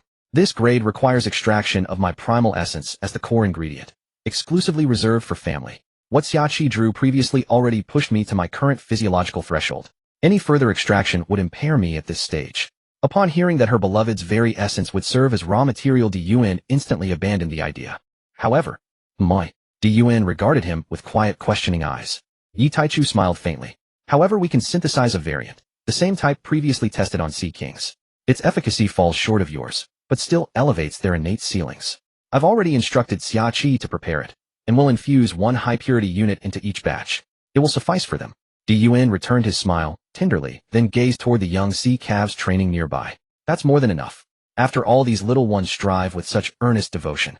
By the way, Di Yuan paused, her warm, curious gaze resting upon her beloved's face, her tone laced with playful teasing. Speaking of which, are we sisters by virtue of this bloodline, effectively your descendants? Our very bodies flow with your genetic lineage. Shall we address you as Papa Xiaoyi? She lightly tapped the woman's smooth porcelain forehead. What nonsense are you imagining? You're not my offspring. You're my bloodkin peers, sharing the same ancestral lineage. Those beneath us occupy a subordinate tier, bound servants answerable to our blood's dominion. You stand as sovereigns over the Sea Kings themselves. Only when I am present does my authority as the primordial genetic source supersede yours. Absent my command, any one of you may issue orders to them freely. The same hierarchy applies to future companions, even if they inherit a refined, elevated factor. Still, they'll merely possess a marginally superior lineage compared to those Sea Kings whose bloodline factors were derived solely from diluted blood. He stroked his chin, a glint flashing in his eyes. Though if you insist on calling me Papa, this captain shall reluctantly acquiesce. He spoke with such radiant self-importance, as though granting an extraordinary sacrifice. Di Yuan and the others rolled their eyes in perfect, elegant unison. That shameless, incorrigible man. Isn't nighttime enough? Now she wanted them addressing him thus throughout the day, mortifying. Papa. Deer's head popped out from beside him, delivering the sweetest, most saccharine trill. My dear Deer is such a good girl. Yi Taichu burst into hearty laughter, lifting her aloft, tossing her playfully into the air, then catching her securely. Giggle, giggle. Papa, slower, too high. The other women watched speechless. That mischievous brat, always stirring up trouble. After a pause, Stussy seemed to recall something, her sapphire blue eyes brightening, her uniquely elegant, captivating voice lilting. Then does it follow that our blood could likewise generate the next tier of bloodline factor? Before Yi Taichu could reply, Xiaoqi stepped forward. Yes, it's feasible. Our current genetic profile yields a factor only slightly inferior to his pure blood variant, essentially equivalent in tier with negligible difference. Yuan's eyes gleamed with excitement. Then let's use our blood to produce it, reducing Xiao Ye's burden. It's harmful to his body. Xiaoqi nodded, a soft smile gracing her lips. Precisely my intention. I plan to categorize the factors for our little companions into 2 grades. The higher tier variant, blending the captain's blood with a trace of his primal essence. The standard grade, using our sister's blood augmented with a minute infusion of his essence. I'd meant to propose this tonight, but since Yuanji has raised it, I'll share it now. Her gaze swept warmly across the circle. What are your thoughts? Sounds splendid. Stella the petite lass giggled. Right. We get to contribute too. So exciting. Shall we draw it tonight? I can hardly wait. Watching her sister's animated discussion, Yuan's lips curved into a tender, affectionate smile. Her gaze drifted, settling upon the sole man aboard the ship brimming with love. Meanwhile, at Yi Taichu's side, Deer pressed her rosy lips close to his ear, whispering, Brother Taichu. Moi. Later, sneak me some of your blood, okay? Why? A flicker of bewilderment crossed Yi Taichu's face. He couldn't fathom the cheerful sprite's intent. Fortunately, Deer spared him the guesswork. Then I can raise pets from your blood, and beat their pets hands down.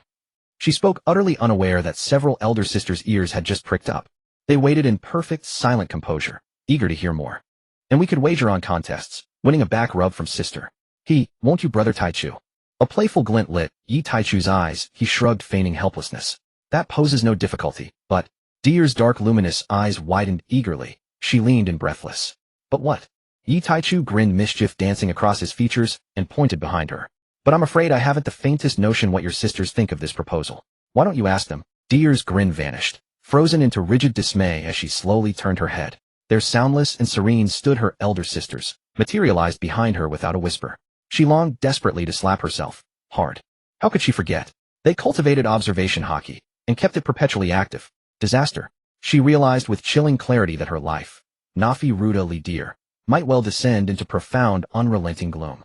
Fuming, she shot a sharp, accusatory glare at the man who'd failed to warn her, then pivoted, offering her sisters a sheepish, apologetic smile. Ahem. Sisters, you know I was jesting. I, Deer, am forever your devoted little sister. I'll give you back rubs, forever. Yuan Stussy and Tian Yuesher wore identical knowing smiles. Rest assured, we'll give our dear little sister Deer a thorough bone massage, guaranteed to ensure you sleep like a babe for days. At those words, Deer knew she'd likely be bedridden for a week. Simultaneously activating 6 powers, Soru and Moon Walk, her form vanished in an instant, reappearing near the edge of the Jiuxiao. As she disappeared, Yuan called out sharply, Shower, activate the barrier. Don't let her escape. Understood, elder sister. Jiuxiao's ethereal, crystalline voice resonated. Then the vessel's protective dome shimmered into existence, enveloping the entire ship. Deer scowled in utter dejection. I was this close to escaping. Just a hair's breadth away. Shower, you traitor. After all the kindness I've shown you. Apologies, elder sister Deer. I must obey elder sister Yuan's command. Traitor. Deer turned back, gazing at her sisters with abject despair, summoning a small fluffy white cloud to shield her tiny head. Resigned, she declared. Go ahead. Just go easy on me, sisters. On this day, Yi Taichu and his companions all wore expressions of excitement. Didi could not wait to steer the white cloud beneath her feet towards the direction of the general's mansion. Today their weapons were finally going to be completed. I've been looking forward to this for so long. My own exclusive dream gun of Naflatali Didi finally. It's going to be born. Deer cheered happily. Although the others were not as exuberant, their beautiful eyes held the same emotions.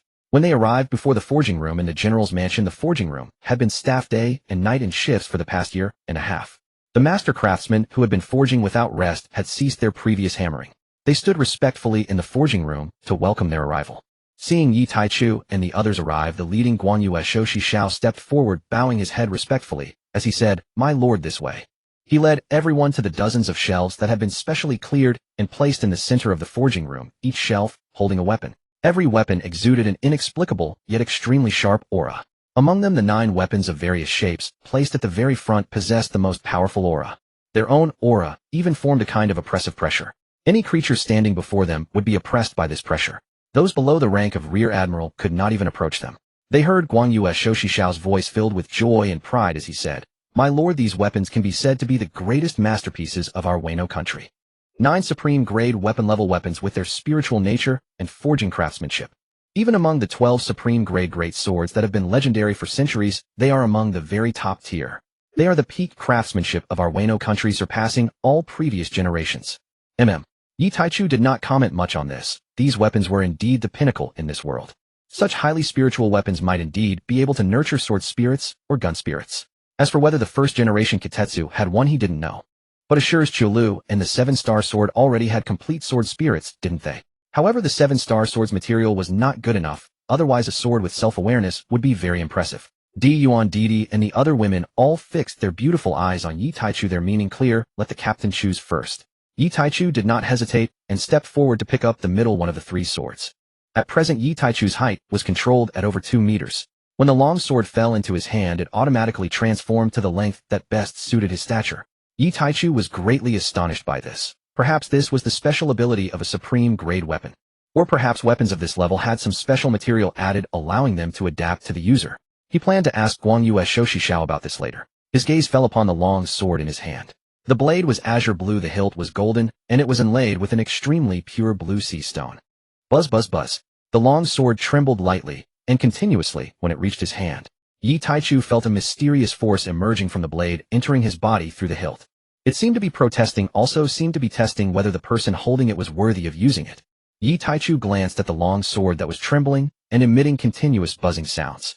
Conqueror's haki spread from his hand, and he gave a soft shout. Be quiet, stop messing around. Buzz, buzz, buzz. A flash of azure brilliance flickered on the blade, entering Yi Taichu's body from the sword, after which it ceased its buzzing. This was a sign of complete submission and acknowledgement of the master. Yi Taichu felt that the long sword in his hand was like his own arm. It moved with his will, perfectly attuned to him. When he wanted to cut something, the sword would become incredibly sharp, able to cut through anything. But when he did not wish to, even if he used its naturally sharp blade to attack the opponent, it would not cut them. This was different from the attack method of a swordsman who had attained the realm of a master swordsman by understanding the breadth of all things, which could be both hard and soft. This was entirely based on his own will, and the spirit within the blade that was connected to his heart sensed his thoughts and cooperated perfectly. He withdrew his gaze from the azure long sword and looked at the 4 supreme grade spears. Then he took down one that looked plain and heavy, also azure blue. Perhaps the spirits within them had sensed everything that had happened before. This spear automatically acknowledged him as its master as soon as it landed in Yi Taichu's hand. Yi Taichu then stepped aside and gestured for the women to come forward and select their desired weapons. The women, with tacit understanding, let Yuan choose first.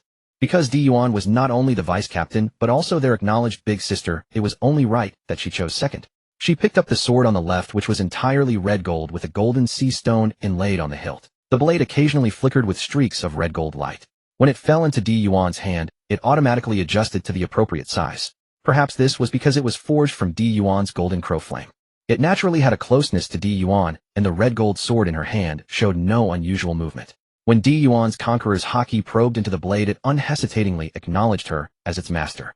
Yuan felt the perfect compatibility with the sword in her hand, and a hint of joy flashed in her eyes. She then stepped back to Yi Taichu's side, waiting quietly for the other sisters to choose. Yi Taichu looked warmly at this woman who had always silently supported him.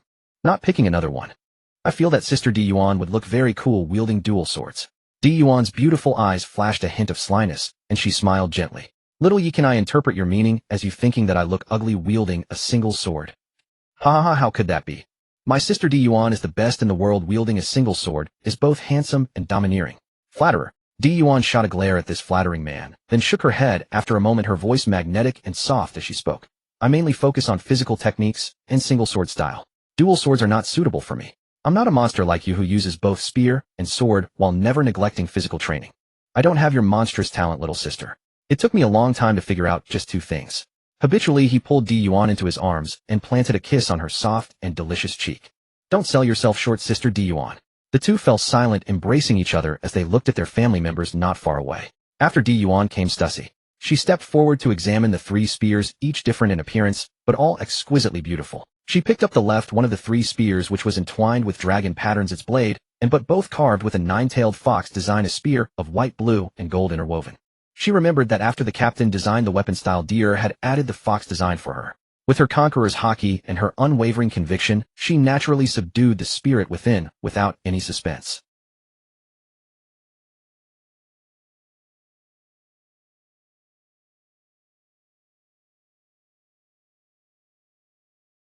Once the ship's 3 leaders had made their selections, the women exchanged glances. First with one another, then collectively fixed their eyes upon Didi. Why are you all staring at me? Well then, if you're so earnest about it, I, Sister Deer, shall step forward without hesitation. A radiant smile lit up Didi's delicate face. She skipped merrily toward the weapon rack, her gaze first lingering upon 4 long spears of grand property, worker-grade craftsmanship. Tilting her chin thoughtfully, she stroked her small porcelain-smooth jaw. After a moment's contemplation, she shook her head and shifted her attention to the remaining 2 spears, both of peerless grand property, worker-grade mastery. Surveying the 2 spears' elegant forms, she ultimately chose the silver-blue one. Its tip of vivid cerulean, its spearhead adorned with delicate wing-like flourishes. As the silver-blue spear settled into Deer's slender fair hand, its tip tilted ever so slightly, as if a curious infant gazing wonderingly upon the one who now held it. Deer did not seem surprised. She giggled softly, extending her pale, dainty fingers to stroke the tilted spearhead. Be good now. To the onlooker's astonishment, the tip righted itself and bobbed gently twice. Whoa, Brother Taichu. It moved. It understood my words. How extraordinary. Clutching the silver-blue spear, Deer dashed straight to Yi Taichu, waving it triumphantly before him. Yi Taichu gently ruffled Didi's soft hair and smiled. It seems this weapon has taken quite a liking to our dear. It suits our little ray of sunshine perfectly. Her luminous eyes shimmered as they turned back to the weapon in her hands. Would you swear fealty to me as your master?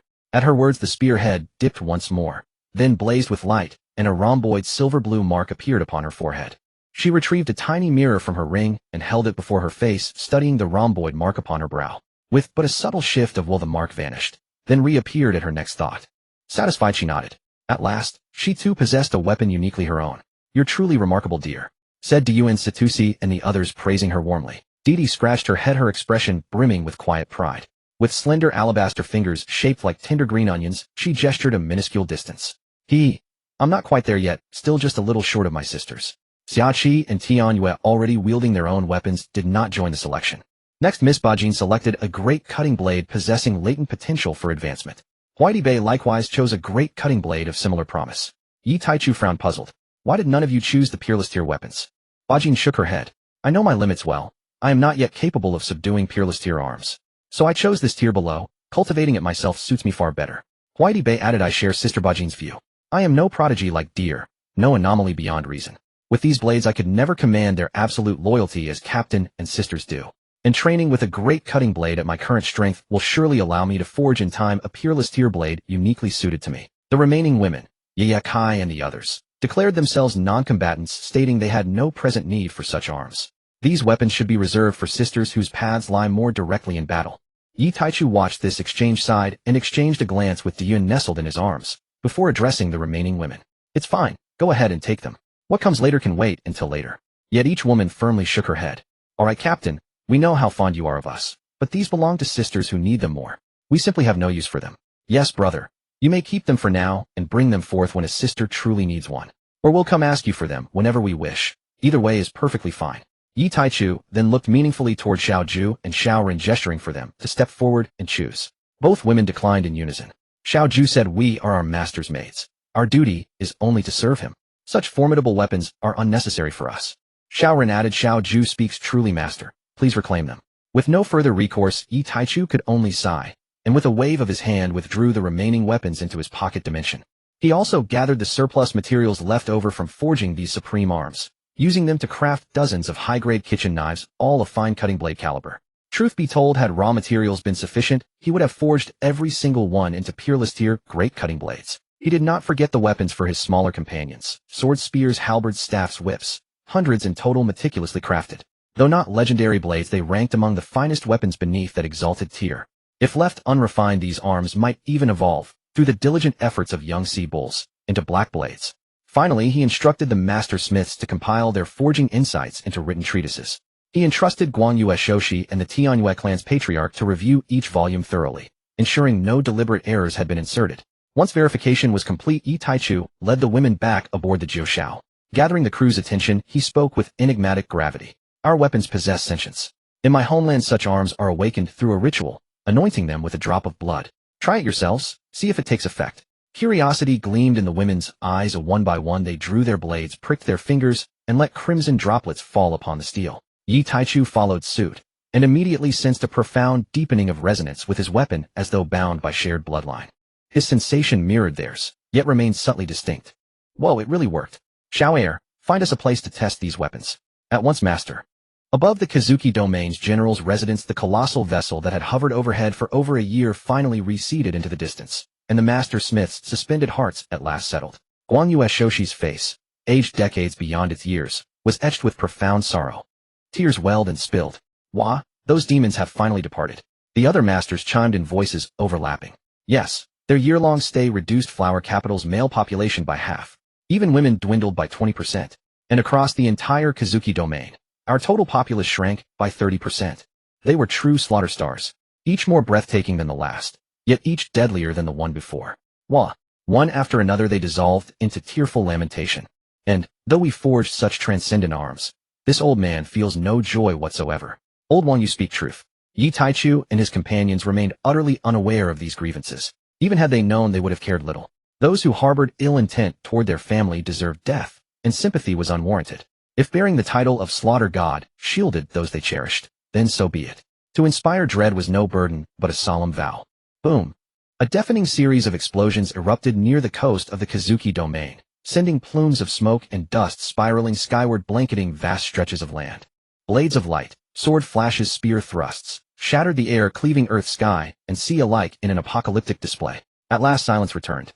From the billowing haze emerged the Jiu, its hull shimmering under protective shields. This weapon has boosted my combat prowess by at least 20%, Brother Taichu. Deer exclaimed, leaping into his arms and nuzzling him affectionately. Deer was not alone in this sensation. Every wielder felt it. Inwardly, each reflected possessing a weapon attuned to one's very soul. What irreplaceable fortune that was. They could not help but admire their captain's foresight. The Kazuki domain offered both safety and the perfect setting for crafting bespoke arms. Miss Bajin could not resist offering praise. The captain is truly sagacious and mighty. Once a sniper reliant on firearms, her close-quarters combat ability had been severely lacking, rendering her nearly defenseless against peers. Now her physique rivaled elite male warriors, her martial deficiencies were remedied, and she bore a finely honed, great cutting blade, ideal for swift, decisive strikes. Her sisters taught her openly, no secrets withheld, leaving her no longer vulnerable to close assault. Though she had relinquished her firearm, she now wielded Feiji Chong, a technique taught by Sister Satusi. Its power was precisely controllable, its range infinitely adjustable, far surpassing any bullet in lethality and versatility. Shower, did you see it? Your Sister Deer has just acquired another supreme artifact, and from now on Sister Deer will safeguard your vessel's hull. Deer stood with hands on her slender waist, her expression brimming with self-assured pride as she flaunted her newly acquired weapon before Jiu. Thank you, Sister Deer. Crystalline, ethereal voice emanated from Jiu, perfectly harmonizing with her elder sister's words. In truth, Jiu deeply cherished this mischievous, spirited Sister Deer, though Deer appeared perpetually playful and prone to sly pranks, even occasionally veering into cunning mischief. Jiu, born as the sentient spirit of the divine vessel Jiu, knew full well the quiet devotion beneath her antics. Every act she undertook was rooted in a single unwavering intention to nurture joy among all aboard. And thus, she orchestrated light-hearted chaos, not for mischief's sake, but to ease tension and kindle laughter. And beneath that vivacious exterior dwelled a soul both radiant and profoundly tender. She attentively monitored the emotional tides of every crew member, gently drawing forth their hidden sorrows and anxieties through her own unique grace. Yet, even Jiu could not discern whether Deer's playfulness had become genuine, or remained a carefully maintained facade. But one truth remained unshakable: Deer loved them all fiercely. Brother Taichu, all those swords and blades outside bear names of their own. Shouldn't we bestow names upon ours too? Deer gazed up at Yi Taichu with wide, dewy eyes. And he chuckled softly, reaching out to stroke her sky-blue hair, his touch warm and affectionate. As her beloved man's strong hand caressed her small head, a look of pure, quiet delight softened Deer's delicate features. Hey, I haven't thought of one yet, I want you to name it. With that she summoned her weapon from her ring, a resplendent, exquisitely crafted spear, and turned it toward him with a playful tilt. Isn't that right? The spearhead dipped, gently nodding twice. Nai Taichu shook his head, smiling wryly, then took the weapon into his hands for closer inspection, whereupon the shaft swayed delicately left and right, like a bashful maiden caught in an intimate moment. This animated responsiveness did not signify superior spiritual essence. In fact, the sentience of all their peerless tier weapons was remarkably balanced. Rather, Deer's spear simply possessed a notably more vivacious temperament. By contrast, Tian Yu's demonic blade, Xiao Lu, bore a spirit aloof and austere, speaking only when absolutely necessary, and often ignoring even its master. Even its wielder received little acknowledgement. Ni's own sword and spear spirits were comparatively gentle, the former subtly proud and reserved, the latter, like its azure hue, radiated serene softness.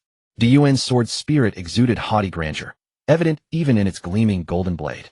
Stussie's spear spirit mirrored its elegant form, refined, poised, and effortlessly graceful. The remaining spear and great bow spirits shared Diyuan's aristocratic bearing, aloof and imperious. In the sword spirit conveyed weighty maturity. The dragon-headed mace spirit, by contrast, blazed with arrogant, unrestrained bravado. Though each possessed distinct character, they all maintained dignified stillness in daily life. Dier's spear alone embodied her very essence, lively, irreverent, and undeniably the most spirited among them all. Other crew members likewise drew forth their weapons, turning expectant gazes toward their captain. Their silent plea unmistakable, "Name mine too." The awakened weapon spirits drawn from their master's hands shimmered with palpable anticipation, radiating waves of quiet excitement and joyful eagerness. A soft resonant hum vibrated through the air, gentle yet insistent, as if urging haste. Nai Taichu paused deep in thought as countless naming possibilities flickered across his mind. Minutes later he lifted his head, a confident smile playing upon his lips. He gave the shy swaying spear a light playful toss. "In Dier's spear shall be named by Ling. In Diuan's sword Qi Yuan. In Stussie's spear Sin Shao. In Ba Jin's saber Tu Mo. In Huaidi Bei's saber Hung Duan. In my sword Tian Yuan my spear Shui Ling." In pausing briefly he withdrew several remaining peerless tier artifacts from his pocket dimension. He lifted the 2-meter-long great bow and smiled. "In, you shall no longer be called Phoenix Bow. How does Yaoyu Bow sound?" "Hum hum hum." And the bow trembled faintly. "In, understood.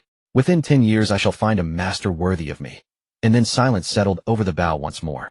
"The sword Di Yuan. The spear Shui Tu. And you mace. Shall we call you Bang Bang?" And hum hum. And the dragon-headed mace convulsed violently in protest. Nai Taichu's eyes lit up. He snapped his fingers. And snap. Decision made. Since Bang Bang displeases you, henceforth you shall be known as Zhen Dong Bang, the tremor mace. And hum hum hum. And resistance is futile. The mace rose unbidden into the air, its surface quivering uncontrollably, like a being teetering on the edge of furious eruption. Its wolf-toothed shaft rotated slowly, fixing a seething glare upon the man who dared assign such names. And how unjust. Why did others receive names evoking majesty or elegance, while hers were reduced to childish nonsense and crude puns? They had all been born together. And she would shatter this man's delusion with a single decisive strike. And whoosh. At that instant, a luminous energy arrow erupted from Yi Taichu's Yaoyu Bao, striking the airborne mace mid-flight. And instantly the other women's uniquely tempered weapons leapt from their scabbards, rushing en masse toward the tumbling mace. And clang, clang, clang. And across the deck of Zhou Shao the sharp, ringing chime of clashing steel echoed without cease. Yet something miraculous unfolded above them. None of the weapons were guided by their masters. Na slash from the east. Na thrust from the west. Na flurry of spear thrusts from the south, aimed squarely at the mace's rear. And from the north the Yaoyu Bao loosed another radiant arrow, again and again. In peerless tier weapons, each sovereign in spirit, swarmed the lone forsaken trembling mace in a dazzling aerial barrage. Tisk tisk, Dier clicked her tongue thoughtfully. "In, Brother Taichu, why do I feel so sorry for that poor mace?" And little Stella pouted indignantly. "In humph, that stubborn useless stick deserves exactly what it gets." Yi Taichu scooped up the indignant child, gently kneading her puffed cheeks. Ni's gaze, however, remained fixed upward, astonished and tranced by the celestial skirmish unfolding in midair. Was this cultivation fantasy incarnate? And truly astonishing. And their sentience surpassed even his highest expectations. And at this rate he wondered, if decades passed, would these weapons truly awaken, fully attaining independent consciousness? After all, even the vessel itself had birthed a sentient human form spirit, and so why should peerless tier weapons, already steeped in profound spiritual resonance, be denied such transcendence? In that case, he'd need to procure several human fruits. Yet his inherited memories confirmed this world held no such abundance. Then perhaps he should consume one, and unlock the power to grant them form. Nai Taichu pondered briefly, then shook his head, dismissing the notion. This realm offered no path to complete corporeal manifestation for weapons, yet other realms surely did. Across the infinite multiverse superior methods must exist. And moreover he wished first to observe whether these weapons might achieve true physical incarnation through cultivation alone. Should they succeed, what a revelation that would be. And such a path would rival legendary alternate Dao attainments. And who knew what unforeseen consequences might arise if he forced transformation via human fruit. With that thought Yi Taichu gazed upon the airborne melee, not with amusement, but with profound abiding hope. Suddenly inspiration struck. He turned to Xiaoqi. "In, prepare a vial of the purest bloodline factor for every peerless tier weapon. And since they absorb our blood, they'll surely accept bloodline essence as well. And feed them regularly with diverse bloodlines. Their sentience will deepen their bond with us, strengthened beyond measure." Xiaoqi was dumbfounded, looking at the weapons not far away. She still couldn't believe it. This captain, is this really feasible? Isn't it too wasteful? Yi Taichu didn't turn his head, the corners of his mouth slightly raised, and he said casually with a light laugh, "Let's try, maybe it'll work. Besides, we don't have any new family members joining us yet. It's not impossible to bleed a few times for them without affecting ourselves. If we find it useless in the end, we'll stop. It's not a loss to us, is it? Well, that makes sense. Yi Taichu then turned his head, looked at Xiaoqi, and spoke seriously.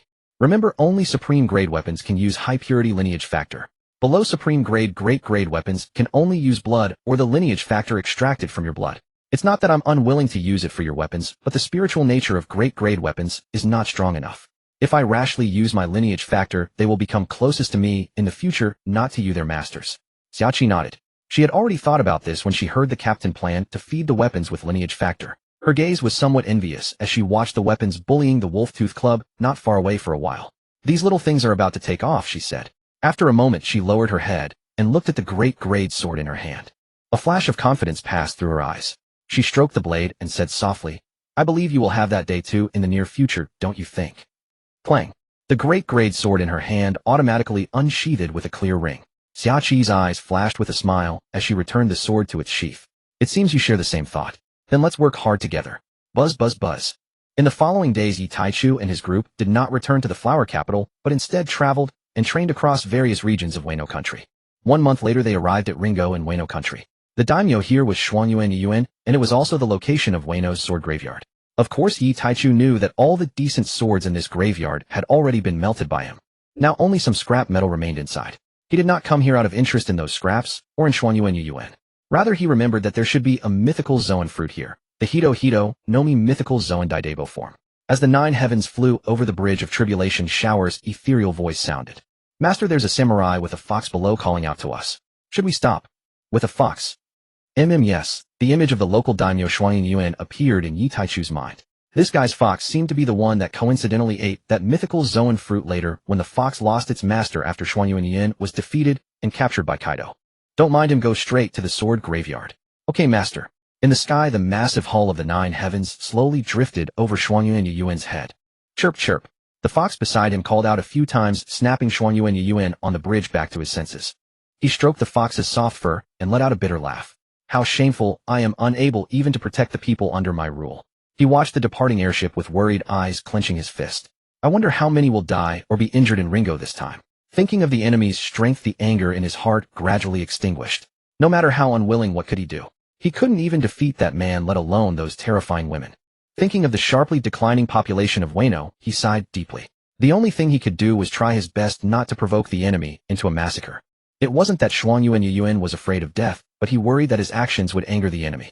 That man was still reasonable, at least. The women beside him were not only extremely powerful, but also unreasonable. The consequence of angering them would be hundreds of thousands of people in Ringo dying for the whims of their daimyo. Xuanyuan Yuan turned around silently and walked back to the Ringo daimyo's mansion. His back was filled with defeat, and his upright spine seemed to have been bent by something. At that moment on the 9 heavens in the sky, Yi Taichu was pondering the relationship between Xuanyuan Yuan and the future Roronoa Sualong. While just from appearance Xuanyuan Yuan and Sualong are not exactly identical, but at least 9 out of 10 similar. This guy is also a great swordsman.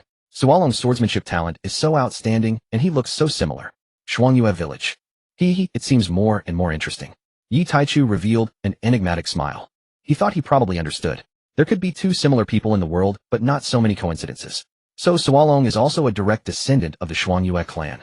The descendant of the sword god Ryuma of Wano. Sigh. Thinking of this, Yi Taichu sighed. Actually, he had quite a good impression of that man Sualong. Because before his transmigration, looking at the entire One Piece series, this character seemed like a true hot-blooded underdog story.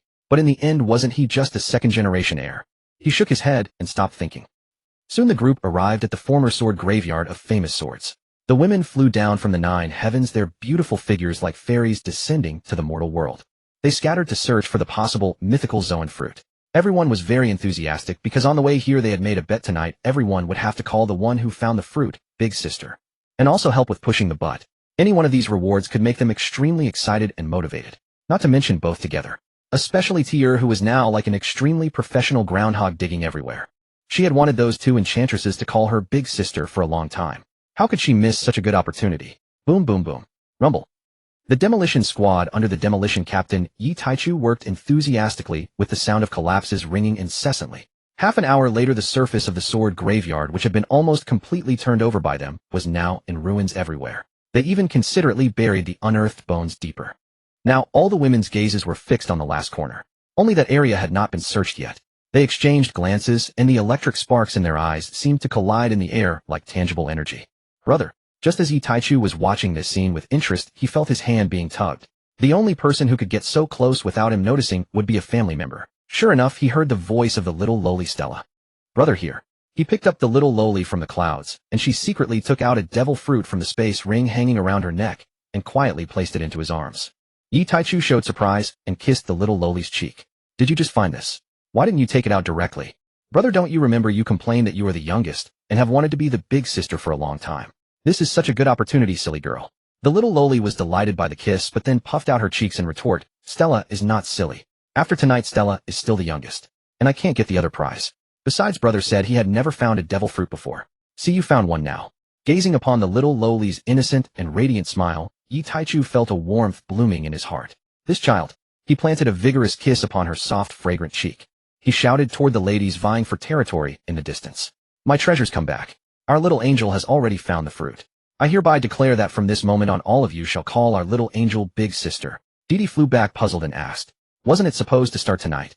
I've changed my mind now. MMPH, what a cheat. After complaining about the man, Didi turned her attention to the little lowly cradled in his arms. Her cheeks puffed out in indignation. Wah, big sister doted on you for nothing. We clearly had an agreement, big sister. My grand dream has become unreachable once more. Stella, the little lowly in the man's embrace, felt rather embarrassed as she glanced at Deer. After all, it did seem like she had promised Deer's sister that she would give her the fruit if found, and in return Deer would be her mount for a day. However, as if recalling something, she found her courage attempting to conceal her guilty conscience. She rebutted in her tender, crisp voice. It was brother who found it, not me, Deer's sister. Deer rolled her eyes at the little miss. Playing tricks with her. Did she think she was a fool? Could she really be so easily fooled? Yet she chose not to expose or contradict her. Okay, got it, big sister believes you alright. He. Seeing Deer believe her so readily, the little lowly burst into happy laughter. Meanwhile, Deer clutched her forehead in frustration, sighing bitterly to the side. Such a wonderful opportunity, and just like that it slipped away. But there was nothing to be done. Luck simply wasn't on her side. It wasn't as though she could really scold her own adorable little sister, her adorable sisters. That was simply impossible. Although Didi never spoke of it. And in her daily conduct, she appeared entirely devoted to the captain, a complete doting madwoman for men. In truth, she was equally a sister-doting maniac. When no outsiders spoke ill of their captain or their sisters, she remained the kind-hearted, blue-haired little angel. But the moment someone directly or indirectly violated these two ironclad rules, she would transform into a Azura angel descended from the depths of hell, slaughtering every last one of them. The reason for the significant population decrease in Wano country was largely attributable to her. As long as such people existed, Didi would lead her sisters and the little manatee on eradication campaigns. So while Didi ordinarily didn't display much presence or power, when her killing intent truly erupted, for those with weak spiritual energy, it could genuinely paralyze them on the spot. In a world of cultivation and fantasy, she would undoubtedly be someone capable of proving the Tao through slaughter. Yi Taichu even began to suspect that if this continued, Didi's killing intent might evolve into something resembling a domain. After all, it already functioned as a simplified knockoff version of Haushikahaki. And in truth, this condition wasn't unique to Didi alone. They all possessed it. Though among them Didi was the most extreme. Even Yi Taichu and Dun. When they released their killing intent, it couldn't match Didi's density. Naturally, neither did they possess her terrifying ability to drive people stark raving mad. Yi Taichu stroked Didi's sky-blue flowing hair and softly laughed. There'll be other chances. Let's go. At night, the group, who should have been locked in battle, gathered seated upon the ninth deck. Smiles of anticipation adorned everyone's faces. Say, is shower really about to take physical form? How much longer? Didi's large eyes sparkled with brilliant light as she gazed at her captain, asking with boundless anticipation. Yi Taichu shook his head. How would he know? He didn't have that skill. Perhaps shower has reached a critical juncture. She hasn't spoken since. Time passed as everyone waited. Buzz. Half an hour later, a sphere of light approximately 2 meters in diameter materialized at the center of the group, illuminating the entire deck. Neither Yi Taichu nor anyone else nor the ship's little pets felt the slightest bit of glare. The radiance emanating from the orb was gentle and warm beyond measure. Gradually, the entire hull of the divine vessel Nine Heavens became gilded as motes of golden light from all directions continuously streamed into this 2-meter-tall sphere of light, growing brighter, ever brighter. Buzz. At last, the entire divine vessel Nine Heavens flickered with a flash of white light, which gradually dissipated.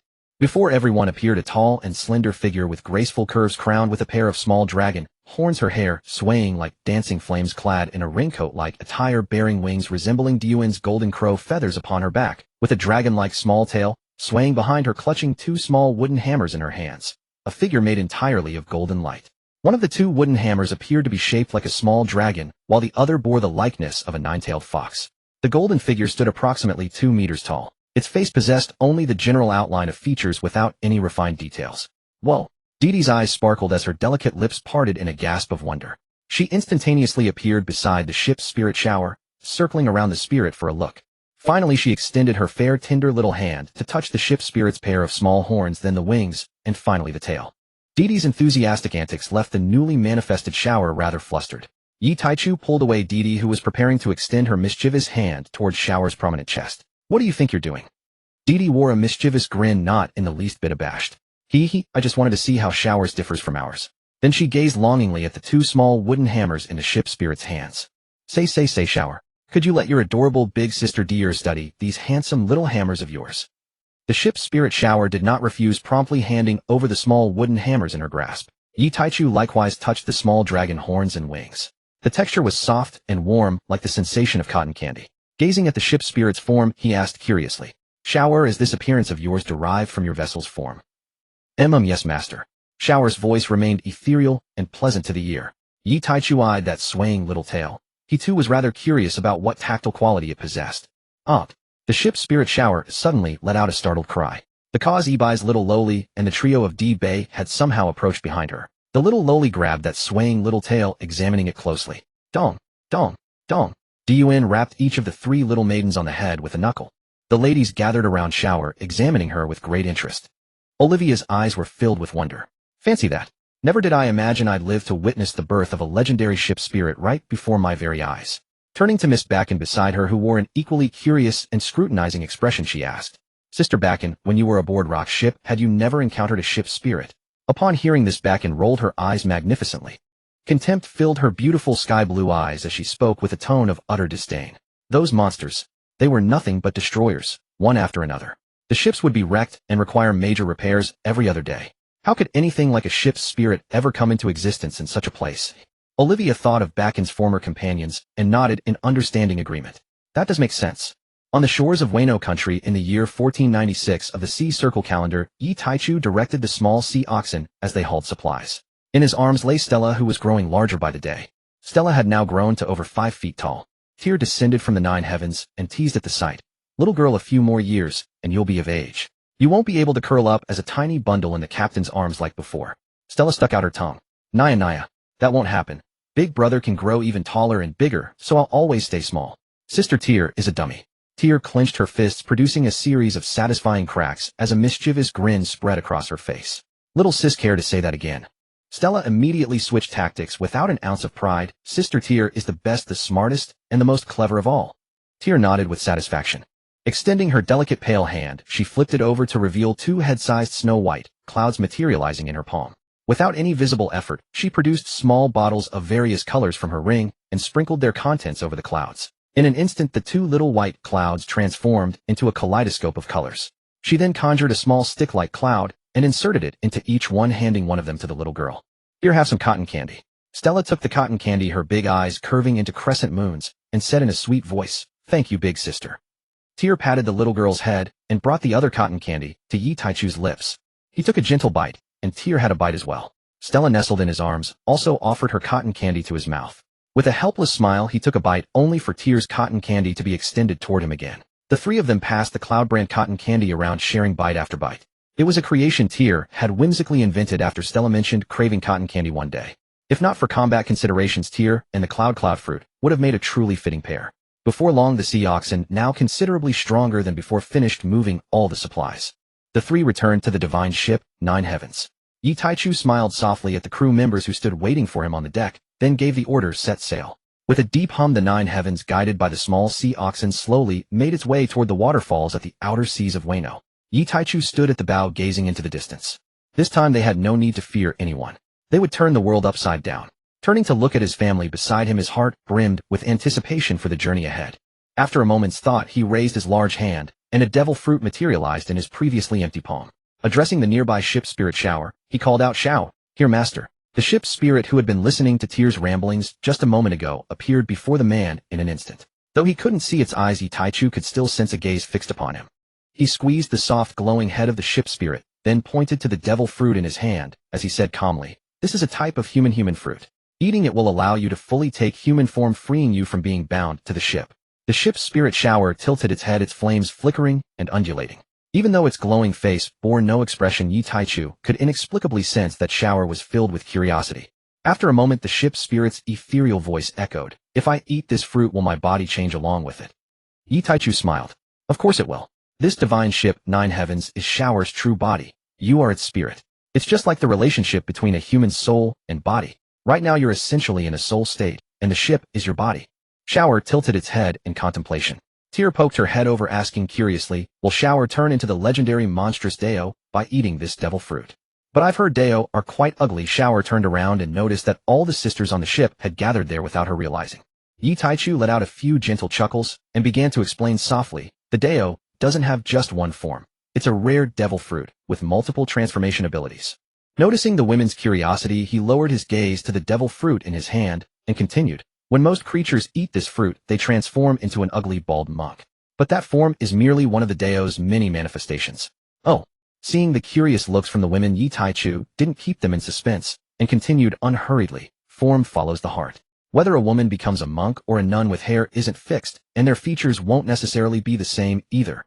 If the human fruit mythical Zoan great Buddha form represents the benevolent aspect of a profound living Buddha, then this Deo represents the opposite, its dark and evil side." Stussie's expression grew somewhat solemn. "Xiao Yi, are you referring to that fruit ability of the Marine Headquarters Admiral known as Buddha Sengoku?" Yes. In the past, these two devil fruits belonged to the ability of a single being.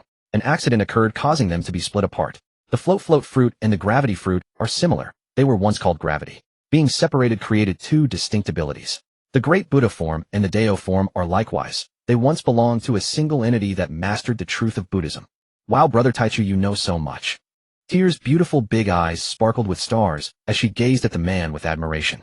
He playfully ruffled the hair of this delightful bundle of joy. Gion asked, "Is it because of that memory?" Yi Taichu nodded.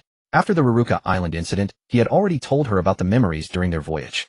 Thus Gion wasn't surprised that her man knew these secrets and the detailed abilities of various devil fruits. Tear sidled up to Gion. Hey big sister, what memory?" She looked left at Gion, then right at Yi Taichu, wearing a pitiful expression on the verge of tears.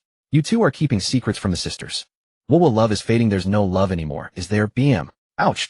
Tear clutched her head with a cry of pain. Gion rubbed her slightly sore fingers. This girl's physique was getting stronger by the day. Before long, she wouldn't even feel the knocks without using armament hockey.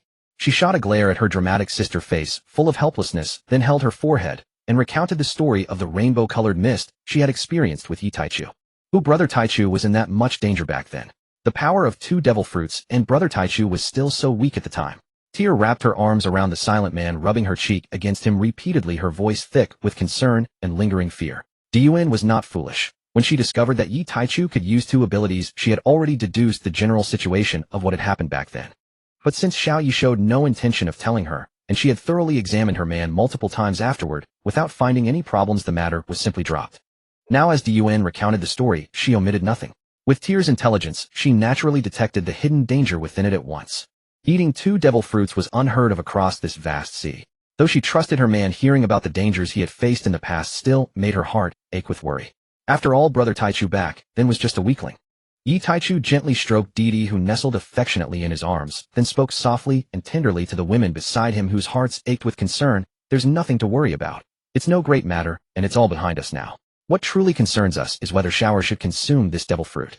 The women nodded in quiet understanding, suppressing their stirred emotions until calm gradually returned. "So, will Shower become an unsightly bald monk after eating this devil fruit?"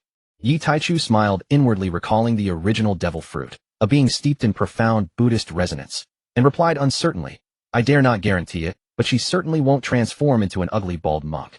Besides, there's little cause for concern. Later on we can simply replace it with another human fruit model person. The impact is negligible." After a moment's reflection, the women murmured in agreement, That does make sense. And once Shower assumes human form, she'll finally dine with us. Yes, no longer drifting alone in the sky or confined within Brother's inner world. Shower, go ahead, eat it now." United in purpose, they urged the ship's spirit Shower forward, each brimming with anticipation over what form she would take upon consuming this paramecia-type devil fruit. Shower tilted her head, gazing at her sisters, each radiant with eager expectation, then nodded. Her voice ethereal and pure shimmered with unfeigned delight. I understand. I'm excited too. I want to stay with Master and everyone forever. Yi Taichu issued the command without hesitation. Didi conjure a temporary cloud bed. Understood. With a graceful wave of her fair slender hand, Didi summoned a towering cumulus cloud, hundreds of meters wide, hovering just beyond the Nine Heavens ship's outer rim. One by one the group boarded the cloud bed, even the ship's small pets accompanying them without exception. Once all were settled, Shower accepted the devil fruit from her master's hands, and began to eat it bite by careful bite. Floating beside Shower, Didi watched with wide-eyed curiosity as the ship's spirit took each morsel, then asked, her beautiful face alight with wonder, Shower, what does it taste like? MMPH. Didi Jia. MMPH. It tastes utterly revolting, deeply nauseating, repulsive, abhorrent, right down to my very soul. Didi's expression lit up, as if she'd just unearthed a celestial secret. Before this moment, Shower had possessed no sense of taste, and no need for sustenance. Yet now she could savor the devil fruit's flavor, and recoil from its visceral disgust. Clearly its foulness struck not the tongue, but the soul itself. Taste was irrelevant. Though excruciatingly bitter, Shower consumed every last fragment, because it carried her master's heartfelt intention and the collective wish of her sisters. Having finished the fruit, Shower dissolved into radiant light and merged back into the ship's hull. Immediately the Nine Heavens ship began emitting golden luminescence, and slowly shrank in size until it settled into the familiar luminous humanoid silhouette Shower usually manifested before them. The sole distinction lay in her nature. Previously, Shower appeared solely as a disembodied spirit, while the colossal divine vessel remained separate. Now the Nine Heavens ship was her true physical form, not merely a vessel for her spirit. As time flowed onward, that radiant silhouette gradually coalesced, flesh and blood replacing light, solidifying into living, breathing substance. Before the women's rapt, curious gaze, Shower's formerly indistinct facial contours sharpened, eyes, ears, mouth, and nose emerging with delicate precision. Her entire luminous form condensed into tangible flesh and sinew, yet retained her miniature dragon horns, wings, and tail. No longer a shapeless radiance, she now embodied all the hallmarks of mortal life. Appearing as an exquisitely beautiful Buddhist nun clad in saffron robes, hair unshorn and adorned with crimson, mystically intricate patterns across her face. Flapping her wings, she hovered midair, gazing upon her newly formed body with unrestrained joy. Yi Taichu himself had no frame of reference for this transformation. If pressed to name a parallel, he sensed Shower's current form echoed the legendary consorts of the joyful Buddhist sect, enlightened consorts embodying wisdom and compassion. Relief washed over him when he saw she bore no resemblance to a grotesque, broad-mouthed, black-bearded, oni-like yokai. Having inherited only half the original fruit, he'd feared she might manifest as some endearingly hideous creature. Such a fate would have left his ship's spirit inconsolable for years. Fortunately, the outcome was auspicious, and though fragmented, the fruit retained a portion of its original essence. The women gathered around Shower, touching her arms, examining her features, causing her fair cheeks to flush rose pink. Meanwhile, Yi Taichu contemplated another question entirely. If even half a great Oni-type devil fruit could yield such varied forms, then what might emerge if their companion consumed the Buddha model fruit from the Warring States era? A bodhisattva. He stroked his chin, eyes gleaming with sudden inspiration. This prospect held extraordinary promise. Just then Didi's lively voice rang out from nearby. Shower, what abilities do you possess now? Shower nibbled her fingertip, tilting her head in thought. Under the group's rapt attention, she raised her tiny palm, clapped it once, and opened it slowly. Resting within lay a perfectly scaled-down replica of the Nine Heavens ship. She released the miniature vessel into the sea below. As it left her palm, the tiny Nine Heavens ship swelled steadily, until it regained its full majestic dimensions. Yet Shower, now freed from her ship body, did not revert to her former luminous silhouette. Didi gasped in astonishment, darting forward to pinch and prod Shower's seemingly unchanged body, then burst out delighted, "Wow! Shower, you've severed yourself from the ship." Shower, her expression a playful blend of serenity and irreverence, shook her head. "Not quite. This form consumes energy. However, my ship body stores vast reserves, and recharges swiftly enough to sustain this separation." Yi Taichu, having returned aboard the Nine Heavens ship, asked quietly, "How long can this state normally be maintained?" Master, my recharge rate far exceeds consumption, so theoretically I could maintain this indefinitely." Hearing this, Yuan paused thoughtfully, then observed, "So, if we frequently drain your energy through combat, causing expenditure to surpass replenishment, you'd revert to your luminous, spirit-only form?" "Yes, that's correct," Shower replied obediently. Didi leaned close, pinching Shower's soft cheek, and tracing the sacred crimson patterns with gentle curiosity. Her grin mischievous. "Hee. Shower's appearance is absolutely stunning. Look at those harmonious, elegant markings, the beguiling aura juxtaposed with serene Buddhic grace. Brother Taichu must adore it utterly." "Ahem." Yi Taichu coughed lightly, signaling the impish girl to rein in her teasing. Didi pouted adorably, her displeasure unmistakable. In response, Yi Taichu sighed, then planted a soft affectionate kiss upon her cheek. Pop. Didi giggled he. Then Yi Taichu turned toward Shower, encircled by the women aboard the ship, and asked with gentle curiosity, Shower, what powers do you wield now? Shower closed her eyes, concentrating deeply, then opened them, revealing irises of soft gold. Her voice, honey-sweet and serene, filled the air. I may launch spiritual assaults and corrupt other beings simply by meeting their gaze. I may also shrink or enlarge myself by expending energy, but given my natural scale, enlarging up to 500 meters incurs no cost. Shrinking, however, requires modest energy, though minimal. My smallest viable form remains this one, slightly over 2 meters tall. Yi Taichu absorbed this knowledge silently. In the original canon, the fox who consumed this devil fruit possessed no notable abilities beyond transformation, so he'd never known whether its mental assault capability survived the fragmentation process. He'd assumed it lost during separation. In the ancient primordial era, the demon in its Buddha form was also a great demon that could rank in the top 50. It could unleash invisible shockwaves that were both unpredictable and devastatingly destructive. It could also attack the opponent's spiritual world invisibly through eye contact, instantly killing them. If a powerhouse of the same level fought against it for too long, without special abilities to defend, they could easily be gradually and invisibly weakened by its spiritual pollution. Back then, those two earth-shattering great wars caused many origins to be split into different abilities by various factors. Some origins also merged to create entirely new abilities. For example, gravity was split into float, and gravity. The Buddha form was divided into Great Monk and Great Buddha. Each inherited a portion of the origin. Yi Taichu now understood that the origin inherited by the mythical Zoan Great Monk fruit was the aspect of spirit and body transformation. Sengoku's Great Buddha form inherited the origin of the Golden Buddha form and shockwaves. It could be considered the yin and yang aspects within the origin. Of course, if one insisted on dividing them into good and evil, that would also be possible. However, Yi Taichu knew clearly that good and evil were not so easy to distinguish. Even though these top-ranked great demon origins had been separated, each one individually was still a top-tier devil fruit. This was the innate ability possessed by the favored children of heaven. Similarly, the Mero Mero no Mi that Hancock Girl ate was another story. It was a product of the fusion of petrification and charm abilities. The brand new devil fruit born from the fusion of the two origins was practically a bug-level existence. Neither of the original origins, petrification or charm, were considered powerful abilities. They were only slightly better than lower-tier demons, counting as mid-tier demons. But with this fusion, its strength rivaled the abilities of the top 100 great demons. If someone with inherent, unparalleled charm obtained this power, the power they could unleash would directly squeeze into the top 50. After all, according to Yi Taichu's understanding of the Mero Mero no Mi, not only does its attack carry a petrification skill, but most importantly, anyone who has even a hint of desire toward its user will turn into a stone statue when hit by its power. This was demonstrated to the extreme in Hancock's hands. Hancock herself was a peerless beauty with immense charm. With the charm enhancement of the Mero Mero no Mi, she truly was. One look topples a city, a second look topples a nation. This was not an exaggeration, although Hancock had never done so. But in this era where no one except Yi Taichu's group possessed demon bloodline constitutions, if Hancock wanted, she could accomplish such seemingly absurd feats with effortless ease. Thinking of the pirate empress he knew, one who seemed proud but was actually extremely sensitive and fragile inside, Yi Taichu gently shook his head, a smile, like a spring breeze curling at the corner of his mouth. This time, since Yi Taichu had come here, he wouldn't let such things happen. Although in the original world, evaluations of Hancock were mixed with an overall low rating, but Yi Taichu did not agree with those netizens' assessments. How could they know the cruelty and darkness of this world? This was a real world, not as beautiful as the protagonist group fooling around in anime and manga. They would never know the lives of the lower-class people and slaves in this world. To outsiders, Hancock appeared brainless, arrogant, ruthless, conceited, and vain, with a lovesick, foolish look. But behind these seeming flaws, few would contemplate the stories behind them. The three sisters were captured and sold by slave traders.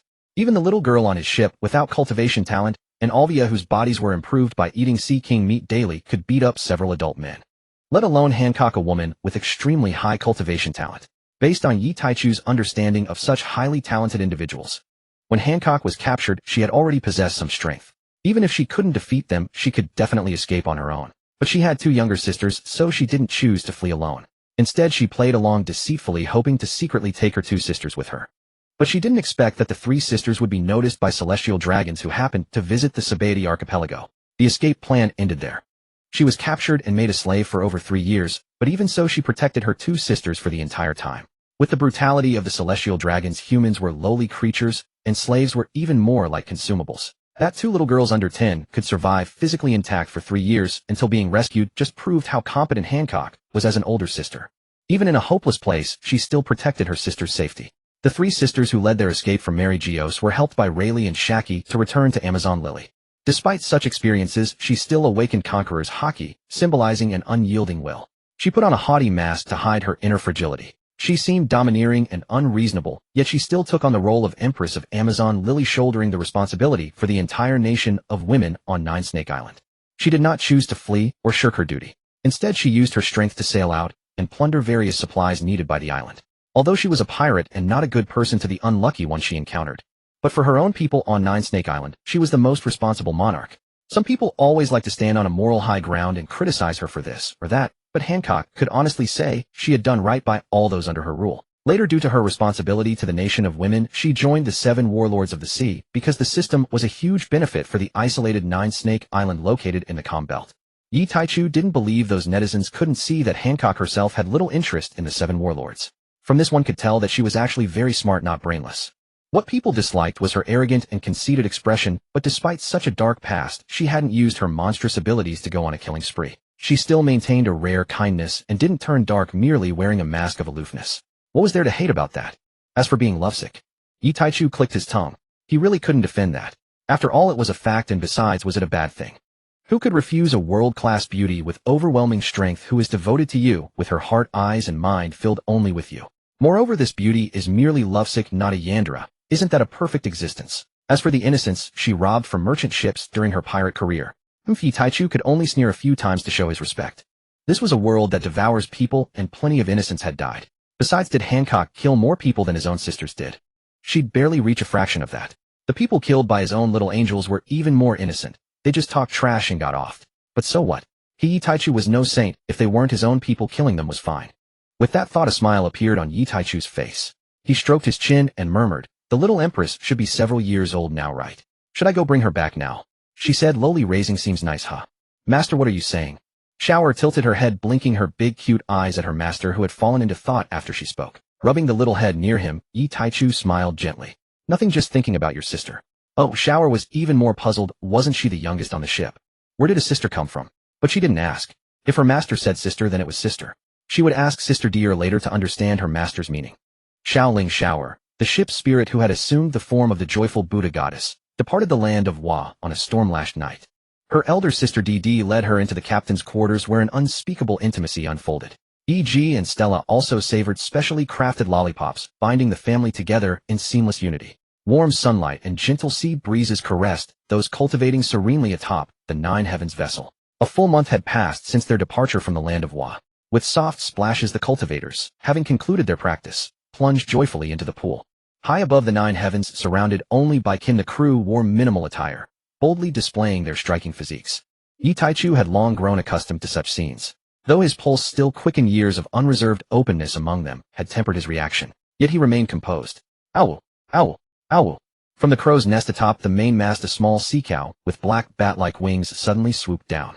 The tiny sea cow fluttered before Yi Taichu, its stubby forelimbs gesturing animatedly, as if conveying urgent news. Dee tilted her head slightly. Having sailed alongside the sea cows for so long, she intuitively grasped most of their meanings.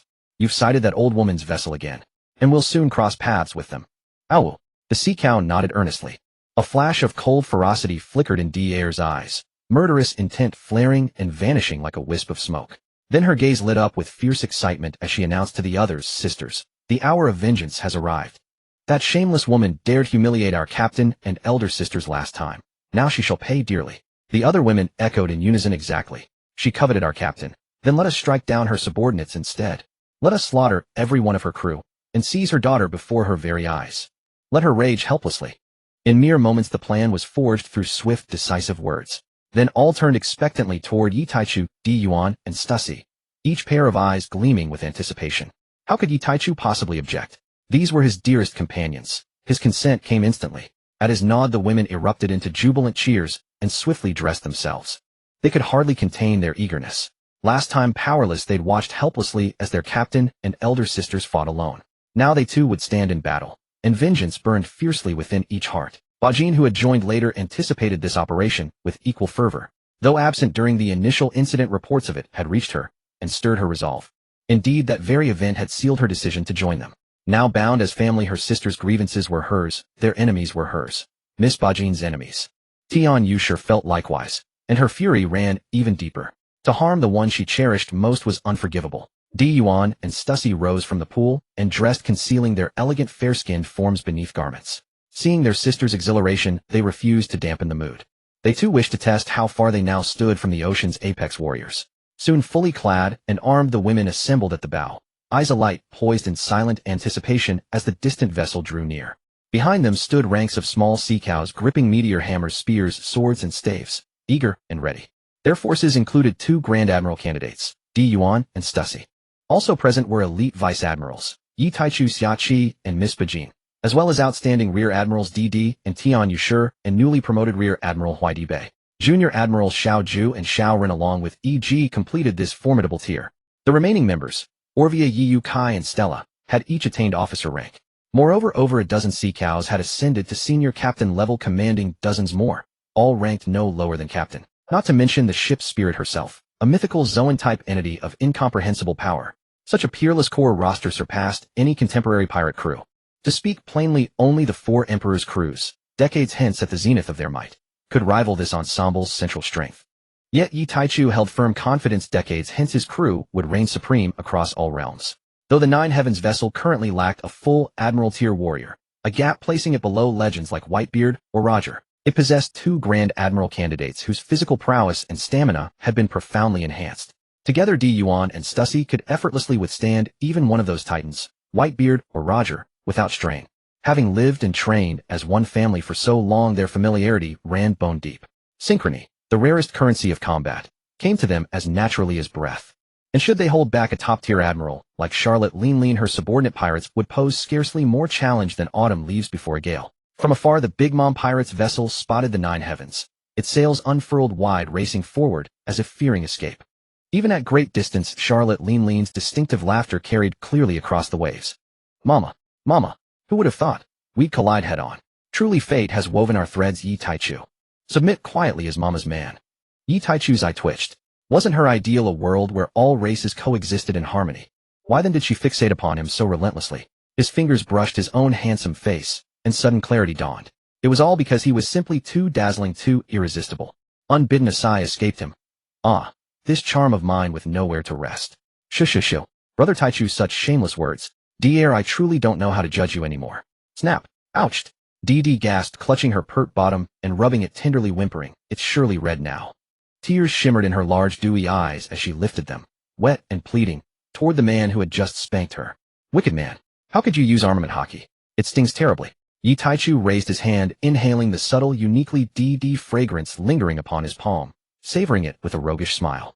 Dee immediately turned away, cheeks flushed. The sisters are watching. Even after all this time, to be loved so openly still left her breathless. Yet she rejoiced deeply that her beloved cherished her body so ardently, even if at times he made her eat sugar water. Honestly, sugar water paled beside lollipops. That thought ignited fresh ire, sharpening her gaze toward the approaching ship, her murderous intent thickening like storm clouds.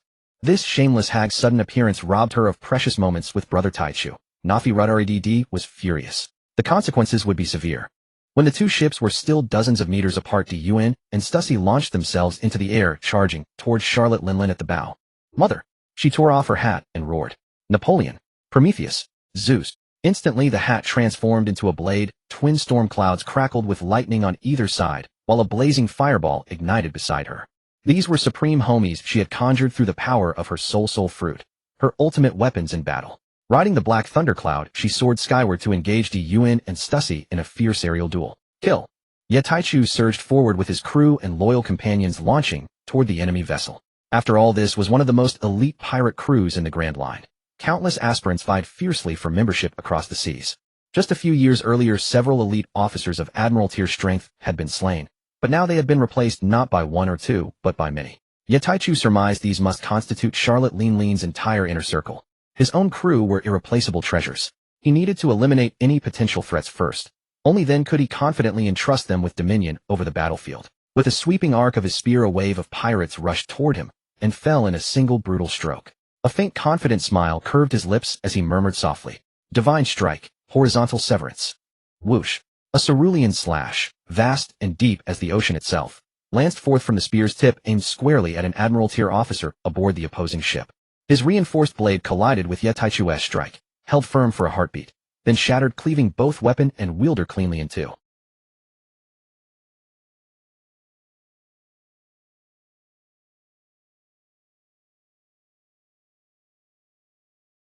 Pirates behind him were likewise bisected, viscera spilling onto the deck, still steaming, still pulsing faintly, while a nauseating acrid stench flooded the vessel. Meanwhile, Yuan's voice rang out, clear, cold, and detached. Divine strike, abyss sunder. VVVRR. Her spear descended in a vertical arc so devastating it seemed capable of cleaving the heavens themselves. In an instant her opponent, a Vice Admiral-tier warrior, was split down the center and the ship's roof rent asunder. Yuan now radiated a sinister, bloodthirsty crimson aura. Even her sky-blue tresses shimmered with a faint, ominous red hue. Those pirates who glimpsed her trembled, not from mere fear, but from a primal dread that seized their very souls. Monster! Monster! The pirates stared at Yetaichu and Yuan, the twin executioners, with abject terror, mouse-dry bodies, quaking legs buckling backward in retreat. At that moment 2 figures leapt from behind them. One bearing Admiral-tier strength intercepted Yuan mid-rampage. The other, a middle-aged man of elite Admiral caliber, confronted Yetaichu bellowing. Do not retreat. Advance now, they will show you no mercy. Clang, clang, crash. He was instantly swallowed by Yetaichu's ferocious onslaught, silenced before another word could escape. Conversely, Yetaichu himself fought with remarkable ease, though they stood at the same elite admiral rank. Yetaichu's combat prowess had already begun transcending that threshold. He stood on the cusp of becoming a fleet admiral candidate. Against such a standard elite admiral, he need not claim 10 foes at once, but 5 wielding his abilities. Effortless. Even unarmed, he could slay 2 in single combat, or hold 3 at bay without yielding ground. Thus one elite admiral posed no true challenge, merely a minor delay. He fought with relaxed mastery, while simultaneously extending his observation haki across the entire ship. Sensing every formidable presence aboard, he confirmed, beyond those locked in battle with his women, no additional admiral-level auras remained. Only then did he exhale relieved. Glancing upward at the 3 warriors locked in relentless aerial combat, he made no haste, choosing instead to prolong the duel with his current opponent. Let Yuan and Stussy savor the thrill of battle a while longer. Then he would join the encirclement. This shameless woman had mocked him incessantly. His patience had long since snapped. Clang. Heavenly fire. From above, Big Mom hurled Yuan aside, then glanced down to see her own crew slaughtered below. Her eyes bulged with fury. She erupted in rage. Twice. They were massacring the very crew she'd painstakingly rebuilt. This was all she had left. Eyes blazing, she seized Napoleon with both hands and swung downward toward Yetaichu and his allies. Wakoku. But even as she struck, Stussy swept her from the sky with a single rifle blow. Yetaichu's overwhelming blow sent his opponent reeling backward.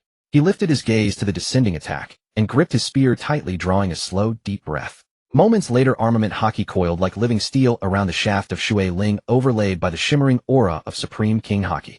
Launching skyward, he thrust. Divine strike, skyrend. Clang. Shui Ling met Big Mom's assault midair, locking in violent suspended collision. Instantly shockwaves erupted outward, dropping the sea level by dozens of meters. Then with a sharp upward flick of his spear, Yetaichu reversed the trajectory, sending the full force of her own attack hurtling back towards Charlotte Linlin, who hung suspended in the air after being struck by Stussy. Ah! Charlotte Linlin shrieked in midair. Below, Yetaichu's gaze flashed with mockery, and a wry contemptuous smile curled his lips.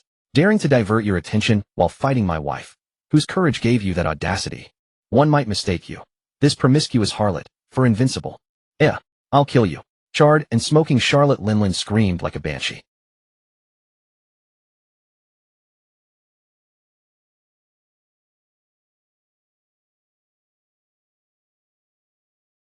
A blackened claw-shaped burn seared across her chest. Yuan, having silently traversed space, now hovered beneath her. In that moment she no longer dreamed of claiming him as husband. She only craved his death. Boom. Once more she was blasted skyward, hurtling toward Yetaichu, only to be flung high again. Little Kuan. As Charlotte Linlin stabilized midair, she parried Stussy's silent lethal strike from behind, blade meeting blade with a sharp ring. Halting her backward momentum, she stood tall upon the thundercloud Zeus, her expression hardening into grim seriousness. Facing these 2 women who barred her path, she dared not underestimate them again. They were no longer the pair who just years ago could barely withstand a few of her blows. Now united, they rivaled her own strength. She could no longer afford arrogance. A surge of bitter frustration welled within her. What manner of monsters are these? In mere years they descended to terrifying power. Even those women who once seemed utterly insignificant, now each wielded formidable strength, utterly astonishing. The battlefield fractured into two distinct zones, their clashing energies causing the surrounding sea to tremble ceaselessly. Except for Charlotte Linlin soaring above, none among Yataichu's party unleashed Supreme King Haki. These were New World pirates. Yet even their refined Supreme King Haki would only induce momentary dizziness in opponents. Yet that was not why they withheld it. They refrained deliberately, because Yataichu wished to observe whether the killing intent domain enveloping them might undergo transformation. So far, Dier's killing intent domain proved densest, making her the most likely candidate for imminent evolution. Using Supreme King Haki to clear away foot soldiers would be simple enough. Yet doing so might forfeit something vital. Yataichu suspected the domain required personal direct execution, not merely indirect causation. Otherwise, countless veteran pirates, each stained with oceans of blood, should have manifested such phenomena long ago. But their victims perished through collateral devastation, never by their own hands. After all, true power lies in annihilating islands with a single strike. No need to soil one's hands with gore. Only Dier, whose hatred burned fiercest against those harboring ill intent toward her family, refused to let such sins go unpunished. It was her visceral hands-on vengeance that first revealed this hidden truth. Had she not done so, they might never have discovered its existence, lest they appear afflicted by some grotesque obsession. Though prolonged training had honed them to sever heads without spilling a drop, their discipline remained absolute. A flash of cold steel arrives first, then the spear strikes like a dragon. Cough cough. An elite officer battling Yi Taichu had his chest pierced by Ye's water spirit spear. Yi Taichu twisted the spear, churning the officer's heart to pulp. Charlotte Castard's elite officer stared down in disbelief at the long spear protruding from his chest, blood trickling from his lips as his gaze dimmed. Within moments he fell silent. Yi Taichu retracted the spear and flicked it sharply. Blood scattered like water, leaving the blade immaculate once more. Yi Taichu tapped the spear tip lightly, a faint smile playing on his lips. Now it's time for Tianyuan to have its turn. Then something miraculous unfolded. The spearhead bent slightly, resembling a respectful nod. Yi Taichu nodded in return, sheathed the water spirit spear, and prepared to draw his Tianyuan sword. Die! At that moment a woman's voice roared from behind him. Yi Taichu ignored it entirely. Without turning, he calmly drew the Tianyuan sword. He had sensed her presence the moment she stealthily approached. His Kinbunchika Haki had detected her long before she drew near.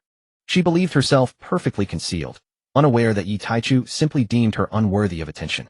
After all, she was nothing but a feeble opponent. Clang! A sharp metallic clash rang out. Castard's heart surged with exhilaration. She had crept up behind this fearsome man, yet he remained oblivious. Then she watched stunned as his terrifying spear vanished into thin air. Though baffled, she knew her chance had arrived. Clutching her long blade tightly, she drove it viciously toward his back. A triumphant smile curved her lips, only to freeze rigid upon a crystalline ring, her face draining of color, her soul plunging into despair. Yi Taichu turned, regarding the audacious girl who dared stab him from behind. Should he commend her courage, or mock her recklessness? He studied her for a moment. Short violet hair adorned with a small flower. She must be one of those sheltered aboard the ship. He recognized her instantly, Charlotte Castard, the sixth daughter of Charlotte Linlin. He stroked his chin, gazing down at the girl slumped helplessly on the deck, resigned to surrender. His mind flashed to her sister Smoothie, a statuesque beauty of the Long Lake tribe. Decided, I'll take her, then hand her over to my cheerful disciple Dier for training. A wicked, mischievous grin spread across his handsome face. I know who you are, Castard, you. Before he could finish, Castard closed her eyes, stretched her neck forward, and cut him off. Do as you will. Kill me or spare me. I accept either fate. Slap. Yi Taichu struck her delicate cheek with a single stinging blow. Her left face swelled instantly, blood welling at the corner of her mouth. His expression remained utterly impassive, cold, detached, his voice devoid of inflection. You may die, but surely you wouldn't wish your younger siblings slaughtered because of your own folly. After all, she was merely an attractive assassin, easily disposed of if necessary. Unlike his cherished companions, whose peerless beauty could move mountains, she held no such allure. Were it not for her canonical existence and his collector's instinct, he would have ended her life the moment her blade neared him. No need for futile protestations. Clutching her swollen, throbbing cheek, Castard glared with seething fury. You! How dare you punish them for my deed alone? Argue with me. Yi Taichu scoffed, utterly indifferent. A pirate family debating morality. And wasn't this precisely what you invited upon yourself? Castard's face flushed crimson, despair choked her breath as she ground her teeth. What do you demand of me? What must I do to save my family? Yi Taichu savored the dark thrill, playing the villain, coercing virtue into servitude. It felt strangely satisfying. A faint knowing smile touched his lips. Become my personal attendant. Never. Moi. Her face paling, Castard bristled, ready to hurl furious refusal. Until she lifted her gaze and met his eyes, smiling yet utterly empty, devoid of warmth, mercy, or hesitation. Her retort died unspoken, swallowed whole. She knew with chilling certainty that he would kill her, and every kin she loved. Her eyes flicked upward, to where her mother struggled entangled in his power, then back toward the nearby cabin. Remembering the siblings hidden inside her shoulders, slumped in utter desolation. I agree. Yi Taichu knelt, lifting her chin with 2 fingers. Say, master. A flicker of hesitation crossed her eyes, then light faded completely. Like a hollow shell, she whispered. Yes, master. Satisfied, Yi Taichu waved his hand, activating spatial ability, and transported her instantly to Jiuxiao. His loyal ship Spirit Shower would handle the rest. As for Dier's subsequent training, Castard's current emotions were irrelevant. She was not one of his own. Had his collector's compulsion not intervened, she would have perished the instant her blade breached his space. His gaze drifted toward Dier, locked in fierce combat with the enemy Admiral. Recalling his cheerful disciple's unwavering loyalty, Castard's path as an attendant would prove arduous indeed. With the sole crime of betrayal, Dier and her devoted sisters would undoubtedly refine her through torment so exquisite it bordered on ecstasy. Yi Taichu's lips curled upward, not in kindness, but in serene, untroubled amusement. Yet what did it matter? If she broke beneath the strain, so be it. He stepped into the ship's hold, heading toward the chamber where the children hid. Squeak. The door's creak startled the trembling children huddled within. They flinched violently, scrambling to peer toward the doorway. Relieved, neither their elder sister Castard nor their protectors stood there. Through the open door they saw their loyal crewmen lying motionless across the deck, fear gripping their hearts tighter still. The eldest among them, voice quivering with terror, cried out. Who are you? Why are you here? My mother is invincible. I warn you, don't lay a finger on us. Katakuri, the youngest, still just a boy, summoned his courage, legs trembling, and stepped forward from behind his brothers, sisters, and siblings. He stood before them, shielding his family with his small frame. Yi Taichu paused, then chose restraint. Hearing their shrill, empty threats, he snapped. Silence. His conqueror's haki erupted, knocking every child from toddlers to youths barely past 20 unconscious in an instant. With a wave of his hand, he sent Smoothie, Snam, Melee Eyes, and Garrett, 4 of the daughters, to Jiuxiao. Then he glanced at Katakuri, collapsed nearest the door. He conjured a miniature void space, and cast the unwanted ones inside like refuse, before turning away. After all, they might yet serve as crew candidates. For now, killing their kin remained unwise. Besides, they made excellent leverage in negotiations with Charlotte. Wasn't it true she possessed a road poneglyph? Mere utility, nothing more. Recalling Garrett, the youngest, only 4 or 5 years old, he shook his head, murmuring with quiet regret. Pity she bears so few daughters now. How much simpler if the rest were born all at once. Hey Lin, come take a look at your precious ones. Yi Taichu, stepping out of the cabin, cast his gaze toward his crew's direction. Miss Bajin's opponent was a Vice Admiral level cadre of elite strength, and at this moment, she was utterly dominating him. Both of her opponent's ears had been pierced through by her flying finger gun, and his body was riddled with several bloody holes, making him look utterly pathetic. Observing those wounds, Yi Taichu had no doubt that Bajin's flying finger guns were aimed at vital points like the head and heart. However, although her opponent was no match for her, the two belonged to the same tier, and in a short span of time Bajin lacked the ability to slay him. Were it not for the enhancement of the mythical Zoan vampire form, even Bajin, with her bolstered physique and stamina, would have had to battle for a day or 2 before claiming her opponent's life. Xiaoqi, meanwhile, was handling 3 Vice Admiral-level cadres on her own with remarkable ease. Yi Taichu could tell that within a few hours Xiaoqi would have slaughtered all 3. If Xiaoqi were to unleash her full power, the battle could be concluded within an hour. Over on the other side, the clash between Tier and that Vice Admiral had escalated into a fierce, evenly matched stalemate. Not far away, Tianyuesher was facing 2 rear admirals alone and appeared somewhat strained. Yet she was not at a disadvantage. Instead, she seemed increasingly adapted under the pressure of her 2 formidable enemies. Moreover, as time passed, she gradually began to gain the upper hand. Wait a baby, I also assumed the hybrid form of the great righteous god and exchanged blows with a rear admiral in a back-and-forth duel. The remaining ones, Xiao Ju, Xiao Run, and E.g., several of the more powerful members joined forces to engage a rear admiral-level cadre. Over a dozen small sea cows of captain rank or above were besieging 2 rear admiral cadres. The rest, including Yeyuekai and Orvia, who were of captain rank strength, led the remaining small sea cows in slaughtering the enemy crew members of captain rank and below. Even the usually useless guide birds and the air octopus were coordinating sneak attacks. Each time they succeeded, a guide bird would let out a sinister, grating laugh. Yi Taichu raised his head and let out a light shout towards Charlotte Linlin in the sky. Hearing his voice, Big Mom forcefully knocked away the 2 women she was entangled with and looked down, her face instantly darkening as black as the bottom of a pot. The 2 women, Di Yuan and the other, did not press the attack, hovering in the air on guard against her. Mama. Charlotte Linlin let out a few strange laughs, glanced at her ship where the cadres were entangled by those women, and a fierce, killing intent flashed in her eyes. Speak, boy, what do you want? Although she didn't know why he hadn't killed her children since he had spared them, and was using them to coerce her in this manner, it could only mean he had some designs on her. Yi Taichu, unconcerned by her veined black as a pot face, smiled lightly, and spoke. Use the poneglyph in your hand as the exchange. Charlotte Linlin's heart jolted, and a trace of shock uncontrollably appeared on her face. Apart from Roger, who had infiltrated her stronghold over a year ago to secretly copy the poneglyph, could anyone else possibly know? But even if someone else knew, it shouldn't be this new pirate crew that had vanished from everyone's sight for 2 years. Her gaze toward this man became extremely wary. Mama, where did you hear this information? Flying into the sky opposite Charlotte Linlin, Yi Taichu waved his hand and pointed to Big Mom's children trapped in the space beside him. How I found out is none of your business. You just need to tell me deal or no deal. Big Mom's face was incredibly ugly, and as she looked at the children sleeping in that unknown space, a flicker of hesitation crossed her face. But at this moment, Charlotte Linlin was not yet what she would become decades later. At present, she genuinely cared about her children, especially those with promising talents. Therefore, she did not hesitate for long before making her decision. I agree, but the stone recording the poneglyph is not here. I only have a rubbing of the characters taken from the stone. As she spoke, she pulled a folded piece of paper from her heaving chest. Throw it over. Opposite her, Yi Taichu crooked his finger. Big Mom hesitated, wondering what she would do if he took the rubbing, but didn't release her children. After a moment of thought, she said to Yi Taichu across from her, but add my subordinates to the deal, and we must first swear the Conqueror's Oath. Yi Taichu naturally knew what the Conqueror's Oath was.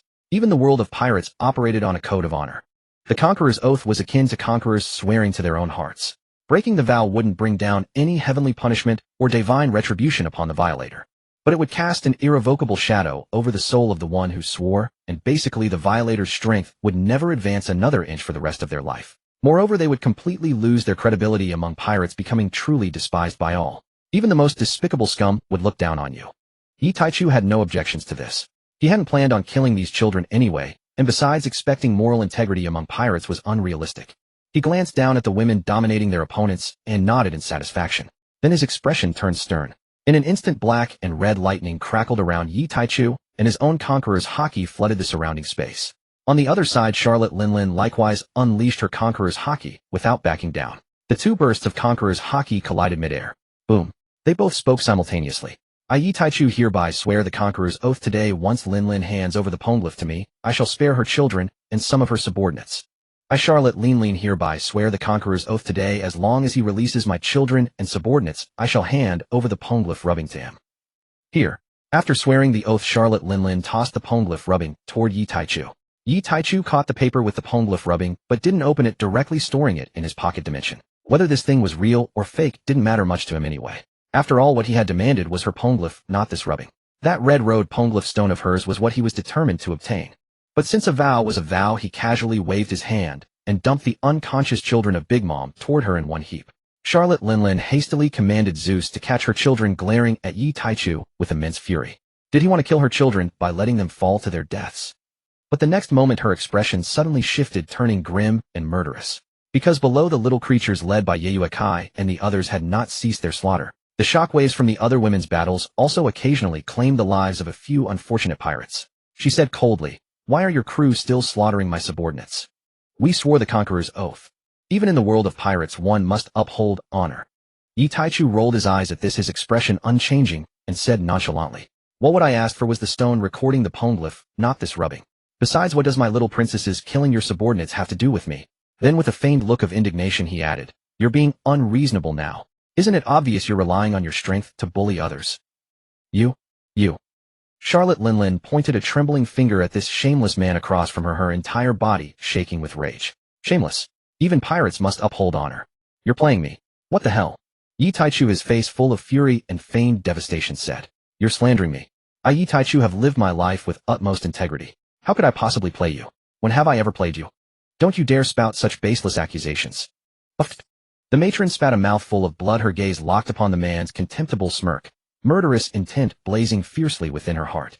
Not only had he deceived her, but he now mocked her with this very posture. Unbearable. Utterly intolerable. Ha. Lingling. I'm here. Where's what you promised me? A demonic thunderous laugh suddenly pierced the distant sky. Its tone radiated unbridled arrogance.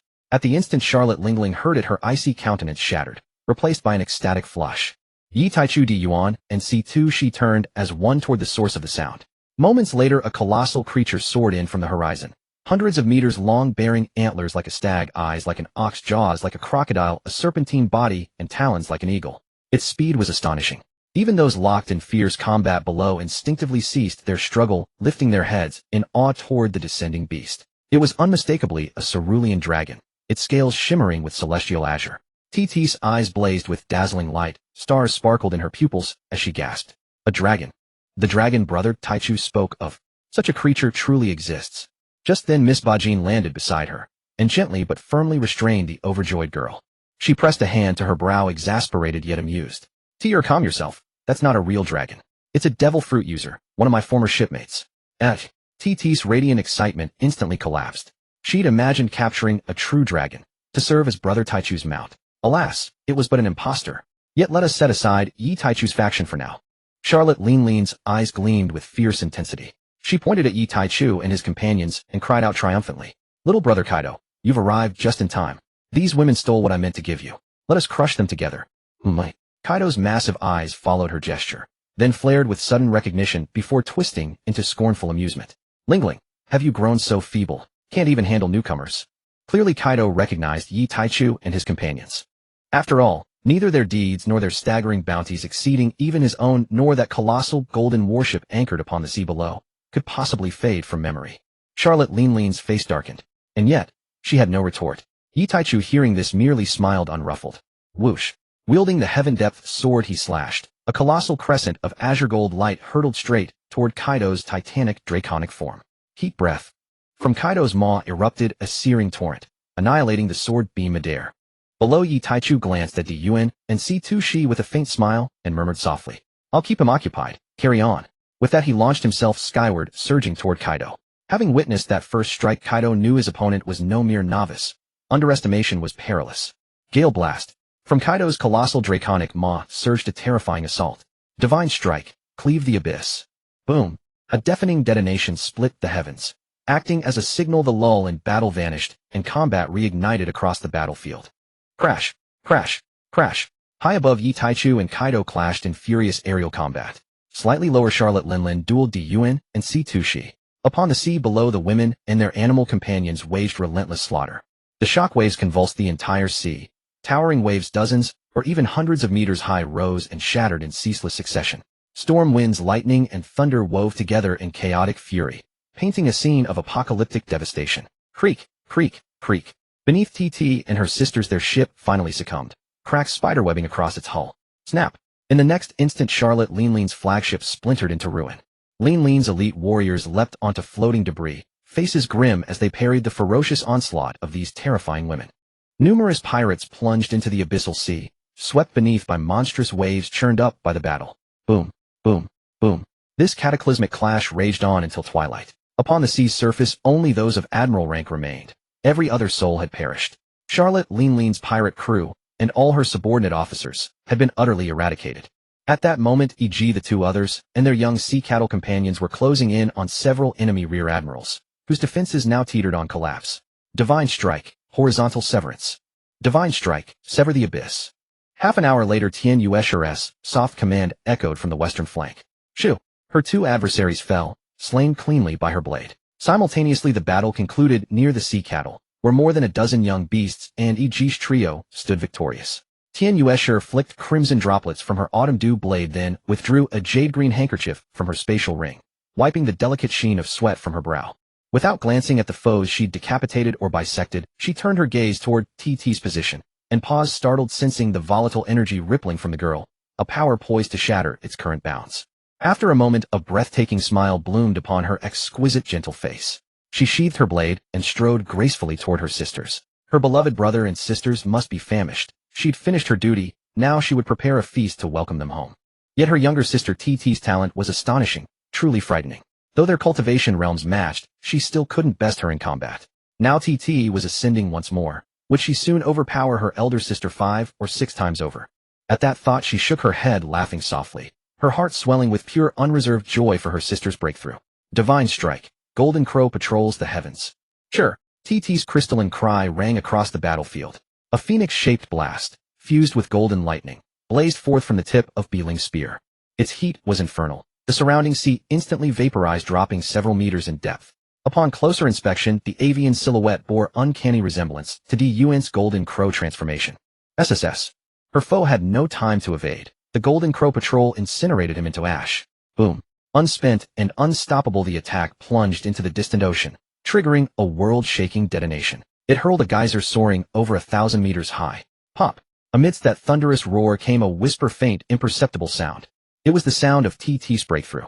A smile, so radiant it could melt winter's frost, bloomed upon her cool, composed face. Raising Beeling's spear, she whispered, elated. Beeling, I've ascended. You're thrilled too, aren't you? VRRR, VRRR, VRRR. Beeling's spear hummed softly, its shaft coiling gently, its tip nodding twice in affirmation.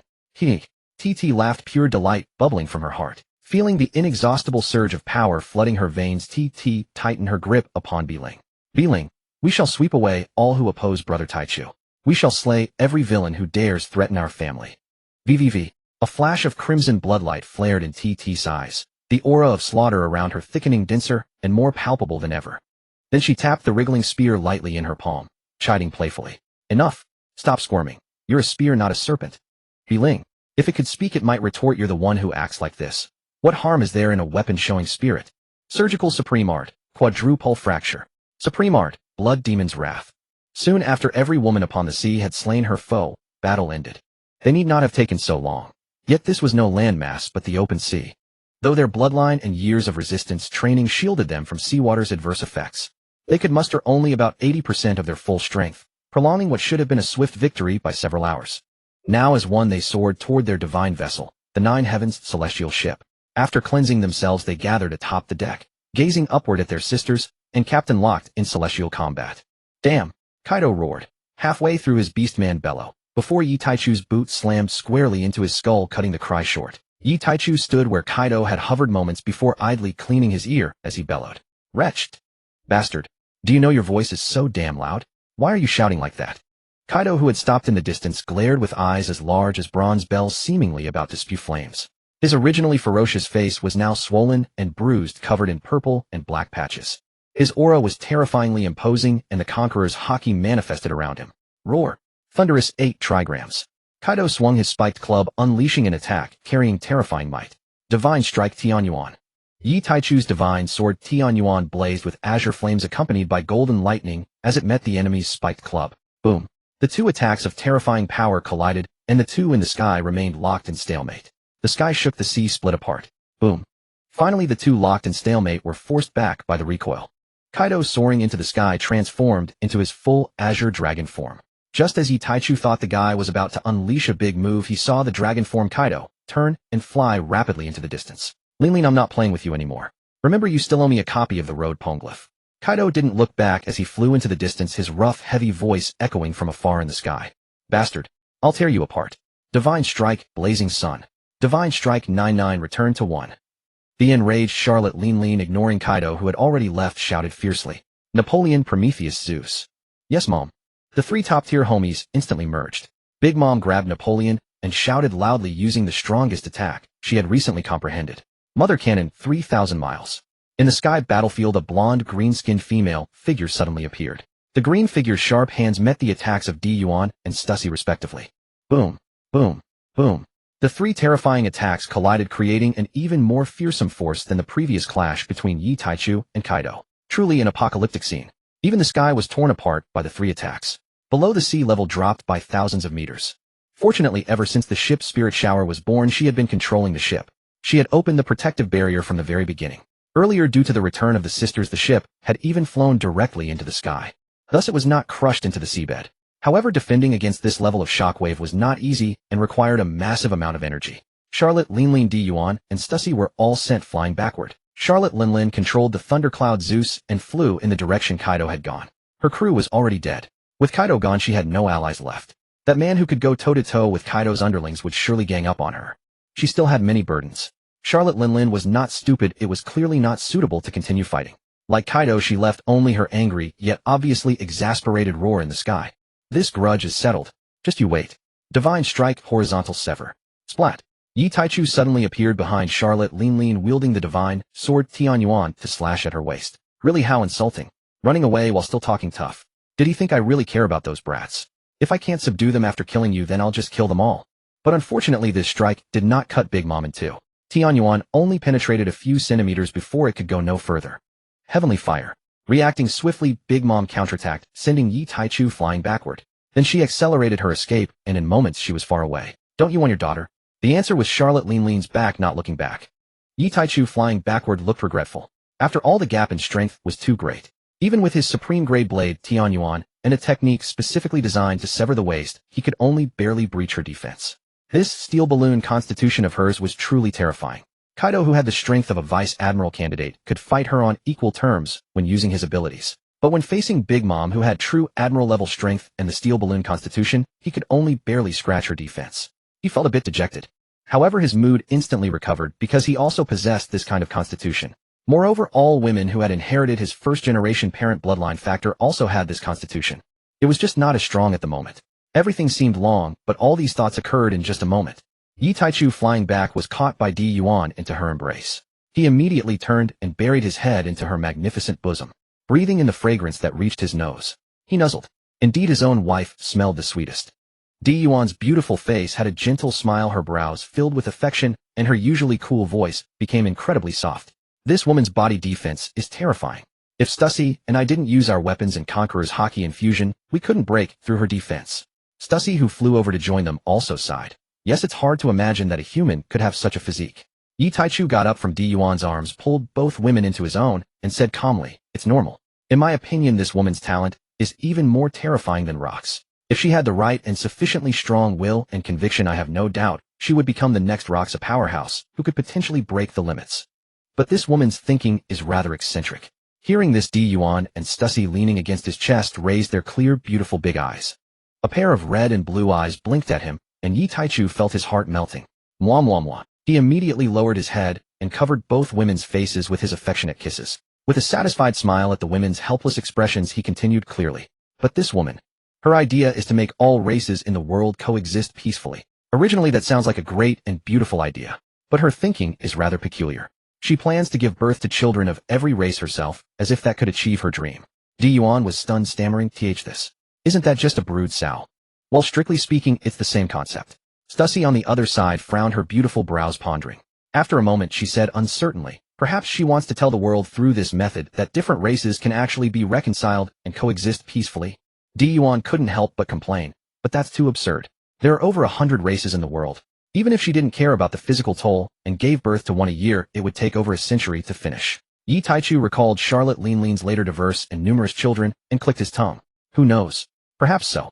He hugged his two great contributors and returned to the 9 heavens. On the other side, the auntie chased after Kaido, who was flying on a cloud of flames, bringing her children along.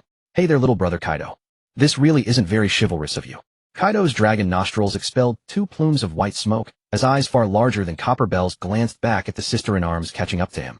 Confirming no pursuers behind them, he halted midair to await Charlotte Lean's approach. "I'm not stupid, you know. That guy with his damn bizarre devil fruit ability was barely holding his own against me. What if those weaker women below ganged up on me alongside him? Did you not see it, old woman?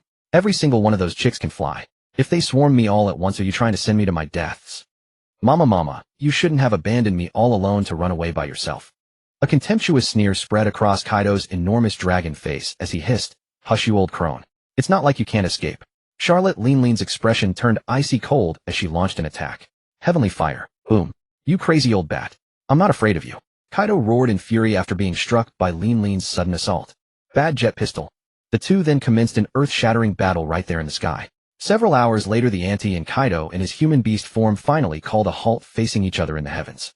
Charlotte Lean's clothes were in tatters, her fair skin exposed, while Kaido's already bruised and swollen body had gained several more wounds.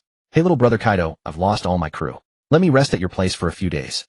"Huh, where's the rubbing of the poneglyph you promised me, old crone?" Boom. For his saucy tongue, Kaido was sent flying once again by Lean's unexpected attack. "Bastard. I'm in the prime of my youth. Call me old crone one more time, and see what happens." "Tui." Kaido spat out a mouthful of blood foam as he stabilized himself, his gaze filled with resentment. Still, he refrained from calling her old crone again. Even Kaido had a brain in his head. He pulled out a small cloth bag from behind him, saying impatiently, "I brought the stuff, but where's the poneglyph rubbing you promised in exchange?" Charlotte Lean's expression turned awkward. Mama of this. "A man took it. I'll make you another rubbing once we return to my territory." Her eyes narrowed. "What? You don't trust me over just a few devil fruits?" I've even given you that precious mythical zone before. Kaido's ferocious face showed a hint of awkwardness as he tossed the small cloth bag toward the auntie. Fine old woman, don't push your luck. Didn't I say I owe you a favor? Charlotte Linlin caught the small bag thrown by Kaido and smiled. Mama, that's more like it. She then opened the bag to check. After carefully examining the contents, her overwhelming aura pressed down on Kaido with immense pressure as she spoke through gritted teeth. Kaido, you've got some nerve daring to trick me. Kaido's ferocious face was full of bewilderment as he stared at this inexplicably hysterical woman. What the hell? Old woman, what do you mean by this? Trying to renege on the deal. His aura surged forth to clash with the auntie's. Fuming, Linlin grabbed the cloth bag and hurled it toward Kaido nearby. You better take a good look at what's in your hands, you bastard. Accusing me now. Without a convincing explanation today, I'll skin you alive. Kaido could clearly sense this madwoman wasn't faking it. He caught the bag and opened it to inspect. In that instant, he froze, unable to believe his eyes, rubbing them with his thick fingers to examine more closely. Finally, he upended the bag, dumping its contents onto his palm. Staring at the few apples and pears resting in his palm, he muttered, impossible. I'm certain I personally packed the devil fruits inside before I left. How could they be gone?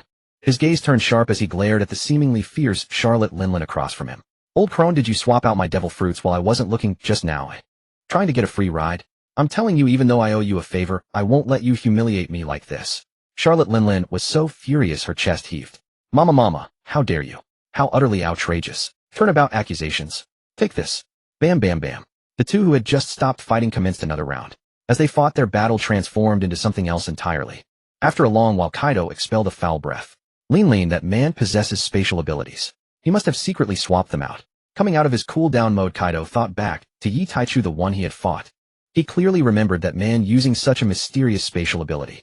Though the other's strength was inferior to his own, that elusive power forced him into a passive position where he could only take hits.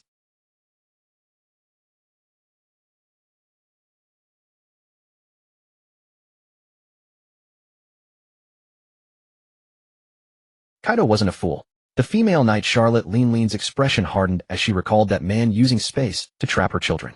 Her flushed face gradually darkened.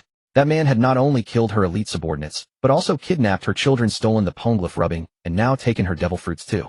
This grudge Charlotte Linlin would remember. Little brother Kaido, I'll make you another poneglyph rubbing when I get back. Consider it a subsidy for our alliance. When you've grown strong enough, join me in getting revenge and making them pay the price. What do you say, do we have a deal? Once you've gathered your strength, join me in taking revenge and making them pay. Sound good? Are you in or not?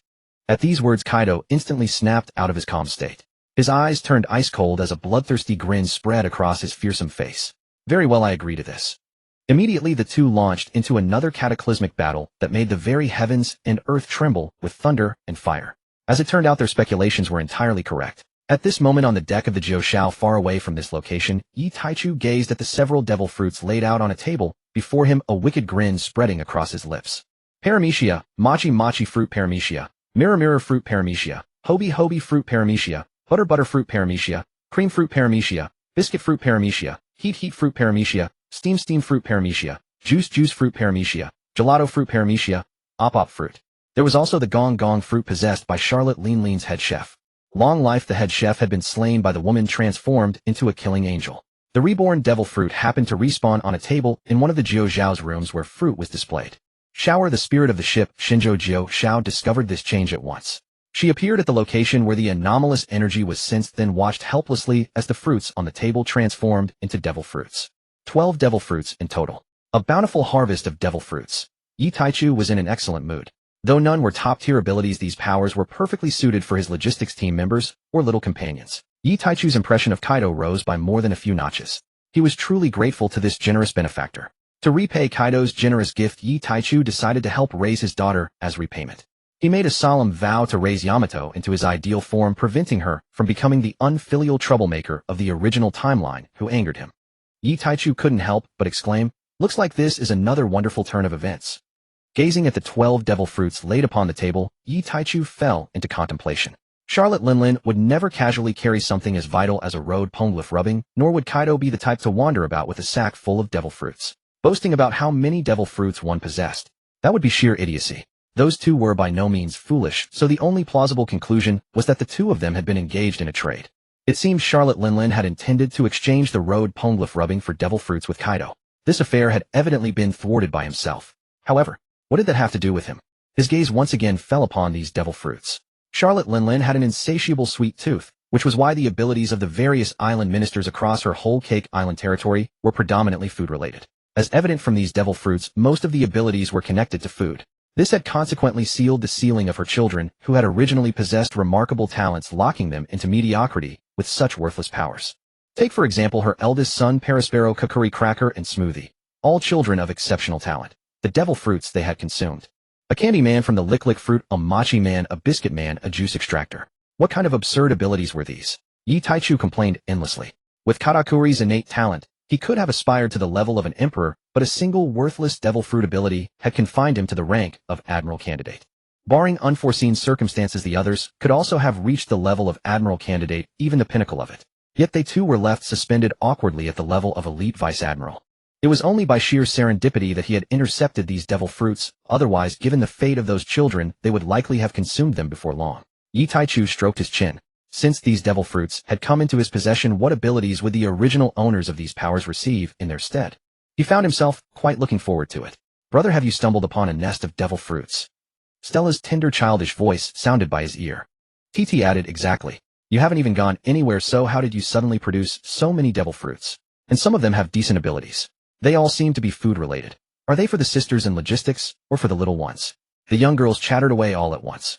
Yi Taichu snapped back to reality, lifted the little girl into his arms, nuzzled her soft, tender cheeks, then turned to the chattering women.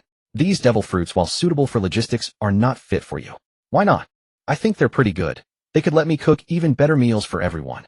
Yuina said, a hint of confusion appearing on her exquisite gentle face. Yi Taichu shook his head. Because their potential is too low. Each of these abilities is more useless than the last. They're perfect for feeding to the little pets. As for you all, you're my precious treasures. If you're to eat devil fruits, they must be ones with rare and valuable abilities. Even if you don't use them, they're great for play.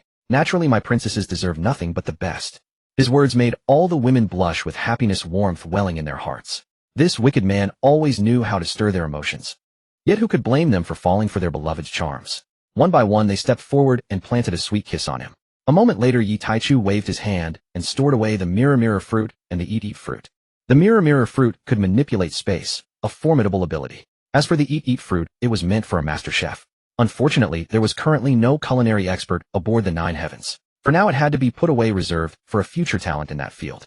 Pointing casually at the remaining 10 devil fruits on the table, he said, feel free to take any of these if you're interested. Whether you keep them as collector's items or feed them to the little ones aboard, it's up to you.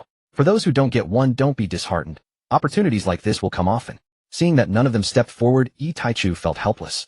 These girls, with so many devil fruits laid out, why were they still being so modest? A bunch of silly girls.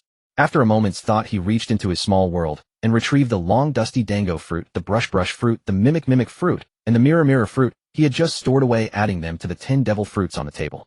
Here, 14 in total. One for each of you, starting with the youngest, he said. Hi-moi. The little lowly Stella joyfully gave him a kiss. After all, wasn't she the youngest? A sly smile curled at the corner of Yi Taichu's lips as he spoke to the ship's spirit Shower, who had been quietly standing by without competing. Shower, go ahead and choose. Huh, me. Shower pointed at herself in disbelief. The sharp-witted women immediately caught on. That actually made sense. Shower had been born later. Strictly speaking, she was only a few years old now, so she was indeed the youngest. Moreover, she was exceptionally well-behaved. Even though she looked much older than the little lowly, she dutifully called Stella big sister. Stella chewed on her tiny fingers and thought. It seemed she had become a big sister. She giggled without the slightest hint of disappointment or embarrassment at being teased. She laughed with pure joy.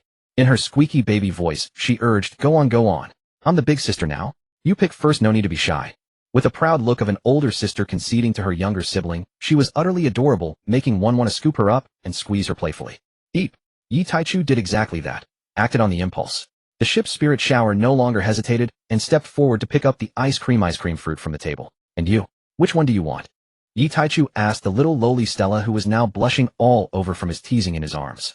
Her sweet melodious baby voice, tinged with uncontrollable shyness, came muffled from within his embrace. Big brother, just pick one for me. She was too shy to even lift her head.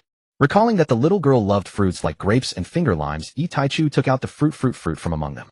The fruit's ability was to transform objects into various fruits. Of course, doing so would consume a great deal of stamina.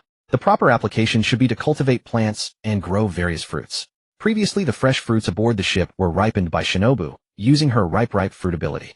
As a result, the Nine Heavens cargo hold had stocked a variety of seeds, Now with the fruit ability, there was no longer any need to ripen a seed every time one wanted a particular fruit. By combining the two abilities, one could now grow all manner of strange and wonderful fruits on a single fruit tree. Remarkably convenient. Thank you, big brother. Love you, moi. Then the crew members each stepped forward in order of seniority to pick their fruits. Though it was called picking, not one of them actually bothered to inspect the devil fruits. They simply reached out with their delicate fair hands and grabbed whichever one they happened to touch. In the end, 3 devil fruits remained: the brush fruit, the mirror fruit, and the dango fruit. Miss Bakken stepped forward, picked up the dango fruit, and then retreated. As for why Bakken was the third last to take it later than Shaki, that was because after Bakken had fully integrated into the group one day after a great battle, when everyone entered the sage mode and chatted, they learned that Shaki was a little younger than her. They were all family and their strength was similar, so Shaki simply called her older sister. Originally she declined, but everyone said it didn't matter and not to worry about it, so over time it became that way. At the same time, she was self-aware, unlike Didi, who always wanted to turn the tables and enjoy being the big sister. Didi was the third to board the ship, talented, strong, and the captain's favorite. It was reasonable for her to contend for the position of big sister. She clearly knew her place, and she was not stubborn. Whoever became the sister was the same. From time to time, she could see Didi receiving the loving education of the 2 big sisters, and she even began to look forward to it. This wasn't just Bakken's liking, all the women enjoyed watching the fun. And although Didi occasionally received love education from Gion and Stussy, whether it was e.g. Wada Baby I and other little sisters who called Didi older sister, or Shaki Yuetsai and others whom she called older sister, in their hearts they all regarded Didi as the older sister. It was not because of the order of boarding nor because of the captain's favor. In fact, although their captain favored the 2 big sisters and Didi a bit more, it wasn't much higher than the others. Basically, he treated everyone equally and never showed open favoritism. The real reason Didi made everyone admire and silently accept her as the older sister was that she shared the same temperament, the same breadth of mind, and the exact same inner qualities as Sister Diyuan, who was young in age, but the big sister of them all. She was fully worthy of the 3rd rank. The women on the 9 heavens were not fools, they all had high IQs and EQs. They had always known that this happy-go-lucky girl had been silently regulating their emotions. She cared for everyone in a unique way, especially her protective nature, which perfectly inherited the character of their own bad man. So whenever the captain and the 2 big sisters were absent, Didi gave the orders. This was acknowledged by Miss Bakken, Shaki, and all the women on the 9 heavens also tacitly accepted it. No one would object. In fact, they were also looking forward to whether Didi would eventually realize her dream of becoming the big sister. It's quite interesting, isn't it? Stussy and Diyuan each picked up the remaining devil fruits and stored them in their space rings. Stussy took the mirror fruit and Diyuan took the brush fruit. Neither of them planned to give these devil fruits to the little ones. They intended to keep them for future sisters. They were very tacit about this. Their own Xiao Yezi had said that the development potential of these 2 devil fruits was quite good in case a sister with interest or talent in this area appeared later. Wouldn't they make a perfect gift? After a night of battle, the warm sunlight spilled over the sea and the sun rose from the distant horizon. The group, having stayed awake all night, lay sprawled on the ship's roof, watching the beautiful sunrise. Pop! A clear sound came from inside Yi Taichu. He felt an endless surge of power within his body. He clenched his fist, feeling as if he could punch the distant sun to pieces. Of course, Yi Taichu knew this was an illusion caused by his newly broken through strength that he hadn't yet fully controlled. Destroying the sun. Not to mention his current self, even all the strong warriors of this era combined couldn't destroy the planet beneath their feet, let alone the sun. In the primordial era, the period when demons ran rampant, they did have the power to destroy this planet. A single demon could not, but the combined power of the top 100 great demons could break this planet with ease. In fact, if they hadn't considered destroying the planet that gave birth to them with their combat power, it wouldn't have been just a matter of destroying islands and lands back then. A pleased expression appeared on his face, satisfied with his strength reaching a new level. Yi Taichu had estimated that based on the various means of the primordial demons, if they were graded by power, the top 100 great demons at least possessed royal-level combat power. And from the top 50 the power doubled. The demon ranked 11th could even defeat more than a dozen ordinary royal-level demons by itself. The gap between them was immense. But no matter how strong it was still within the royal-level realm. Because the top 10 demons ranked above it had a fundamental difference in essence. The top 10 pinnacle powerhouses had already stepped into the divine realm. They could regenerate limbs easily, and even create living beings. Of course, the cost was great since they were not true gods. Creating life consumed their own origin. Moreover, the upper limit of the created beings was determined by the amount of origin. It was far less convenient than using one's own essence blood to create blood descendants, and the upper limit of blood descendants created this way was even higher. So no fool would weaken their own origin to expend great effort creating garbage. Yi Taichu's current physical body was created by the time demon at an immeasurable cost. Having this part of the memory, Yi Taichu had the most right to speak on this, and no one understood the sacrifice of the great demon time better than him. Space was the same. Those two brothers were so good that Yi Taichu was moved to tears when he thought about it. Not only did they give him a body of supreme origin, but they also worried that his abilities were insufficient, so they sacrificed themselves and actively contributed their own powers for him to use. Really, Yi Taichu was sobbing. Back to the point, although the cost was high and the gain small, this alone made them fundamentally different from other demons. Take the 10th ranked Phoenix demon, which had touched the realm of divinity. It might not be able to defeat the 11th ranked demon in direct combat. But if the 11th and the Phoenix fought to the death, the one who died would definitely be the 11th ranked demon. Among the top 10, the last 5 were mostly at the initial stage of the divine realm. The Golden Crow should be stronger with a gap not large from the 2 ranked above it. In any case, it was stronger than the 5th ranked Tremor. This was Yi Taichu's conclusion from the memories based on the performance of both sides. The top 5 were top-tier demon powerhouses who had ascended to the demigod realm. Among them, the 2 ceiling-level demons Time and Space were not far from breaking through to the true divine realm. One might call it the quasi-divine realm. If they hadn't fought to the death and instead rested and recuperated even without each other's origin, they should have been able to step into the divine realm. Too bad they were too greedy. But Yi Taichu could understand, after all, that's what demons were like. Greed was the right way.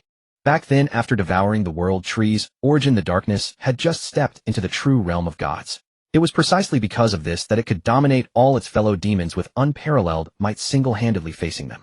However, because its divine realm was attained not through personal cultivation, but through opportunistic devouring, it was unfamiliar with the powers of the god realm, and had no time to comprehend and solidify its state. This led to a mighty figure at the true god realm being dragged down by a group of demons below the god realm. If the darkness had not been so stubborn back then, and had spent hundreds or thousands of years digesting and consolidating its gains, then all the demons would have been utterly powerless to resist. After all, a god is a god, those beneath the god realm are, but ants differing only in size, big or small. But unfortunately the demons were not wise, having just obtained invincible power, who would back down. Stubborn and reckless, it just charged ahead. Even so, it essentially managed to annihilate the entire demon race single-handedly. Because the world tree was gone, demons would no longer be reborn. To create new demons, the few top-level demons that had touched the god realm would have to use their own origin to birth them. Otherwise, whatever remained would be the final count. But no one would do such a foolish and profitable thing. The upper limit of beings like humans was the emperor level. After all, the creatures of the present were not like those of the primordial era. All living beings did not have so many bloodline factors within them. Yi Taichu speculated that Imu's strength had likely reached the level of touching the god realm. This was inferred by Yi Taichu based on the limits of humans in this world. The 5 elders, having lived for centuries through the ultimate secret of the op fruit, the immortality surgery, were only at the level of a few emperors. Imu, who kept them from daring to have any ulterior motives, was most likely someone who had touched the god level, thus able to suppress them. The legendary 3 kings of heaven, sea, and underworld were estimated to be at least at the level of touching the god realm. Only then could they have played a decisive role in the war of the great kingdom centuries ago. Yi Taichu fell into deep thought, his mind flashing with continuous thoughts. The 3 kings should be the 3 light orbs that were cast into the chaotic sea by time back then. But why did the Sea King become a mermaid princess, while the Underworld King became a weapon? And the Heaven King, no one knows what it is. What happened back then? No. It's also possible that the Underworld King Pluton is the same as the Sea King Poseidon. It is not a simple giant warship that can destroy an island with a single cannon, but rather an energy core that can be driven and controlled. Because his own Jiao used the power system of the Pluton warship, he knew that if it were to drive the legendary Pluton, the energy would certainly be sufficient. But if it were an energy cannon, the energy would not be enough. To achieve that level of destructive power, the power system could at most fire 1 or 2 shots, and then shut down. Therefore, the Underworld King should be the true core of the warship. More likely, Pluton, like Poseidon, has a humanoid form. The Heaven King Uranus should also be the same as the former 2. The 3 were born simultaneously. Aside from their own inherent characteristics, the other abilities they possessed should be largely similar. So there is no reason why the Sea King Poseidon could become a mermaid princess, while the other 2 cannot. With his thoughts sorted out, Yi Taichu felt his mind suddenly become clear and open. An enemy whose details are known is not frightening. What is truly terrifying is knowing nothing about the opponent's background. That is the most terrifying situation. Now that he had a general understanding of the opponent's intelligence, Yi Taichu had a plan in mind. He would not overestimate his strength and attack Mary Gios to die a meaningless death before his power was sufficient. Suddenly the sunlight in the sky seemed to brighten a few degrees. "Congratulations, big brother, for breaking through," came the delicate, crisp voice of the little girl Stella from beside him. Although Yi Taichu's mind was filled with many thoughts and ideas, all of this had actually unfolded within an extremely short span of time. Not much time had passed in the outside world. Coming back to his senses, Yi Taichu picked up the little girl and gave her a kiss. Wiping the ice cream from Stella's mouth, he said, "Our little darling has worked hard." Not at all. Stella is very happy to help big brother. The girl Didi, who was lying on his left side, turned over and lightly patted her lover's chest, muttering, "How unfair, instantly becoming an Admiral candidate. What was suddenly my Vice Admiral strength doesn't seem so appealing." Yi Taichu pulled this drama queen over and pressed her little head down. "Then big brother will give you something tasty to eat." Is it fragrant?" Didi's muffled voice came. Fragrant." Stussy leaned against him, her voice full of elegance and laziness. "My little man is really amazing. We now have 3 top-tier experts with Admiral candidate strength. Even if we encounter Marine Admirals or the world government, we can stand our ground." Yuan's clear, enchanting voice sounded, "Sister, you make it sound like we couldn't before." "Oh, Sister Yuan, it's different. Pirates, especially the top ones, mostly fight alone. But the strong ones of the Marines and the world government are different. They often move in pairs. It's harsh to say, but in the past, if we met 2 admirals, we would have to flee like at Hakanosu. But now with our little man, the situation is different." Bakin interjected, "Sister, what's different? Isn't it still the same? Do we still need to flee? It seems we can't beat 2 admirals, right?" Yuan understood and said lazily, "Stussy meant we don't have to flee in disgrace. Instead, we can fight head-on, have a good battle, and then leave swaggering." "Oh." Miss Bakin's sky-blue eyes moved as she thought in her mind her 3 admiral candidates who could cooperate seamlessly against 2 admirals. It seemed they could indeed fight. 2 together could be slightly stronger than 1 admiral, and even if the 3 of them couldn't win in the end, they could still battle for days and nights. Plus, with Xiaoqi and herself, who were at the top elite vice admiral level, it seemed they really didn't need to be afraid. Her beautiful sky-blue eyes shifted to Didi, who was busy. Bakin's pretty face, which was identical to Stussy's, was full of emotion. She had thought that their group would be the next United Rocks pirates, but she never expected to reach Rocks level so quickly.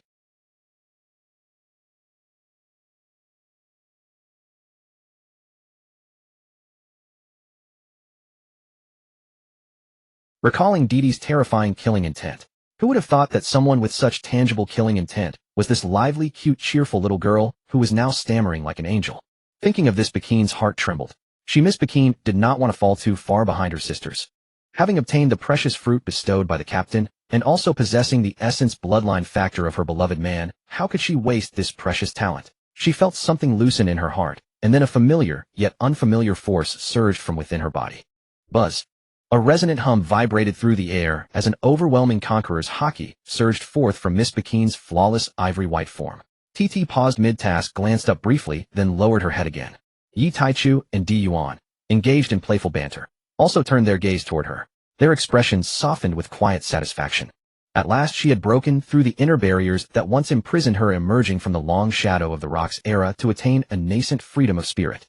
Though her conqueror's haki remained rudimentary, comparable in quality only to Shuki's, it was nonetheless genuine. Yet the very presence of conqueror's haki, versus its absence, carried profoundly different meaning. Whoosh. The aura flared fiercely, then vanished just as swiftly. Bakin's delicate face, identical in every feature to Stussy's, radiated pure elation. "I finally possess conqueror's haki." Overwhelmed with joy, she lunged forward, toppling both Stella, who sat atop Yi Taichu, and TT beneath her. Pressing herself against the man's chest, she giggled softly, "Hee. Captain, I've awakened my conqueror's haki. Bakin has not disappointed you." He gently nuzzled his forehead against her flushed, animated cheek. He wrapped his arms around her slender frame and tenderly massaged her supple hips. Bakin's cheeks burned crimson as she leaned close to his ear, whispering playfully, "Brother, I want my reward." Yi Taichu sealed her fragrant lips with his own. "Then let your brother grant it now." Beneath them, TT, wedged like a sandwich, murmured incoherently. After another storm of passion, sunlight streamed high into the sky as the group, dressed and composed, sat down to breakfast. Brother, we ate at 1 p.m. So why is this called breakfast?" With tender affection, he wiped the oil from the little girl's lips and murmured softly, "Because only thus can our angel Stella enjoy all 3 meals of the day in full. That way she'll grow tall and strong." Chewing diligently, the child swallowed her bite and asked, "If I eat so much, will I grow as tall as Sister Titi?" Yi Taichu glanced across the table at TT, now over 1.9 meters tall. She lifted her fair, serene face and offered him a sweet, radiant smile. He chuckled warmly, "Yes, indeed." Instantly invigorated, the girl's previously satisfied belly now felt hollow once more. I'll eat so much." He kissed her soft, fragrant cheek. "Very well, just as you wish." Due to the infusion of Yi Taichu's bloodline essence, the women's previously stabilized heights had begun a second phase of growth.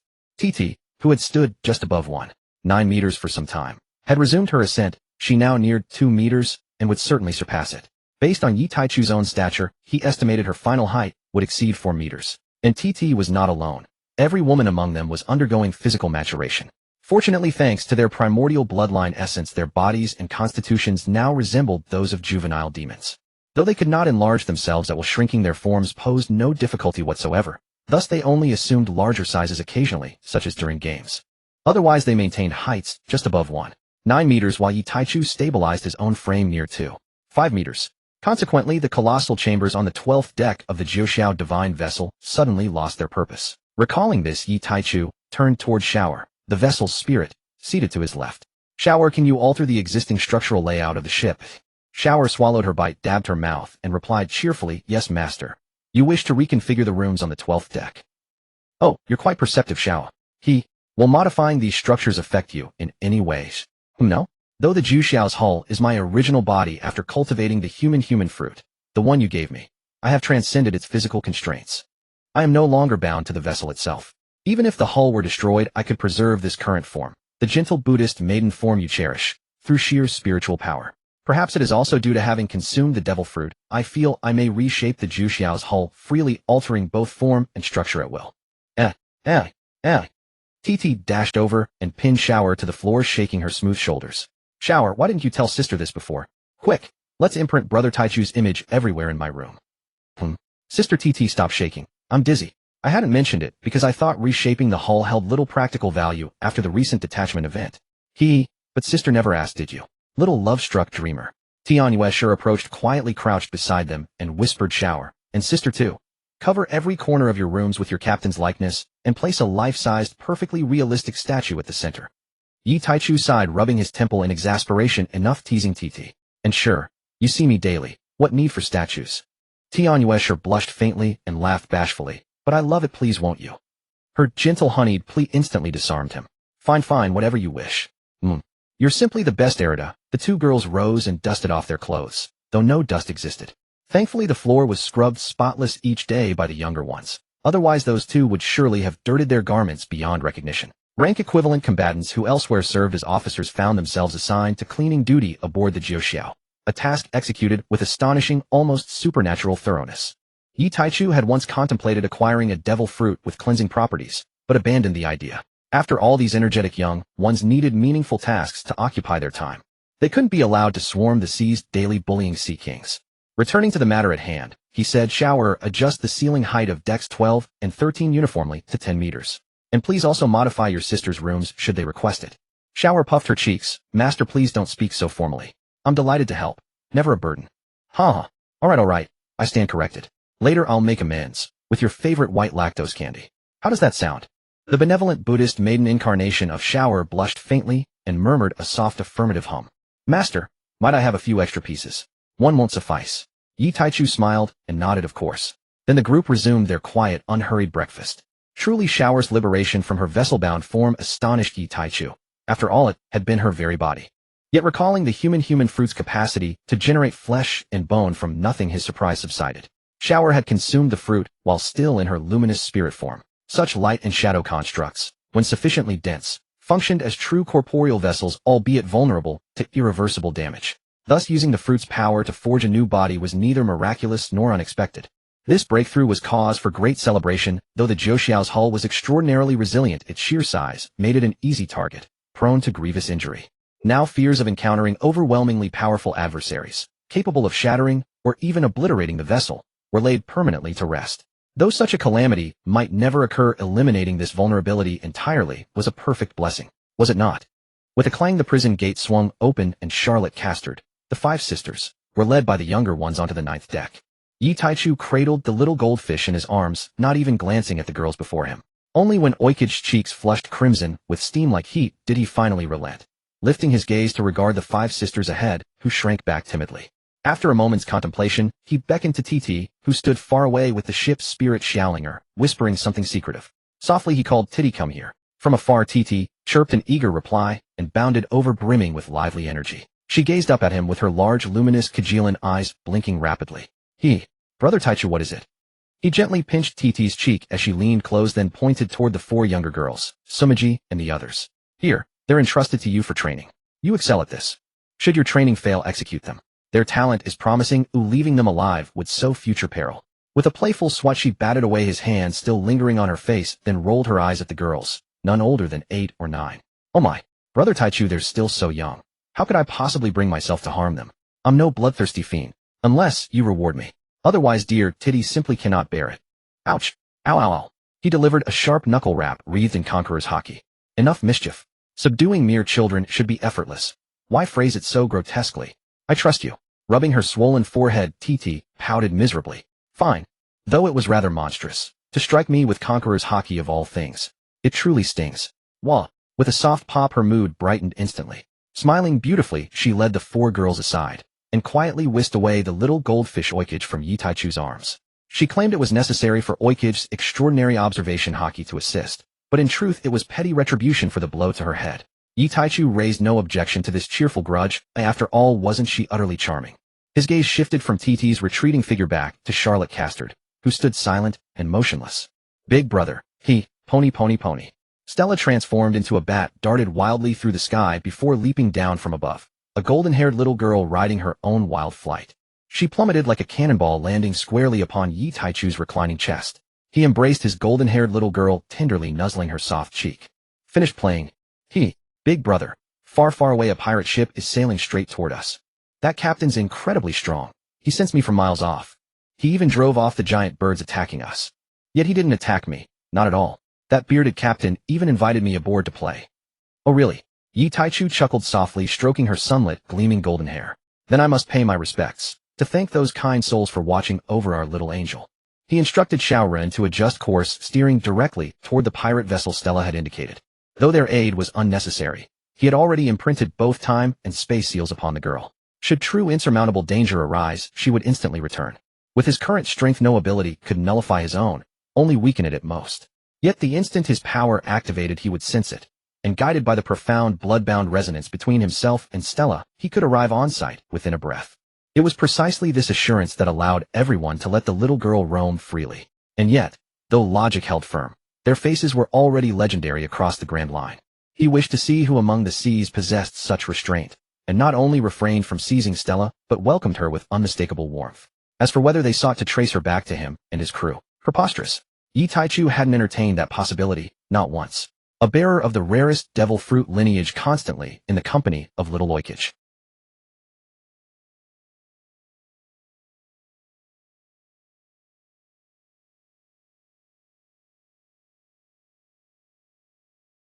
Though Stella lacked the mind-reading depth of observation haki, she could still perceive emotions with flawless clarity. To her pure unblemished heart, the sincerity, or falsehood, of that warmth had long been laid bare. He had little to say to this woman. At 18 she'd spent her entire life amid the brutal, sword-swinging chaos of pirate existence. Her worldview was nearly set, unlike Sumaji and the others barely 10 years old, still wide-eyed and malleable. As he kneaded Stella's soft, plump cheeks, he spoke idly. As for you, entertain no foolish notions. Henceforth you shall serve here as a maid. I won't threaten you with your sisters' lives. If you wish to die, that choice remains yours. But remember, here Yi Taichu paused, then lifted his head. His expression turned fearsome, his conqueror's haki erupting like a typhoon crushing down upon Charlotte Castard. If you choose to stay, do not dare conspire behind my back. Should you utter one word to your sisters that ought not be spoken, you will all perish together. Protect them, by obeying without question. And never displease your mistresses. Every woman aboard this ship is your mistress. Know your place. With that he turned his eyes away, back to the little girl nestled in his arms. The suffocating aura of Conqueror's haki receded. Thud. Haha.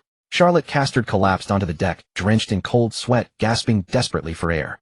Her eyes dared not meet his. In that single searing glance, she had felt absolute, irrevocable death.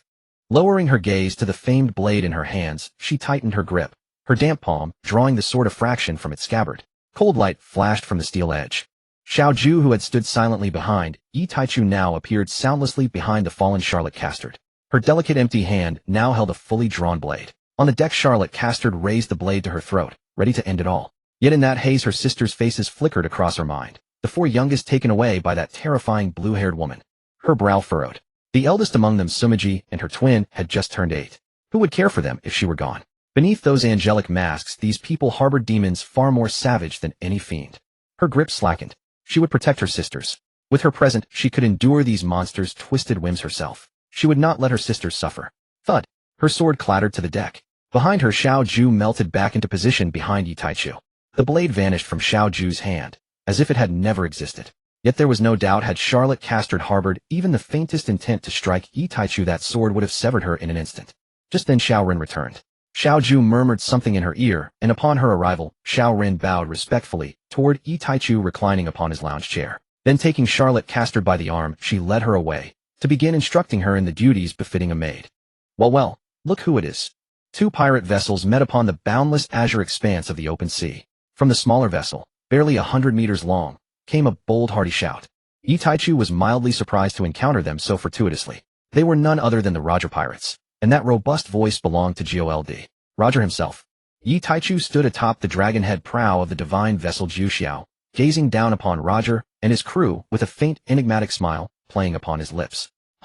His conqueror's haki surged forth, instantly sweeping downward like an invisible tempest to press upon the Roger pirates below. Boom! Yi Taichu's conqueror's haki was intercepted midair. Roger burst into thunderous laughter. What a fascinating aura. So young man, you're no stranger to restlessness either. Such terrifying conviction, it humbles me. In a few years' time I fear I may no longer stand a chance against you. Upon hearing their captain's words, the crew of the Oro Jackson fell silent in stunned disbelief. They knew Captain Roger never spoke lightly, yet he had just bestowed such extraordinary praise upon a stranger. It left them utterly speechless. All eyes instinctively turned toward Roger's two most trusted lieutenants, Rayleigh and Jozu. Rayleigh, the Dark King, stood solemn and grave. I cannot say whether the captain's judgment is flawless, but this man is a peerless veteran equal in might to Whitebeard himself, Edward Newgate. Jozu beside him nodded gravely, his expression equally weighted with awe. The crew recoiled as one, shaken to their core. That the trio at the helm held such unified reverence spoke volumes. Hey Shanks, do you think the captain got it wrong? In a quiet corner of the Roger Pirates deck, a 10-year-old boy named Buggy, his right cheek bruised a deep violet, whispered to a red-haired boy of similar age whose left cheek bore an identical mark. Shanks, the future wielder of the face fruit, shook his head. I trust the captain, Vice Captain Rayleigh, and Jozu would never all err in unison. He paused, then pointed toward a distant figure. Look, Barrett, that battle-mad berserker is already brimming with excitement. Buggy followed his gaze, and sure enough, Barrett stood there, fists clenched, muscles coiled, radiating raw, eager anticipation. Buggy rubbed his throbbing, discolored right cheek and scowled. That muscle-bound brute. I merely sought a friendly spar, and he dared to face my magnificent face. Shanks shot him an exasperated glare. Was that truly a spar? You lured him into a field rigged with explosives, then declared it a fair contest. And you even tricked me into fetching him. Had I known, I'd never have fallen for your nonsense. I should have known better, knowing full well your strength wouldn't even scratch Barrett's surface, yet I still believed you. And now I'm paying for it, battered black and blue. In that secluded corner, Shanks and Buggy erupted into a sudden scuffle, words flaring into blows in the blink of an eye. Yet all this transpired within mere heartbeats. Time itself barely stirred. Yi Taichu shook his head from atop the dragon's head. Roger, you need not feign modesty. Few remain on these seas who could claim certain victory over you, nor could I achieve such dominance within a few years. Ha ha ha. So what of it? It's only a matter of time. Below, Roger roared with unrestrained, infectious mirth. Young man, do you seek a fight? Yi Taichu nodded, smiling faintly. Indeed I do. Just then a desolate, uninhabited island appeared ahead, its shores stark and untouched. The divine ship Jiuxiao, guided by its spirit shipmaster Shower, surged forward, its speed multiplying tenfold in an instant. Yi Taichu cast a serene, knowing smile toward Roger and his crew. I shall await you on the island ahead. Do not keep me waiting long. Watching the opulent, colossal hull of Jiuxiao recede into the distance, Jozu grinned. Captain Rayleigh, this lad's got guts. Ha ha ha. Roger laughed again, then bellowed his command. Crew, our opponent waits. Shall we as elders let these juniors outpace us? Raise every sail. Take up the oars. Chase them down, full speed ahead. The crew roared in unison. I, Captain Rayleigh, his golden mane flowing, pressed a hand to his brow and chuckled softly. What need was there to compete over who arrived first? Heave-ho, heave-ho, heave-ho. As the Roger pirates rowed with frantic urgency, Yi Taichu's party, already ashore, polished their weapons in silence, steeling themselves for the coming storm. In his earlier glance, Yi Taichu had seen no trace of Kazuki Odin aboard their vessel, but he had spotted Douglas Bullet, the Devil's Heir. Thus Odin had yet to join the Roger pirates, for he boarded only in the same year Bullet departed. Yi Taichu surmised it would happen soon. After all, the Roger pirates had reached Laugh-Tale in under 3 years. As these thoughts crossed his mind, Titi crept close, whispering sweetly into his ear. Brother Taichu, is that mustache, or nose hair, on that hat-wearing uncle's face?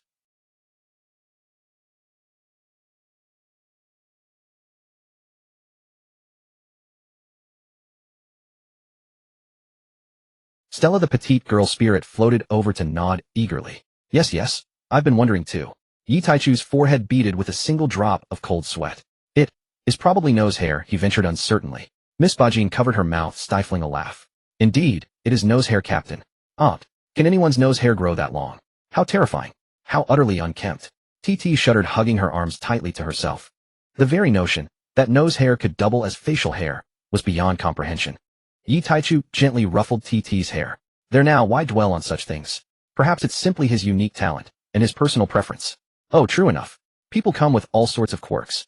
Like our captain who enjoys nibbling our round little bottoms. Snap. Yeah. TT yelped, clutching her backside as she stared blankly into space. Gion withdrew her hand, casting a wry sidelong glance at the indiscreet girl. Heave-ho, heave-ho. Young man, we've arrived. At that moment the Roger pirates' oars churned furiously, propelling their vessel toward the island at impossible speed. Moments later the Roger pirates made landfall. Yi Taichu spoke softly. Shall I grant you time to recover your strength? Ha ha ha, no need. What exhaustion could this possibly cause? Then Roger's expression hardened, his voice dropping low, grave, and sharp. Though frankly, young man, you seem rather dismissive of us. Boom. A savage, overwhelming aura erupted from him, his conqueror's haki crashing down like a typhoon upon Yi Taichu's party. Boom. Yi Taichu responded without hesitation, releasing his own conqueror's haki. Crack. Their two titanic auras collided midair in a deafening seismic clash. Boom. Boom. Boom. In an instant, three more overwhelming waves of high-grade conqueror's haki erupted behind Yi Taichu. The three waves of haki surged simultaneously toward the Roger pirates opposite them. The weaker crew members on the ship were instantly struck unconscious by the spiritual impact of the conqueror's haki. Even Shanks, who possessed the aptitude for conqueror's haki, only managed to hold on for a few seconds before collapsing. Interestingly, Yi Taichu noticed that Buggy the clown beside Shanks had fainted at the exact same moment. As for how he knew it was Buggy, one glance at that uniquely large red nose was all it took. He chuckled softly. Who would have thought? This one possesses the qualities of a king. A lucky-colored conqueror's haki.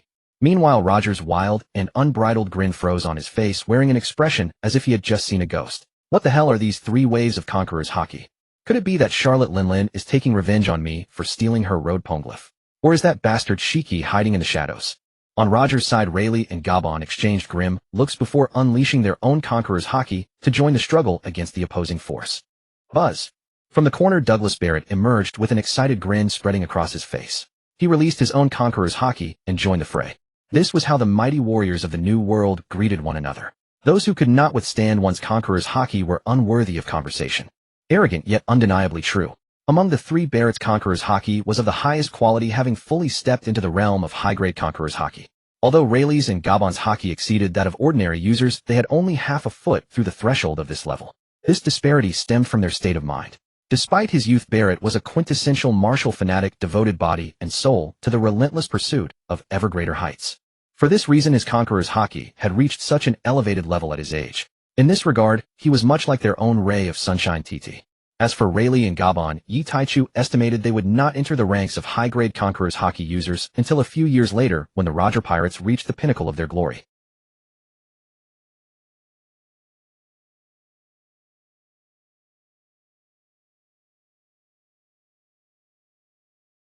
Years later, after conquering the Grand Line and reaching the zenith of piracy, their conqueror's haki would naturally break through to the highest tier. Shikuyaku and Bakken on Yi Taichu's side were currently in a similar situation. Moreover, the conqueror's haki of Roger's crew could not merge together, so the outcome was naturally decided. They were overwhelmed by the combined force of Yi Taichu's four. Buzz. Finally, Yi Taichu's combined conqueror's haki completely eclipsed that of Roger's crew. Splash. Splash. Thud. The sounds of objects hitting water and bodies collapsing echoed continuously. Every crew member on Roger's side below Vice Admiral level fell unconscious. The officers who remained conscious shook their heads and organized the men to fish their fallen comrades out of the sea. Ha ha ha. What terrifying people. Watch out. Divine evasion. Roger burst into laughter, drawing his saber ace and unleashing a terrifying slash. Yi Taichu leaped into the air, his divine grade Tianyuan instantly leaving its sheath. Divine strike. Transverse sever. Clang. The two slashes collided midair and canceled each other out. Whoosh whoosh whoosh. Behind him, the women of Vice Admiral level and above descended from the heavens, following in his wake. Yuan faced off against the opposing Vice Captain Silver's Rayleigh. Stussy engaged Scopper Gabon, known as one of Roger's right and left hands. Spear and great axe clashed, producing a terrifying shockwave of sound. TT swung her biling spear, charging at the battle maniac Douglas Barrett. Miss Bakken and Shikuku took on the enemy's elite Vice Admiral level officers Genk and Moon Isaac Jr. Odoheim and the Goldfish faced off against the enemy's rear Admiral-level Fishman Sambel. Toki fought against the enemy's rear Admiral-level warrior Elio.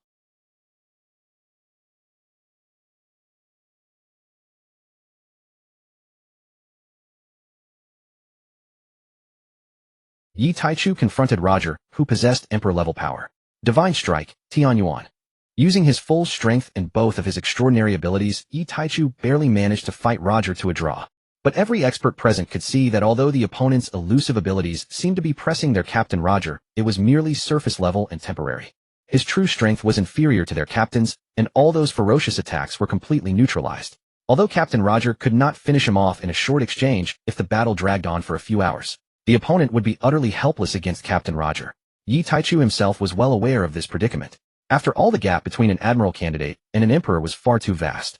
Though it appeared the emperor level was merely 2 minor realms above his own, a single full-power emperor-level warrior could hold their ground unshaken against the combined assault of 5 or 6 admiral candidates. The longer the battle, the greater the advantage for the emperor-level combatant. The fact that he as an admiral candidate could hold his own and only slightly lose ground was entirely due to his 2 supreme abilities. All of this was thanks to his 2 extraordinary abilities. However, the corresponding cost was an astronomical rate of energy consumption. A stamina pool that could sustain days and nights of relentless combat against opponents of equal level could only last a few hours under this level of intense expenditure. But this was exactly what he wanted. Throw oneself into desperate straits and break through to rise anew. Unlike the disadvantageous situation on Yi Taichu's side, the battlefields of the other women presented a picture of evenly matched contests. Currently, Rayleigh and Gabon had not yet broken through to general level. They were both at the pinnacle of admiral candidate strength. They were only a hair's breadth away from the breakthrough, yet that sliver might take years to cross or might shatter in the next instant. It was even possible they would never break through at all. General level was already the ceiling bottleneck for the monsters of the sea. Emperor level was a tier attainable only by the cream of the monsters. Few such individuals existed in any given era. Yi Taichu, intimately familiar with the storyline, naturally understood that both Rayleigh and Gabon would eventually break through to general level. But not now. Their strength likely only ascended to general level after Roger's death. The reason was simple. After the Roger pirates learned the secret of Laugh-Tale, Roger understood that the tide of the era required a key to unlock it. Stricken with a terminal illness and knowing his days were numbered, he decided to use his own life, that of the king of the pirates, the sovereign of the seas, as that key. If Rayleigh and Gabon had already broken through to general level at that time, the plan could never have been carried out. Though Roger was as carefree as Luffy, he was no fool, and Rayleigh and Gabon aboard his ship were no reckless brutes either. With 1 emperor and 2 generals on the ship, they would never foolishly charge the holy land of God Valley like that madman Rocks. Whether it was assaulting Marine headquarters impelled down, or Enies lobby, the uproar caused by conquering these 3 symbols of the world government's authority would be no less impactful than him turning himself in and uttering those words. Not to mention that after the conquest the same words could still be spoken. A band of kindred souls united by shared dreams would never abandon their comrades. Had Rayleigh and Jabra possessed admiral-level strength at that time, no plea from Roger, whether to spare them from entanglement or to avoid unnecessary sacrifice, could have swayed them. Whatever words he spoke, they would have rejected his decision outright. Thus only one outcome remained: neither had broken through, their strength fell short, and Roger's life was swiftly ebbing. He would not endure until their ascension. So he chose to disband the crew, sparing them from folly, and offered his own life as the key to unlock the tide of a new era. Setting aside whether Roger's choice was noble, returning to the matter at hand, with Rayleigh and Jabra's current strength, Gion and her companion, whose physical prowess and stamina had been vastly enhanced, further augmented by peerless mythical Zoan devil fruit abilities, were in raw power no less formidable than their opponents. Indeed, should the battle devolve into a fight to the death, victory would inevitably belong to Gion and Stussy, not due to their resurrection ability, but strictly on the basis of their combat capacity, without invoking it. The primordial progenitor devil fruit factor was no mere jest. Rayleigh and other prodigies merely carried relatively dense concentrations of ancient bloodline factors, triggering evolutionary mutations. Hence their monstrous talents, pushing human limits to their absolute extremes. Yet within Gion and her companions flowed the most pristine ancestral bloodline factors, the original lineage itself. Their bloodline was gradually transforming, converging toward that of the primordial demons. Upon full integration, their physiology and constitution would become indistinguishable from those of the naturally born heaven-forged demons of the primordial age, though of course infinitely more beautiful than those soot-blackened beings. In short, they stood beyond comparison with Rayleigh, a mere human. They had already transcended the realm of ordinary humanity. Under standard tactical allocation, Gion or Stussy would engage Roger alongside him. Jabra and Rayleigh would each be matched against the remaining warrior, while the ship's spirit shower manifested in her colossal Rodeo Buddha maiden form, would hold the third opponent at bay. Though Xiao'er could not best her foe, she possessed more than enough capacity to restrain him, drawing upon the nine heavens' divine vessels' stored energy and her unrivaled ability to shrink and expand at will. Alternatively, Xiao'er could confront the enemy's elite rear admirals while Bajin and Xiaoqi jointly contained another adversary, a viable contingency. Yet Yetaichu required combat experience of this magnitude. Without first-hand immersion in such crushing pressure, how could he chart the path to true strength? Moreover, this was Roger's final confrontation in this lifetime, a clash too momentous to forego. After all, having arrived in this world where the Pirate King still lived, to depart without crossing swords would leave his journey forever incomplete. Clash upon clash. Amidst the furious exchange, Yetaichu's thoughts raced unceasingly. Gazing upon that magnanimous man across from him, a flicker of regret crossed his eyes. Truly the man's temperament resonated deeply with his own. Bold, forthright, utterly sincere. Yet alas, he was doomed to die. Otherwise Yetaichu would gladly welcome him as a friend. Though with Xiaoqi's surgical mastery, amplified by her unique medical arts, his terminal illness could be cured. Still, Yetaichu had no intention of doing so. First, it was his fate. Second, he would not recklessly trade the lifespan of his beloved to save a stranger. He was no saint. Here lies a crucial point. Every supreme technique of the Op Nomi demanded the user's own lifespan as its price. This was no anomaly unique to Xiaoqi. It held true for all who had unlocked the fruit's ultimate techniques. Each supreme technique was in essence snatching lives back from the jaws of Yama himself, and the corresponding cost was invariably paid in the user's years. The longer the technique endured, the more rapidly life ebbed away. Moreover, Yetaichu remained ever vigilant against this world's grand will. Interfering with the mothers of certain heroines, though technically trivial, still warranted caution. For those heroines' births required only a female vessel to bear them. Take for instance Princess Vivi's mother, Lady Titi, now claimed by Yetaichu. Without Nefertari Titi, another woman, Nefertari Tsohua, or some commoner named Gion San or Li Si, would inevitably assume that role. Princess Vivi would still have a mother, she would still be born. But resurrecting someone destined to die, someone whose influence upon the world was profound, risked incalculable chain reactions. Who knew what the Grand Will might do to such a disruptive interloper? Yetaichu speculated that the reason the Grand Will had yet to notice him lay in his very body, the vessel crafted at great cost by the Time Demon imbued with its own primordial essence. From marrow to membrane, he exuded its aura. As the world's cherished child, the Grand Will would never act against its own offspring.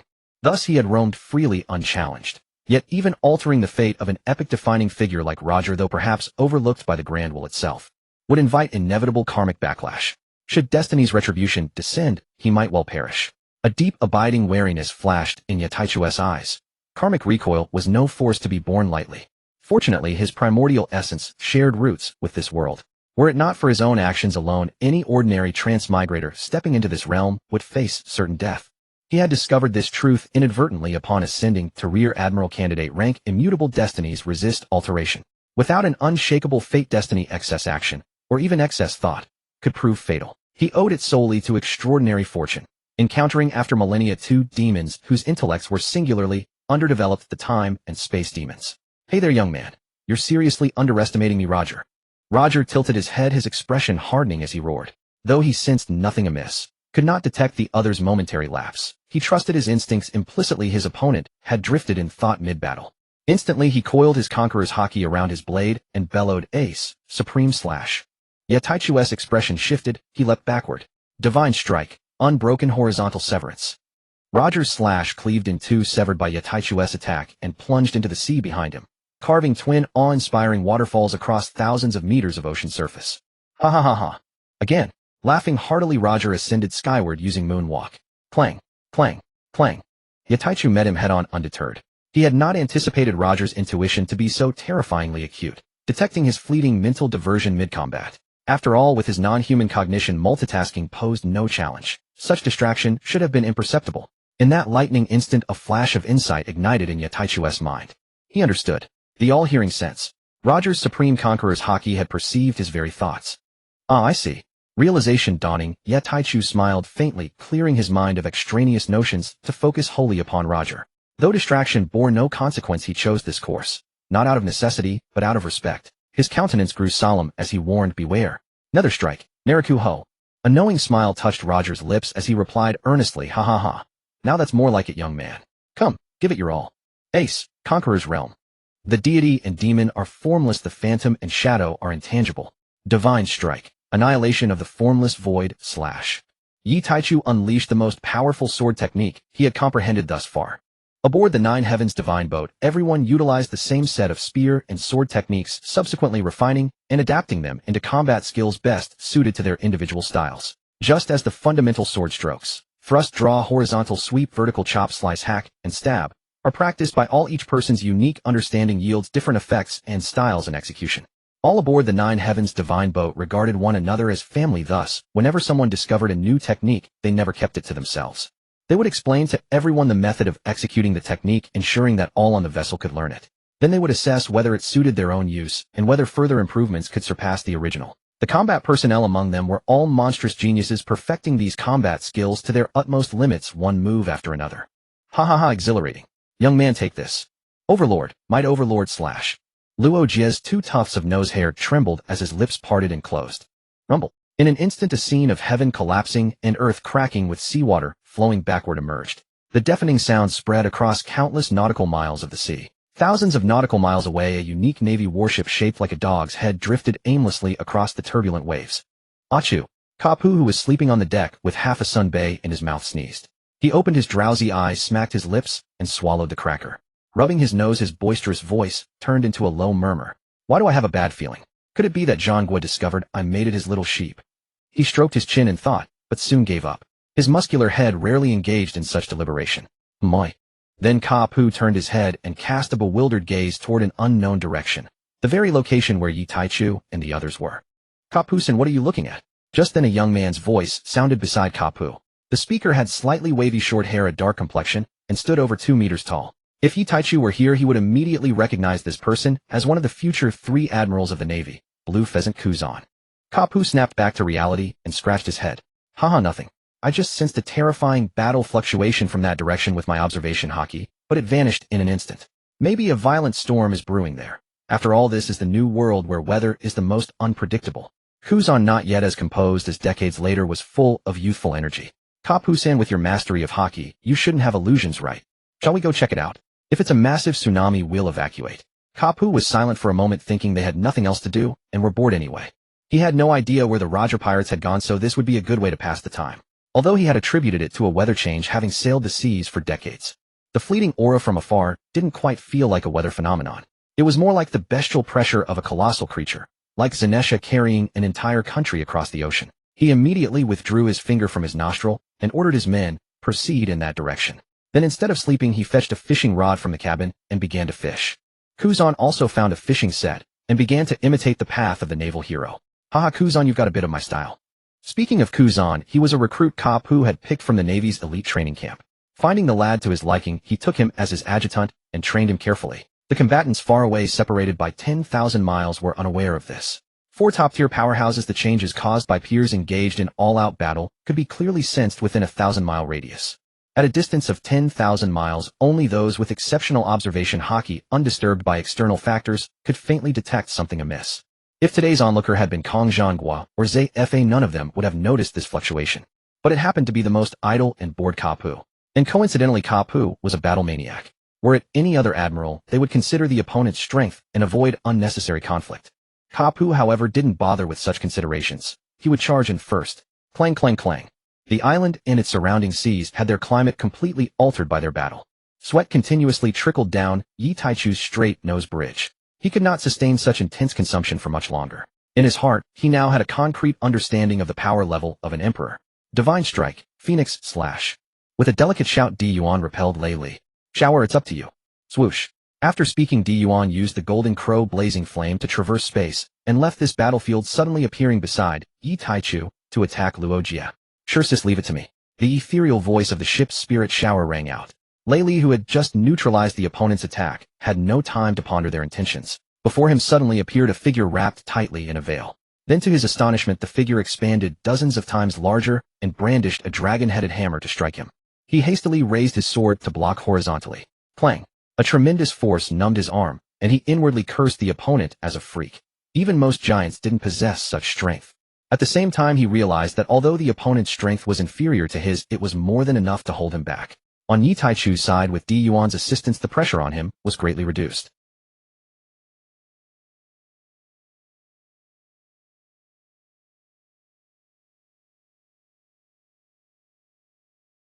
Rumble. Thunder God Realm. Thunderbolt Spear. Not far away at the battlefield between DD and Ba Lete, DD soared into the sky and combined thunderclouds with her technique to unleash a devastating move. Beneath the thunderclouds, thousands of wild blue lightning bolts transformed into spears raining down on the giant Ba Lete, who had used his fusion ability, pummeling him relentlessly. The enlarged Ba Lete was a living target continuously struck by the lightning spears. Floating in the air, DD wore a cold expression. Her emerald spirit spear traced mysterious patterns in the sky as her red lips parted. Dragon Roar Style. Water Dragon Spear. Thunder Dragon Spear, Flame Dragon Spear. Ice Dragon Spear, Cloud Dragon Spear. 3 enormous dragon-shaped energy beings, each hundreds of meters long, and colored white, blue, purple, orange, emanating cold and single-colored hues appeared around her. She could only execute the ice dragon form for now, as she had yet to grasp the essence of the others. On the Roger Pirate side, heavens, what is that? A dragon from Ryugu Palace. This drew the attention of everyone. On Yi Taichu's side, little Stella's eyes sparkled. Wow, Sister D's move is so cool. Huai Di Bei, engaged in combat, also looked on with admiration. Although she could also use the Dragon Roar style that Sister DD had created and converted into sword techniques by the captain and the other sisters.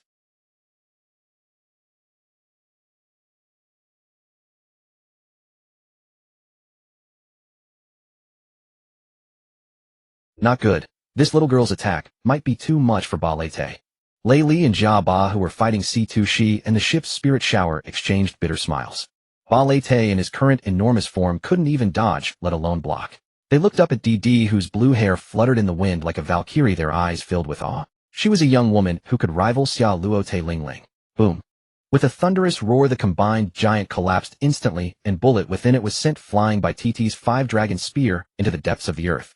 A blood-colored mist appeared in the air. Shock appeared in the eyes of Roger Rayleigh and the third person. They knew Bullet's strength best, although young, his monstrous talent and power were no joke. Only that little monster named Kaido from the former Rocks Pirates could match him. On the ship, his strength was only below the 3 of them, and he was a battle maniac who never submitted to anyone. Yet this monster of a battle maniac was brutally beaten by a woman of similar age. How terrifying was this? Yi Taichu was not so surprised. He had long known that Bullet was no match for his TT. Although Bullet and TT were at the same level of strength, current TT was no weaker than him in both physique and stamina. In fact, she was even stronger. Coupled with TT's top-tier weapon, the Azure Spirit Spear, Bullet could only parry and suffer attacks. After all, his ability was the combined fruit, and he specialized in physical combat. Against TT, who used a weapon and was no weaker in physical arts, he truly could only take hits. However, it was not easy for TT to defeat him in a short time. The gap in strength was not huge, although she seemed to be dominating him. The damage she inflicted was only minor wounds. Moreover, her Cloud Fruit ability did not provide any special bonus in attack power. This strike did injure Bullet quite a bit. Bullet's muscle-filled mind did not understand that fighting a peer-level powerhouse while being too large was not a good thing. Especially when that peer opponent was extremely agile, the situation became even worse. A huge body would become a living target. Fortunately, TT was not only agile, but could also fly, which was a perfect counter to his massive combined giant. Not understanding this, he was seized upon by TT, who decisively wounded him. Nefertari TT was no fool. Seeing a weakness, why would she engage him head-on? Although this was not a real war, she had no interest in stupidly fighting him head-on when she had an advantage to use. He was not one of her sisters, so why would she indulge him? TT in the sky watched the giant rock mass gradually collapse, curled her lips, and a trace of disdain for Bullet flashed in her beautiful pupils. A gorilla with muscles for brains. When fighting a peer-level powerhouse, he did not even grasp such basic common sense. What use was a huge body? More destructive power. But your muscle-filled brain does not consider that I can fly. A living target like you, can you hit me? Moreover, my cloud ability is soft and puffy. If I used my ability to create a cloud giant, your rock lump would be useless against my cloud. Of course, she would not tell this gorilla these things, nor did she intend to use her ability to play with him. She planned to defeat this gorilla quickly and head to other battlefields. She lifted her little head to glance at the Roger Pirate's side, curled her lips, and complained, "Humph. Who dares to say they are on the same level as my Taichu brother?" Lowering her head to look at Bullet climbing out of the huge pit on the ground below, her eyes turned hostile. She twirled the Azure Spirit Spear and immediately attacked him. Azure Spirit, let's go. Meanwhile, the battle between Stussy and Gobber was equally intense. Gobber, wielding a large axe, was forced to parry with all his might against Stussy's endless array of bizarre abilities. It was not that he was weaker than Stussy. Rather, Stussy, no longer worried about stamina, was unleashing the abilities she had copied from Yi Taichu and Di Yuan and Wedby, as if they cost nothing. A time blade to the left, a space blade to the right, a flick of her tail sent a Wedby-style piercing frost, another flick turned into Di Yuan's golden crow flame. Occasionally, her slender, fair, delicate finger sharp as a scallion would point, and a finger gun as thick as a bowl would shoot out. This made Gabber feel extremely unlucky. Who has a finger gun as thick as a bowl? This is no longer a finger gun, it should be renamed a finger cannon. Whenever he closed in to attack her, she would suddenly disappear and reappear far away from him. It was simply torture. Looking at the elegantly standing woman opposite, even though Gabber was not interested in women, he had to admit that her beauty and temperament were the finest among women. Yet such an elegant and perfect-looking woman made him gnash his teeth in hatred, even wanting to throw away his large axe. She attacked him while he could not even get close to her, only being hit by various attacks. This feeling was too exasperating. Stussy, not far from him, raised her blue eyes toward Yi Taichu's direction. Then she turned back, her gaze becoming serious, and took out her weapon from her spatial ring, Sanshao. This change puzzled Gabber, wondering what she planned to do. Wasn't she just playing at long-range harassment? Why was she suddenly bringing out a melee weapon? Did she intend to fight at close quarters? A hint of excitement flashed in his eyes, though he did not understand her intention. Not being forced to suffer long-range attacks was good. Whoosh! At that moment, Stussy opposite him moved, vanishing from her spot instantly. Even Gabber's observation Haki could not trace her figure. He felt his battle-hardened instincts screaming warnings at him. At the critical moment, he raised his axe to block an attack from the left side of his head. Clang! Just as his axe was raised, the vanished Stussy appeared on his left, her spear thrust against the flat face of the axe. Boom! Gabber was sent flying, tumbling across the ground. Even as he rolled, a lingering fear gripped him. This woman was too terrifying. If not for his battle instincts honed through countless life and death battles, that strike would have been his end today. But he had little time to think. Stussy caught up to the tumbling Gabber and swung her spear. Divine Strike, 9 Nether Abyss. 9 foxtail phantoms appeared at the spear tip, attacking Gabber. Gabber quickly raised his axe with both hands to block. Thud! His feet planted on the ground slid backward, carving 2 long furrows. At that moment, Rayleigh, who was nearby, pressed against his back to help him absorb the force. Gabber's eyes were full of shock, feeling the soreness in his arms. He had not expected her close combat ability to be this powerful. He had merely been half a beat slower, and she had landed 2 consecutive blows, leaving him no chance to strike back. He immediately suppressed his arrogance. Given her demonstrated close combat skills, if he dared to underestimate her again, he would likely die at her hands. Because her close combat ability was no less than his, let alone her terrifying long-range attacks. Stussy appeared on the shoulder of the ship's spirit shower. The 2 women exchanged a glance and nodded, then jointly used a spiritual-type technique. Illusion technique, 9-fold phantom shadows. Rayleigh and Gabber felt their heads grow heavy, and when they looked again, 9 identical figures of those 2 women surrounded them. Dragon Roar style, Spirit Dragon Spear. Illusion technique, sure. Stussy wanted to defeat her opponent quickly and join her little man and Gion in dealing with Roger. Thus, every move was full power with no mercy. In Lei Li and Jia Ba's sight, they suddenly found themselves transported from the island battlefield to a scene of a ghostly hell.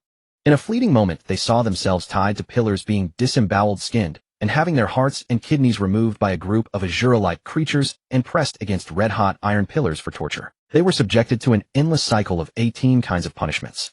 At the same time, alarm bells rang loudly in their hearts. 9 figures of C2, she simultaneously launched attacks of apocalyptic proportions toward them. This instantly snapped the 2 back to their senses.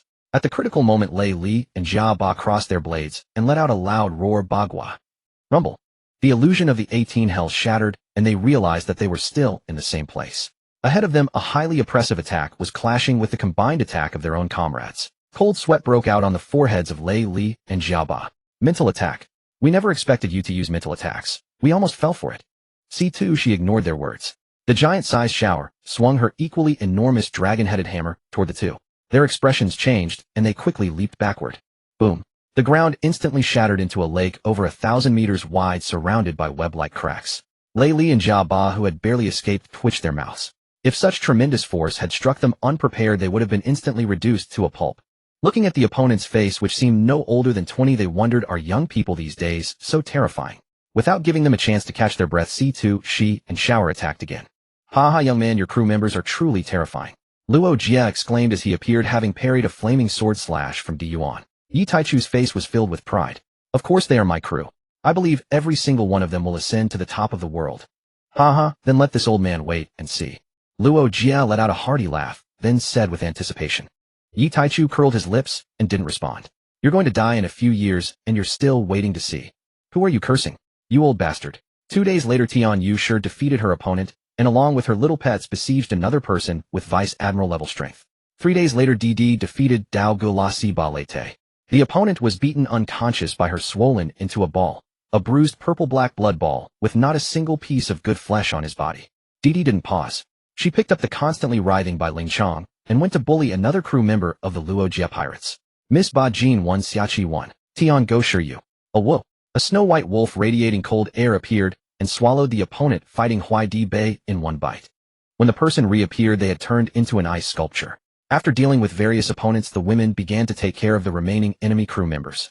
Before long, all the members of the Luo Jie pirates except the three main combatants were defeated by them and then beaten into balls by the little pets. However, they did not kill them because this was essentially a sparring match and there was no personal grudge.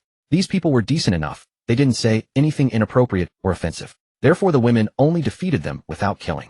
The beating into balls was purely because the little pets, having been educated by DD for years aboard the Nine Heavens, saw their big sister turn Barrett into a ball and imitated her.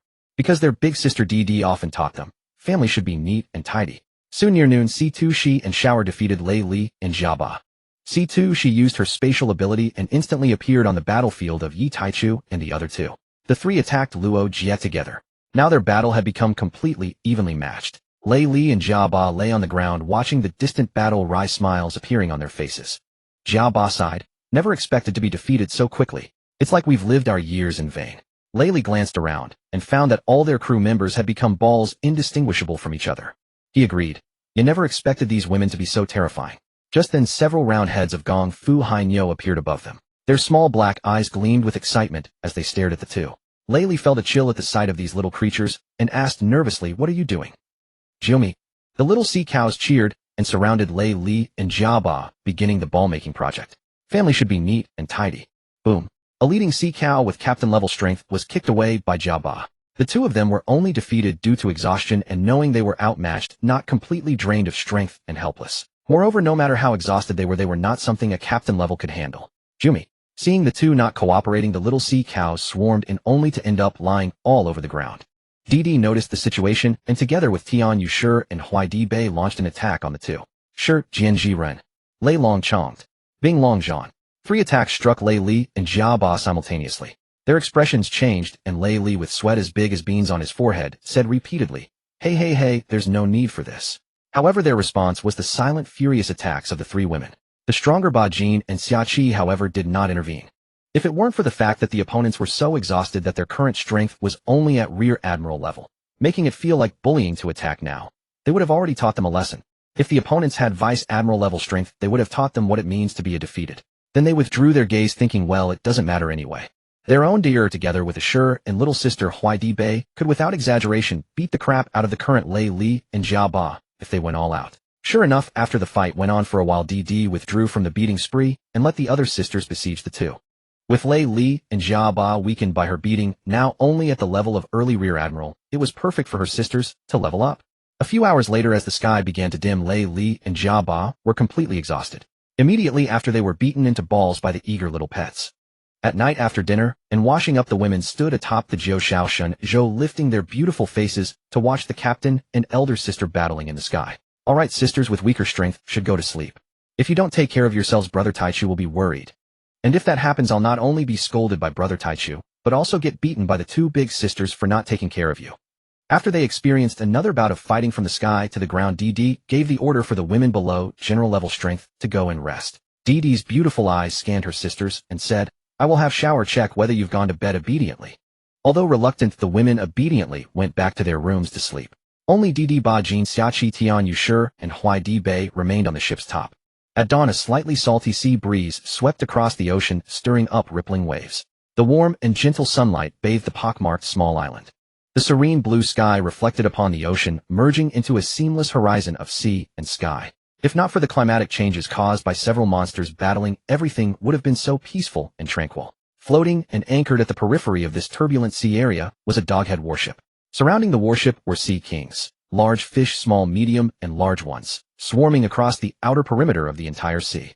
These marine creatures had all fled because they could not withstand the climate changes at the center. The officers and sailors on the doghead warship continuously dealt with the endless waves of sea kings.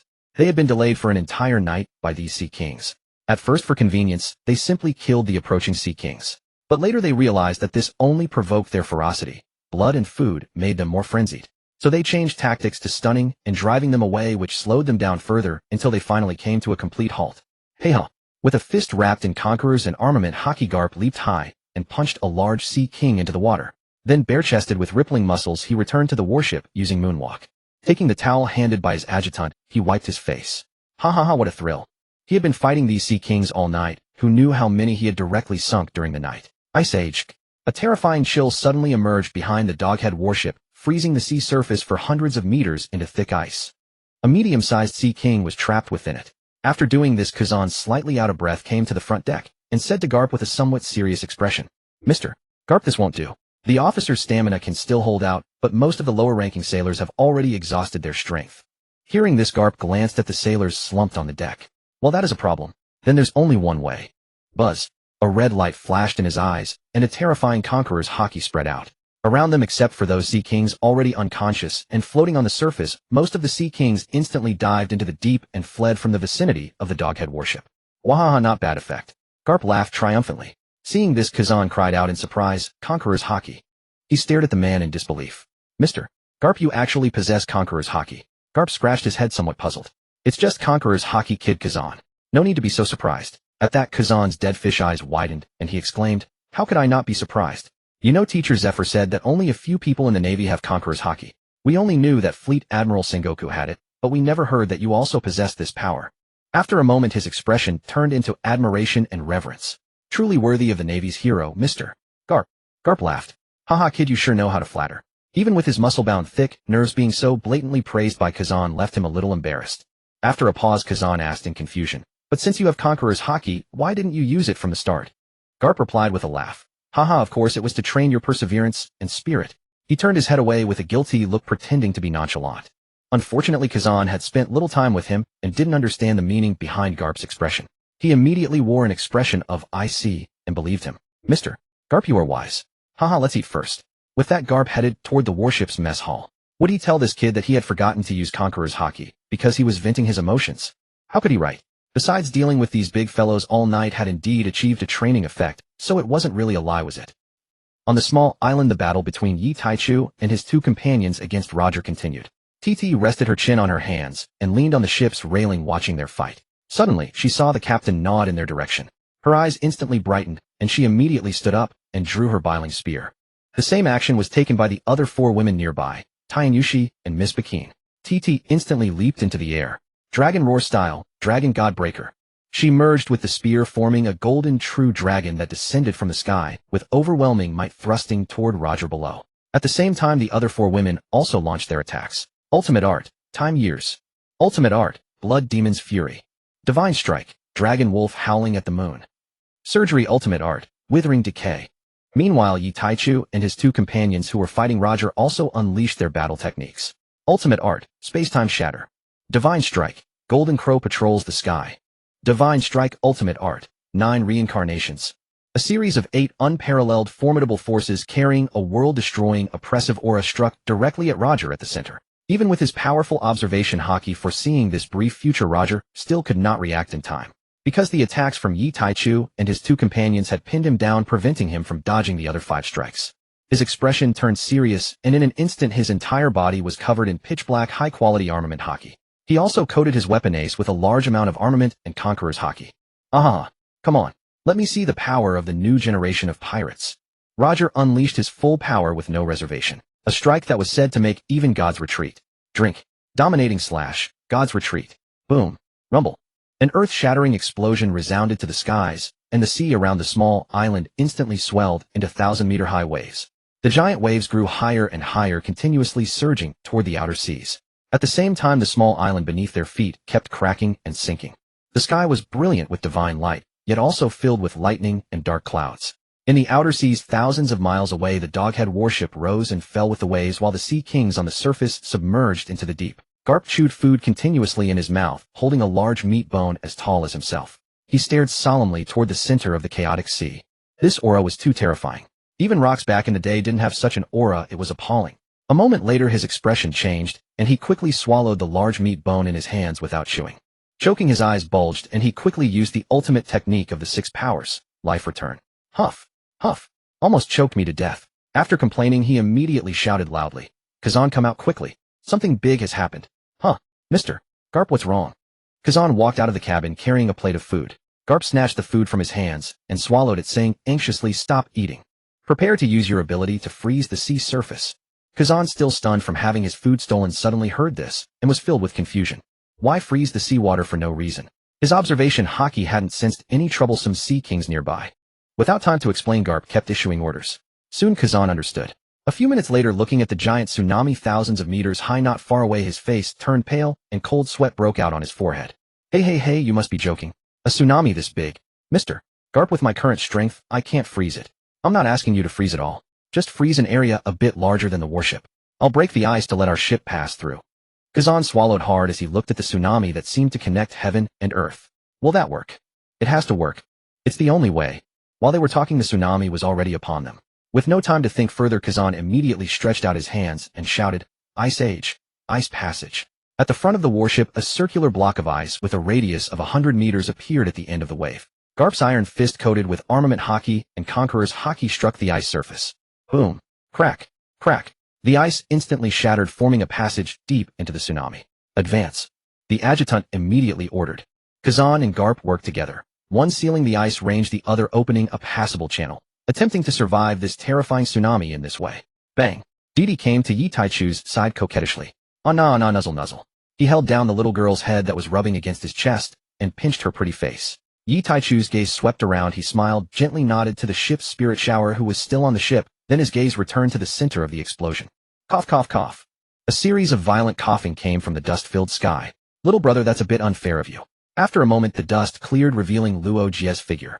He was covered in dense wounds with burnt, swollen, and turned-out flesh, exposed muscle tissue, and in many places the white bones beneath the blood and flesh were visible, looking both horrifying and miserable. Yi Taichu curled his lip, looking at the other with contemptuous eyes. We're pirates. Who talks about morality with you? Besides, you can also call your crew to help you. Then he shook his head. There aren't so many rules in battle. A smile reappeared on Luo Jie's face. That's true, I spoke out of turn. With a wave of his saber ace, come continue. Then Luo Jie began the process of being thoroughly beaten by Yi Taichu's family. After repelling Luo Jie once again, Yi Taichu looked in a certain direction, his sharp gaze, as if he could see the sea thousands of miles away. It wasn't that he wanted to bully Luo Jie in this way, but he himself was proficient in spatial abilities. Extremely sensitive to changes in space, last night, he had already detected the fluctuating aura of powerful beings fighting thousands of miles away from this island. Just now this aura grew even stronger, and he also sensed that the other party was getting closer and closer. Sensing its aura, it was indeed a royal-level powerhouse, no less than Luo Jie. Based on this, he prepared to quickly settle the fight, with Luo Jie together with his girls. At the same time, from the past few days of combat, Yi Taichu already knew Luo Jie's depth, and there was no need to waste time with him. After all, the other party was suffering from a terminal illness. Now, as Luo Jie's various techniques progressed, he could feel a sense of lack of subsequent strength. If it were Luo Jie in his prime with a healthy body, then all of their own combatants would indeed have to go all out to deal with him. But now he was not capable. 3 hours later, the fierce battlefield fell silent. The originally quite large island now only had a few scattered small rocks like tiny reefs protruding from the sea. On the slightly larger island fragment, near the Jiuxiao divine ship, Lei Li and others were tied up, guarded by little sea cows. Fortunately, this battle was a sparring match, and the ship's spirit shower opened her protective barrier to shield these people and their pirate ship. Otherwise, in their exhausted state from before under such terrifying battle aftershocks, not to mention the pirate ship, would be destroyed. They themselves probably wouldn't survive. Luo Jie, whose face was swollen and bruised into a ball, lay on an island fragment about 3 meters wide, struggling to lift his eyes, which were narrowed into slits, to look at Yi Taichu. He gave a thumbs up, and slurred words came from his toothless mouth. Little brother, I lost. You have a great group of companions. After saying that, he fell completely unconscious. Looking at this masterpiece of his own Didi, Yi Taichu glanced at this little schemer. This girl really made them all neatly into balls, didn't she? Didi, who was teaching the little ones, felt his gaze and lifted her little head to give him a sweet smile. Well, whatever his girl did was right. Leading the crew back to the Jiuxiao divine ship, he pointed in the direction of Ka Pu and others, and said, Shower, let's go. Let's see who this uninvited guest is. Okay, master. Buzz Jiuxiao gradually ascended and left the place. Lei Li and others, now free, carried Luo Jie back to the pirate ship and bandaged his wounds. Lei Li looked at this scene with a sigh. The younger generation is formidable. I never thought we would lose to newcomers who haven't even been at sea for a few years. Jiaba, wrapped in bandages with one arm, hanging in a sling, took a sip from a small flask with his other hand, and then handed it to his friend. Yeah, and we were beaten up by them. I'll probably have a psychological shadow for the rest of my life. The ship doctor, who was applying medicine and bandaging Luo Jie, heard their words and offered a comforting remark. Well, mister. Lei Li, mister. Jiaba, the captain, lost too, so don't be so negative. Hearing this, Lei Li and Jiaba exchanged a glance and simultaneously showed a bitter smile. Then they were relieved. Yet even our captain lost, so why should we be depressed? As for saying that the other side won by outnumbering and surrounding the captain, they didn't have the face to say that. They had crew members to help and their own side wasn't without them either. They were defeated fair and square by them, and that was an undeniable fact. Dao Galasi Ba Lete in the corner of the pirate ship looked at the wound on his hand in silence. His hand had been pierced by Didi's spear. Remembering the blue-haired woman who had defeated him, his eyes became determined, and he clenched his fist, ignoring the injury on his hand. I will definitely defeat you and wash away today's shame. Blood from the piercing wound that went through his palm flowed out, wetting the white medical gauze and dripping onto the deck. Baji, seeing this, leaned close to Xiang Kasi's ear and whispered, "Hey Xiang Kasi, has that muscle-brained Ba Lete been beaten silly?" Xiang Kasi ignored Baji's words, his mind still replaying that overwhelming conqueror's haki of the other side. A deep longing arose in his heart. Xiang Kasi would one day reach that level. Buzz. Unconsciously, a flash of conqueror's haki burst from his body. Sensing this conqueror's haki, everyone on the Luo Jie pirate's ship looked at this 10-year-old boy. Even Ba Lete looked at Xiang Kasi, who was beside that useless red-nosed guy. A grin spread across his face. Interesting. Lei Li also showed a smile. Awakening conqueror's haki at such a young age. That was an extraordinary talent. Looks like they stimulated him. Meanwhile, Ka Pu and Kuzan looked at the golden giant ship in the sky that was getting closer and closer, filled with astonishment. Kuzan asked, "Is it Jin Shizi's ability?" Ka Pu shook his head, his expression grave. "Not sure." Thinking of the fighting aura from before, he added, "Maybe. Get ready." Kuzan and his adjutant immediately became tense and began to order the Marines, who had only rested for a few hours, to resume the highest level of combat readiness. Yi Taichu and his group appeared on the dragon's head, looking down at the dog-headed warship below. "Yo, it's Ka Pu." He let go of the little girl Sherdai La he was holding and nodded to the women. Pointing at the young man with fluffy curly hair below Kuzan, he said, "See that little curly-haired guy? He's the owner of the Logia-type ice-size fruit ability. That ability is quite suitable for our DD. If we get a chance later, we'll snatch him." Mwah. Muma. Didi planted a fierce kiss on his cheek. Diu and Stussy and the others glanced down at Kazan below and nodded knowingly. A mischievous grin flickered across Didi's exquisite face. "Brother Taichu, why don't you greet them?" Buzz. In an instant, they all released their Haushika haki in perfect unison. Even Shaky and Miss Bakken, as well as Waydive, joined in. Their overwhelming Haushiko haki swept across the naval fleet below and across the entire sea. Garuru. Bubbles rose steadily from the seawater as sea kings fled en masse from the depths. Patter. In the next moment, every Marine aboard the Doghead warship collapsed, except for Vice Admiral Garp's junior officer and Kazan. Both the junior officer and Kazan felt their minds go blank for a fleeting instant. Then Garp's expression turned sharply grim.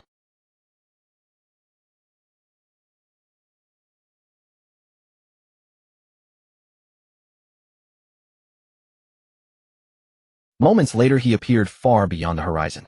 Yi Taichu roared, "Where do you think you're going?" Temporal seal. Whooshed. Diyuan and Stussy pierced through space to intercept Garp.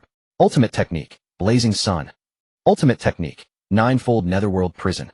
Garp hurled both the junior officer and Kazan behind him, then coated his entire body in pitch-black armament haki. Clenching his fists, he infused them with Haushiko haki, achieving the ultimate fusion known as Kingly Armament. 6 powers ultimate technique. King's Fist.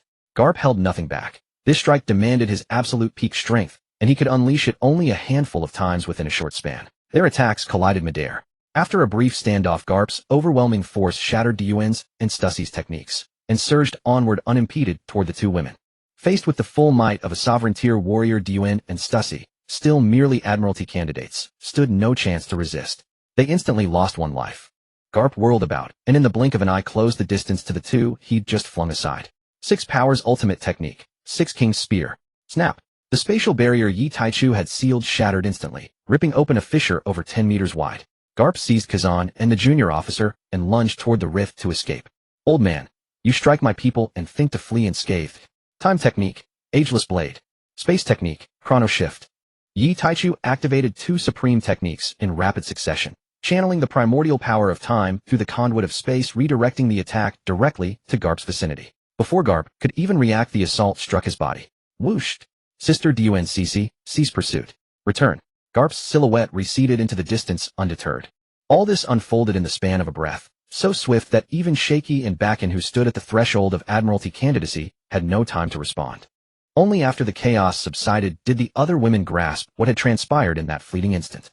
Diyuan and Stussy reappeared beside Yi Taichu, their expressions deeply unsettled. He gathered them both into his arms and murmured softly, "There now, it's not your fault. His strength simply surpasses yours.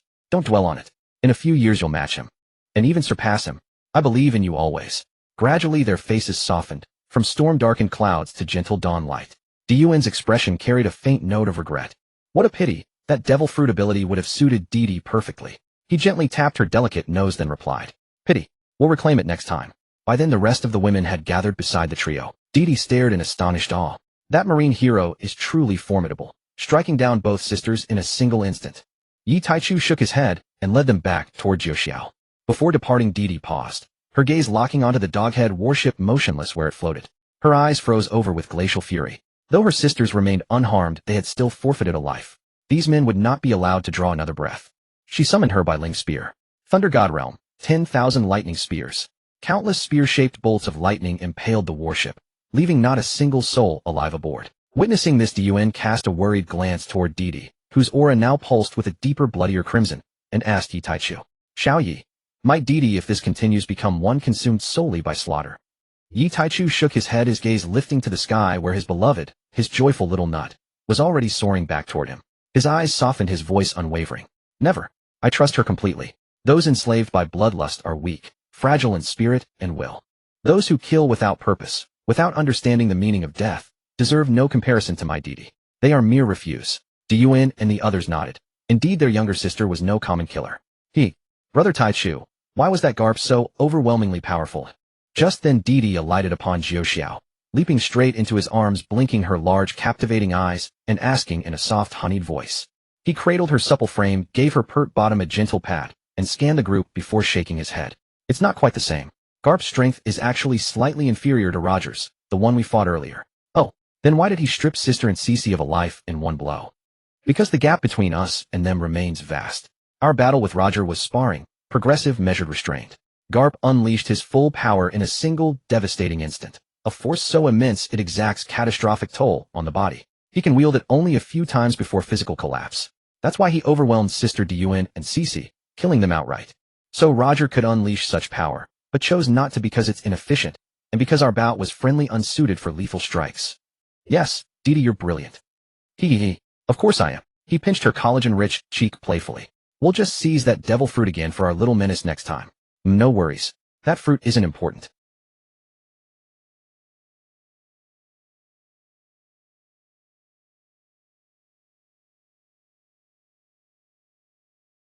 Let's go. Time for dinner.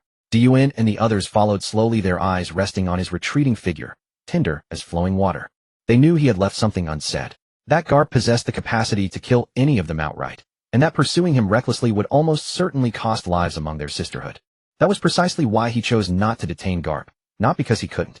Diyuan, capable of traversing space, and Stussy, who replicated spatial abilities, could both have restrained him long enough to seal his fate. Yi Taichu himself could have done so. Yet defeating Garp required the combined strength of all of them, working in concert to overcome his sovereign tier might. Such a confrontation would inevitably result in casualties among the sisters.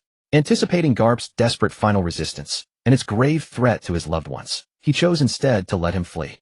After all, victory purchased at the price of family lives is no triumph at all. It is sheer loss, utterly unwarranted. Vice Admiral Garp, what about those Marines? Kazan, having come to his senses, asked. Upon hearing this, Garp's expression darkened, and he clenched his teeth without speaking. The combined technique of shave and moonwalk beneath his feet produced continuous sonic booms as he flew through the sky at tremendous speed. They are your subordinates. Is the strength of these people so terrifying that you didn't even dare to fight back, and just fled away? His voice was filled with anger, resentment, and deep confusion. After a moment of silence, swallowing the sweetness in his throat, Garp's extremely hoarse voice sounded. Very strong. My observation Haki foresaw an incredible scene of the future. Kazan looked up at the other man, and his pupils suddenly contracted. He saw that Garp's originally jet-black short hair and rugged appearance had now aged by more than 20 years, and his hair had turned gray. The image of that man's final attack instantly appeared in his mind, and Kazan's heart was churning with shock. Although his mastery of observation Haki was not very profound from such a close distance, he had still sensed the momentum of that attack, and vaguely heard the words time. Was it because that technique had a time-based ability attached that caused Vice Admiral Garp to age? Half an hour later, Garp landed with Kazan and the other on a small island. It wasn't that he didn't want to continue, but his body was already nearing its limit. His observation Haki had not detected any signs of pursuit, so he felt relieved to stop. As soon as the three landed on the island, Garp's wheat-colored face instantly turned the color of golden paper, and he spat out a mouthful of blackish pus-filled blood. Vice Admiral Garp, the adjutant, and Kazan quickly caught Garp as he collapsed to the ground, exclaiming in surprise. Cough, cough, cough, cough. After coughing a series of blood, Garp, whose face was deathly pale, spoke in an extremely weak voice. Quick, contact headquarters, tell Fleet Admiral Kong to send an admiral to pick us up, hurry. Yes. The adjutant took out a din mushy from his suit and began searching for a signal on the island to contact Marine headquarters. Kazan helped Garp to rest under a tree. During this time, Garp kept gasping for breath. The attacks of the two women, Gion and her companion, were not easy to withstand. Although at that moment he seemed to have shattered their attacks with ease, the situation was too critical. He simply didn't have time to redirect the force of those two attacks. Coupled with the recoil from his own attack, only he knew how severe his internal injuries were at this moment. And he had been desperately pushing his body's potential to flee without rest. It was no exaggeration to say that if he continued, he would be crippled within half an hour at most. After a moment, Kazan couldn't hold back and asked, Vice Admiral Garp, what did your observation hockey see? After a short rest, Garp regained some strength. With a complex expression on his face, he glanced at Kazan beside him, his gaze lost in recollection. In the brief future captured by my observation hockey, I saw our warship destroyed and sunk in an instant by the enemy.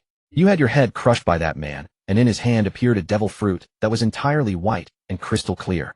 Kazan was not stupid. A devil fruit that was entirely white and crystal clear was none other than his own ice fruit. Although he had eaten it by accident, he still clearly remembered what the ice fruit looked like before he consumed it. It was exactly as Vice Admiral Garp described. Kazan immediately exclaimed, how is this possible? After a devil fruit ability user dies, doesn't the ability appear randomly somewhere in the world? His disbelieving gaze turned to the Vice Admiral Garp he most respected, hoping he could answer his doubts. Garp shook his head, indicating that he didn't know the reason either. The rebirth of devil fruits is random. This is no secret on the sea, it is common knowledge. Furthermore, he knew some unknown facts discovered by the world government. If there are fruits near the death of a devil fruit user, the fruit has a high probability of reincarnating in one of those fruits. But in the future he captured, that man's hand was initially empty. Kazan was one of the few promising talents in the Marines, and an elite with admiral potential, a rare top-quality seedling. The new generation of Marines needed him, and the future Marines also needed his strength. How could he let him be sacrificed here? Therefore, in an instant he made the decision to grab these two and flee. In that haste, he could only save two. There was no other way. If he could, Garp would not have wanted to abandon those Marines. If he had been alone, he would have fought to the death. But he was not alone. Beside him was Kazan, the future of the Marines. If he had been a moment slower and been caught, not only would he die, but everyone on his warship would die. Although there were many reasons, Garp's heart was still heavy. The logic was sound, but no reason could change the fact that Garp had abandoned his own Marines and escaped. As their commander, he had abandoned them. This was worse than death. The atmosphere fell into silence for a moment. Garp clenched his teeth, anger and hatred constantly surging in his eyes. He felt ashamed of the Marines who trusted him and ashamed of his position as Vice Admiral. Since the future new strength of the Marines was now safe, it was time for him to avenge his fallen subordinates. Hey Kazan boy, tell Bogart to have headquarters send the best medical equipment and personnel. Yes, Kazan, who had taken out a small din mushy to contact Lieutenant Bogart, suddenly paused, looked up at the other man, and saw the dejection and anger on his face.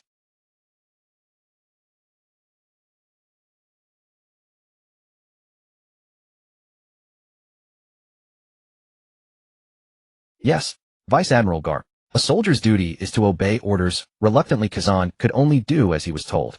In his heart, he decided to ask the Admiral who would come to rescue them to persuade Vice Admiral Garp. If Garp refused to listen, at the very least, he would go with him to seek revenge. The revenge of those Marines was also his responsibility. Although the enemy was very strong, Kazan did not believe that group could handle two Marine headquarters admirals at the same time. Brew. Brew. Brew. Click. Moshi, this is Kong of the Marine headquarters. Steelbone Bogart, what is it? Is that old man Garp causing trouble again? We encountered Yi Tai-Chu and his group. Apart from you, Kazan, and the other, not a single Marine escaped. What? In the office of the Marine headquarters, Fleet Admiral Steelbone Kong's face changed drastically. What are you saying? Not a single elite Marine from Garp's headquarters escaped, and Garp only had time to save the two of you. Bogart, stop this unfunny joke. Bogart, stay safe. I'll dispatch rescue personnel immediately. After a long silence, Kong, his face grim, set down the din mushy, clenching his teeth in fury. Damn pirates. They're nothing but rookies who only set sail a few years ago. How could they be this powerful? Even Garp couldn't match them. That's impossible. Although Bogart, Garp's adjutant, had recounted every detail, including the suspicions he harbored about Garp's thoughts, Kong still couldn't believe that the enemy possessed the strength to annihilate Garp's entire elite force, Garp himself included. But there was no time for hesitation. He bellowed toward the door. Signal officer. Contact the staff headquarters at once. Tell them to get to my office as fast as they possibly can. Yes, sir.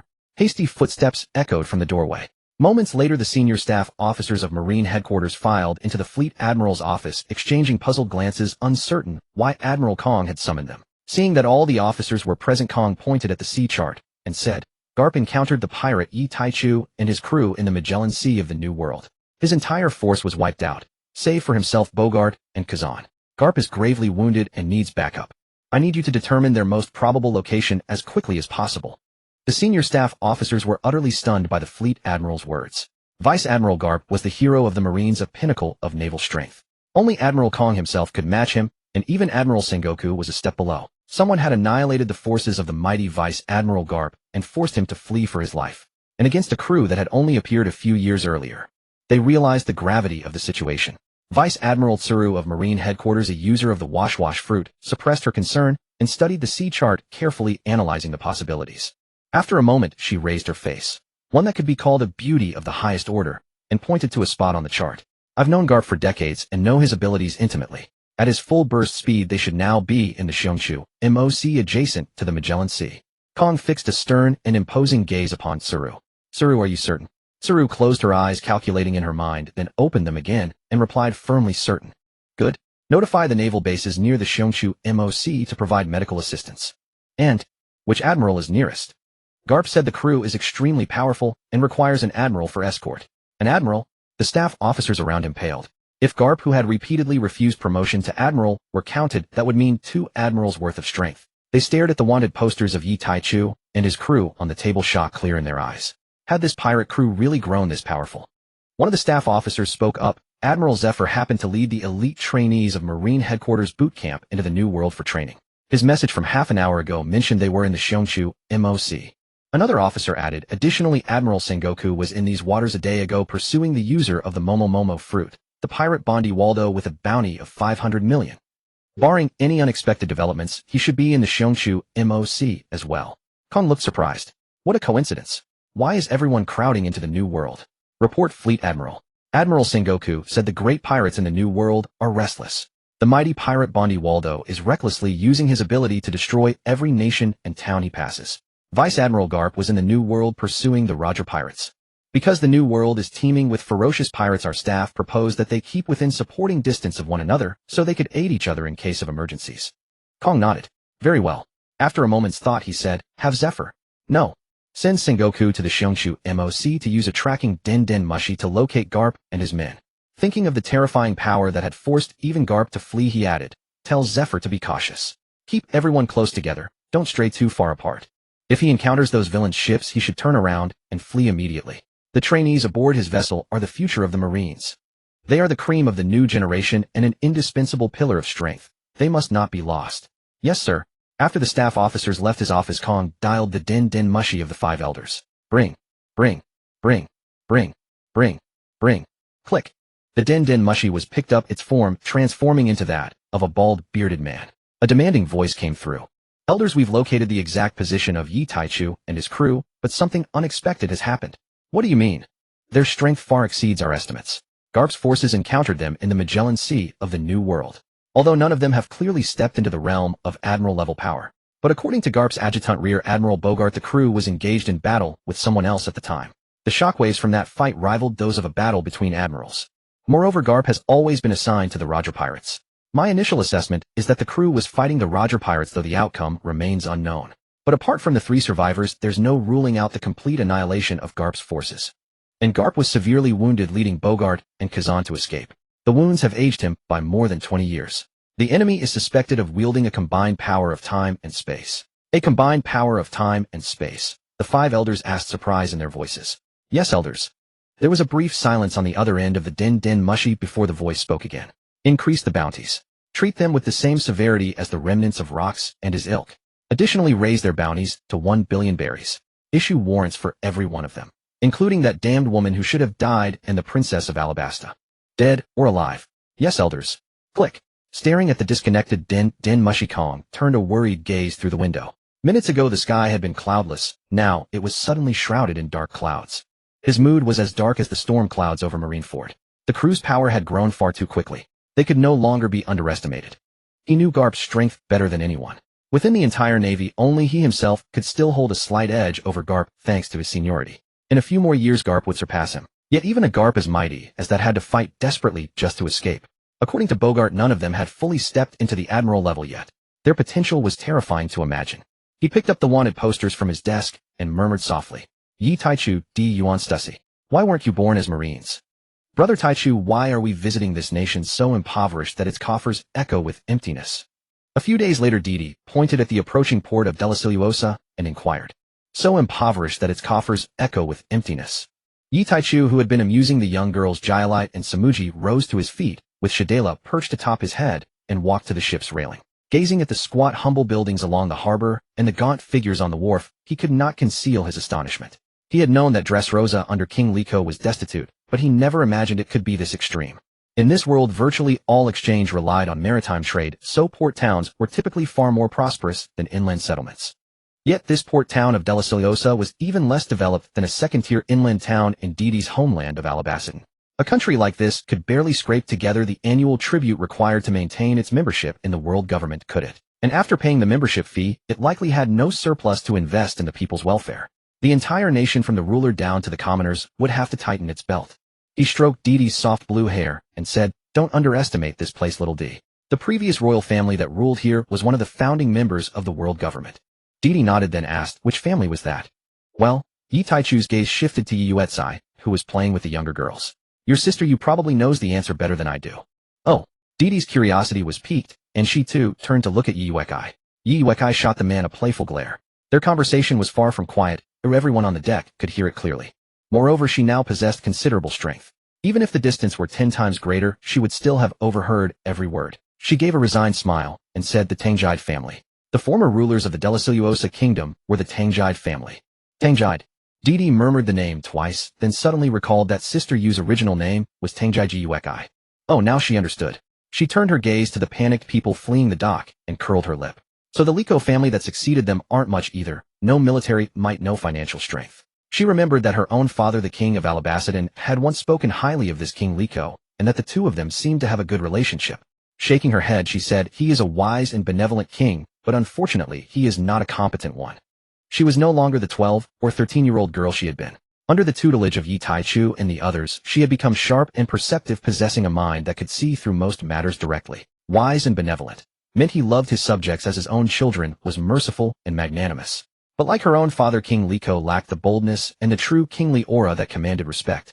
She still vividly remembered the majestic aura that had radiated from Brother Taichu when he had lectured on that very subject. The overwhelming, unstoppable kingly spirit. For a king, all under heaven is his domain, every corner of the land is his subject. The sheer dominance contained in those words never failed to stir her blood. If her father and this King Liko possessed even a fraction of that spirit, their nations would have become true behemoths. No one would dare underestimate them, and no pirate would dare bully them. Although Alabasatan was reputed to be a strong nation among the world government's member states, Didi, having seen the wider world, found it utterly unremarkable. A great nation like Alabasatan, she could now annihilate it single-handedly. All its population and armies were laughably powerless in the face of absolute strength. No matter how well a country developed its economy and military, without a top-tier powerhouse to defend it, it posed no threat. Didi had long understood why the world government with only a modest military force could still dominate the seas and intimidate the entire world. The answer lay in the importance of supreme power. But that had nothing to do with her. She had chosen to be Yina Fertelli Didi, the captain's shipmate, not the princess of Alabasatan. Her surname was now Yi. Brother Taichu, why are we here? Shaking off the stray thoughts, Didi flashed a sweet smile at the man. To give you a few more family members. Happy. Didi's face fell. Ah, are they older sisters or younger sisters? She had no objection to having more sisters, but as an ambitious girl who dreamed of becoming the eldest, she was dismayed that there might be sisters older than her. Relaxed, seeing her adorable pout, Yi Taichu chuckled. Barring any surprises, they'll all be younger sisters. No one older than our little princess. Hee hee hee. Didi giggled, a sly glint in her big eyes. Then what about Sister Di Yuan and Sister Satuxi? And little Shadela? Slap. He lightly smacked the mischievous girl's bottom. She was still trying to dig a trap for him. Of course they're all my little princesses. What little D, do you have a problem with Sister Di Yuan? Or with Sister Shi? Oh, Brother Taichu, you're so mean. I never said that.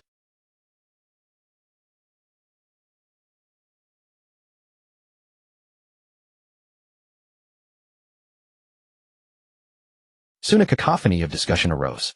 Good heavens. Are these really the infamous pirates who killed a celestial dragon? I can't believe I got to see them in person. I'll be bragging about this for the rest of my life. They don't look as ferocious as the newspapers claim. Right? And how lucky is that man? Having so many fairy-like crew members. I'd be happy to die just to have one of them. Another interrupted, Shunyo Lornyobi Kalasi, what you said is nothing. If I could sleep with one, I'd be willing to die the next moment. Bang. Before the speaker could finish, his body exploded into a shower of blood and flesh. At the same time, a bloody hole pierced through the forehead of the man beside him. Swish, swish, swish. A series of projectiles whistled through the air. In quick succession, those who had spoken disrespectfully either exploded, collapsed with a hole in their forehead, or died in various other ways. The terrified crowd fled in all directions, desperate not to meet the same mysterious fate. Didi withdrew her slender finger, from which a wisp of smoke still rose, and turned to lecture Wada Baby beside her. Bebe, you should leave scum like that in pieces. Your hand is still too merciful. Wada Baby gave a wry, helpless smile. Sister, I don't have your control to make them explode entirely. All right. Didi said no more. Slap. Ouch. Stop spouting nonsense every day, you little fox. Don't corrupt Wada Baby. Satuxi tapped Didi on the head, then turned her azure eyes to Wada Baby. Don't listen to your sister, D. Splattering bits everywhere. How disgusting. I understand, sister, she. Rubbing her head, Didi secretly curled her lip. Fixin'. Brother Taichu says explosion is art. You have no taste. I won't stoop to argue with you. In the palace of Dressrosa, Yi Taichu sat upon the throne, playfully teasing the now 8 or 9-year-old Samuji, calmly awaiting as King Riku below gave instructions to his 2 daughters. By his side were only Tainyushi Xiaoju and the little Samuji in his arms. As for the others, they had all been taken by Didi to experience the customs and scenery of the country. Before leaving, they sternly forbade Yi Taichu from wandering about, for they had heard that the women of this nation were bold and uninhibited, fearing those little vixens might seduce their man. Though they wouldn't mind having a few extra sisters, they couldn't accept just anyone. At the very least, one would need the beauty to be a top-tier vase to match their captain. Below, Scarlet listened to her father and mother's earnest advice, occasionally casting curious and bold glances toward the man on the throne. According to her father, she and Violet would henceforth follow this man. They had heard he was a ruthless pirate who killed indiscriminately, and the newspapers were full of crimes committed by him and those beautiful sisters. But they didn't seem like such people. 15-year-old Scarlet was at an age of innocence and yearning for romance. Thus, toward the captain she would depend on for life, her little heart was filled with intense curiosity. Even the sadness of leaving her father's side seemed less acute. Part of it was indeed attraction to Yi Taichu. Most women naturally admire the strong, and she was no exception, but there were other reasons as well. Scarlet was not stupid. When this man had entered the Dressrosa Palace as if no one was there, leaving a trail of unconscious guards, and found her and her father, she knew Dressrosa had no power to resist him. She still remembered that beautiful sister with flowing blue hair, angelic as a celestial being, who merely said, "How noisy," and with a sudden surge of aura, all the ministers in the palace and the arriving troops collapsed. A miraculous scene. That sister looked only a few years older than herself, yet possessed such mystical and terrifying power. Scarlet was both envious and afraid. And would this young master be easy to get along with?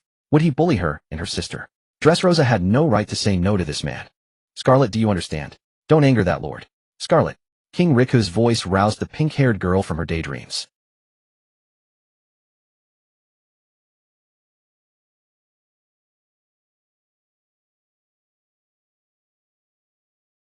Finding her father, mother, and little sister all staring at her in surprise, especially the smile on that man above, she curled her toes, wishing she could bury herself in the ground. Her face flushed red as she hastily said, "No. Father. I understand." Then she covered her face and crouched down, her ears turning red. She was too ashamed to show her face. Compared to Scarlet's shy, maidenly demeanor, her younger sister Violet seemed far more normal. The little girl, about the same size as little Galette, was at that moment clinging to her father and mother, crying with teary eyes. After all, she was just a 5 or 6-year-old child, suddenly told she had to leave and live with a different group of people. It was hard to accept all at once. King Riku and his wife's eyes were also filled with reluctance. Their 2 daughters, one only 15 and the other 5. If they could, they wouldn't want them to leave either. Yi Taichu glanced at the mother of the 2 sisters, the still living queen of Dressrosa. She looked elegant and gentle in her 30s, well-preserved, still full of charm. It was evident that she had been a rare beauty in her youth. Of course, having given birth to 2 peerless princesses like Scarlet, her good looks were only fitting. However, she was merely in the first tier below that of peerless beauty. Her appearance fell far short of her 2 daughters. After a single glance, he averted his eyes and resumed kneading the chubby, baby-fat cheeks of the little girl in his arms. This queen did not reach Yi Taichu's threshold of attraction, so he had no intention of playing the cuckolding thief. Samuji extended her tiny short arms to block the man's hands from pinching her little face. Too much. I only wanted to secretly ask Sister Toki to age me up, so I could train more intensely. This wretched man had kept her behind saying it wasn't allowed and kept pinching her cheeks. Her face flushed with anger, she raised it, and her furious little eyes shot toward Tainyushi, who was peeling a pear beside them. If he wouldn't let me fine, but he had to tell this bad man, so I'd get bullied. Bad sister. Isamuji will never trust you again. Tainyushi cut the peeled pear into small pieces and fed one to her beloved man, then gently patted the little girl's head with a tender smile. Still angry. As she spoke, she offered a piece of pear to the little girl. Samuji took a big bite, then turned her head away with a humph. I'll forgive you this time. But if you tattle again, I won't tell you my secrets anymore. Tainyushi covered her mouth with a laugh and echoed the little girl. All right, it's sister's fault. At that moment, Tainyushi radiated a gentle wifely aura that made Yi Taichu's heart itch with desire. Of the 5 Samuji sisters, except the eldest Kazate, the other 4 little girls had completely pledged their loyalty. After some more time, those 4 little girls would likely have no problem personally slaughtering their own siblings if asked. Most of this was due to the efforts of Didi and Iji Zaijinyu. But Kazate, being an adult, already had her own moral compass, and Didi and the others didn't want Iji to use her special observation haki to change her directly, so the progress was naturally slower. Yet everyone could feel her gradually integrating into this big family, so they weren't in a hurry. After all, they had long lives, plenty of time, and this afforded no small amount of amusement. Yi Taichu looked up and smiled at the pink-haired beauty who was stealing glances at him, startling the girl into blushing and lowering her head. Speaking of these 2 princesses, Yi Taichu was somewhat taken aback. If he remembered correctly, Scarlet should have been about the same age as little Samuji. As for her sister Violet, at this point in time, she shouldn't have been born at all. But unexpectedly, when he entered the palace, he saw these 2 little princesses. Scarlet, who should have been 8 or 9, had become 15, and Violet, who shouldn't have existed, was already 5 or 6, the same age as Galette. Of course, he was only surprised for a moment, for this was a real world, not a fabricated one from comics or anime, so some differences were only natural. Although he wasn't sure why this world's development had appeared in the form of comics in the modern era. He had a bold conjecture that the exchanges between myriad worlds had been inadvertently captured by certain individuals who took them as inspiration, and thus these developments were depicted in written forms like comics or novels. The world had always existed, was real, not fictionalized by anyone. In his previous life's modern era, it was not improbable that it had also appeared in the writings of some intelligent beings in certain worlds. So encountering differences from the original work he had read was not incomprehensible. Shall we go and take a look? Aboard the Jiuxiao divine vessel, Yi Taichu hesitated. Moreover, the current empress-in-waiting of Amazon Lily, given the extraordinary beauty of Boa Hancock and her sisters, was surely no less stunning. In truth, Hancock's 2 younger sisters were far from unattractive, particularly the one with golden hair. Their appearances had been altered by consuming the snake fruit. Still, it was undeniable that the green-haired sister lacked charm. A visit seemed promising, yet an inexplicable heaviness lingered in Yi Taichu's heart. For the daughters of this matriarchal kingdom bore children not through union, but through raids. The Kuja pirates would seize men from distant seas, use them for procreation, and then execute them. Though the imperial bloodline of Boa bore a hereditary affliction, the lovesickness, Hancock's mother could hardly have remained untouched by such customs. The former empress of this all-female realm perished from lovesickness, or so some claimed. She sailed forth to seek her lost beloved. In his previous life, many speculated that Shaki was the former empress of Amazon Lily, thus explaining her devotion to the Boa sisters. Yet Yi Taichu had questioned Shaki directly. She confirmed knowing the current empress, but insisted she hailed from no Kuja Island lineage, let alone imperial blood. Like Watabi, she was a native of the New World, born on some unnamed island. The present Empress Nyobiei stood only in her early 30s, still at the zenith of her power. Thus Yi Taichu deduced the next heir would likewise be young. Judging by Hancock's age, the reigning empress must be their elder, and since Nyobiei, the previous regent, had not formally abdicated, the current princess heir could not yet be 20. The original chronicle never mentioned Hancock's mother, likely fallen to lovesickness as the affliction ran deep in that line. Brother, what are you thinking about? Stella, holding 5-year-old Garrett, approached Yi Taichu with a soft, lilting voice. He bent down and lifted both little girls into his arms. Stella, delighted to have a younger sister, had already assumed the role of second eldest among the girls. Titty, the sly little strategist, reigned as first elder sister. Cradling their soft, fragrant little bodies, Yi Taichu felt his spirit ease. He chuckled wryly. What is there to hesitate over? Even I am ensnared by vestigial notions of purity. After all, in his former world, countless souls lived without such constraints, and thrived. His own taste, it seemed, had grown unervingly refined. Bending low, he nuzzled their cheeks gently before smiling. Nothing at all. Brother will take you both to visit the Isle of Women. Giggle, giggle, tickles. Stella laughed brightly, then blinked up with wide, curious eyes. Brother, is the Isle of Women truly filled only with women? Yes, it is. Her tiny heart brimmed with vast wonder, her voice sweet and tender. Then how do they bear children? Yi Taichu rubbed Stella's cheek fondly. Ah, That secret shall unfold when my dear Stella grows older. Now may I ask a small favor of you both? Their eyes lit up like twin stars, bright with eagerness, as they puffed out their little chests in unison. Tell us, brother, we'll do it. Their sheer adorability nearly overwhelmed him. This charm possessed the combat efficacy of a peer-level adversary. Terrifying indeed. He playfully pinched their cherubic cheeks for a moment longer before speaking. Go find Shaki, and tell her to steer the Jiao toward Kuja Island Amazon Lily. Oh, they leapt from his arms, snapped sharp salutes and chorused. Mission accepted, guaranteed. Then scampered off, tiny feet drumming against the deck, leaving behind only their retreating silhouettes. He smiled tender and indulgent. Indeed, the most endearing little maidens were always those of one's own household. Supreme. Well then, let this journey serve to observe the young empress. Should she suit his taste, he would claim her, if not he would simply depart. He had originally planned to let Hancock mature upon Kuja Island, then intervene heroically when she was captured and sold at auction, to become her legendary savior. Yet now, gazing upon Stella and the other little girls under his care, he wondered whether such trials were truly necessary for her. What greater fulfillment exists than nurturing a young sovereign? None. Under his guidance, and that of his companions, Hancock would surely surpass her original self in strength and wisdom. Her innate talent rivaled even Gion and Titty, and surpassed even Smoothie by a clear margin.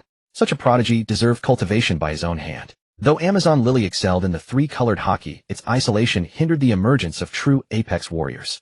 In truth, Yi Taichu found their unique hockey cultivation methods deeply intriguing. Hockey, the latent force within every being, remained inaccessible to most despite its universal presence. To awaken it demanded exceptional physical fortitude, especially for armament hockey. Even the gifted required the strength of a Navy headquarters captain to first manifest it. Those of average or modest talent needed to reach the rank of Rear Admiral merely to touch its threshold. If Conqueror's hockey and Devil Fruit awakening marked the path of ultimate masters, then awakening hockey defined the very threshold of maritime supremacy. Though situated in the perilous calm belt along the Grand Line, and famed for its fierce warrior-like women, the Isle of Women could hardly boast every woman attaining Rear Admiral-level prowess. Beyond its food production, Kuja Island stood as a hockey superpower, one rivaling even Wano country, where samurai reigned supreme. Its singular advantage lay in a distinctive hockey cultivation method, enabling virtually every citizen to awaken armament hockey. One wielder posed no threat, but hundreds, even thousands capable of coding weapons in armament hockey. That spelled annihilation. In raw combat, might few nations in the world could challenge Kuja Island. Wano country ranked among them, and Alabasta, the giant's ancestral homeland, stood as another. Beyond these two, none else existed upon the seas. Alabasta alone could duel both Wano and Kuja simultaneously. Though the outcome between their supreme warriors remained uncertain, mutual devastation appeared inevitable. Even victory for the giants would come at terrible cost. Further, Kuja Island's location within the calm belt had long fostered unparalleled shipbuilding mastery. Even the world government lagged behind in this domain, at least until it placed full trust in Vegapunk, whose technological revolution began only then. Yet Vegapunk remained imprisoned on Punk Hazard, immersed in devil fruit research. At this thought, Yi Taichu recalled a recent newspaper report featuring Kaido. Katakuri would soon be seized for experimentation, ushering forth his top commander, the last scion of the Lunaria clan, King the Flame Disaster. Vegapunk, a genius scientist wielding the brain fruit, is truly terrifying. Though Yi Taichu had yet to ascertain precisely how this man succeeded in creating a mythical Zoan-type devil fruit, he nonetheless formulated a plausible hypothesis: devil fruits originate from the world's primordial essence. Vegapunk likely captured stray fragments of that essence, and integrating them with Kaido's, discovered particle sequencing engineered a viable mythical Zoan. Yet such an achievement remains awe-inspiring. Nothing short of divine intervention, for it trespasses upon the domain of gods. Nevertheless, inherent limitations exist. As Yi Taichu's cultivation deepened and his understanding of his own primordial essence matured, he gradually perceived the constraints imposed by ability and bloodline. Just as bloodlines inevitably dilute across generations, Vegapunk's artificial devil fruits remain fundamentally artificial. Even if they incorporate primordial particles through miraculous means, their ceilings remain intrinsically low, sealed irrevocably at the moment of their creation. The Golden Crow of D. Yuan Stussy's Nine-Tailed Fox, TT's Cloud Fruit, Bajin's Vampire, Wadib's Great Mouth, True God, Kaido's Azure Dragon, and Marco's Phoenix, among countless others. These abilities, born directly from the world's primordial essence, possess far greater potential, though their true power remains shackled by the physical limits of the human vessel. Take the Log fruit for instance. Though inherently fire-based, it is mislabeled the Flame fruit. Its wielder cannot even rival magma in temperature, falling far short of the Heat fruit's thermal intensity. This does not reflect weakness in the fruit itself, but rather the wielder's inadequacy. Were TT to consume the log fruit, Yi Taichu dared not imagine the grotesque expression Akainu would wear upon uttering "my flames cannot surpass magma." With her pristine first-generation bloodline, TT would inevitably unlock the log fruit's full potential, making her the living nightmare of every fire affinity user. She could nullify flame-based attacks outright, without even resorting to elemental transformation. Returning to the matter at hand, Begapong's artificial mythical Zoan possesses a hard ceiling at the sovereign tier, the absolute zenith of its capability. For ordinary mortals, such a fruit represents the pinnacle of power. After all, the sovereign tier marks humanity's ultimate potential threshold. Restrictions are irrelevant. Few ever breach them, and many spend lifetimes striving merely to reach that apex. Yet for Yi Taichu and his circle it proves disappointingly trivial. While offering immediate combat efficacy, its long-term utility proves profoundly inefficient. Their extended lifespans and noble bloodlines guarantee both exceptional aptitude and extraordinary longevity. Consuming an ordinary devil fruit and cultivating patiently over centuries would inevitably elevate their strength beyond the sovereign tier, rendering artificial fruits obsolete, unnecessary, and self-limiting.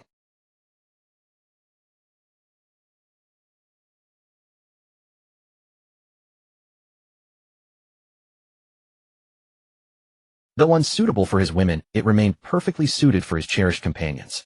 Pink and adorable, and doubly impressive as a mount, the artificial pink dragon form would serve as his women's steed, while the azure dragon manifestation would bear him himself. Naturally only his women would consume such a fruit.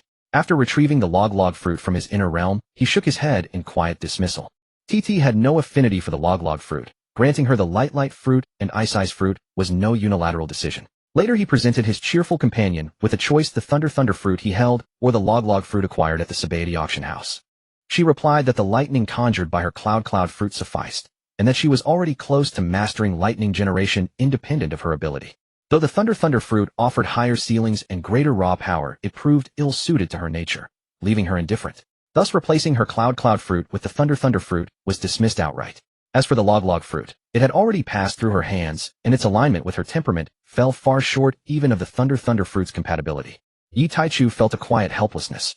Though TT appeared the most ruthless and bloodthirsty among the crew, capable of slaughtering entire territories, she possessed profound gentleness. In tenderness few aboard the divine vessel 9 heavens surpassed her, at best others matched her grace.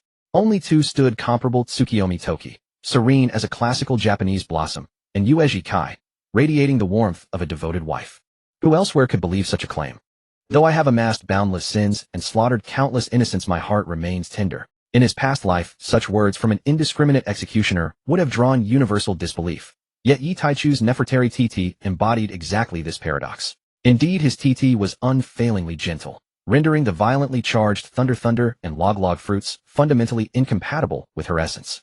Only the light fruit of Barusalino and the ice fruit of Kuzan resonated with her nature, and perhaps the natural wind fruit.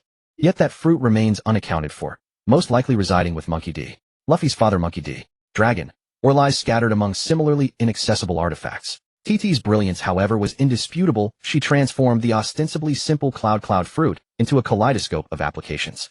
Thunder clouds, fire clouds, ice clouds, water clouds, even toxic or explosive clouds should necessity demand. Her mastery rendered a single fruit indistinguishable from a multifaceted arsenal. Yet against true masters such constructs hold limited efficacy. Forged from cloud manipulation alone, they cannot rival the innate potency of original elemental affinities. Thus they conferred negligible offensive enhancement, serving primarily as tactical support, enabling intricate synergistic techniques. Beyond possible awakening, the cloud fruit had been refined to its absolute zenith by TT. She now turned her focus toward generating natural energies, unaided by her fruit's power. Fire posed no challenge, a lightning demanded atmospheric pressure manipulation, an arduous but surmountable feat. Other elements, however, stymied even her brilliant mind, prompting her meticulous preparations for future ability transitions. Otherwise, sudden shifts in power would render many technique-dependent assaults unusable, crippling combat effectiveness. Setting aside combat pragmatism, the cloud fruit suited TT exceptionally well. Only Nami, that sly little thief, might rival her mastery of its potential. Yet TT was no longer the timid girl who recoiled at blood or shrank from sacrifice. Blessed with peerless talent and driven by familial duty, and above all by her desire to stand shoulder to shoulder with her beloved, she had long outgrown contentment with mere suitability. She sought greater strength. To fulfill her will honor her duty and forge destiny alongside him. As for the awakening of Logia-type devil fruits, Yi Taichu was uncertain whether this category even possessed such a concept. The awakening of paramecia types allows the user to alter the surrounding environment, transforming it into the terrain most suited to their ability. The nature of the alteration depends on the specific paramecia ability. This is an extraordinarily formidable power. Yi Taichu's own abilities over time and space, if classified, could be considered a special type of paramecia, sealing a vast expanse of space and freezing the flow of time within a certain area. This is the awakened state of his power. The combination of these two abilities results in the cessation of time and space.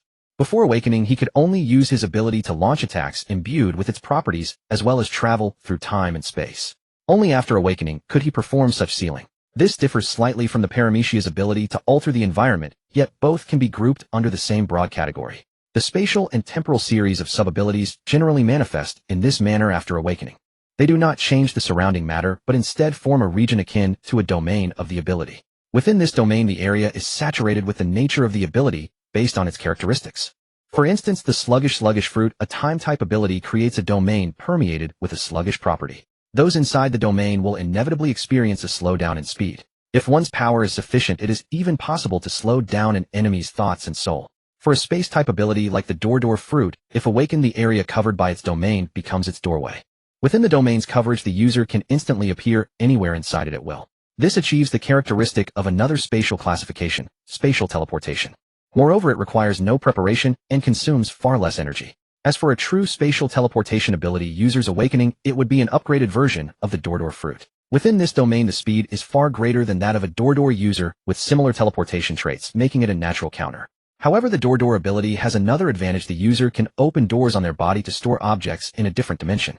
If the user is powerful enough, it might even be possible to open a door on the soul. This is an advantage that spatial teleportation ability users do not possess. These are the awakenings of paramecia types. As for Zoan type awakenings, they manifest directly on the user's body. Unlike paramecia users who can choose not to use their awakened abilities, Zoan users cannot avoid this. Once a Zoan user awakens, the effect is immediately reflected on their body. The most intuitive manifestation is an increase in the user's vitality.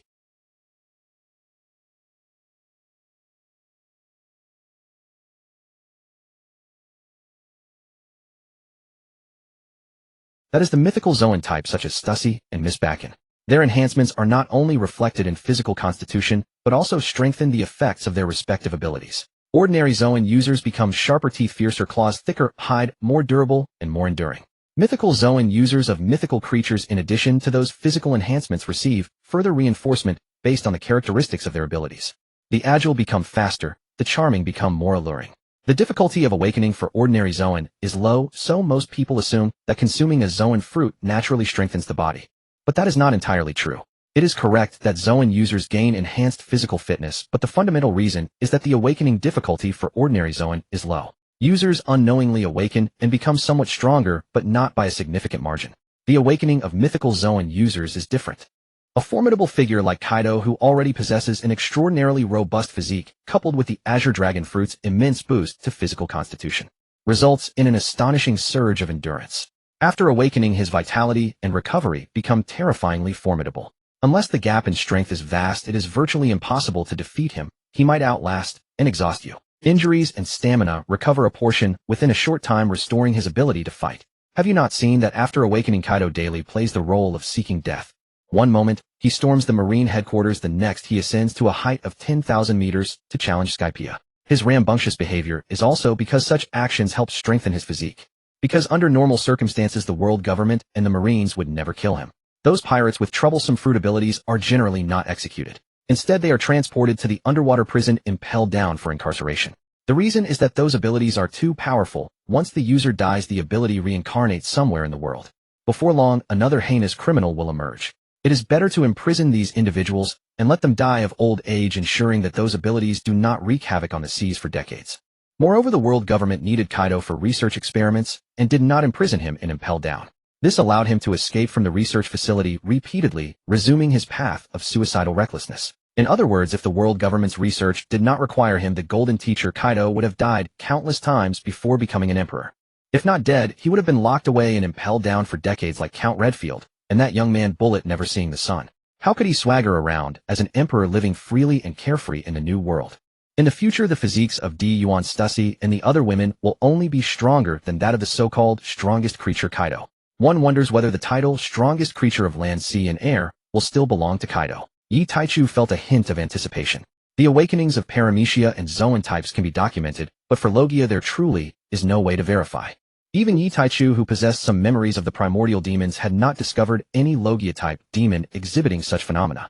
Logia-type demons themselves can generate natural energy related to their element. The area they can cover depends on their power, and they are naturally capable of elementalization. Whether Logia has an awakening remains a mystery.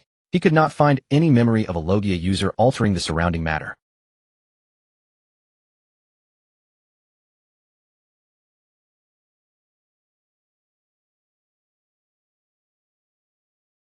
Thus Yi Taichu did not know whether Logia had awakening, or what the changes after awakening would be. He tentatively assumed it existed, possibly similar to Paramecia. It might allow the surrounding matter to transform into the user's ability-produced substance. There might also be something like a domain. But these were all his conjectures. It was also possible that Logia simply had no awakening, because Logia users sufficiently powerful seem to have already awakened, innately capable of altering natural climate. Yi Taichu shook his head. Perhaps Logia has no awakening at all, since it already exceeds the norm. Borsellino, as expected, your ability is the most suitable for my little ray of sunshine. A peculiar glint flashed in Yi Taichu's eyes, a smile curling at the corners of his lips. My little Princess Didi becoming a warm light in the family's hearts. How perfectly matched. Oh no, I completely forgot about this. One morning, Yi Taichu smacked his forehead in sudden dismay. Before the words had even left his lips, a cobalt-silver devil fruit, its surface etched with arcane mystic patterns, materialized in his palm. He called out to Didi, who was training nearby. Here, Didi. This is a space-type devil fruit identical in ability to mine. It should suit you perfectly. Didi paused her spear drills and stepped forward, studying the fruit in the captain's hand. Similar to sister, she used time-type fruit. She smiled sweetly and pressed a gentle kiss to his cheek. Brother Taichu, please save it for the others. You've already chosen someone, haven't you? That's why you'd forgotten about this fruit all along. Yi Taichu flushed, faintly scratching his cheek with an awkward wry smile. Indeed, you see right through me, our ever-brilliant Didi. Still, since this fruit's power aligns so well with you, it belongs to you. I simply overlooked it before. Didi showed no trace of resentment, only tenderness, her eyes brimming with quiet devotion as she gazed at him. No, I truly don't mind. Though I'd love to wield the same power as you, it isn't possible. Not now. This space-type fruit would render most of my spear techniques unusable. It suits me, yet not the me I am today. Besides, brother, you already have someone more fitting in mind. As the eldest sister, how could I ever compete with my own sisters for such a gift? Didi nestled close against him, resting her head gently upon his chest, listening to the steady, soothing rhythm of his heartbeat, the sound that anchored her soul. My husband, your presence alone is enough for me. Silence settled between them, deep and serene. That stubborn girl. No matter how earnestly Yi Taichu pleaded, Didi, normally obedient and gentle, refused to exchange her ability for spatial mastery. He watched her resume, training a faint headache blooming behind his temples, then sighed, a soft, resigned smile touching his lips. She claims the space-type fruit would cripple her spear techniques, but truth be told, she's sparing her sister's chance. A voice, bold yet tender, rang out from behind him. Yuan's. Without turning, Yi Taichu replied, yes, truly a stubborn girl. She couldn't even devise a better excuse. With her talent-swapping abilities might briefly dampen her combat prowess, but she'd reclaim and surpass her former strength in no time. There's no truth to her claim that spatial power doesn't suit her current self. Stucci emerged from the cabin alongside Miss Bikini and Shocky, their gazes drawn to Didi, who was once again immersed in refining new techniques. Noticing the cobalt-silver devil fruit in Yi Taichu's hand, Stucci arched a delicate eyebrow. A space-type fruit. For Didi, her sharp intellect instantly divined her husband's intent. After all, among the Nine Heavens crew, only Didi, their ever-cheerful heart, stood in need of such an ability. Yi Taichu nodded. Yes, but she refused it. Refused. A flicker of surprise crossed Stucci's and the others' faces. Didi longed above all to grow stronger, to protect them all. Why would she decline? Wouldn't attacks infused with spatial power dwarf her ornate techniques manyfold? Stucci asked, genuinely perplexed. At her question, Yi Taichu's thoughts drifted momentarily. In this world's martial path, there were three supreme ways: technique, momentum, and domain. Swordsmen walked the path of sword technique, sword momentum, and sword domain. Spear wielders that of spear technique, spear momentum, and spear domain. And barehanded masters followed the same tripartite discipline. Among the Nine Heavens elite, Stucci D. Yuan and Yi Taichu himself, their cultivation centered on momentum, overwhelming force, raw and unadorned, shattering 10,000 arts with a single stroke. Their simplest slashes and thrusts were devastating masterworks, pure elemental and profoundly refined. Like the legendary eagle eyes of later eras, they embodied the pinnacle of returning to essence. Only a handful of techniques, woven with personal Tao insights, served as true trump cards. Most relied on foundational sword or spear principles, eschewing flamboyance for sheer crushing efficacy. Onboard Bakin Tianyueshur and Huai Bei were likewise shifting toward momentum, their paths converging with that same austere, overwhelming principle. Yet Didi Shaki and several others still walked the path of technique. Shaki's decades-long habit of intricate swordplay made such a pivot impractical. Her body and spirit were too deeply rooted in technique. Bakin, by contrast, had spent years as a sniper, her martial foundation still unformed, making her uniquely adaptable to momentum's demands. Didi's path diverged further, shaped both by her cloud fruit, which conferred no direct combat enhancement, and by familial bonds aboard the ship. To maximize her fruit's potential, she devised countless supportive cloud-based techniques, a path born of necessity. Secondly, when her sisters were still weak, imposing momentum's brutal, unforgiving discipline upon them would have been impossible. So she abandoned momentum entirely, choosing technique instead. She forged elaborate spear forms, then painstakingly transmuted them into sword techniques, so every blade-wielding sister aboard could wield them. Bista, one of Whitebeard's captains, was a grand swordsman whose mastery lay solely in sword technique. So too was Kazuki Odin's dual sword style. Whitebeard himself cultivated sword momentum. Charlotte Lean, however, mastered sword technique. Kaido's path mirrored Roger's, blending technique and momentum seamlessly. That precise conclusion emerged from Yi Taichu's battles against them. As for domain, whether sword domain or spear domain, true practitioners were exceedingly rare. Even those who manifested domain did so almost exclusively through devil fruit powers. Few, if any, forged it from pure martial will.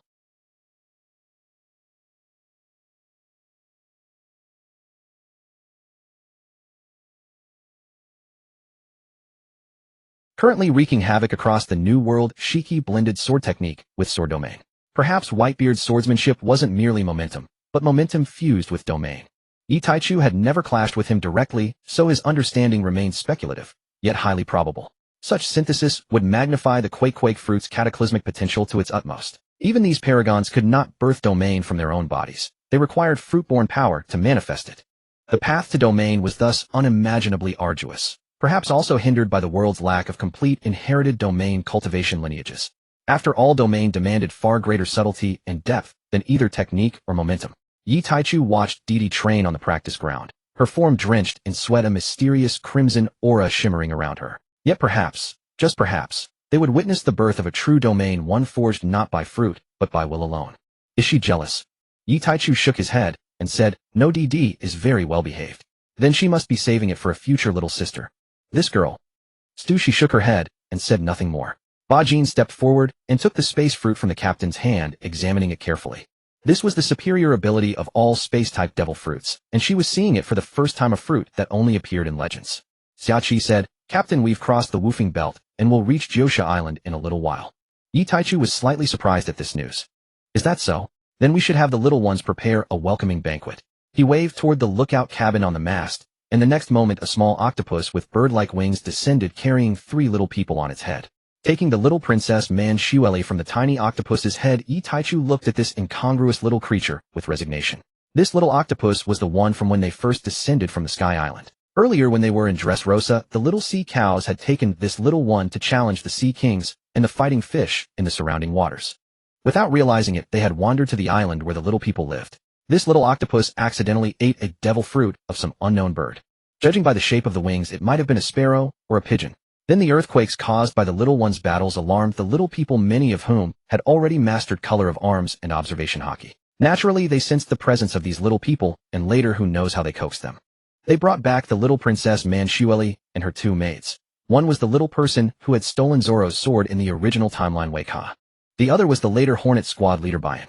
They also brought back 3 devil fruits, 2 of which were insect-type fruits found by the little people themselves. Yi Taichu did not take the 2 insect fruits, but let the 2 little ones eat them.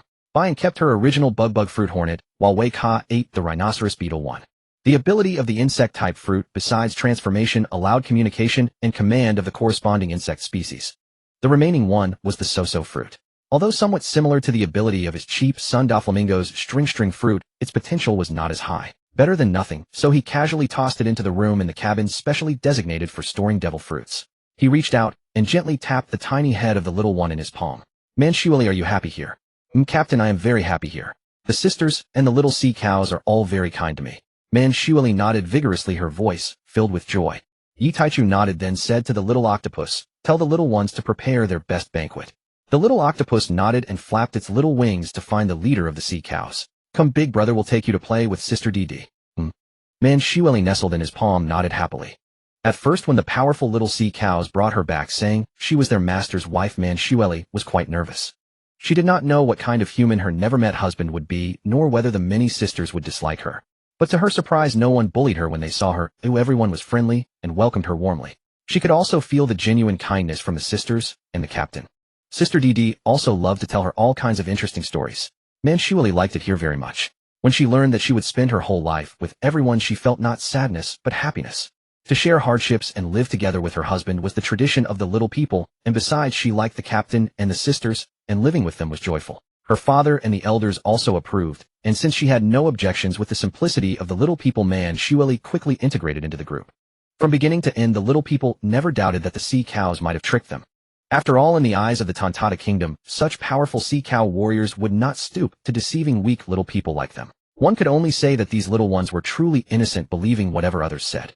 If it were still the early days when the little sea cows were naive and simple-minded, they indeed would not have done something like tricking others. But after years of training by Yi Taichu and Dee, these little ones had become utterly cunning when dealing with outsiders. Let alone something as trivial as lying and deceiving. If ordered, they would not hesitate to slaughter and eat these little people on the spot. Now in the hearts of these little ones, aside from their master and mistresses in the 9 heavens, no other creature in the outside world mattered. They had become loyal guardians of the ship's owners. Deceiving Manchueli was not the first time. Earlier, when they challenged Sea King experts in the ocean, they would demand the most beautiful species in return. As a result, the ship's aquarium was filled with a myriad of beautiful fish of all shapes and colors. Later, after some guidance from Big Sister Dee, they understood that their master liked beautiful humans like the mistresses and beautiful mermaids like Lady Odoheim. They stopped bringing back sea kings and instead sought human beauties, but unfortunately, they never found any human as beautiful as their mistresses. Oh, if it isn't our little sweetie. What's so small and already thinking about eating? Dee, who had been honing her killing intent domain in the training room, withdrew her killing aura and began teasing Manchueli. Manchueli's tiny face flushed. The little people were innocent, not stupid. Besides, she had been on the ship long enough to know what Sister Dee was implying. Her face red with shyness, she said, "Bad sister, I'm still young. The captain said I have to wait until I grow up." Dee, who was nuzzling affectionately against Yi Taichu, laughed upon hearing this. This silly girl, no matter how much a little person grows, how big can she get? That was just something Taichuji made up to soothe her when she first came, and insisted on fulfilling her wifely duties since he hadn't found a size-altering fruit. Unexpectedly, this naive little one actually believed it. She always thought she would grow up soon enough. Although the lifespan of the little people was not as long as the giants, several hundred years, living an average of 150 to 60 years, was as easy as drinking water, a very normal thing. Thus, by the standard lifespan of a normal human, Manchueli, who had just turned 20, was actually not very old. Mentally, she was not much different from little girls like Stella-chan and Odoheim-chan. With such a naive age and such an innocent disposition, it was fortunate that she encountered someone like Dee, who was infinitely gentle toward her own people. If it had been a different group of people, who knows how badly this little girl would have been deceived. Dee also felt headache over the personalities of these 3 little ones, and often took little goldfish to teach them. At the very least, they should learn to reserve their innocence only for their own family and never trust a single word from outsiders. Captain, is that the kingdom of women? Scarlet, with her sparkling bright eyes, looked at Yi Taichu from the dragon head of the 9 heavens divine ship. Yi Taichu nodded, gazing at the island with the carved 9-headed serpent statue in the distance. The sea level around the 9 heavens suddenly surged, and several massive sea kings emerged, fiercely biting and battling each other. Vast expanses of blood stained the ocean surface. The calm belt was the lair of giant sea kings, so it was natural to see them fighting there. Even though the 9 heavens divine ship employed seastone technology hiding from the sea kings beneath the surface, that concealment was now ineffective, as they had fallen into plain sight. After all, they were directly in the view of the 3 sea kings. The ship floated in the air, and the falling blood was blocked by the protective barrier. Wow, they're so huge. The Scarlet Sisters and Manchueli wore frightened expressions. Though they had been at sea for a while, they had never seen such enormous sea kings. Even in Dressrosa, such monsters had never appeared.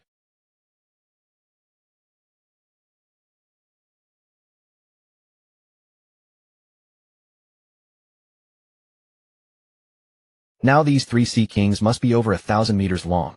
Scarlet spoke with a worried tone. "Captain, maybe we should run. They're enormous and dangerous." Just then the battling sea kings spotted the colossal 9 heavens divine ship, hovering dozens of meters above the sea. With a roar, they simultaneously opened their massive jaws and lunged toward it. The 3 sea kings' gaping, sky-obscuring mouths, filled with sharp fangs, frightened the Scarlet Sisters so much that they clung tightly to Yi Taichu. Yi Taichu gently stroked Scarlet's pink hair, nodded at TT, and softly reassured, "Don't be afraid. Your sister TT will soon deal with them. One day you'll be able to do the same." A hum sounded. A mysterious aura emanated from TT. She instantly appeared in the sky outside the ship, her beautiful eyes glaring sharply. Die. A whoosh. A blood-red domain instantly expanded, freezing the 3,000-meter-tall Sea Kings in place. The wind ceased, the sea calmed, and the very space seemed to stand still in absolute silence. Hearing no more commotion, Scarlet lifted her head and looked outside. A thunderous boom. Time seemed to resume. Before the girls' eyes, the giant creatures, after a single shout from their sister TT, rolled their eyes and crashed onto the sea surface. Scarlet was awestruck, recalling the captain's earlier words, and murmured, "Can I really do that someday?" No. Impossible. She simply couldn't imagine how she could ever render such monsters unconscious with a single shout like TT had done. "Are those big guys dead?" Mancherry peeked through her fingers and asked. Yi Taichu pondered for a moment. "You could say they're as good as dead. TT's mental attack has destroyed their brains, turning them into idiots." "Ugh, that's terrifying." Mancherry couldn't believe that the sister who always made her laugh could be so formidable and so powerful. With a single glare, she turned those monsters into idiots. Sister TT must be even stronger than the legendary hero Roland of the tribe. In the sky, TT extended her delicate jade-white hand and pointed at the Sea Kings slowly sinking into the sea. Several massive white cloud-lock chains materialized in the sky, binding the 3 Sea Kings. The other ends of the chains were fastened to a cleat at the ship's stern. Having done all this, TT clapped her hands lightly and was about to return to the 9 heavens when she paused, her expression shifting. Her gaze descended to the sea surface below, as if penetrating the waters to peer into the unfathomable depths. Scarlet, puzzled, asked, "What is Sister TT looking at?" She also leaned over to inspect the water, but saw nothing unusual. Yi Taichu smiled faintly, ruffled the little girl's silky pink hair, and said, "Your sister TT is waiting for a big fish." "A big fish?" Scarlet again poked her head out to look at the sea below. There was nothing there. The adorable little princess was truly endearing. Yi Taichu shook his head. "You'll see in a moment." Shower raised the ship to a safe altitude. "Yes, master." The ethereal voice of the ship's spirit Shower answered, and the 9 heavens ascended to an altitude of 1,000 meters. Gurgle. In a matter of moments, countless bubbles rose from the sea surface below. With a thunderous roar, a massive waterspout shot upward, rising several kilometers into the sky. What appeared before everyone was a colossal Sea King, several thousand meters in length. Its head alone accounted for a third of its body, and its enormous mouth could swallow entire small or medium-sized islands. "Oh, this fellow. How can it look so much like that?" Yi Taichu was astonished by the sudden appearance of this giant Sea King. The monster was now locked in battle with TT. It was hideous beyond words, with a large bulbous protrusion in front of its head that glowed with a golden liquid. "Captain, it's huge. How can such monsters exist in the sea?" The girls, including Scarlet, were terrified. After all, they had been born princesses in places where such colossal Sea Kings were never seen. Normally, they would only encounter small or medium-sized ones. First a 1,000-meter Sea King, and now this behemoth of several thousand meters. Their young minds couldn't quite process it. A moment later, Scarlet's eyes lit up with excitement. "Wow, this world is so thrilling. Coming out with the captain is truly the best decision of my life." Scarlet had always been an adventurous princess, but she had never had the chance in Dressrosa. So she quickly recovered and felt thrilled. After the excitement came worry. Watching TT fight the lanternfish in the sky, she turned to Yi Taichu and the others. "Captain, sister, aren't we going to help Sister TT? That ugly thing is huge. What if she gets hurt?" Before anyone could answer, Stila reassured her, "Don't worry, sister. Sister TT is very strong. That clumsy, ugly thing is just a moving target for her. It has no chance of hurting her." "Really?" Seeing that Scarlet didn't quite believe her, Stila pulled the girls aside and regaled them with TT's feats and fearsomeness. Ignoring the gasping and exclamations from the whispering girls, Gion and Stussy looked at Yi Taichu. Knowing their man well, a single giant Sea King wouldn't have elicited such an expression from him. There must be another reason for his surprise. Scanning the women around him, Yi Taichu shook his head with a helpless smile. "You noticed that? No wonder you're my beloved wives. Quit your smooth talk. Tell us what's so special about this lanternfish." Stussy rolled her eyes at this smooth-tongued man. Yi Taichu turned serious and said, "You want to know?" His grave gaze made the women focus. Yi Taichu's eyes swept over each nodding woman. "If you want to know, then." The women's expressions turned earnest. "Then give me a kiss." They had expected some extremely serious and important secret, but he came out with that. They were all geared up for something big, and he pulls this. A chuckle escaped Miss Back, and followed by exasperated glares from Gion, Stussy, and the others. Toki glared at this mischievous man and feigned annoyance, her voice as gentle as water. "All right, stop teasing us. What's so special about this Sea King? Xiaoyi, is it truly here, what you described?" Yuan glanced around the cavernous interior of the giant anglerfish's space littered with shattered rocks, and voiced her doubt. "Almost certainly," Ba Jin exclaimed, eyes alight with exhilaration. "Pure gold. The legendary metal said to purchase the entire world. It's real, and we may behold it with our own eyes any moment. Utterly unfathomable. Miss Gion felt as though she were adrift in a dream. First she encountered her most revered captain, then the exceedingly rare mythical Zoan-type devil fruit, next defeated Roger himself, and narrowly escaped Admiral Karp's lethal pursuit. Now even the fabled pure gold lay within reach. She truly felt as though she floated through a waking dream, each experience more surreal than the last. Yi Taichu and the others hovered motionless in midair unimpeded by crowding. The anglerfish was colossal beyond measure. Their current location likely resided within one of its intestinal tracts. Yet even that passage spanned dozens of meters in diameter, vast enough to stagger the mind. Senior Sister Di Yuan, Senior Sister Cici, Assure Ba Jin Xiachi. I'll pair with Assure. Let us proceed in twos. This anglerfish possesses 3 stomachs. We shall divide into 3 teams to search. Within may dwell a man and a young girl. If found, they could guide us directly to the pure gold. Understood. Each pair included a candidate for Fleet Admiral rank, security thus guaranteed at its absolute peak.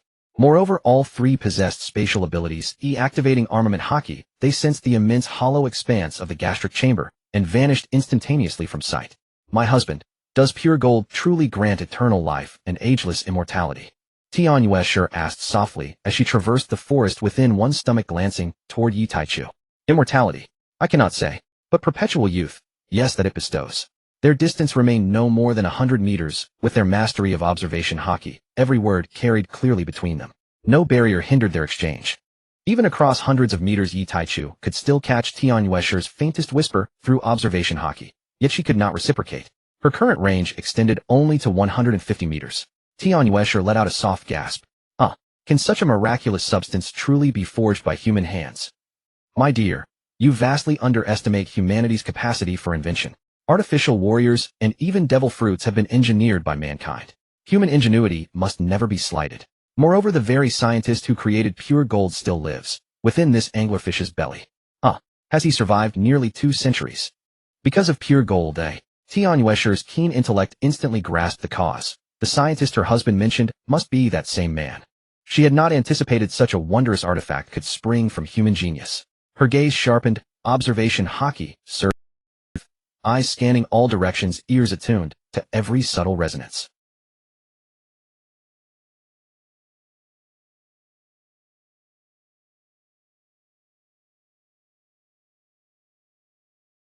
Yet it was no longer the devil fruit's influence alone stirring her passion, rather such intensity burned inherently within her soul. She neither resisted nor concealed it. She embraced it wholeheartedly and without reservation. Yi Taichu's gaze returned to the surrounding forest. What peculiar predilection did this anglerfish possess, rejecting ordinary sustenance, feasting instead upon such chaotic, incongruous matter? To subsist solely on stone defied belief. Yet perhaps it moved little, drawing vitality from the island's native creatures, swallowed whole, repeating the cycle once digestion ceased. Over a century ago, the radiant luminescence of newly forged pure gold lured the creature during its forging expedition, and with a single gulp it devoured the entire island, retreating deep into the abyss to lie utterly still. Thereafter, pure gold's unique properties slowed its digestive processes dramatically, rendering frequent feeding unnecessary. Thus the world sought it in vain. The world government expended immense manpower, resources, and wealth, only to grasp empty air. And so pure gold faded into myth. Though other colossal anglerfish might exist across this world, Yi Taichu knew this one was the devourer. Its distinguishing mark, the lantern atop its head. Within that lantern glowed an unusual luster, and a golden liquid flowed with unmistakable singular radiance, proof beyond doubt. Elsewhere, Di Yuan and Xiachi advanced as a pair. Emerge. Di Yuan commanded low and sharp toward a dense thicket. When no movement followed, she raised her slender finger gun. With a thunderous boom, a massive crater erupted before the thicket. Remain hidden and perish where you stand. Xiachi arrived moments later. A tremor ran through the low brush. Then shivering emerged a gaunt yellow-haired girl with crimson eyes and dark skin.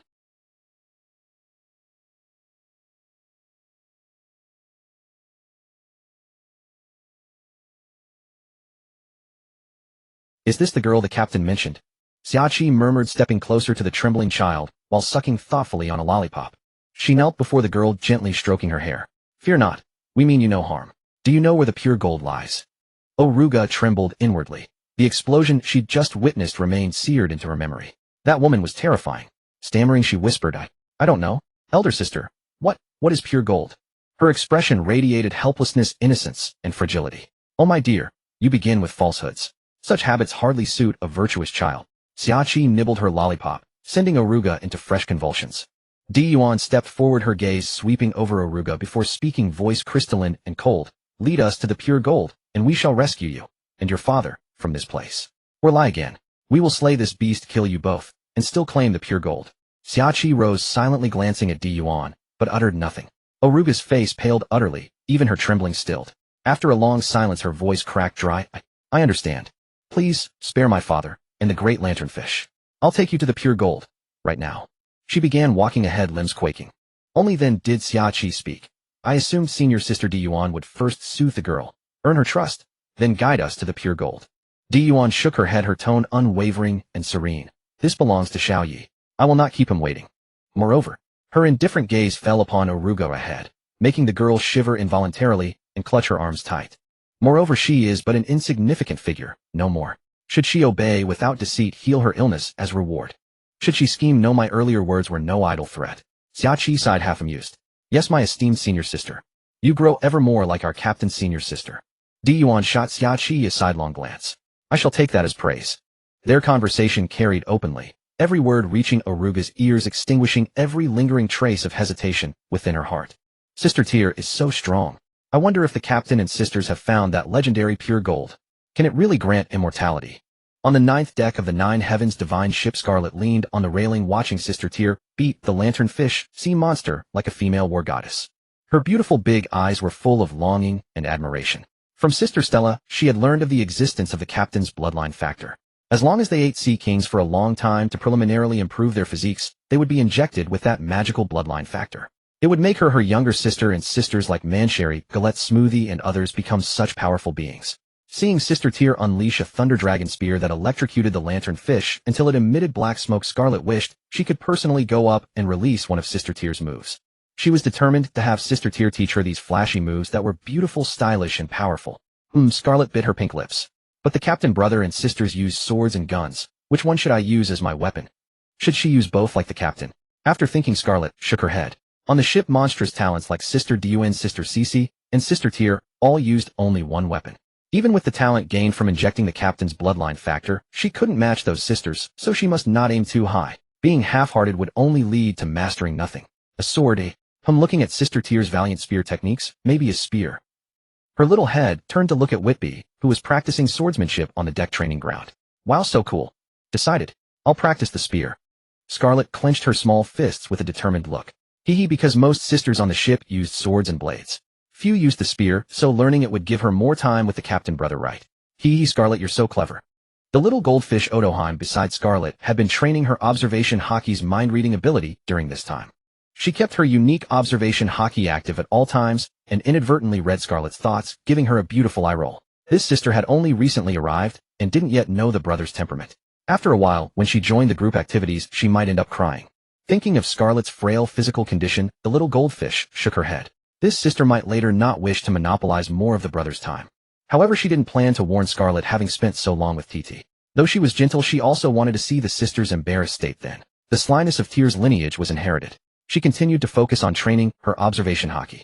Her talent in observation hockey was outstanding. She was a fortunate one, blessed by heaven.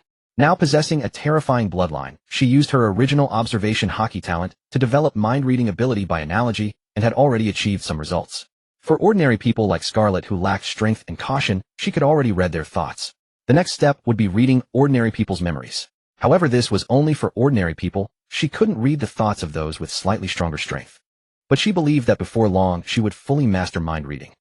Meanwhile, on Amazon Lily, the women's kingdom on 9 Snake Island, chaos was erupting. Such a fierce battle was taking place in the open sea not far from 9 Snake Island. Of course, they couldn't fail to notice. Nyan, who served as the current emperor, came to the top of the palace and took a telescope from a guard. When she saw the giant sea king, her expression changed. Such a huge sea king was rare, even in the calm belt. When she saw the luxurious treasure ship floating in the sky, her face turned pale and cold sweat poured uncontrollably. Lowering the telescope, her eyes were filled with terror. She naturally recognized that treasure ship. Although Amazon Lily was located in the calm belt, where sea kings gathered, making it hard to obtain outside information. But as the current captain of the Kuja pirates, she often went to sea to plunder various ships to obtain scarce supplies for 9 Snake Island. Her information was not blocked, on the contrary, it was quite well informed. At this moment, she was in a panic wondering why the owner of that treasure ship had come here. It couldn't be a coincidence of passing by, right? As far as she knew, her friend Shaki was on that ship, so there was no way it was just a casual pass.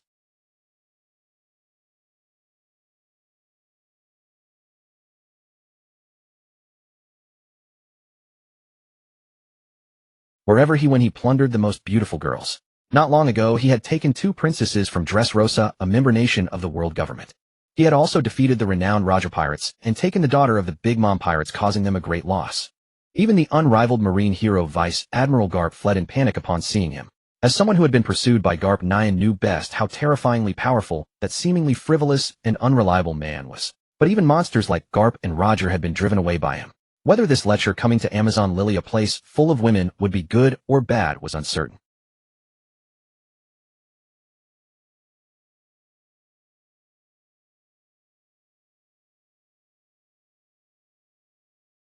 Stabilizing her mind and hiding her worries, she began to order those around her, send a few people to notify Boruri and Boa Maria to quickly hide in the rear ancestral land.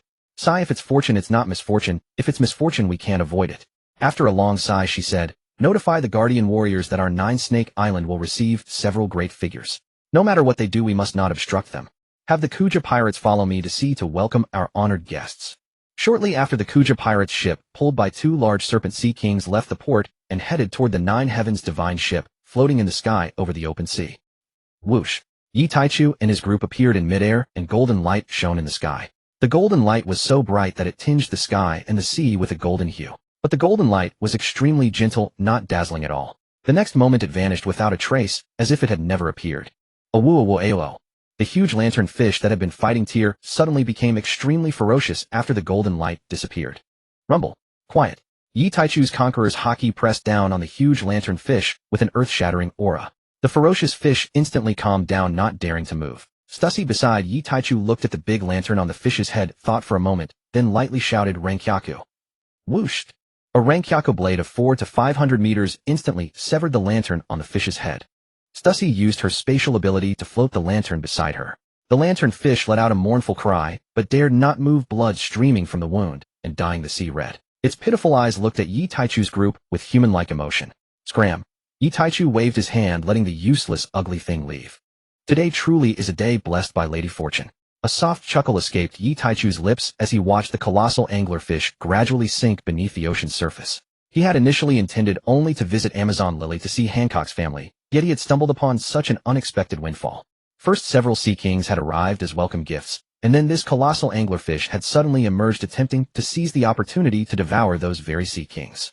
By sheer coincidence, it happened to cross paths with their group. The mightier the sea king, the greater its intelligence. Yi Taichu harbored little interest in the pure gold itself. After all, he and his women were all immortal beings now, and no matter how useful the pure gold might be, it could never outlast their own lifespans. He had originally planned to have Neptune command the fishmen to search for it on his next visit to Fishman Island, or perhaps wait until Princess Shirahoshi became immortal and command the creature to surface through her. Now, however, there was no need for such trouble. Though the pure gold held little value for their kind, it would still make a splendid collector's item. Yi Taichu casually waved his hand, tearing open a spatial portal leading to Dressrosa, and casting the father-daughter pair of Olga inside. He then turned his gaze toward the great lantern, a massive 400 to 500 meter specimen, now held securely by Stussy.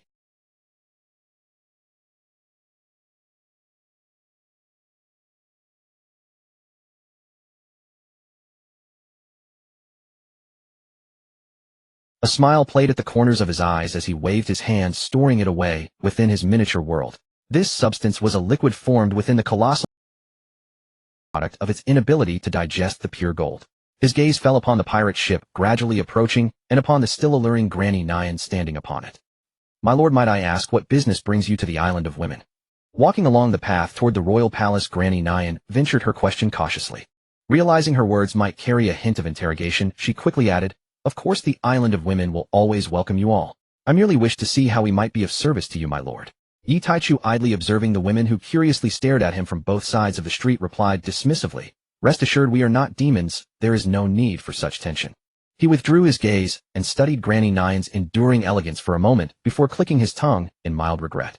This woman was far from the aged figure she would become decades later. Her stature was tall and graceful, nearly 1 meter 70, her countenance lovely, a true beauty.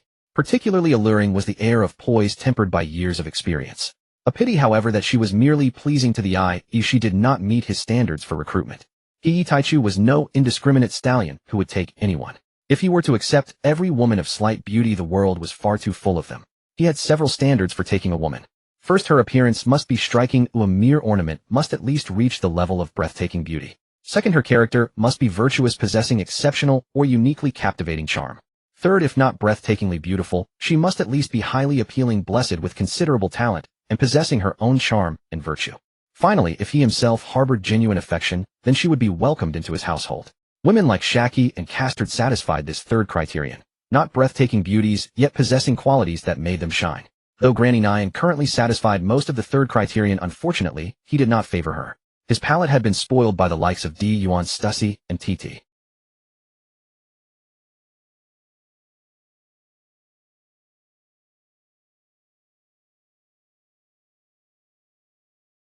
After all, breathtaking beauties could serve as ornaments, their personalities could be cultivated over time, talents could be compensated, but those without truly exceptional charm could no longer capture his interest.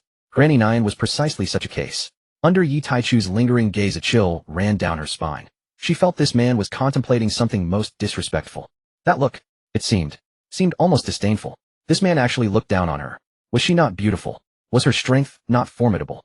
Yet, just as indignation began to flare within her heart, she inadvertently caught sight of Di Yuan and Stussy flanking the man, and the blue-haired woman who had leaped onto his back to whisper something in his ear. The fury that had just risen in her heart dissipated in an instant. Very well, she had to concede. In terms of sheer beauty, she could not match most of those women. As for strength, she had witnessed through her telescope earlier the battle between that blue-haired woman and the colossal Sea King. The formidable restrained aura emanating from the woman surpassed even her own, she had no confidence in defeating her. Not to mention the other monsters who stood even above her. She cast a profoundly conflicted glance at the man surrounded by a constellation of beauties. Where on earth had this man found so many women with monstrous talents? Yet at the same time, she breathed a sigh of relief. If he did not even fancy her the finest flower of Amazon lily, then he would certainly not be interested in any other woman here. It seemed the rumors of him being a lecher were not entirely credible. The citizens of the Island of Women buzzed with discussion around them. Are those the honored guests the queen spoke of? They're so beautiful. Is that the legendary man, the one who looks different from us? He doesn't look so different. Just missing 2 pieces of flesh, isn't he? His waist is so thick, not slender at all. Such remarks continuously drifted into everyone's ears, and TT and the others, with their expansive observation hockey, caught even more amusing comments. He. TT collapsed onto Yi Taichu's back, laughing uncontrollably, utterly limp against that broad towering frame. Taichu Gijthe. They said you look like a hairless monkey. And something about a little mushroom. Ha ha ha. Yi Taichu lightly swatted TT's plump rear, steadying her long legs so she could lie securely on his back, and shook his head in resignation. The nation of Amazon Lily dwelled in the calm belt, isolated from the outside world, devoid of men, and their customs resembled those of ancient peoples. In certain aspects they were barely a step above primitive tribes, lacking common knowledge was only to be expected. Having finally stopped laughing, TT wiped the tears from her eyes, and said with a sweet smile, Taichu Gid, shall I kill all those who said such things? Her voice was incredibly gentle, her expression utterly tender, yet the words she uttered sent a chill of bone-deep terror through Granny Nyan. She anxiously tried to speak, but as she raised her head, she saw her friend Shaki shaking her head silently, signaling her to stay quiet. Slap. Ouch. What was that for? Yi Taichu lightly swatted the enchantress's plump rear before chiding her, stop thinking about killing all day. Most of these people have never had contact with the outside world, such wild words are only natural. Besides, there might be your future sisters here. Killing them over such a trivial matter would be unwise. True enough. TT promptly abandoned the thought. What had dissuaded her was not the notion that ignorance excuses wrongdoing, but rather a courtesy toward her future sisters. Since it was not a matter of principle, and with the consideration of those future sisters, she was not reluctant to spare these people. Granny Nyan wiped the cold sweat from her brow and breathed a sigh of relief. She silently resolved to instruct the citizens of Amazon Lily to mind their manners in the future, to not speak carelessly. She acted immediately upon her resolve, summoning a guard and whispering a few instructions. The guard then led a group to spread throughout the Island of Women, admonishing the citizens to show due respect in their speech and not utter such offensive remarks against their honored guests. Having traversed the entire way to the royal palace of the Island of Women, Yi Taichu had not yet seen the one he wished to see. Seated upon the throne, he looked down with slight puzzlement at Granny Nyan, who stood in the center of the great hall. Where are the descendants of the Boa clan? Where are the descendants of the Boa clan? Grandmother Nyo's smile froze on her face. Bring them to me. Ignoring Grandmother Nyo's flustered expression, Yi Taichu, turned his full attention to his little confidant Didi, who eagerly whispered the young women's private secrets. Didi, Brother Taichu, I've discovered that lately Sister Du and Sister Cici Bajin and Waitadai have been secretly plotting something mysterious behind our backs. Oh, is that so? Seeing the man's skeptical look, Didi leaned in conspiratorially. It's true.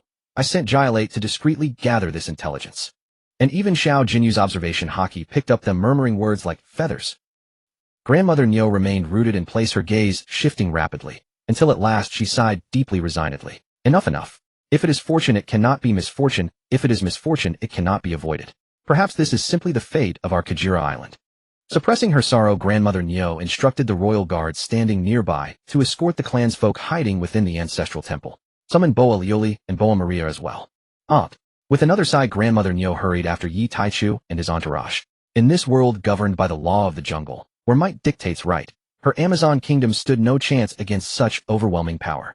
What? Grandmother Nyo commands me to greet a man. Impossible. Absolutely impossible. A magnetic, alluring voice echoed from a hidden corner on the far side of Kajira Island. The royal guard delivering the message hesitated, visibly distressed. This is the Queen's order, Princess. I have no choice. Boa Lioli, her exquisite, bewitching face cradling a porcelain doll-like infant, stared in utter disbelief. Beside her stood her younger sister Boa Maria, each arm holding a toddler barely 2 or 3 years old. They were princesses of the Amazon Lily Kingdom. She already bore 3 beloved daughters. How could Grandmother Nyo possibly command her to welcome any man? Not even an honored guest warranted such a decree. Though their blood ties to Grandmother Nyo were distant, they were undeniably scions of the Boa imperial line. Sister, this. Boa Maria, her youthful delicate features flushed with panic, clutched the twins tighter. Sensing their mother's and aunt's distress, the 2 toddlers in Maria's arms burst into wails. Both sisters swiftly cradled one, each soothing them with hushed murmurs. Hancock, the youngest, placed gently on the ground by her mother, remained perfectly still, neither crying nor fussing, and even stepped forward to help calm her younger sisters alongside her mother and aunt. After a long while, the 2 infants finally drifted into sleep. Boa Lioli carefully handed her daughter to the wet nurse. Her once enchanting, peerless beauty now hardened into icy severity as she declared coldly, "Then let us see precisely what sort of distinguished guest dares demand our presence." Dismissing the surrounding guards, Boa Lioli grasped her sister's hand and whispered low, "Should anything happen to me, I entrust Hanqua Santasonia and Marigurud to you, sister. Sister, don't do anything rash. Perhaps this outsider bears no ill intent." Boa Lioli gently patted her sister Maria's hand, then shook her head, silent. During her time in the ancestral lands, she had learned from the royal guards that the visitor arriving at Kajira Island was none other than Yi Taichu, the infamous, lustful demon, widely feared across the outside world. Not only had he dared slay celestial dragons, but he slaughtered commoners without mercy, and delighted most in abducting virtuous women, tormenting them until death. His arrival on Amazon Lily Island, and his explicit demand to meet them, could mean only one thing: he coveted the sisters. Yet how could she ever voice such horrors to her younger sister? She had already braced herself for the worst. If necessary, she would feign submission, then strike the fatal blow the moment the lecher lowered his guard. Though she had long since lost faith in that spineless man she once foolishly loved, even after he abandoned her under Grandmother Nyo's threats, it did not mean Boa Lioli would ever submit to sharing herself between 2 men. Only her sister Hancock and the people of the Amazon kingdom would suffer. She, Boa Lioli, had failed them all. Tears streamed down Boa Lioli's cheeks as she clutched Maria and her eldest daughter Hancock close. "Mama, don't cry, don't cry. Hancock is good. Hancock listens. Hancock won't make Mama angry again. Don't cry." Tiny Hancock wiped her mother's endless tears with her small hands, her voice soft and tender as she comforted her. "Yes, Mama won't cry." Boa Lioli brushed away her tears and kissed Hancock's rosy cheek. They held each other tightly, until at last, urged onward by the royal guards, they left the sacred ancestral grounds. Didi watched it all unfold, and a faint, enigmatic smile curved her lips. Long before landing on the island, Didi had woven thin veils of mist across Kajira Island, each wisp acting as an extension of her senses. These mists vastly expanded the range of her observation haki, a technique Yi Taichu devised by applying the principles of magnetic field amplification inspired by the Goro Goro no Mi. In the original timeline, Enel, wielder of the Goro Goro no Mi, could eavesdrop across an entire sky island. Consider the vastness of Skypiea floating above Jaya, its immense scale, the boundless white sea, and the colossal landmass violently hurled skyward, spanning over 100 kilometers. While powerful beings might sense fluctuations in another's aura across such distances, hearing words spoken clearly remained utterly beyond reach. Such omnidirectional auditory perception lay far beyond even sovereign-tier capabilities. It was impossible for Enel alone. His observation haki was insufficient. Only the Goro Goro no Mi's unique resonance enabled it. Drawing from this insight, Yi Taichu theorized whether similar amplification could be achieved using Didi's mist-based abilities, and succeeded brilliantly proving the concept viable. Thus Didi now possessed the widest observation Haki range among them, allied with pinpoint auditory precision. Yi Taichu's spatial techniques offered comparable surveillance, but lacked practicality. For masters attuned to spatial flux, even minute distortions triggered immediate awareness. Unlike his method, Didi's mist could thin into near-invisible vapor, cling unnoticed to any surface, and hide effortlessly in plain sight. Her current listening radius perfectly encompassed Kajira Island's 20-odd kilometers. Lustful demon. He's quite the intriguing one. None aboard the Nine Heavens knew of this secret. Yet Didi, its sole discoverer, felt quietly elated. Never imagined Brother Taichu's reputation for stealing women had warped so wildly. He's truly a bad boy. Deservedly so. Didi, what are you muttering about over there? Come eat the barbecue. I've prepared yours especially. Coming. Didi dashed toward him, mouth already full. Brother Taichu, something fascinating may happen soon. Yi Taichu gently wiped oil from the girl's chin and asked softly, what is it? Did you overhear something interesting? No telling you, Her cheeks puffed with food as she grinned playfully. Yi Taichu chuckled gently, kneading her plump cheeks, and asked no more. After all, as his little princess promised, he'd know soon enough. There was no need to rush. Boa Lily, Boa Maria. Yuteshu, seated upon the throne, appraised the Boa sisters, standing below. Both were peerless in beauty. Lily, the elder sister, carried an air of mature married grace. His gaze shifted to the little girl hiding behind her mother, stealing glances at him with wide, curious eyes. A soft chuckle escaped his lips, and in an instant the infant Hancock materialized before him, suspended midair. Eek! Mama! Auntie! Help me! Startled by her sudden levitation, the tiny Hancock cried out in a trembling, childish voice, calling desperately for her kin. Yuteshu scooped the soft, delicate child into his arms. Truly adorable. Hancock. Below, the Boa sisters instantly unleashed their conqueror's haki. Lilia's hands blazed with armament haki as she lunged toward Yuteshu upon the throne. Meanwhile, Maria, who remained rooted in place, felt her pink serpent coil like a drawn bow and snap into her palm. In one fluid motion, she loosed 3 arrows, each sheathed in armament haki, streaking toward Yuteshu. One engaged in close combat, the other in ranged assault. Their coordination was flawless. Yet fate had pitted them against Yuteshu. Yuteshu, utterly absorbed in playfully teasing the infant empress cradled in his arms, did not even lift his head as he released his conqueror's haki. His overwhelming conqueror's haki instantly eclipsed the sisters' own, then surged outward, dominating the entire grand hall with crushing sovereign pressure. Outside, Nyopo's expression twisted in alarm. Abandoning her conversation with her old friend Shaki, she shot forward like a cannonball toward the hall. Shaki merely watched, smiling faintly, knowing full well Nyopo would never breach its threshold. True enough, the next moment echoed a crisp, crystalline battle cry from within. Conqueror's spear. Boom. Crumble. Nyopo hurled backward with greater velocity than she'd entered, smashed through every structure along her path. Emerging battered from the rubble, blood trickling from Nyopo's lips, disbelief still etched across her face, she swallowed the metallic tang in her throat and offered Shaki a wry, rueful smile. Got humbled, didn't you? I told you not to rush in so recklessly. Our TT answers only to the captain. No one else earns her respect. Hearing this, Nyopo wiped the blood from her mouth, her bitterness deepening. She knew the blue-haired girl was formidable, a victory over her was far from certain. Yet Garoliasa had never imagined her strength could be this terrifying. Judging by that single strike, she doubted she could last even an hour against her. What monstrous talent is this? Shaki, perfectly aware of her friend's thoughts, shook her head gently. TT's innate gift was already extraordinary, but after inheriting the captain's bloodline factor, her power had skyrocketed. Only recently promoted to Rear Admiral, TT now rivaled both Shaki and Miss Bikine in raw strength. Especially Shaki herself. Within a year, perhaps even months, TT might surpass her entirely. Given TT's relentless diligence, Shaki judged the latter scenario highly probable. By comparison, her own decades of cultivation felt as if they'd been wasted on a dog. It wasn't just Garoliasa who felt shaken. Shaki, who lived and trained beside TT daily, felt it too. Yet she would never voice such vulnerability to her old friend. After all, these truths belonged solely to family. Never to outsiders, no matter how dear the friendship. Even bonds forged in life and death, trust, even those pledging care for one another's kin. Friendship remains friendship. Some things simply lie beyond its boundaries. Inside the hall, the Boa sisters, still pinned under Yuteshu's conqueror's haki, attempted another assault. Spurt. Before they could move, TT appeared, swung her by Ling's spear, and struck them both, sending them flying, crimson spray blooming from their mouths. Mama. Auntie. Hancock's frantic, tearful cry filled the hall.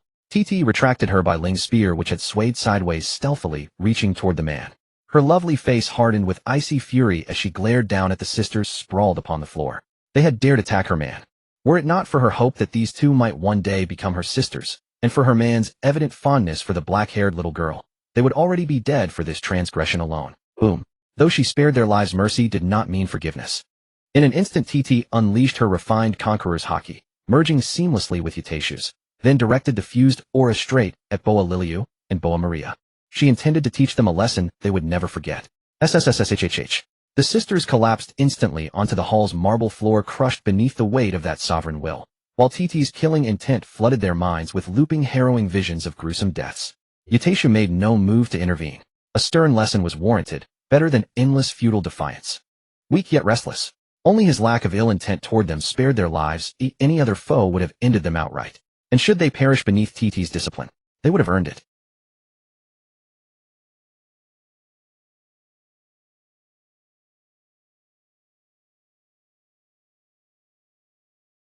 Little one, why glare at me so fiercely? In Yuteshu's arms, tiny Hancock fixed him with tear-filled sapphire eyes, lower lip quivering. Wah, bad man. You hurt Mama and Auntie. Wah. After an indeterminate span, seeing the sisters falter, TT withdrew her oppressive aura. At heart, she never meant to kill them.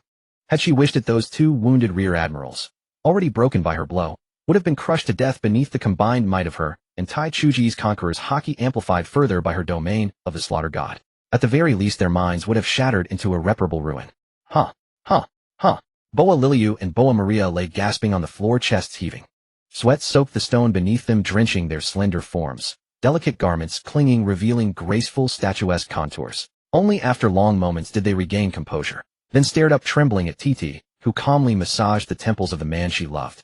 Oh, recovered so swiftly. Your aptitude truly bears promise. TT ignored the ungrateful pair, but Yuteshu regarded the sisters with quiet astonishment.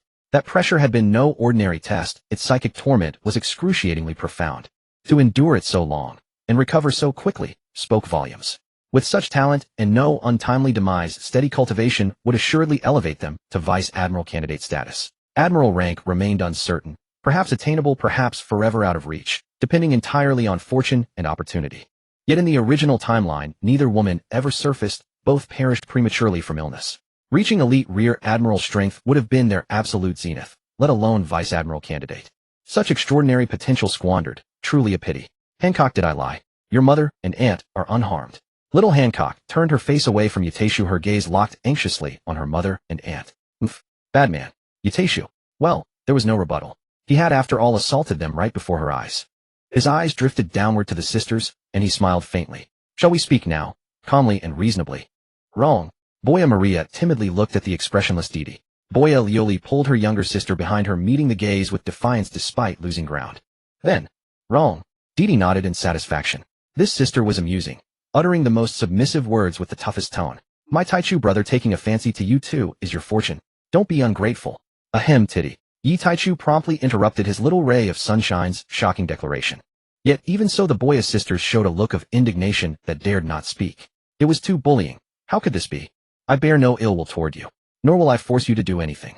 Ignoring the disbelief on the faces of Boya Lioli and her sister below, he spoke calmly, while teasing the little one in his arms. I came here because of little Hancock. You two should be grateful that you are Hancock's family. Otherwise Amazon Lily would suffer for what you did today. Brainless, foolish woman. Mom and Aunt are very smart, not foolish. Little Hancock, continuously stretching her short little hands to resist Yi Taichu's pinching of her cheeks, refuted the bad man, who bullied her mother and herself, with a milky voice. Rised. Yi Taichu floated above the sky of Nine Serpent Island, his hands clasped together, then spread apart, as he uttered a light shout. Rumble. Below the Nine Serpent Island on the sea emitted a thunderous roar, then slowly began to float upward. Granny Nyo calmed the Amazon Lily's citizens on the island. Everyone, don't be afraid, don't panic. This lord is helping us. He is taking us to a place more suitable for survival. From now on, our Amazon Lily will no longer suffer from resource shortages. Above, Yi Taichun spread his hands, and a small seven-colored vortex appeared between them. The island grew smaller and smaller until it finally entered the vortex and vanished. Who? Yi Taichu let out a long breath, wiping the sweat from his forehead. So exhausting. A proud smile of self-satisfaction appeared on his face as he exclaimed, a feat, like moving a colossal island like Nine Serpent Island along with all the people and things on it across countless miles into the depths of the New World's Haji country. Probably no one else besides me could accomplish this. Taichu brother, amazing. Yi Taichu turned sideways to look at Jiuxiao, floating not far from him. No, my precious ones can also do it. With a smile on his face, he flew back to Jiuxiao. Before he even landed on the ship, Didi came rushing over. Yi Taichu caught the flying happy-go-lucky girl and gently tapped her straight and delicate nose. Turning his head to look at Boy Yoli, who was holding the child, he said, "They have been sent to the Huji country deep in the New World. What I promised you I have done." Boy Yoli, holding Hancock, bit her lip. She truly hadn't expected that he could actually accomplish such an unbelievable thing. But Boy Yoli was not one to break her word. She turned her head away from the man and said in a low voice, "I understand. Thank you. I will keep my promise, stay obediently on the ship and consider this place as home." Boya Maria followed suit. "I will too." Yi Taichu took a deliberate look at Maria, who was blushing with shyness and gazing at him with starry eyes. Good. Looks like one is secured." He liked this kind of personality in the Boya clan. Either they remained indifferent, holding no good feelings toward men, but once they fell in love it was for a lifetime, even to the point of being able to destroy themselves. He smiled gently at Maria, thought for a moment, and said, "Maria, would you mind changing your name?" Boya Maria's pretty face flushed even redder, and she quickly agreed. "Sure, Captain, what would you like me to change it to?" Boya Yoli wanted to say something, but seeing her sister's shy expression, the words she was about to speak ultimately stayed unspoken.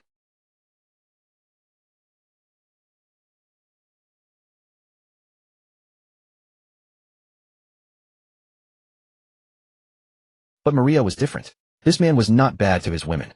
It would be good for Maria to integrate into the group. Boya Yoli lowered her head and hugged Hancock tightly. Amazon Lily needed an heir. Her other two daughters had been left on the island as successors.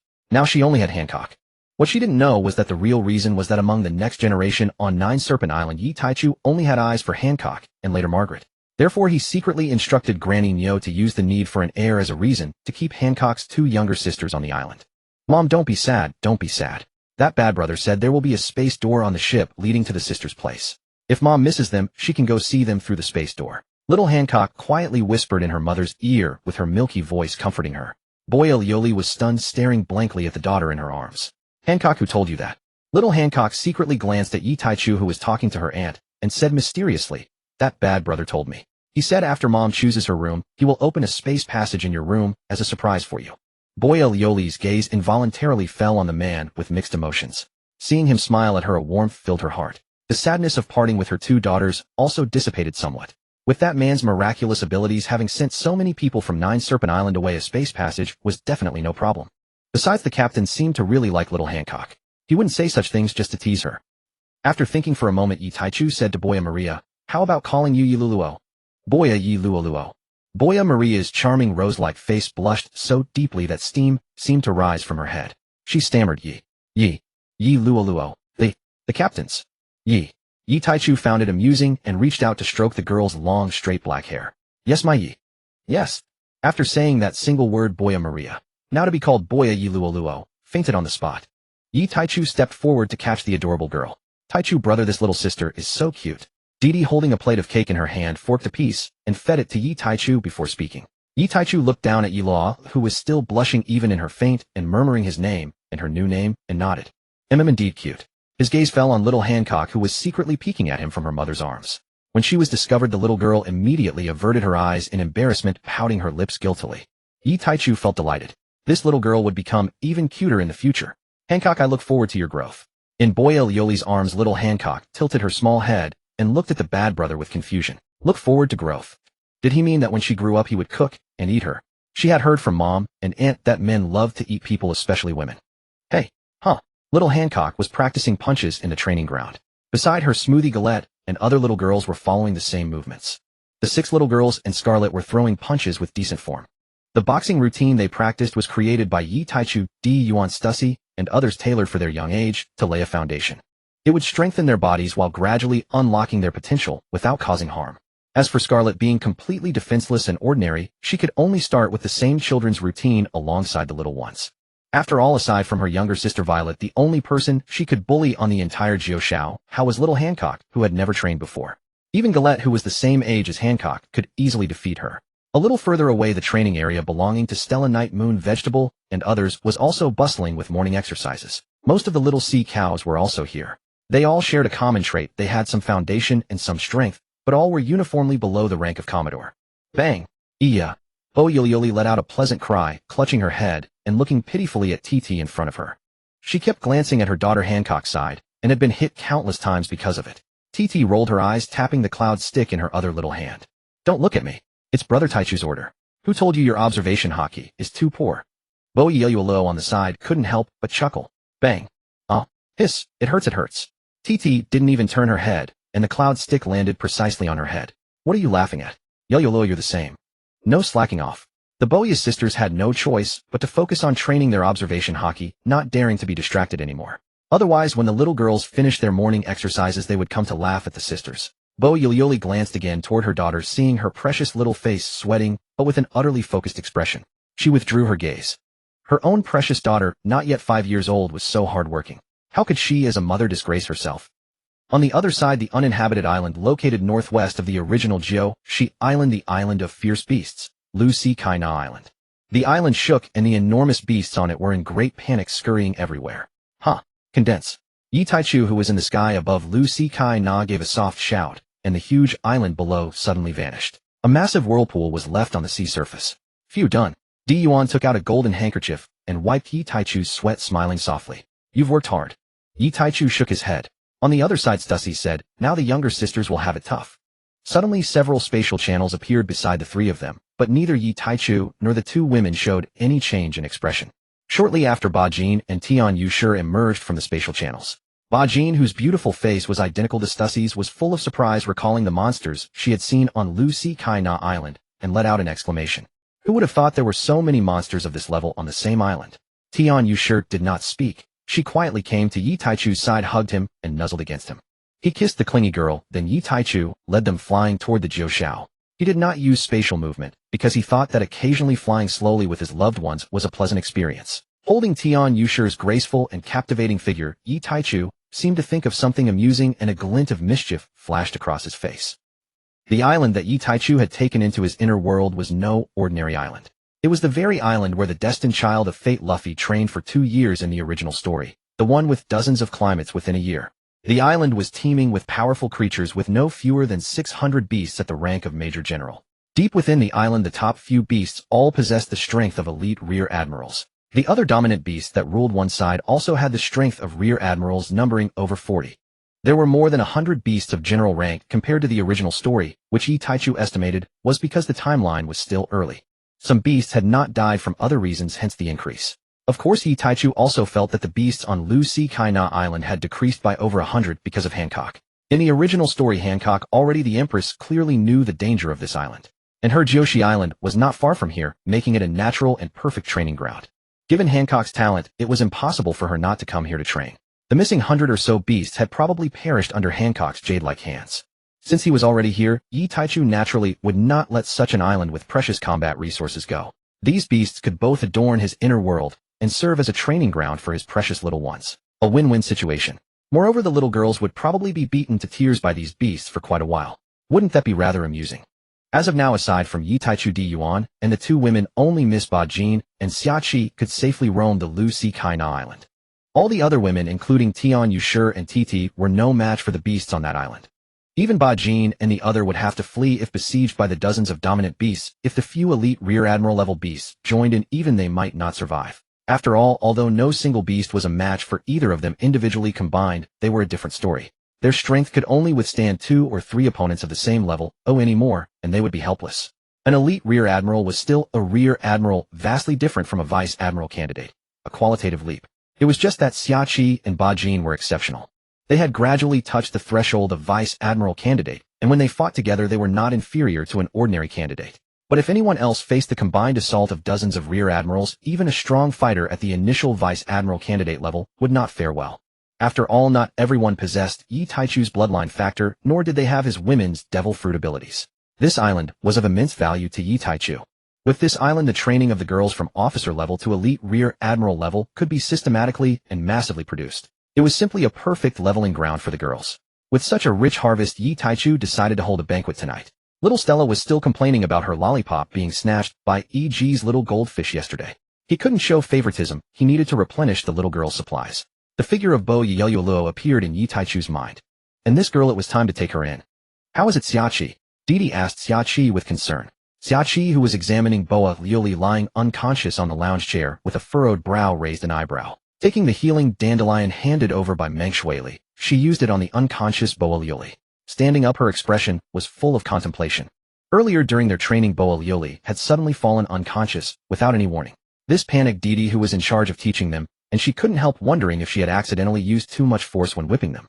But she quickly realized that she had only lightly applied armament haki, and the force wasn't strong. Moreover, Boa Yeloa, the younger sister whose strength was almost equal to that of Boa Lioli, was fine, so she shouldn't have any problems. Didi immediately summoned Xiachi and Mengshuili, who were still on the ship, to check whether there was something wrong with Boa Lioli's body. Xiachi frowned with a grave expression and said, "It's very strange. The hormones in her body are extremely chaotic, but she herself has no problems. It might be a mental issue. I don't know the exact situation, so I dare not treat her casually. We'll have to wait for the captain to return. Our all-capable captain might know what to do. For now, we can only use Mengshuili's healing dandelion to alleviate her symptoms." Sister Yeloa and little Han Kyuk held Boa Lioli's hands, their faces full of worry. Upon hearing this, Didi's heart, which had just settled, rose again. Was it really that serious? Seeing Boa Yeloa, she thought for a moment and asked, "Yeloa, did your sister ever have this kind of situation on Gion Island?" Yeloa's pretty face was clouded with worry, and she shook her head. "No, never. Think carefully. Has there ever been such an illness on Gion Island?"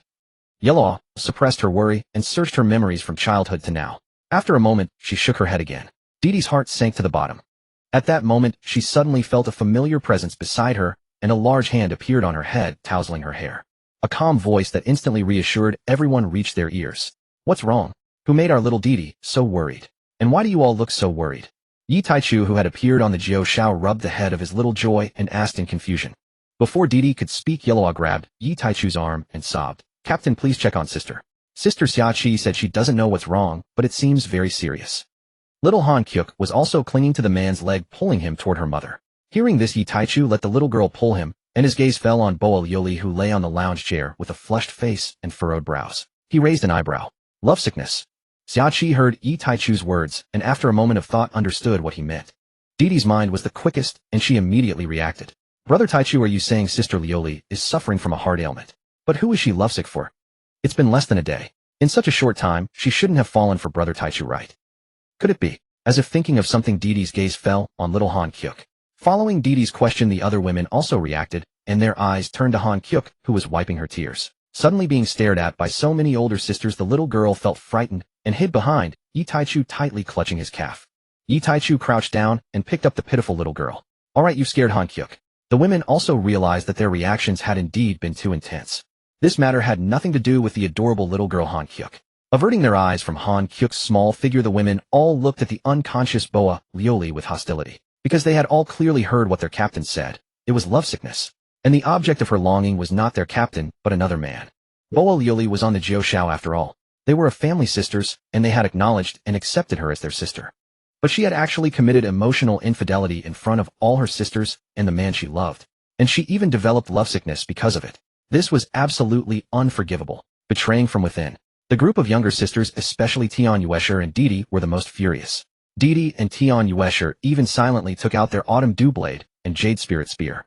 They itched to give Boa Lioli a strike. Even Di Yuan and Si Tushi had gloomy, ugly expressions.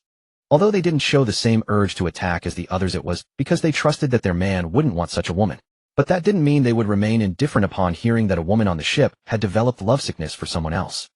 Didi and Tian Yuesher thought, "We were so worried about this woman, yet she actually gets lovesick for another man. Damn, their captain was so good, so perfect, so outstanding, so handsome. Yet she didn't like him." No one would doubt that if Yi Taichu were not here, they would have killed Boa Lioli the moment they learned of this. Because such a person was not worthy of being their family. They didn't want such a betraying woman to disgust their man. Unintentionally, a mighty killing intent spread out, enveloping the entire Jiao Shao. Even the little pets on the dedicated pet floor felt oppressed.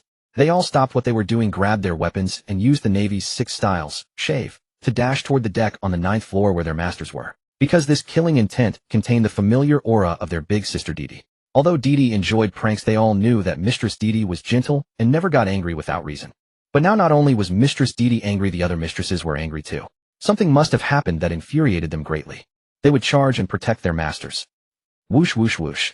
The little sea cow figures kept arriving on the deck from all directions. When they saw that the mistress's killing intent was directed at the new mistress, the little pets' smooth brains were stunned for a moment.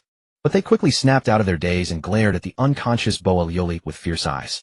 Although they didn't know why, with so many mistresses' killing intent pointing at her, and Vice Captain and Mistress Si Tushi looking so grim, it must be this newcomer's fault. So it must be the newcomer's problem. Compared to Boa Liuli who had just arrived, the little ones undoubtedly supported Didi and the others. The women's behavior frightened Boa Liuli, and the ferocious appearance of the previously adorable little creatures left her mind blank. She looked at her sister with extremely worried and complicated eyes. Oh no, sister is in danger. All this happened in a split second. When Yi Taichu, who was holding little Han Kyuk and comforting her, came to his senses, his crew and the little creatures had already surrounded Boa Liuli. Yi Taichu's forehead showed a few black lines, and he couldn't help but hold his forehead and smile wryly. He had been too relaxed on his own ship and hadn't noticed. He hadn't explained things clearly. He quickly lowered the weapons raised by Didi and Tian Yuesher and shouted, "Wait, you've misunderstood. It's not what you think. Be good, put down your weapons first. Luoa, quickly tell your sisters about Boa Liuli." Yeloa, ignoring her shyness because it was a matter of her sister's life and death, suppressed her lovesick thoughts and began to tell them about her sister Boa Liuli's situation. Yi Taichu waved his hand to disperse the little creatures on the periphery. He secretly decided to be more careful with his words next time. If his little princesses misunderstood someone, it would be too late. Thus and so, in this manner and that. Nai Luoluo spoke without pause, a torrent of words flowing from her lips for several minutes. And she nearly lost her breath. So, it was because that man, who died at your elder sister's hands, feared being betrayed, and thus your sister fell ill. And Didi grasped the explanation, yet her emerald spirit spear remained unsheathed in her hand. Likewise impassive was Tian Yuesher. In her demon blade, Qiulu remained drawn, its ominous aura undiminished, revealing the turbulent storm within its master's heart. Yi Luoluo fell silent. She truly had no answer.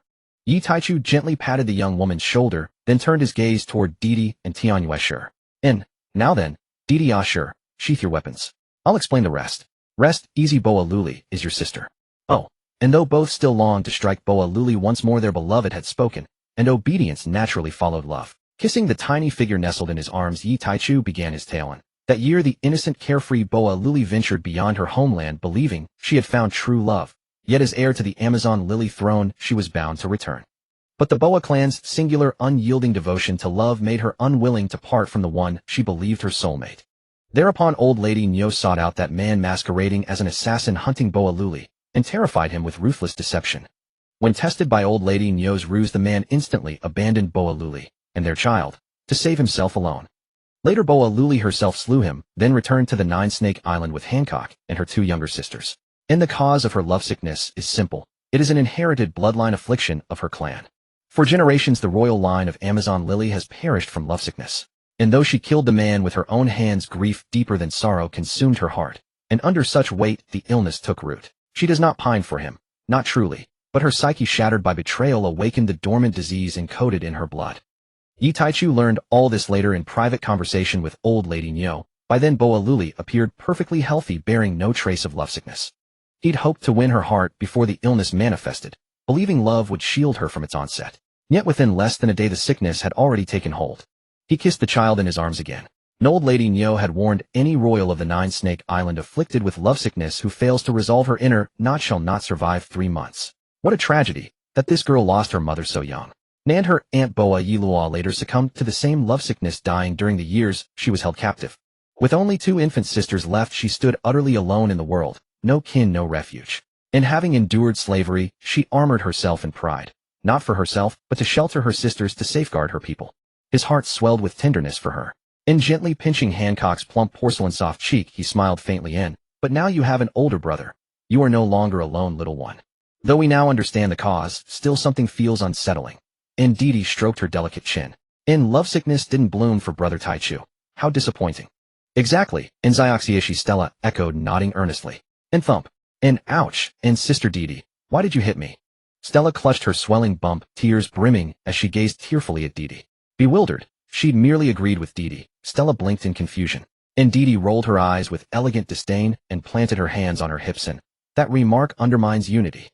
And Stella exhaled sharply, surreptitiously puckering her lips. Wasn't that your line to begin with? And what? Do you have objections, little one? No, absolutely not. Everything Sister Didi says is perfect. And Stella beamed, and Didi nodded satisfied. Then, how do we treat her now? Nai Taichu chuckled softly and, no concern. Have you forgotten how your moon sister was likewise won over by me?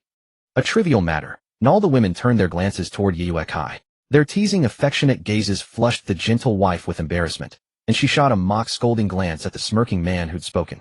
Didi tilted her head aside. Brother Taichu, you rogue. You're downright proud of it. Shameless. In with that she dissolved into a wisp of white cloud and dove headlong into the passageway conjured by the ship's spirit shower. She remained enlightened. A spanked bottom blooms like a flower. Darting away after mischief is the inexhaustible wellspring of joy. Nai Taichu shook his head. This little one. His gaze swept across the surrounding women in, go about your own affairs. I'll handle this. At his word they dispersed. Some resumed cultivation, others drifted off to play. Di Yuan Huai Di Bei and several others strolled together into a cabin aboard the ship. And lately they'd been just as Didi described, mysterious and secretive. Nai Taichu felt no curiosity. During previous assemblies he'd noticed their down had thinned slightly. Perhaps they were preparing a surprise for him. And he patted the little girl in his arms. And Hancock, you may go play too. No need to worry. Play can wait any time. But mother will surely wish to see me the moment she awakens. I'll stay right here. And the toddler's voice trembled with solemn resolve. He ruffled her hair tenderly and, very well, then we'll wait together. From beside him, he picked up a healing dandelion and offered it to the child. Here, place this upon your mother's brow. It will hasten her recovery. Oh, and little Hancock accepted the dandelion, her sweet honeyed voice murmuring, thank you, big brother. As Yi Taichu cradled the child and awaited Boa Luli's awakening, he watched the woman's furrowed brow gradually soften, and in his mind a meticulous strategy began to unfold. Boa Luli's lovesickness posed no great challenge, and she harbored no lingering affection for that man, and Hancock, that irresistible little force, stood ready as her greatest ally. When Hancock's heart and Boa Luli's would soon follow. And fortunately, Hancock adored him deeply. Even if he failed to win Boa Luli before the illness fully manifested, Xia Qi could erase that memory with her supreme technique. Yet this thought led Yi Taichu's wandering mind to another question. Could his time manipulation ability erase another's memories? And logically it should be possible. Yet he currently possessed no such capacity, nor even the faintest clue how to achieve it. He could erase the very existence of someone vastly weaker than himself, snuffing them from time itself, leaving no trace in the world. Yet erasing memories stored within another's mind remained beyond his reach, and he couldn't tell whether it stemmed from insufficient power or simply misdirected focus. But none of that mattered now. And for Boa Luli, lying upon the chaise lounge, had awakened. In her first sight upon opening her eyes was her daughter's impossibly adorable cherubic face. Next came the visage of an extraordinarily handsome man, and Captain's face. Had he been watching over me all along? Such a question flickered through Boa Ruri's mind as her sapphire blue eyes fluttered open. Yi Taichu pressed the back of his hand against her forehead to gauge her temperature, then nodded and gently set down little Hancock. Don't move around. I'll go fetch the tonic your sister's specially prepared for you. After a moment's thought, he crouched down and pressed a kiss to the forehead of the small child by the bedside. Hancock, watch over your mother well. Don't let her move around. The blushing little Loli covered her eyes and swiftly replied. How annoying. Bad brother, how could you suddenly kiss a girl like that? Of course I'll watch over mother. Yi Taichu ruffled the little girl's hair and rose to leave. Only when his figure had completely vanished from view did Boa Ruri attempt to sit up, only to be pressed back down by the little Loli. Mother, you can't move around. You need to rest properly. Boa Ruri, pinned down by her own little cotton jacket, could only lie back with a somewhat helpless expression. After a moment of silence, she glanced left and right, noticing that none of her sisters were present. She pulled her little cotton jacket close and whispered into her ear. Hancock, the captain. Was he watching over me this whole time? Yes, bad brother and Hancock were both watching over mother the whole time. The little Hancock's face scrunched up in a resentful little pout as she said, Mother didn't even mention Hancock. Hancock was here the whole time too, you know. Boa Ruri pulled the jealous little Loli into her arms and apologized. All right, mother, sorry. My precious Hancock is the best. The little girl happily nestled into her mother's embrace, rubbing against her. So adorable. No matter how magnificent her beauty would become in the future, right now, she was merely a child of just a few years who loved clinging to her mother. And in the beautiful eyes of Boa Ruri, who held her daughter close, a complex mixture of emotions flickered. Though she was reluctant to admit it, knowing that the man who had watched over her alongside her dear daughter had indeed warmed her long cold heart. The scene of that man immediately pressing his hand to her forehead to check her temperature the moment she woke replayed in her mind. Her pure white cheeks couldn't help but flush red. The captain seemed to genuinely care about her. Hidden in the shadows, Didi and Stella quietly watched the scene, shaking their heads and clicking their tongues. Didi, having deployed a cloud barrier to envelop this area, spoke up. This sister isn't very bright, is she? Stella nodded her little head, her smooth golden hair rippling up and down with her movements, catching the sunlight and creating waves of golden light. That's right. She doesn't know that brother using his hand to check her temperature is pointless. He's just using this method to breach her defenses. While Taichu Gij is just full of tricks. He's got a whole playbook for charming, beautiful women. Poor girl. She's been living on Snake Princess Island, isolated from the world, so she doesn't know anything about our Jiu Xiao's medical expertise. Stella sighed. I guess she'll only figure it out after brother has successfully won her over, right? Snap. Didi clapped her hands together with a crisp sound. Definitely. The ship's spirit shower stared at these two talking heads with a face full of black lines.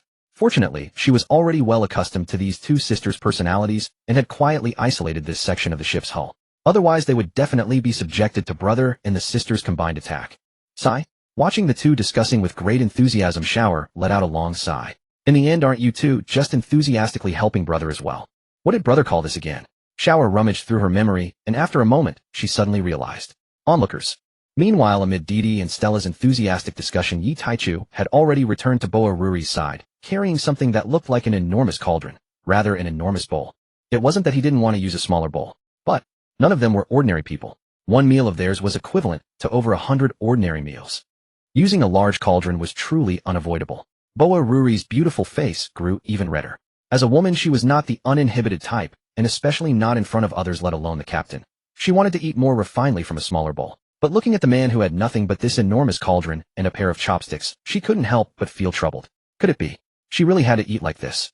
Seeing this woman's shy expression, Yi Taichu secretly smiled with satisfaction. Of course, this was entirely intentional on his part. There was no better way to make a girl blush and leave a deep impression in her heart. He truly was a genius. His hands were not idle either.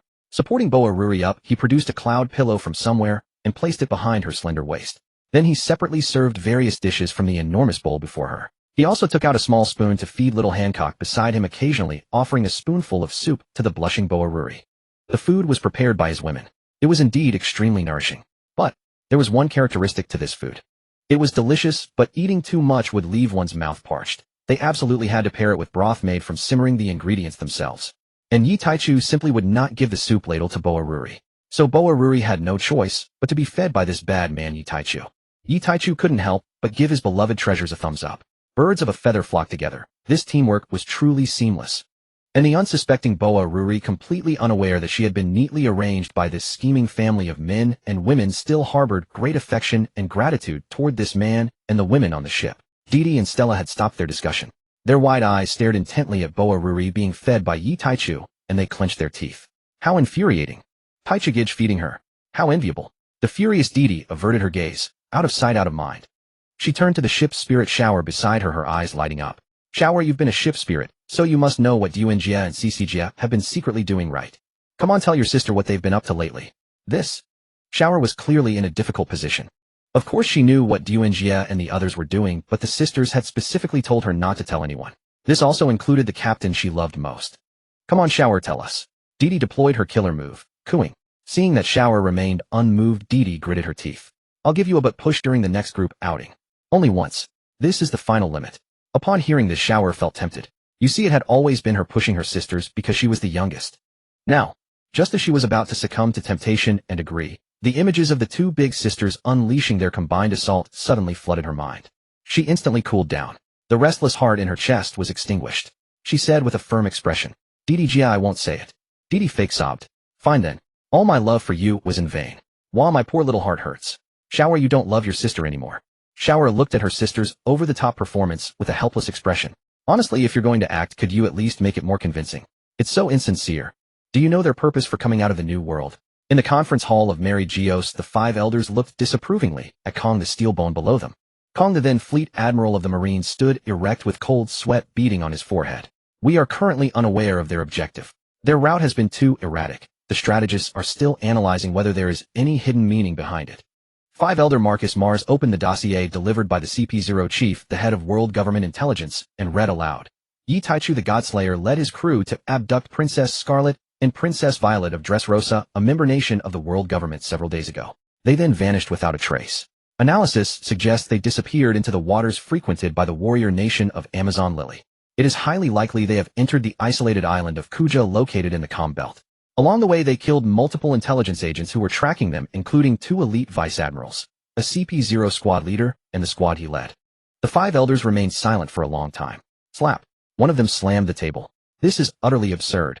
The tiny ant we could have easily crushed before has now killed our proud elite intelligence operatives, and even Garp, who excels even among admirals, could only flee in defeat. Now they have become our problem. Which fool originally proposed the idea of making these useless pirates fight among themselves, eh? The other five elders looked at the speaker as if he were the fool. Has this old fool's brain rusted from living too long? Wasn't that suggestion originally proposed by you, you old fool? The five elder who was still chattering suddenly caught the gaze of his companions, paused for a moment, and the scene from back, then instantly flashed in his mind. He quietly shut his mouth. It seemed perhaps possibly that he was the first to suggest it. Below, Kong, seeing the silence of the elders, showed a thoughtful expression on his dark face. He took the initiative to assume responsibility, saying, "I deeply apologize, my lords. I deserve death for my crime. I should not have offered such advice to mislead you all." The five elders looked at Kong in surprise, not expecting him to step forward and take responsibility. But indeed, he should bear part of the blame. If not for the Marines, a bunch of useless gluttons who only eat and do nothing, allowing this group to grow, how could things have come to this? Thus, given a way out, the five elders berated Kong harshly along that path.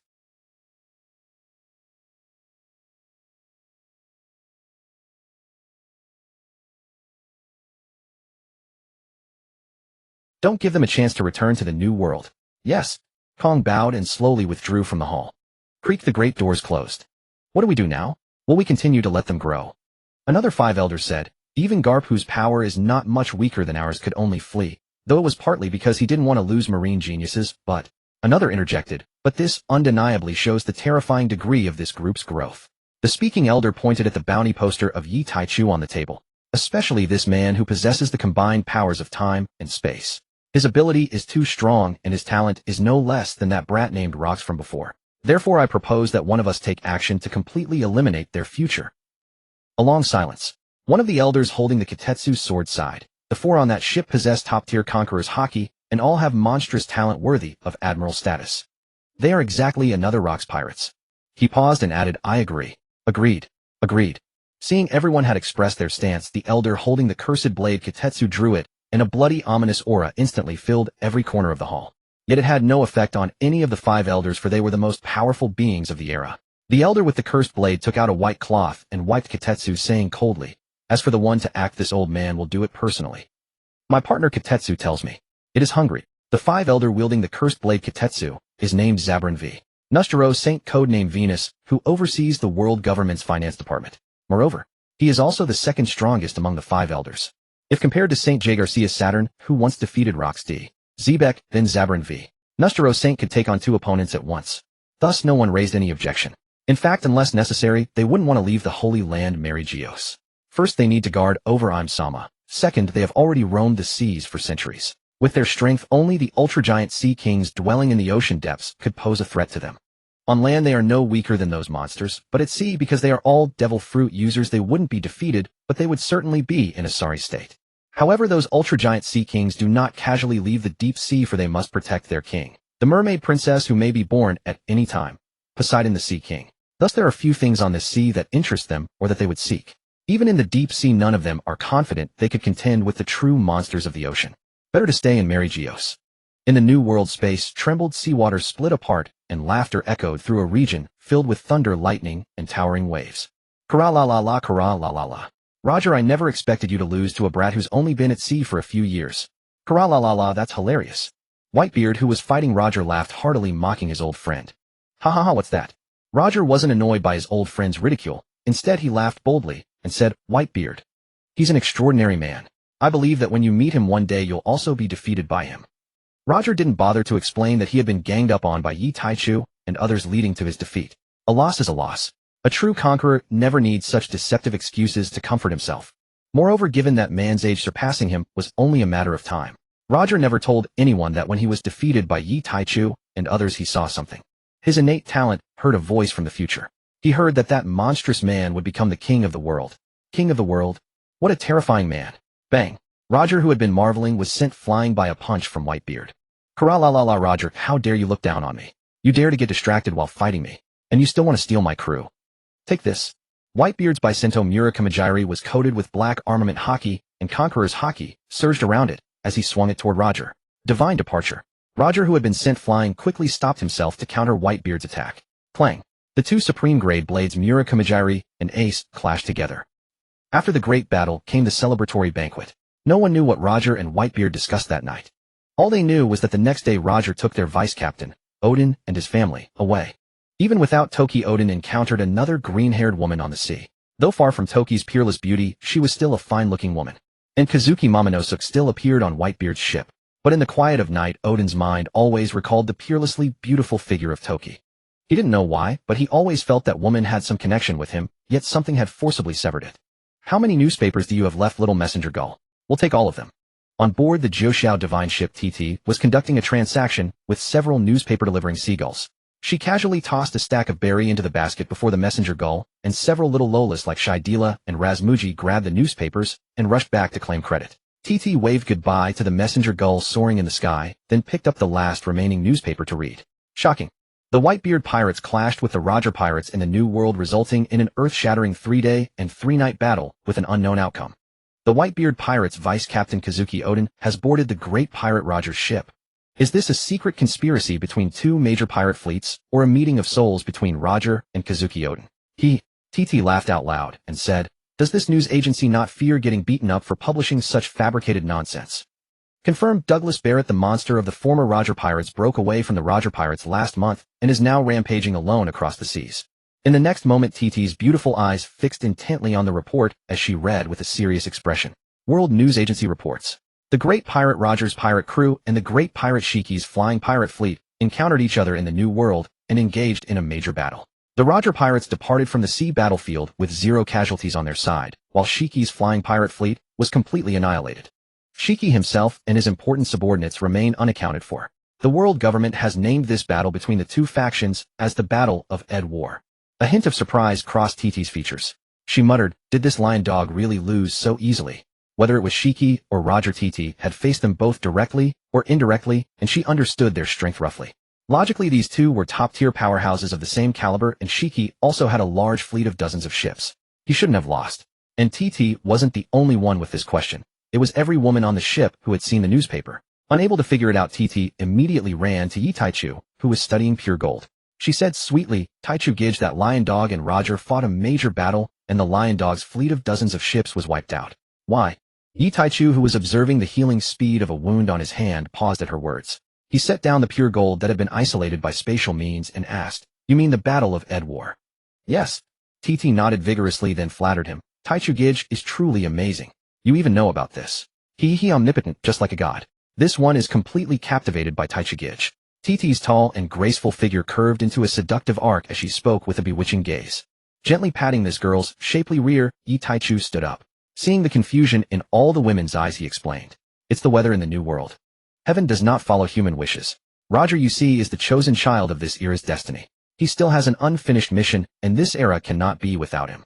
So when he was about to be defeated, the weather in that sea area changed, and Shiki's large fleet was destroyed because of it. Oh, I see. Captain, does the child of destiny really exist? The child of destiny is truly terrifying. Brother, you are the child of destiny who will save us. This is basically cheating. I can't beat you, so heaven starts giving you a handicap. The women erupted into discussion. If anyone else had told them about this child of destiny nonsense, they would have scoffed at it. But the one saying it was their captain. In their hearts, their captain was omniscient and omnipotent. If he said it existed, then it existed. There could be no mistake. Yi Taichu lifted Shaidila and kissed her, interrupting the women's discussion. Stop for a moment, princesses. Seeing them stop and look at him, Yi Taichu continued. I've more or less figured out all the effects of pure gold. Now especially you little girls tell Big Brother. Does anyone not want to grow up? The women looked at each other, and all the little girls on the ship were stunned. Dun was the first to react, asking, Little Yi, are you saying that pure gold has the ability to prevent little girls from growing? Yi Taichu nodded and said something like that. It's not that they won't develop at all, but the process will be extremely slow. It'll be slowed down by several hundred years, give or take. See. All the women inhaled sharply in unison. Scarlett's beautiful little face was full of shock as she clicked her tongue and said, Then doesn't that mean we'd need several hundred years just to grow 1 year older? 1 year every 100 years. This is really so cool. The pink-haired princess's big eyes sparkled with stars. Stussy, who had been lost in thought with her head lowered, now raised her exquisite face and spoke in her elegant, charming voice. Little Yi, what's the price? Or rather, are there any side effects? Will it affect the little girl's growth, eh? Yi Taichu gave an approving look at the elegant and charming Stussy. Our Cece really is worthy of someone who could infiltrate such an important organization as the world government's intelligence department. Stussy smiled elegantly at this. Yi Taichu continued, That's right, there will be some negative effects. The main function of pure gold is to slow down cellular aging. If worn in sufficient quantities, it can delay aging by up to 500 years. For those whose bodies have fully developed, it has no effect at all. They can achieve immortality without doing anything special. But for children, slowing down cellular aging will also slow their physical development. If they wear pure gold continuously, it would take several thousand years for them to truly reach adulthood. The women gasped in exclamation. Several thousand years. That's so long. Wow, it seems. Not bad either. After contemplating for a moment, Stussy asked again. Little Yi, if we wear pure gold and get injured, will it affect our recovery? Yi Taichu shook his head and smiled slightly, showing the pure gold to everyone. This thing is truly miraculous. Besides granting immortality, I think its most miraculous aspect is that while it lowers and delays cellular activity, it doesn't actually limit the body's natural healing ability. The recovery speed of injured tissues isn't affected at all. I don't quite understand the principle behind this yet, but so far I haven't found any other bad side effects. Is that so? Stussy nodded in understanding. No bad side effects was a relief. While the little Lolas were furrowing their tiny brows in thought, Yi Taichu had the crew bring down the space rings made of pure sea stone for him to work on. Yi Taichu took out a piece of pure gold the size of a human head from his small world. The moment the pure gold appeared, it radiated an incomparably bright, yet gentle golden radiance. Yi Taichu promptly used his spatial ability to wrap and shield it. The pure gold's glow vanished instantly. Now what lay before everyone appeared to be nothing more than an ordinary-looking piece of extremely high-purity gold. He was preparing to fuse the pure gold with these highest-purity sea stone materials to forge new space rings. Drink merge. Yi Taichu uttered a soft command. The mixed materials imbued with the powers of space-time and clouds gradually transformed into exquisitely crafted rings. Most of the rings shared a similar design, yet a few bore subtle distinctions. For instance, the ring floating before Yi Taichu radiating a soft, shimmering glow. The band of this ring was entwined with blue and gold, while the crown featured a golden dragon, had its eyes flickering with alternating red and blue light. At the center of the dragon's forehead was a small cloud imprint. On either side of the band, delicate engravings of the golden crow and the nine-tailed fox were etched, the golden crow occasionally gleaming with a reddish-gold hue and the nine-tailed fox with a jade-blue shimmer. A small empty space remained while the rest of the band was adorned with miniature patterns of lightning, flames, clouds, celestial dogs, bats, and other symbols representing the devil fruit abilities Yi Taichu had already acquired or intended to seize. These patterns were carved because Yi Taichu planned to retrieve these abilities and bestow them upon his crew. Rather than adding them one by one later, it was better to first engrave the top-tier ability patterns. His crew could add more after consuming other powers. These patterns were not as large as those of the golden crow and the nine-tailed fox, which occupied half of the band's left and right sides respectively. Yet despite their tiny size, oddly enough, upon close inspection, even an ordinary person's eyesight could clearly discern these mysteriously gleaming patterns. There was no issue of being unable to see or indistinct visibility. This was because Yi Taichu utilized spatial abilities combined with the radiance of pure gold to create a projection-like image. This was Yi Taichu's personal ring. The rings for the women were slightly different. The crew's rings shared the same design, a dragon head on the crown and the golden crow and nine-tailed fox on either side of the band. The difference lay in the dragon head being the same blue gold as the band, and the remaining blank spaces of the band lacked the ability patterns. Instead, according to their respective abilities, they bore patterns representing each woman along with their names. Yuan's ring featured a lifelike golden crow and her name. Stussy's had her nine-tailed fox and name. Titi's bore a cloud and the name Nefertari Titi. The same applied to the other women. As for those who currently possessed no abilities, their rings only carried their names. The rings also came with various functions: positioning, distress signals, long-distance communication between ring bearers, spatial, transfer time, reversal, and more.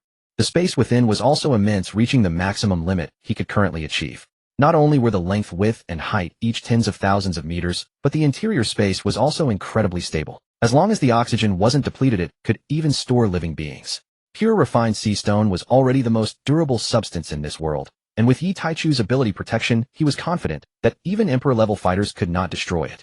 Moreover, due to the addition of the cloud ability, it possessed excellent malleability, automatically adapting to each ring bearer. Perfect. Yi Taichu couldn't help but exclaim in admiration. He truly believed this little trinket had reached the pinnacle of his current artistry. Yay! Titi let out a cheer, because she saw a unique pattern on Yi Taichu's ring, her cloud pattern. Although her small cloud below was not as large as her two elder sisters, it was still at the forehead. The blue-haired little sprite grabbed Yi Taichu's face and peppered it with her fragrant lips. Happy.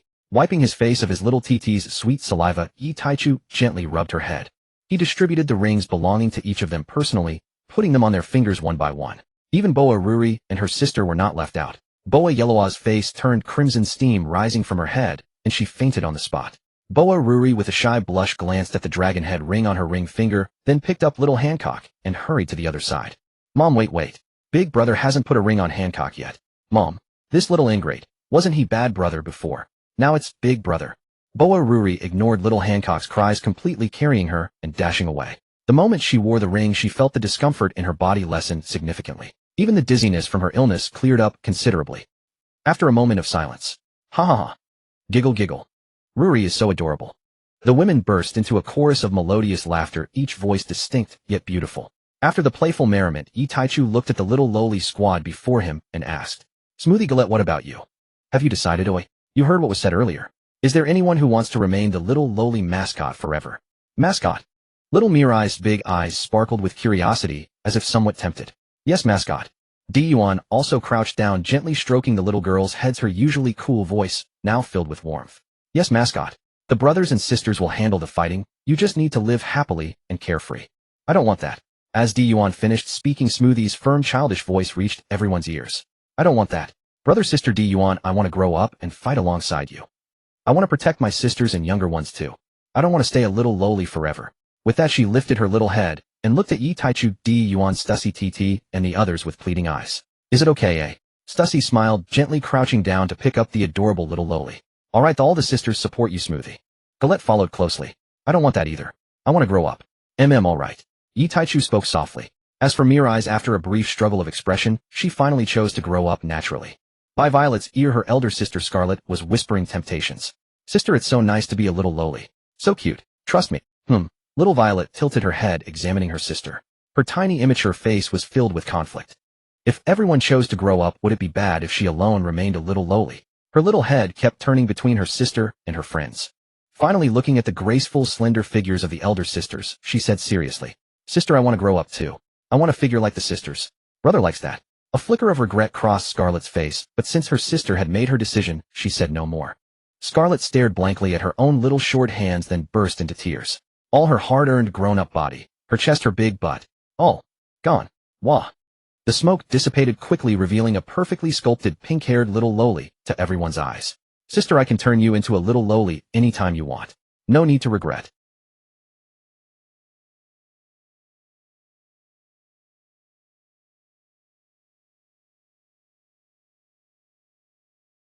Violet consoled her sister by her side, and Scarlet, being the elder sister, now looked even smaller than her younger sibling. Captain, our bounty has increased. Really? How much did it increase, Sister Tian Yuesher? Little Hancock, who had just escaped from her mother's room, heard Tian Yuesher say this, and scurried to her feet, staring at her with eager eyes. Tian Yuesher crouched down and picked up this exquisitely adorable little girl, her voice gentle and infinitely tender. All right, Hancock, do you recognize any characters? The little girl shyly scratched her head.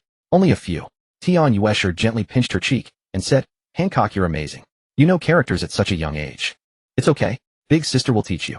Golden Crow Empress D. Yuan, Vice Captain of the Nine Heavens Pirate Crew, Zoan Mythical Beast Type, Bird Fruit Golden Crow Form Ability User. This is your sister D. Yuan with a bounty of 157 billion berries. Empress. Little Hancock tilted her head. Is she like the Empress of our Amazon Lily? Yes, indeed. Your sister D. Yuan is a recognized Empress of the world government. The little girl looked up with admiration. Amazing.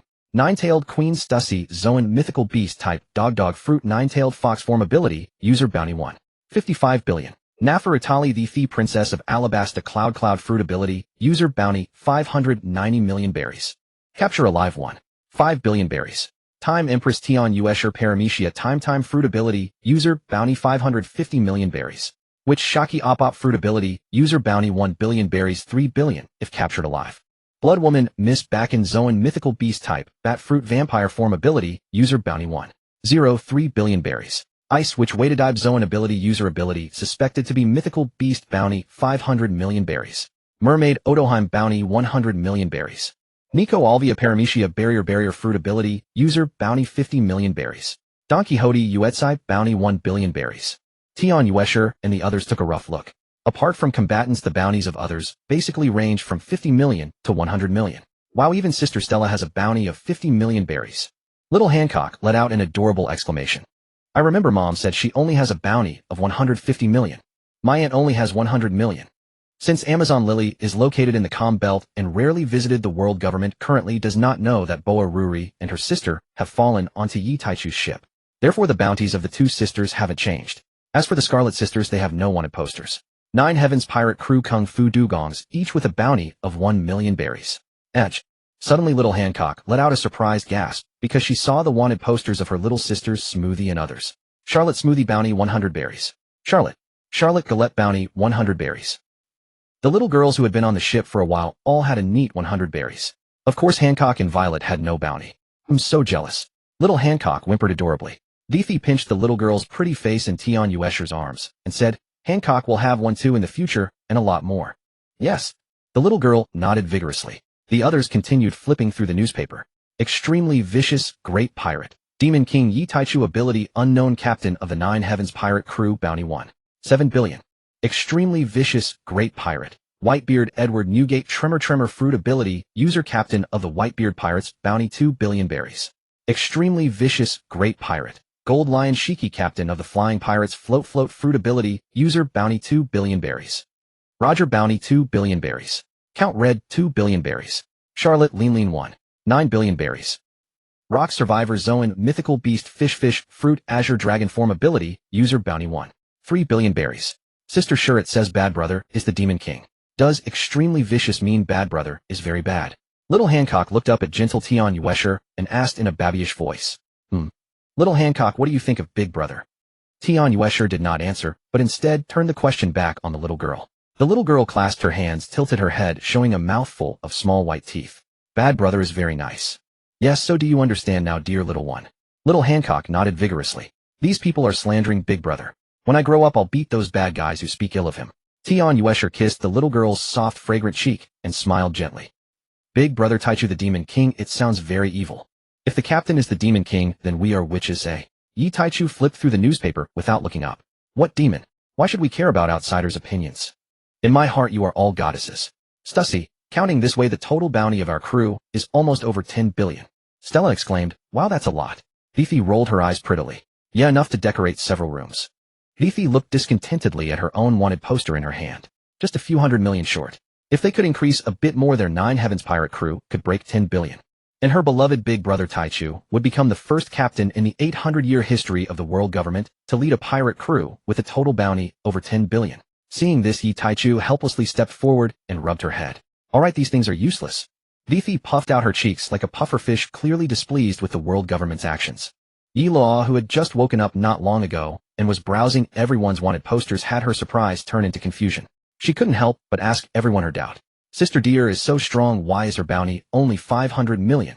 Compared to other great pirates, Sister Deer's bounty should be over 1 billion. Even that loser under Sister Deer, the Demonair Douglas Bullet, has a bounty over 1 billion. Yi Taichu chuckled lightly, holding the happy girl in his arms while playing with her, and explained, because your sister the Thi is the Princess of Alabasta, and Alabasta is one of the founding members of the world government. By the way, your sister Yuetsai is also the same, but she's from the Don Quixote family. Celestial Dragon. Yi Luoluo was stunned. Good heavens, she never imagined that among her sisters there were celestial dragons, and 2 of them. This is. Just as the other women thought, she was astonished. Boa Yilua's face flushed red, her eyes full of sparkling stars, and she looked at Yi Taichu fervently and said, this is so cool.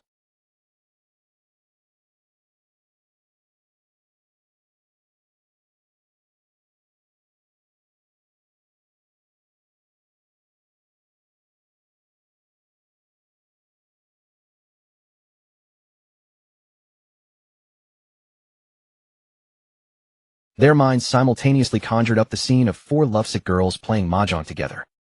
Many women couldn't help but laugh. The deep sea. Captain, where are we headed? Asked Scarlet, now a pink-haired little girl, as she nestled in Yi Taichu's arms, her large dewy eyes blinking innocently. At that moment Scarlet felt no distress at all about her diminutive form. She had assured her it was only temporary. Her original appearance would naturally return after a certain time.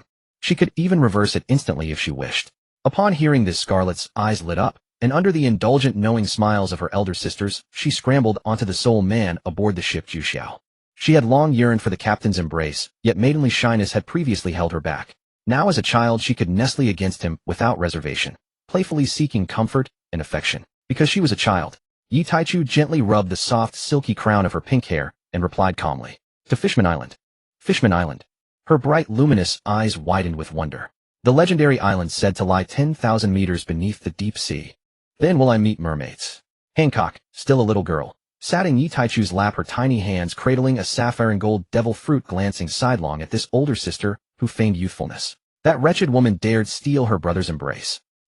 Gazing at the beautiful, enigmatic fruit in her hands, little Hancock's face blossomed into a sweet, blissful smile. Yet her brother loved her most. She'd already heard from Sister Gion and Sister Tier how her mischievous brother had prepared this devil fruit for her, even before she was born.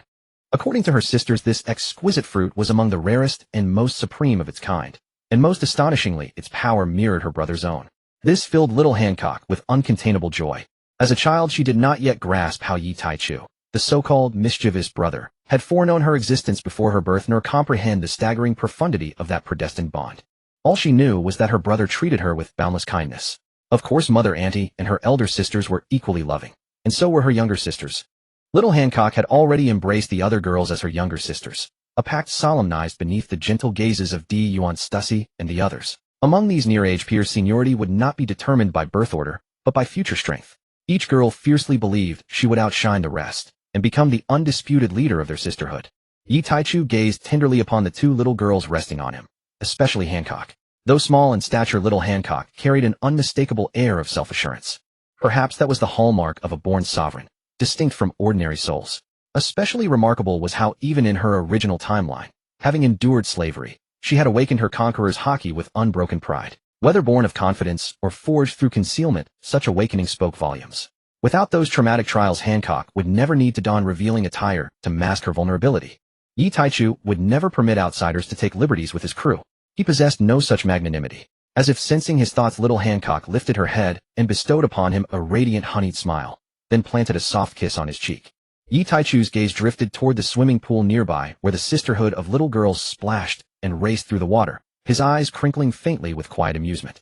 They could scarcely imagine that Hancock, the youngest among them, would one day ascend highest of all.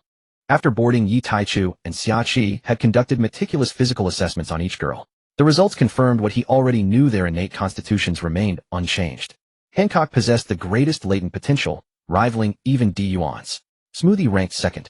Her other sisters followed, each tier slightly lower. Last came Violet, lacking any trace of elite bloodline or mutation. Even after receiving bloodline enhancement factors, this hierarchy would likely remain immutable. From the moment the girls' pact was struck, Hancock's role as eldest sister was sealed. Yuan and the others understood this well, yet uttered no word. It was the little girl's own solemn vow, and they offered full support. In years to come, it would also become a cherished source of teasing, this tender, irreverent chapter of their youth. Yuan stroked Hancock's soft hair tenderly and murmured, "Hancock, eat it now. This is your brother's love given to you." Hancock nodded vigorously, then leaned down to plant another kiss on the man beneath her. Oh, whoa, whoa, whoa. As soon as she took a bite, the delicate rosy hue of little Hancock's face drained to pallor, then shifted to a sickly green. The other girls ceased their play, scrambling from the pool to gather around. Yuan and TT exchanged gentle, amused glances. Minutes passed, and the morsel she'd bitten still lingered unswallowed on her tongue. Clutching her tiny mouth, she fought the urge to vomit, yet resisted. After several more minutes, her gaze sharpened as she tilted her chin upward and swallowed. Her eyes widened in horror at the apple-sized devil fruit in her hand, its surface marred by only a single minuscule bite. TT suppressed her mirth, maintaining a serene expression as she whispered softly, "Little one, to fully absorb and harness its power, you must consume the entire fruit. All of it." Hancock's brow furrowed in agonized indecision. So bitter.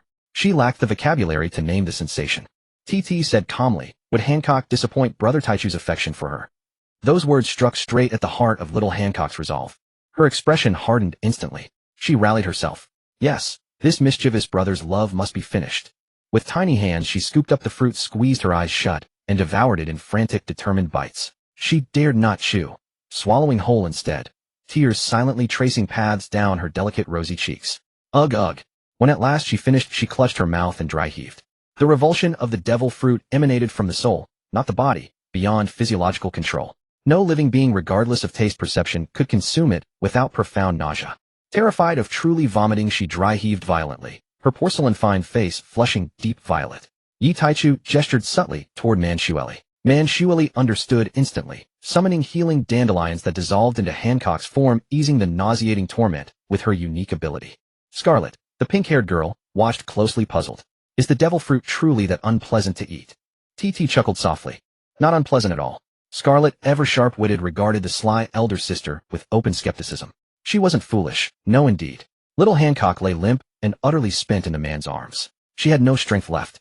Her tiny head nuzzled deeper into his chest, wiping away drool from her lips. Brother. Yi Taichu gently pinched her cherubic cheek and whispered warmly. Our Hancock is truly extraordinary. So very brave. Few possess the courage to finish an entire devil fruit. Really. Truly. What about my sisters? Your sisters? They too were just as brave, and ate theirs completely. Oh, okay.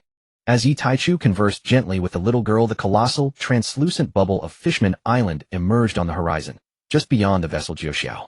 Wow, they really are mermaids. Within Yi Taichu's arms, two little girls with pink and black hair respectively kept exclaiming in delight. The other little girls were likewise held by their elder sisters, their expressions much like those of Scarlet and Hancock. It was their first time witnessing such a wondrous spectacle. Listening to the little one's soft exclamatory baby voices, Yi Taichu and the others felt their very souls purified. How adorable their little girls were. Xiao, are you really not bothered by the wait? Didi's wide, curious eyes gazed upon the nine heavens divine vessel, which had transformed into a ship-shaped hairpin adorning the hair of the ship's spirit shower. Such a colossal ship, though shrunk in size, would surely retain its mass. Wouldn't it be dreadfully heavy to wear upon one's head? Didi was not alone in this doubt. Many other women and little girls were equally curious. Shower smiled gently and shook her head. Sister dear, how could it be heavy? In a strict sense, this vessel is my true body. Oh, I see. Didi nodded, indicating her understanding. Everyone had grown so accustomed to Shower's Buddhist maiden form that they often forgot her body was actually their home, the divine vessel nine heavens. Yi Taichu clapped his hands, drawing the attention of all the crew members, and said softly, "All right, those who want to go out and play may do so. Just make sure to look after the little ones." "Yes, Captain. Don't worry, big brother." The women, brimming with shopping fervor, each planted a kiss on Yi Taichu's cheek before quickly pairing off and scattering in different directions. "Xiao Yi, we won't be bothering with you then." Diyu and Stussy and a few other women waved goodbye to Yi Taichu and headed off in another direction. Yi Taichu let out a helpless chuckle. Indeed, regardless of the world, women universally adored shopping. Even the cool and composed career woman Sister Diyuan was not immune to this temptation. They spent money lavishly, and most of the items they bought were utterly useless. Yi Taichu couldn't help but think that a woman's shopping urge was a truly strange phenomenon. After enduring this torturous experience several times, he had stopped accompanying the women on their shopping excursions.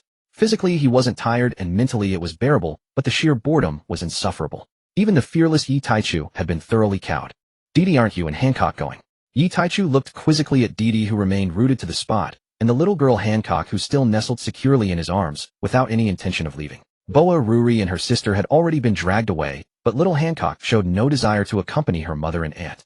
Her sweet infantile voice chimed, "Not going. Shopping with mom and aunties is so tiring and boring." "What about the other sisters?"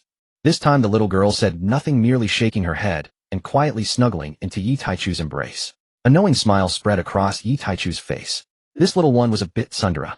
If she wanted to stay with him, she could just say so directly. Utterly adorable. "Dear you."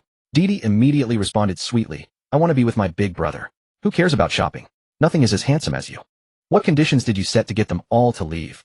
Yi Taichu rubbed the girl's sky-blue hair in exasperation as he asked. He refused to believe that his little princesses would all leave without some other inducement involved. "Well, my man is exceptionally clever. Nothing gets past you." Didi gave an awkward smile, turning her head slightly to mumble, "It's nothing much really. I just promised to give each of them a push on the behind." Veins appeared on Yi Taichu's forehead, and he held his head in his hands, torn between laughter and tears. "That's going to be quite a workout for you." Didi waved her hand dismissively. No, it's fine. Just one push each. I'll go last. With Brother Taichu's strength, it'll be a piece of cake." Yi Taichu raised his head with a proud flourish. "Of course. If you don't have the right tool for the job, you shouldn't take it on." With that, he led his two lovely companions, one tall and one small, toward Fishman Street. Didi, fluttering along like a little butterfly, caught up to Yi Taichu and asked, "Brother Taichu, where are we going?" "Fishman Street." "What for? Fishmen are so ugly. They're nowhere near as pretty as mermaids. We're going to find a little shark that dodged us last time." Their voices gradually faded into the distance as their figures receded. In a low, ramshackle house somewhere in Fishman Street, Shirley, who was clutching a crystal ball as large as a human head, suddenly shuddered. Clatter! The crystal ball slipped from her hands and rolled noisily across the floor. Shirley, still a little girl herself, had a face full of baby fat that was now flushed with a rosy hue. She spat softly and whispered to herself, "Why is that bad man back again? Is he here specifically looking for me? How this place is so gloomy." At the entrance to Fishman Street, Didi frowned at the filthy, chaotic scene before her. Her observation hockey sensed the pervasive slaughter, chaos, and an intensely nauseating wave of dark emotions emanating from within the street. Yi Taichu understood the situation in his heart. It was evident that the resentment against mermaids ran deep in Fishman Street. The Fishman Island above was bathed in sunlight, while the Fishman Street below was shrouded in endless gloom. However, this was none of their concern. The two, one holding little Hancock, walked right in. The conflict between the fishmen and mermaids of this era and the humans on the surface was not yet as severe as it would become after Fisher Tiger's death. But many fishmen still harbored hostility toward humans. On the upper island it was manageable, but in Fishman Street, which was essentially the chaotic underbelly of Fishman Island, this animosity was displayed starkly and without reservation. Seeing the malicious glances from the grotesque-looking fishmen, Didi's pretty face turned cold. Buzz. Her conqueror's haki was instantly released, enveloping the small area, and the surrounding fishmen collapsed to the ground in an instant. Didi curled her lips. If it weren't for fear of accidentally harming the person her dear brother Taichu was looking for, her conqueror's haki would have covered the entire Fishman Street, not just this small corner. Stop! A tall red-skinned fishman followed by a blue-skinned shark-like fishman hurriedly ran up. Didi tilted her head, her beautiful large eyes filled with confusion. Her restrained conqueror's haki instantly surged out once more. This time, however, she added her killing domain, pressing down on the red and blue fishmen who had just arrived. She was greatly puzzled. She hadn't even killed those trash, so why did this red lumpy coal tell her to stop? Besides, who did he think he was? Yi Taichu glanced at the two struggling to remain standing under the pressure of Didi's aura. The blue-skinned one Jinbi had already fainted. Only the red-skinned one Fisher Tiger remained, barely holding on. However, his usually red face was turning pale, and sweat was pouring down without end. It seemed he wouldn't last much longer either. Rear Admiral level, huh? Yi Taichu could assess Tiger's strength at a glance. Didi's power was growing stronger and stronger, her killing domain becoming more solidified, and the fusion of her haki with the killing domain was becoming more harmonious. The combined power multiplied exponentially. When exerted at full force against a single target, she could silently execute someone like Fisher Tiger, who had only recently stepped into the Rear Admiral tier, without spilling a single drop of blood. Rear Admiral. Yi Taichu discerned Tiger's strength at a glance. Indeed, it was to be expected. After all, it was still over a decade before he would go to marry Gios to free the slaves, so being only a Rear Admiral was perfectly normal. Tiger was now just in his 20s, in the midst of a rapid growth phase, still far from his peak strength. Based on his performance in the original timeline, Tiger at his zenith should have possessed the strength of a Vice Admiral candidate. Otherwise, he could never have escaped the siege led by Borsellino's forces. One must remember that with Kizaru's monstrous talent, even if he hadn't reached Admiral level at that time, he was at least at the peak of Vice Admiral candidate strength. Pity that the fishman's mind was rather rigid. He could have avoided death, yet he chose to end his own life out of guilt. Yi Taichu pondered for a moment, then shook his head at Didi. Seeing this, Didi withdrew her domain. Yi Taichu looked at the disheveled fishman on the ground and began to speak. Do you know Xia? Tiger sat slumped on the ground, gasping heavily. Hey, damn humans, what have you done to Brother Tiger and Brother Jinbei? Kill these filthy, disgusting humans and rescue our brothers. From Fishman Street, a constant stream of octopus, shark, oarfish, shrimp-headed, and various other fishmen surged forth, weapons in hand, charging at Yi Taichu and his companions without a second word. Yi Taichu sighed in resignation. Why must it come to this? He didn't need to think to know the fate of these creatures. With a wave of his hand, he sealed the space, trapping the fishmen with no escape. He looked down at the little girl Hancock quietly nestled in his arms and asked, scared. The little girl shook her head, puffing her cheeks and speaking in a lovely babyish voice. Not scared. Sister Didi killed them. These ugly freaks insulted us and even called my big brother bad. They deserve to die. Didi couldn't help but chuckle, pinching the little girl's chubby baby soft cheeks. All right, big sister, we'll slaughter these ugly freaks right now. Run. Flee. Tiger, having recovered some strength on the ground, shouted desperately at his approaching comrades. Some fishmen hesitated for a moment upon hearing this, but seeing most of their companions still charging forward, they continued to follow. The leading fishmen shouted as they ran, Brother Tiger, don't worry. We outnumber them. We'll save you soon. Tiger's voice was hoarse as he roared, flee. Run. They are not opponents we can contend with. Don't be foolish. Get away.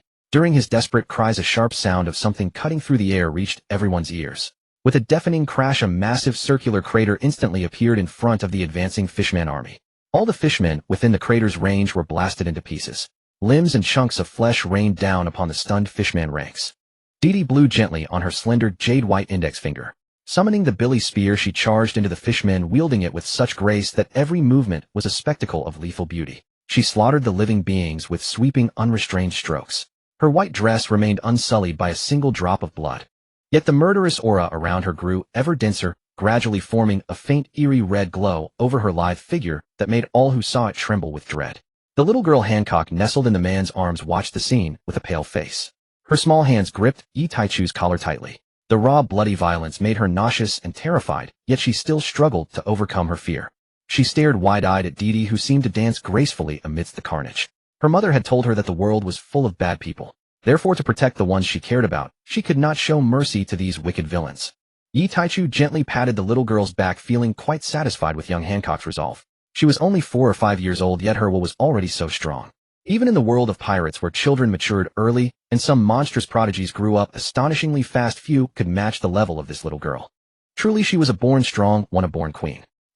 A faint smile crept onto Yi Taichu's lips. Within the range of his observation haki, he sensed a small peculiar presence approaching. Perhaps due to his bloodline, or perhaps because that bloodline amplified the voice of all things, Yi Taichu could roughly perceive the intensity and nature of others' haki. The presence he had just detected was exactly like that. Its owner was very weak, but their observation haki was unique. A feeling he had also experienced when sensing his little goldfish EG. This was a special talent bestowed by heaven, an observation haki possessing various unique abilities. In the entire history of Fishman Island spanning a century, only EG and Xiaoli had ever possessed such a gift. Since the little goldfish was already on his ship, the identity of the one approaching now was obvious. Yi Taichu was in high spirits. During his last visit he had also searched for the little shark Xiaoli. Unfortunately at that time his strength was insufficient to sense her, and Xiaoli had been deliberately avoiding him. In the end, he only managed to take EG, whom he had encountered immediately upon arrival. Estimating how long it would take for the little shark to reach this spot, Yi Taichu said to Didi, who was in the midst of slaughter, "Didi, it seems you'll need to speed up." Didi, while butchering the fishmen, turned back with a sweet smile and said, "Understood, brother Taichu." Her observation haki had also detected the small presence. Although she did not possess brother Taichu's ability to perceive the uniqueness of haki, her clouds blanketed the entire Fishman Island. Even though Fishman Street was underwater, that did not hinder her from using her abilities. Seawater only rendered ability users powerless, it did not nullify their powers, they could still be used.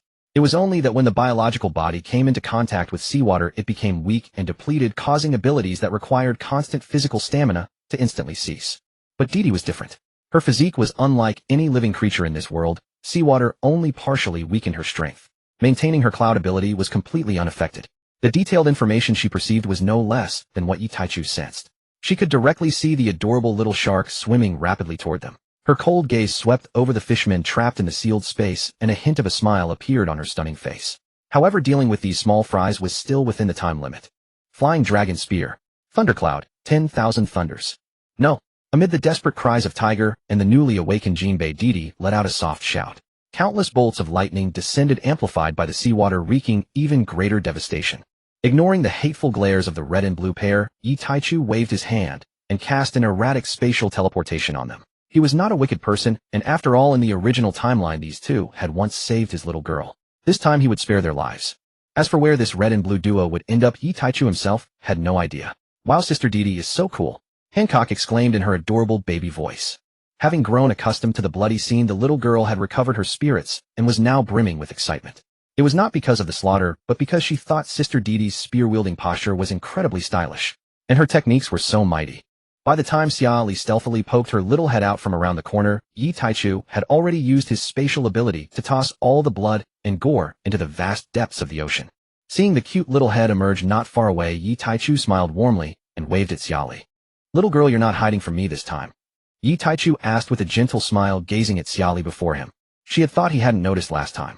Didi unceremoniously lifted Xiaoli into her arms and examined her closely. "Truly a little shark. This texture is cool, smooth, and utterly delightful." After all, when Xiaoli's physique had fully matured, she stood over 4 meters tall. Though now only 7 or 8 years old, she far surpassed ordinary girls of her age, and her tail alone measured nearly 1.6 meters. Only thanks to her inherited bloodline factor could Didi lift Xiaoli as if she were a child. Previously standing at 1.8 meters, Didi had undergone further growth after integrating that bloodline factor, now reaching approximately 2.5 meters. At this moment, the Angel of Slaughter bore no trace of her earlier icy demeanor. Instead, warmth suffused her expression, gradually soothing Xiaoli's anxious heart. Xiaoli, the little mermaid, remained blissfully unaware that just minutes earlier the very elder sister, who now radiated such warmth, had slaughtered tens of thousands of fishmen. "Why will you bully me?" Xiaoli nestled in Didi's embrace while her cheeks and tail were gently stroked, blushed deeply, and timidly raised her eyes toward Yi Taichu. Her tail twitched incessantly, evading Didi's playful hands. Mermaid tails were exquisitely sensitive. This elder sister was simply too affectionate. She was already overwhelmed. Hearing the little shark's words, Yi Taichu chuckled softly, then studied the child cradled in Didi's arms. Thick, lustrous black hair cut to a medium length, deep sapphire eyes, large, vivid, and crystal-clear irises. She was undeniably an enchanting little girl. Though only 7 or 8, Xiaoli's youthful face already hinted at the breathtaking grace she would one day possess. Yi Taichu placed his hand atop Xiaoli's head, ruffling her hair as he smiled lightly. "No, I promise. Rest easy aboard the ship. From now on, your elder brothers and sisters are your family." I'll take you away from this squalid fisherman district. Really, you mustn't lie to me. Otherwise. Xiali tilted her head pondering for a long moment. Then her eyes suddenly sparkled, and she bared her tiny sharp teeth with a grin. If you deceive me, I'll bite you. I'm a shark. You know my teeth are sharp and fierce. One chomp and a great chunk of flesh vanishes. Ha ha ha ha. Yi Taichu Didi and Han Kyuk, the little girl nestled in Yi Taichu's arms, all burst into laughter. To Han Kyuk, this new little sister seemed rather naive. Indeed, she was sister. In Han Kyuk's mind, anyone who arrived after her, regardless of age, was her younger sister. That was what elder sister Deer had taught her. Now this newly arrived mermaid sister named Xia Li even threatened to bite the bad brother. On their descent from the Fishman Island, a certain sea king had lunged to attack them, only to have its entire mouthful of terrifyingly jagged fangs shattered by a single effortless flick from the bad brother.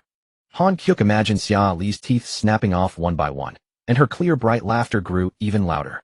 The trio's mirth left Little Shark. Xia Li utterly bewildered, her cheeks burning crimson. Had she said something embarrassingly foolish? All right. Ruffling the little girl's short black hair, Yi Taichu looked deep into her eyes and spoke with unwavering sincerity. If Xia Li ever discovers I lied to you today, then bite me. Use those sharp little teeth. And I won't resist, not even once. Feeling the warmth of his large hand upon her head, and recalling the countless visions of the future she'd foreseen through divination over these past years, Xia Li's face flushed even deeper. Shyly burying her small head against Didi's bosom, she heard the elder sister's tender voice whisper in her ear, "Little Shark, from now on we are family. I am your elder sister Deer. Trust Brother Taichu, all right." A muffled, soft, childish murmur drifted up from beneath that gentle embrace. "Xiali, would you like to say goodbye to your brother?" Xiali lifted her head from Didi's arms, sorrow dimmed her eyes, and her voice softened. "Captain, it's unnecessary. I've already bid farewell to long before coming here." Seeing the newly joined Little Shark visibly sink into melancholy, Yi Taichu shook his head at Deer, then kissed Han Kyuk's forehead, before handing the little girl to her. "Brother," under Han Kyuk's adorably pleading gaze, Yi Taichu surrendered, retracting his hand, and lifting the little girl onto his shoulders. A gleam of mischievous cleverness flashed across Han Kyuk's wide expressive eyes, as she carefully shuffled forward, wrapped her tiny arms around Yi Taichu's head, and perched herself there. Her two small legs swung cheerfully, betraying her inner joy. Yi Taichu gently took Xia Li from Deer's arms, and patted her back reassuringly. "It's all right. If it hurts, cry as much as you need to. From now on, I, elder sister Thifi Han Kyuk, and everyone else aboard this ship, we're all your family." Xia Li nodded vigorously in Yi Taichu's arms, but she did not cry. She and Long were half-siblings abandoned by their father since infancy, and Long, her elder brother, had never accepted her. As a mermaid, she was unwelcome in his eyes. Thus their bond had always been shallow. When she'd told him of her departure, he'd merely sneered in disgust, and ordered her to leave at once. He'd been eager, desperate, for her to vanish. Her sadness stemmed only from the quiet ache of realizing her sole remaining blood relative held her in such contempt. Not enough to bring tears, but enough to sting. For years she'd grown accustomed to his cruelty, and that very familiarity had cemented her resolve to follow the man who in her visions would become her future. Countless divinations over these years had shown her a future where grown she lived joyfully and contentedly alongside this man and his sisters and brothers. Xiali longed for that life. True family. Yi Taichu gazed tenderly down at the little shark in his arms, his voice rich with warmth. "Yes, true family. We are all your family. No one will ever despise you." Okay. Xiali pressed her small head against the man's chest, listening to the steady, powerful rhythm of his heartbeat as she whispered softly, "You must never abandon me. From now on, I have only you." Yi Taichu said nothing, only tightened his arms around her, wordlessly conveying his vow. Some promises require no words. Time itself shall bear witness. Speech fades, action endures. Han Kyuk, perched atop his neck, pouted and hugged his head, rocking it gently from side to side. Yi Taichu leaned his head back, prompting Han Kyuk to instantly clasp his skull to keep from falling. Once his head ceased tilting backward, the little girl pouted defiantly and clenched her two plump round fists. "Thump, thump, thump, thump. I'll hit you, bad brother, big lecher." Giggle, giggle. Didi watched utterly delighted, her bright, lively eyes brimming with playful mischief. "Oh, you wretched man. You've fallen indeed. Even littlest Han Kyuk knows you're shameless now." Yi Taichu cast her a wry, resigned glance. "Go ahead and laugh. The day will come when you'll weep." With a black-haired little girl drumming playfully on his crown, and a black-haired little shark cradled in his arms, Yi Taichu turned and walked away. "Let's go, dear." "Oh, okay. Here, Hancock." In the evening, amidst the lively chatter of the many beautiful female crew members, Yi Taichu drew out the moon-inviting bow he had been crafting for so long from his pocket dimension and handed it to the little lowly. Hancock gazed at the beautiful large bow in her bad brother's hands with a troubled expression. She didn't think she could lift it, but losing gracefully was not an option. She puffed up her cheeks and gathered all her strength to accept it. "Oh, She had braced herself to be crushed by this beautiful bough, but unexpectedly the moment she touched it the magnificent bough shrank to a tiny size. Picking it up and shaking it a few times, little Hancock's sky-blue eyes were filled with curiosity. Not to mention how massive it was before, but why was it so light? Also, this bough was made for Hancock. No wonder I was confused back then. None of us sisters use bows, so why was this bough being crafted? The captain truly does have great expectations for little Hancock. Sure enough, he's been thinking about her even before she was born.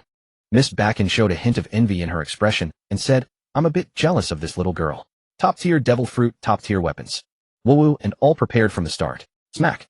Eek. Miss Backen let out an adorable cry of pain. Gion shot back an annoyed glare as if saying she was being treated differently too.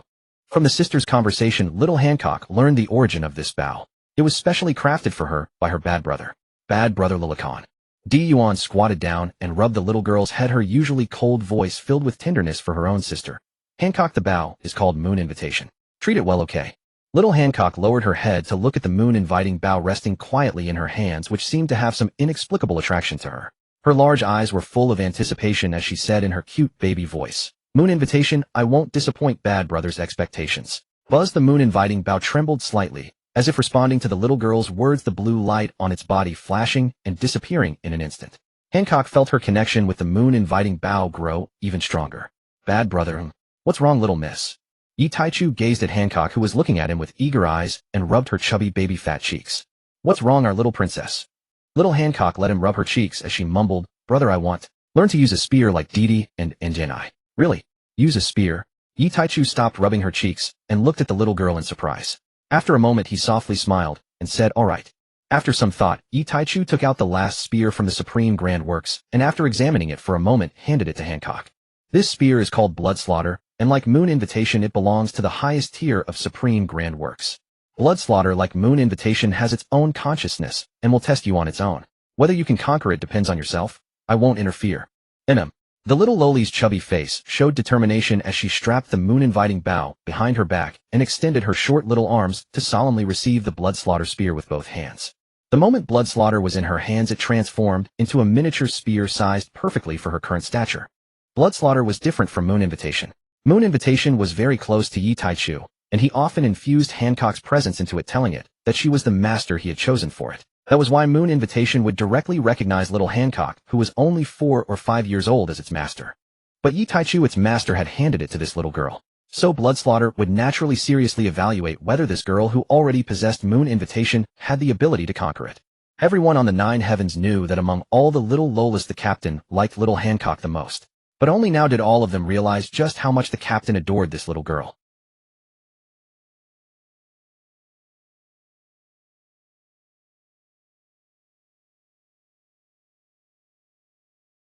Because the captain's care for them was genuine too.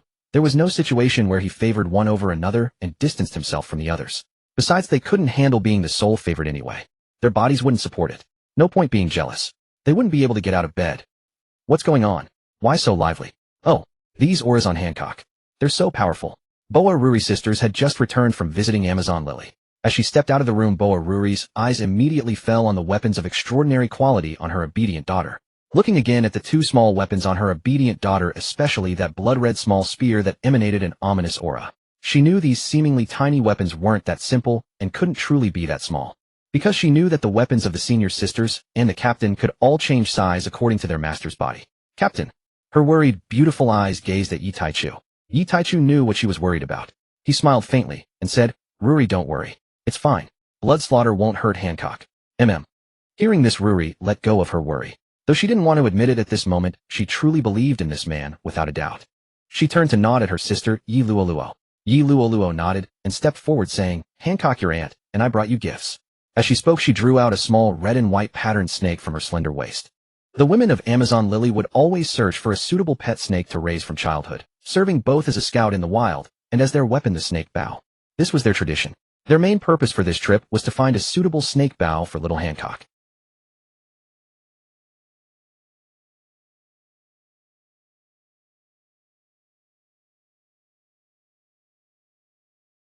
Thank you, Mother Ant. She sweetly thanked her mother and aunt, then looked curiously at the little patterned snake coiling around her arm with her big sky-blue eyes.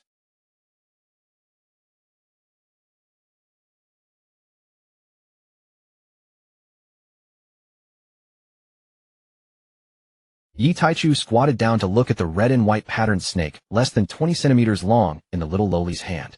He never expected that even in these circumstances this little fellow would become Hancock's pet snake. He extended his index finger and poked the little snake, which was sticking out its tongue and not afraid of him at all, instead rubbing against his fingertip.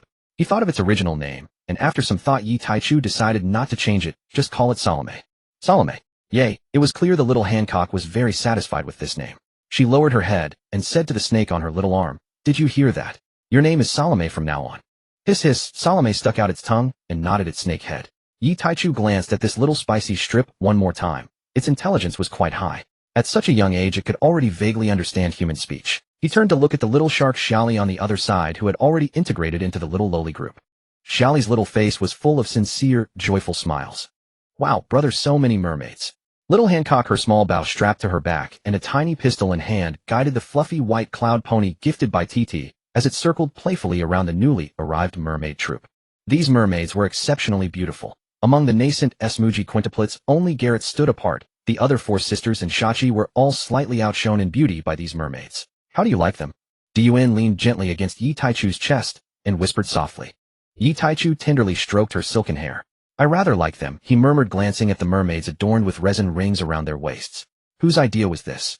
Miss Bikini and Scarlet proposed it. Stussy and I discussed it, and thought you might appreciate it. So we went to Ryugu Kingdom and asked its king to gather them. The ship has been filled mostly with sisters and little pets, somewhat monotonous. With these mermaids aboard, the young girls on deck will finally have new companions to play with. Dian recounted the story in her calm, gentle voice.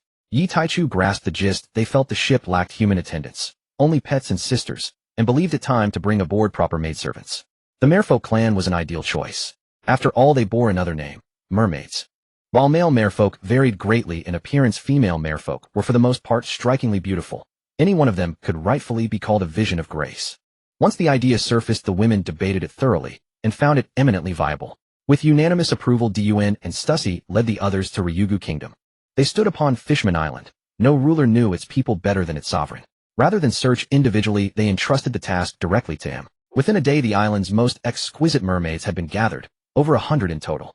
Watching her beloved man appraising the mermaids they brought back, Dian spoke quietly. Truly the merfolk are blessed beyond measure. Fishman Island's population stands at just over 3 million, yet the merfolk number only about 1.5 million, roughly half the total. And if we have that again for gender balance, only some 750 merwomen remain. Dian paused. Yi Taichu bent down and kissed her gently. Go on, tell me what happened next. Dian's eyes crinkled with quiet amusement as she continued. Later, after further deliberation among the sisters, 3 strict criteria were set: no candidates who were not virgins, none older than 30, and none younger than 10. With those 3 exclusions, fewer than 1500 remained eligible, and among them over 100 were peerless beauties. Truly a race favored by heaven itself. Yi Taichu whistled softly in astonishment. This was ruthless efficiency indeed, effectively capturing every supreme beauty across Fishman Island. He foresaw that for decades to come, peerless beauties would grow exceedingly scarce on Fishman Island. Currently, such transcendent beauty emerged only once per 10,000 merwomen, soon perhaps only once per 50 or even 100,000. After all, every promising candidate within prime age had already been taken, leaving behind only unripe children and middle-aged stragglers. HSS. Yi Taichu drew a sharp breath. This deed was masterful. It resonated perfectly with his own instincts. No wonder they said bloodkin shared the same soul. This plan bore his unmistakable signature. Yet Yi Taichu was still astounded that Fishman Island alone could yield so many peerless beauties. He had long known the merfolk were famed throughout the seas for both unmatched swimming speed and extraordinary beauty. But he never imagined their allure could reach such heights. Over 100 peerless mermaid beauties. Could all 4 seas combined boast as many? A single island rivaling the entire ocean realm.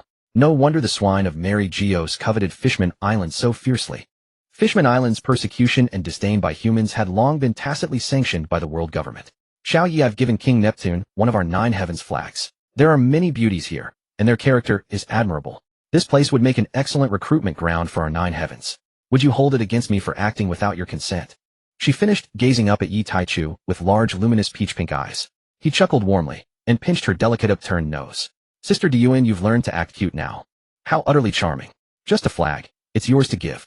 Yi Taichu turned to Shachi. Shachi, send word outside. From now on, Fishman Island falls under the protection of the 9 heavens pirate crew. Anyone who dares misbehave there shall be eradicated without mercy. Yes, Captain. Shachi nodded and set off to locate a large din mushy deep within the forest, the kind capable of long-range communication. Most of their din mushies were kept freely roaming aboard the ship. They were only carried ashore when urgently needed. Later, when Meg Shuili joined the crew, she brought several specialized din mushies. Now the Nine Heavens collection spanned numerous varieties, all plump, healthy, and endearingly round. Truth be told, Yi Taichu considered the din mushy one of the most astonishing creatures in the world of pirates, some colossal enough to form islands, others so minuscule they defied belief. Their bizarre, whimsical forms somehow radiated charm. They understood human speech, perceived emotion, mimicked voices, captured images and video, enabled real-time communication, surveillance, counter-surveillance, and countless other functions. No one truly knew how such beings came to exist. If Yi Taichu recalled correctly, they even deliberately allowed themselves to be captured, so they might be raised in comfort. Sister Gion, let's spar. Yi Taichu playfully cupped her shapely, rounded silhouette. Lately I feel my strength has surged yet again. Gion shot him a languid, crimson-eyed glance, full of teasing allure. Is that really sparring you have in mind? Her cherry lips parted softly, voice dripping with seduction. Very well. I'll test young Ye's whip technique. Whoosh.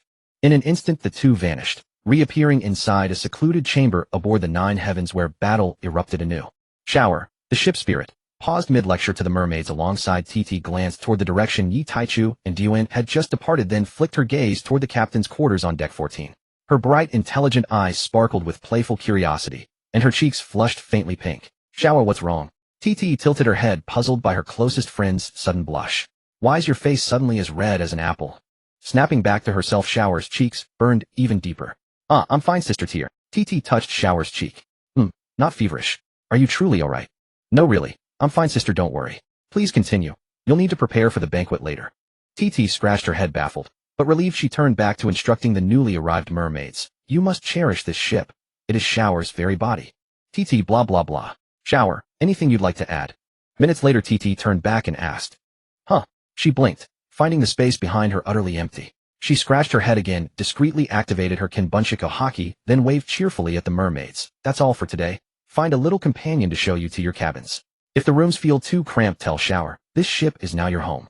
Before the words fully faded, TT had already vanished. The mermaids exchanged bewildered glances. Above deck 14 a wisp of cloud coalesced, gradually shaping itself into TT's likeness. So you dare imitate Sister Gion and hoard all the fun for yourself, Shower? Behold my modern divine thrust. Brother, is this big stone really that important? Stella circled around the red poneglyph, 3 times, pouting. Ugh, these little tadpoles are so annoying, they've all grown into shapes I don't recognize. Yi Taichu embraced the girl who had grown from a little lowly into a young woman, gently pinching her small nose with a light chuckle. You silly girl, hasn't your sister Alvia already told you what's written on it? Hee, but it's different this time. Stella snuggled and coquetted in the man's arms like a little kitten.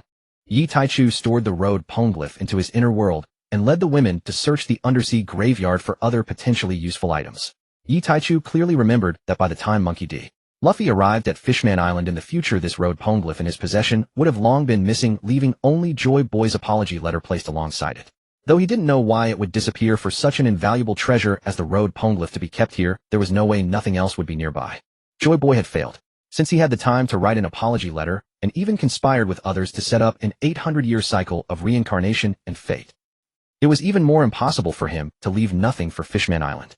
Otherwise, when he returned with nothing to his name, how could he possibly contend with the world government? And how could he fight against him?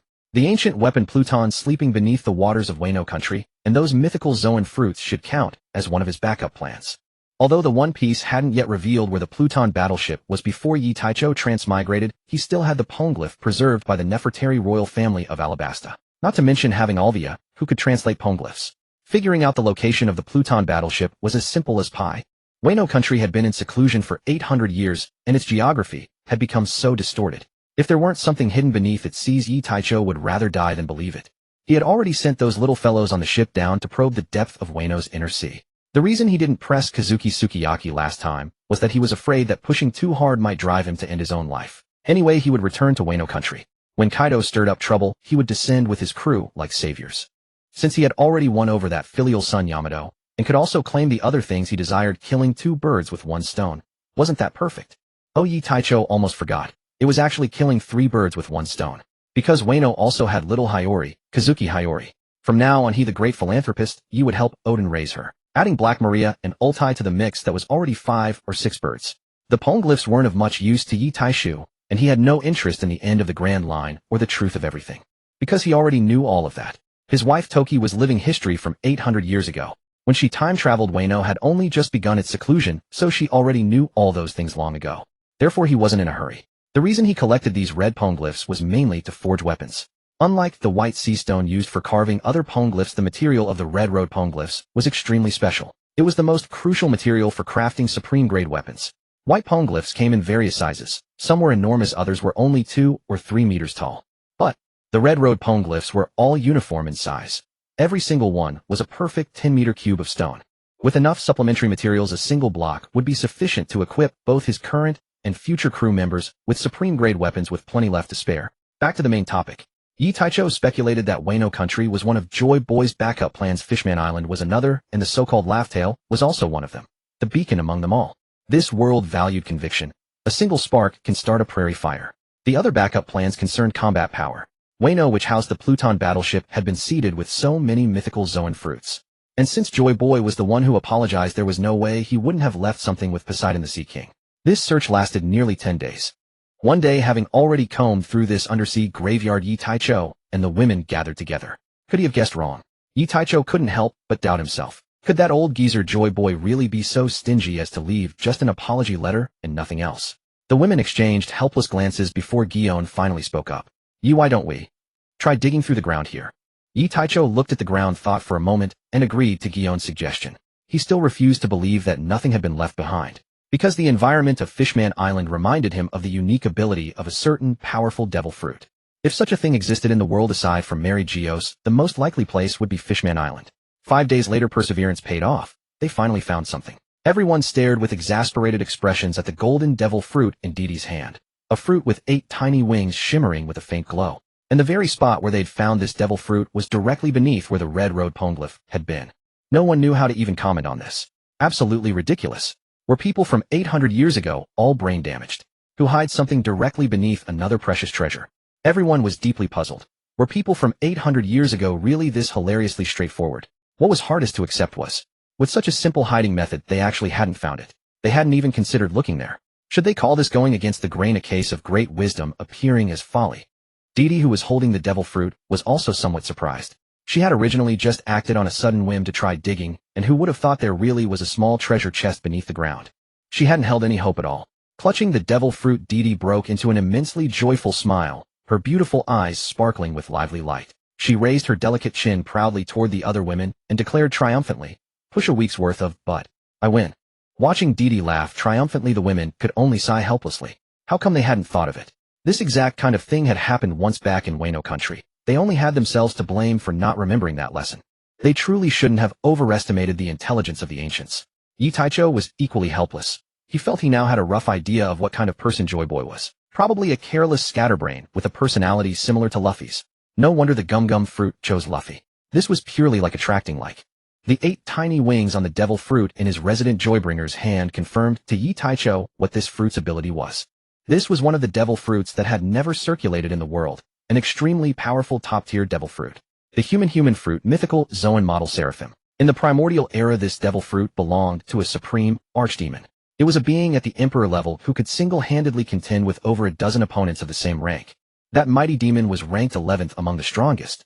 The human fruit, mythical Zoan model Holy Angel, was not the devil fruit Yi Taichu had guessed. But this devil fruit was even stronger than the one he had imagined. The potential of the Holy Angel is no less than the top 10. This was a pleasant surprise for Yi Taichu. His family's little Joy now had a power. Originally, he had planned to seize the abilities of Baluo Selinuo, or Kuzan, for his little Joy. Now that there was a better one, of course, he would use the better one. This was truly a case where plans couldn't keep up with changes. Here, brother Taichu. The bouncing Didi handed the devil fruit in her little hand to Yi Taichu. Yi Taichu shook his head and pushed the fruit back, saying, "Didi, you should keep this devil fruit. Starting now, this will be your ability." Oh, upon hearing this, Didi examined the devil fruit with 8 little wings in her hand. She understood the captain's meaning, that the ability of this devil fruit with little wings was stronger than the previously decided Pika Pika fruit and Ice Ice fruit, and also more suitable for herself. "Bad brother, look what I found." Little Hancock, with a dusty and dirty face, ran over on her short legs. Her childish voice was full of joy and pride. In her 2 little hands raised high above her head, she held a colorful devil fruit. "Look," he picked up the little girl, gently wiped the dust off her face, and teased with a smile, "Little kitten."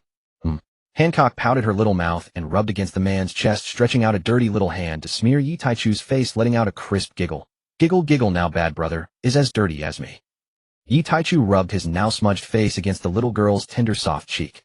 Hancock's freshly cleaned face turned back into a little kitten. Oof, bad guy. The little girl snorted lightly and handed over the devil fruit in her hand. Here, I found this, you know. Yi Taichu kissed the tsundere little girl and took the devil fruit. Gion asked, Xiao Yi, what devil fruit is this? The other women also spoke up one after another. Yeah, Captain, this devil fruit is colorful. It looks so beautiful. Is it a very powerful ability? Probably, otherwise our captain wouldn't be so interested. I think so too. After all, the devil fruits the captain actively seeks are always the top-tier ones. Amid the chattering discussion of the women, Yi Taichu cleared his throat. The women stopped their chatter and looked curiously at their seemingly omniscient captain. This is also a devil fruit of the human series. Human again. Sherdila asked, Sister and I, 'cause Sister Situshi, have you two seen these two devil fruits in the illustrated guide? The two women asked by Sherdila shook their heads. Situshi said softly, these two devil fruits are not recorded in the illustrated guide. It could be because of the world government's concealment, or because similar to Sister Diyuan's golden crow fruit, this fruit has been lost in some corner of the world and never passed down. But I think the former probability is greater. After all, these might be combat power hidden cards deliberately left by people 800 years ago. The world government couldn't possibly faithfully record all the top-tier devil fruits in the illustrated guide for others to see. Situshi is right. Yi Taichu took over and continued. The 5 elders, barring any surprises, should all be devil fruit users, but no one knows what their abilities are. Even among you, Ba Jin, who has seen one of the 5 elders act, could not recognize the opponent's ability. This shows that even if some devil fruits have not been passed down, the world government has concealed a lot. Yi Taichu's gaze fell back to the colorful devil fruit in his hand, and he said calmly, this is a top-tier devil fruit, the human fruit, mythical Zoan model elf. Elf? Hancock's big eyes sparkled, her childish voice innocent and expectant, asking, are there really elves? Situshi rubbed the cute little girl's head and said in a gentle, elegant voice, there are, you know. As for other elves, I don't know if there are, but your sister Shower is the spirit of our home. This ship's spirit of the Jiao Shao, and she is also a kind of elf. Really? The little girl's big eyes sparkled as she looked at the ship's spirit Shower, who was always especially kind to her and liked to take her around to play. The other little girls also stared eagerly, and even Sickelite opened her big watery eyes looking at Shower, just like the little girls. Shower smiled gently, her solid body in the Buddha maiden form gradually fading, and after a moment she returned to the golden light little person state. While Sickelite and the little girls let out a gasp of surprise, Hancock climbed down from Yi Taichu and together with the other little girls swarmed around Shower in her light glow state, curiously poking and touching her. Brother, Didi tugged at Yi Taichu's clothes, acting spoiled, her big watery eyes looking at him pleadingly. Yi Taichu fondly pinched his little Joy's smooth cheeks twice. I know, I'll tell you now.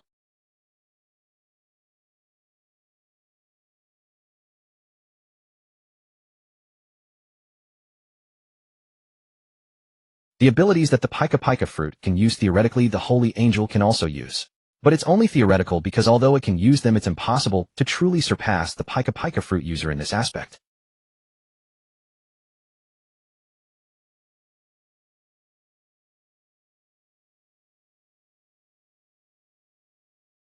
One. Any attack carries the effect of light, judgment, a bane of dark and evil abilities. 2. Redemption light, those bathed in this light will have their inner darkness washed away completely, becoming devout followers of the ability user, and their personalities will become selfless people of truth, goodness, and beauty. 3. Holy light can heal all creatures' injuries, those recognized by the ability user will have all aspects of their body enhanced under the light, and can even be resurrected from death. 4. Holy light domain consumes mental energy to create a light domain. Within the domain, the user never tires, and their stamina never runs out. Furthermore, followers and beings recognized by the user receive equal amplification within the domain. The duration of the domain is determined by the user's mental energy. 5. Eternal faith can condense seeds of faith. As long as the faith of followers below is unbroken, the angel is immortal. A very powerful ability indeed. Situshi said softly, it's also very suitable for our deity. Diyuan also chuckled. It has the characteristics of light, and its other aspects are not weak. It can well compensate for the sister's shortcomings. It can both attack and defend, a very perfect devil fruit ability. Yes, if anything were to happen to our sisters, they could be revived now. Diyuan and Stussy appeared overjoyed at this revelation. Although their abilities possessed revival powers, they could only affect themselves, not others. While their younger sisters had long lifespans and terrifying regenerative abilities, they were not invincible. Encounters with powerhouses far exceeding their own strength could result in their deaths. Even with the numerous life-saving trump cards left by Xiao Yi and the others, they still feared the unforeseen. Though Yi Taichu had mentioned that he could travel back through time to alter such unexpected events, none of them were foolish enough to rely solely on that. Their beloved man never spoke of the cost of altering reality, but they could all guess that the price would be immense. The future has already unfolded and the past cannot be changed. Words spoken by their sister Tian Yuesher, who possessed temporal abilities. Now that an ability to resurrect others had emerged, they felt a weight lifted from their hearts. Didi, upon hearing about the power to revive others, her large eyes sparkled with brilliance. She understood what this meant. Along with the additional abilities, it was perfectly suited for her. Didi gazed at the devil fruit with 8 tiny wings in her hands, yearning to consume it right then and there. The sooner she ate it and developed its powers, the more protection her sisters would have. Yi Taichu reached out and ruffled the girl's hair firmly, saying, "All right, don't be so impatient. I know of a devil fruit in the first half of the Grand Line that can allow you to swap your current ability. Once we get out of here, I'll go find it right away so you can change your power." Ding dong. Okay, Taichu Gich. Captain, can an ability as powerful as the Holy Seraph not even rank in the top 10? Boa Yi Lulua's delicate face was filled with shock as she exclaimed, "What are the top 10 abilities? How terrifying must they be?" Yi Taichu glanced over and noticed Lioli also looking at him with eager anticipation. He gave the 2 sisters a gentle smile and cleared his throat. "All right, then Yi Taichu's class is now in session. Listen well, my good students. The 10 most powerful abilities among all devil fruits are time, space, gravity." The studious student Didi raised her hand to ask Taichu Gij, "What is gravity?" "An excellent question, Didi." Yi Taichu looked at his good student with approval. Gravity is the force of attraction. For example, water and objects in the sky normally fall downward. That is the effect of gravity. Gravity has no form or substance, yet it is everywhere. Understood, Teacher Yi. A teachable student indeed. Yi Taichu nodded with satisfaction and continued, "However, due to certain reasons, gravity has now split into 2 top-tier devil fruits, the gravity fruit and the float fruit. While both abilities are formidable on their own, the split has caused them to fall from the top 10 rankings. However, both float and gravity possess immense potential to return to the top 10. Fourth is magnetism. Magnetism is similar to gravity, which was originally third, formless and intangible, yet omnipresent. The world cannot function without magnetism. Following those are the tremor, the golden crow, the azure dragon, the nine-tailed fox, the rumble, and the phoenix. However, the ranking of these latter abilities is not absolute. Any top-tier ability has the potential to break into the top 10. For instance, the mythical Zoan Holy Seraph that Didi now holds, along with the Swallow, the Glint, the Ice. All of these could potentially enter the top 10. It all depends on the strength of the user. Yi Taichu paused here, recalling an ability that was not particularly powerful during the primordial era. "What's wrong, Xiao Yi?" Noticing Yi Taichu suddenly stop and zone out, Yuan asked curiously, "Did you think of something?" Yi Taichu nodded, his gaze somewhat solemn as he said, "I've thought of a rather troublesome devil fruit." "My." Miss Bakine said in disbelief. What ability could trouble a captain who possesses both time and space, the 2 supreme abilities? It's the water fruit. Thanks to the reinforcement of the world tree's origin, the sea water-based devil fruit had also reaped the benefits. Water, sea water. All the women were quick-witted and immediately understood why their captain was wary of this ability. Water has no effect on devil fruit users, but seawater is different. If the user could resist the lethargy induced by seawater and control it, wouldn't they be invincible? Yi Taichu had only just remembered this ability. The water ability wasn't particularly strong before, as seawater didn't possess the power to suppress devil fruit users. But now it was an entirely different story. Seeing the worried expressions of his crewmates, Yi Taichu chuckled lightly. "All right, what are you all worrying about? What does it matter if it counters devil fruit users? Are you ordinary devil fruit users?" Didi clapped her small hands together. "That's right. We're not so vulnerable to seawater suppression anymore." A faint blush of embarrassment appeared on the beautiful faces of the women. The deeply ingrained belief that seawater was the ultimate bane of devil fruit users had been so firmly rooted in their minds that they had forgotten they were no longer so susceptible to it. Stussy covered her mouth with a light giggle. It's just force of habit. I completely forgot about that." Tian Yuesher's gentle and soft voice sounded, "Such a terrifying ability, and the world government has hidden it so well. Not a single piece of intelligence about it has ever leaked."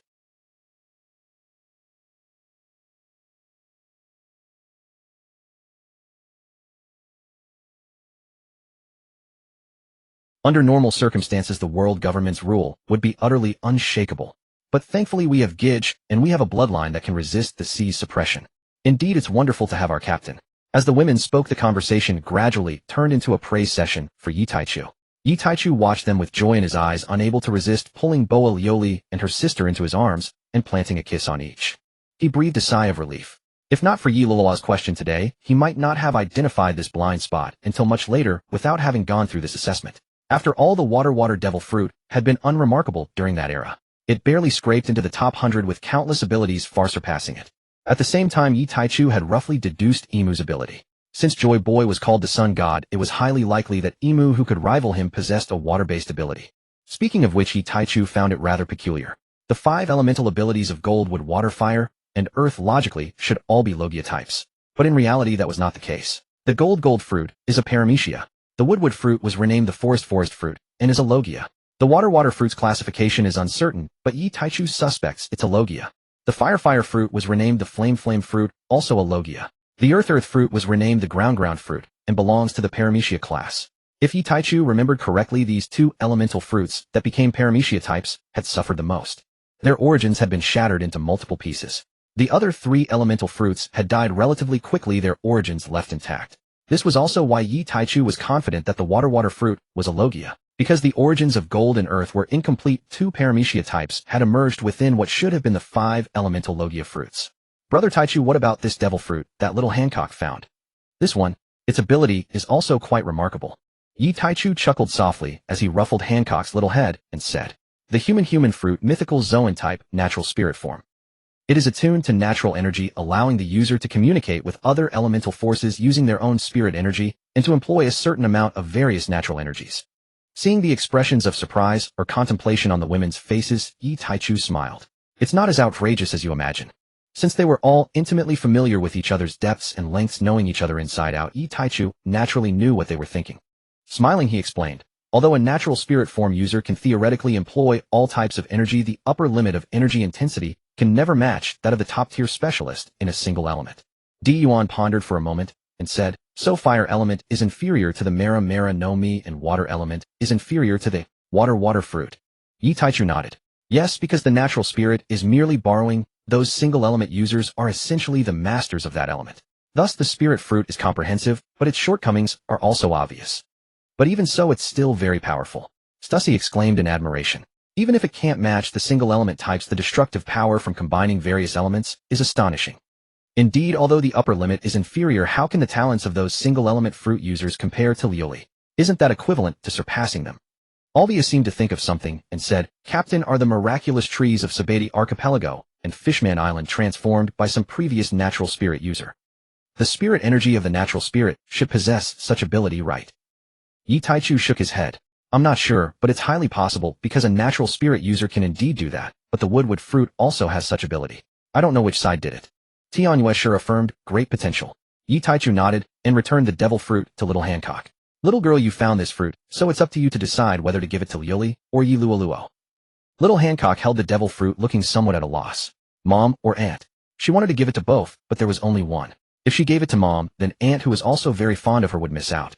If she gave it to Aunt, Mom would have none. Yi Luoluo couldn't help but laugh at her adorable niece's conflicted expression. Give it to sister.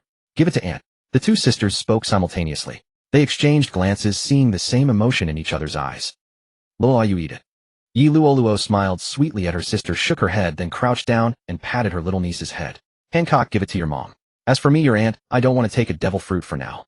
Oh, Hancock sweetly agreed and ran to boil Lioli. Mom here.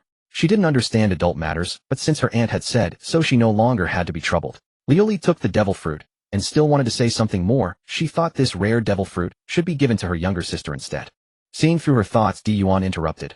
All right, Lioli Luoluo, we'll have one too sooner or later. Just eat it in peace. Sister Yuan.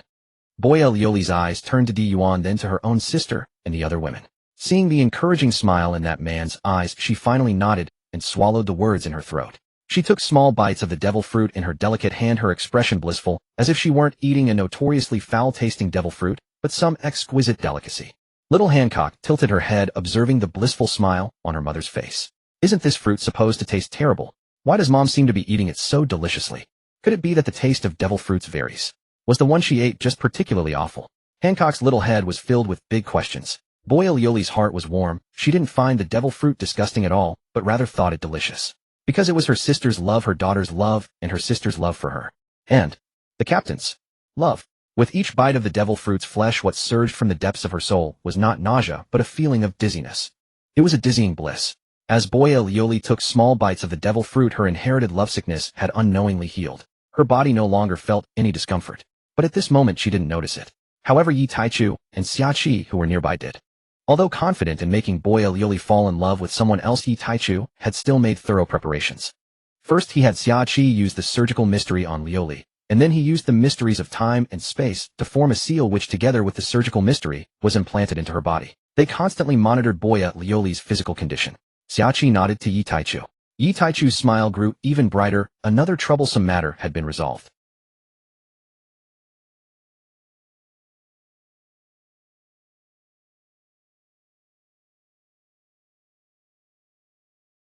Yo. The little sea cows went about their tasks, some searching for ingredients, some catching sea kings, some cleaning, all proceeding skillfully and orderly. They had been on Fishman Island for over half a month. It was time to leave.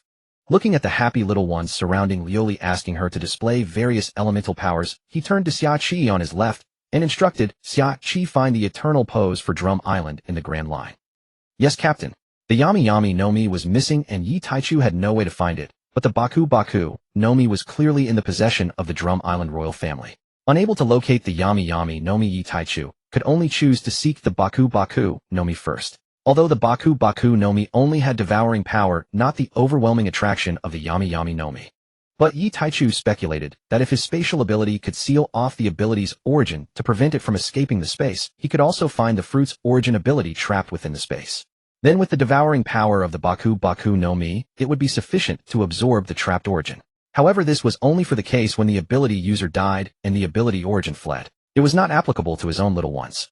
Based on his understanding of the Baku Baku no Mi's ability, if he wanted to temporarily devour the origin within another ability user without harming them. First, by directly devouring the ability user themselves, the devoured person would be placed in a different dimension, and the Baku Baku user could then utilize a portion of the devoured person's abilities. But this was false, because when the ability user in the different dimension died, their origin ability would reappear in the outside world. The Baku Baku user would also lose the other's ability. There is a first, there is a second. The second method was for the ability user to completely resist, not at all allowing the Baku Baku user to devour their ability.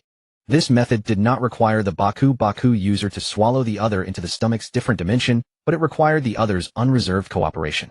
Because if either side failed to cooperate, and something went wrong, both parties would suffer a soul-level strike. The soul is the very essence of a living being. Even the slightest issue is a major matter, let alone such direct soul damage. Thus, this method demands absolute, unwavering trust, only between souls bound by profound mutual faith. Contemporary users of the Tun-Tun fruit possess no knowledge of this technique, nor do they possess the innate talent to evolve their ability to the point of absorbing another's power.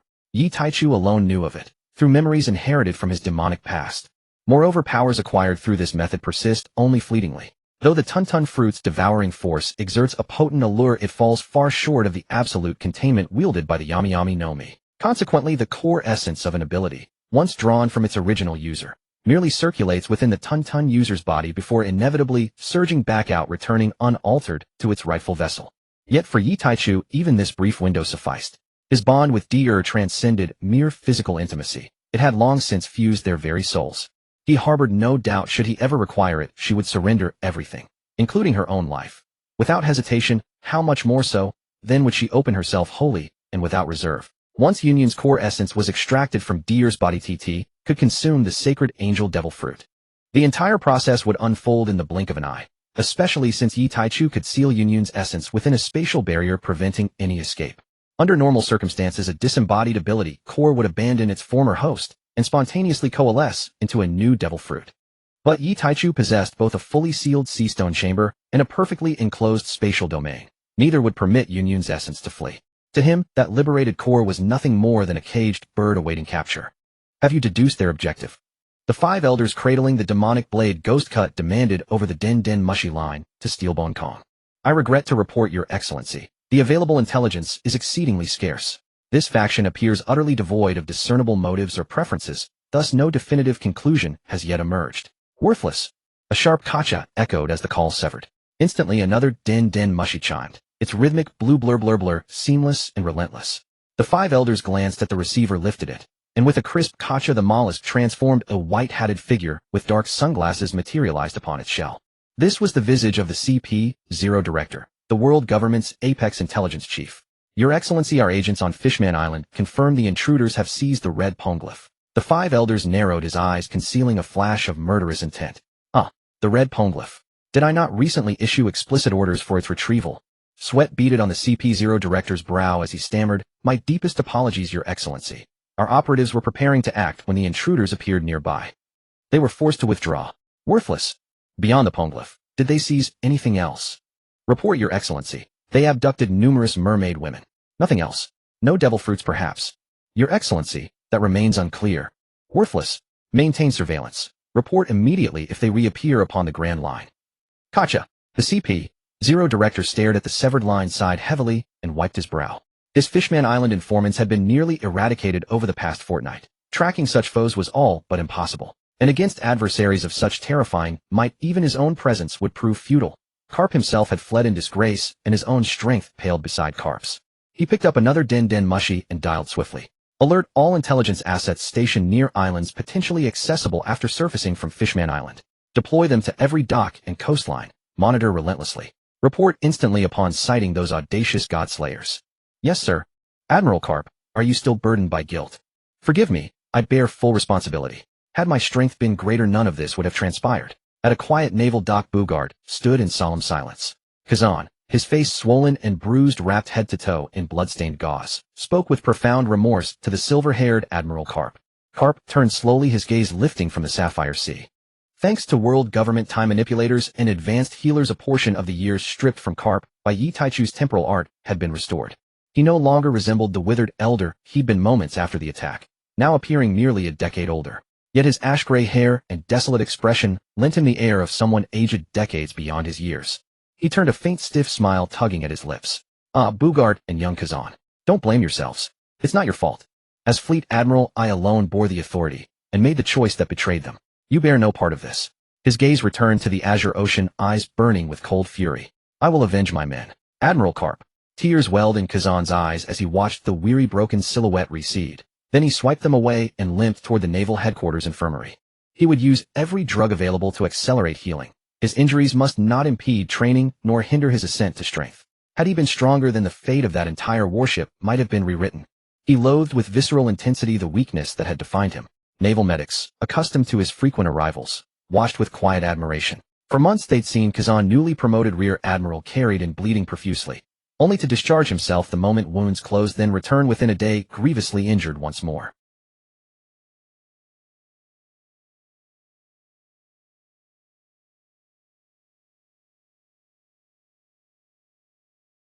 No wonder he rose so young to officer rank.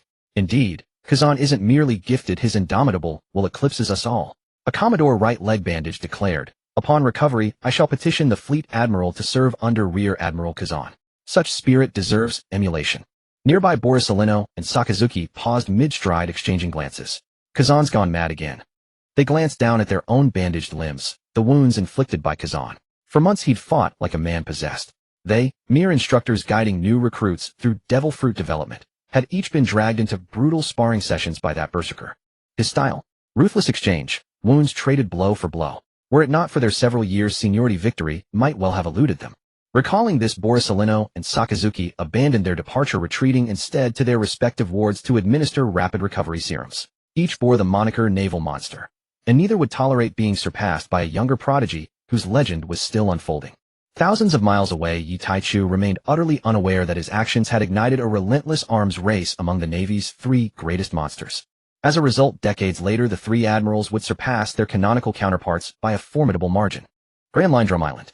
Gurgle, gurgle, countless bubbles rose from the calm sea surface.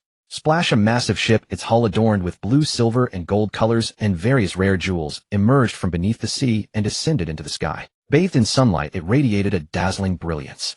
On this day in the country of Drum Island, a winter island where sunlight was a rare sight, the inhabitants witnessed the miraculous scene of two suns appearing simultaneously. Heavens, what is that? The people of Drum Island cried out in astonishment, pointing at the second sun in the sky. Two suns. Could this be a disaster? Many of the bewildered citizens fell to their knees in fear, kowtowing and praying for the mercy of the gods. A miracle. It's a miracle. Hiralik, who was being chased and fleeing, stopped in his tracks, spread his arms, and shouted to the sky. It's a miracle like the miracle cherry blossoms, a divine miracle. With utmost piety, he knelt and worshipped the sun soaring in the sky. When he looked up again, the blue sky had been covered once more by thick clouds. The two warm and dazzling suns had vanished without a trace. Just as Hiralik was weeping tears of old age, a hurried rush of footsteps came from behind, accompanied by furious roars. "Hiralik, you quack doctor. My mother had a simple cold, but you treated her with the wrong medicine and turned her into a cripple. I'll kill you. God damn it, I just asked you to check my wife's body, but you made her pregnant. Damn it. How dare you?" A harsh, piercing voice screamed. "Hiralik, you tricked me into drinking an explosive wine, claiming it was a divine remedy for my throat. This isn't over." Hiralik, his face drenched in tears, froze in his kneeling position on the snow. Without time to mourn the departure of the miracle, he scrambled to his feet and dashed away with astonishing speed. Not far behind him, a large group of people kept shouting curses. "Giggle, giggle, brother, they think we're gods." Little Hancock, the young girl, was leaning on the railing of the Nine Heavens ship, her childish voice crisp. Yi Taichu gently patted Dee Dee's soft, rounded bottom. "All right, dear." "Oh," Dee Dee answered in a sweet voice, withdrawing the cloud ability from her hand. The dispersing dark clouds in the sky above quickly converged and snowflakes began to fall heavily. "I was just thinking I won't be able to use the cloud ability soon, so I want to use it more now to reminisce." Yi Taichu glanced sideways at the girl. "Then how about we don't change it?" Dee Dee's cheeks puffed up and she threw herself into the man's arms, clenching her tiny fists and pounding his chest, continuously muttering, "Brother Taichu, you're mean. Big jerk, you have no romance, you big idiot." "Oomph." He took Dee Dee's incredibly soft little fists, kissed them, and smiled. "Just teasing you, silly girl." Dee Dee obediently nestled into the arms of her beloved man, breathing in the familiar and pleasant scent, her gentle gaze falling on the little girls playing nearby. It had been 5 days since they left Fishman Island. Not wanting his dear to wait too long, Yi Taichu had ordered the ship's spirit shower to control the Nine Heavens and dive straight through the sea at maximum speed.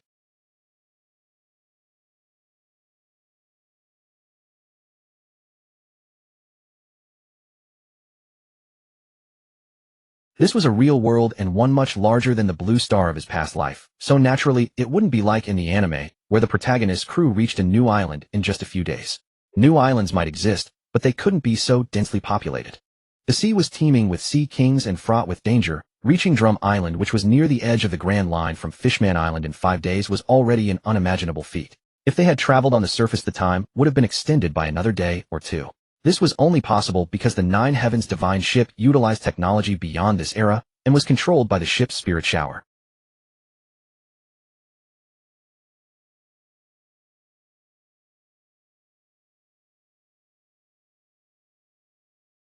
Dee Dee lifted her head from Yi Taichu's arms and said, "Brother Taichu, let me go and retrieve the munch fruit for you."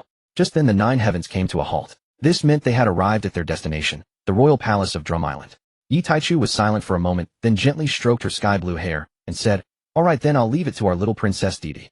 Dee Dee gave him a kiss on the lips, then stood up and picked up little Hancock from the railing. "Hancock, do you want to go down and play with big sister?" "Yes, yes." The little girl agreed without any hesitation. She knew that Sister Deer must have some fun new idea to share with her. Deer flew down to the palace below, carrying little Hancock in her arms. Yi Taichu silently watched this scene without stopping her. Xiao Yi, Diyuan and Stussy and the other women looked at Yi Taichu with concern. Their observation haki clearly sensed what was happening in the palace below. Knowing their Deer as they did, they were fully aware of what she was about to do. Diyuan and the others were deeply worried about Deer's apparent bloodthirst. Yi Taichu shook his head at the women. "Don't worry, Deer knows what she's doing. Her heart is not lost." Dee Dee's nature was still kind, but perhaps due to the killing intent domain, or perhaps due to prolonged exposure to killing, she no longer held any goodwill toward those who did evil, nor was she willing to listen to their excuses. When she saw evil, when she sensed evil, she would unhesitatingly annihilate them completely. Evil deserved death. Having bad intentions toward her family on the Nine Heavens was evil. Bullying innocent people was evil.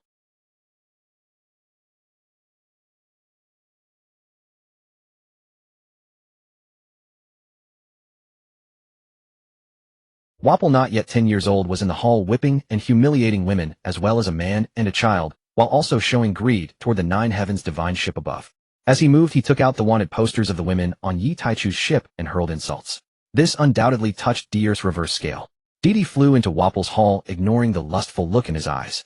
She lowered her head to little Hancock in her arms and said, "Little girl, remember, if you ever find trash like this showing malice toward Brother Taichu or toward our sisters, send them to hell.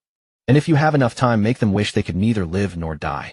Little Hancock blinked her puzzled big eyes, although she didn't fully understand Sister Deer's words. She understood part of it.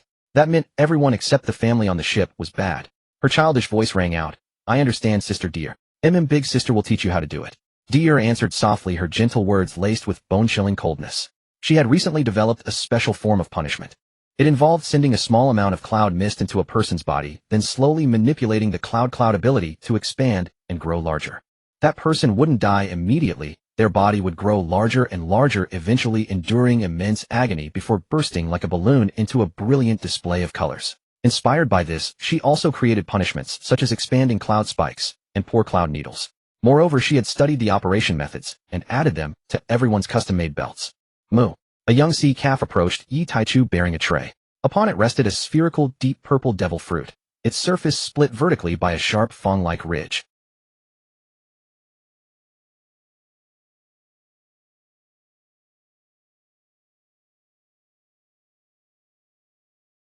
Though their captain had repeatedly assured them his body could safely accommodate a second devil fruit, their concern remained undiminished.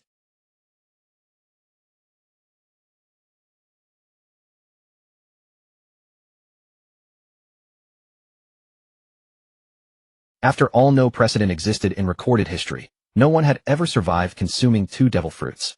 Will he truly be all right? Luli brother is certain, absolutely unquestionably safe.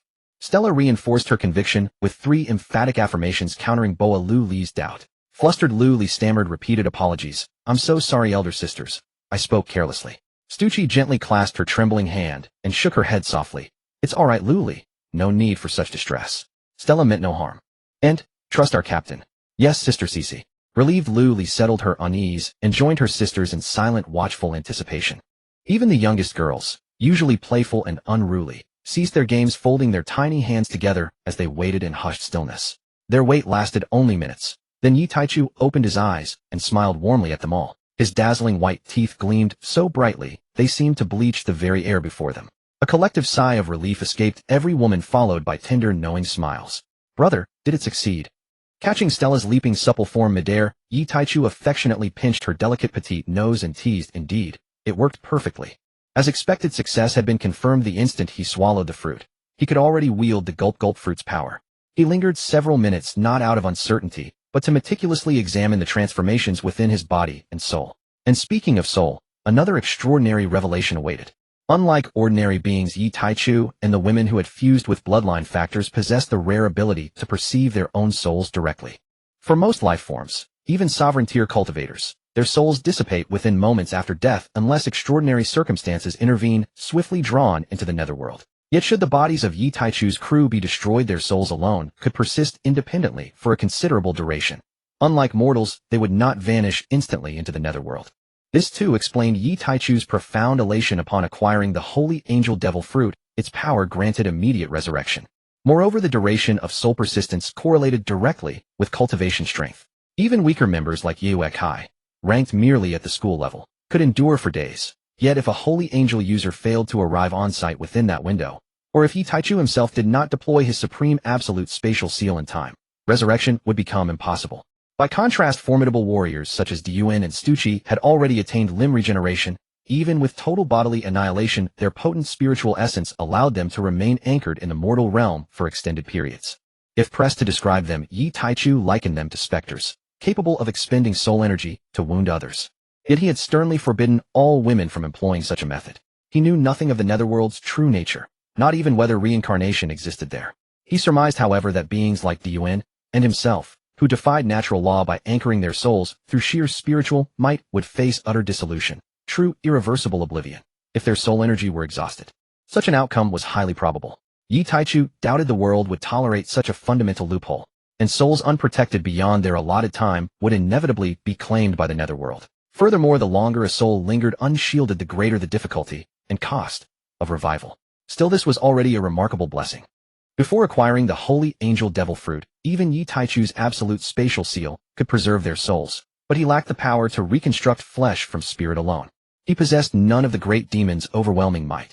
He could only safeguard their souls until attaining that pinnacle, or scour the world for alternative paths to resurrection. After thorough introspection, Yi Taichu found no anomalies in either body or soul. He recalled Blackbeard's capacity for multiple devil fruits, attributed to hosting 3 distinct souls within his frame.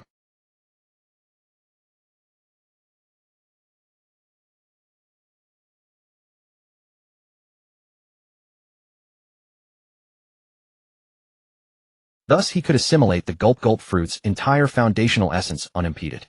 Yet truthfully Yi Taichu found this notion utterly implausible, logically indefensible. After all the two supreme time and space devils had perished within his mindscape, their residual soul energy wholly absorbed by him.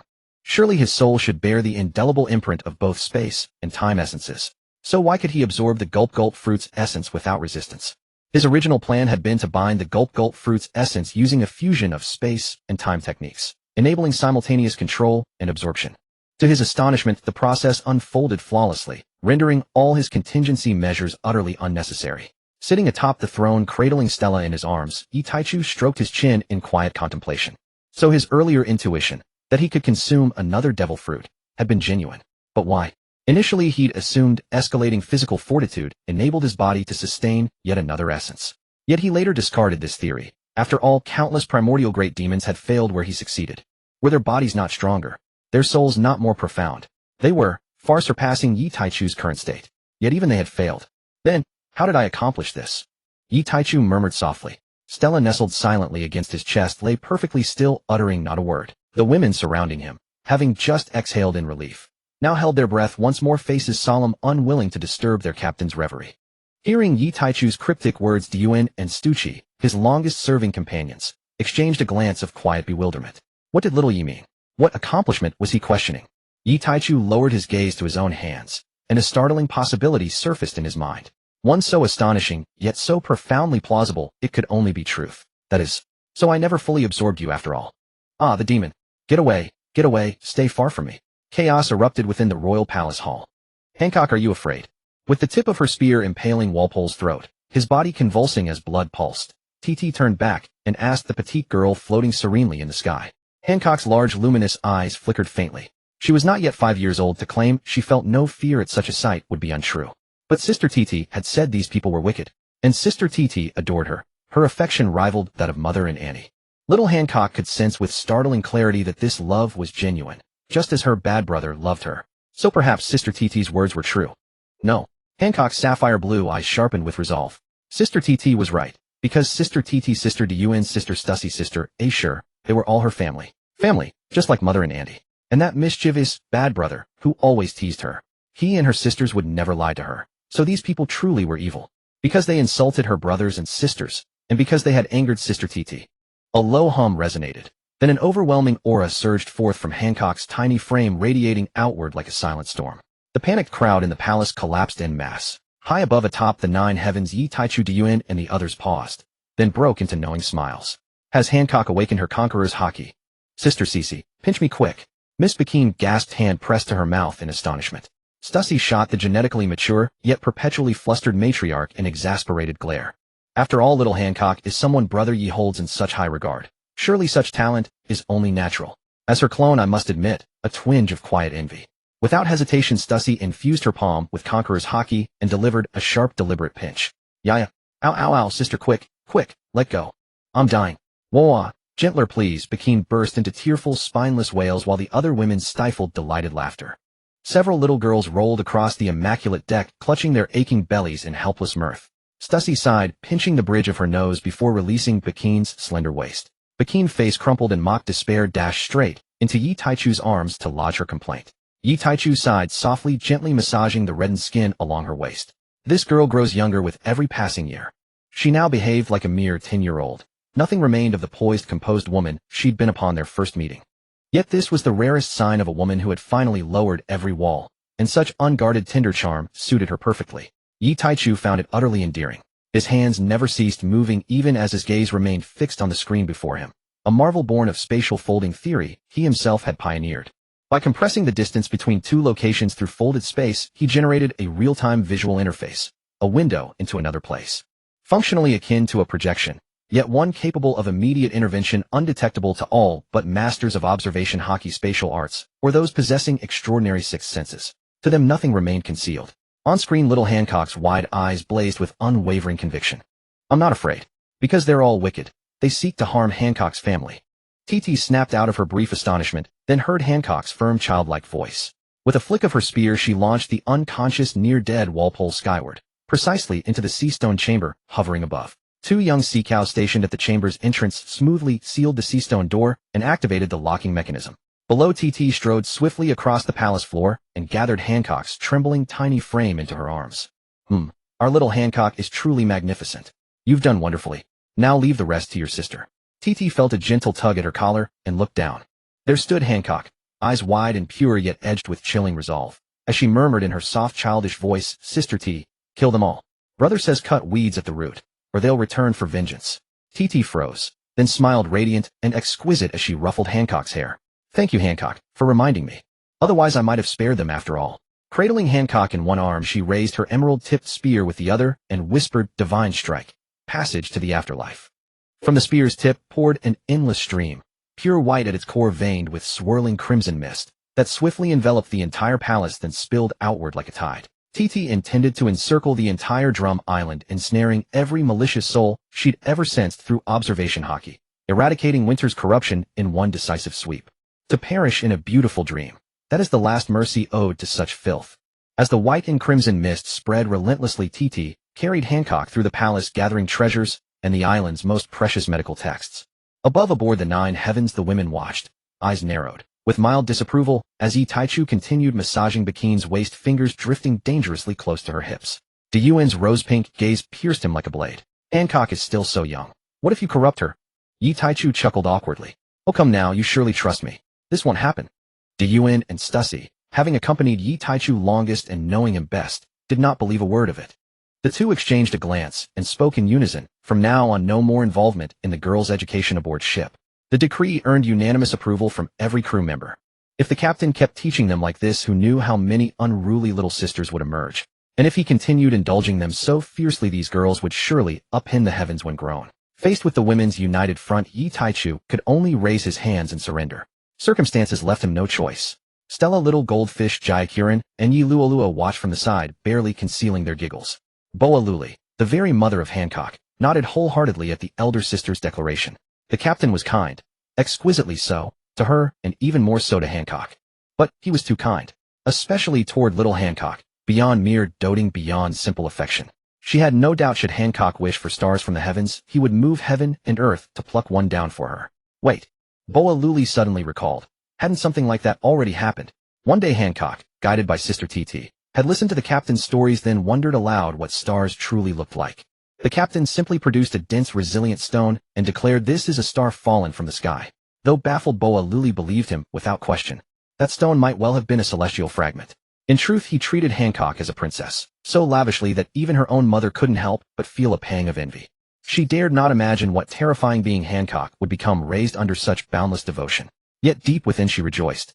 She rejoiced, for her daughter cherished by the captain and sisters alike, for herself blessed to have met him, and for Hancock, for Yiluluo. All three bathed in happiness. How wonderful! Boa Luli murmured inwardly. Yi Taichu smiled. So that's it. He understood. All the chaotic thoughts in his mind instantly cleared, and every thread of thought became incredibly distinct. If that was the case, then everything made sense. It was his own arrogance. He had never considered how someone as weak as he once was could have absorbed that soul power.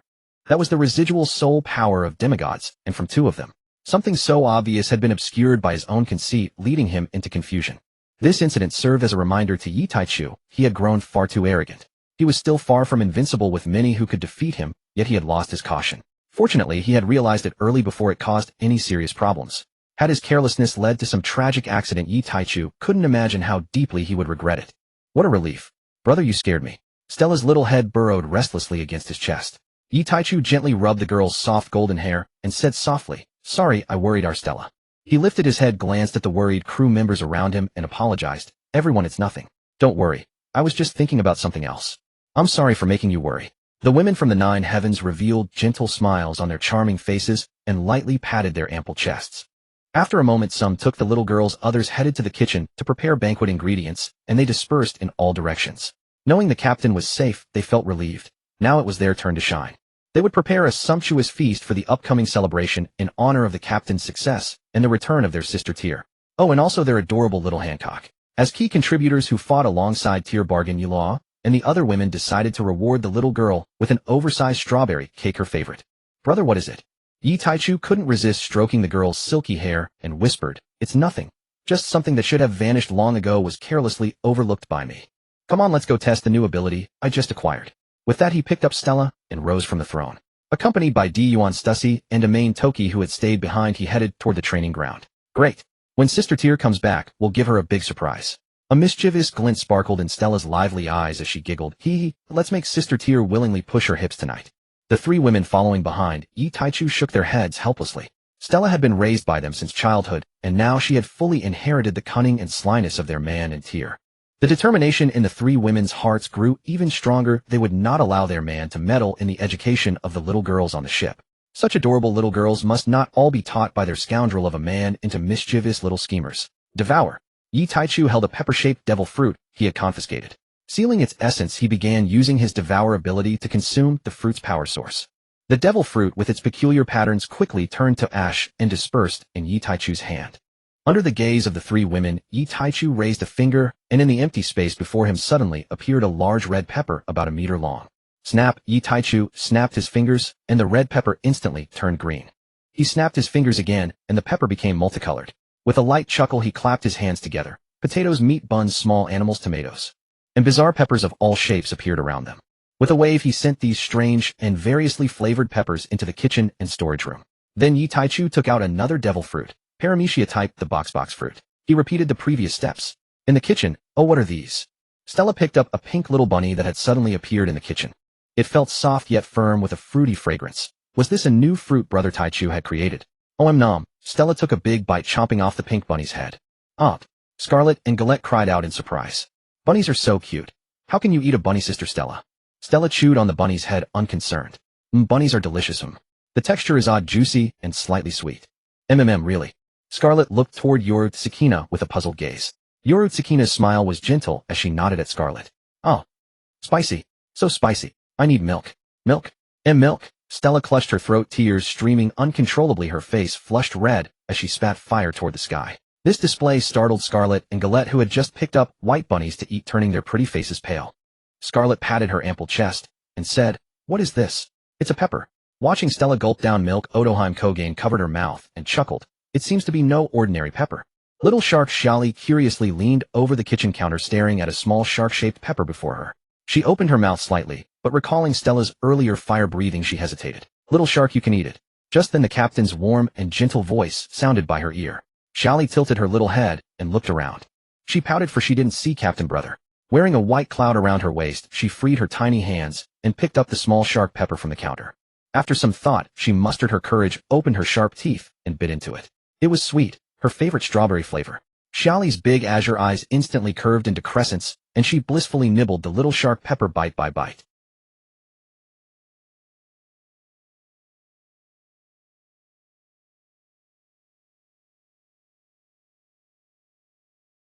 "It's not spicy, it's strawberry flavored and very sweet." After a moment's hesitation, Scarlet extended her jade hand and picked up a golden bear-shaped pepper. After a fierce internal struggle, she took a tiny bite. Cream flavor. Scarlet's eyes lit up. She took another bite. Yes, definitely cream. The other crew members in the kitchen also picked up little animal-shaped peppers and began eating. "Mine is lemon. Mine is watermelon. Mine's weird. Seems like nuts and sunflower seeds." Seeing her sisters enjoying their treat, Stella, who had just recovered, looked at the headless pink bunny with confusion. Not believing it, she picked up a purple little shark that was identical to the one Shali held except for its color. Nom. Stella froze for a moment, then her fair, beautiful face changed color. From rosy to pale, then to livid, and finally to bright red. "Oh, you liars. Stella will never trust you again. So spicy." Stella breathed fire again. Tears once again slipped unwillingly from the corners of her eyes. "I'm back." TT flew back, cradling a slightly listless young Hancock. "Welcome home," Dun and the others said in unison. Yi Taichu stepped forward and gently took little Hancock into his arms, pinching her plump cheek with a soft smile. "What's wrong?" "Can't bear it." The porcelain doll-like girl shook her head, silently nestling obediently against the man's chest, her small head burrowing gently until she found a comfortable spot. Only then did a muffled, tender child's voice emerge from his embrace. Still not quite accustomed to it yet, Yi Taichu lightly stroked her back, speaking in a warm, soothing tone. "Rest for a while. When you wake, all that will be behind you." Soon steady, even breathing rose softly from within his arms. Hancock is truly exhausted. Dun gazed tenderly at the sleeping child nestled in Yi Taichu's arms, her usually cool, serene eyes softened with affection. Stussy approached quietly, observing little Hancock, slumbering like an exquisitely crafted porcelain doll, and murmured softly, "It seems today's events were simply too soon for her." Tianyuesher gently smoothed Yi Taichu's rumpled collar, then retrieved a small woolen blanket from her ring and draped it over the sleeping girl, her entire presence radiating gentle maternal warmth. I think Hancock is remarkably strong and courageous. At her age I was still a carefree, innocent young lady who knew nothing but play and kindness. Oomph! TT puffed up her cheeks. Titty's not happy. Everyone's forgotten me, and only fusses over little Hancock. Stussy sighed faintly and tapped her playful younger sister's forehead with a delicate fingertip. Oh dear, you're even jealous of a little girl. Don't you find that terribly sour? TT chuckled unself-consciously, utterly unfazed. She was merely teasing, never truly envious. Everyone aboard Jiuxiao knew this well. Her gaze drifted back to the man she cherished most, her beautiful eyes shimmering with eager anticipation, and deep within them love and devotion etched indelibly into her soul. Yi Taichu nodded gently. Instantly TT's large luminous eyes blazed with dazzling brilliance, and she leapt joyfully 3 zhang into the air. Yet she made no sound, not a whisper, refusing to disturb her slumbering younger sister even in the thrill of acquiring new abilities. Yi Taichu paused thoughtfully, then held the sleeping girl securely in one arm, while raising his other hand, 5 apples materializing upon his palm. He expelled the devil fruit powers he had previously absorbed during experimentation, reinfusing them into the fruits. Their vibrant red skins began to shift and ripple, gradually adorned with intricate arcane patterns.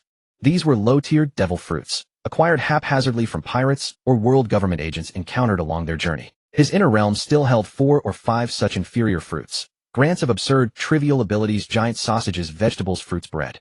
The only 2 that had truly caught Yi Taichu's attention were those possessed by the former CP-0 squad captains. One, a subsidiary spatial ability allowing complete concealment of one's presence and perfect disguise. Alas, that CP-0 agent had barely scratched the surface of its potential. Not surprising given Yi Taichu's innate supremacy over all spatial arts. His concealment was absolute. Even TT's advanced observation haki could not detect him, let alone the trio, whose haki surpassed hers. Yi Taichu casually tossed those devil fruits to the young sea cows. The other captain's fruit, however, proved far more intriguing. A power that manipulated radiant prismatic light. Paramecia type, prism fruit. It emitted 9 distinct hues: black, white, red, orange, yellow, green, blue, indigo, violet. Each light serving unique functions: support, healing, or amplifying offensive power, no 2 alike. Though not among the elite tier of devil fruits, it ranked among the upper echelon. Versatile, balanced with no glaring weaknesses. Of course it possessed no outstanding strengths either. Yet this fruit suited the women aboard the ship perfectly. Initially Yi Taichu had intended it for Yueshui Kai, the gentle nurturing wife figure. But overwhelmed by Scarlet's relentless charm and pleading, he gifted it to her instead, prompting a brief period when the ship was drenched in chaotic kaleidoscopic hues, earning Scarlet a firm, playful spanking from Titty. The incident occurred when ship's spirit shower suddenly transformed into a brilliantly multicolored cat, right before Scarlet's eyes, during an intimate moment in the captain's quarters. After summoning several young sea cows to distribute the fruit-based devil fruits, Yi Taichu turned toward Titty and spoke softly. Are you ready, Titty? Yes. Titty bobbed her head vigorously like a mechanical pile driver. A flicker of self-reproach crossed her face. When Taichu Gij first offered her a choice of abilities, she'd hesitated, refusing to slaughter those wretches, opting instead for a purely supportive path.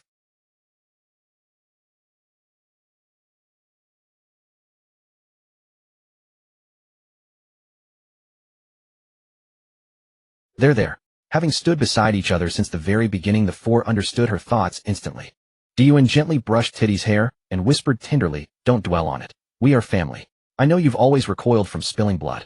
Even now you still dislike it. But for our family you lift your blade without hesitation. And for that I am profoundly proud of you. Having you, Nafi Rutali Titty, as my sister is my honor. That you became my kin has brought me endless joy. Sister. Moved beyond words by Dion's heartfelt words, Titty opened her mouth to reply, when suddenly her hand was gently clasped. She glanced sideways, to find Stussy and Tianyuesher gazing at her with elegant, tender smiles. They spoke no words, yet their eyes conveyed everything. Titty drew a deep breath, cheeks flushed, blinking back tears with fierce determination.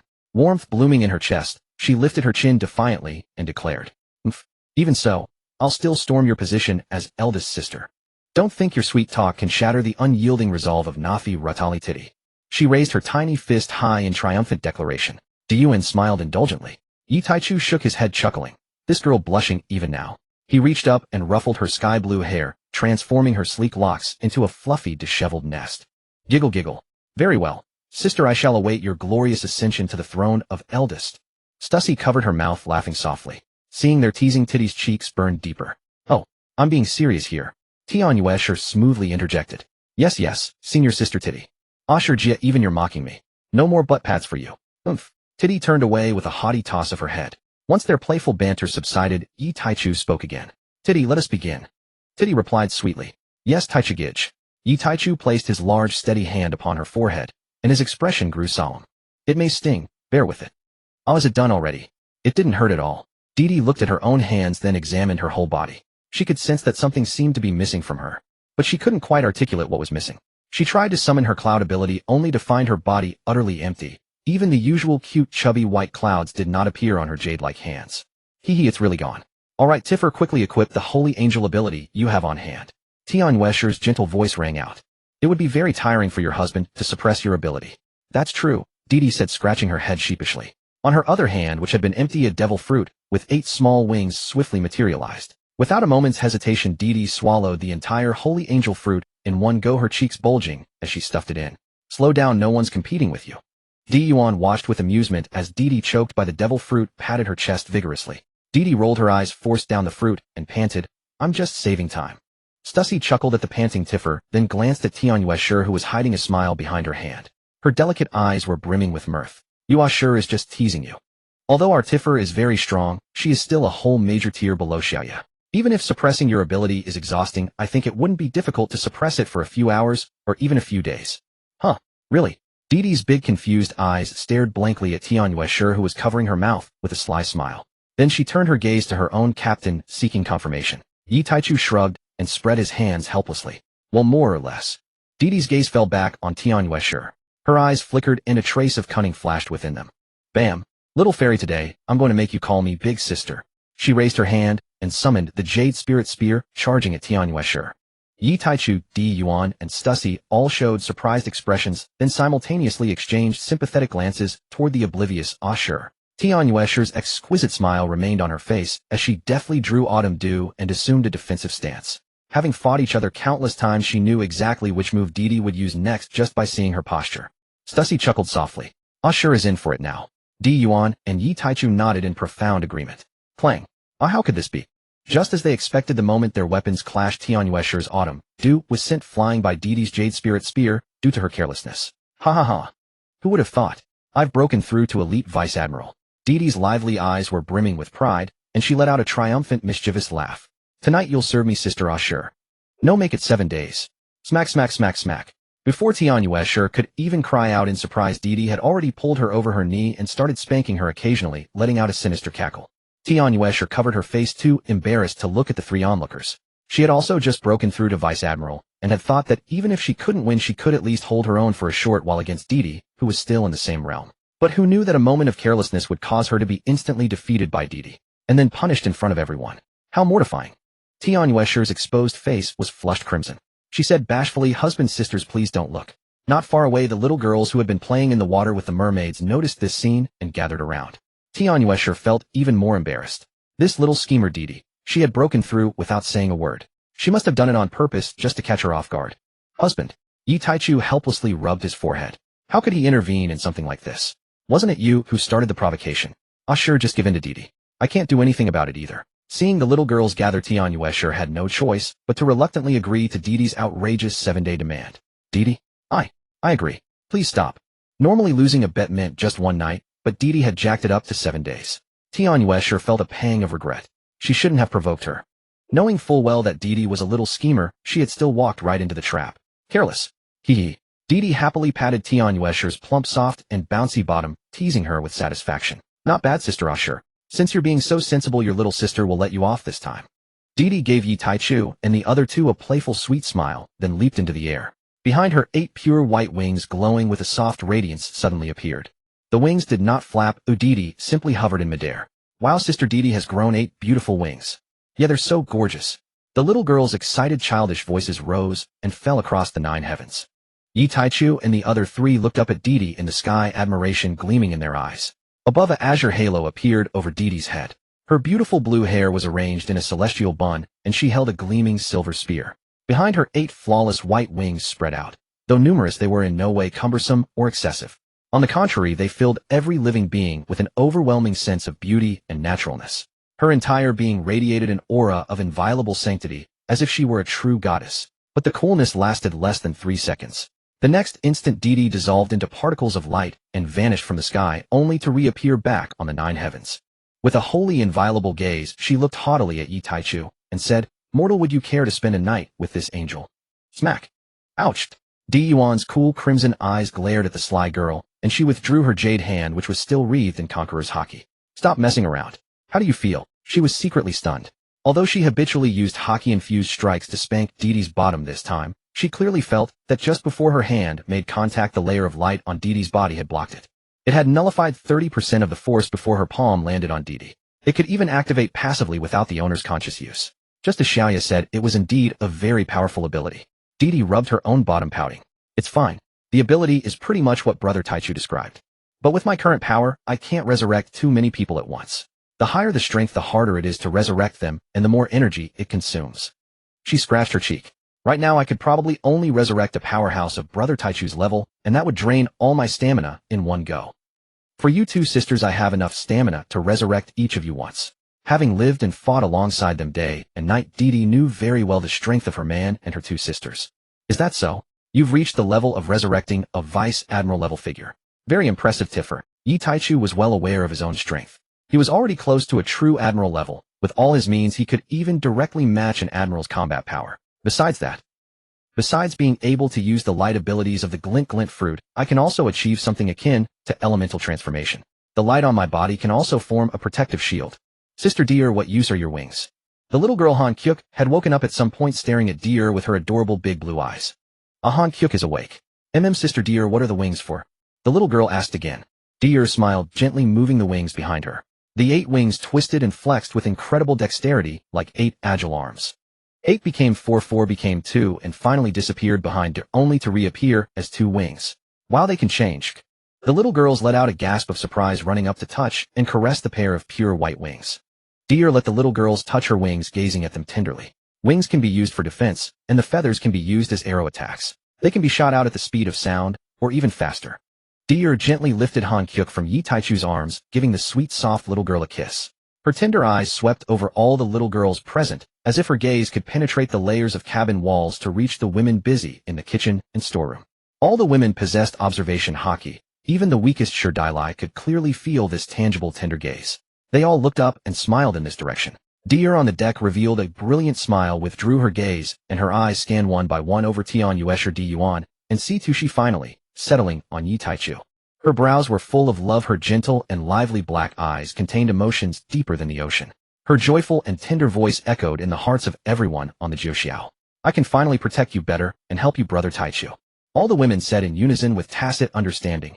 We have always believed in you, dear sister dear." Yi Taichu gently pulled Deer into his arms, rubbing his chin against her head. "I never doubted whether you could help me, silly girl. You are wonderful, I know that, and your sisters know it too. We all believe in you unconditionally." "I know." Deer in his arms giggled mischievously. "I just wanted to be a little sentimental." "So were you all moved?" The women smiled gently. Yi Taichu said nothing, just quietly holding the incredibly warm and soft body in his arms. This silly girl. She didn't want everyone to show that emotion, so she actively broke the atmosphere in a playful way. Such a gentle, intelligent, and yet silly girl. He was Yi Taichu's ray of sunshine. At the lively banquet that night, "Xiao Yi, have you forgotten what day it is today?" Di Yuan came to Yi Taichu with a glass of wine, her breath fragrant as orchid. "Today is your birthday." A sweet fragrance wafted over, and Yi Taichu was slightly startled. "Birthday?" "Yes." Yi Taichu raised his hand to gently stroke Di Yuan's pretty face. Yes, on this day a few years ago he had met Di Yuan. It was also on that day that he was reborn, so he regarded that day as his birthday, and when Sister Di Yuan asked, he said that day. Because he had never celebrated his birthday since childhood, he had forgotten about it. Now, thinking carefully on this day over the years, Sister Di Yuan and the other crew members always had smiles on their faces, would make all kinds of delicious food for him, and the nights were especially passionate.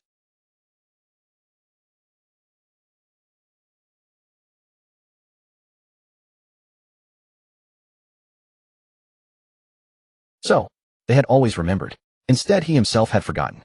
Yi Taichu couldn't help but shake his head with a slight smile, his gentle gaze sweeping over all the crew. This was the feeling of home. Di Yuan took out an exquisite box from her ring. Yi Taichu took the box and opened it, smiling slightly, then freezing as inside lay a suit of clothes. The suit was composed of several colors, but they blended together harmoniously. Around the collar on both sides was a snow white and blue tail, and the overall look was not messy at all, delicate and highly aesthetic. "This is..." He recognized the material of the clothes. They were made from the feathers and down of their animal transformations. So this was what they had been secretly working on all this time. Yuan's eyes were full of tenderness as she looked at Deer, singing with little goldfish, Shurdai not far away, and said softly. The lining was hurriedly made by Deer, using her own wings with the help of her sisters. Deer's wings. What a bunch of silly girls.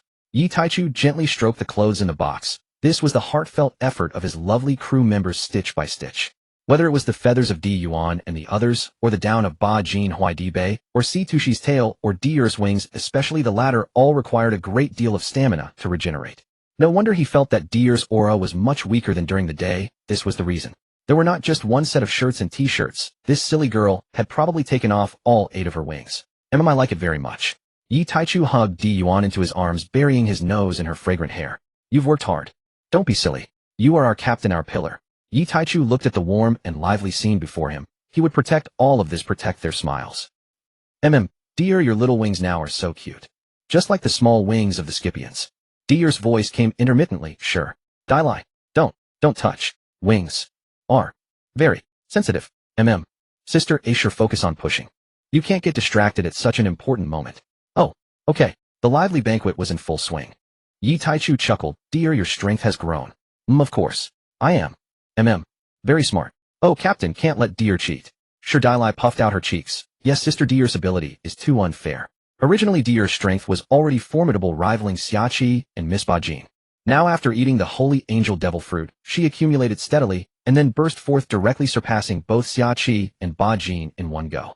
Xiaoqi and Bajin both expressed some envy, because judging by the situation, Deer might even step into the next level of top-tier power before them. And as Deer's strength increased, her endurance and tolerance naturally became stronger. It was simply incomparable. The sunlight was just right, the breeze was gentle, and the salty sea breeze brushed through Yi Taichu's hair, which had not been cut for a long time, dancing in the wind. Licking his lips, he could still taste the freshness of the seafood he had eaten yesterday. As he brushed a strand of hair aside, Yi Taichu thought to himself that perhaps it was time to get a haircut. Good morning, Captain. The little shark Xia Li, rubbing her sleepy eyes, yawned and walked out of her room. Captain, brother, you're up so early. Xia Li instantly became much more alert. Through observing the little shark during this time, Yi Taichu had noticed that whenever his brother and sisters held a joyous banquet the next day, they would definitely wake up very late. Yi Taichu picked up the fierce yet adorable little shark, pinched her chubby baby cheeks, and chuckled. Why didn't you sleep a bit longer? Xia Li shook her head. I'm used to it in Fishman Street. Is that so? Don't worry, it's safe here. Okay. Yi Taichu carried the little shark into the dining room. This fierce yet adorable little shark grew up in Fishman Street, a place full of slaughter, darkness, and danger, and was not loved by her family. She lacked a sense of security. Fortunately, he had found her. Otherwise, when she grew up, the little shark would have become the originally kind, yet cold Madame Xia Li. On the 9 heavens, there was no such thing as a lack of love. With Yuan Tian Yuesher Yuetzia or Wia, and other women around, there was no worry that she would become spoiled or go astray. Yi Taichu watched the little shark eating with her cheeks puffed up, reaching out to wipe the oil stains from the corner of her mouth. Unconsciously, his ship had already formed a line of early childhood education. With a soft thud, little Hancock flew in through another window and sat on Yi Taichu's other side. Picking up a piece of steak and chewing it, she said, Hey brother, where are mother and aunt? He pinched her little face and pulled it gently. Don't talk while chewing food. Little Hancock nodded, swallowed the food in her mouth, and asked again, So where are mother and aunt? He patted the little girl's head. Really? How could he tell her that? Yi Taichu thought for a moment and said, They're resting with the other sisters. Hancock was puzzled. They didn't seem tired during the banquet last night. Don't think about it. Come eat breakfast. Yi Taichu picked up a sausage and placed it in the little girl's bowl. Oh. Soon the other little girls also appeared in the dining room, sitting obediently in their chairs and eating. The little girls who had been consuming the essence of sea kings for a long time were gradually growing stronger in physique. Looking at these exquisitely carved little girls, who could imagine that in at most 10 years each of them would be a powerhouse, starting from the rank of Rear Admiral.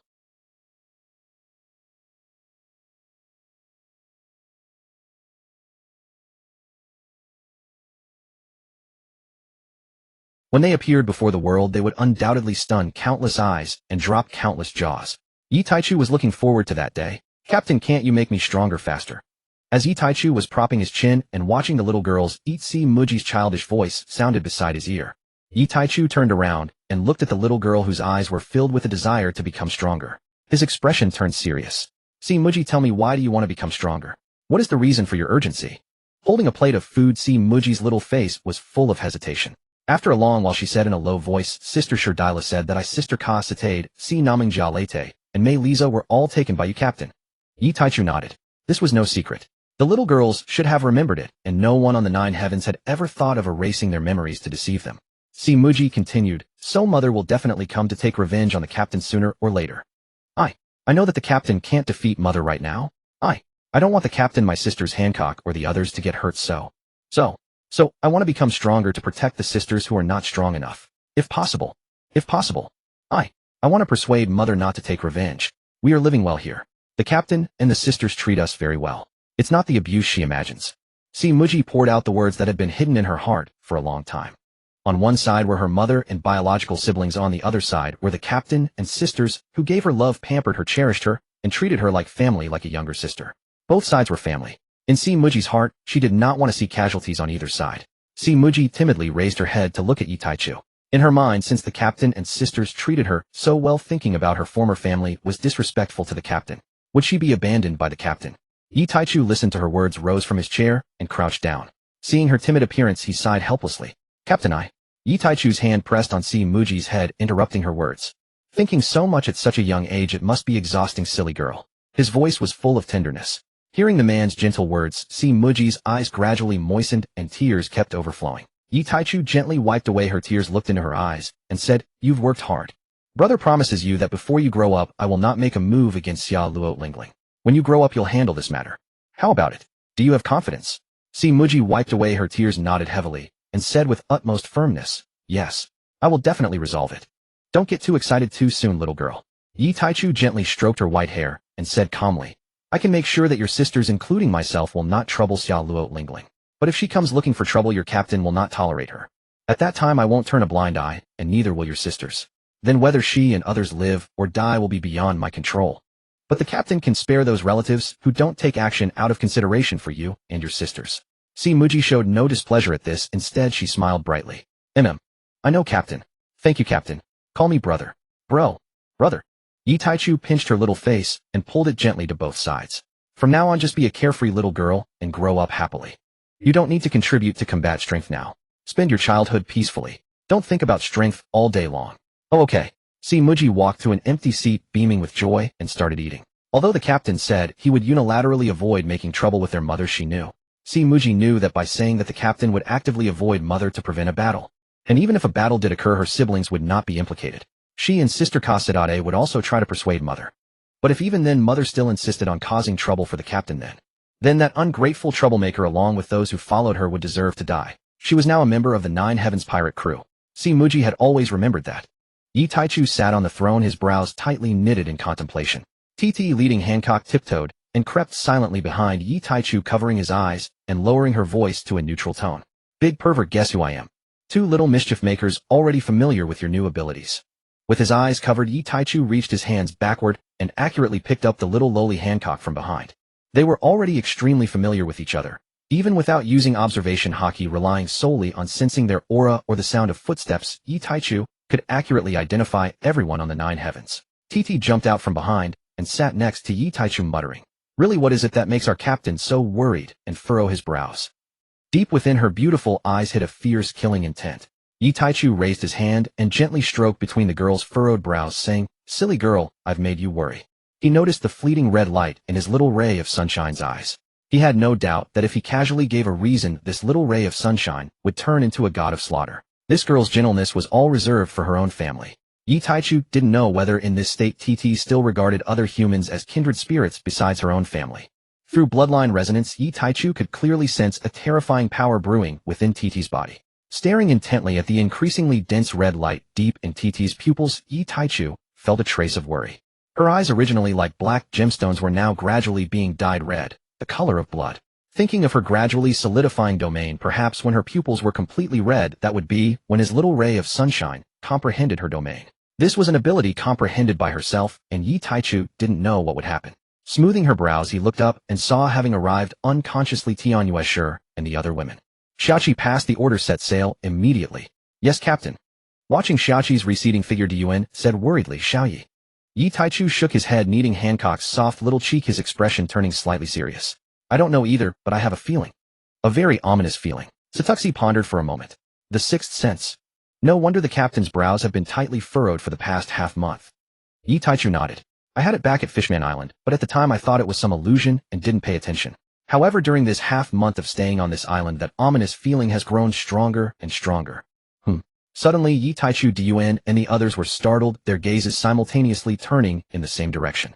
Thanks to her former Cloud fruit ability, TT had extremely high mastery of observation haki. Even after losing the boost from the Cloud ability, her observation haki was not inferior to that of Yi Taichu and the other two. A small black appeared on the distant sea to the east. TT's pretty face turned cold, and she said in a low voice, so they've come. Yar, Captain, it seems we can't get away. Is this the reason that made our captain uneasy? Cuso.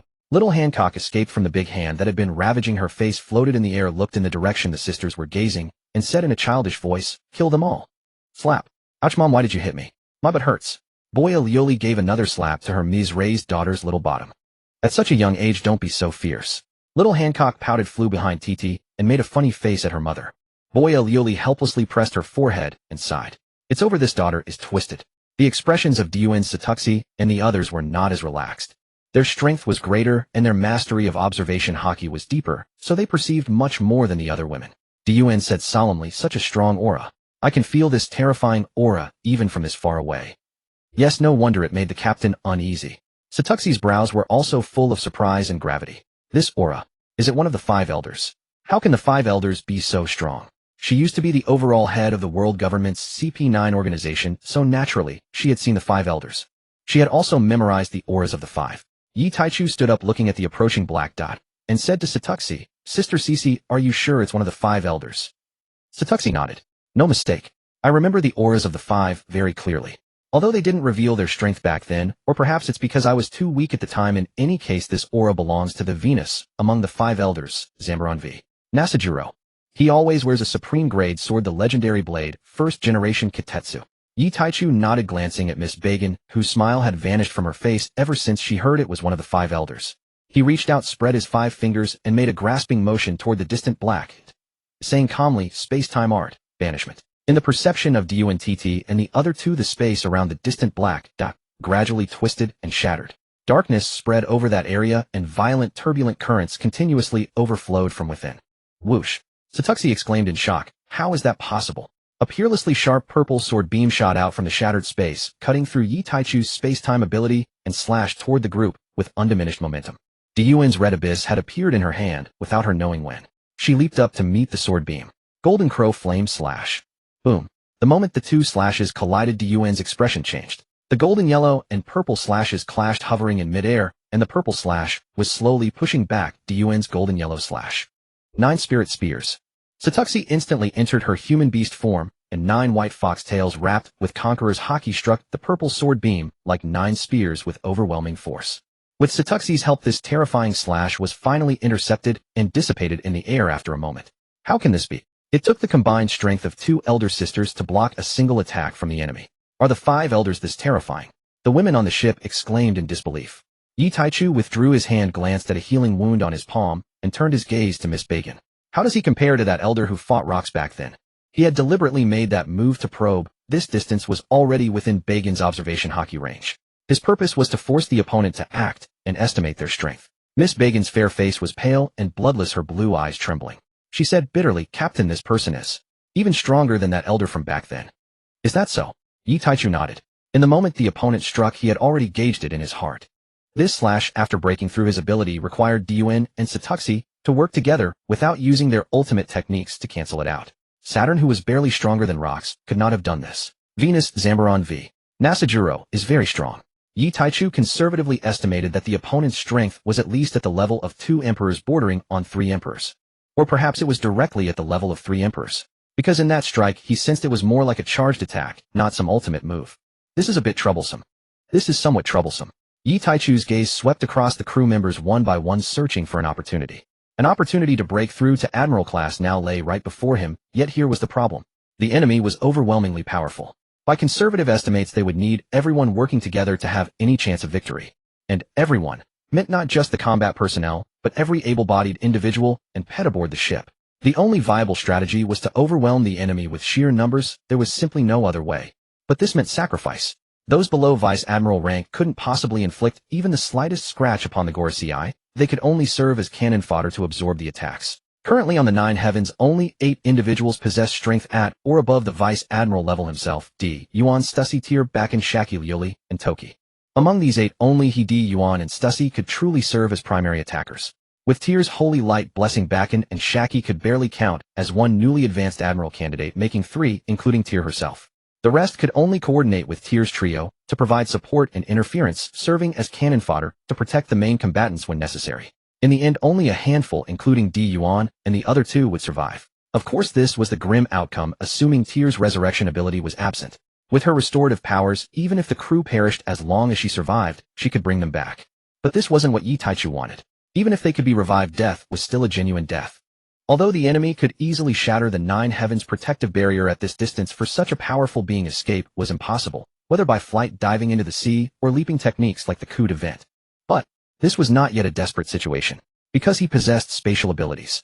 Zambai v. Nustero was too powerful to affect directly, but he could apply his ability to the 9 heavens itself. Unwilling to let his women experience needless death, Yi Taichu spread his arms wide, preparing to use an ultra-long-distance spatial teleportation. Taichu G. Little EX2. Captain X10086. Yi Taichu's hands were grasped by several of them. Tyr placed a clear, crystalline heart-shaped object into the man's palm and whispered, Taichu Ji, this is a seed of faith, but unlike ordinary seeds of faith, I call it the seed of love.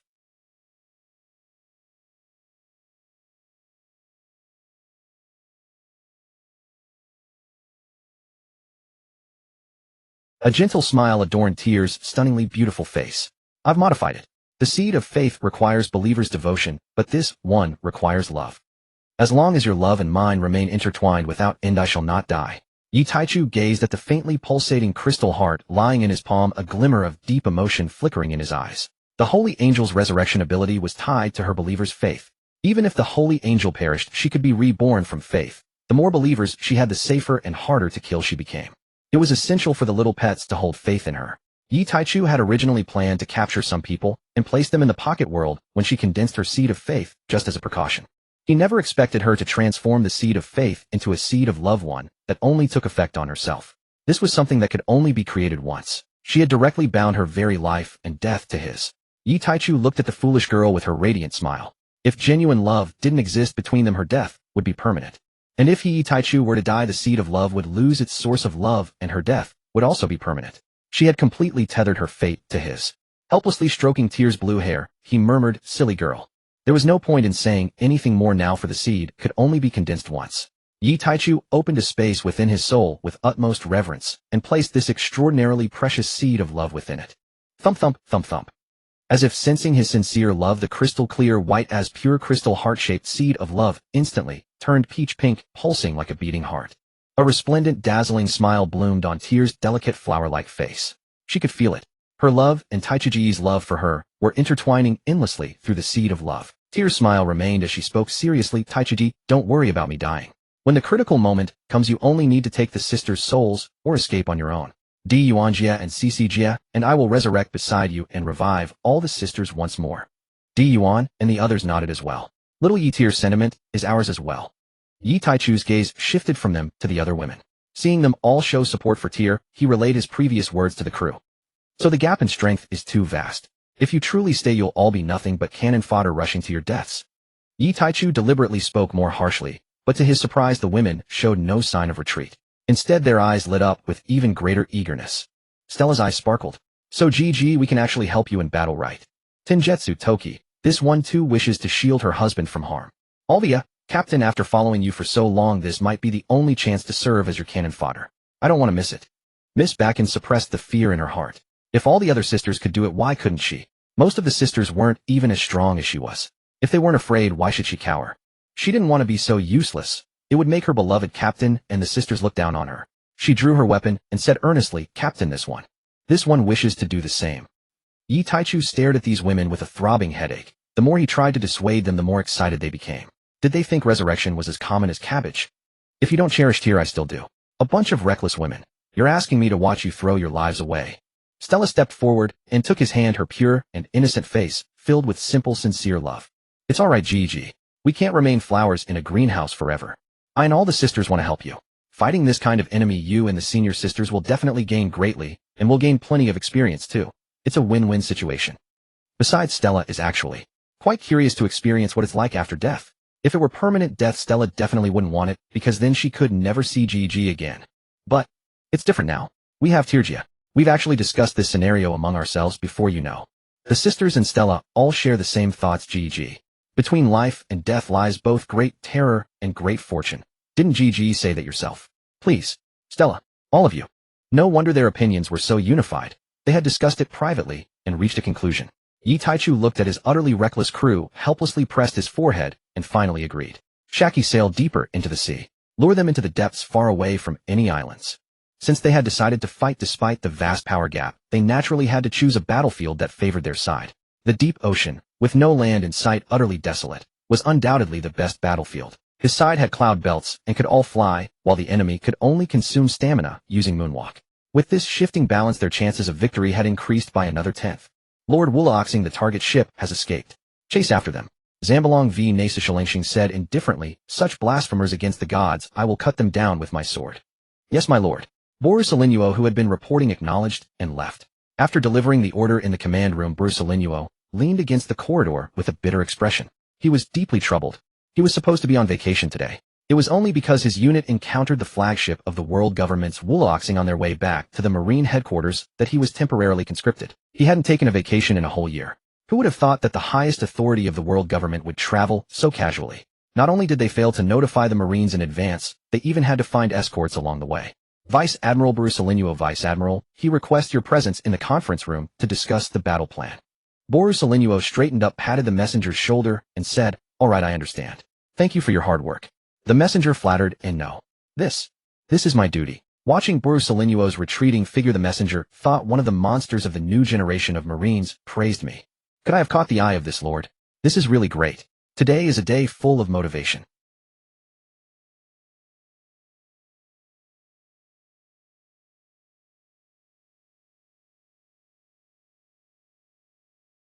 Vice Admiral, he the chief strategist of the Marine headquarters at the time, commanded Borusalinuo, we must not let them escape.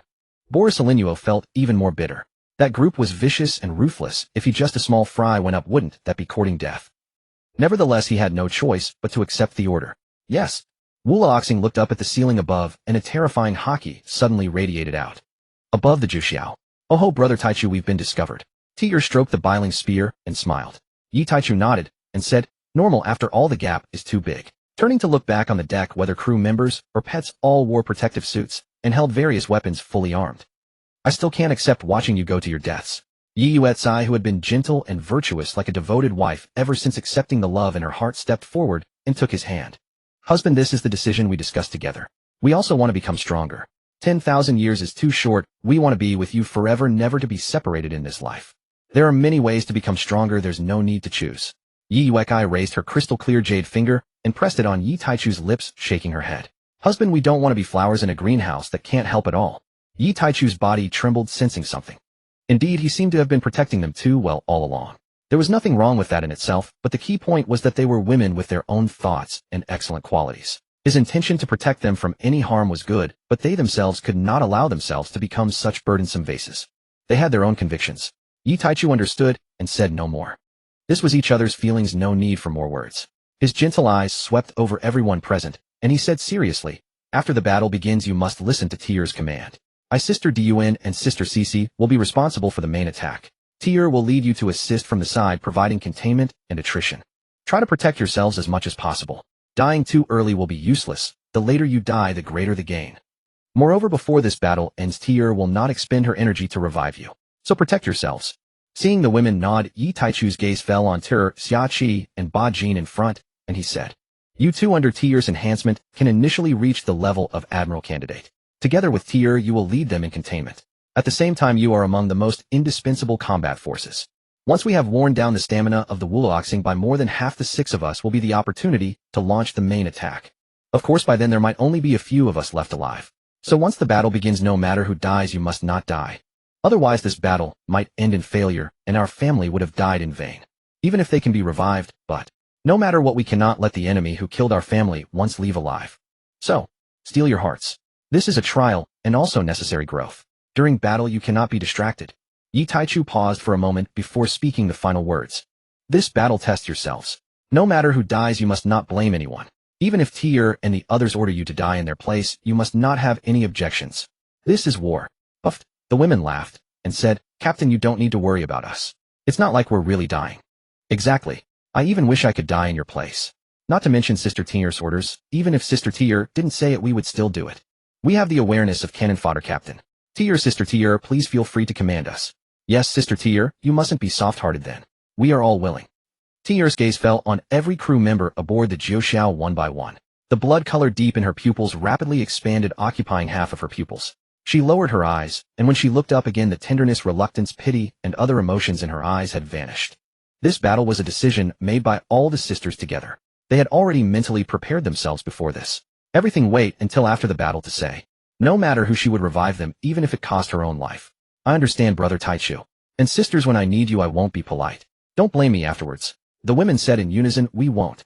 On the other side, on the warship staff officer, he inquired, Lord Wuloxing, is there anything unusual? Zambalong v. Nasishalingshing said contemptuously, that brat used spatial ability to monitor here. I discovered him. Staff officer, his expression changed. Then, Zambalong raised his hand to stop her words and said, the plan remains unchanged. Continue the pursuit. He snorted coldly. No one can escape before me, and I will not let the promising talents of the Marines be harmed even a bit. Yes. Hearing this, Borsalino felt relieved. Although he didn't know how strong this Wuloxing was, he had heard Mr. Kapu say that any one of the Wuloxing was a monster. His life was safe. With a much lighter step, he went up to the warship's deck to monitor the resplendent and extremely luxurious pirate ship ahead. How enviable. How much would that be worth? It's truly terrifying. Borsalino clicked his tongue. Even after seeing it many times, he still couldn't understand. Why would someone so rich become a pirate? And they even killed a Tianlongren. If Borsalino had that much money, why would he still be a marine earning only a few million bailey a month? His justice could be realized through this. Justice will prevail. They've arrived. And we've been ready for quite some time. And the women clenched their fists eagerly. Yi Taichu cast a glance at the warship less than a kilometer away and gently pinched the nose of the little one nestled in his arms. Hancock, it's time you entered. And yes. And, all right, brother, win for us. And the other young girls chimed in, win for us, Captain's sisters. Yi Taichu nodded with a faint smile, activated his spatial ability to draw Jiu Shao into his inner world, then snapped his fingers. In Mirror Flower Watermoon. Before Jiu Shao, now sealed within Yi Taichu's inner world, a luminous screen materialized displaying the external battlefield. In, have you ceased fleeing, vermin of the sea? Zambalong v. Nazashiru Saint sneered coldly. Nai Taichu and his companions hovered midair. And upon hearing his words, they simultaneously unveiled a sly predatory grin and unleashed their long-coiled techniques in perfect unison. Didi, Ultimate Art, Heavenly Judgment, in Golden Crow, Divine Flame, in Temporal Art, Erasure. Temporal Art, Ageless Blade, in this stretch of ocean had long been sealed by him. Every strike launched by the women and the children was precisely guided by spatial forces to strike the 5 elders without fail. What is this? How can I not move? And Zambalong's aged face contorted. Though he dismissed them as insignificant, the combined energy surging from their unity was no force he could ignore. The moment he was bound, their assault descended like thunder. In escape, Nonly Admiral Correja managed to cry out in panic aboard the warship. Boom. And the warship vaporized instantly. A colossal crater tore open the sea surface, hurling a water column soaring 10,000 meters into the sky. And ha ha ha, baka, and Didi roared with manic laughter. Brother Taichu's sister Cici unleashes lightning. And before battle, Yi Taichu had already consumed the Goro Goro no Mi, the Thunder fruit, to synchronize perfectly with Didi's technique. None among them understood lightning as intimately as Didi. And Stussy had replicated the fruit's power, yet the lightning she now wielded surged with over twice the intensity of her earlier imitations. Receive this, Raijin Domain Heavenly Judgment Lightning. In crimson gold, lightning raged across the space, wild and overwhelming in its fury. It scoured every living being within this stretch of ocean, except the colossal sea kings dwelling in the abyssal depths, untouched by the blast. More precisely, they were not slain, but fled en masse. And Didi lifted her blood-tinged eyes toward the golden streak blazing across the heavens, and a cold, exquisite smile curved her lips. So an escapee remains. Mara Mara no Mi is it? Nai Taichu vanished in an instant, only to reappear before that streak of gold suspended high in the sky. Ah! And Porcelino shrieked, a sound of unbearable agony. And how dare you? Yi Taichu thrust his hand straight into the golden light. In the next breath, the radiance dissolved, revealing Porcelino and Admiral Correja within, their vitality drained and shattered. Wash them clean, Nai Taichu vanished again. In whoosh. Na terrifying slash tore through the air where he'd stood moments before. How dare you? How dare you? This enrages me beyond endurance. From a towering pillar of seawater emerged a centaur-like figure. Human torso fused to skeletal equine hindquarters wreathed in ominous black aura. Zambalong V. Nazashiru Saint's left arm had vanished, leaving only a hollow socket billowing thick black smoke, the wound already knitting itself closed. I see. Nai Taichu chuckled softly. In mythical Zoan, horsebone form, non-malevolent ability, what hope do you have against us? Deity, illuminate him, let him witness the true sun, understood, brother Taichu. 4 pairs, 8 wings, sprouted instantly behind Deity. As they unfurled, a gentle, soothing radiance filled the air. Sacred light domain. The black mist clinging to Zambalong dissipated by nearly 1/3 beneath Deity's holy illumination. Nai Taichu's heart lifted. Unbelievable, truly unbelievable.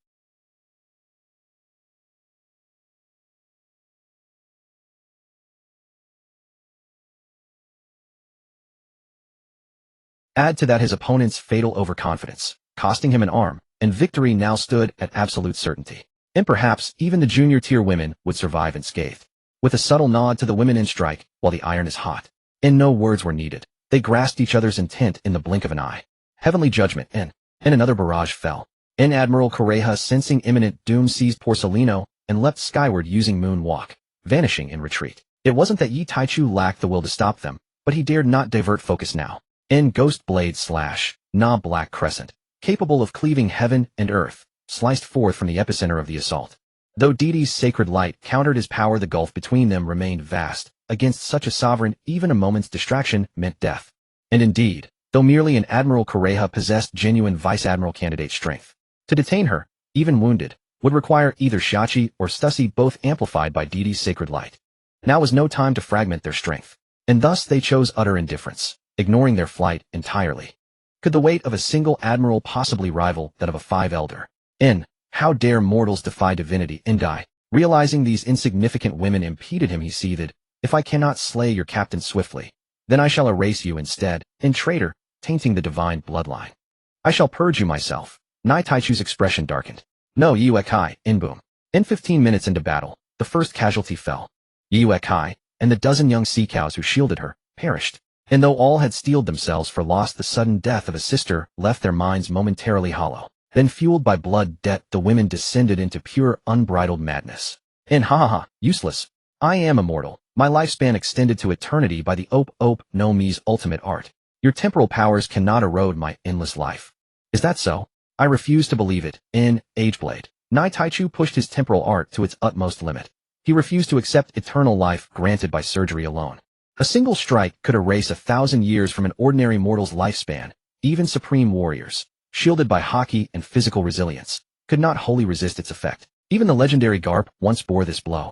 And if one strike failed, then 10 would suffice. And he did not believe this elder possessed millennia of life to forfeit. Was immortality truly as common as cabbage? And had it been infinite, the 5 elders would not appear so ancient and frail. And Deity's eyes, once merely glinting crimson, burned solid scarlet. A crimson mist coalesced within her sacred domain. Wails and shrieks echoed from the blood-fogged expanse. In the Slayer domain, manifested.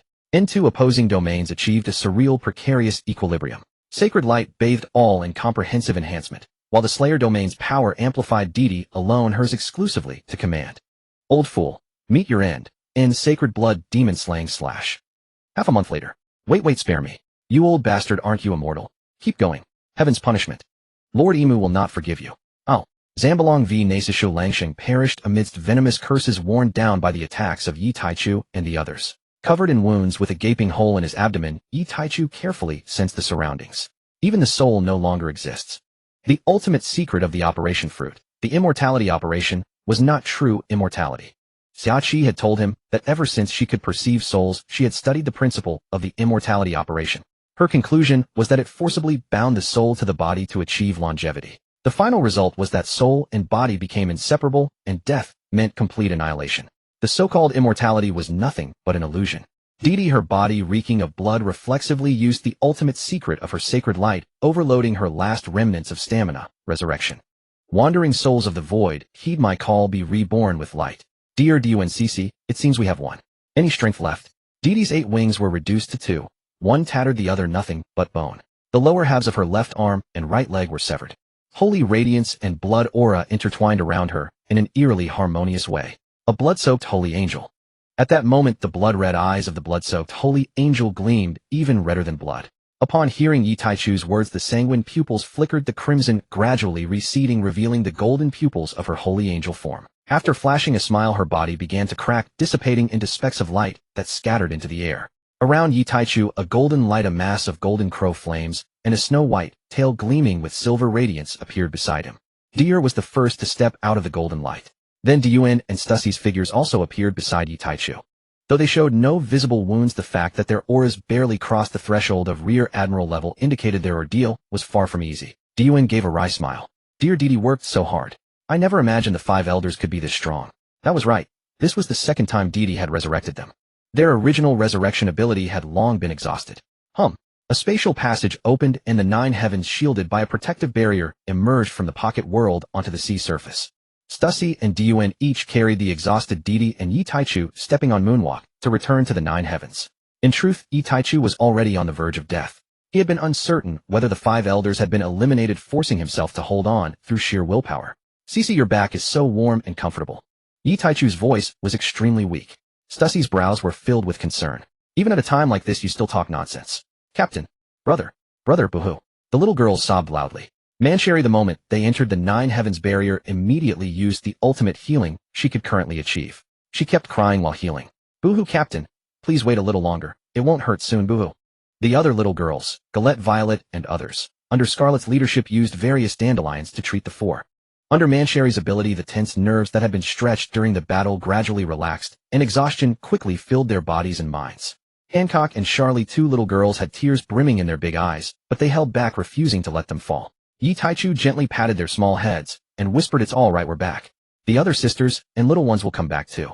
The 2 little girls instantly threw themselves into the man's embrace, crying loudly. "Brother, Mom, Annie, and so many sisters. Boo-hoo, they're all dead. Silly girl, don't cry. I'll make them appear before you right now." Having passed the initial weakness after resurrection, and after a while of Mancherry's treatment, Didi, partially recovered, forced herself to sit up. "Dear Brother Taichu, it's fine." Didi shook her head, interrupting Yi Taichu. "I don't want our sisters to wait. I want them all here. I can do it. Don't worry." After speaking, she gave Yi Taichu a gentle smile. The souls of the crew members were all sealed in the 9 heavens confined space. No matter how they called out, no one could hear them. They wanted Didi to rest and not push herself, but unfortunately the 4 were all in a weakened state, and none of them could sense this. Moreover, they had died due to excessive consumption, so their spiritual forms could not manifest. Wandering family nearby, answer my call. Nefeltari, Didi summons. Resurrect. One by one, the crew members and little pets appeared on the 9 heavens. With each appearance, Didi's complexion worsened. When Bakken and Xiachi appeared, Didi's body once again dissolved into specks of light in the air. Resurrected once more, she appeared on Yi Taichu's body, her aura extremely faint, and she had fallen unconscious. "This silly girl," Yi Taichu murmured, then darkness claimed his vision, and his consciousness sank into blackness. "Brother, Captain. Holy Land, Mary Gios. What? You say that Zambalong v. Naisisha Langsheng was wounded in a single exchange?" The 5 elders cried out in disbelief. Staring at the projection of Vice Admiral Tsuru and Borsellino shown by the Den Den Mushi, the 5 elders asked again, shocked and uncertain, "Are you certain what you saw was not an illusion caused by some illusion-type ability?" Vice Admiral Tsuru, pale-faced, affirmed, "I am certain it is no illusion. It is real." The 4 elders exchanged glances, still doubting whether they had misheard. That was Zambalong v. Naisisha Langsheng. In terms of strength among the 5, he ranked second. Do we need to send reinforcements? It's nothing more than a newcomer who just set sail. He cannot possibly be a match for Naisisha Langsheng. We have ruled the seas for too long. So long that Naisisha Langsheng's sense of crisis has slackened. Once he gets serious, this bunch of ants poses no threat to him. Agreed. The 5 elders had lived for centuries, witnessing countless powerhouses and prodigies. They themselves had once been among the cream of the crop. Thus they believed that on this sea no one could survive once they fought seriously. Little did they know that this very confidence sealed the fate of Zambalong v. Naisisha Langsheng. They had lost their old companion of several centuries, robbing him of his only chance of survival. Saturn glanced at Borsellino in the corner of the projection and asked, "Was the power of the glint fruit sealed or taken away?" Borsellino's voice was extremely weak. "Taken away. I can no longer feel any trace of the glint fruit's power. Worthless. If even a devil fruit ability can be taken, why don't you just die? How dare you still live? Sidecom belt is so boring." The little girl Hancock, lying on the dragon's head, cast her gaze at the sea kings below the surface, some emerging briefly only to be thrashed back underwater by her sisters, and let out a faint sigh. Those big creatures look rather foolish, don't they? Boa Ruri stepped out of the captain's quarters and called out to the little girl, "Hancock, the captain is awake." "What?" The little girl instantly soared toward the captain, even employing a momentary teleportation along the way. "Giggle, you scoundrel, you're finally awake." Soon the captain's quarters echoed with the crisp, melodious laughter of the little girl. "You've been asleep for such a long time and Sister Deer still hasn't woken up yet." Yi Taichu gently pinched her plump little cheeks and said softly, "Hancock, how long has your big brother been asleep?" 7 whole days. "You lazy big brother, you had the sister's mother and aunt worried sick." After quickly sensing Deer's presence and confirming she had merely fallen into unconsciousness from overexerting her body and spirit, he breathed a sigh of relief. Feigning a somber tone, he said, "So our dear Hancock wasn't worried about me. That breaks my heart." The little girl Hancock turned her face away, stammering, "One would. Of course I was worried about you, but only just a little bit though." "Moi?" He planted a kiss on that Sundra little girl's cheek. It seemed that this great battle had stirred the anger of this little girl who normally loved clinging to him the most. That was only natural. These little girls had witnessed the unfolding of everything with their own eyes. Their hearts must have been filled with deep sorrow. In their innocent, naive, and carefree world, this battle could have been avoided entirely, yet their loved ones had chosen to walk into danger willingly.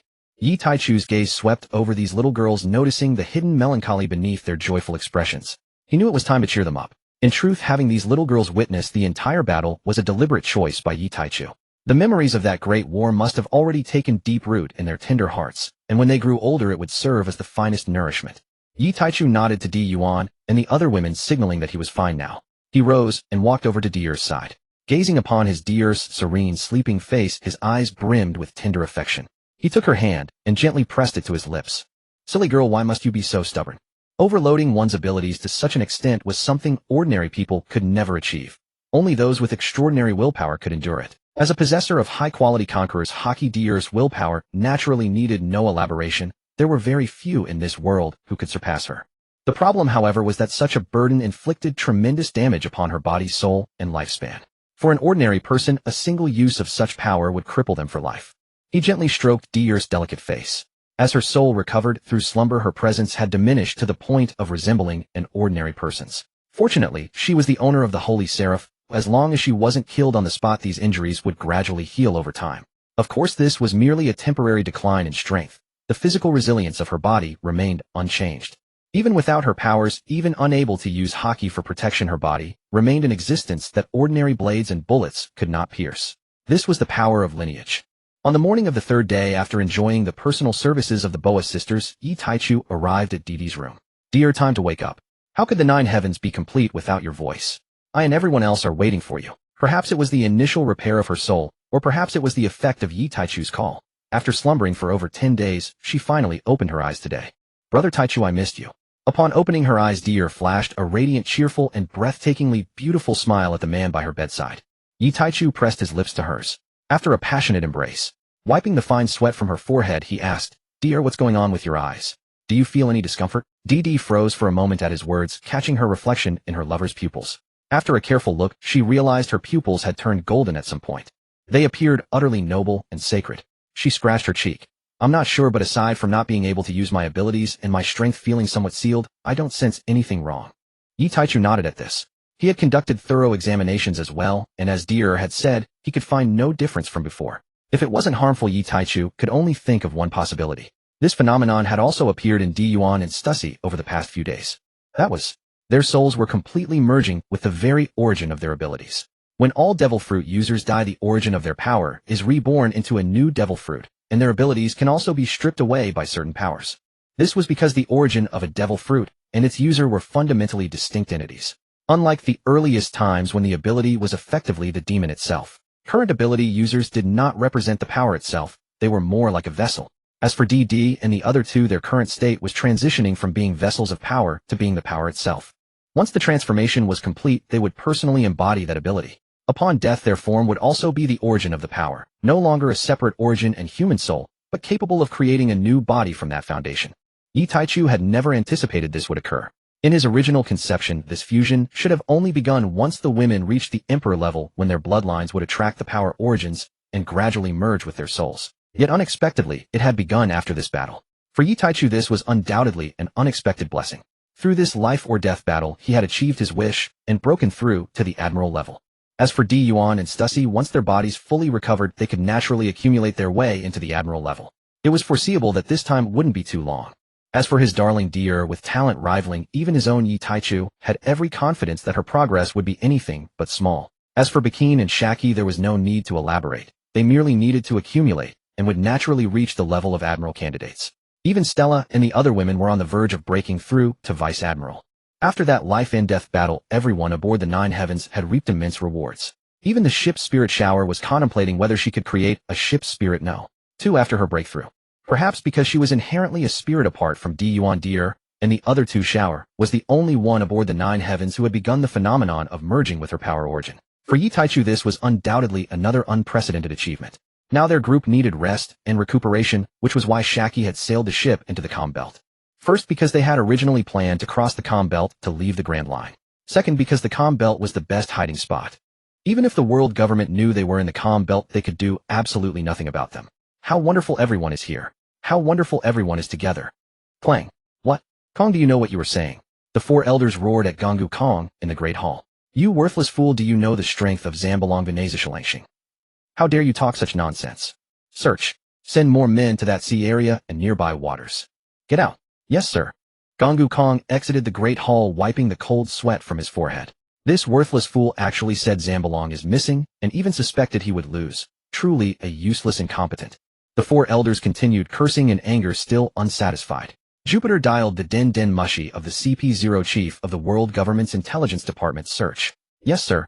That very day the Navy under the World Government mobilized tens of thousands of soldiers in a massive force, marching spectacularly to the waters near Drum Island in the Grand Line to search. All pirates along the way were eliminated. For an entire month this period was called by the pirates of the first half of the Grand Line, the Dark Moon. New World. What are the World Government and Navy up to? This way I'm afraid few newcomers will enter the New World this year. Whitebeard took the newspaper and glanced at it. Kulalala, you brats are in for a rough time. Luo Jia, cough cough, what madness has the Navy fallen into? Cough cough. Charlotte lean.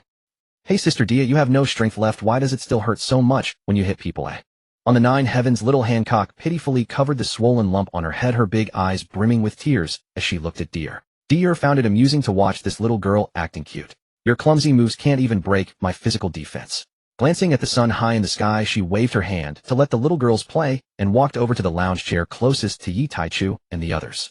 Lying on the chair watching the man's studying abilities, not far away a small box appeared in her jade-like hand.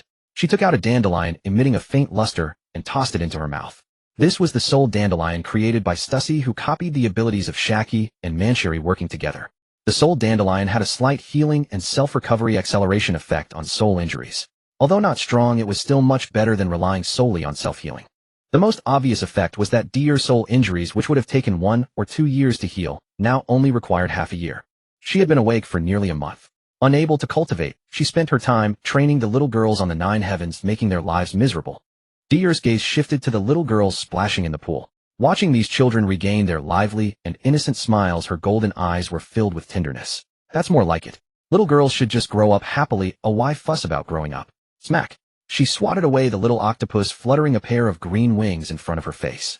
Dee murmured, Hey, you're blocking my view of Brother Taichu. The little octopus flew away dejectedly. The captain thought its previous bird wings were awkward and ugly, and being an octopus limited by seawater, so he removed that ability. Now its small wings were created by Bo Yolioli using the power of nature spirits, at Yi Taichu's request. It had originally wanted to show Big Sister Dee the new, beautiful, glowing small wings that Mistress Lioli had created for it. Not only was it not praised, but it was also swatted away by Big Sister Dee. The little octopus felt its life was now bleak. It decided to defect to the care of Big Sisters Xia Li and E.G. They were so gentle, they would surely complement its wing color. Meanwhile, Yi Taichu stared at the golden glow in his hand, lost in thought. His body had not fully recovered after all the injuries from this battle were too severe. He had underestimated the terror of the 5 elders. He had thought that with the opponent losing a hand due to carelessness and with Deer's ability countering him, significantly reducing his combat power, killing him should not be difficult. Yet even with all these advantages, they almost let the opponent turn the tables. In the mid to late stages of the battle, Yuan and Stussy had to resort to suicidal attacks, exchanging their lives for fatal wounds to reduce the enemy's combat power. Yi Taichu also overdrew his soul forcibly, using space-time abilities to strike. If not for Deer's ability naturally countering the opponent and his breakthrough to Admiral level shortly after the battle began, they would have truly suffered a disastrous defeat and fled. Thus, even though a month had passed, Yi Taichu, Gion, and Stussy had not yet recovered to their peak. Yi Taichu was the worst among them. Logically, in the later stages, he had completely overdrawn his body and soul to use abilities. Leaving the body aside, his soul injuries should have been more severe than Deer's. Yet he found no significant damage to his own soul. This was also why he woke up earlier than Deer. After a month of investigation, he discovered the reason. The cause of all this was the thing in his hand. So this is the soul power left behind after they perished together. Yi Taichu carefully examined the clump of soul power. Perhaps due to his bloodline, although his body and strength had not yet returned to peak, he had at least broken through. While exploring the cause, he discovered that he could internally see the consciousness space he had once entered, as well as his own soul located within that space. In the previously empty soul space, there were clumps of such soul power-like clusters, some large and some small. On one side of his soul body, there was a small clump of soul power connected to it. Seeing this, Yi Taichu understood why he, despite having overdrawn more than Deer, did not suffer much damage to his soul. Because in his consciousness space, these soul powers were continuously replenishing his soul energy. He tried to extract the soul power clusters, but no matter the size, he failed to extract even a fingernail-sized clump floating alone in the consciousness space. The only one he could successfully extract was this small clump connected to his soul body. Yi Taichu gave a bitter smile. After all, my strength is still insufficient. After all, it was a demigod. Even the soul power left behind after death was so aloof. He had at least reached the general level, yet he still couldn't use this soul power. Forget it. Yi Taichu simply exhaled a turbid breath and stopped thinking about it. He would try again when his strength reached the emperor level. If general level was insufficient, he refused to believe emperor level would fail. After all, it was just some soul power. He didn't believe it could still possess the might of a demigod. Deer, come here. Yi Taichu first waved to DD on the lounge chair, then called to Di Yuan and the other girls at the other end of the training ground. Di Yuan, Shi, sure, all of you come here. What's the matter? DD hopped over cheerfully. Taichu Gij, what's wrong? Deer asked, blinking her large watery eyes. Yi Taichu patted her little head and handed over the orb of soul power in his hand, saying, come try to see if you can absorb it. Okay. Didi obediently took it, asking no questions and not caring what this thing was, directly attempting to circulate the energy within her body. A tingling, cool, and comfortable sensation spread from the depths of her soul. Didi felt her soul injuries recover yet again. Opening her eyes, she looked at the orb of light in her hand in astonishment. Seeing her expression, Yi Taichu knew she could absorb it and asked, how is it? Do you feel your soul injuries recovering? Deer nodded. What is this? So magical. Soul power. Yi Taichu explained briefly, then immediately urged Didi to continue absorbing. Quick, keep going. Absorb as much as you can. Okay, Didi sweetly agreed. Burp, I'm so sleepy. After a few minutes, Didi stopped and returned the soul power orb, now reduced to 4/5 its original size, to Yi Taichu. After letting out a satisfied burp, her face flushed red as she fell into a deep sleep. Little Yi, what about Deer? Di Yuan asked with concern, looking at the sleeping Deer. Yi Taichu shook his head and said, Di Yuan, yeah, it's fine. She absorbed too much soul power and just needs to sleep for a while. With that, he handed the orb of soul power out again. Di Yuan, yeah, you should all try to absorb as much as you can. It will help your recovery. Seeing Di Yuan was about to say something, Yi Taichu shook his head again and smiled. Alright, be good. I have more of this stuff, so don't worry about saving it for me. Just absorb it. Upon hearing this, Di Yuan swallowed the words she was about to say, took the soul power orb, and began absorbing. The orb shrank by another 1/5. Next was Satoxi, and the orb reduced by another 1/5. The remaining 3/5 was absorbed by Bajin, Xiachi, Tianyue and other crew members above the Rear Admiral level, approximately 2 portions. The women below the Rear Admiral level used the remaining portion, but contrary to Yi Taichu's expectations, they still couldn't absorb it all. There was still a thumbnail-sized piece of soul power left over. Yi Taichu couldn't help but be shocked by how much soul power was contained in such a tiny orb. By that calculation, he had absorbed at most the amount equivalent to this one orb before. This orb of soul power should have been the size of 2 human heads before he absorbed it. The remaining bit Yi Taichu tried to have the little Lolas use, but without exception none of them could absorb it. Yi Taichu gained another understanding from this. People with undamaged souls generally cannot absorb excess soul power from outside. Because all the crew members who died in battle and were resurrected by Deer could absorb it, this didn't mean their souls were deficient. Although they had been resurrected by Deer, the death damage they once suffered was real, and it was impossible for their souls to truly be unaffected. So although they were resurrected, their souls needed time to slowly recover. This was the law of all things. There couldn't really be an ability that resurrected someone to peak perfect condition without rhyme or reason. True gods might be able to do it, but they couldn't. After some thought, Yi Taichu decided to give this last remaining soul power to the leading few little sea cows. Though it was only the size of a thumbnail, it was enough for the little ones to recover about 70 to 80%. He didn't plan to do anything like this again for a long time. The insights gained were abundant enough for all of them to digest for a long time. Since he wasn't overexerting himself, keeping this little bit wasn't useful either. It wasn't that he was reluctant to give these little ones, but with his current abilities, he simply couldn't produce any other orbs of soul power. There was nothing to be done about it. Looking at the crew members lying all over the place with flushed faces, Yi Taichu thought for a moment, snapped his fingers, and used space transfer to move them all to their respective rooms. They would probably wake up in a few hours at most. Since it was still early before sunset, after instructing the mermaid to prepare food for the evening banquet, Yi Taichu flew down to the sea with the little Lolas to play with them. They were all his little princesses. Though this world didn't emphasize the love of having both parents, he did. Since he brought these little girls back, he naturally had to make up for the part they were missing. Being both a father and a brother at the same time actually felt quite good. Due to their bloodline, and the bloodline of all the women, whether they could produce offspring through normal means was still uncertain. Now this was also a taste of what being a father felt like. Suddenly a fish appeared on Yi Taichu's nose and bit down on his prominent nose. Gg. The little Lolas let out crisp and cute laughter at their successful prank. Yi Taichu threw the fish back into the sea and glanced at Hancock, who was giggling while looking away. This girl had even used her spatial ability to make him fall for it. He patted this little girl's head. This dummy. Though Yi Taichu had no defenses against them, it didn't mean he couldn't dodge, and it was impossible for him to truly have no defenses at all. The defenses weren't against his little girls, but against possible external dangers. Since they were in the sea after all, for the safety of his little Lolas, his observation hockey had been on the entire time. He had already foreseen this scene in the future. He predicted he was just playing along with his little princesses. After sticking her tongue out at Yi Taichu playfully, she dove underwater. Yi Taichu nodded at the several mermaid attendants who had come down with them. The mermaid attendants nodded back and followed the little girls underwater. Yi Taichu looked toward the vast, endless ocean to the west with confusion. His observation hockey sensed a small box in the distance. It looked very much like the small treasure chest people commonly use to store devil fruits. Observation hockey varies from person to person and has multiple effects and uses. Yi Taichu's observation hockey had possessed the characteristic of sensing surrounding things from the very start, similar to Admiral Fujitora's ability. This characteristic wasn't unique to him. Gion and the other women had it too. Moreover, all of them had more than one ability in their observation hockey. And due to their bloodline, the more they developed their observation hockey, the more abilities they would possess. The darlings of the world were indeed so unreasonable. Abilities that others struggled and toiled their whole lives to obtain, they would possess one by one as they grew. Now sensing, predicting the future, and even the mind-reading ability that the little goldfish Ebeheim possessed, Yi Taichu could already do preliminarily. However, he could only read the minds of ordinary people for now, and he didn't like using this rather useless ability. To develop it to the point where he could read the thoughts of equals or stronger individuals who knew how many years it would take, and if the other party was on guard, he wouldn't be able to read anything useful. The investment didn't match the returns, so Yi Taichu didn't focus his energy on this. Snap, Yi Taichu snapped his fingers and transferred the small treasure chest from a distance over. Tap. Yi Taichu snapped his fingers and a small treasure chest materialized before him. He opened it. Inside rested a perfectly spherical devil fruit, its lower half wrapped in verdant leaves. The shadow fruit. How did it end up here?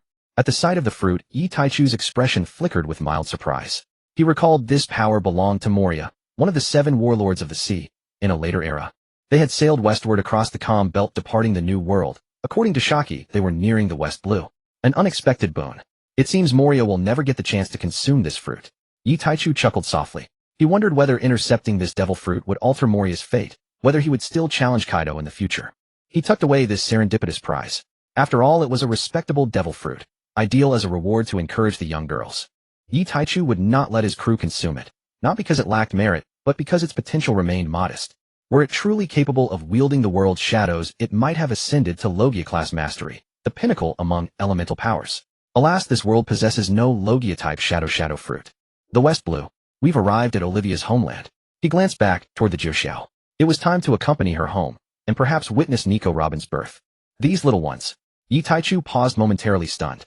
Beneath the waves, a cluster of girls wearing bubble-shaped oxygen helmets teased a juvenile sea king. More precisely, a ferocious fish dozens of meters long.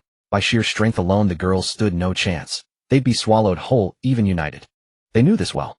So they drew forth their weapons, crafted by TT and others, and playfully tormented the creature. Their attitude embodied pure unbridled privilege, backed by powerful mentors and superior gear. Yi Taichu descended underwater, observing their frolic.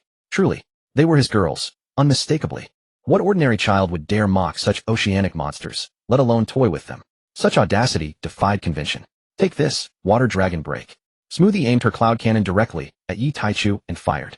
A roaring water dragon surged forth from the barrel. Yi Taichu sighed faintly and evaded with effortless grace. His movement triggered a chain reaction. The girls instantly reoriented their attacks. Giggle giggle, take this shot. Bayou. While dodging, Yi Taichu raised a hand and unleashed a precise finger gun. A beam piercing straight through the Sea King's gaping maw behind Galdino and Hancock. The Sea King died, instantly sinking soundlessly into the abyss. Not once did the girls flinch in fear. Hancock sensed it, but never turned her gaze away.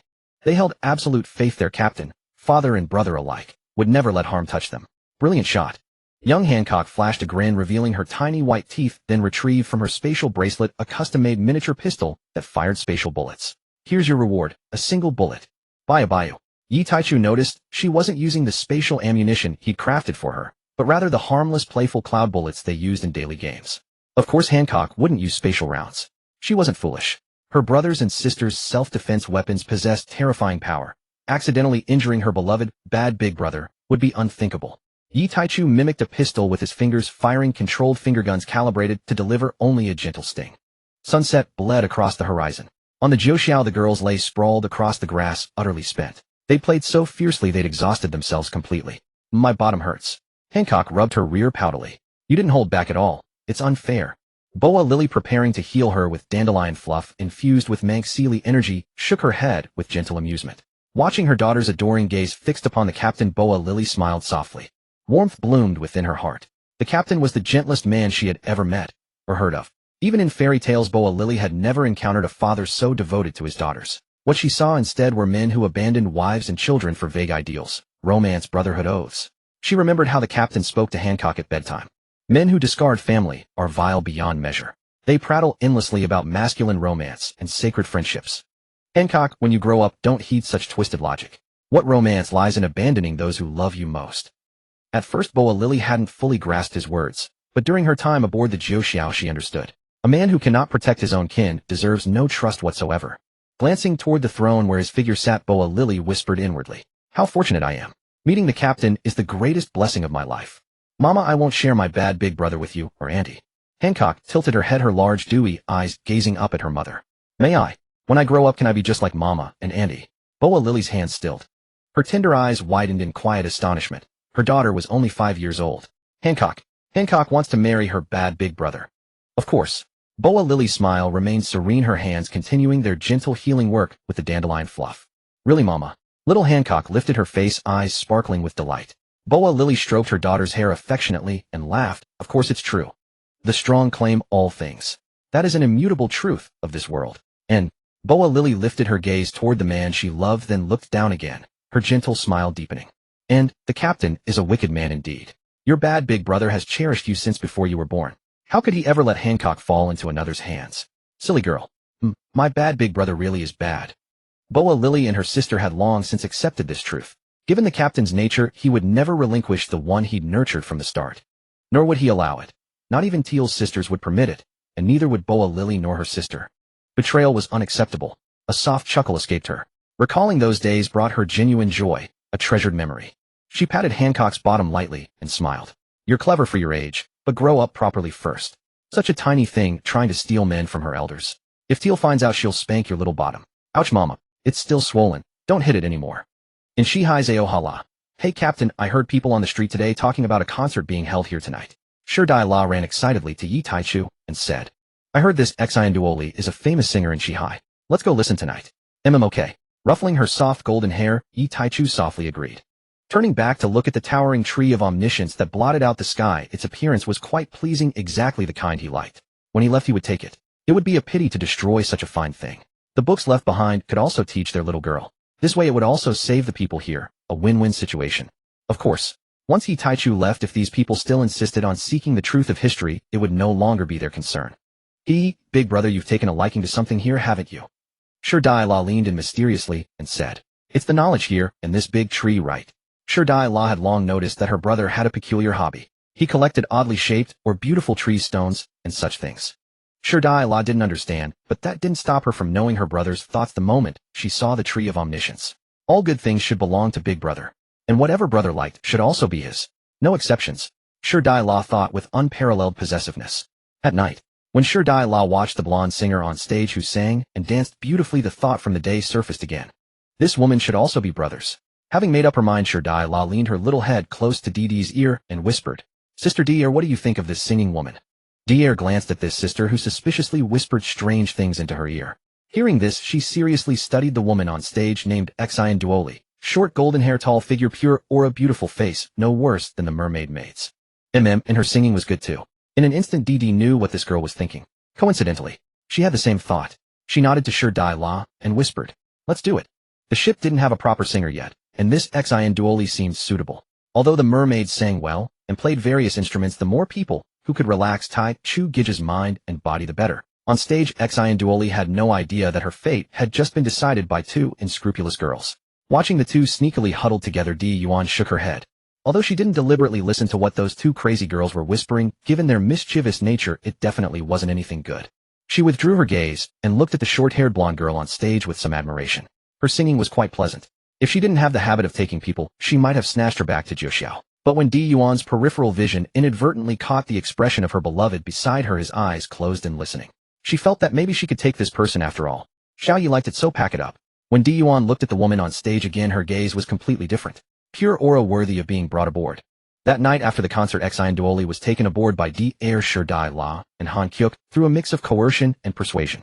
Before Di Yuan could even make a move. Originally she thought there was no rush. She would take her as a surprise for her little man when they left. In fact, Gion Duoli didn't resist at all. When Dier and the other two found her backstage, she heard it was to perform for Yi Taichu, the hero who dared to kill a celestial dragon, and she didn't hesitate to follow the three women. "Good morning, Captain." Gion Duoli, who was dining in the Jiuxiao restaurant, saw Yi Taichu enter the kitchen and quickly stood up to greet him. Yi Taichu waved his hand and said, "Sit down and eat. We don't stand on ceremony here. Once you're here, your family. No need to be so formal." "Oh, okay." Seeing the blonde woman still a bit restrained, Yi Taichu shook his head and took the initiative to chat with her. A few minutes later, Gion Duoli's nervousness had visibly diminished under Yi Taichu's lead. "Giggle, Captain, really? Was that imposing Sister Dier really so easy to fool back then? Of course. You should have seen her, tiny, timid, and utterly adorable." Yi Taichu habitually reached out and ruffled the blonde woman's hair, turning Gion Duoli's face bright red. But Gion Duoli no longer felt nervous around Yi Taichu. She felt the captain was like a gentle older brother next door, warm and tender. The captain's smile is so beautiful. Not at all as terrifying as the newspapers say. Gion Duoli said after snapping out of her daze from Yi Taichu's smile. Yi Taichu smiled and teased. "Maybe the newspapers are telling the truth. Ferocious and murderous, we've done plenty of that." Scared? Gion Duoli shook her head. "No, Captain must have done it for a reason. I believe you don't kill innocent people." Ooh. Just as Yi Taichu was about to say something, the cries of a small sea cow came from outside, followed by a little girl's baby voice. Let me go. Uncle and Aunt will worry if they can't find me."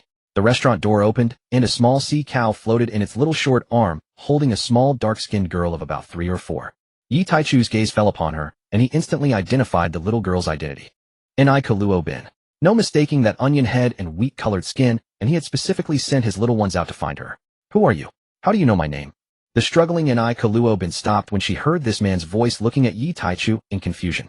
As far as she remembered, she had never met this man before. Yi Taichu didn't say anything extra. He placed little Robin onto the chair beside him and waved at the small sea cow to dismiss it. "Eat first." The little girl stared at the incredibly fragrant food on the plate, swallowing hard. She looked up at the man and woman eating slowly, then lowered her head and devoured the food. Although she didn't know why they had brought her here, they seemed to have no ill intentions. And even if they did, she couldn't do anything about it. The only thing she could do was eat her fill and die a contented death. So fragrant, so delicious. Yi Taichu caught the Han Kyuk, who suddenly appeared in his arms, picked up a piece of meat he had cut, and fed it into the little girl's mouth. He also served dishes to Gion Duoli and little Robin respectively before focusing on feeding the little clingy one in his arms. Han Kyuk chewed food with her cheeks puffed out, glancing at the extra little Robin with her big eyes in confusion. But she didn't pay much attention. Anyway, they were all little sisters. No matter how many came, it didn't matter. Bad Big Brother loved her the most. These latecomers would just have to obediently be little sisters. Influenced by Dier, the little girl increasingly wanted to become the big sister of this group of peers. Tap!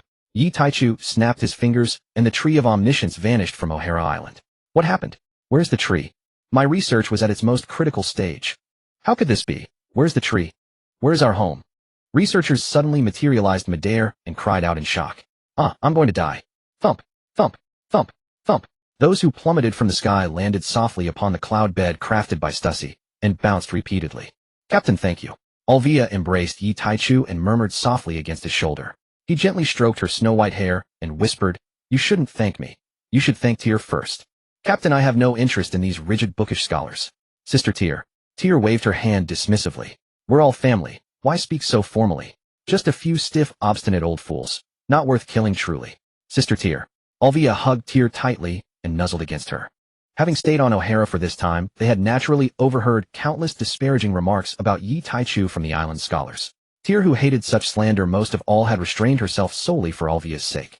Alvia understood it perfectly had Tyr not held herself back. If she and Stella acted as they usually did, O'Hara scholars would long since have been slaughtered to the last. Even she herself would have done the same. O'Hara scholars were notoriously inflexible. Privately, Alvia had even sought out Dr. Sanya to discuss the matter. Yet those elderly academics proved utterly unyielding, refusing to heed her counsel. She had already steeled herself to raise the blade, but Captain Taichu and Sister Tyr chose gentleness instead. Alvia felt profoundly grateful to have met her captain and to have found such kinship. Speaking of which, hadn't the captain also brought aboard the daughter of his seafaring cousin, retrieved from his younger brother, a little girl named Nico Robin, her face an uncanny mirror of Alvia's own childhood. Oh dear, naughty big brother. A warship, is that? A Rear Admiral class vessel, the kind my sisters mentioned. Little Hancock perched atop Yi Taichu's head, pointing with her tiny finger toward the horizon. Stella rose from behind the piano stand, accompanied by Sindori. Wow, truly. This is our first encounter with the Marines since leaving the comm belt. How nostalgic it feels after so long. Let's say hello. As Sindori watched, bewildered, Stella conjured a dainty, exquisitely crafted ivory cannon barrel in her palm and fired it straight at the distant warship. Whoosh. From hundreds of meters away, a slashing strike erupted from the warship. Boom.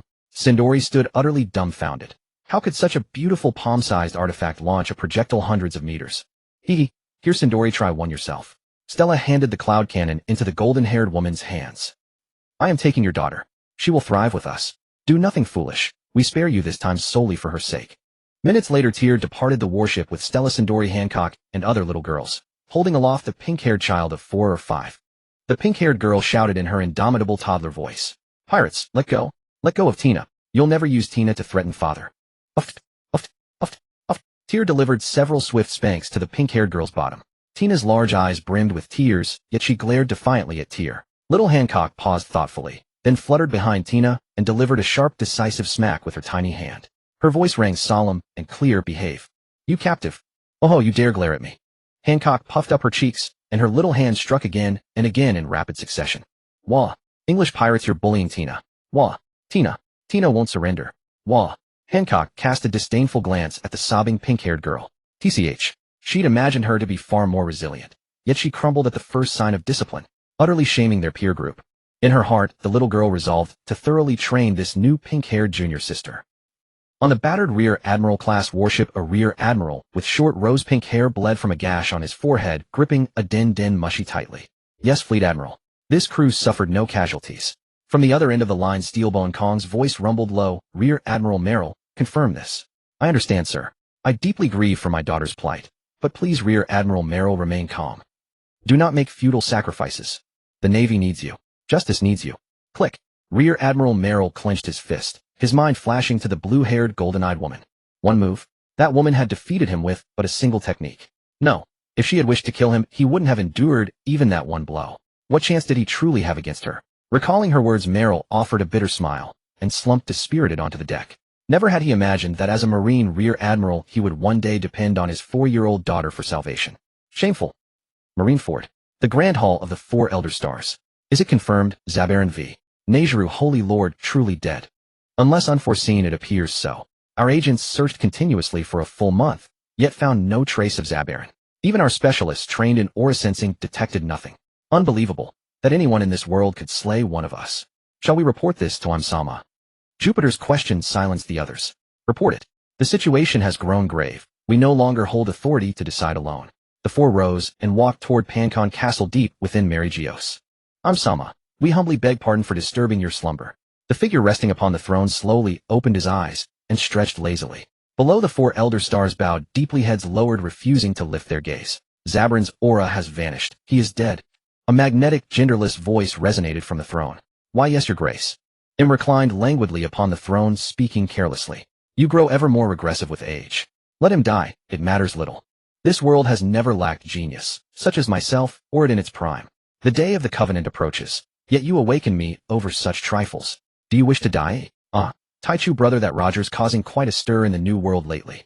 Mid 1498, Yi Taichu and his crew crossed the calm belt once more, entering the South Blue. Tier held up a newspaper. Yi Taichu took it, glanced briefly, and said he's dying.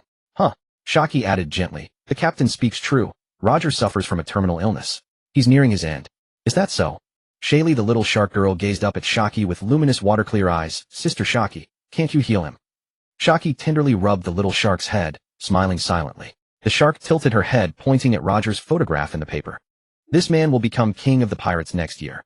Yet isn't the king of the pirates supposed to be brother? Tier Dun and the others froze stunned. Silence fell instantly across the 9 heavens. Every gaze aboard turned toward Shaylee, who swished her tail flustered and uncertain. Really, I'm telling the truth, sisters. Don't stare at me like that. They had long known their adorable little shark possessed innate observation hockey, with the unique ability to foresee fragments of the future.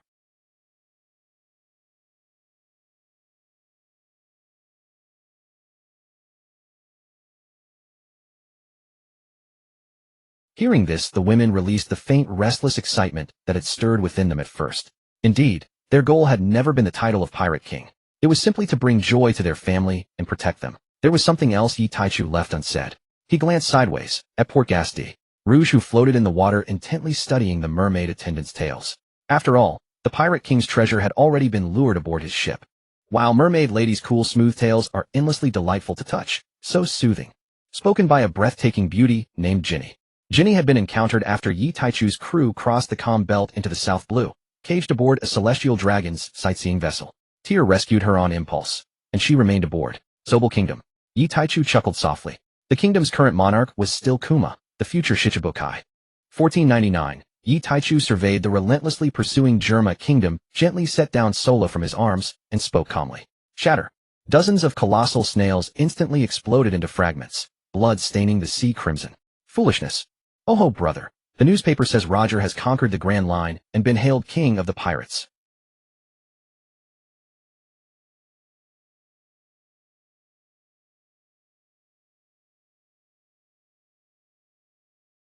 Yi Taichu attained Admiral rank. Dun attained Admiral rank. Stussy attained Admiral rank. Tyr reached Elite Admiral candidate status, on the cusp of promotion. Shaki and Bajin entered the Admiral candidate ranks.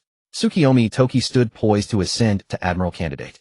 Wada Baby I Boa Luli and Boa Yaloa achieved Elite Rear Admiral rank. Castard Ueji Kai, Alvia Stella, and Oiheim all held Rear Admiral strength. Some of the little girls in Scarlet attained Lieutenant Commander rank. Little Hancock ranked as a Lieutenant Colonel. Others, including Sola and Ginny, possessed strength slightly surpassing ordinary humans. Little sea cows and other small pets mostly held Rear Admiral rank, with a few reaching Vice Admiral level. Syrup Village. Yi Taichu accepted a fruit platter sliced by Kaya's mother, then caught the tiny ankles of Little Hancock and Bello Betty, 2 little girls attempting to ambush him from behind, and tossed them skyward. He continued watching the projection from the Den Den Mushi. Dun Stussy and every crew member aboard the 9 heavens gathered there, all eyes fixed upon the projected image. The image showed Roger being paraded to Lobetown, the island of his birth, for public execution before the world. His expression bore no trace of despair, his laughter remained bold and unrestrained. 2 executioners stood behind him holding ceremonial blades. Brother, didn't you say he was dying? Why surrender himself? Shaylee sat nestled in the captain's lap, asking softly. Yi Taichu gently stroked the little shark's cool silky tail, and smiled tenderly. Shaylee already knows. Our fierce yet adorable little shark must have glimpsed this future in her visions. Shaylee tilted her head, then brightened with sudden understanding. Could it be, because he's dying, he wishes to ignite the great age of piracy with the little life he has left? Pop, Mama. Our Shaylee is truly brilliant. On screen, Roger flashed a radiant grin. Ha ha ha. Want my treasure? If you do, I'll give it all to you. Go find it. I've hidden all my treasure there. Click. Tyr frowned, puzzled. Treasure. Did the Roger pirates ever possess wealth?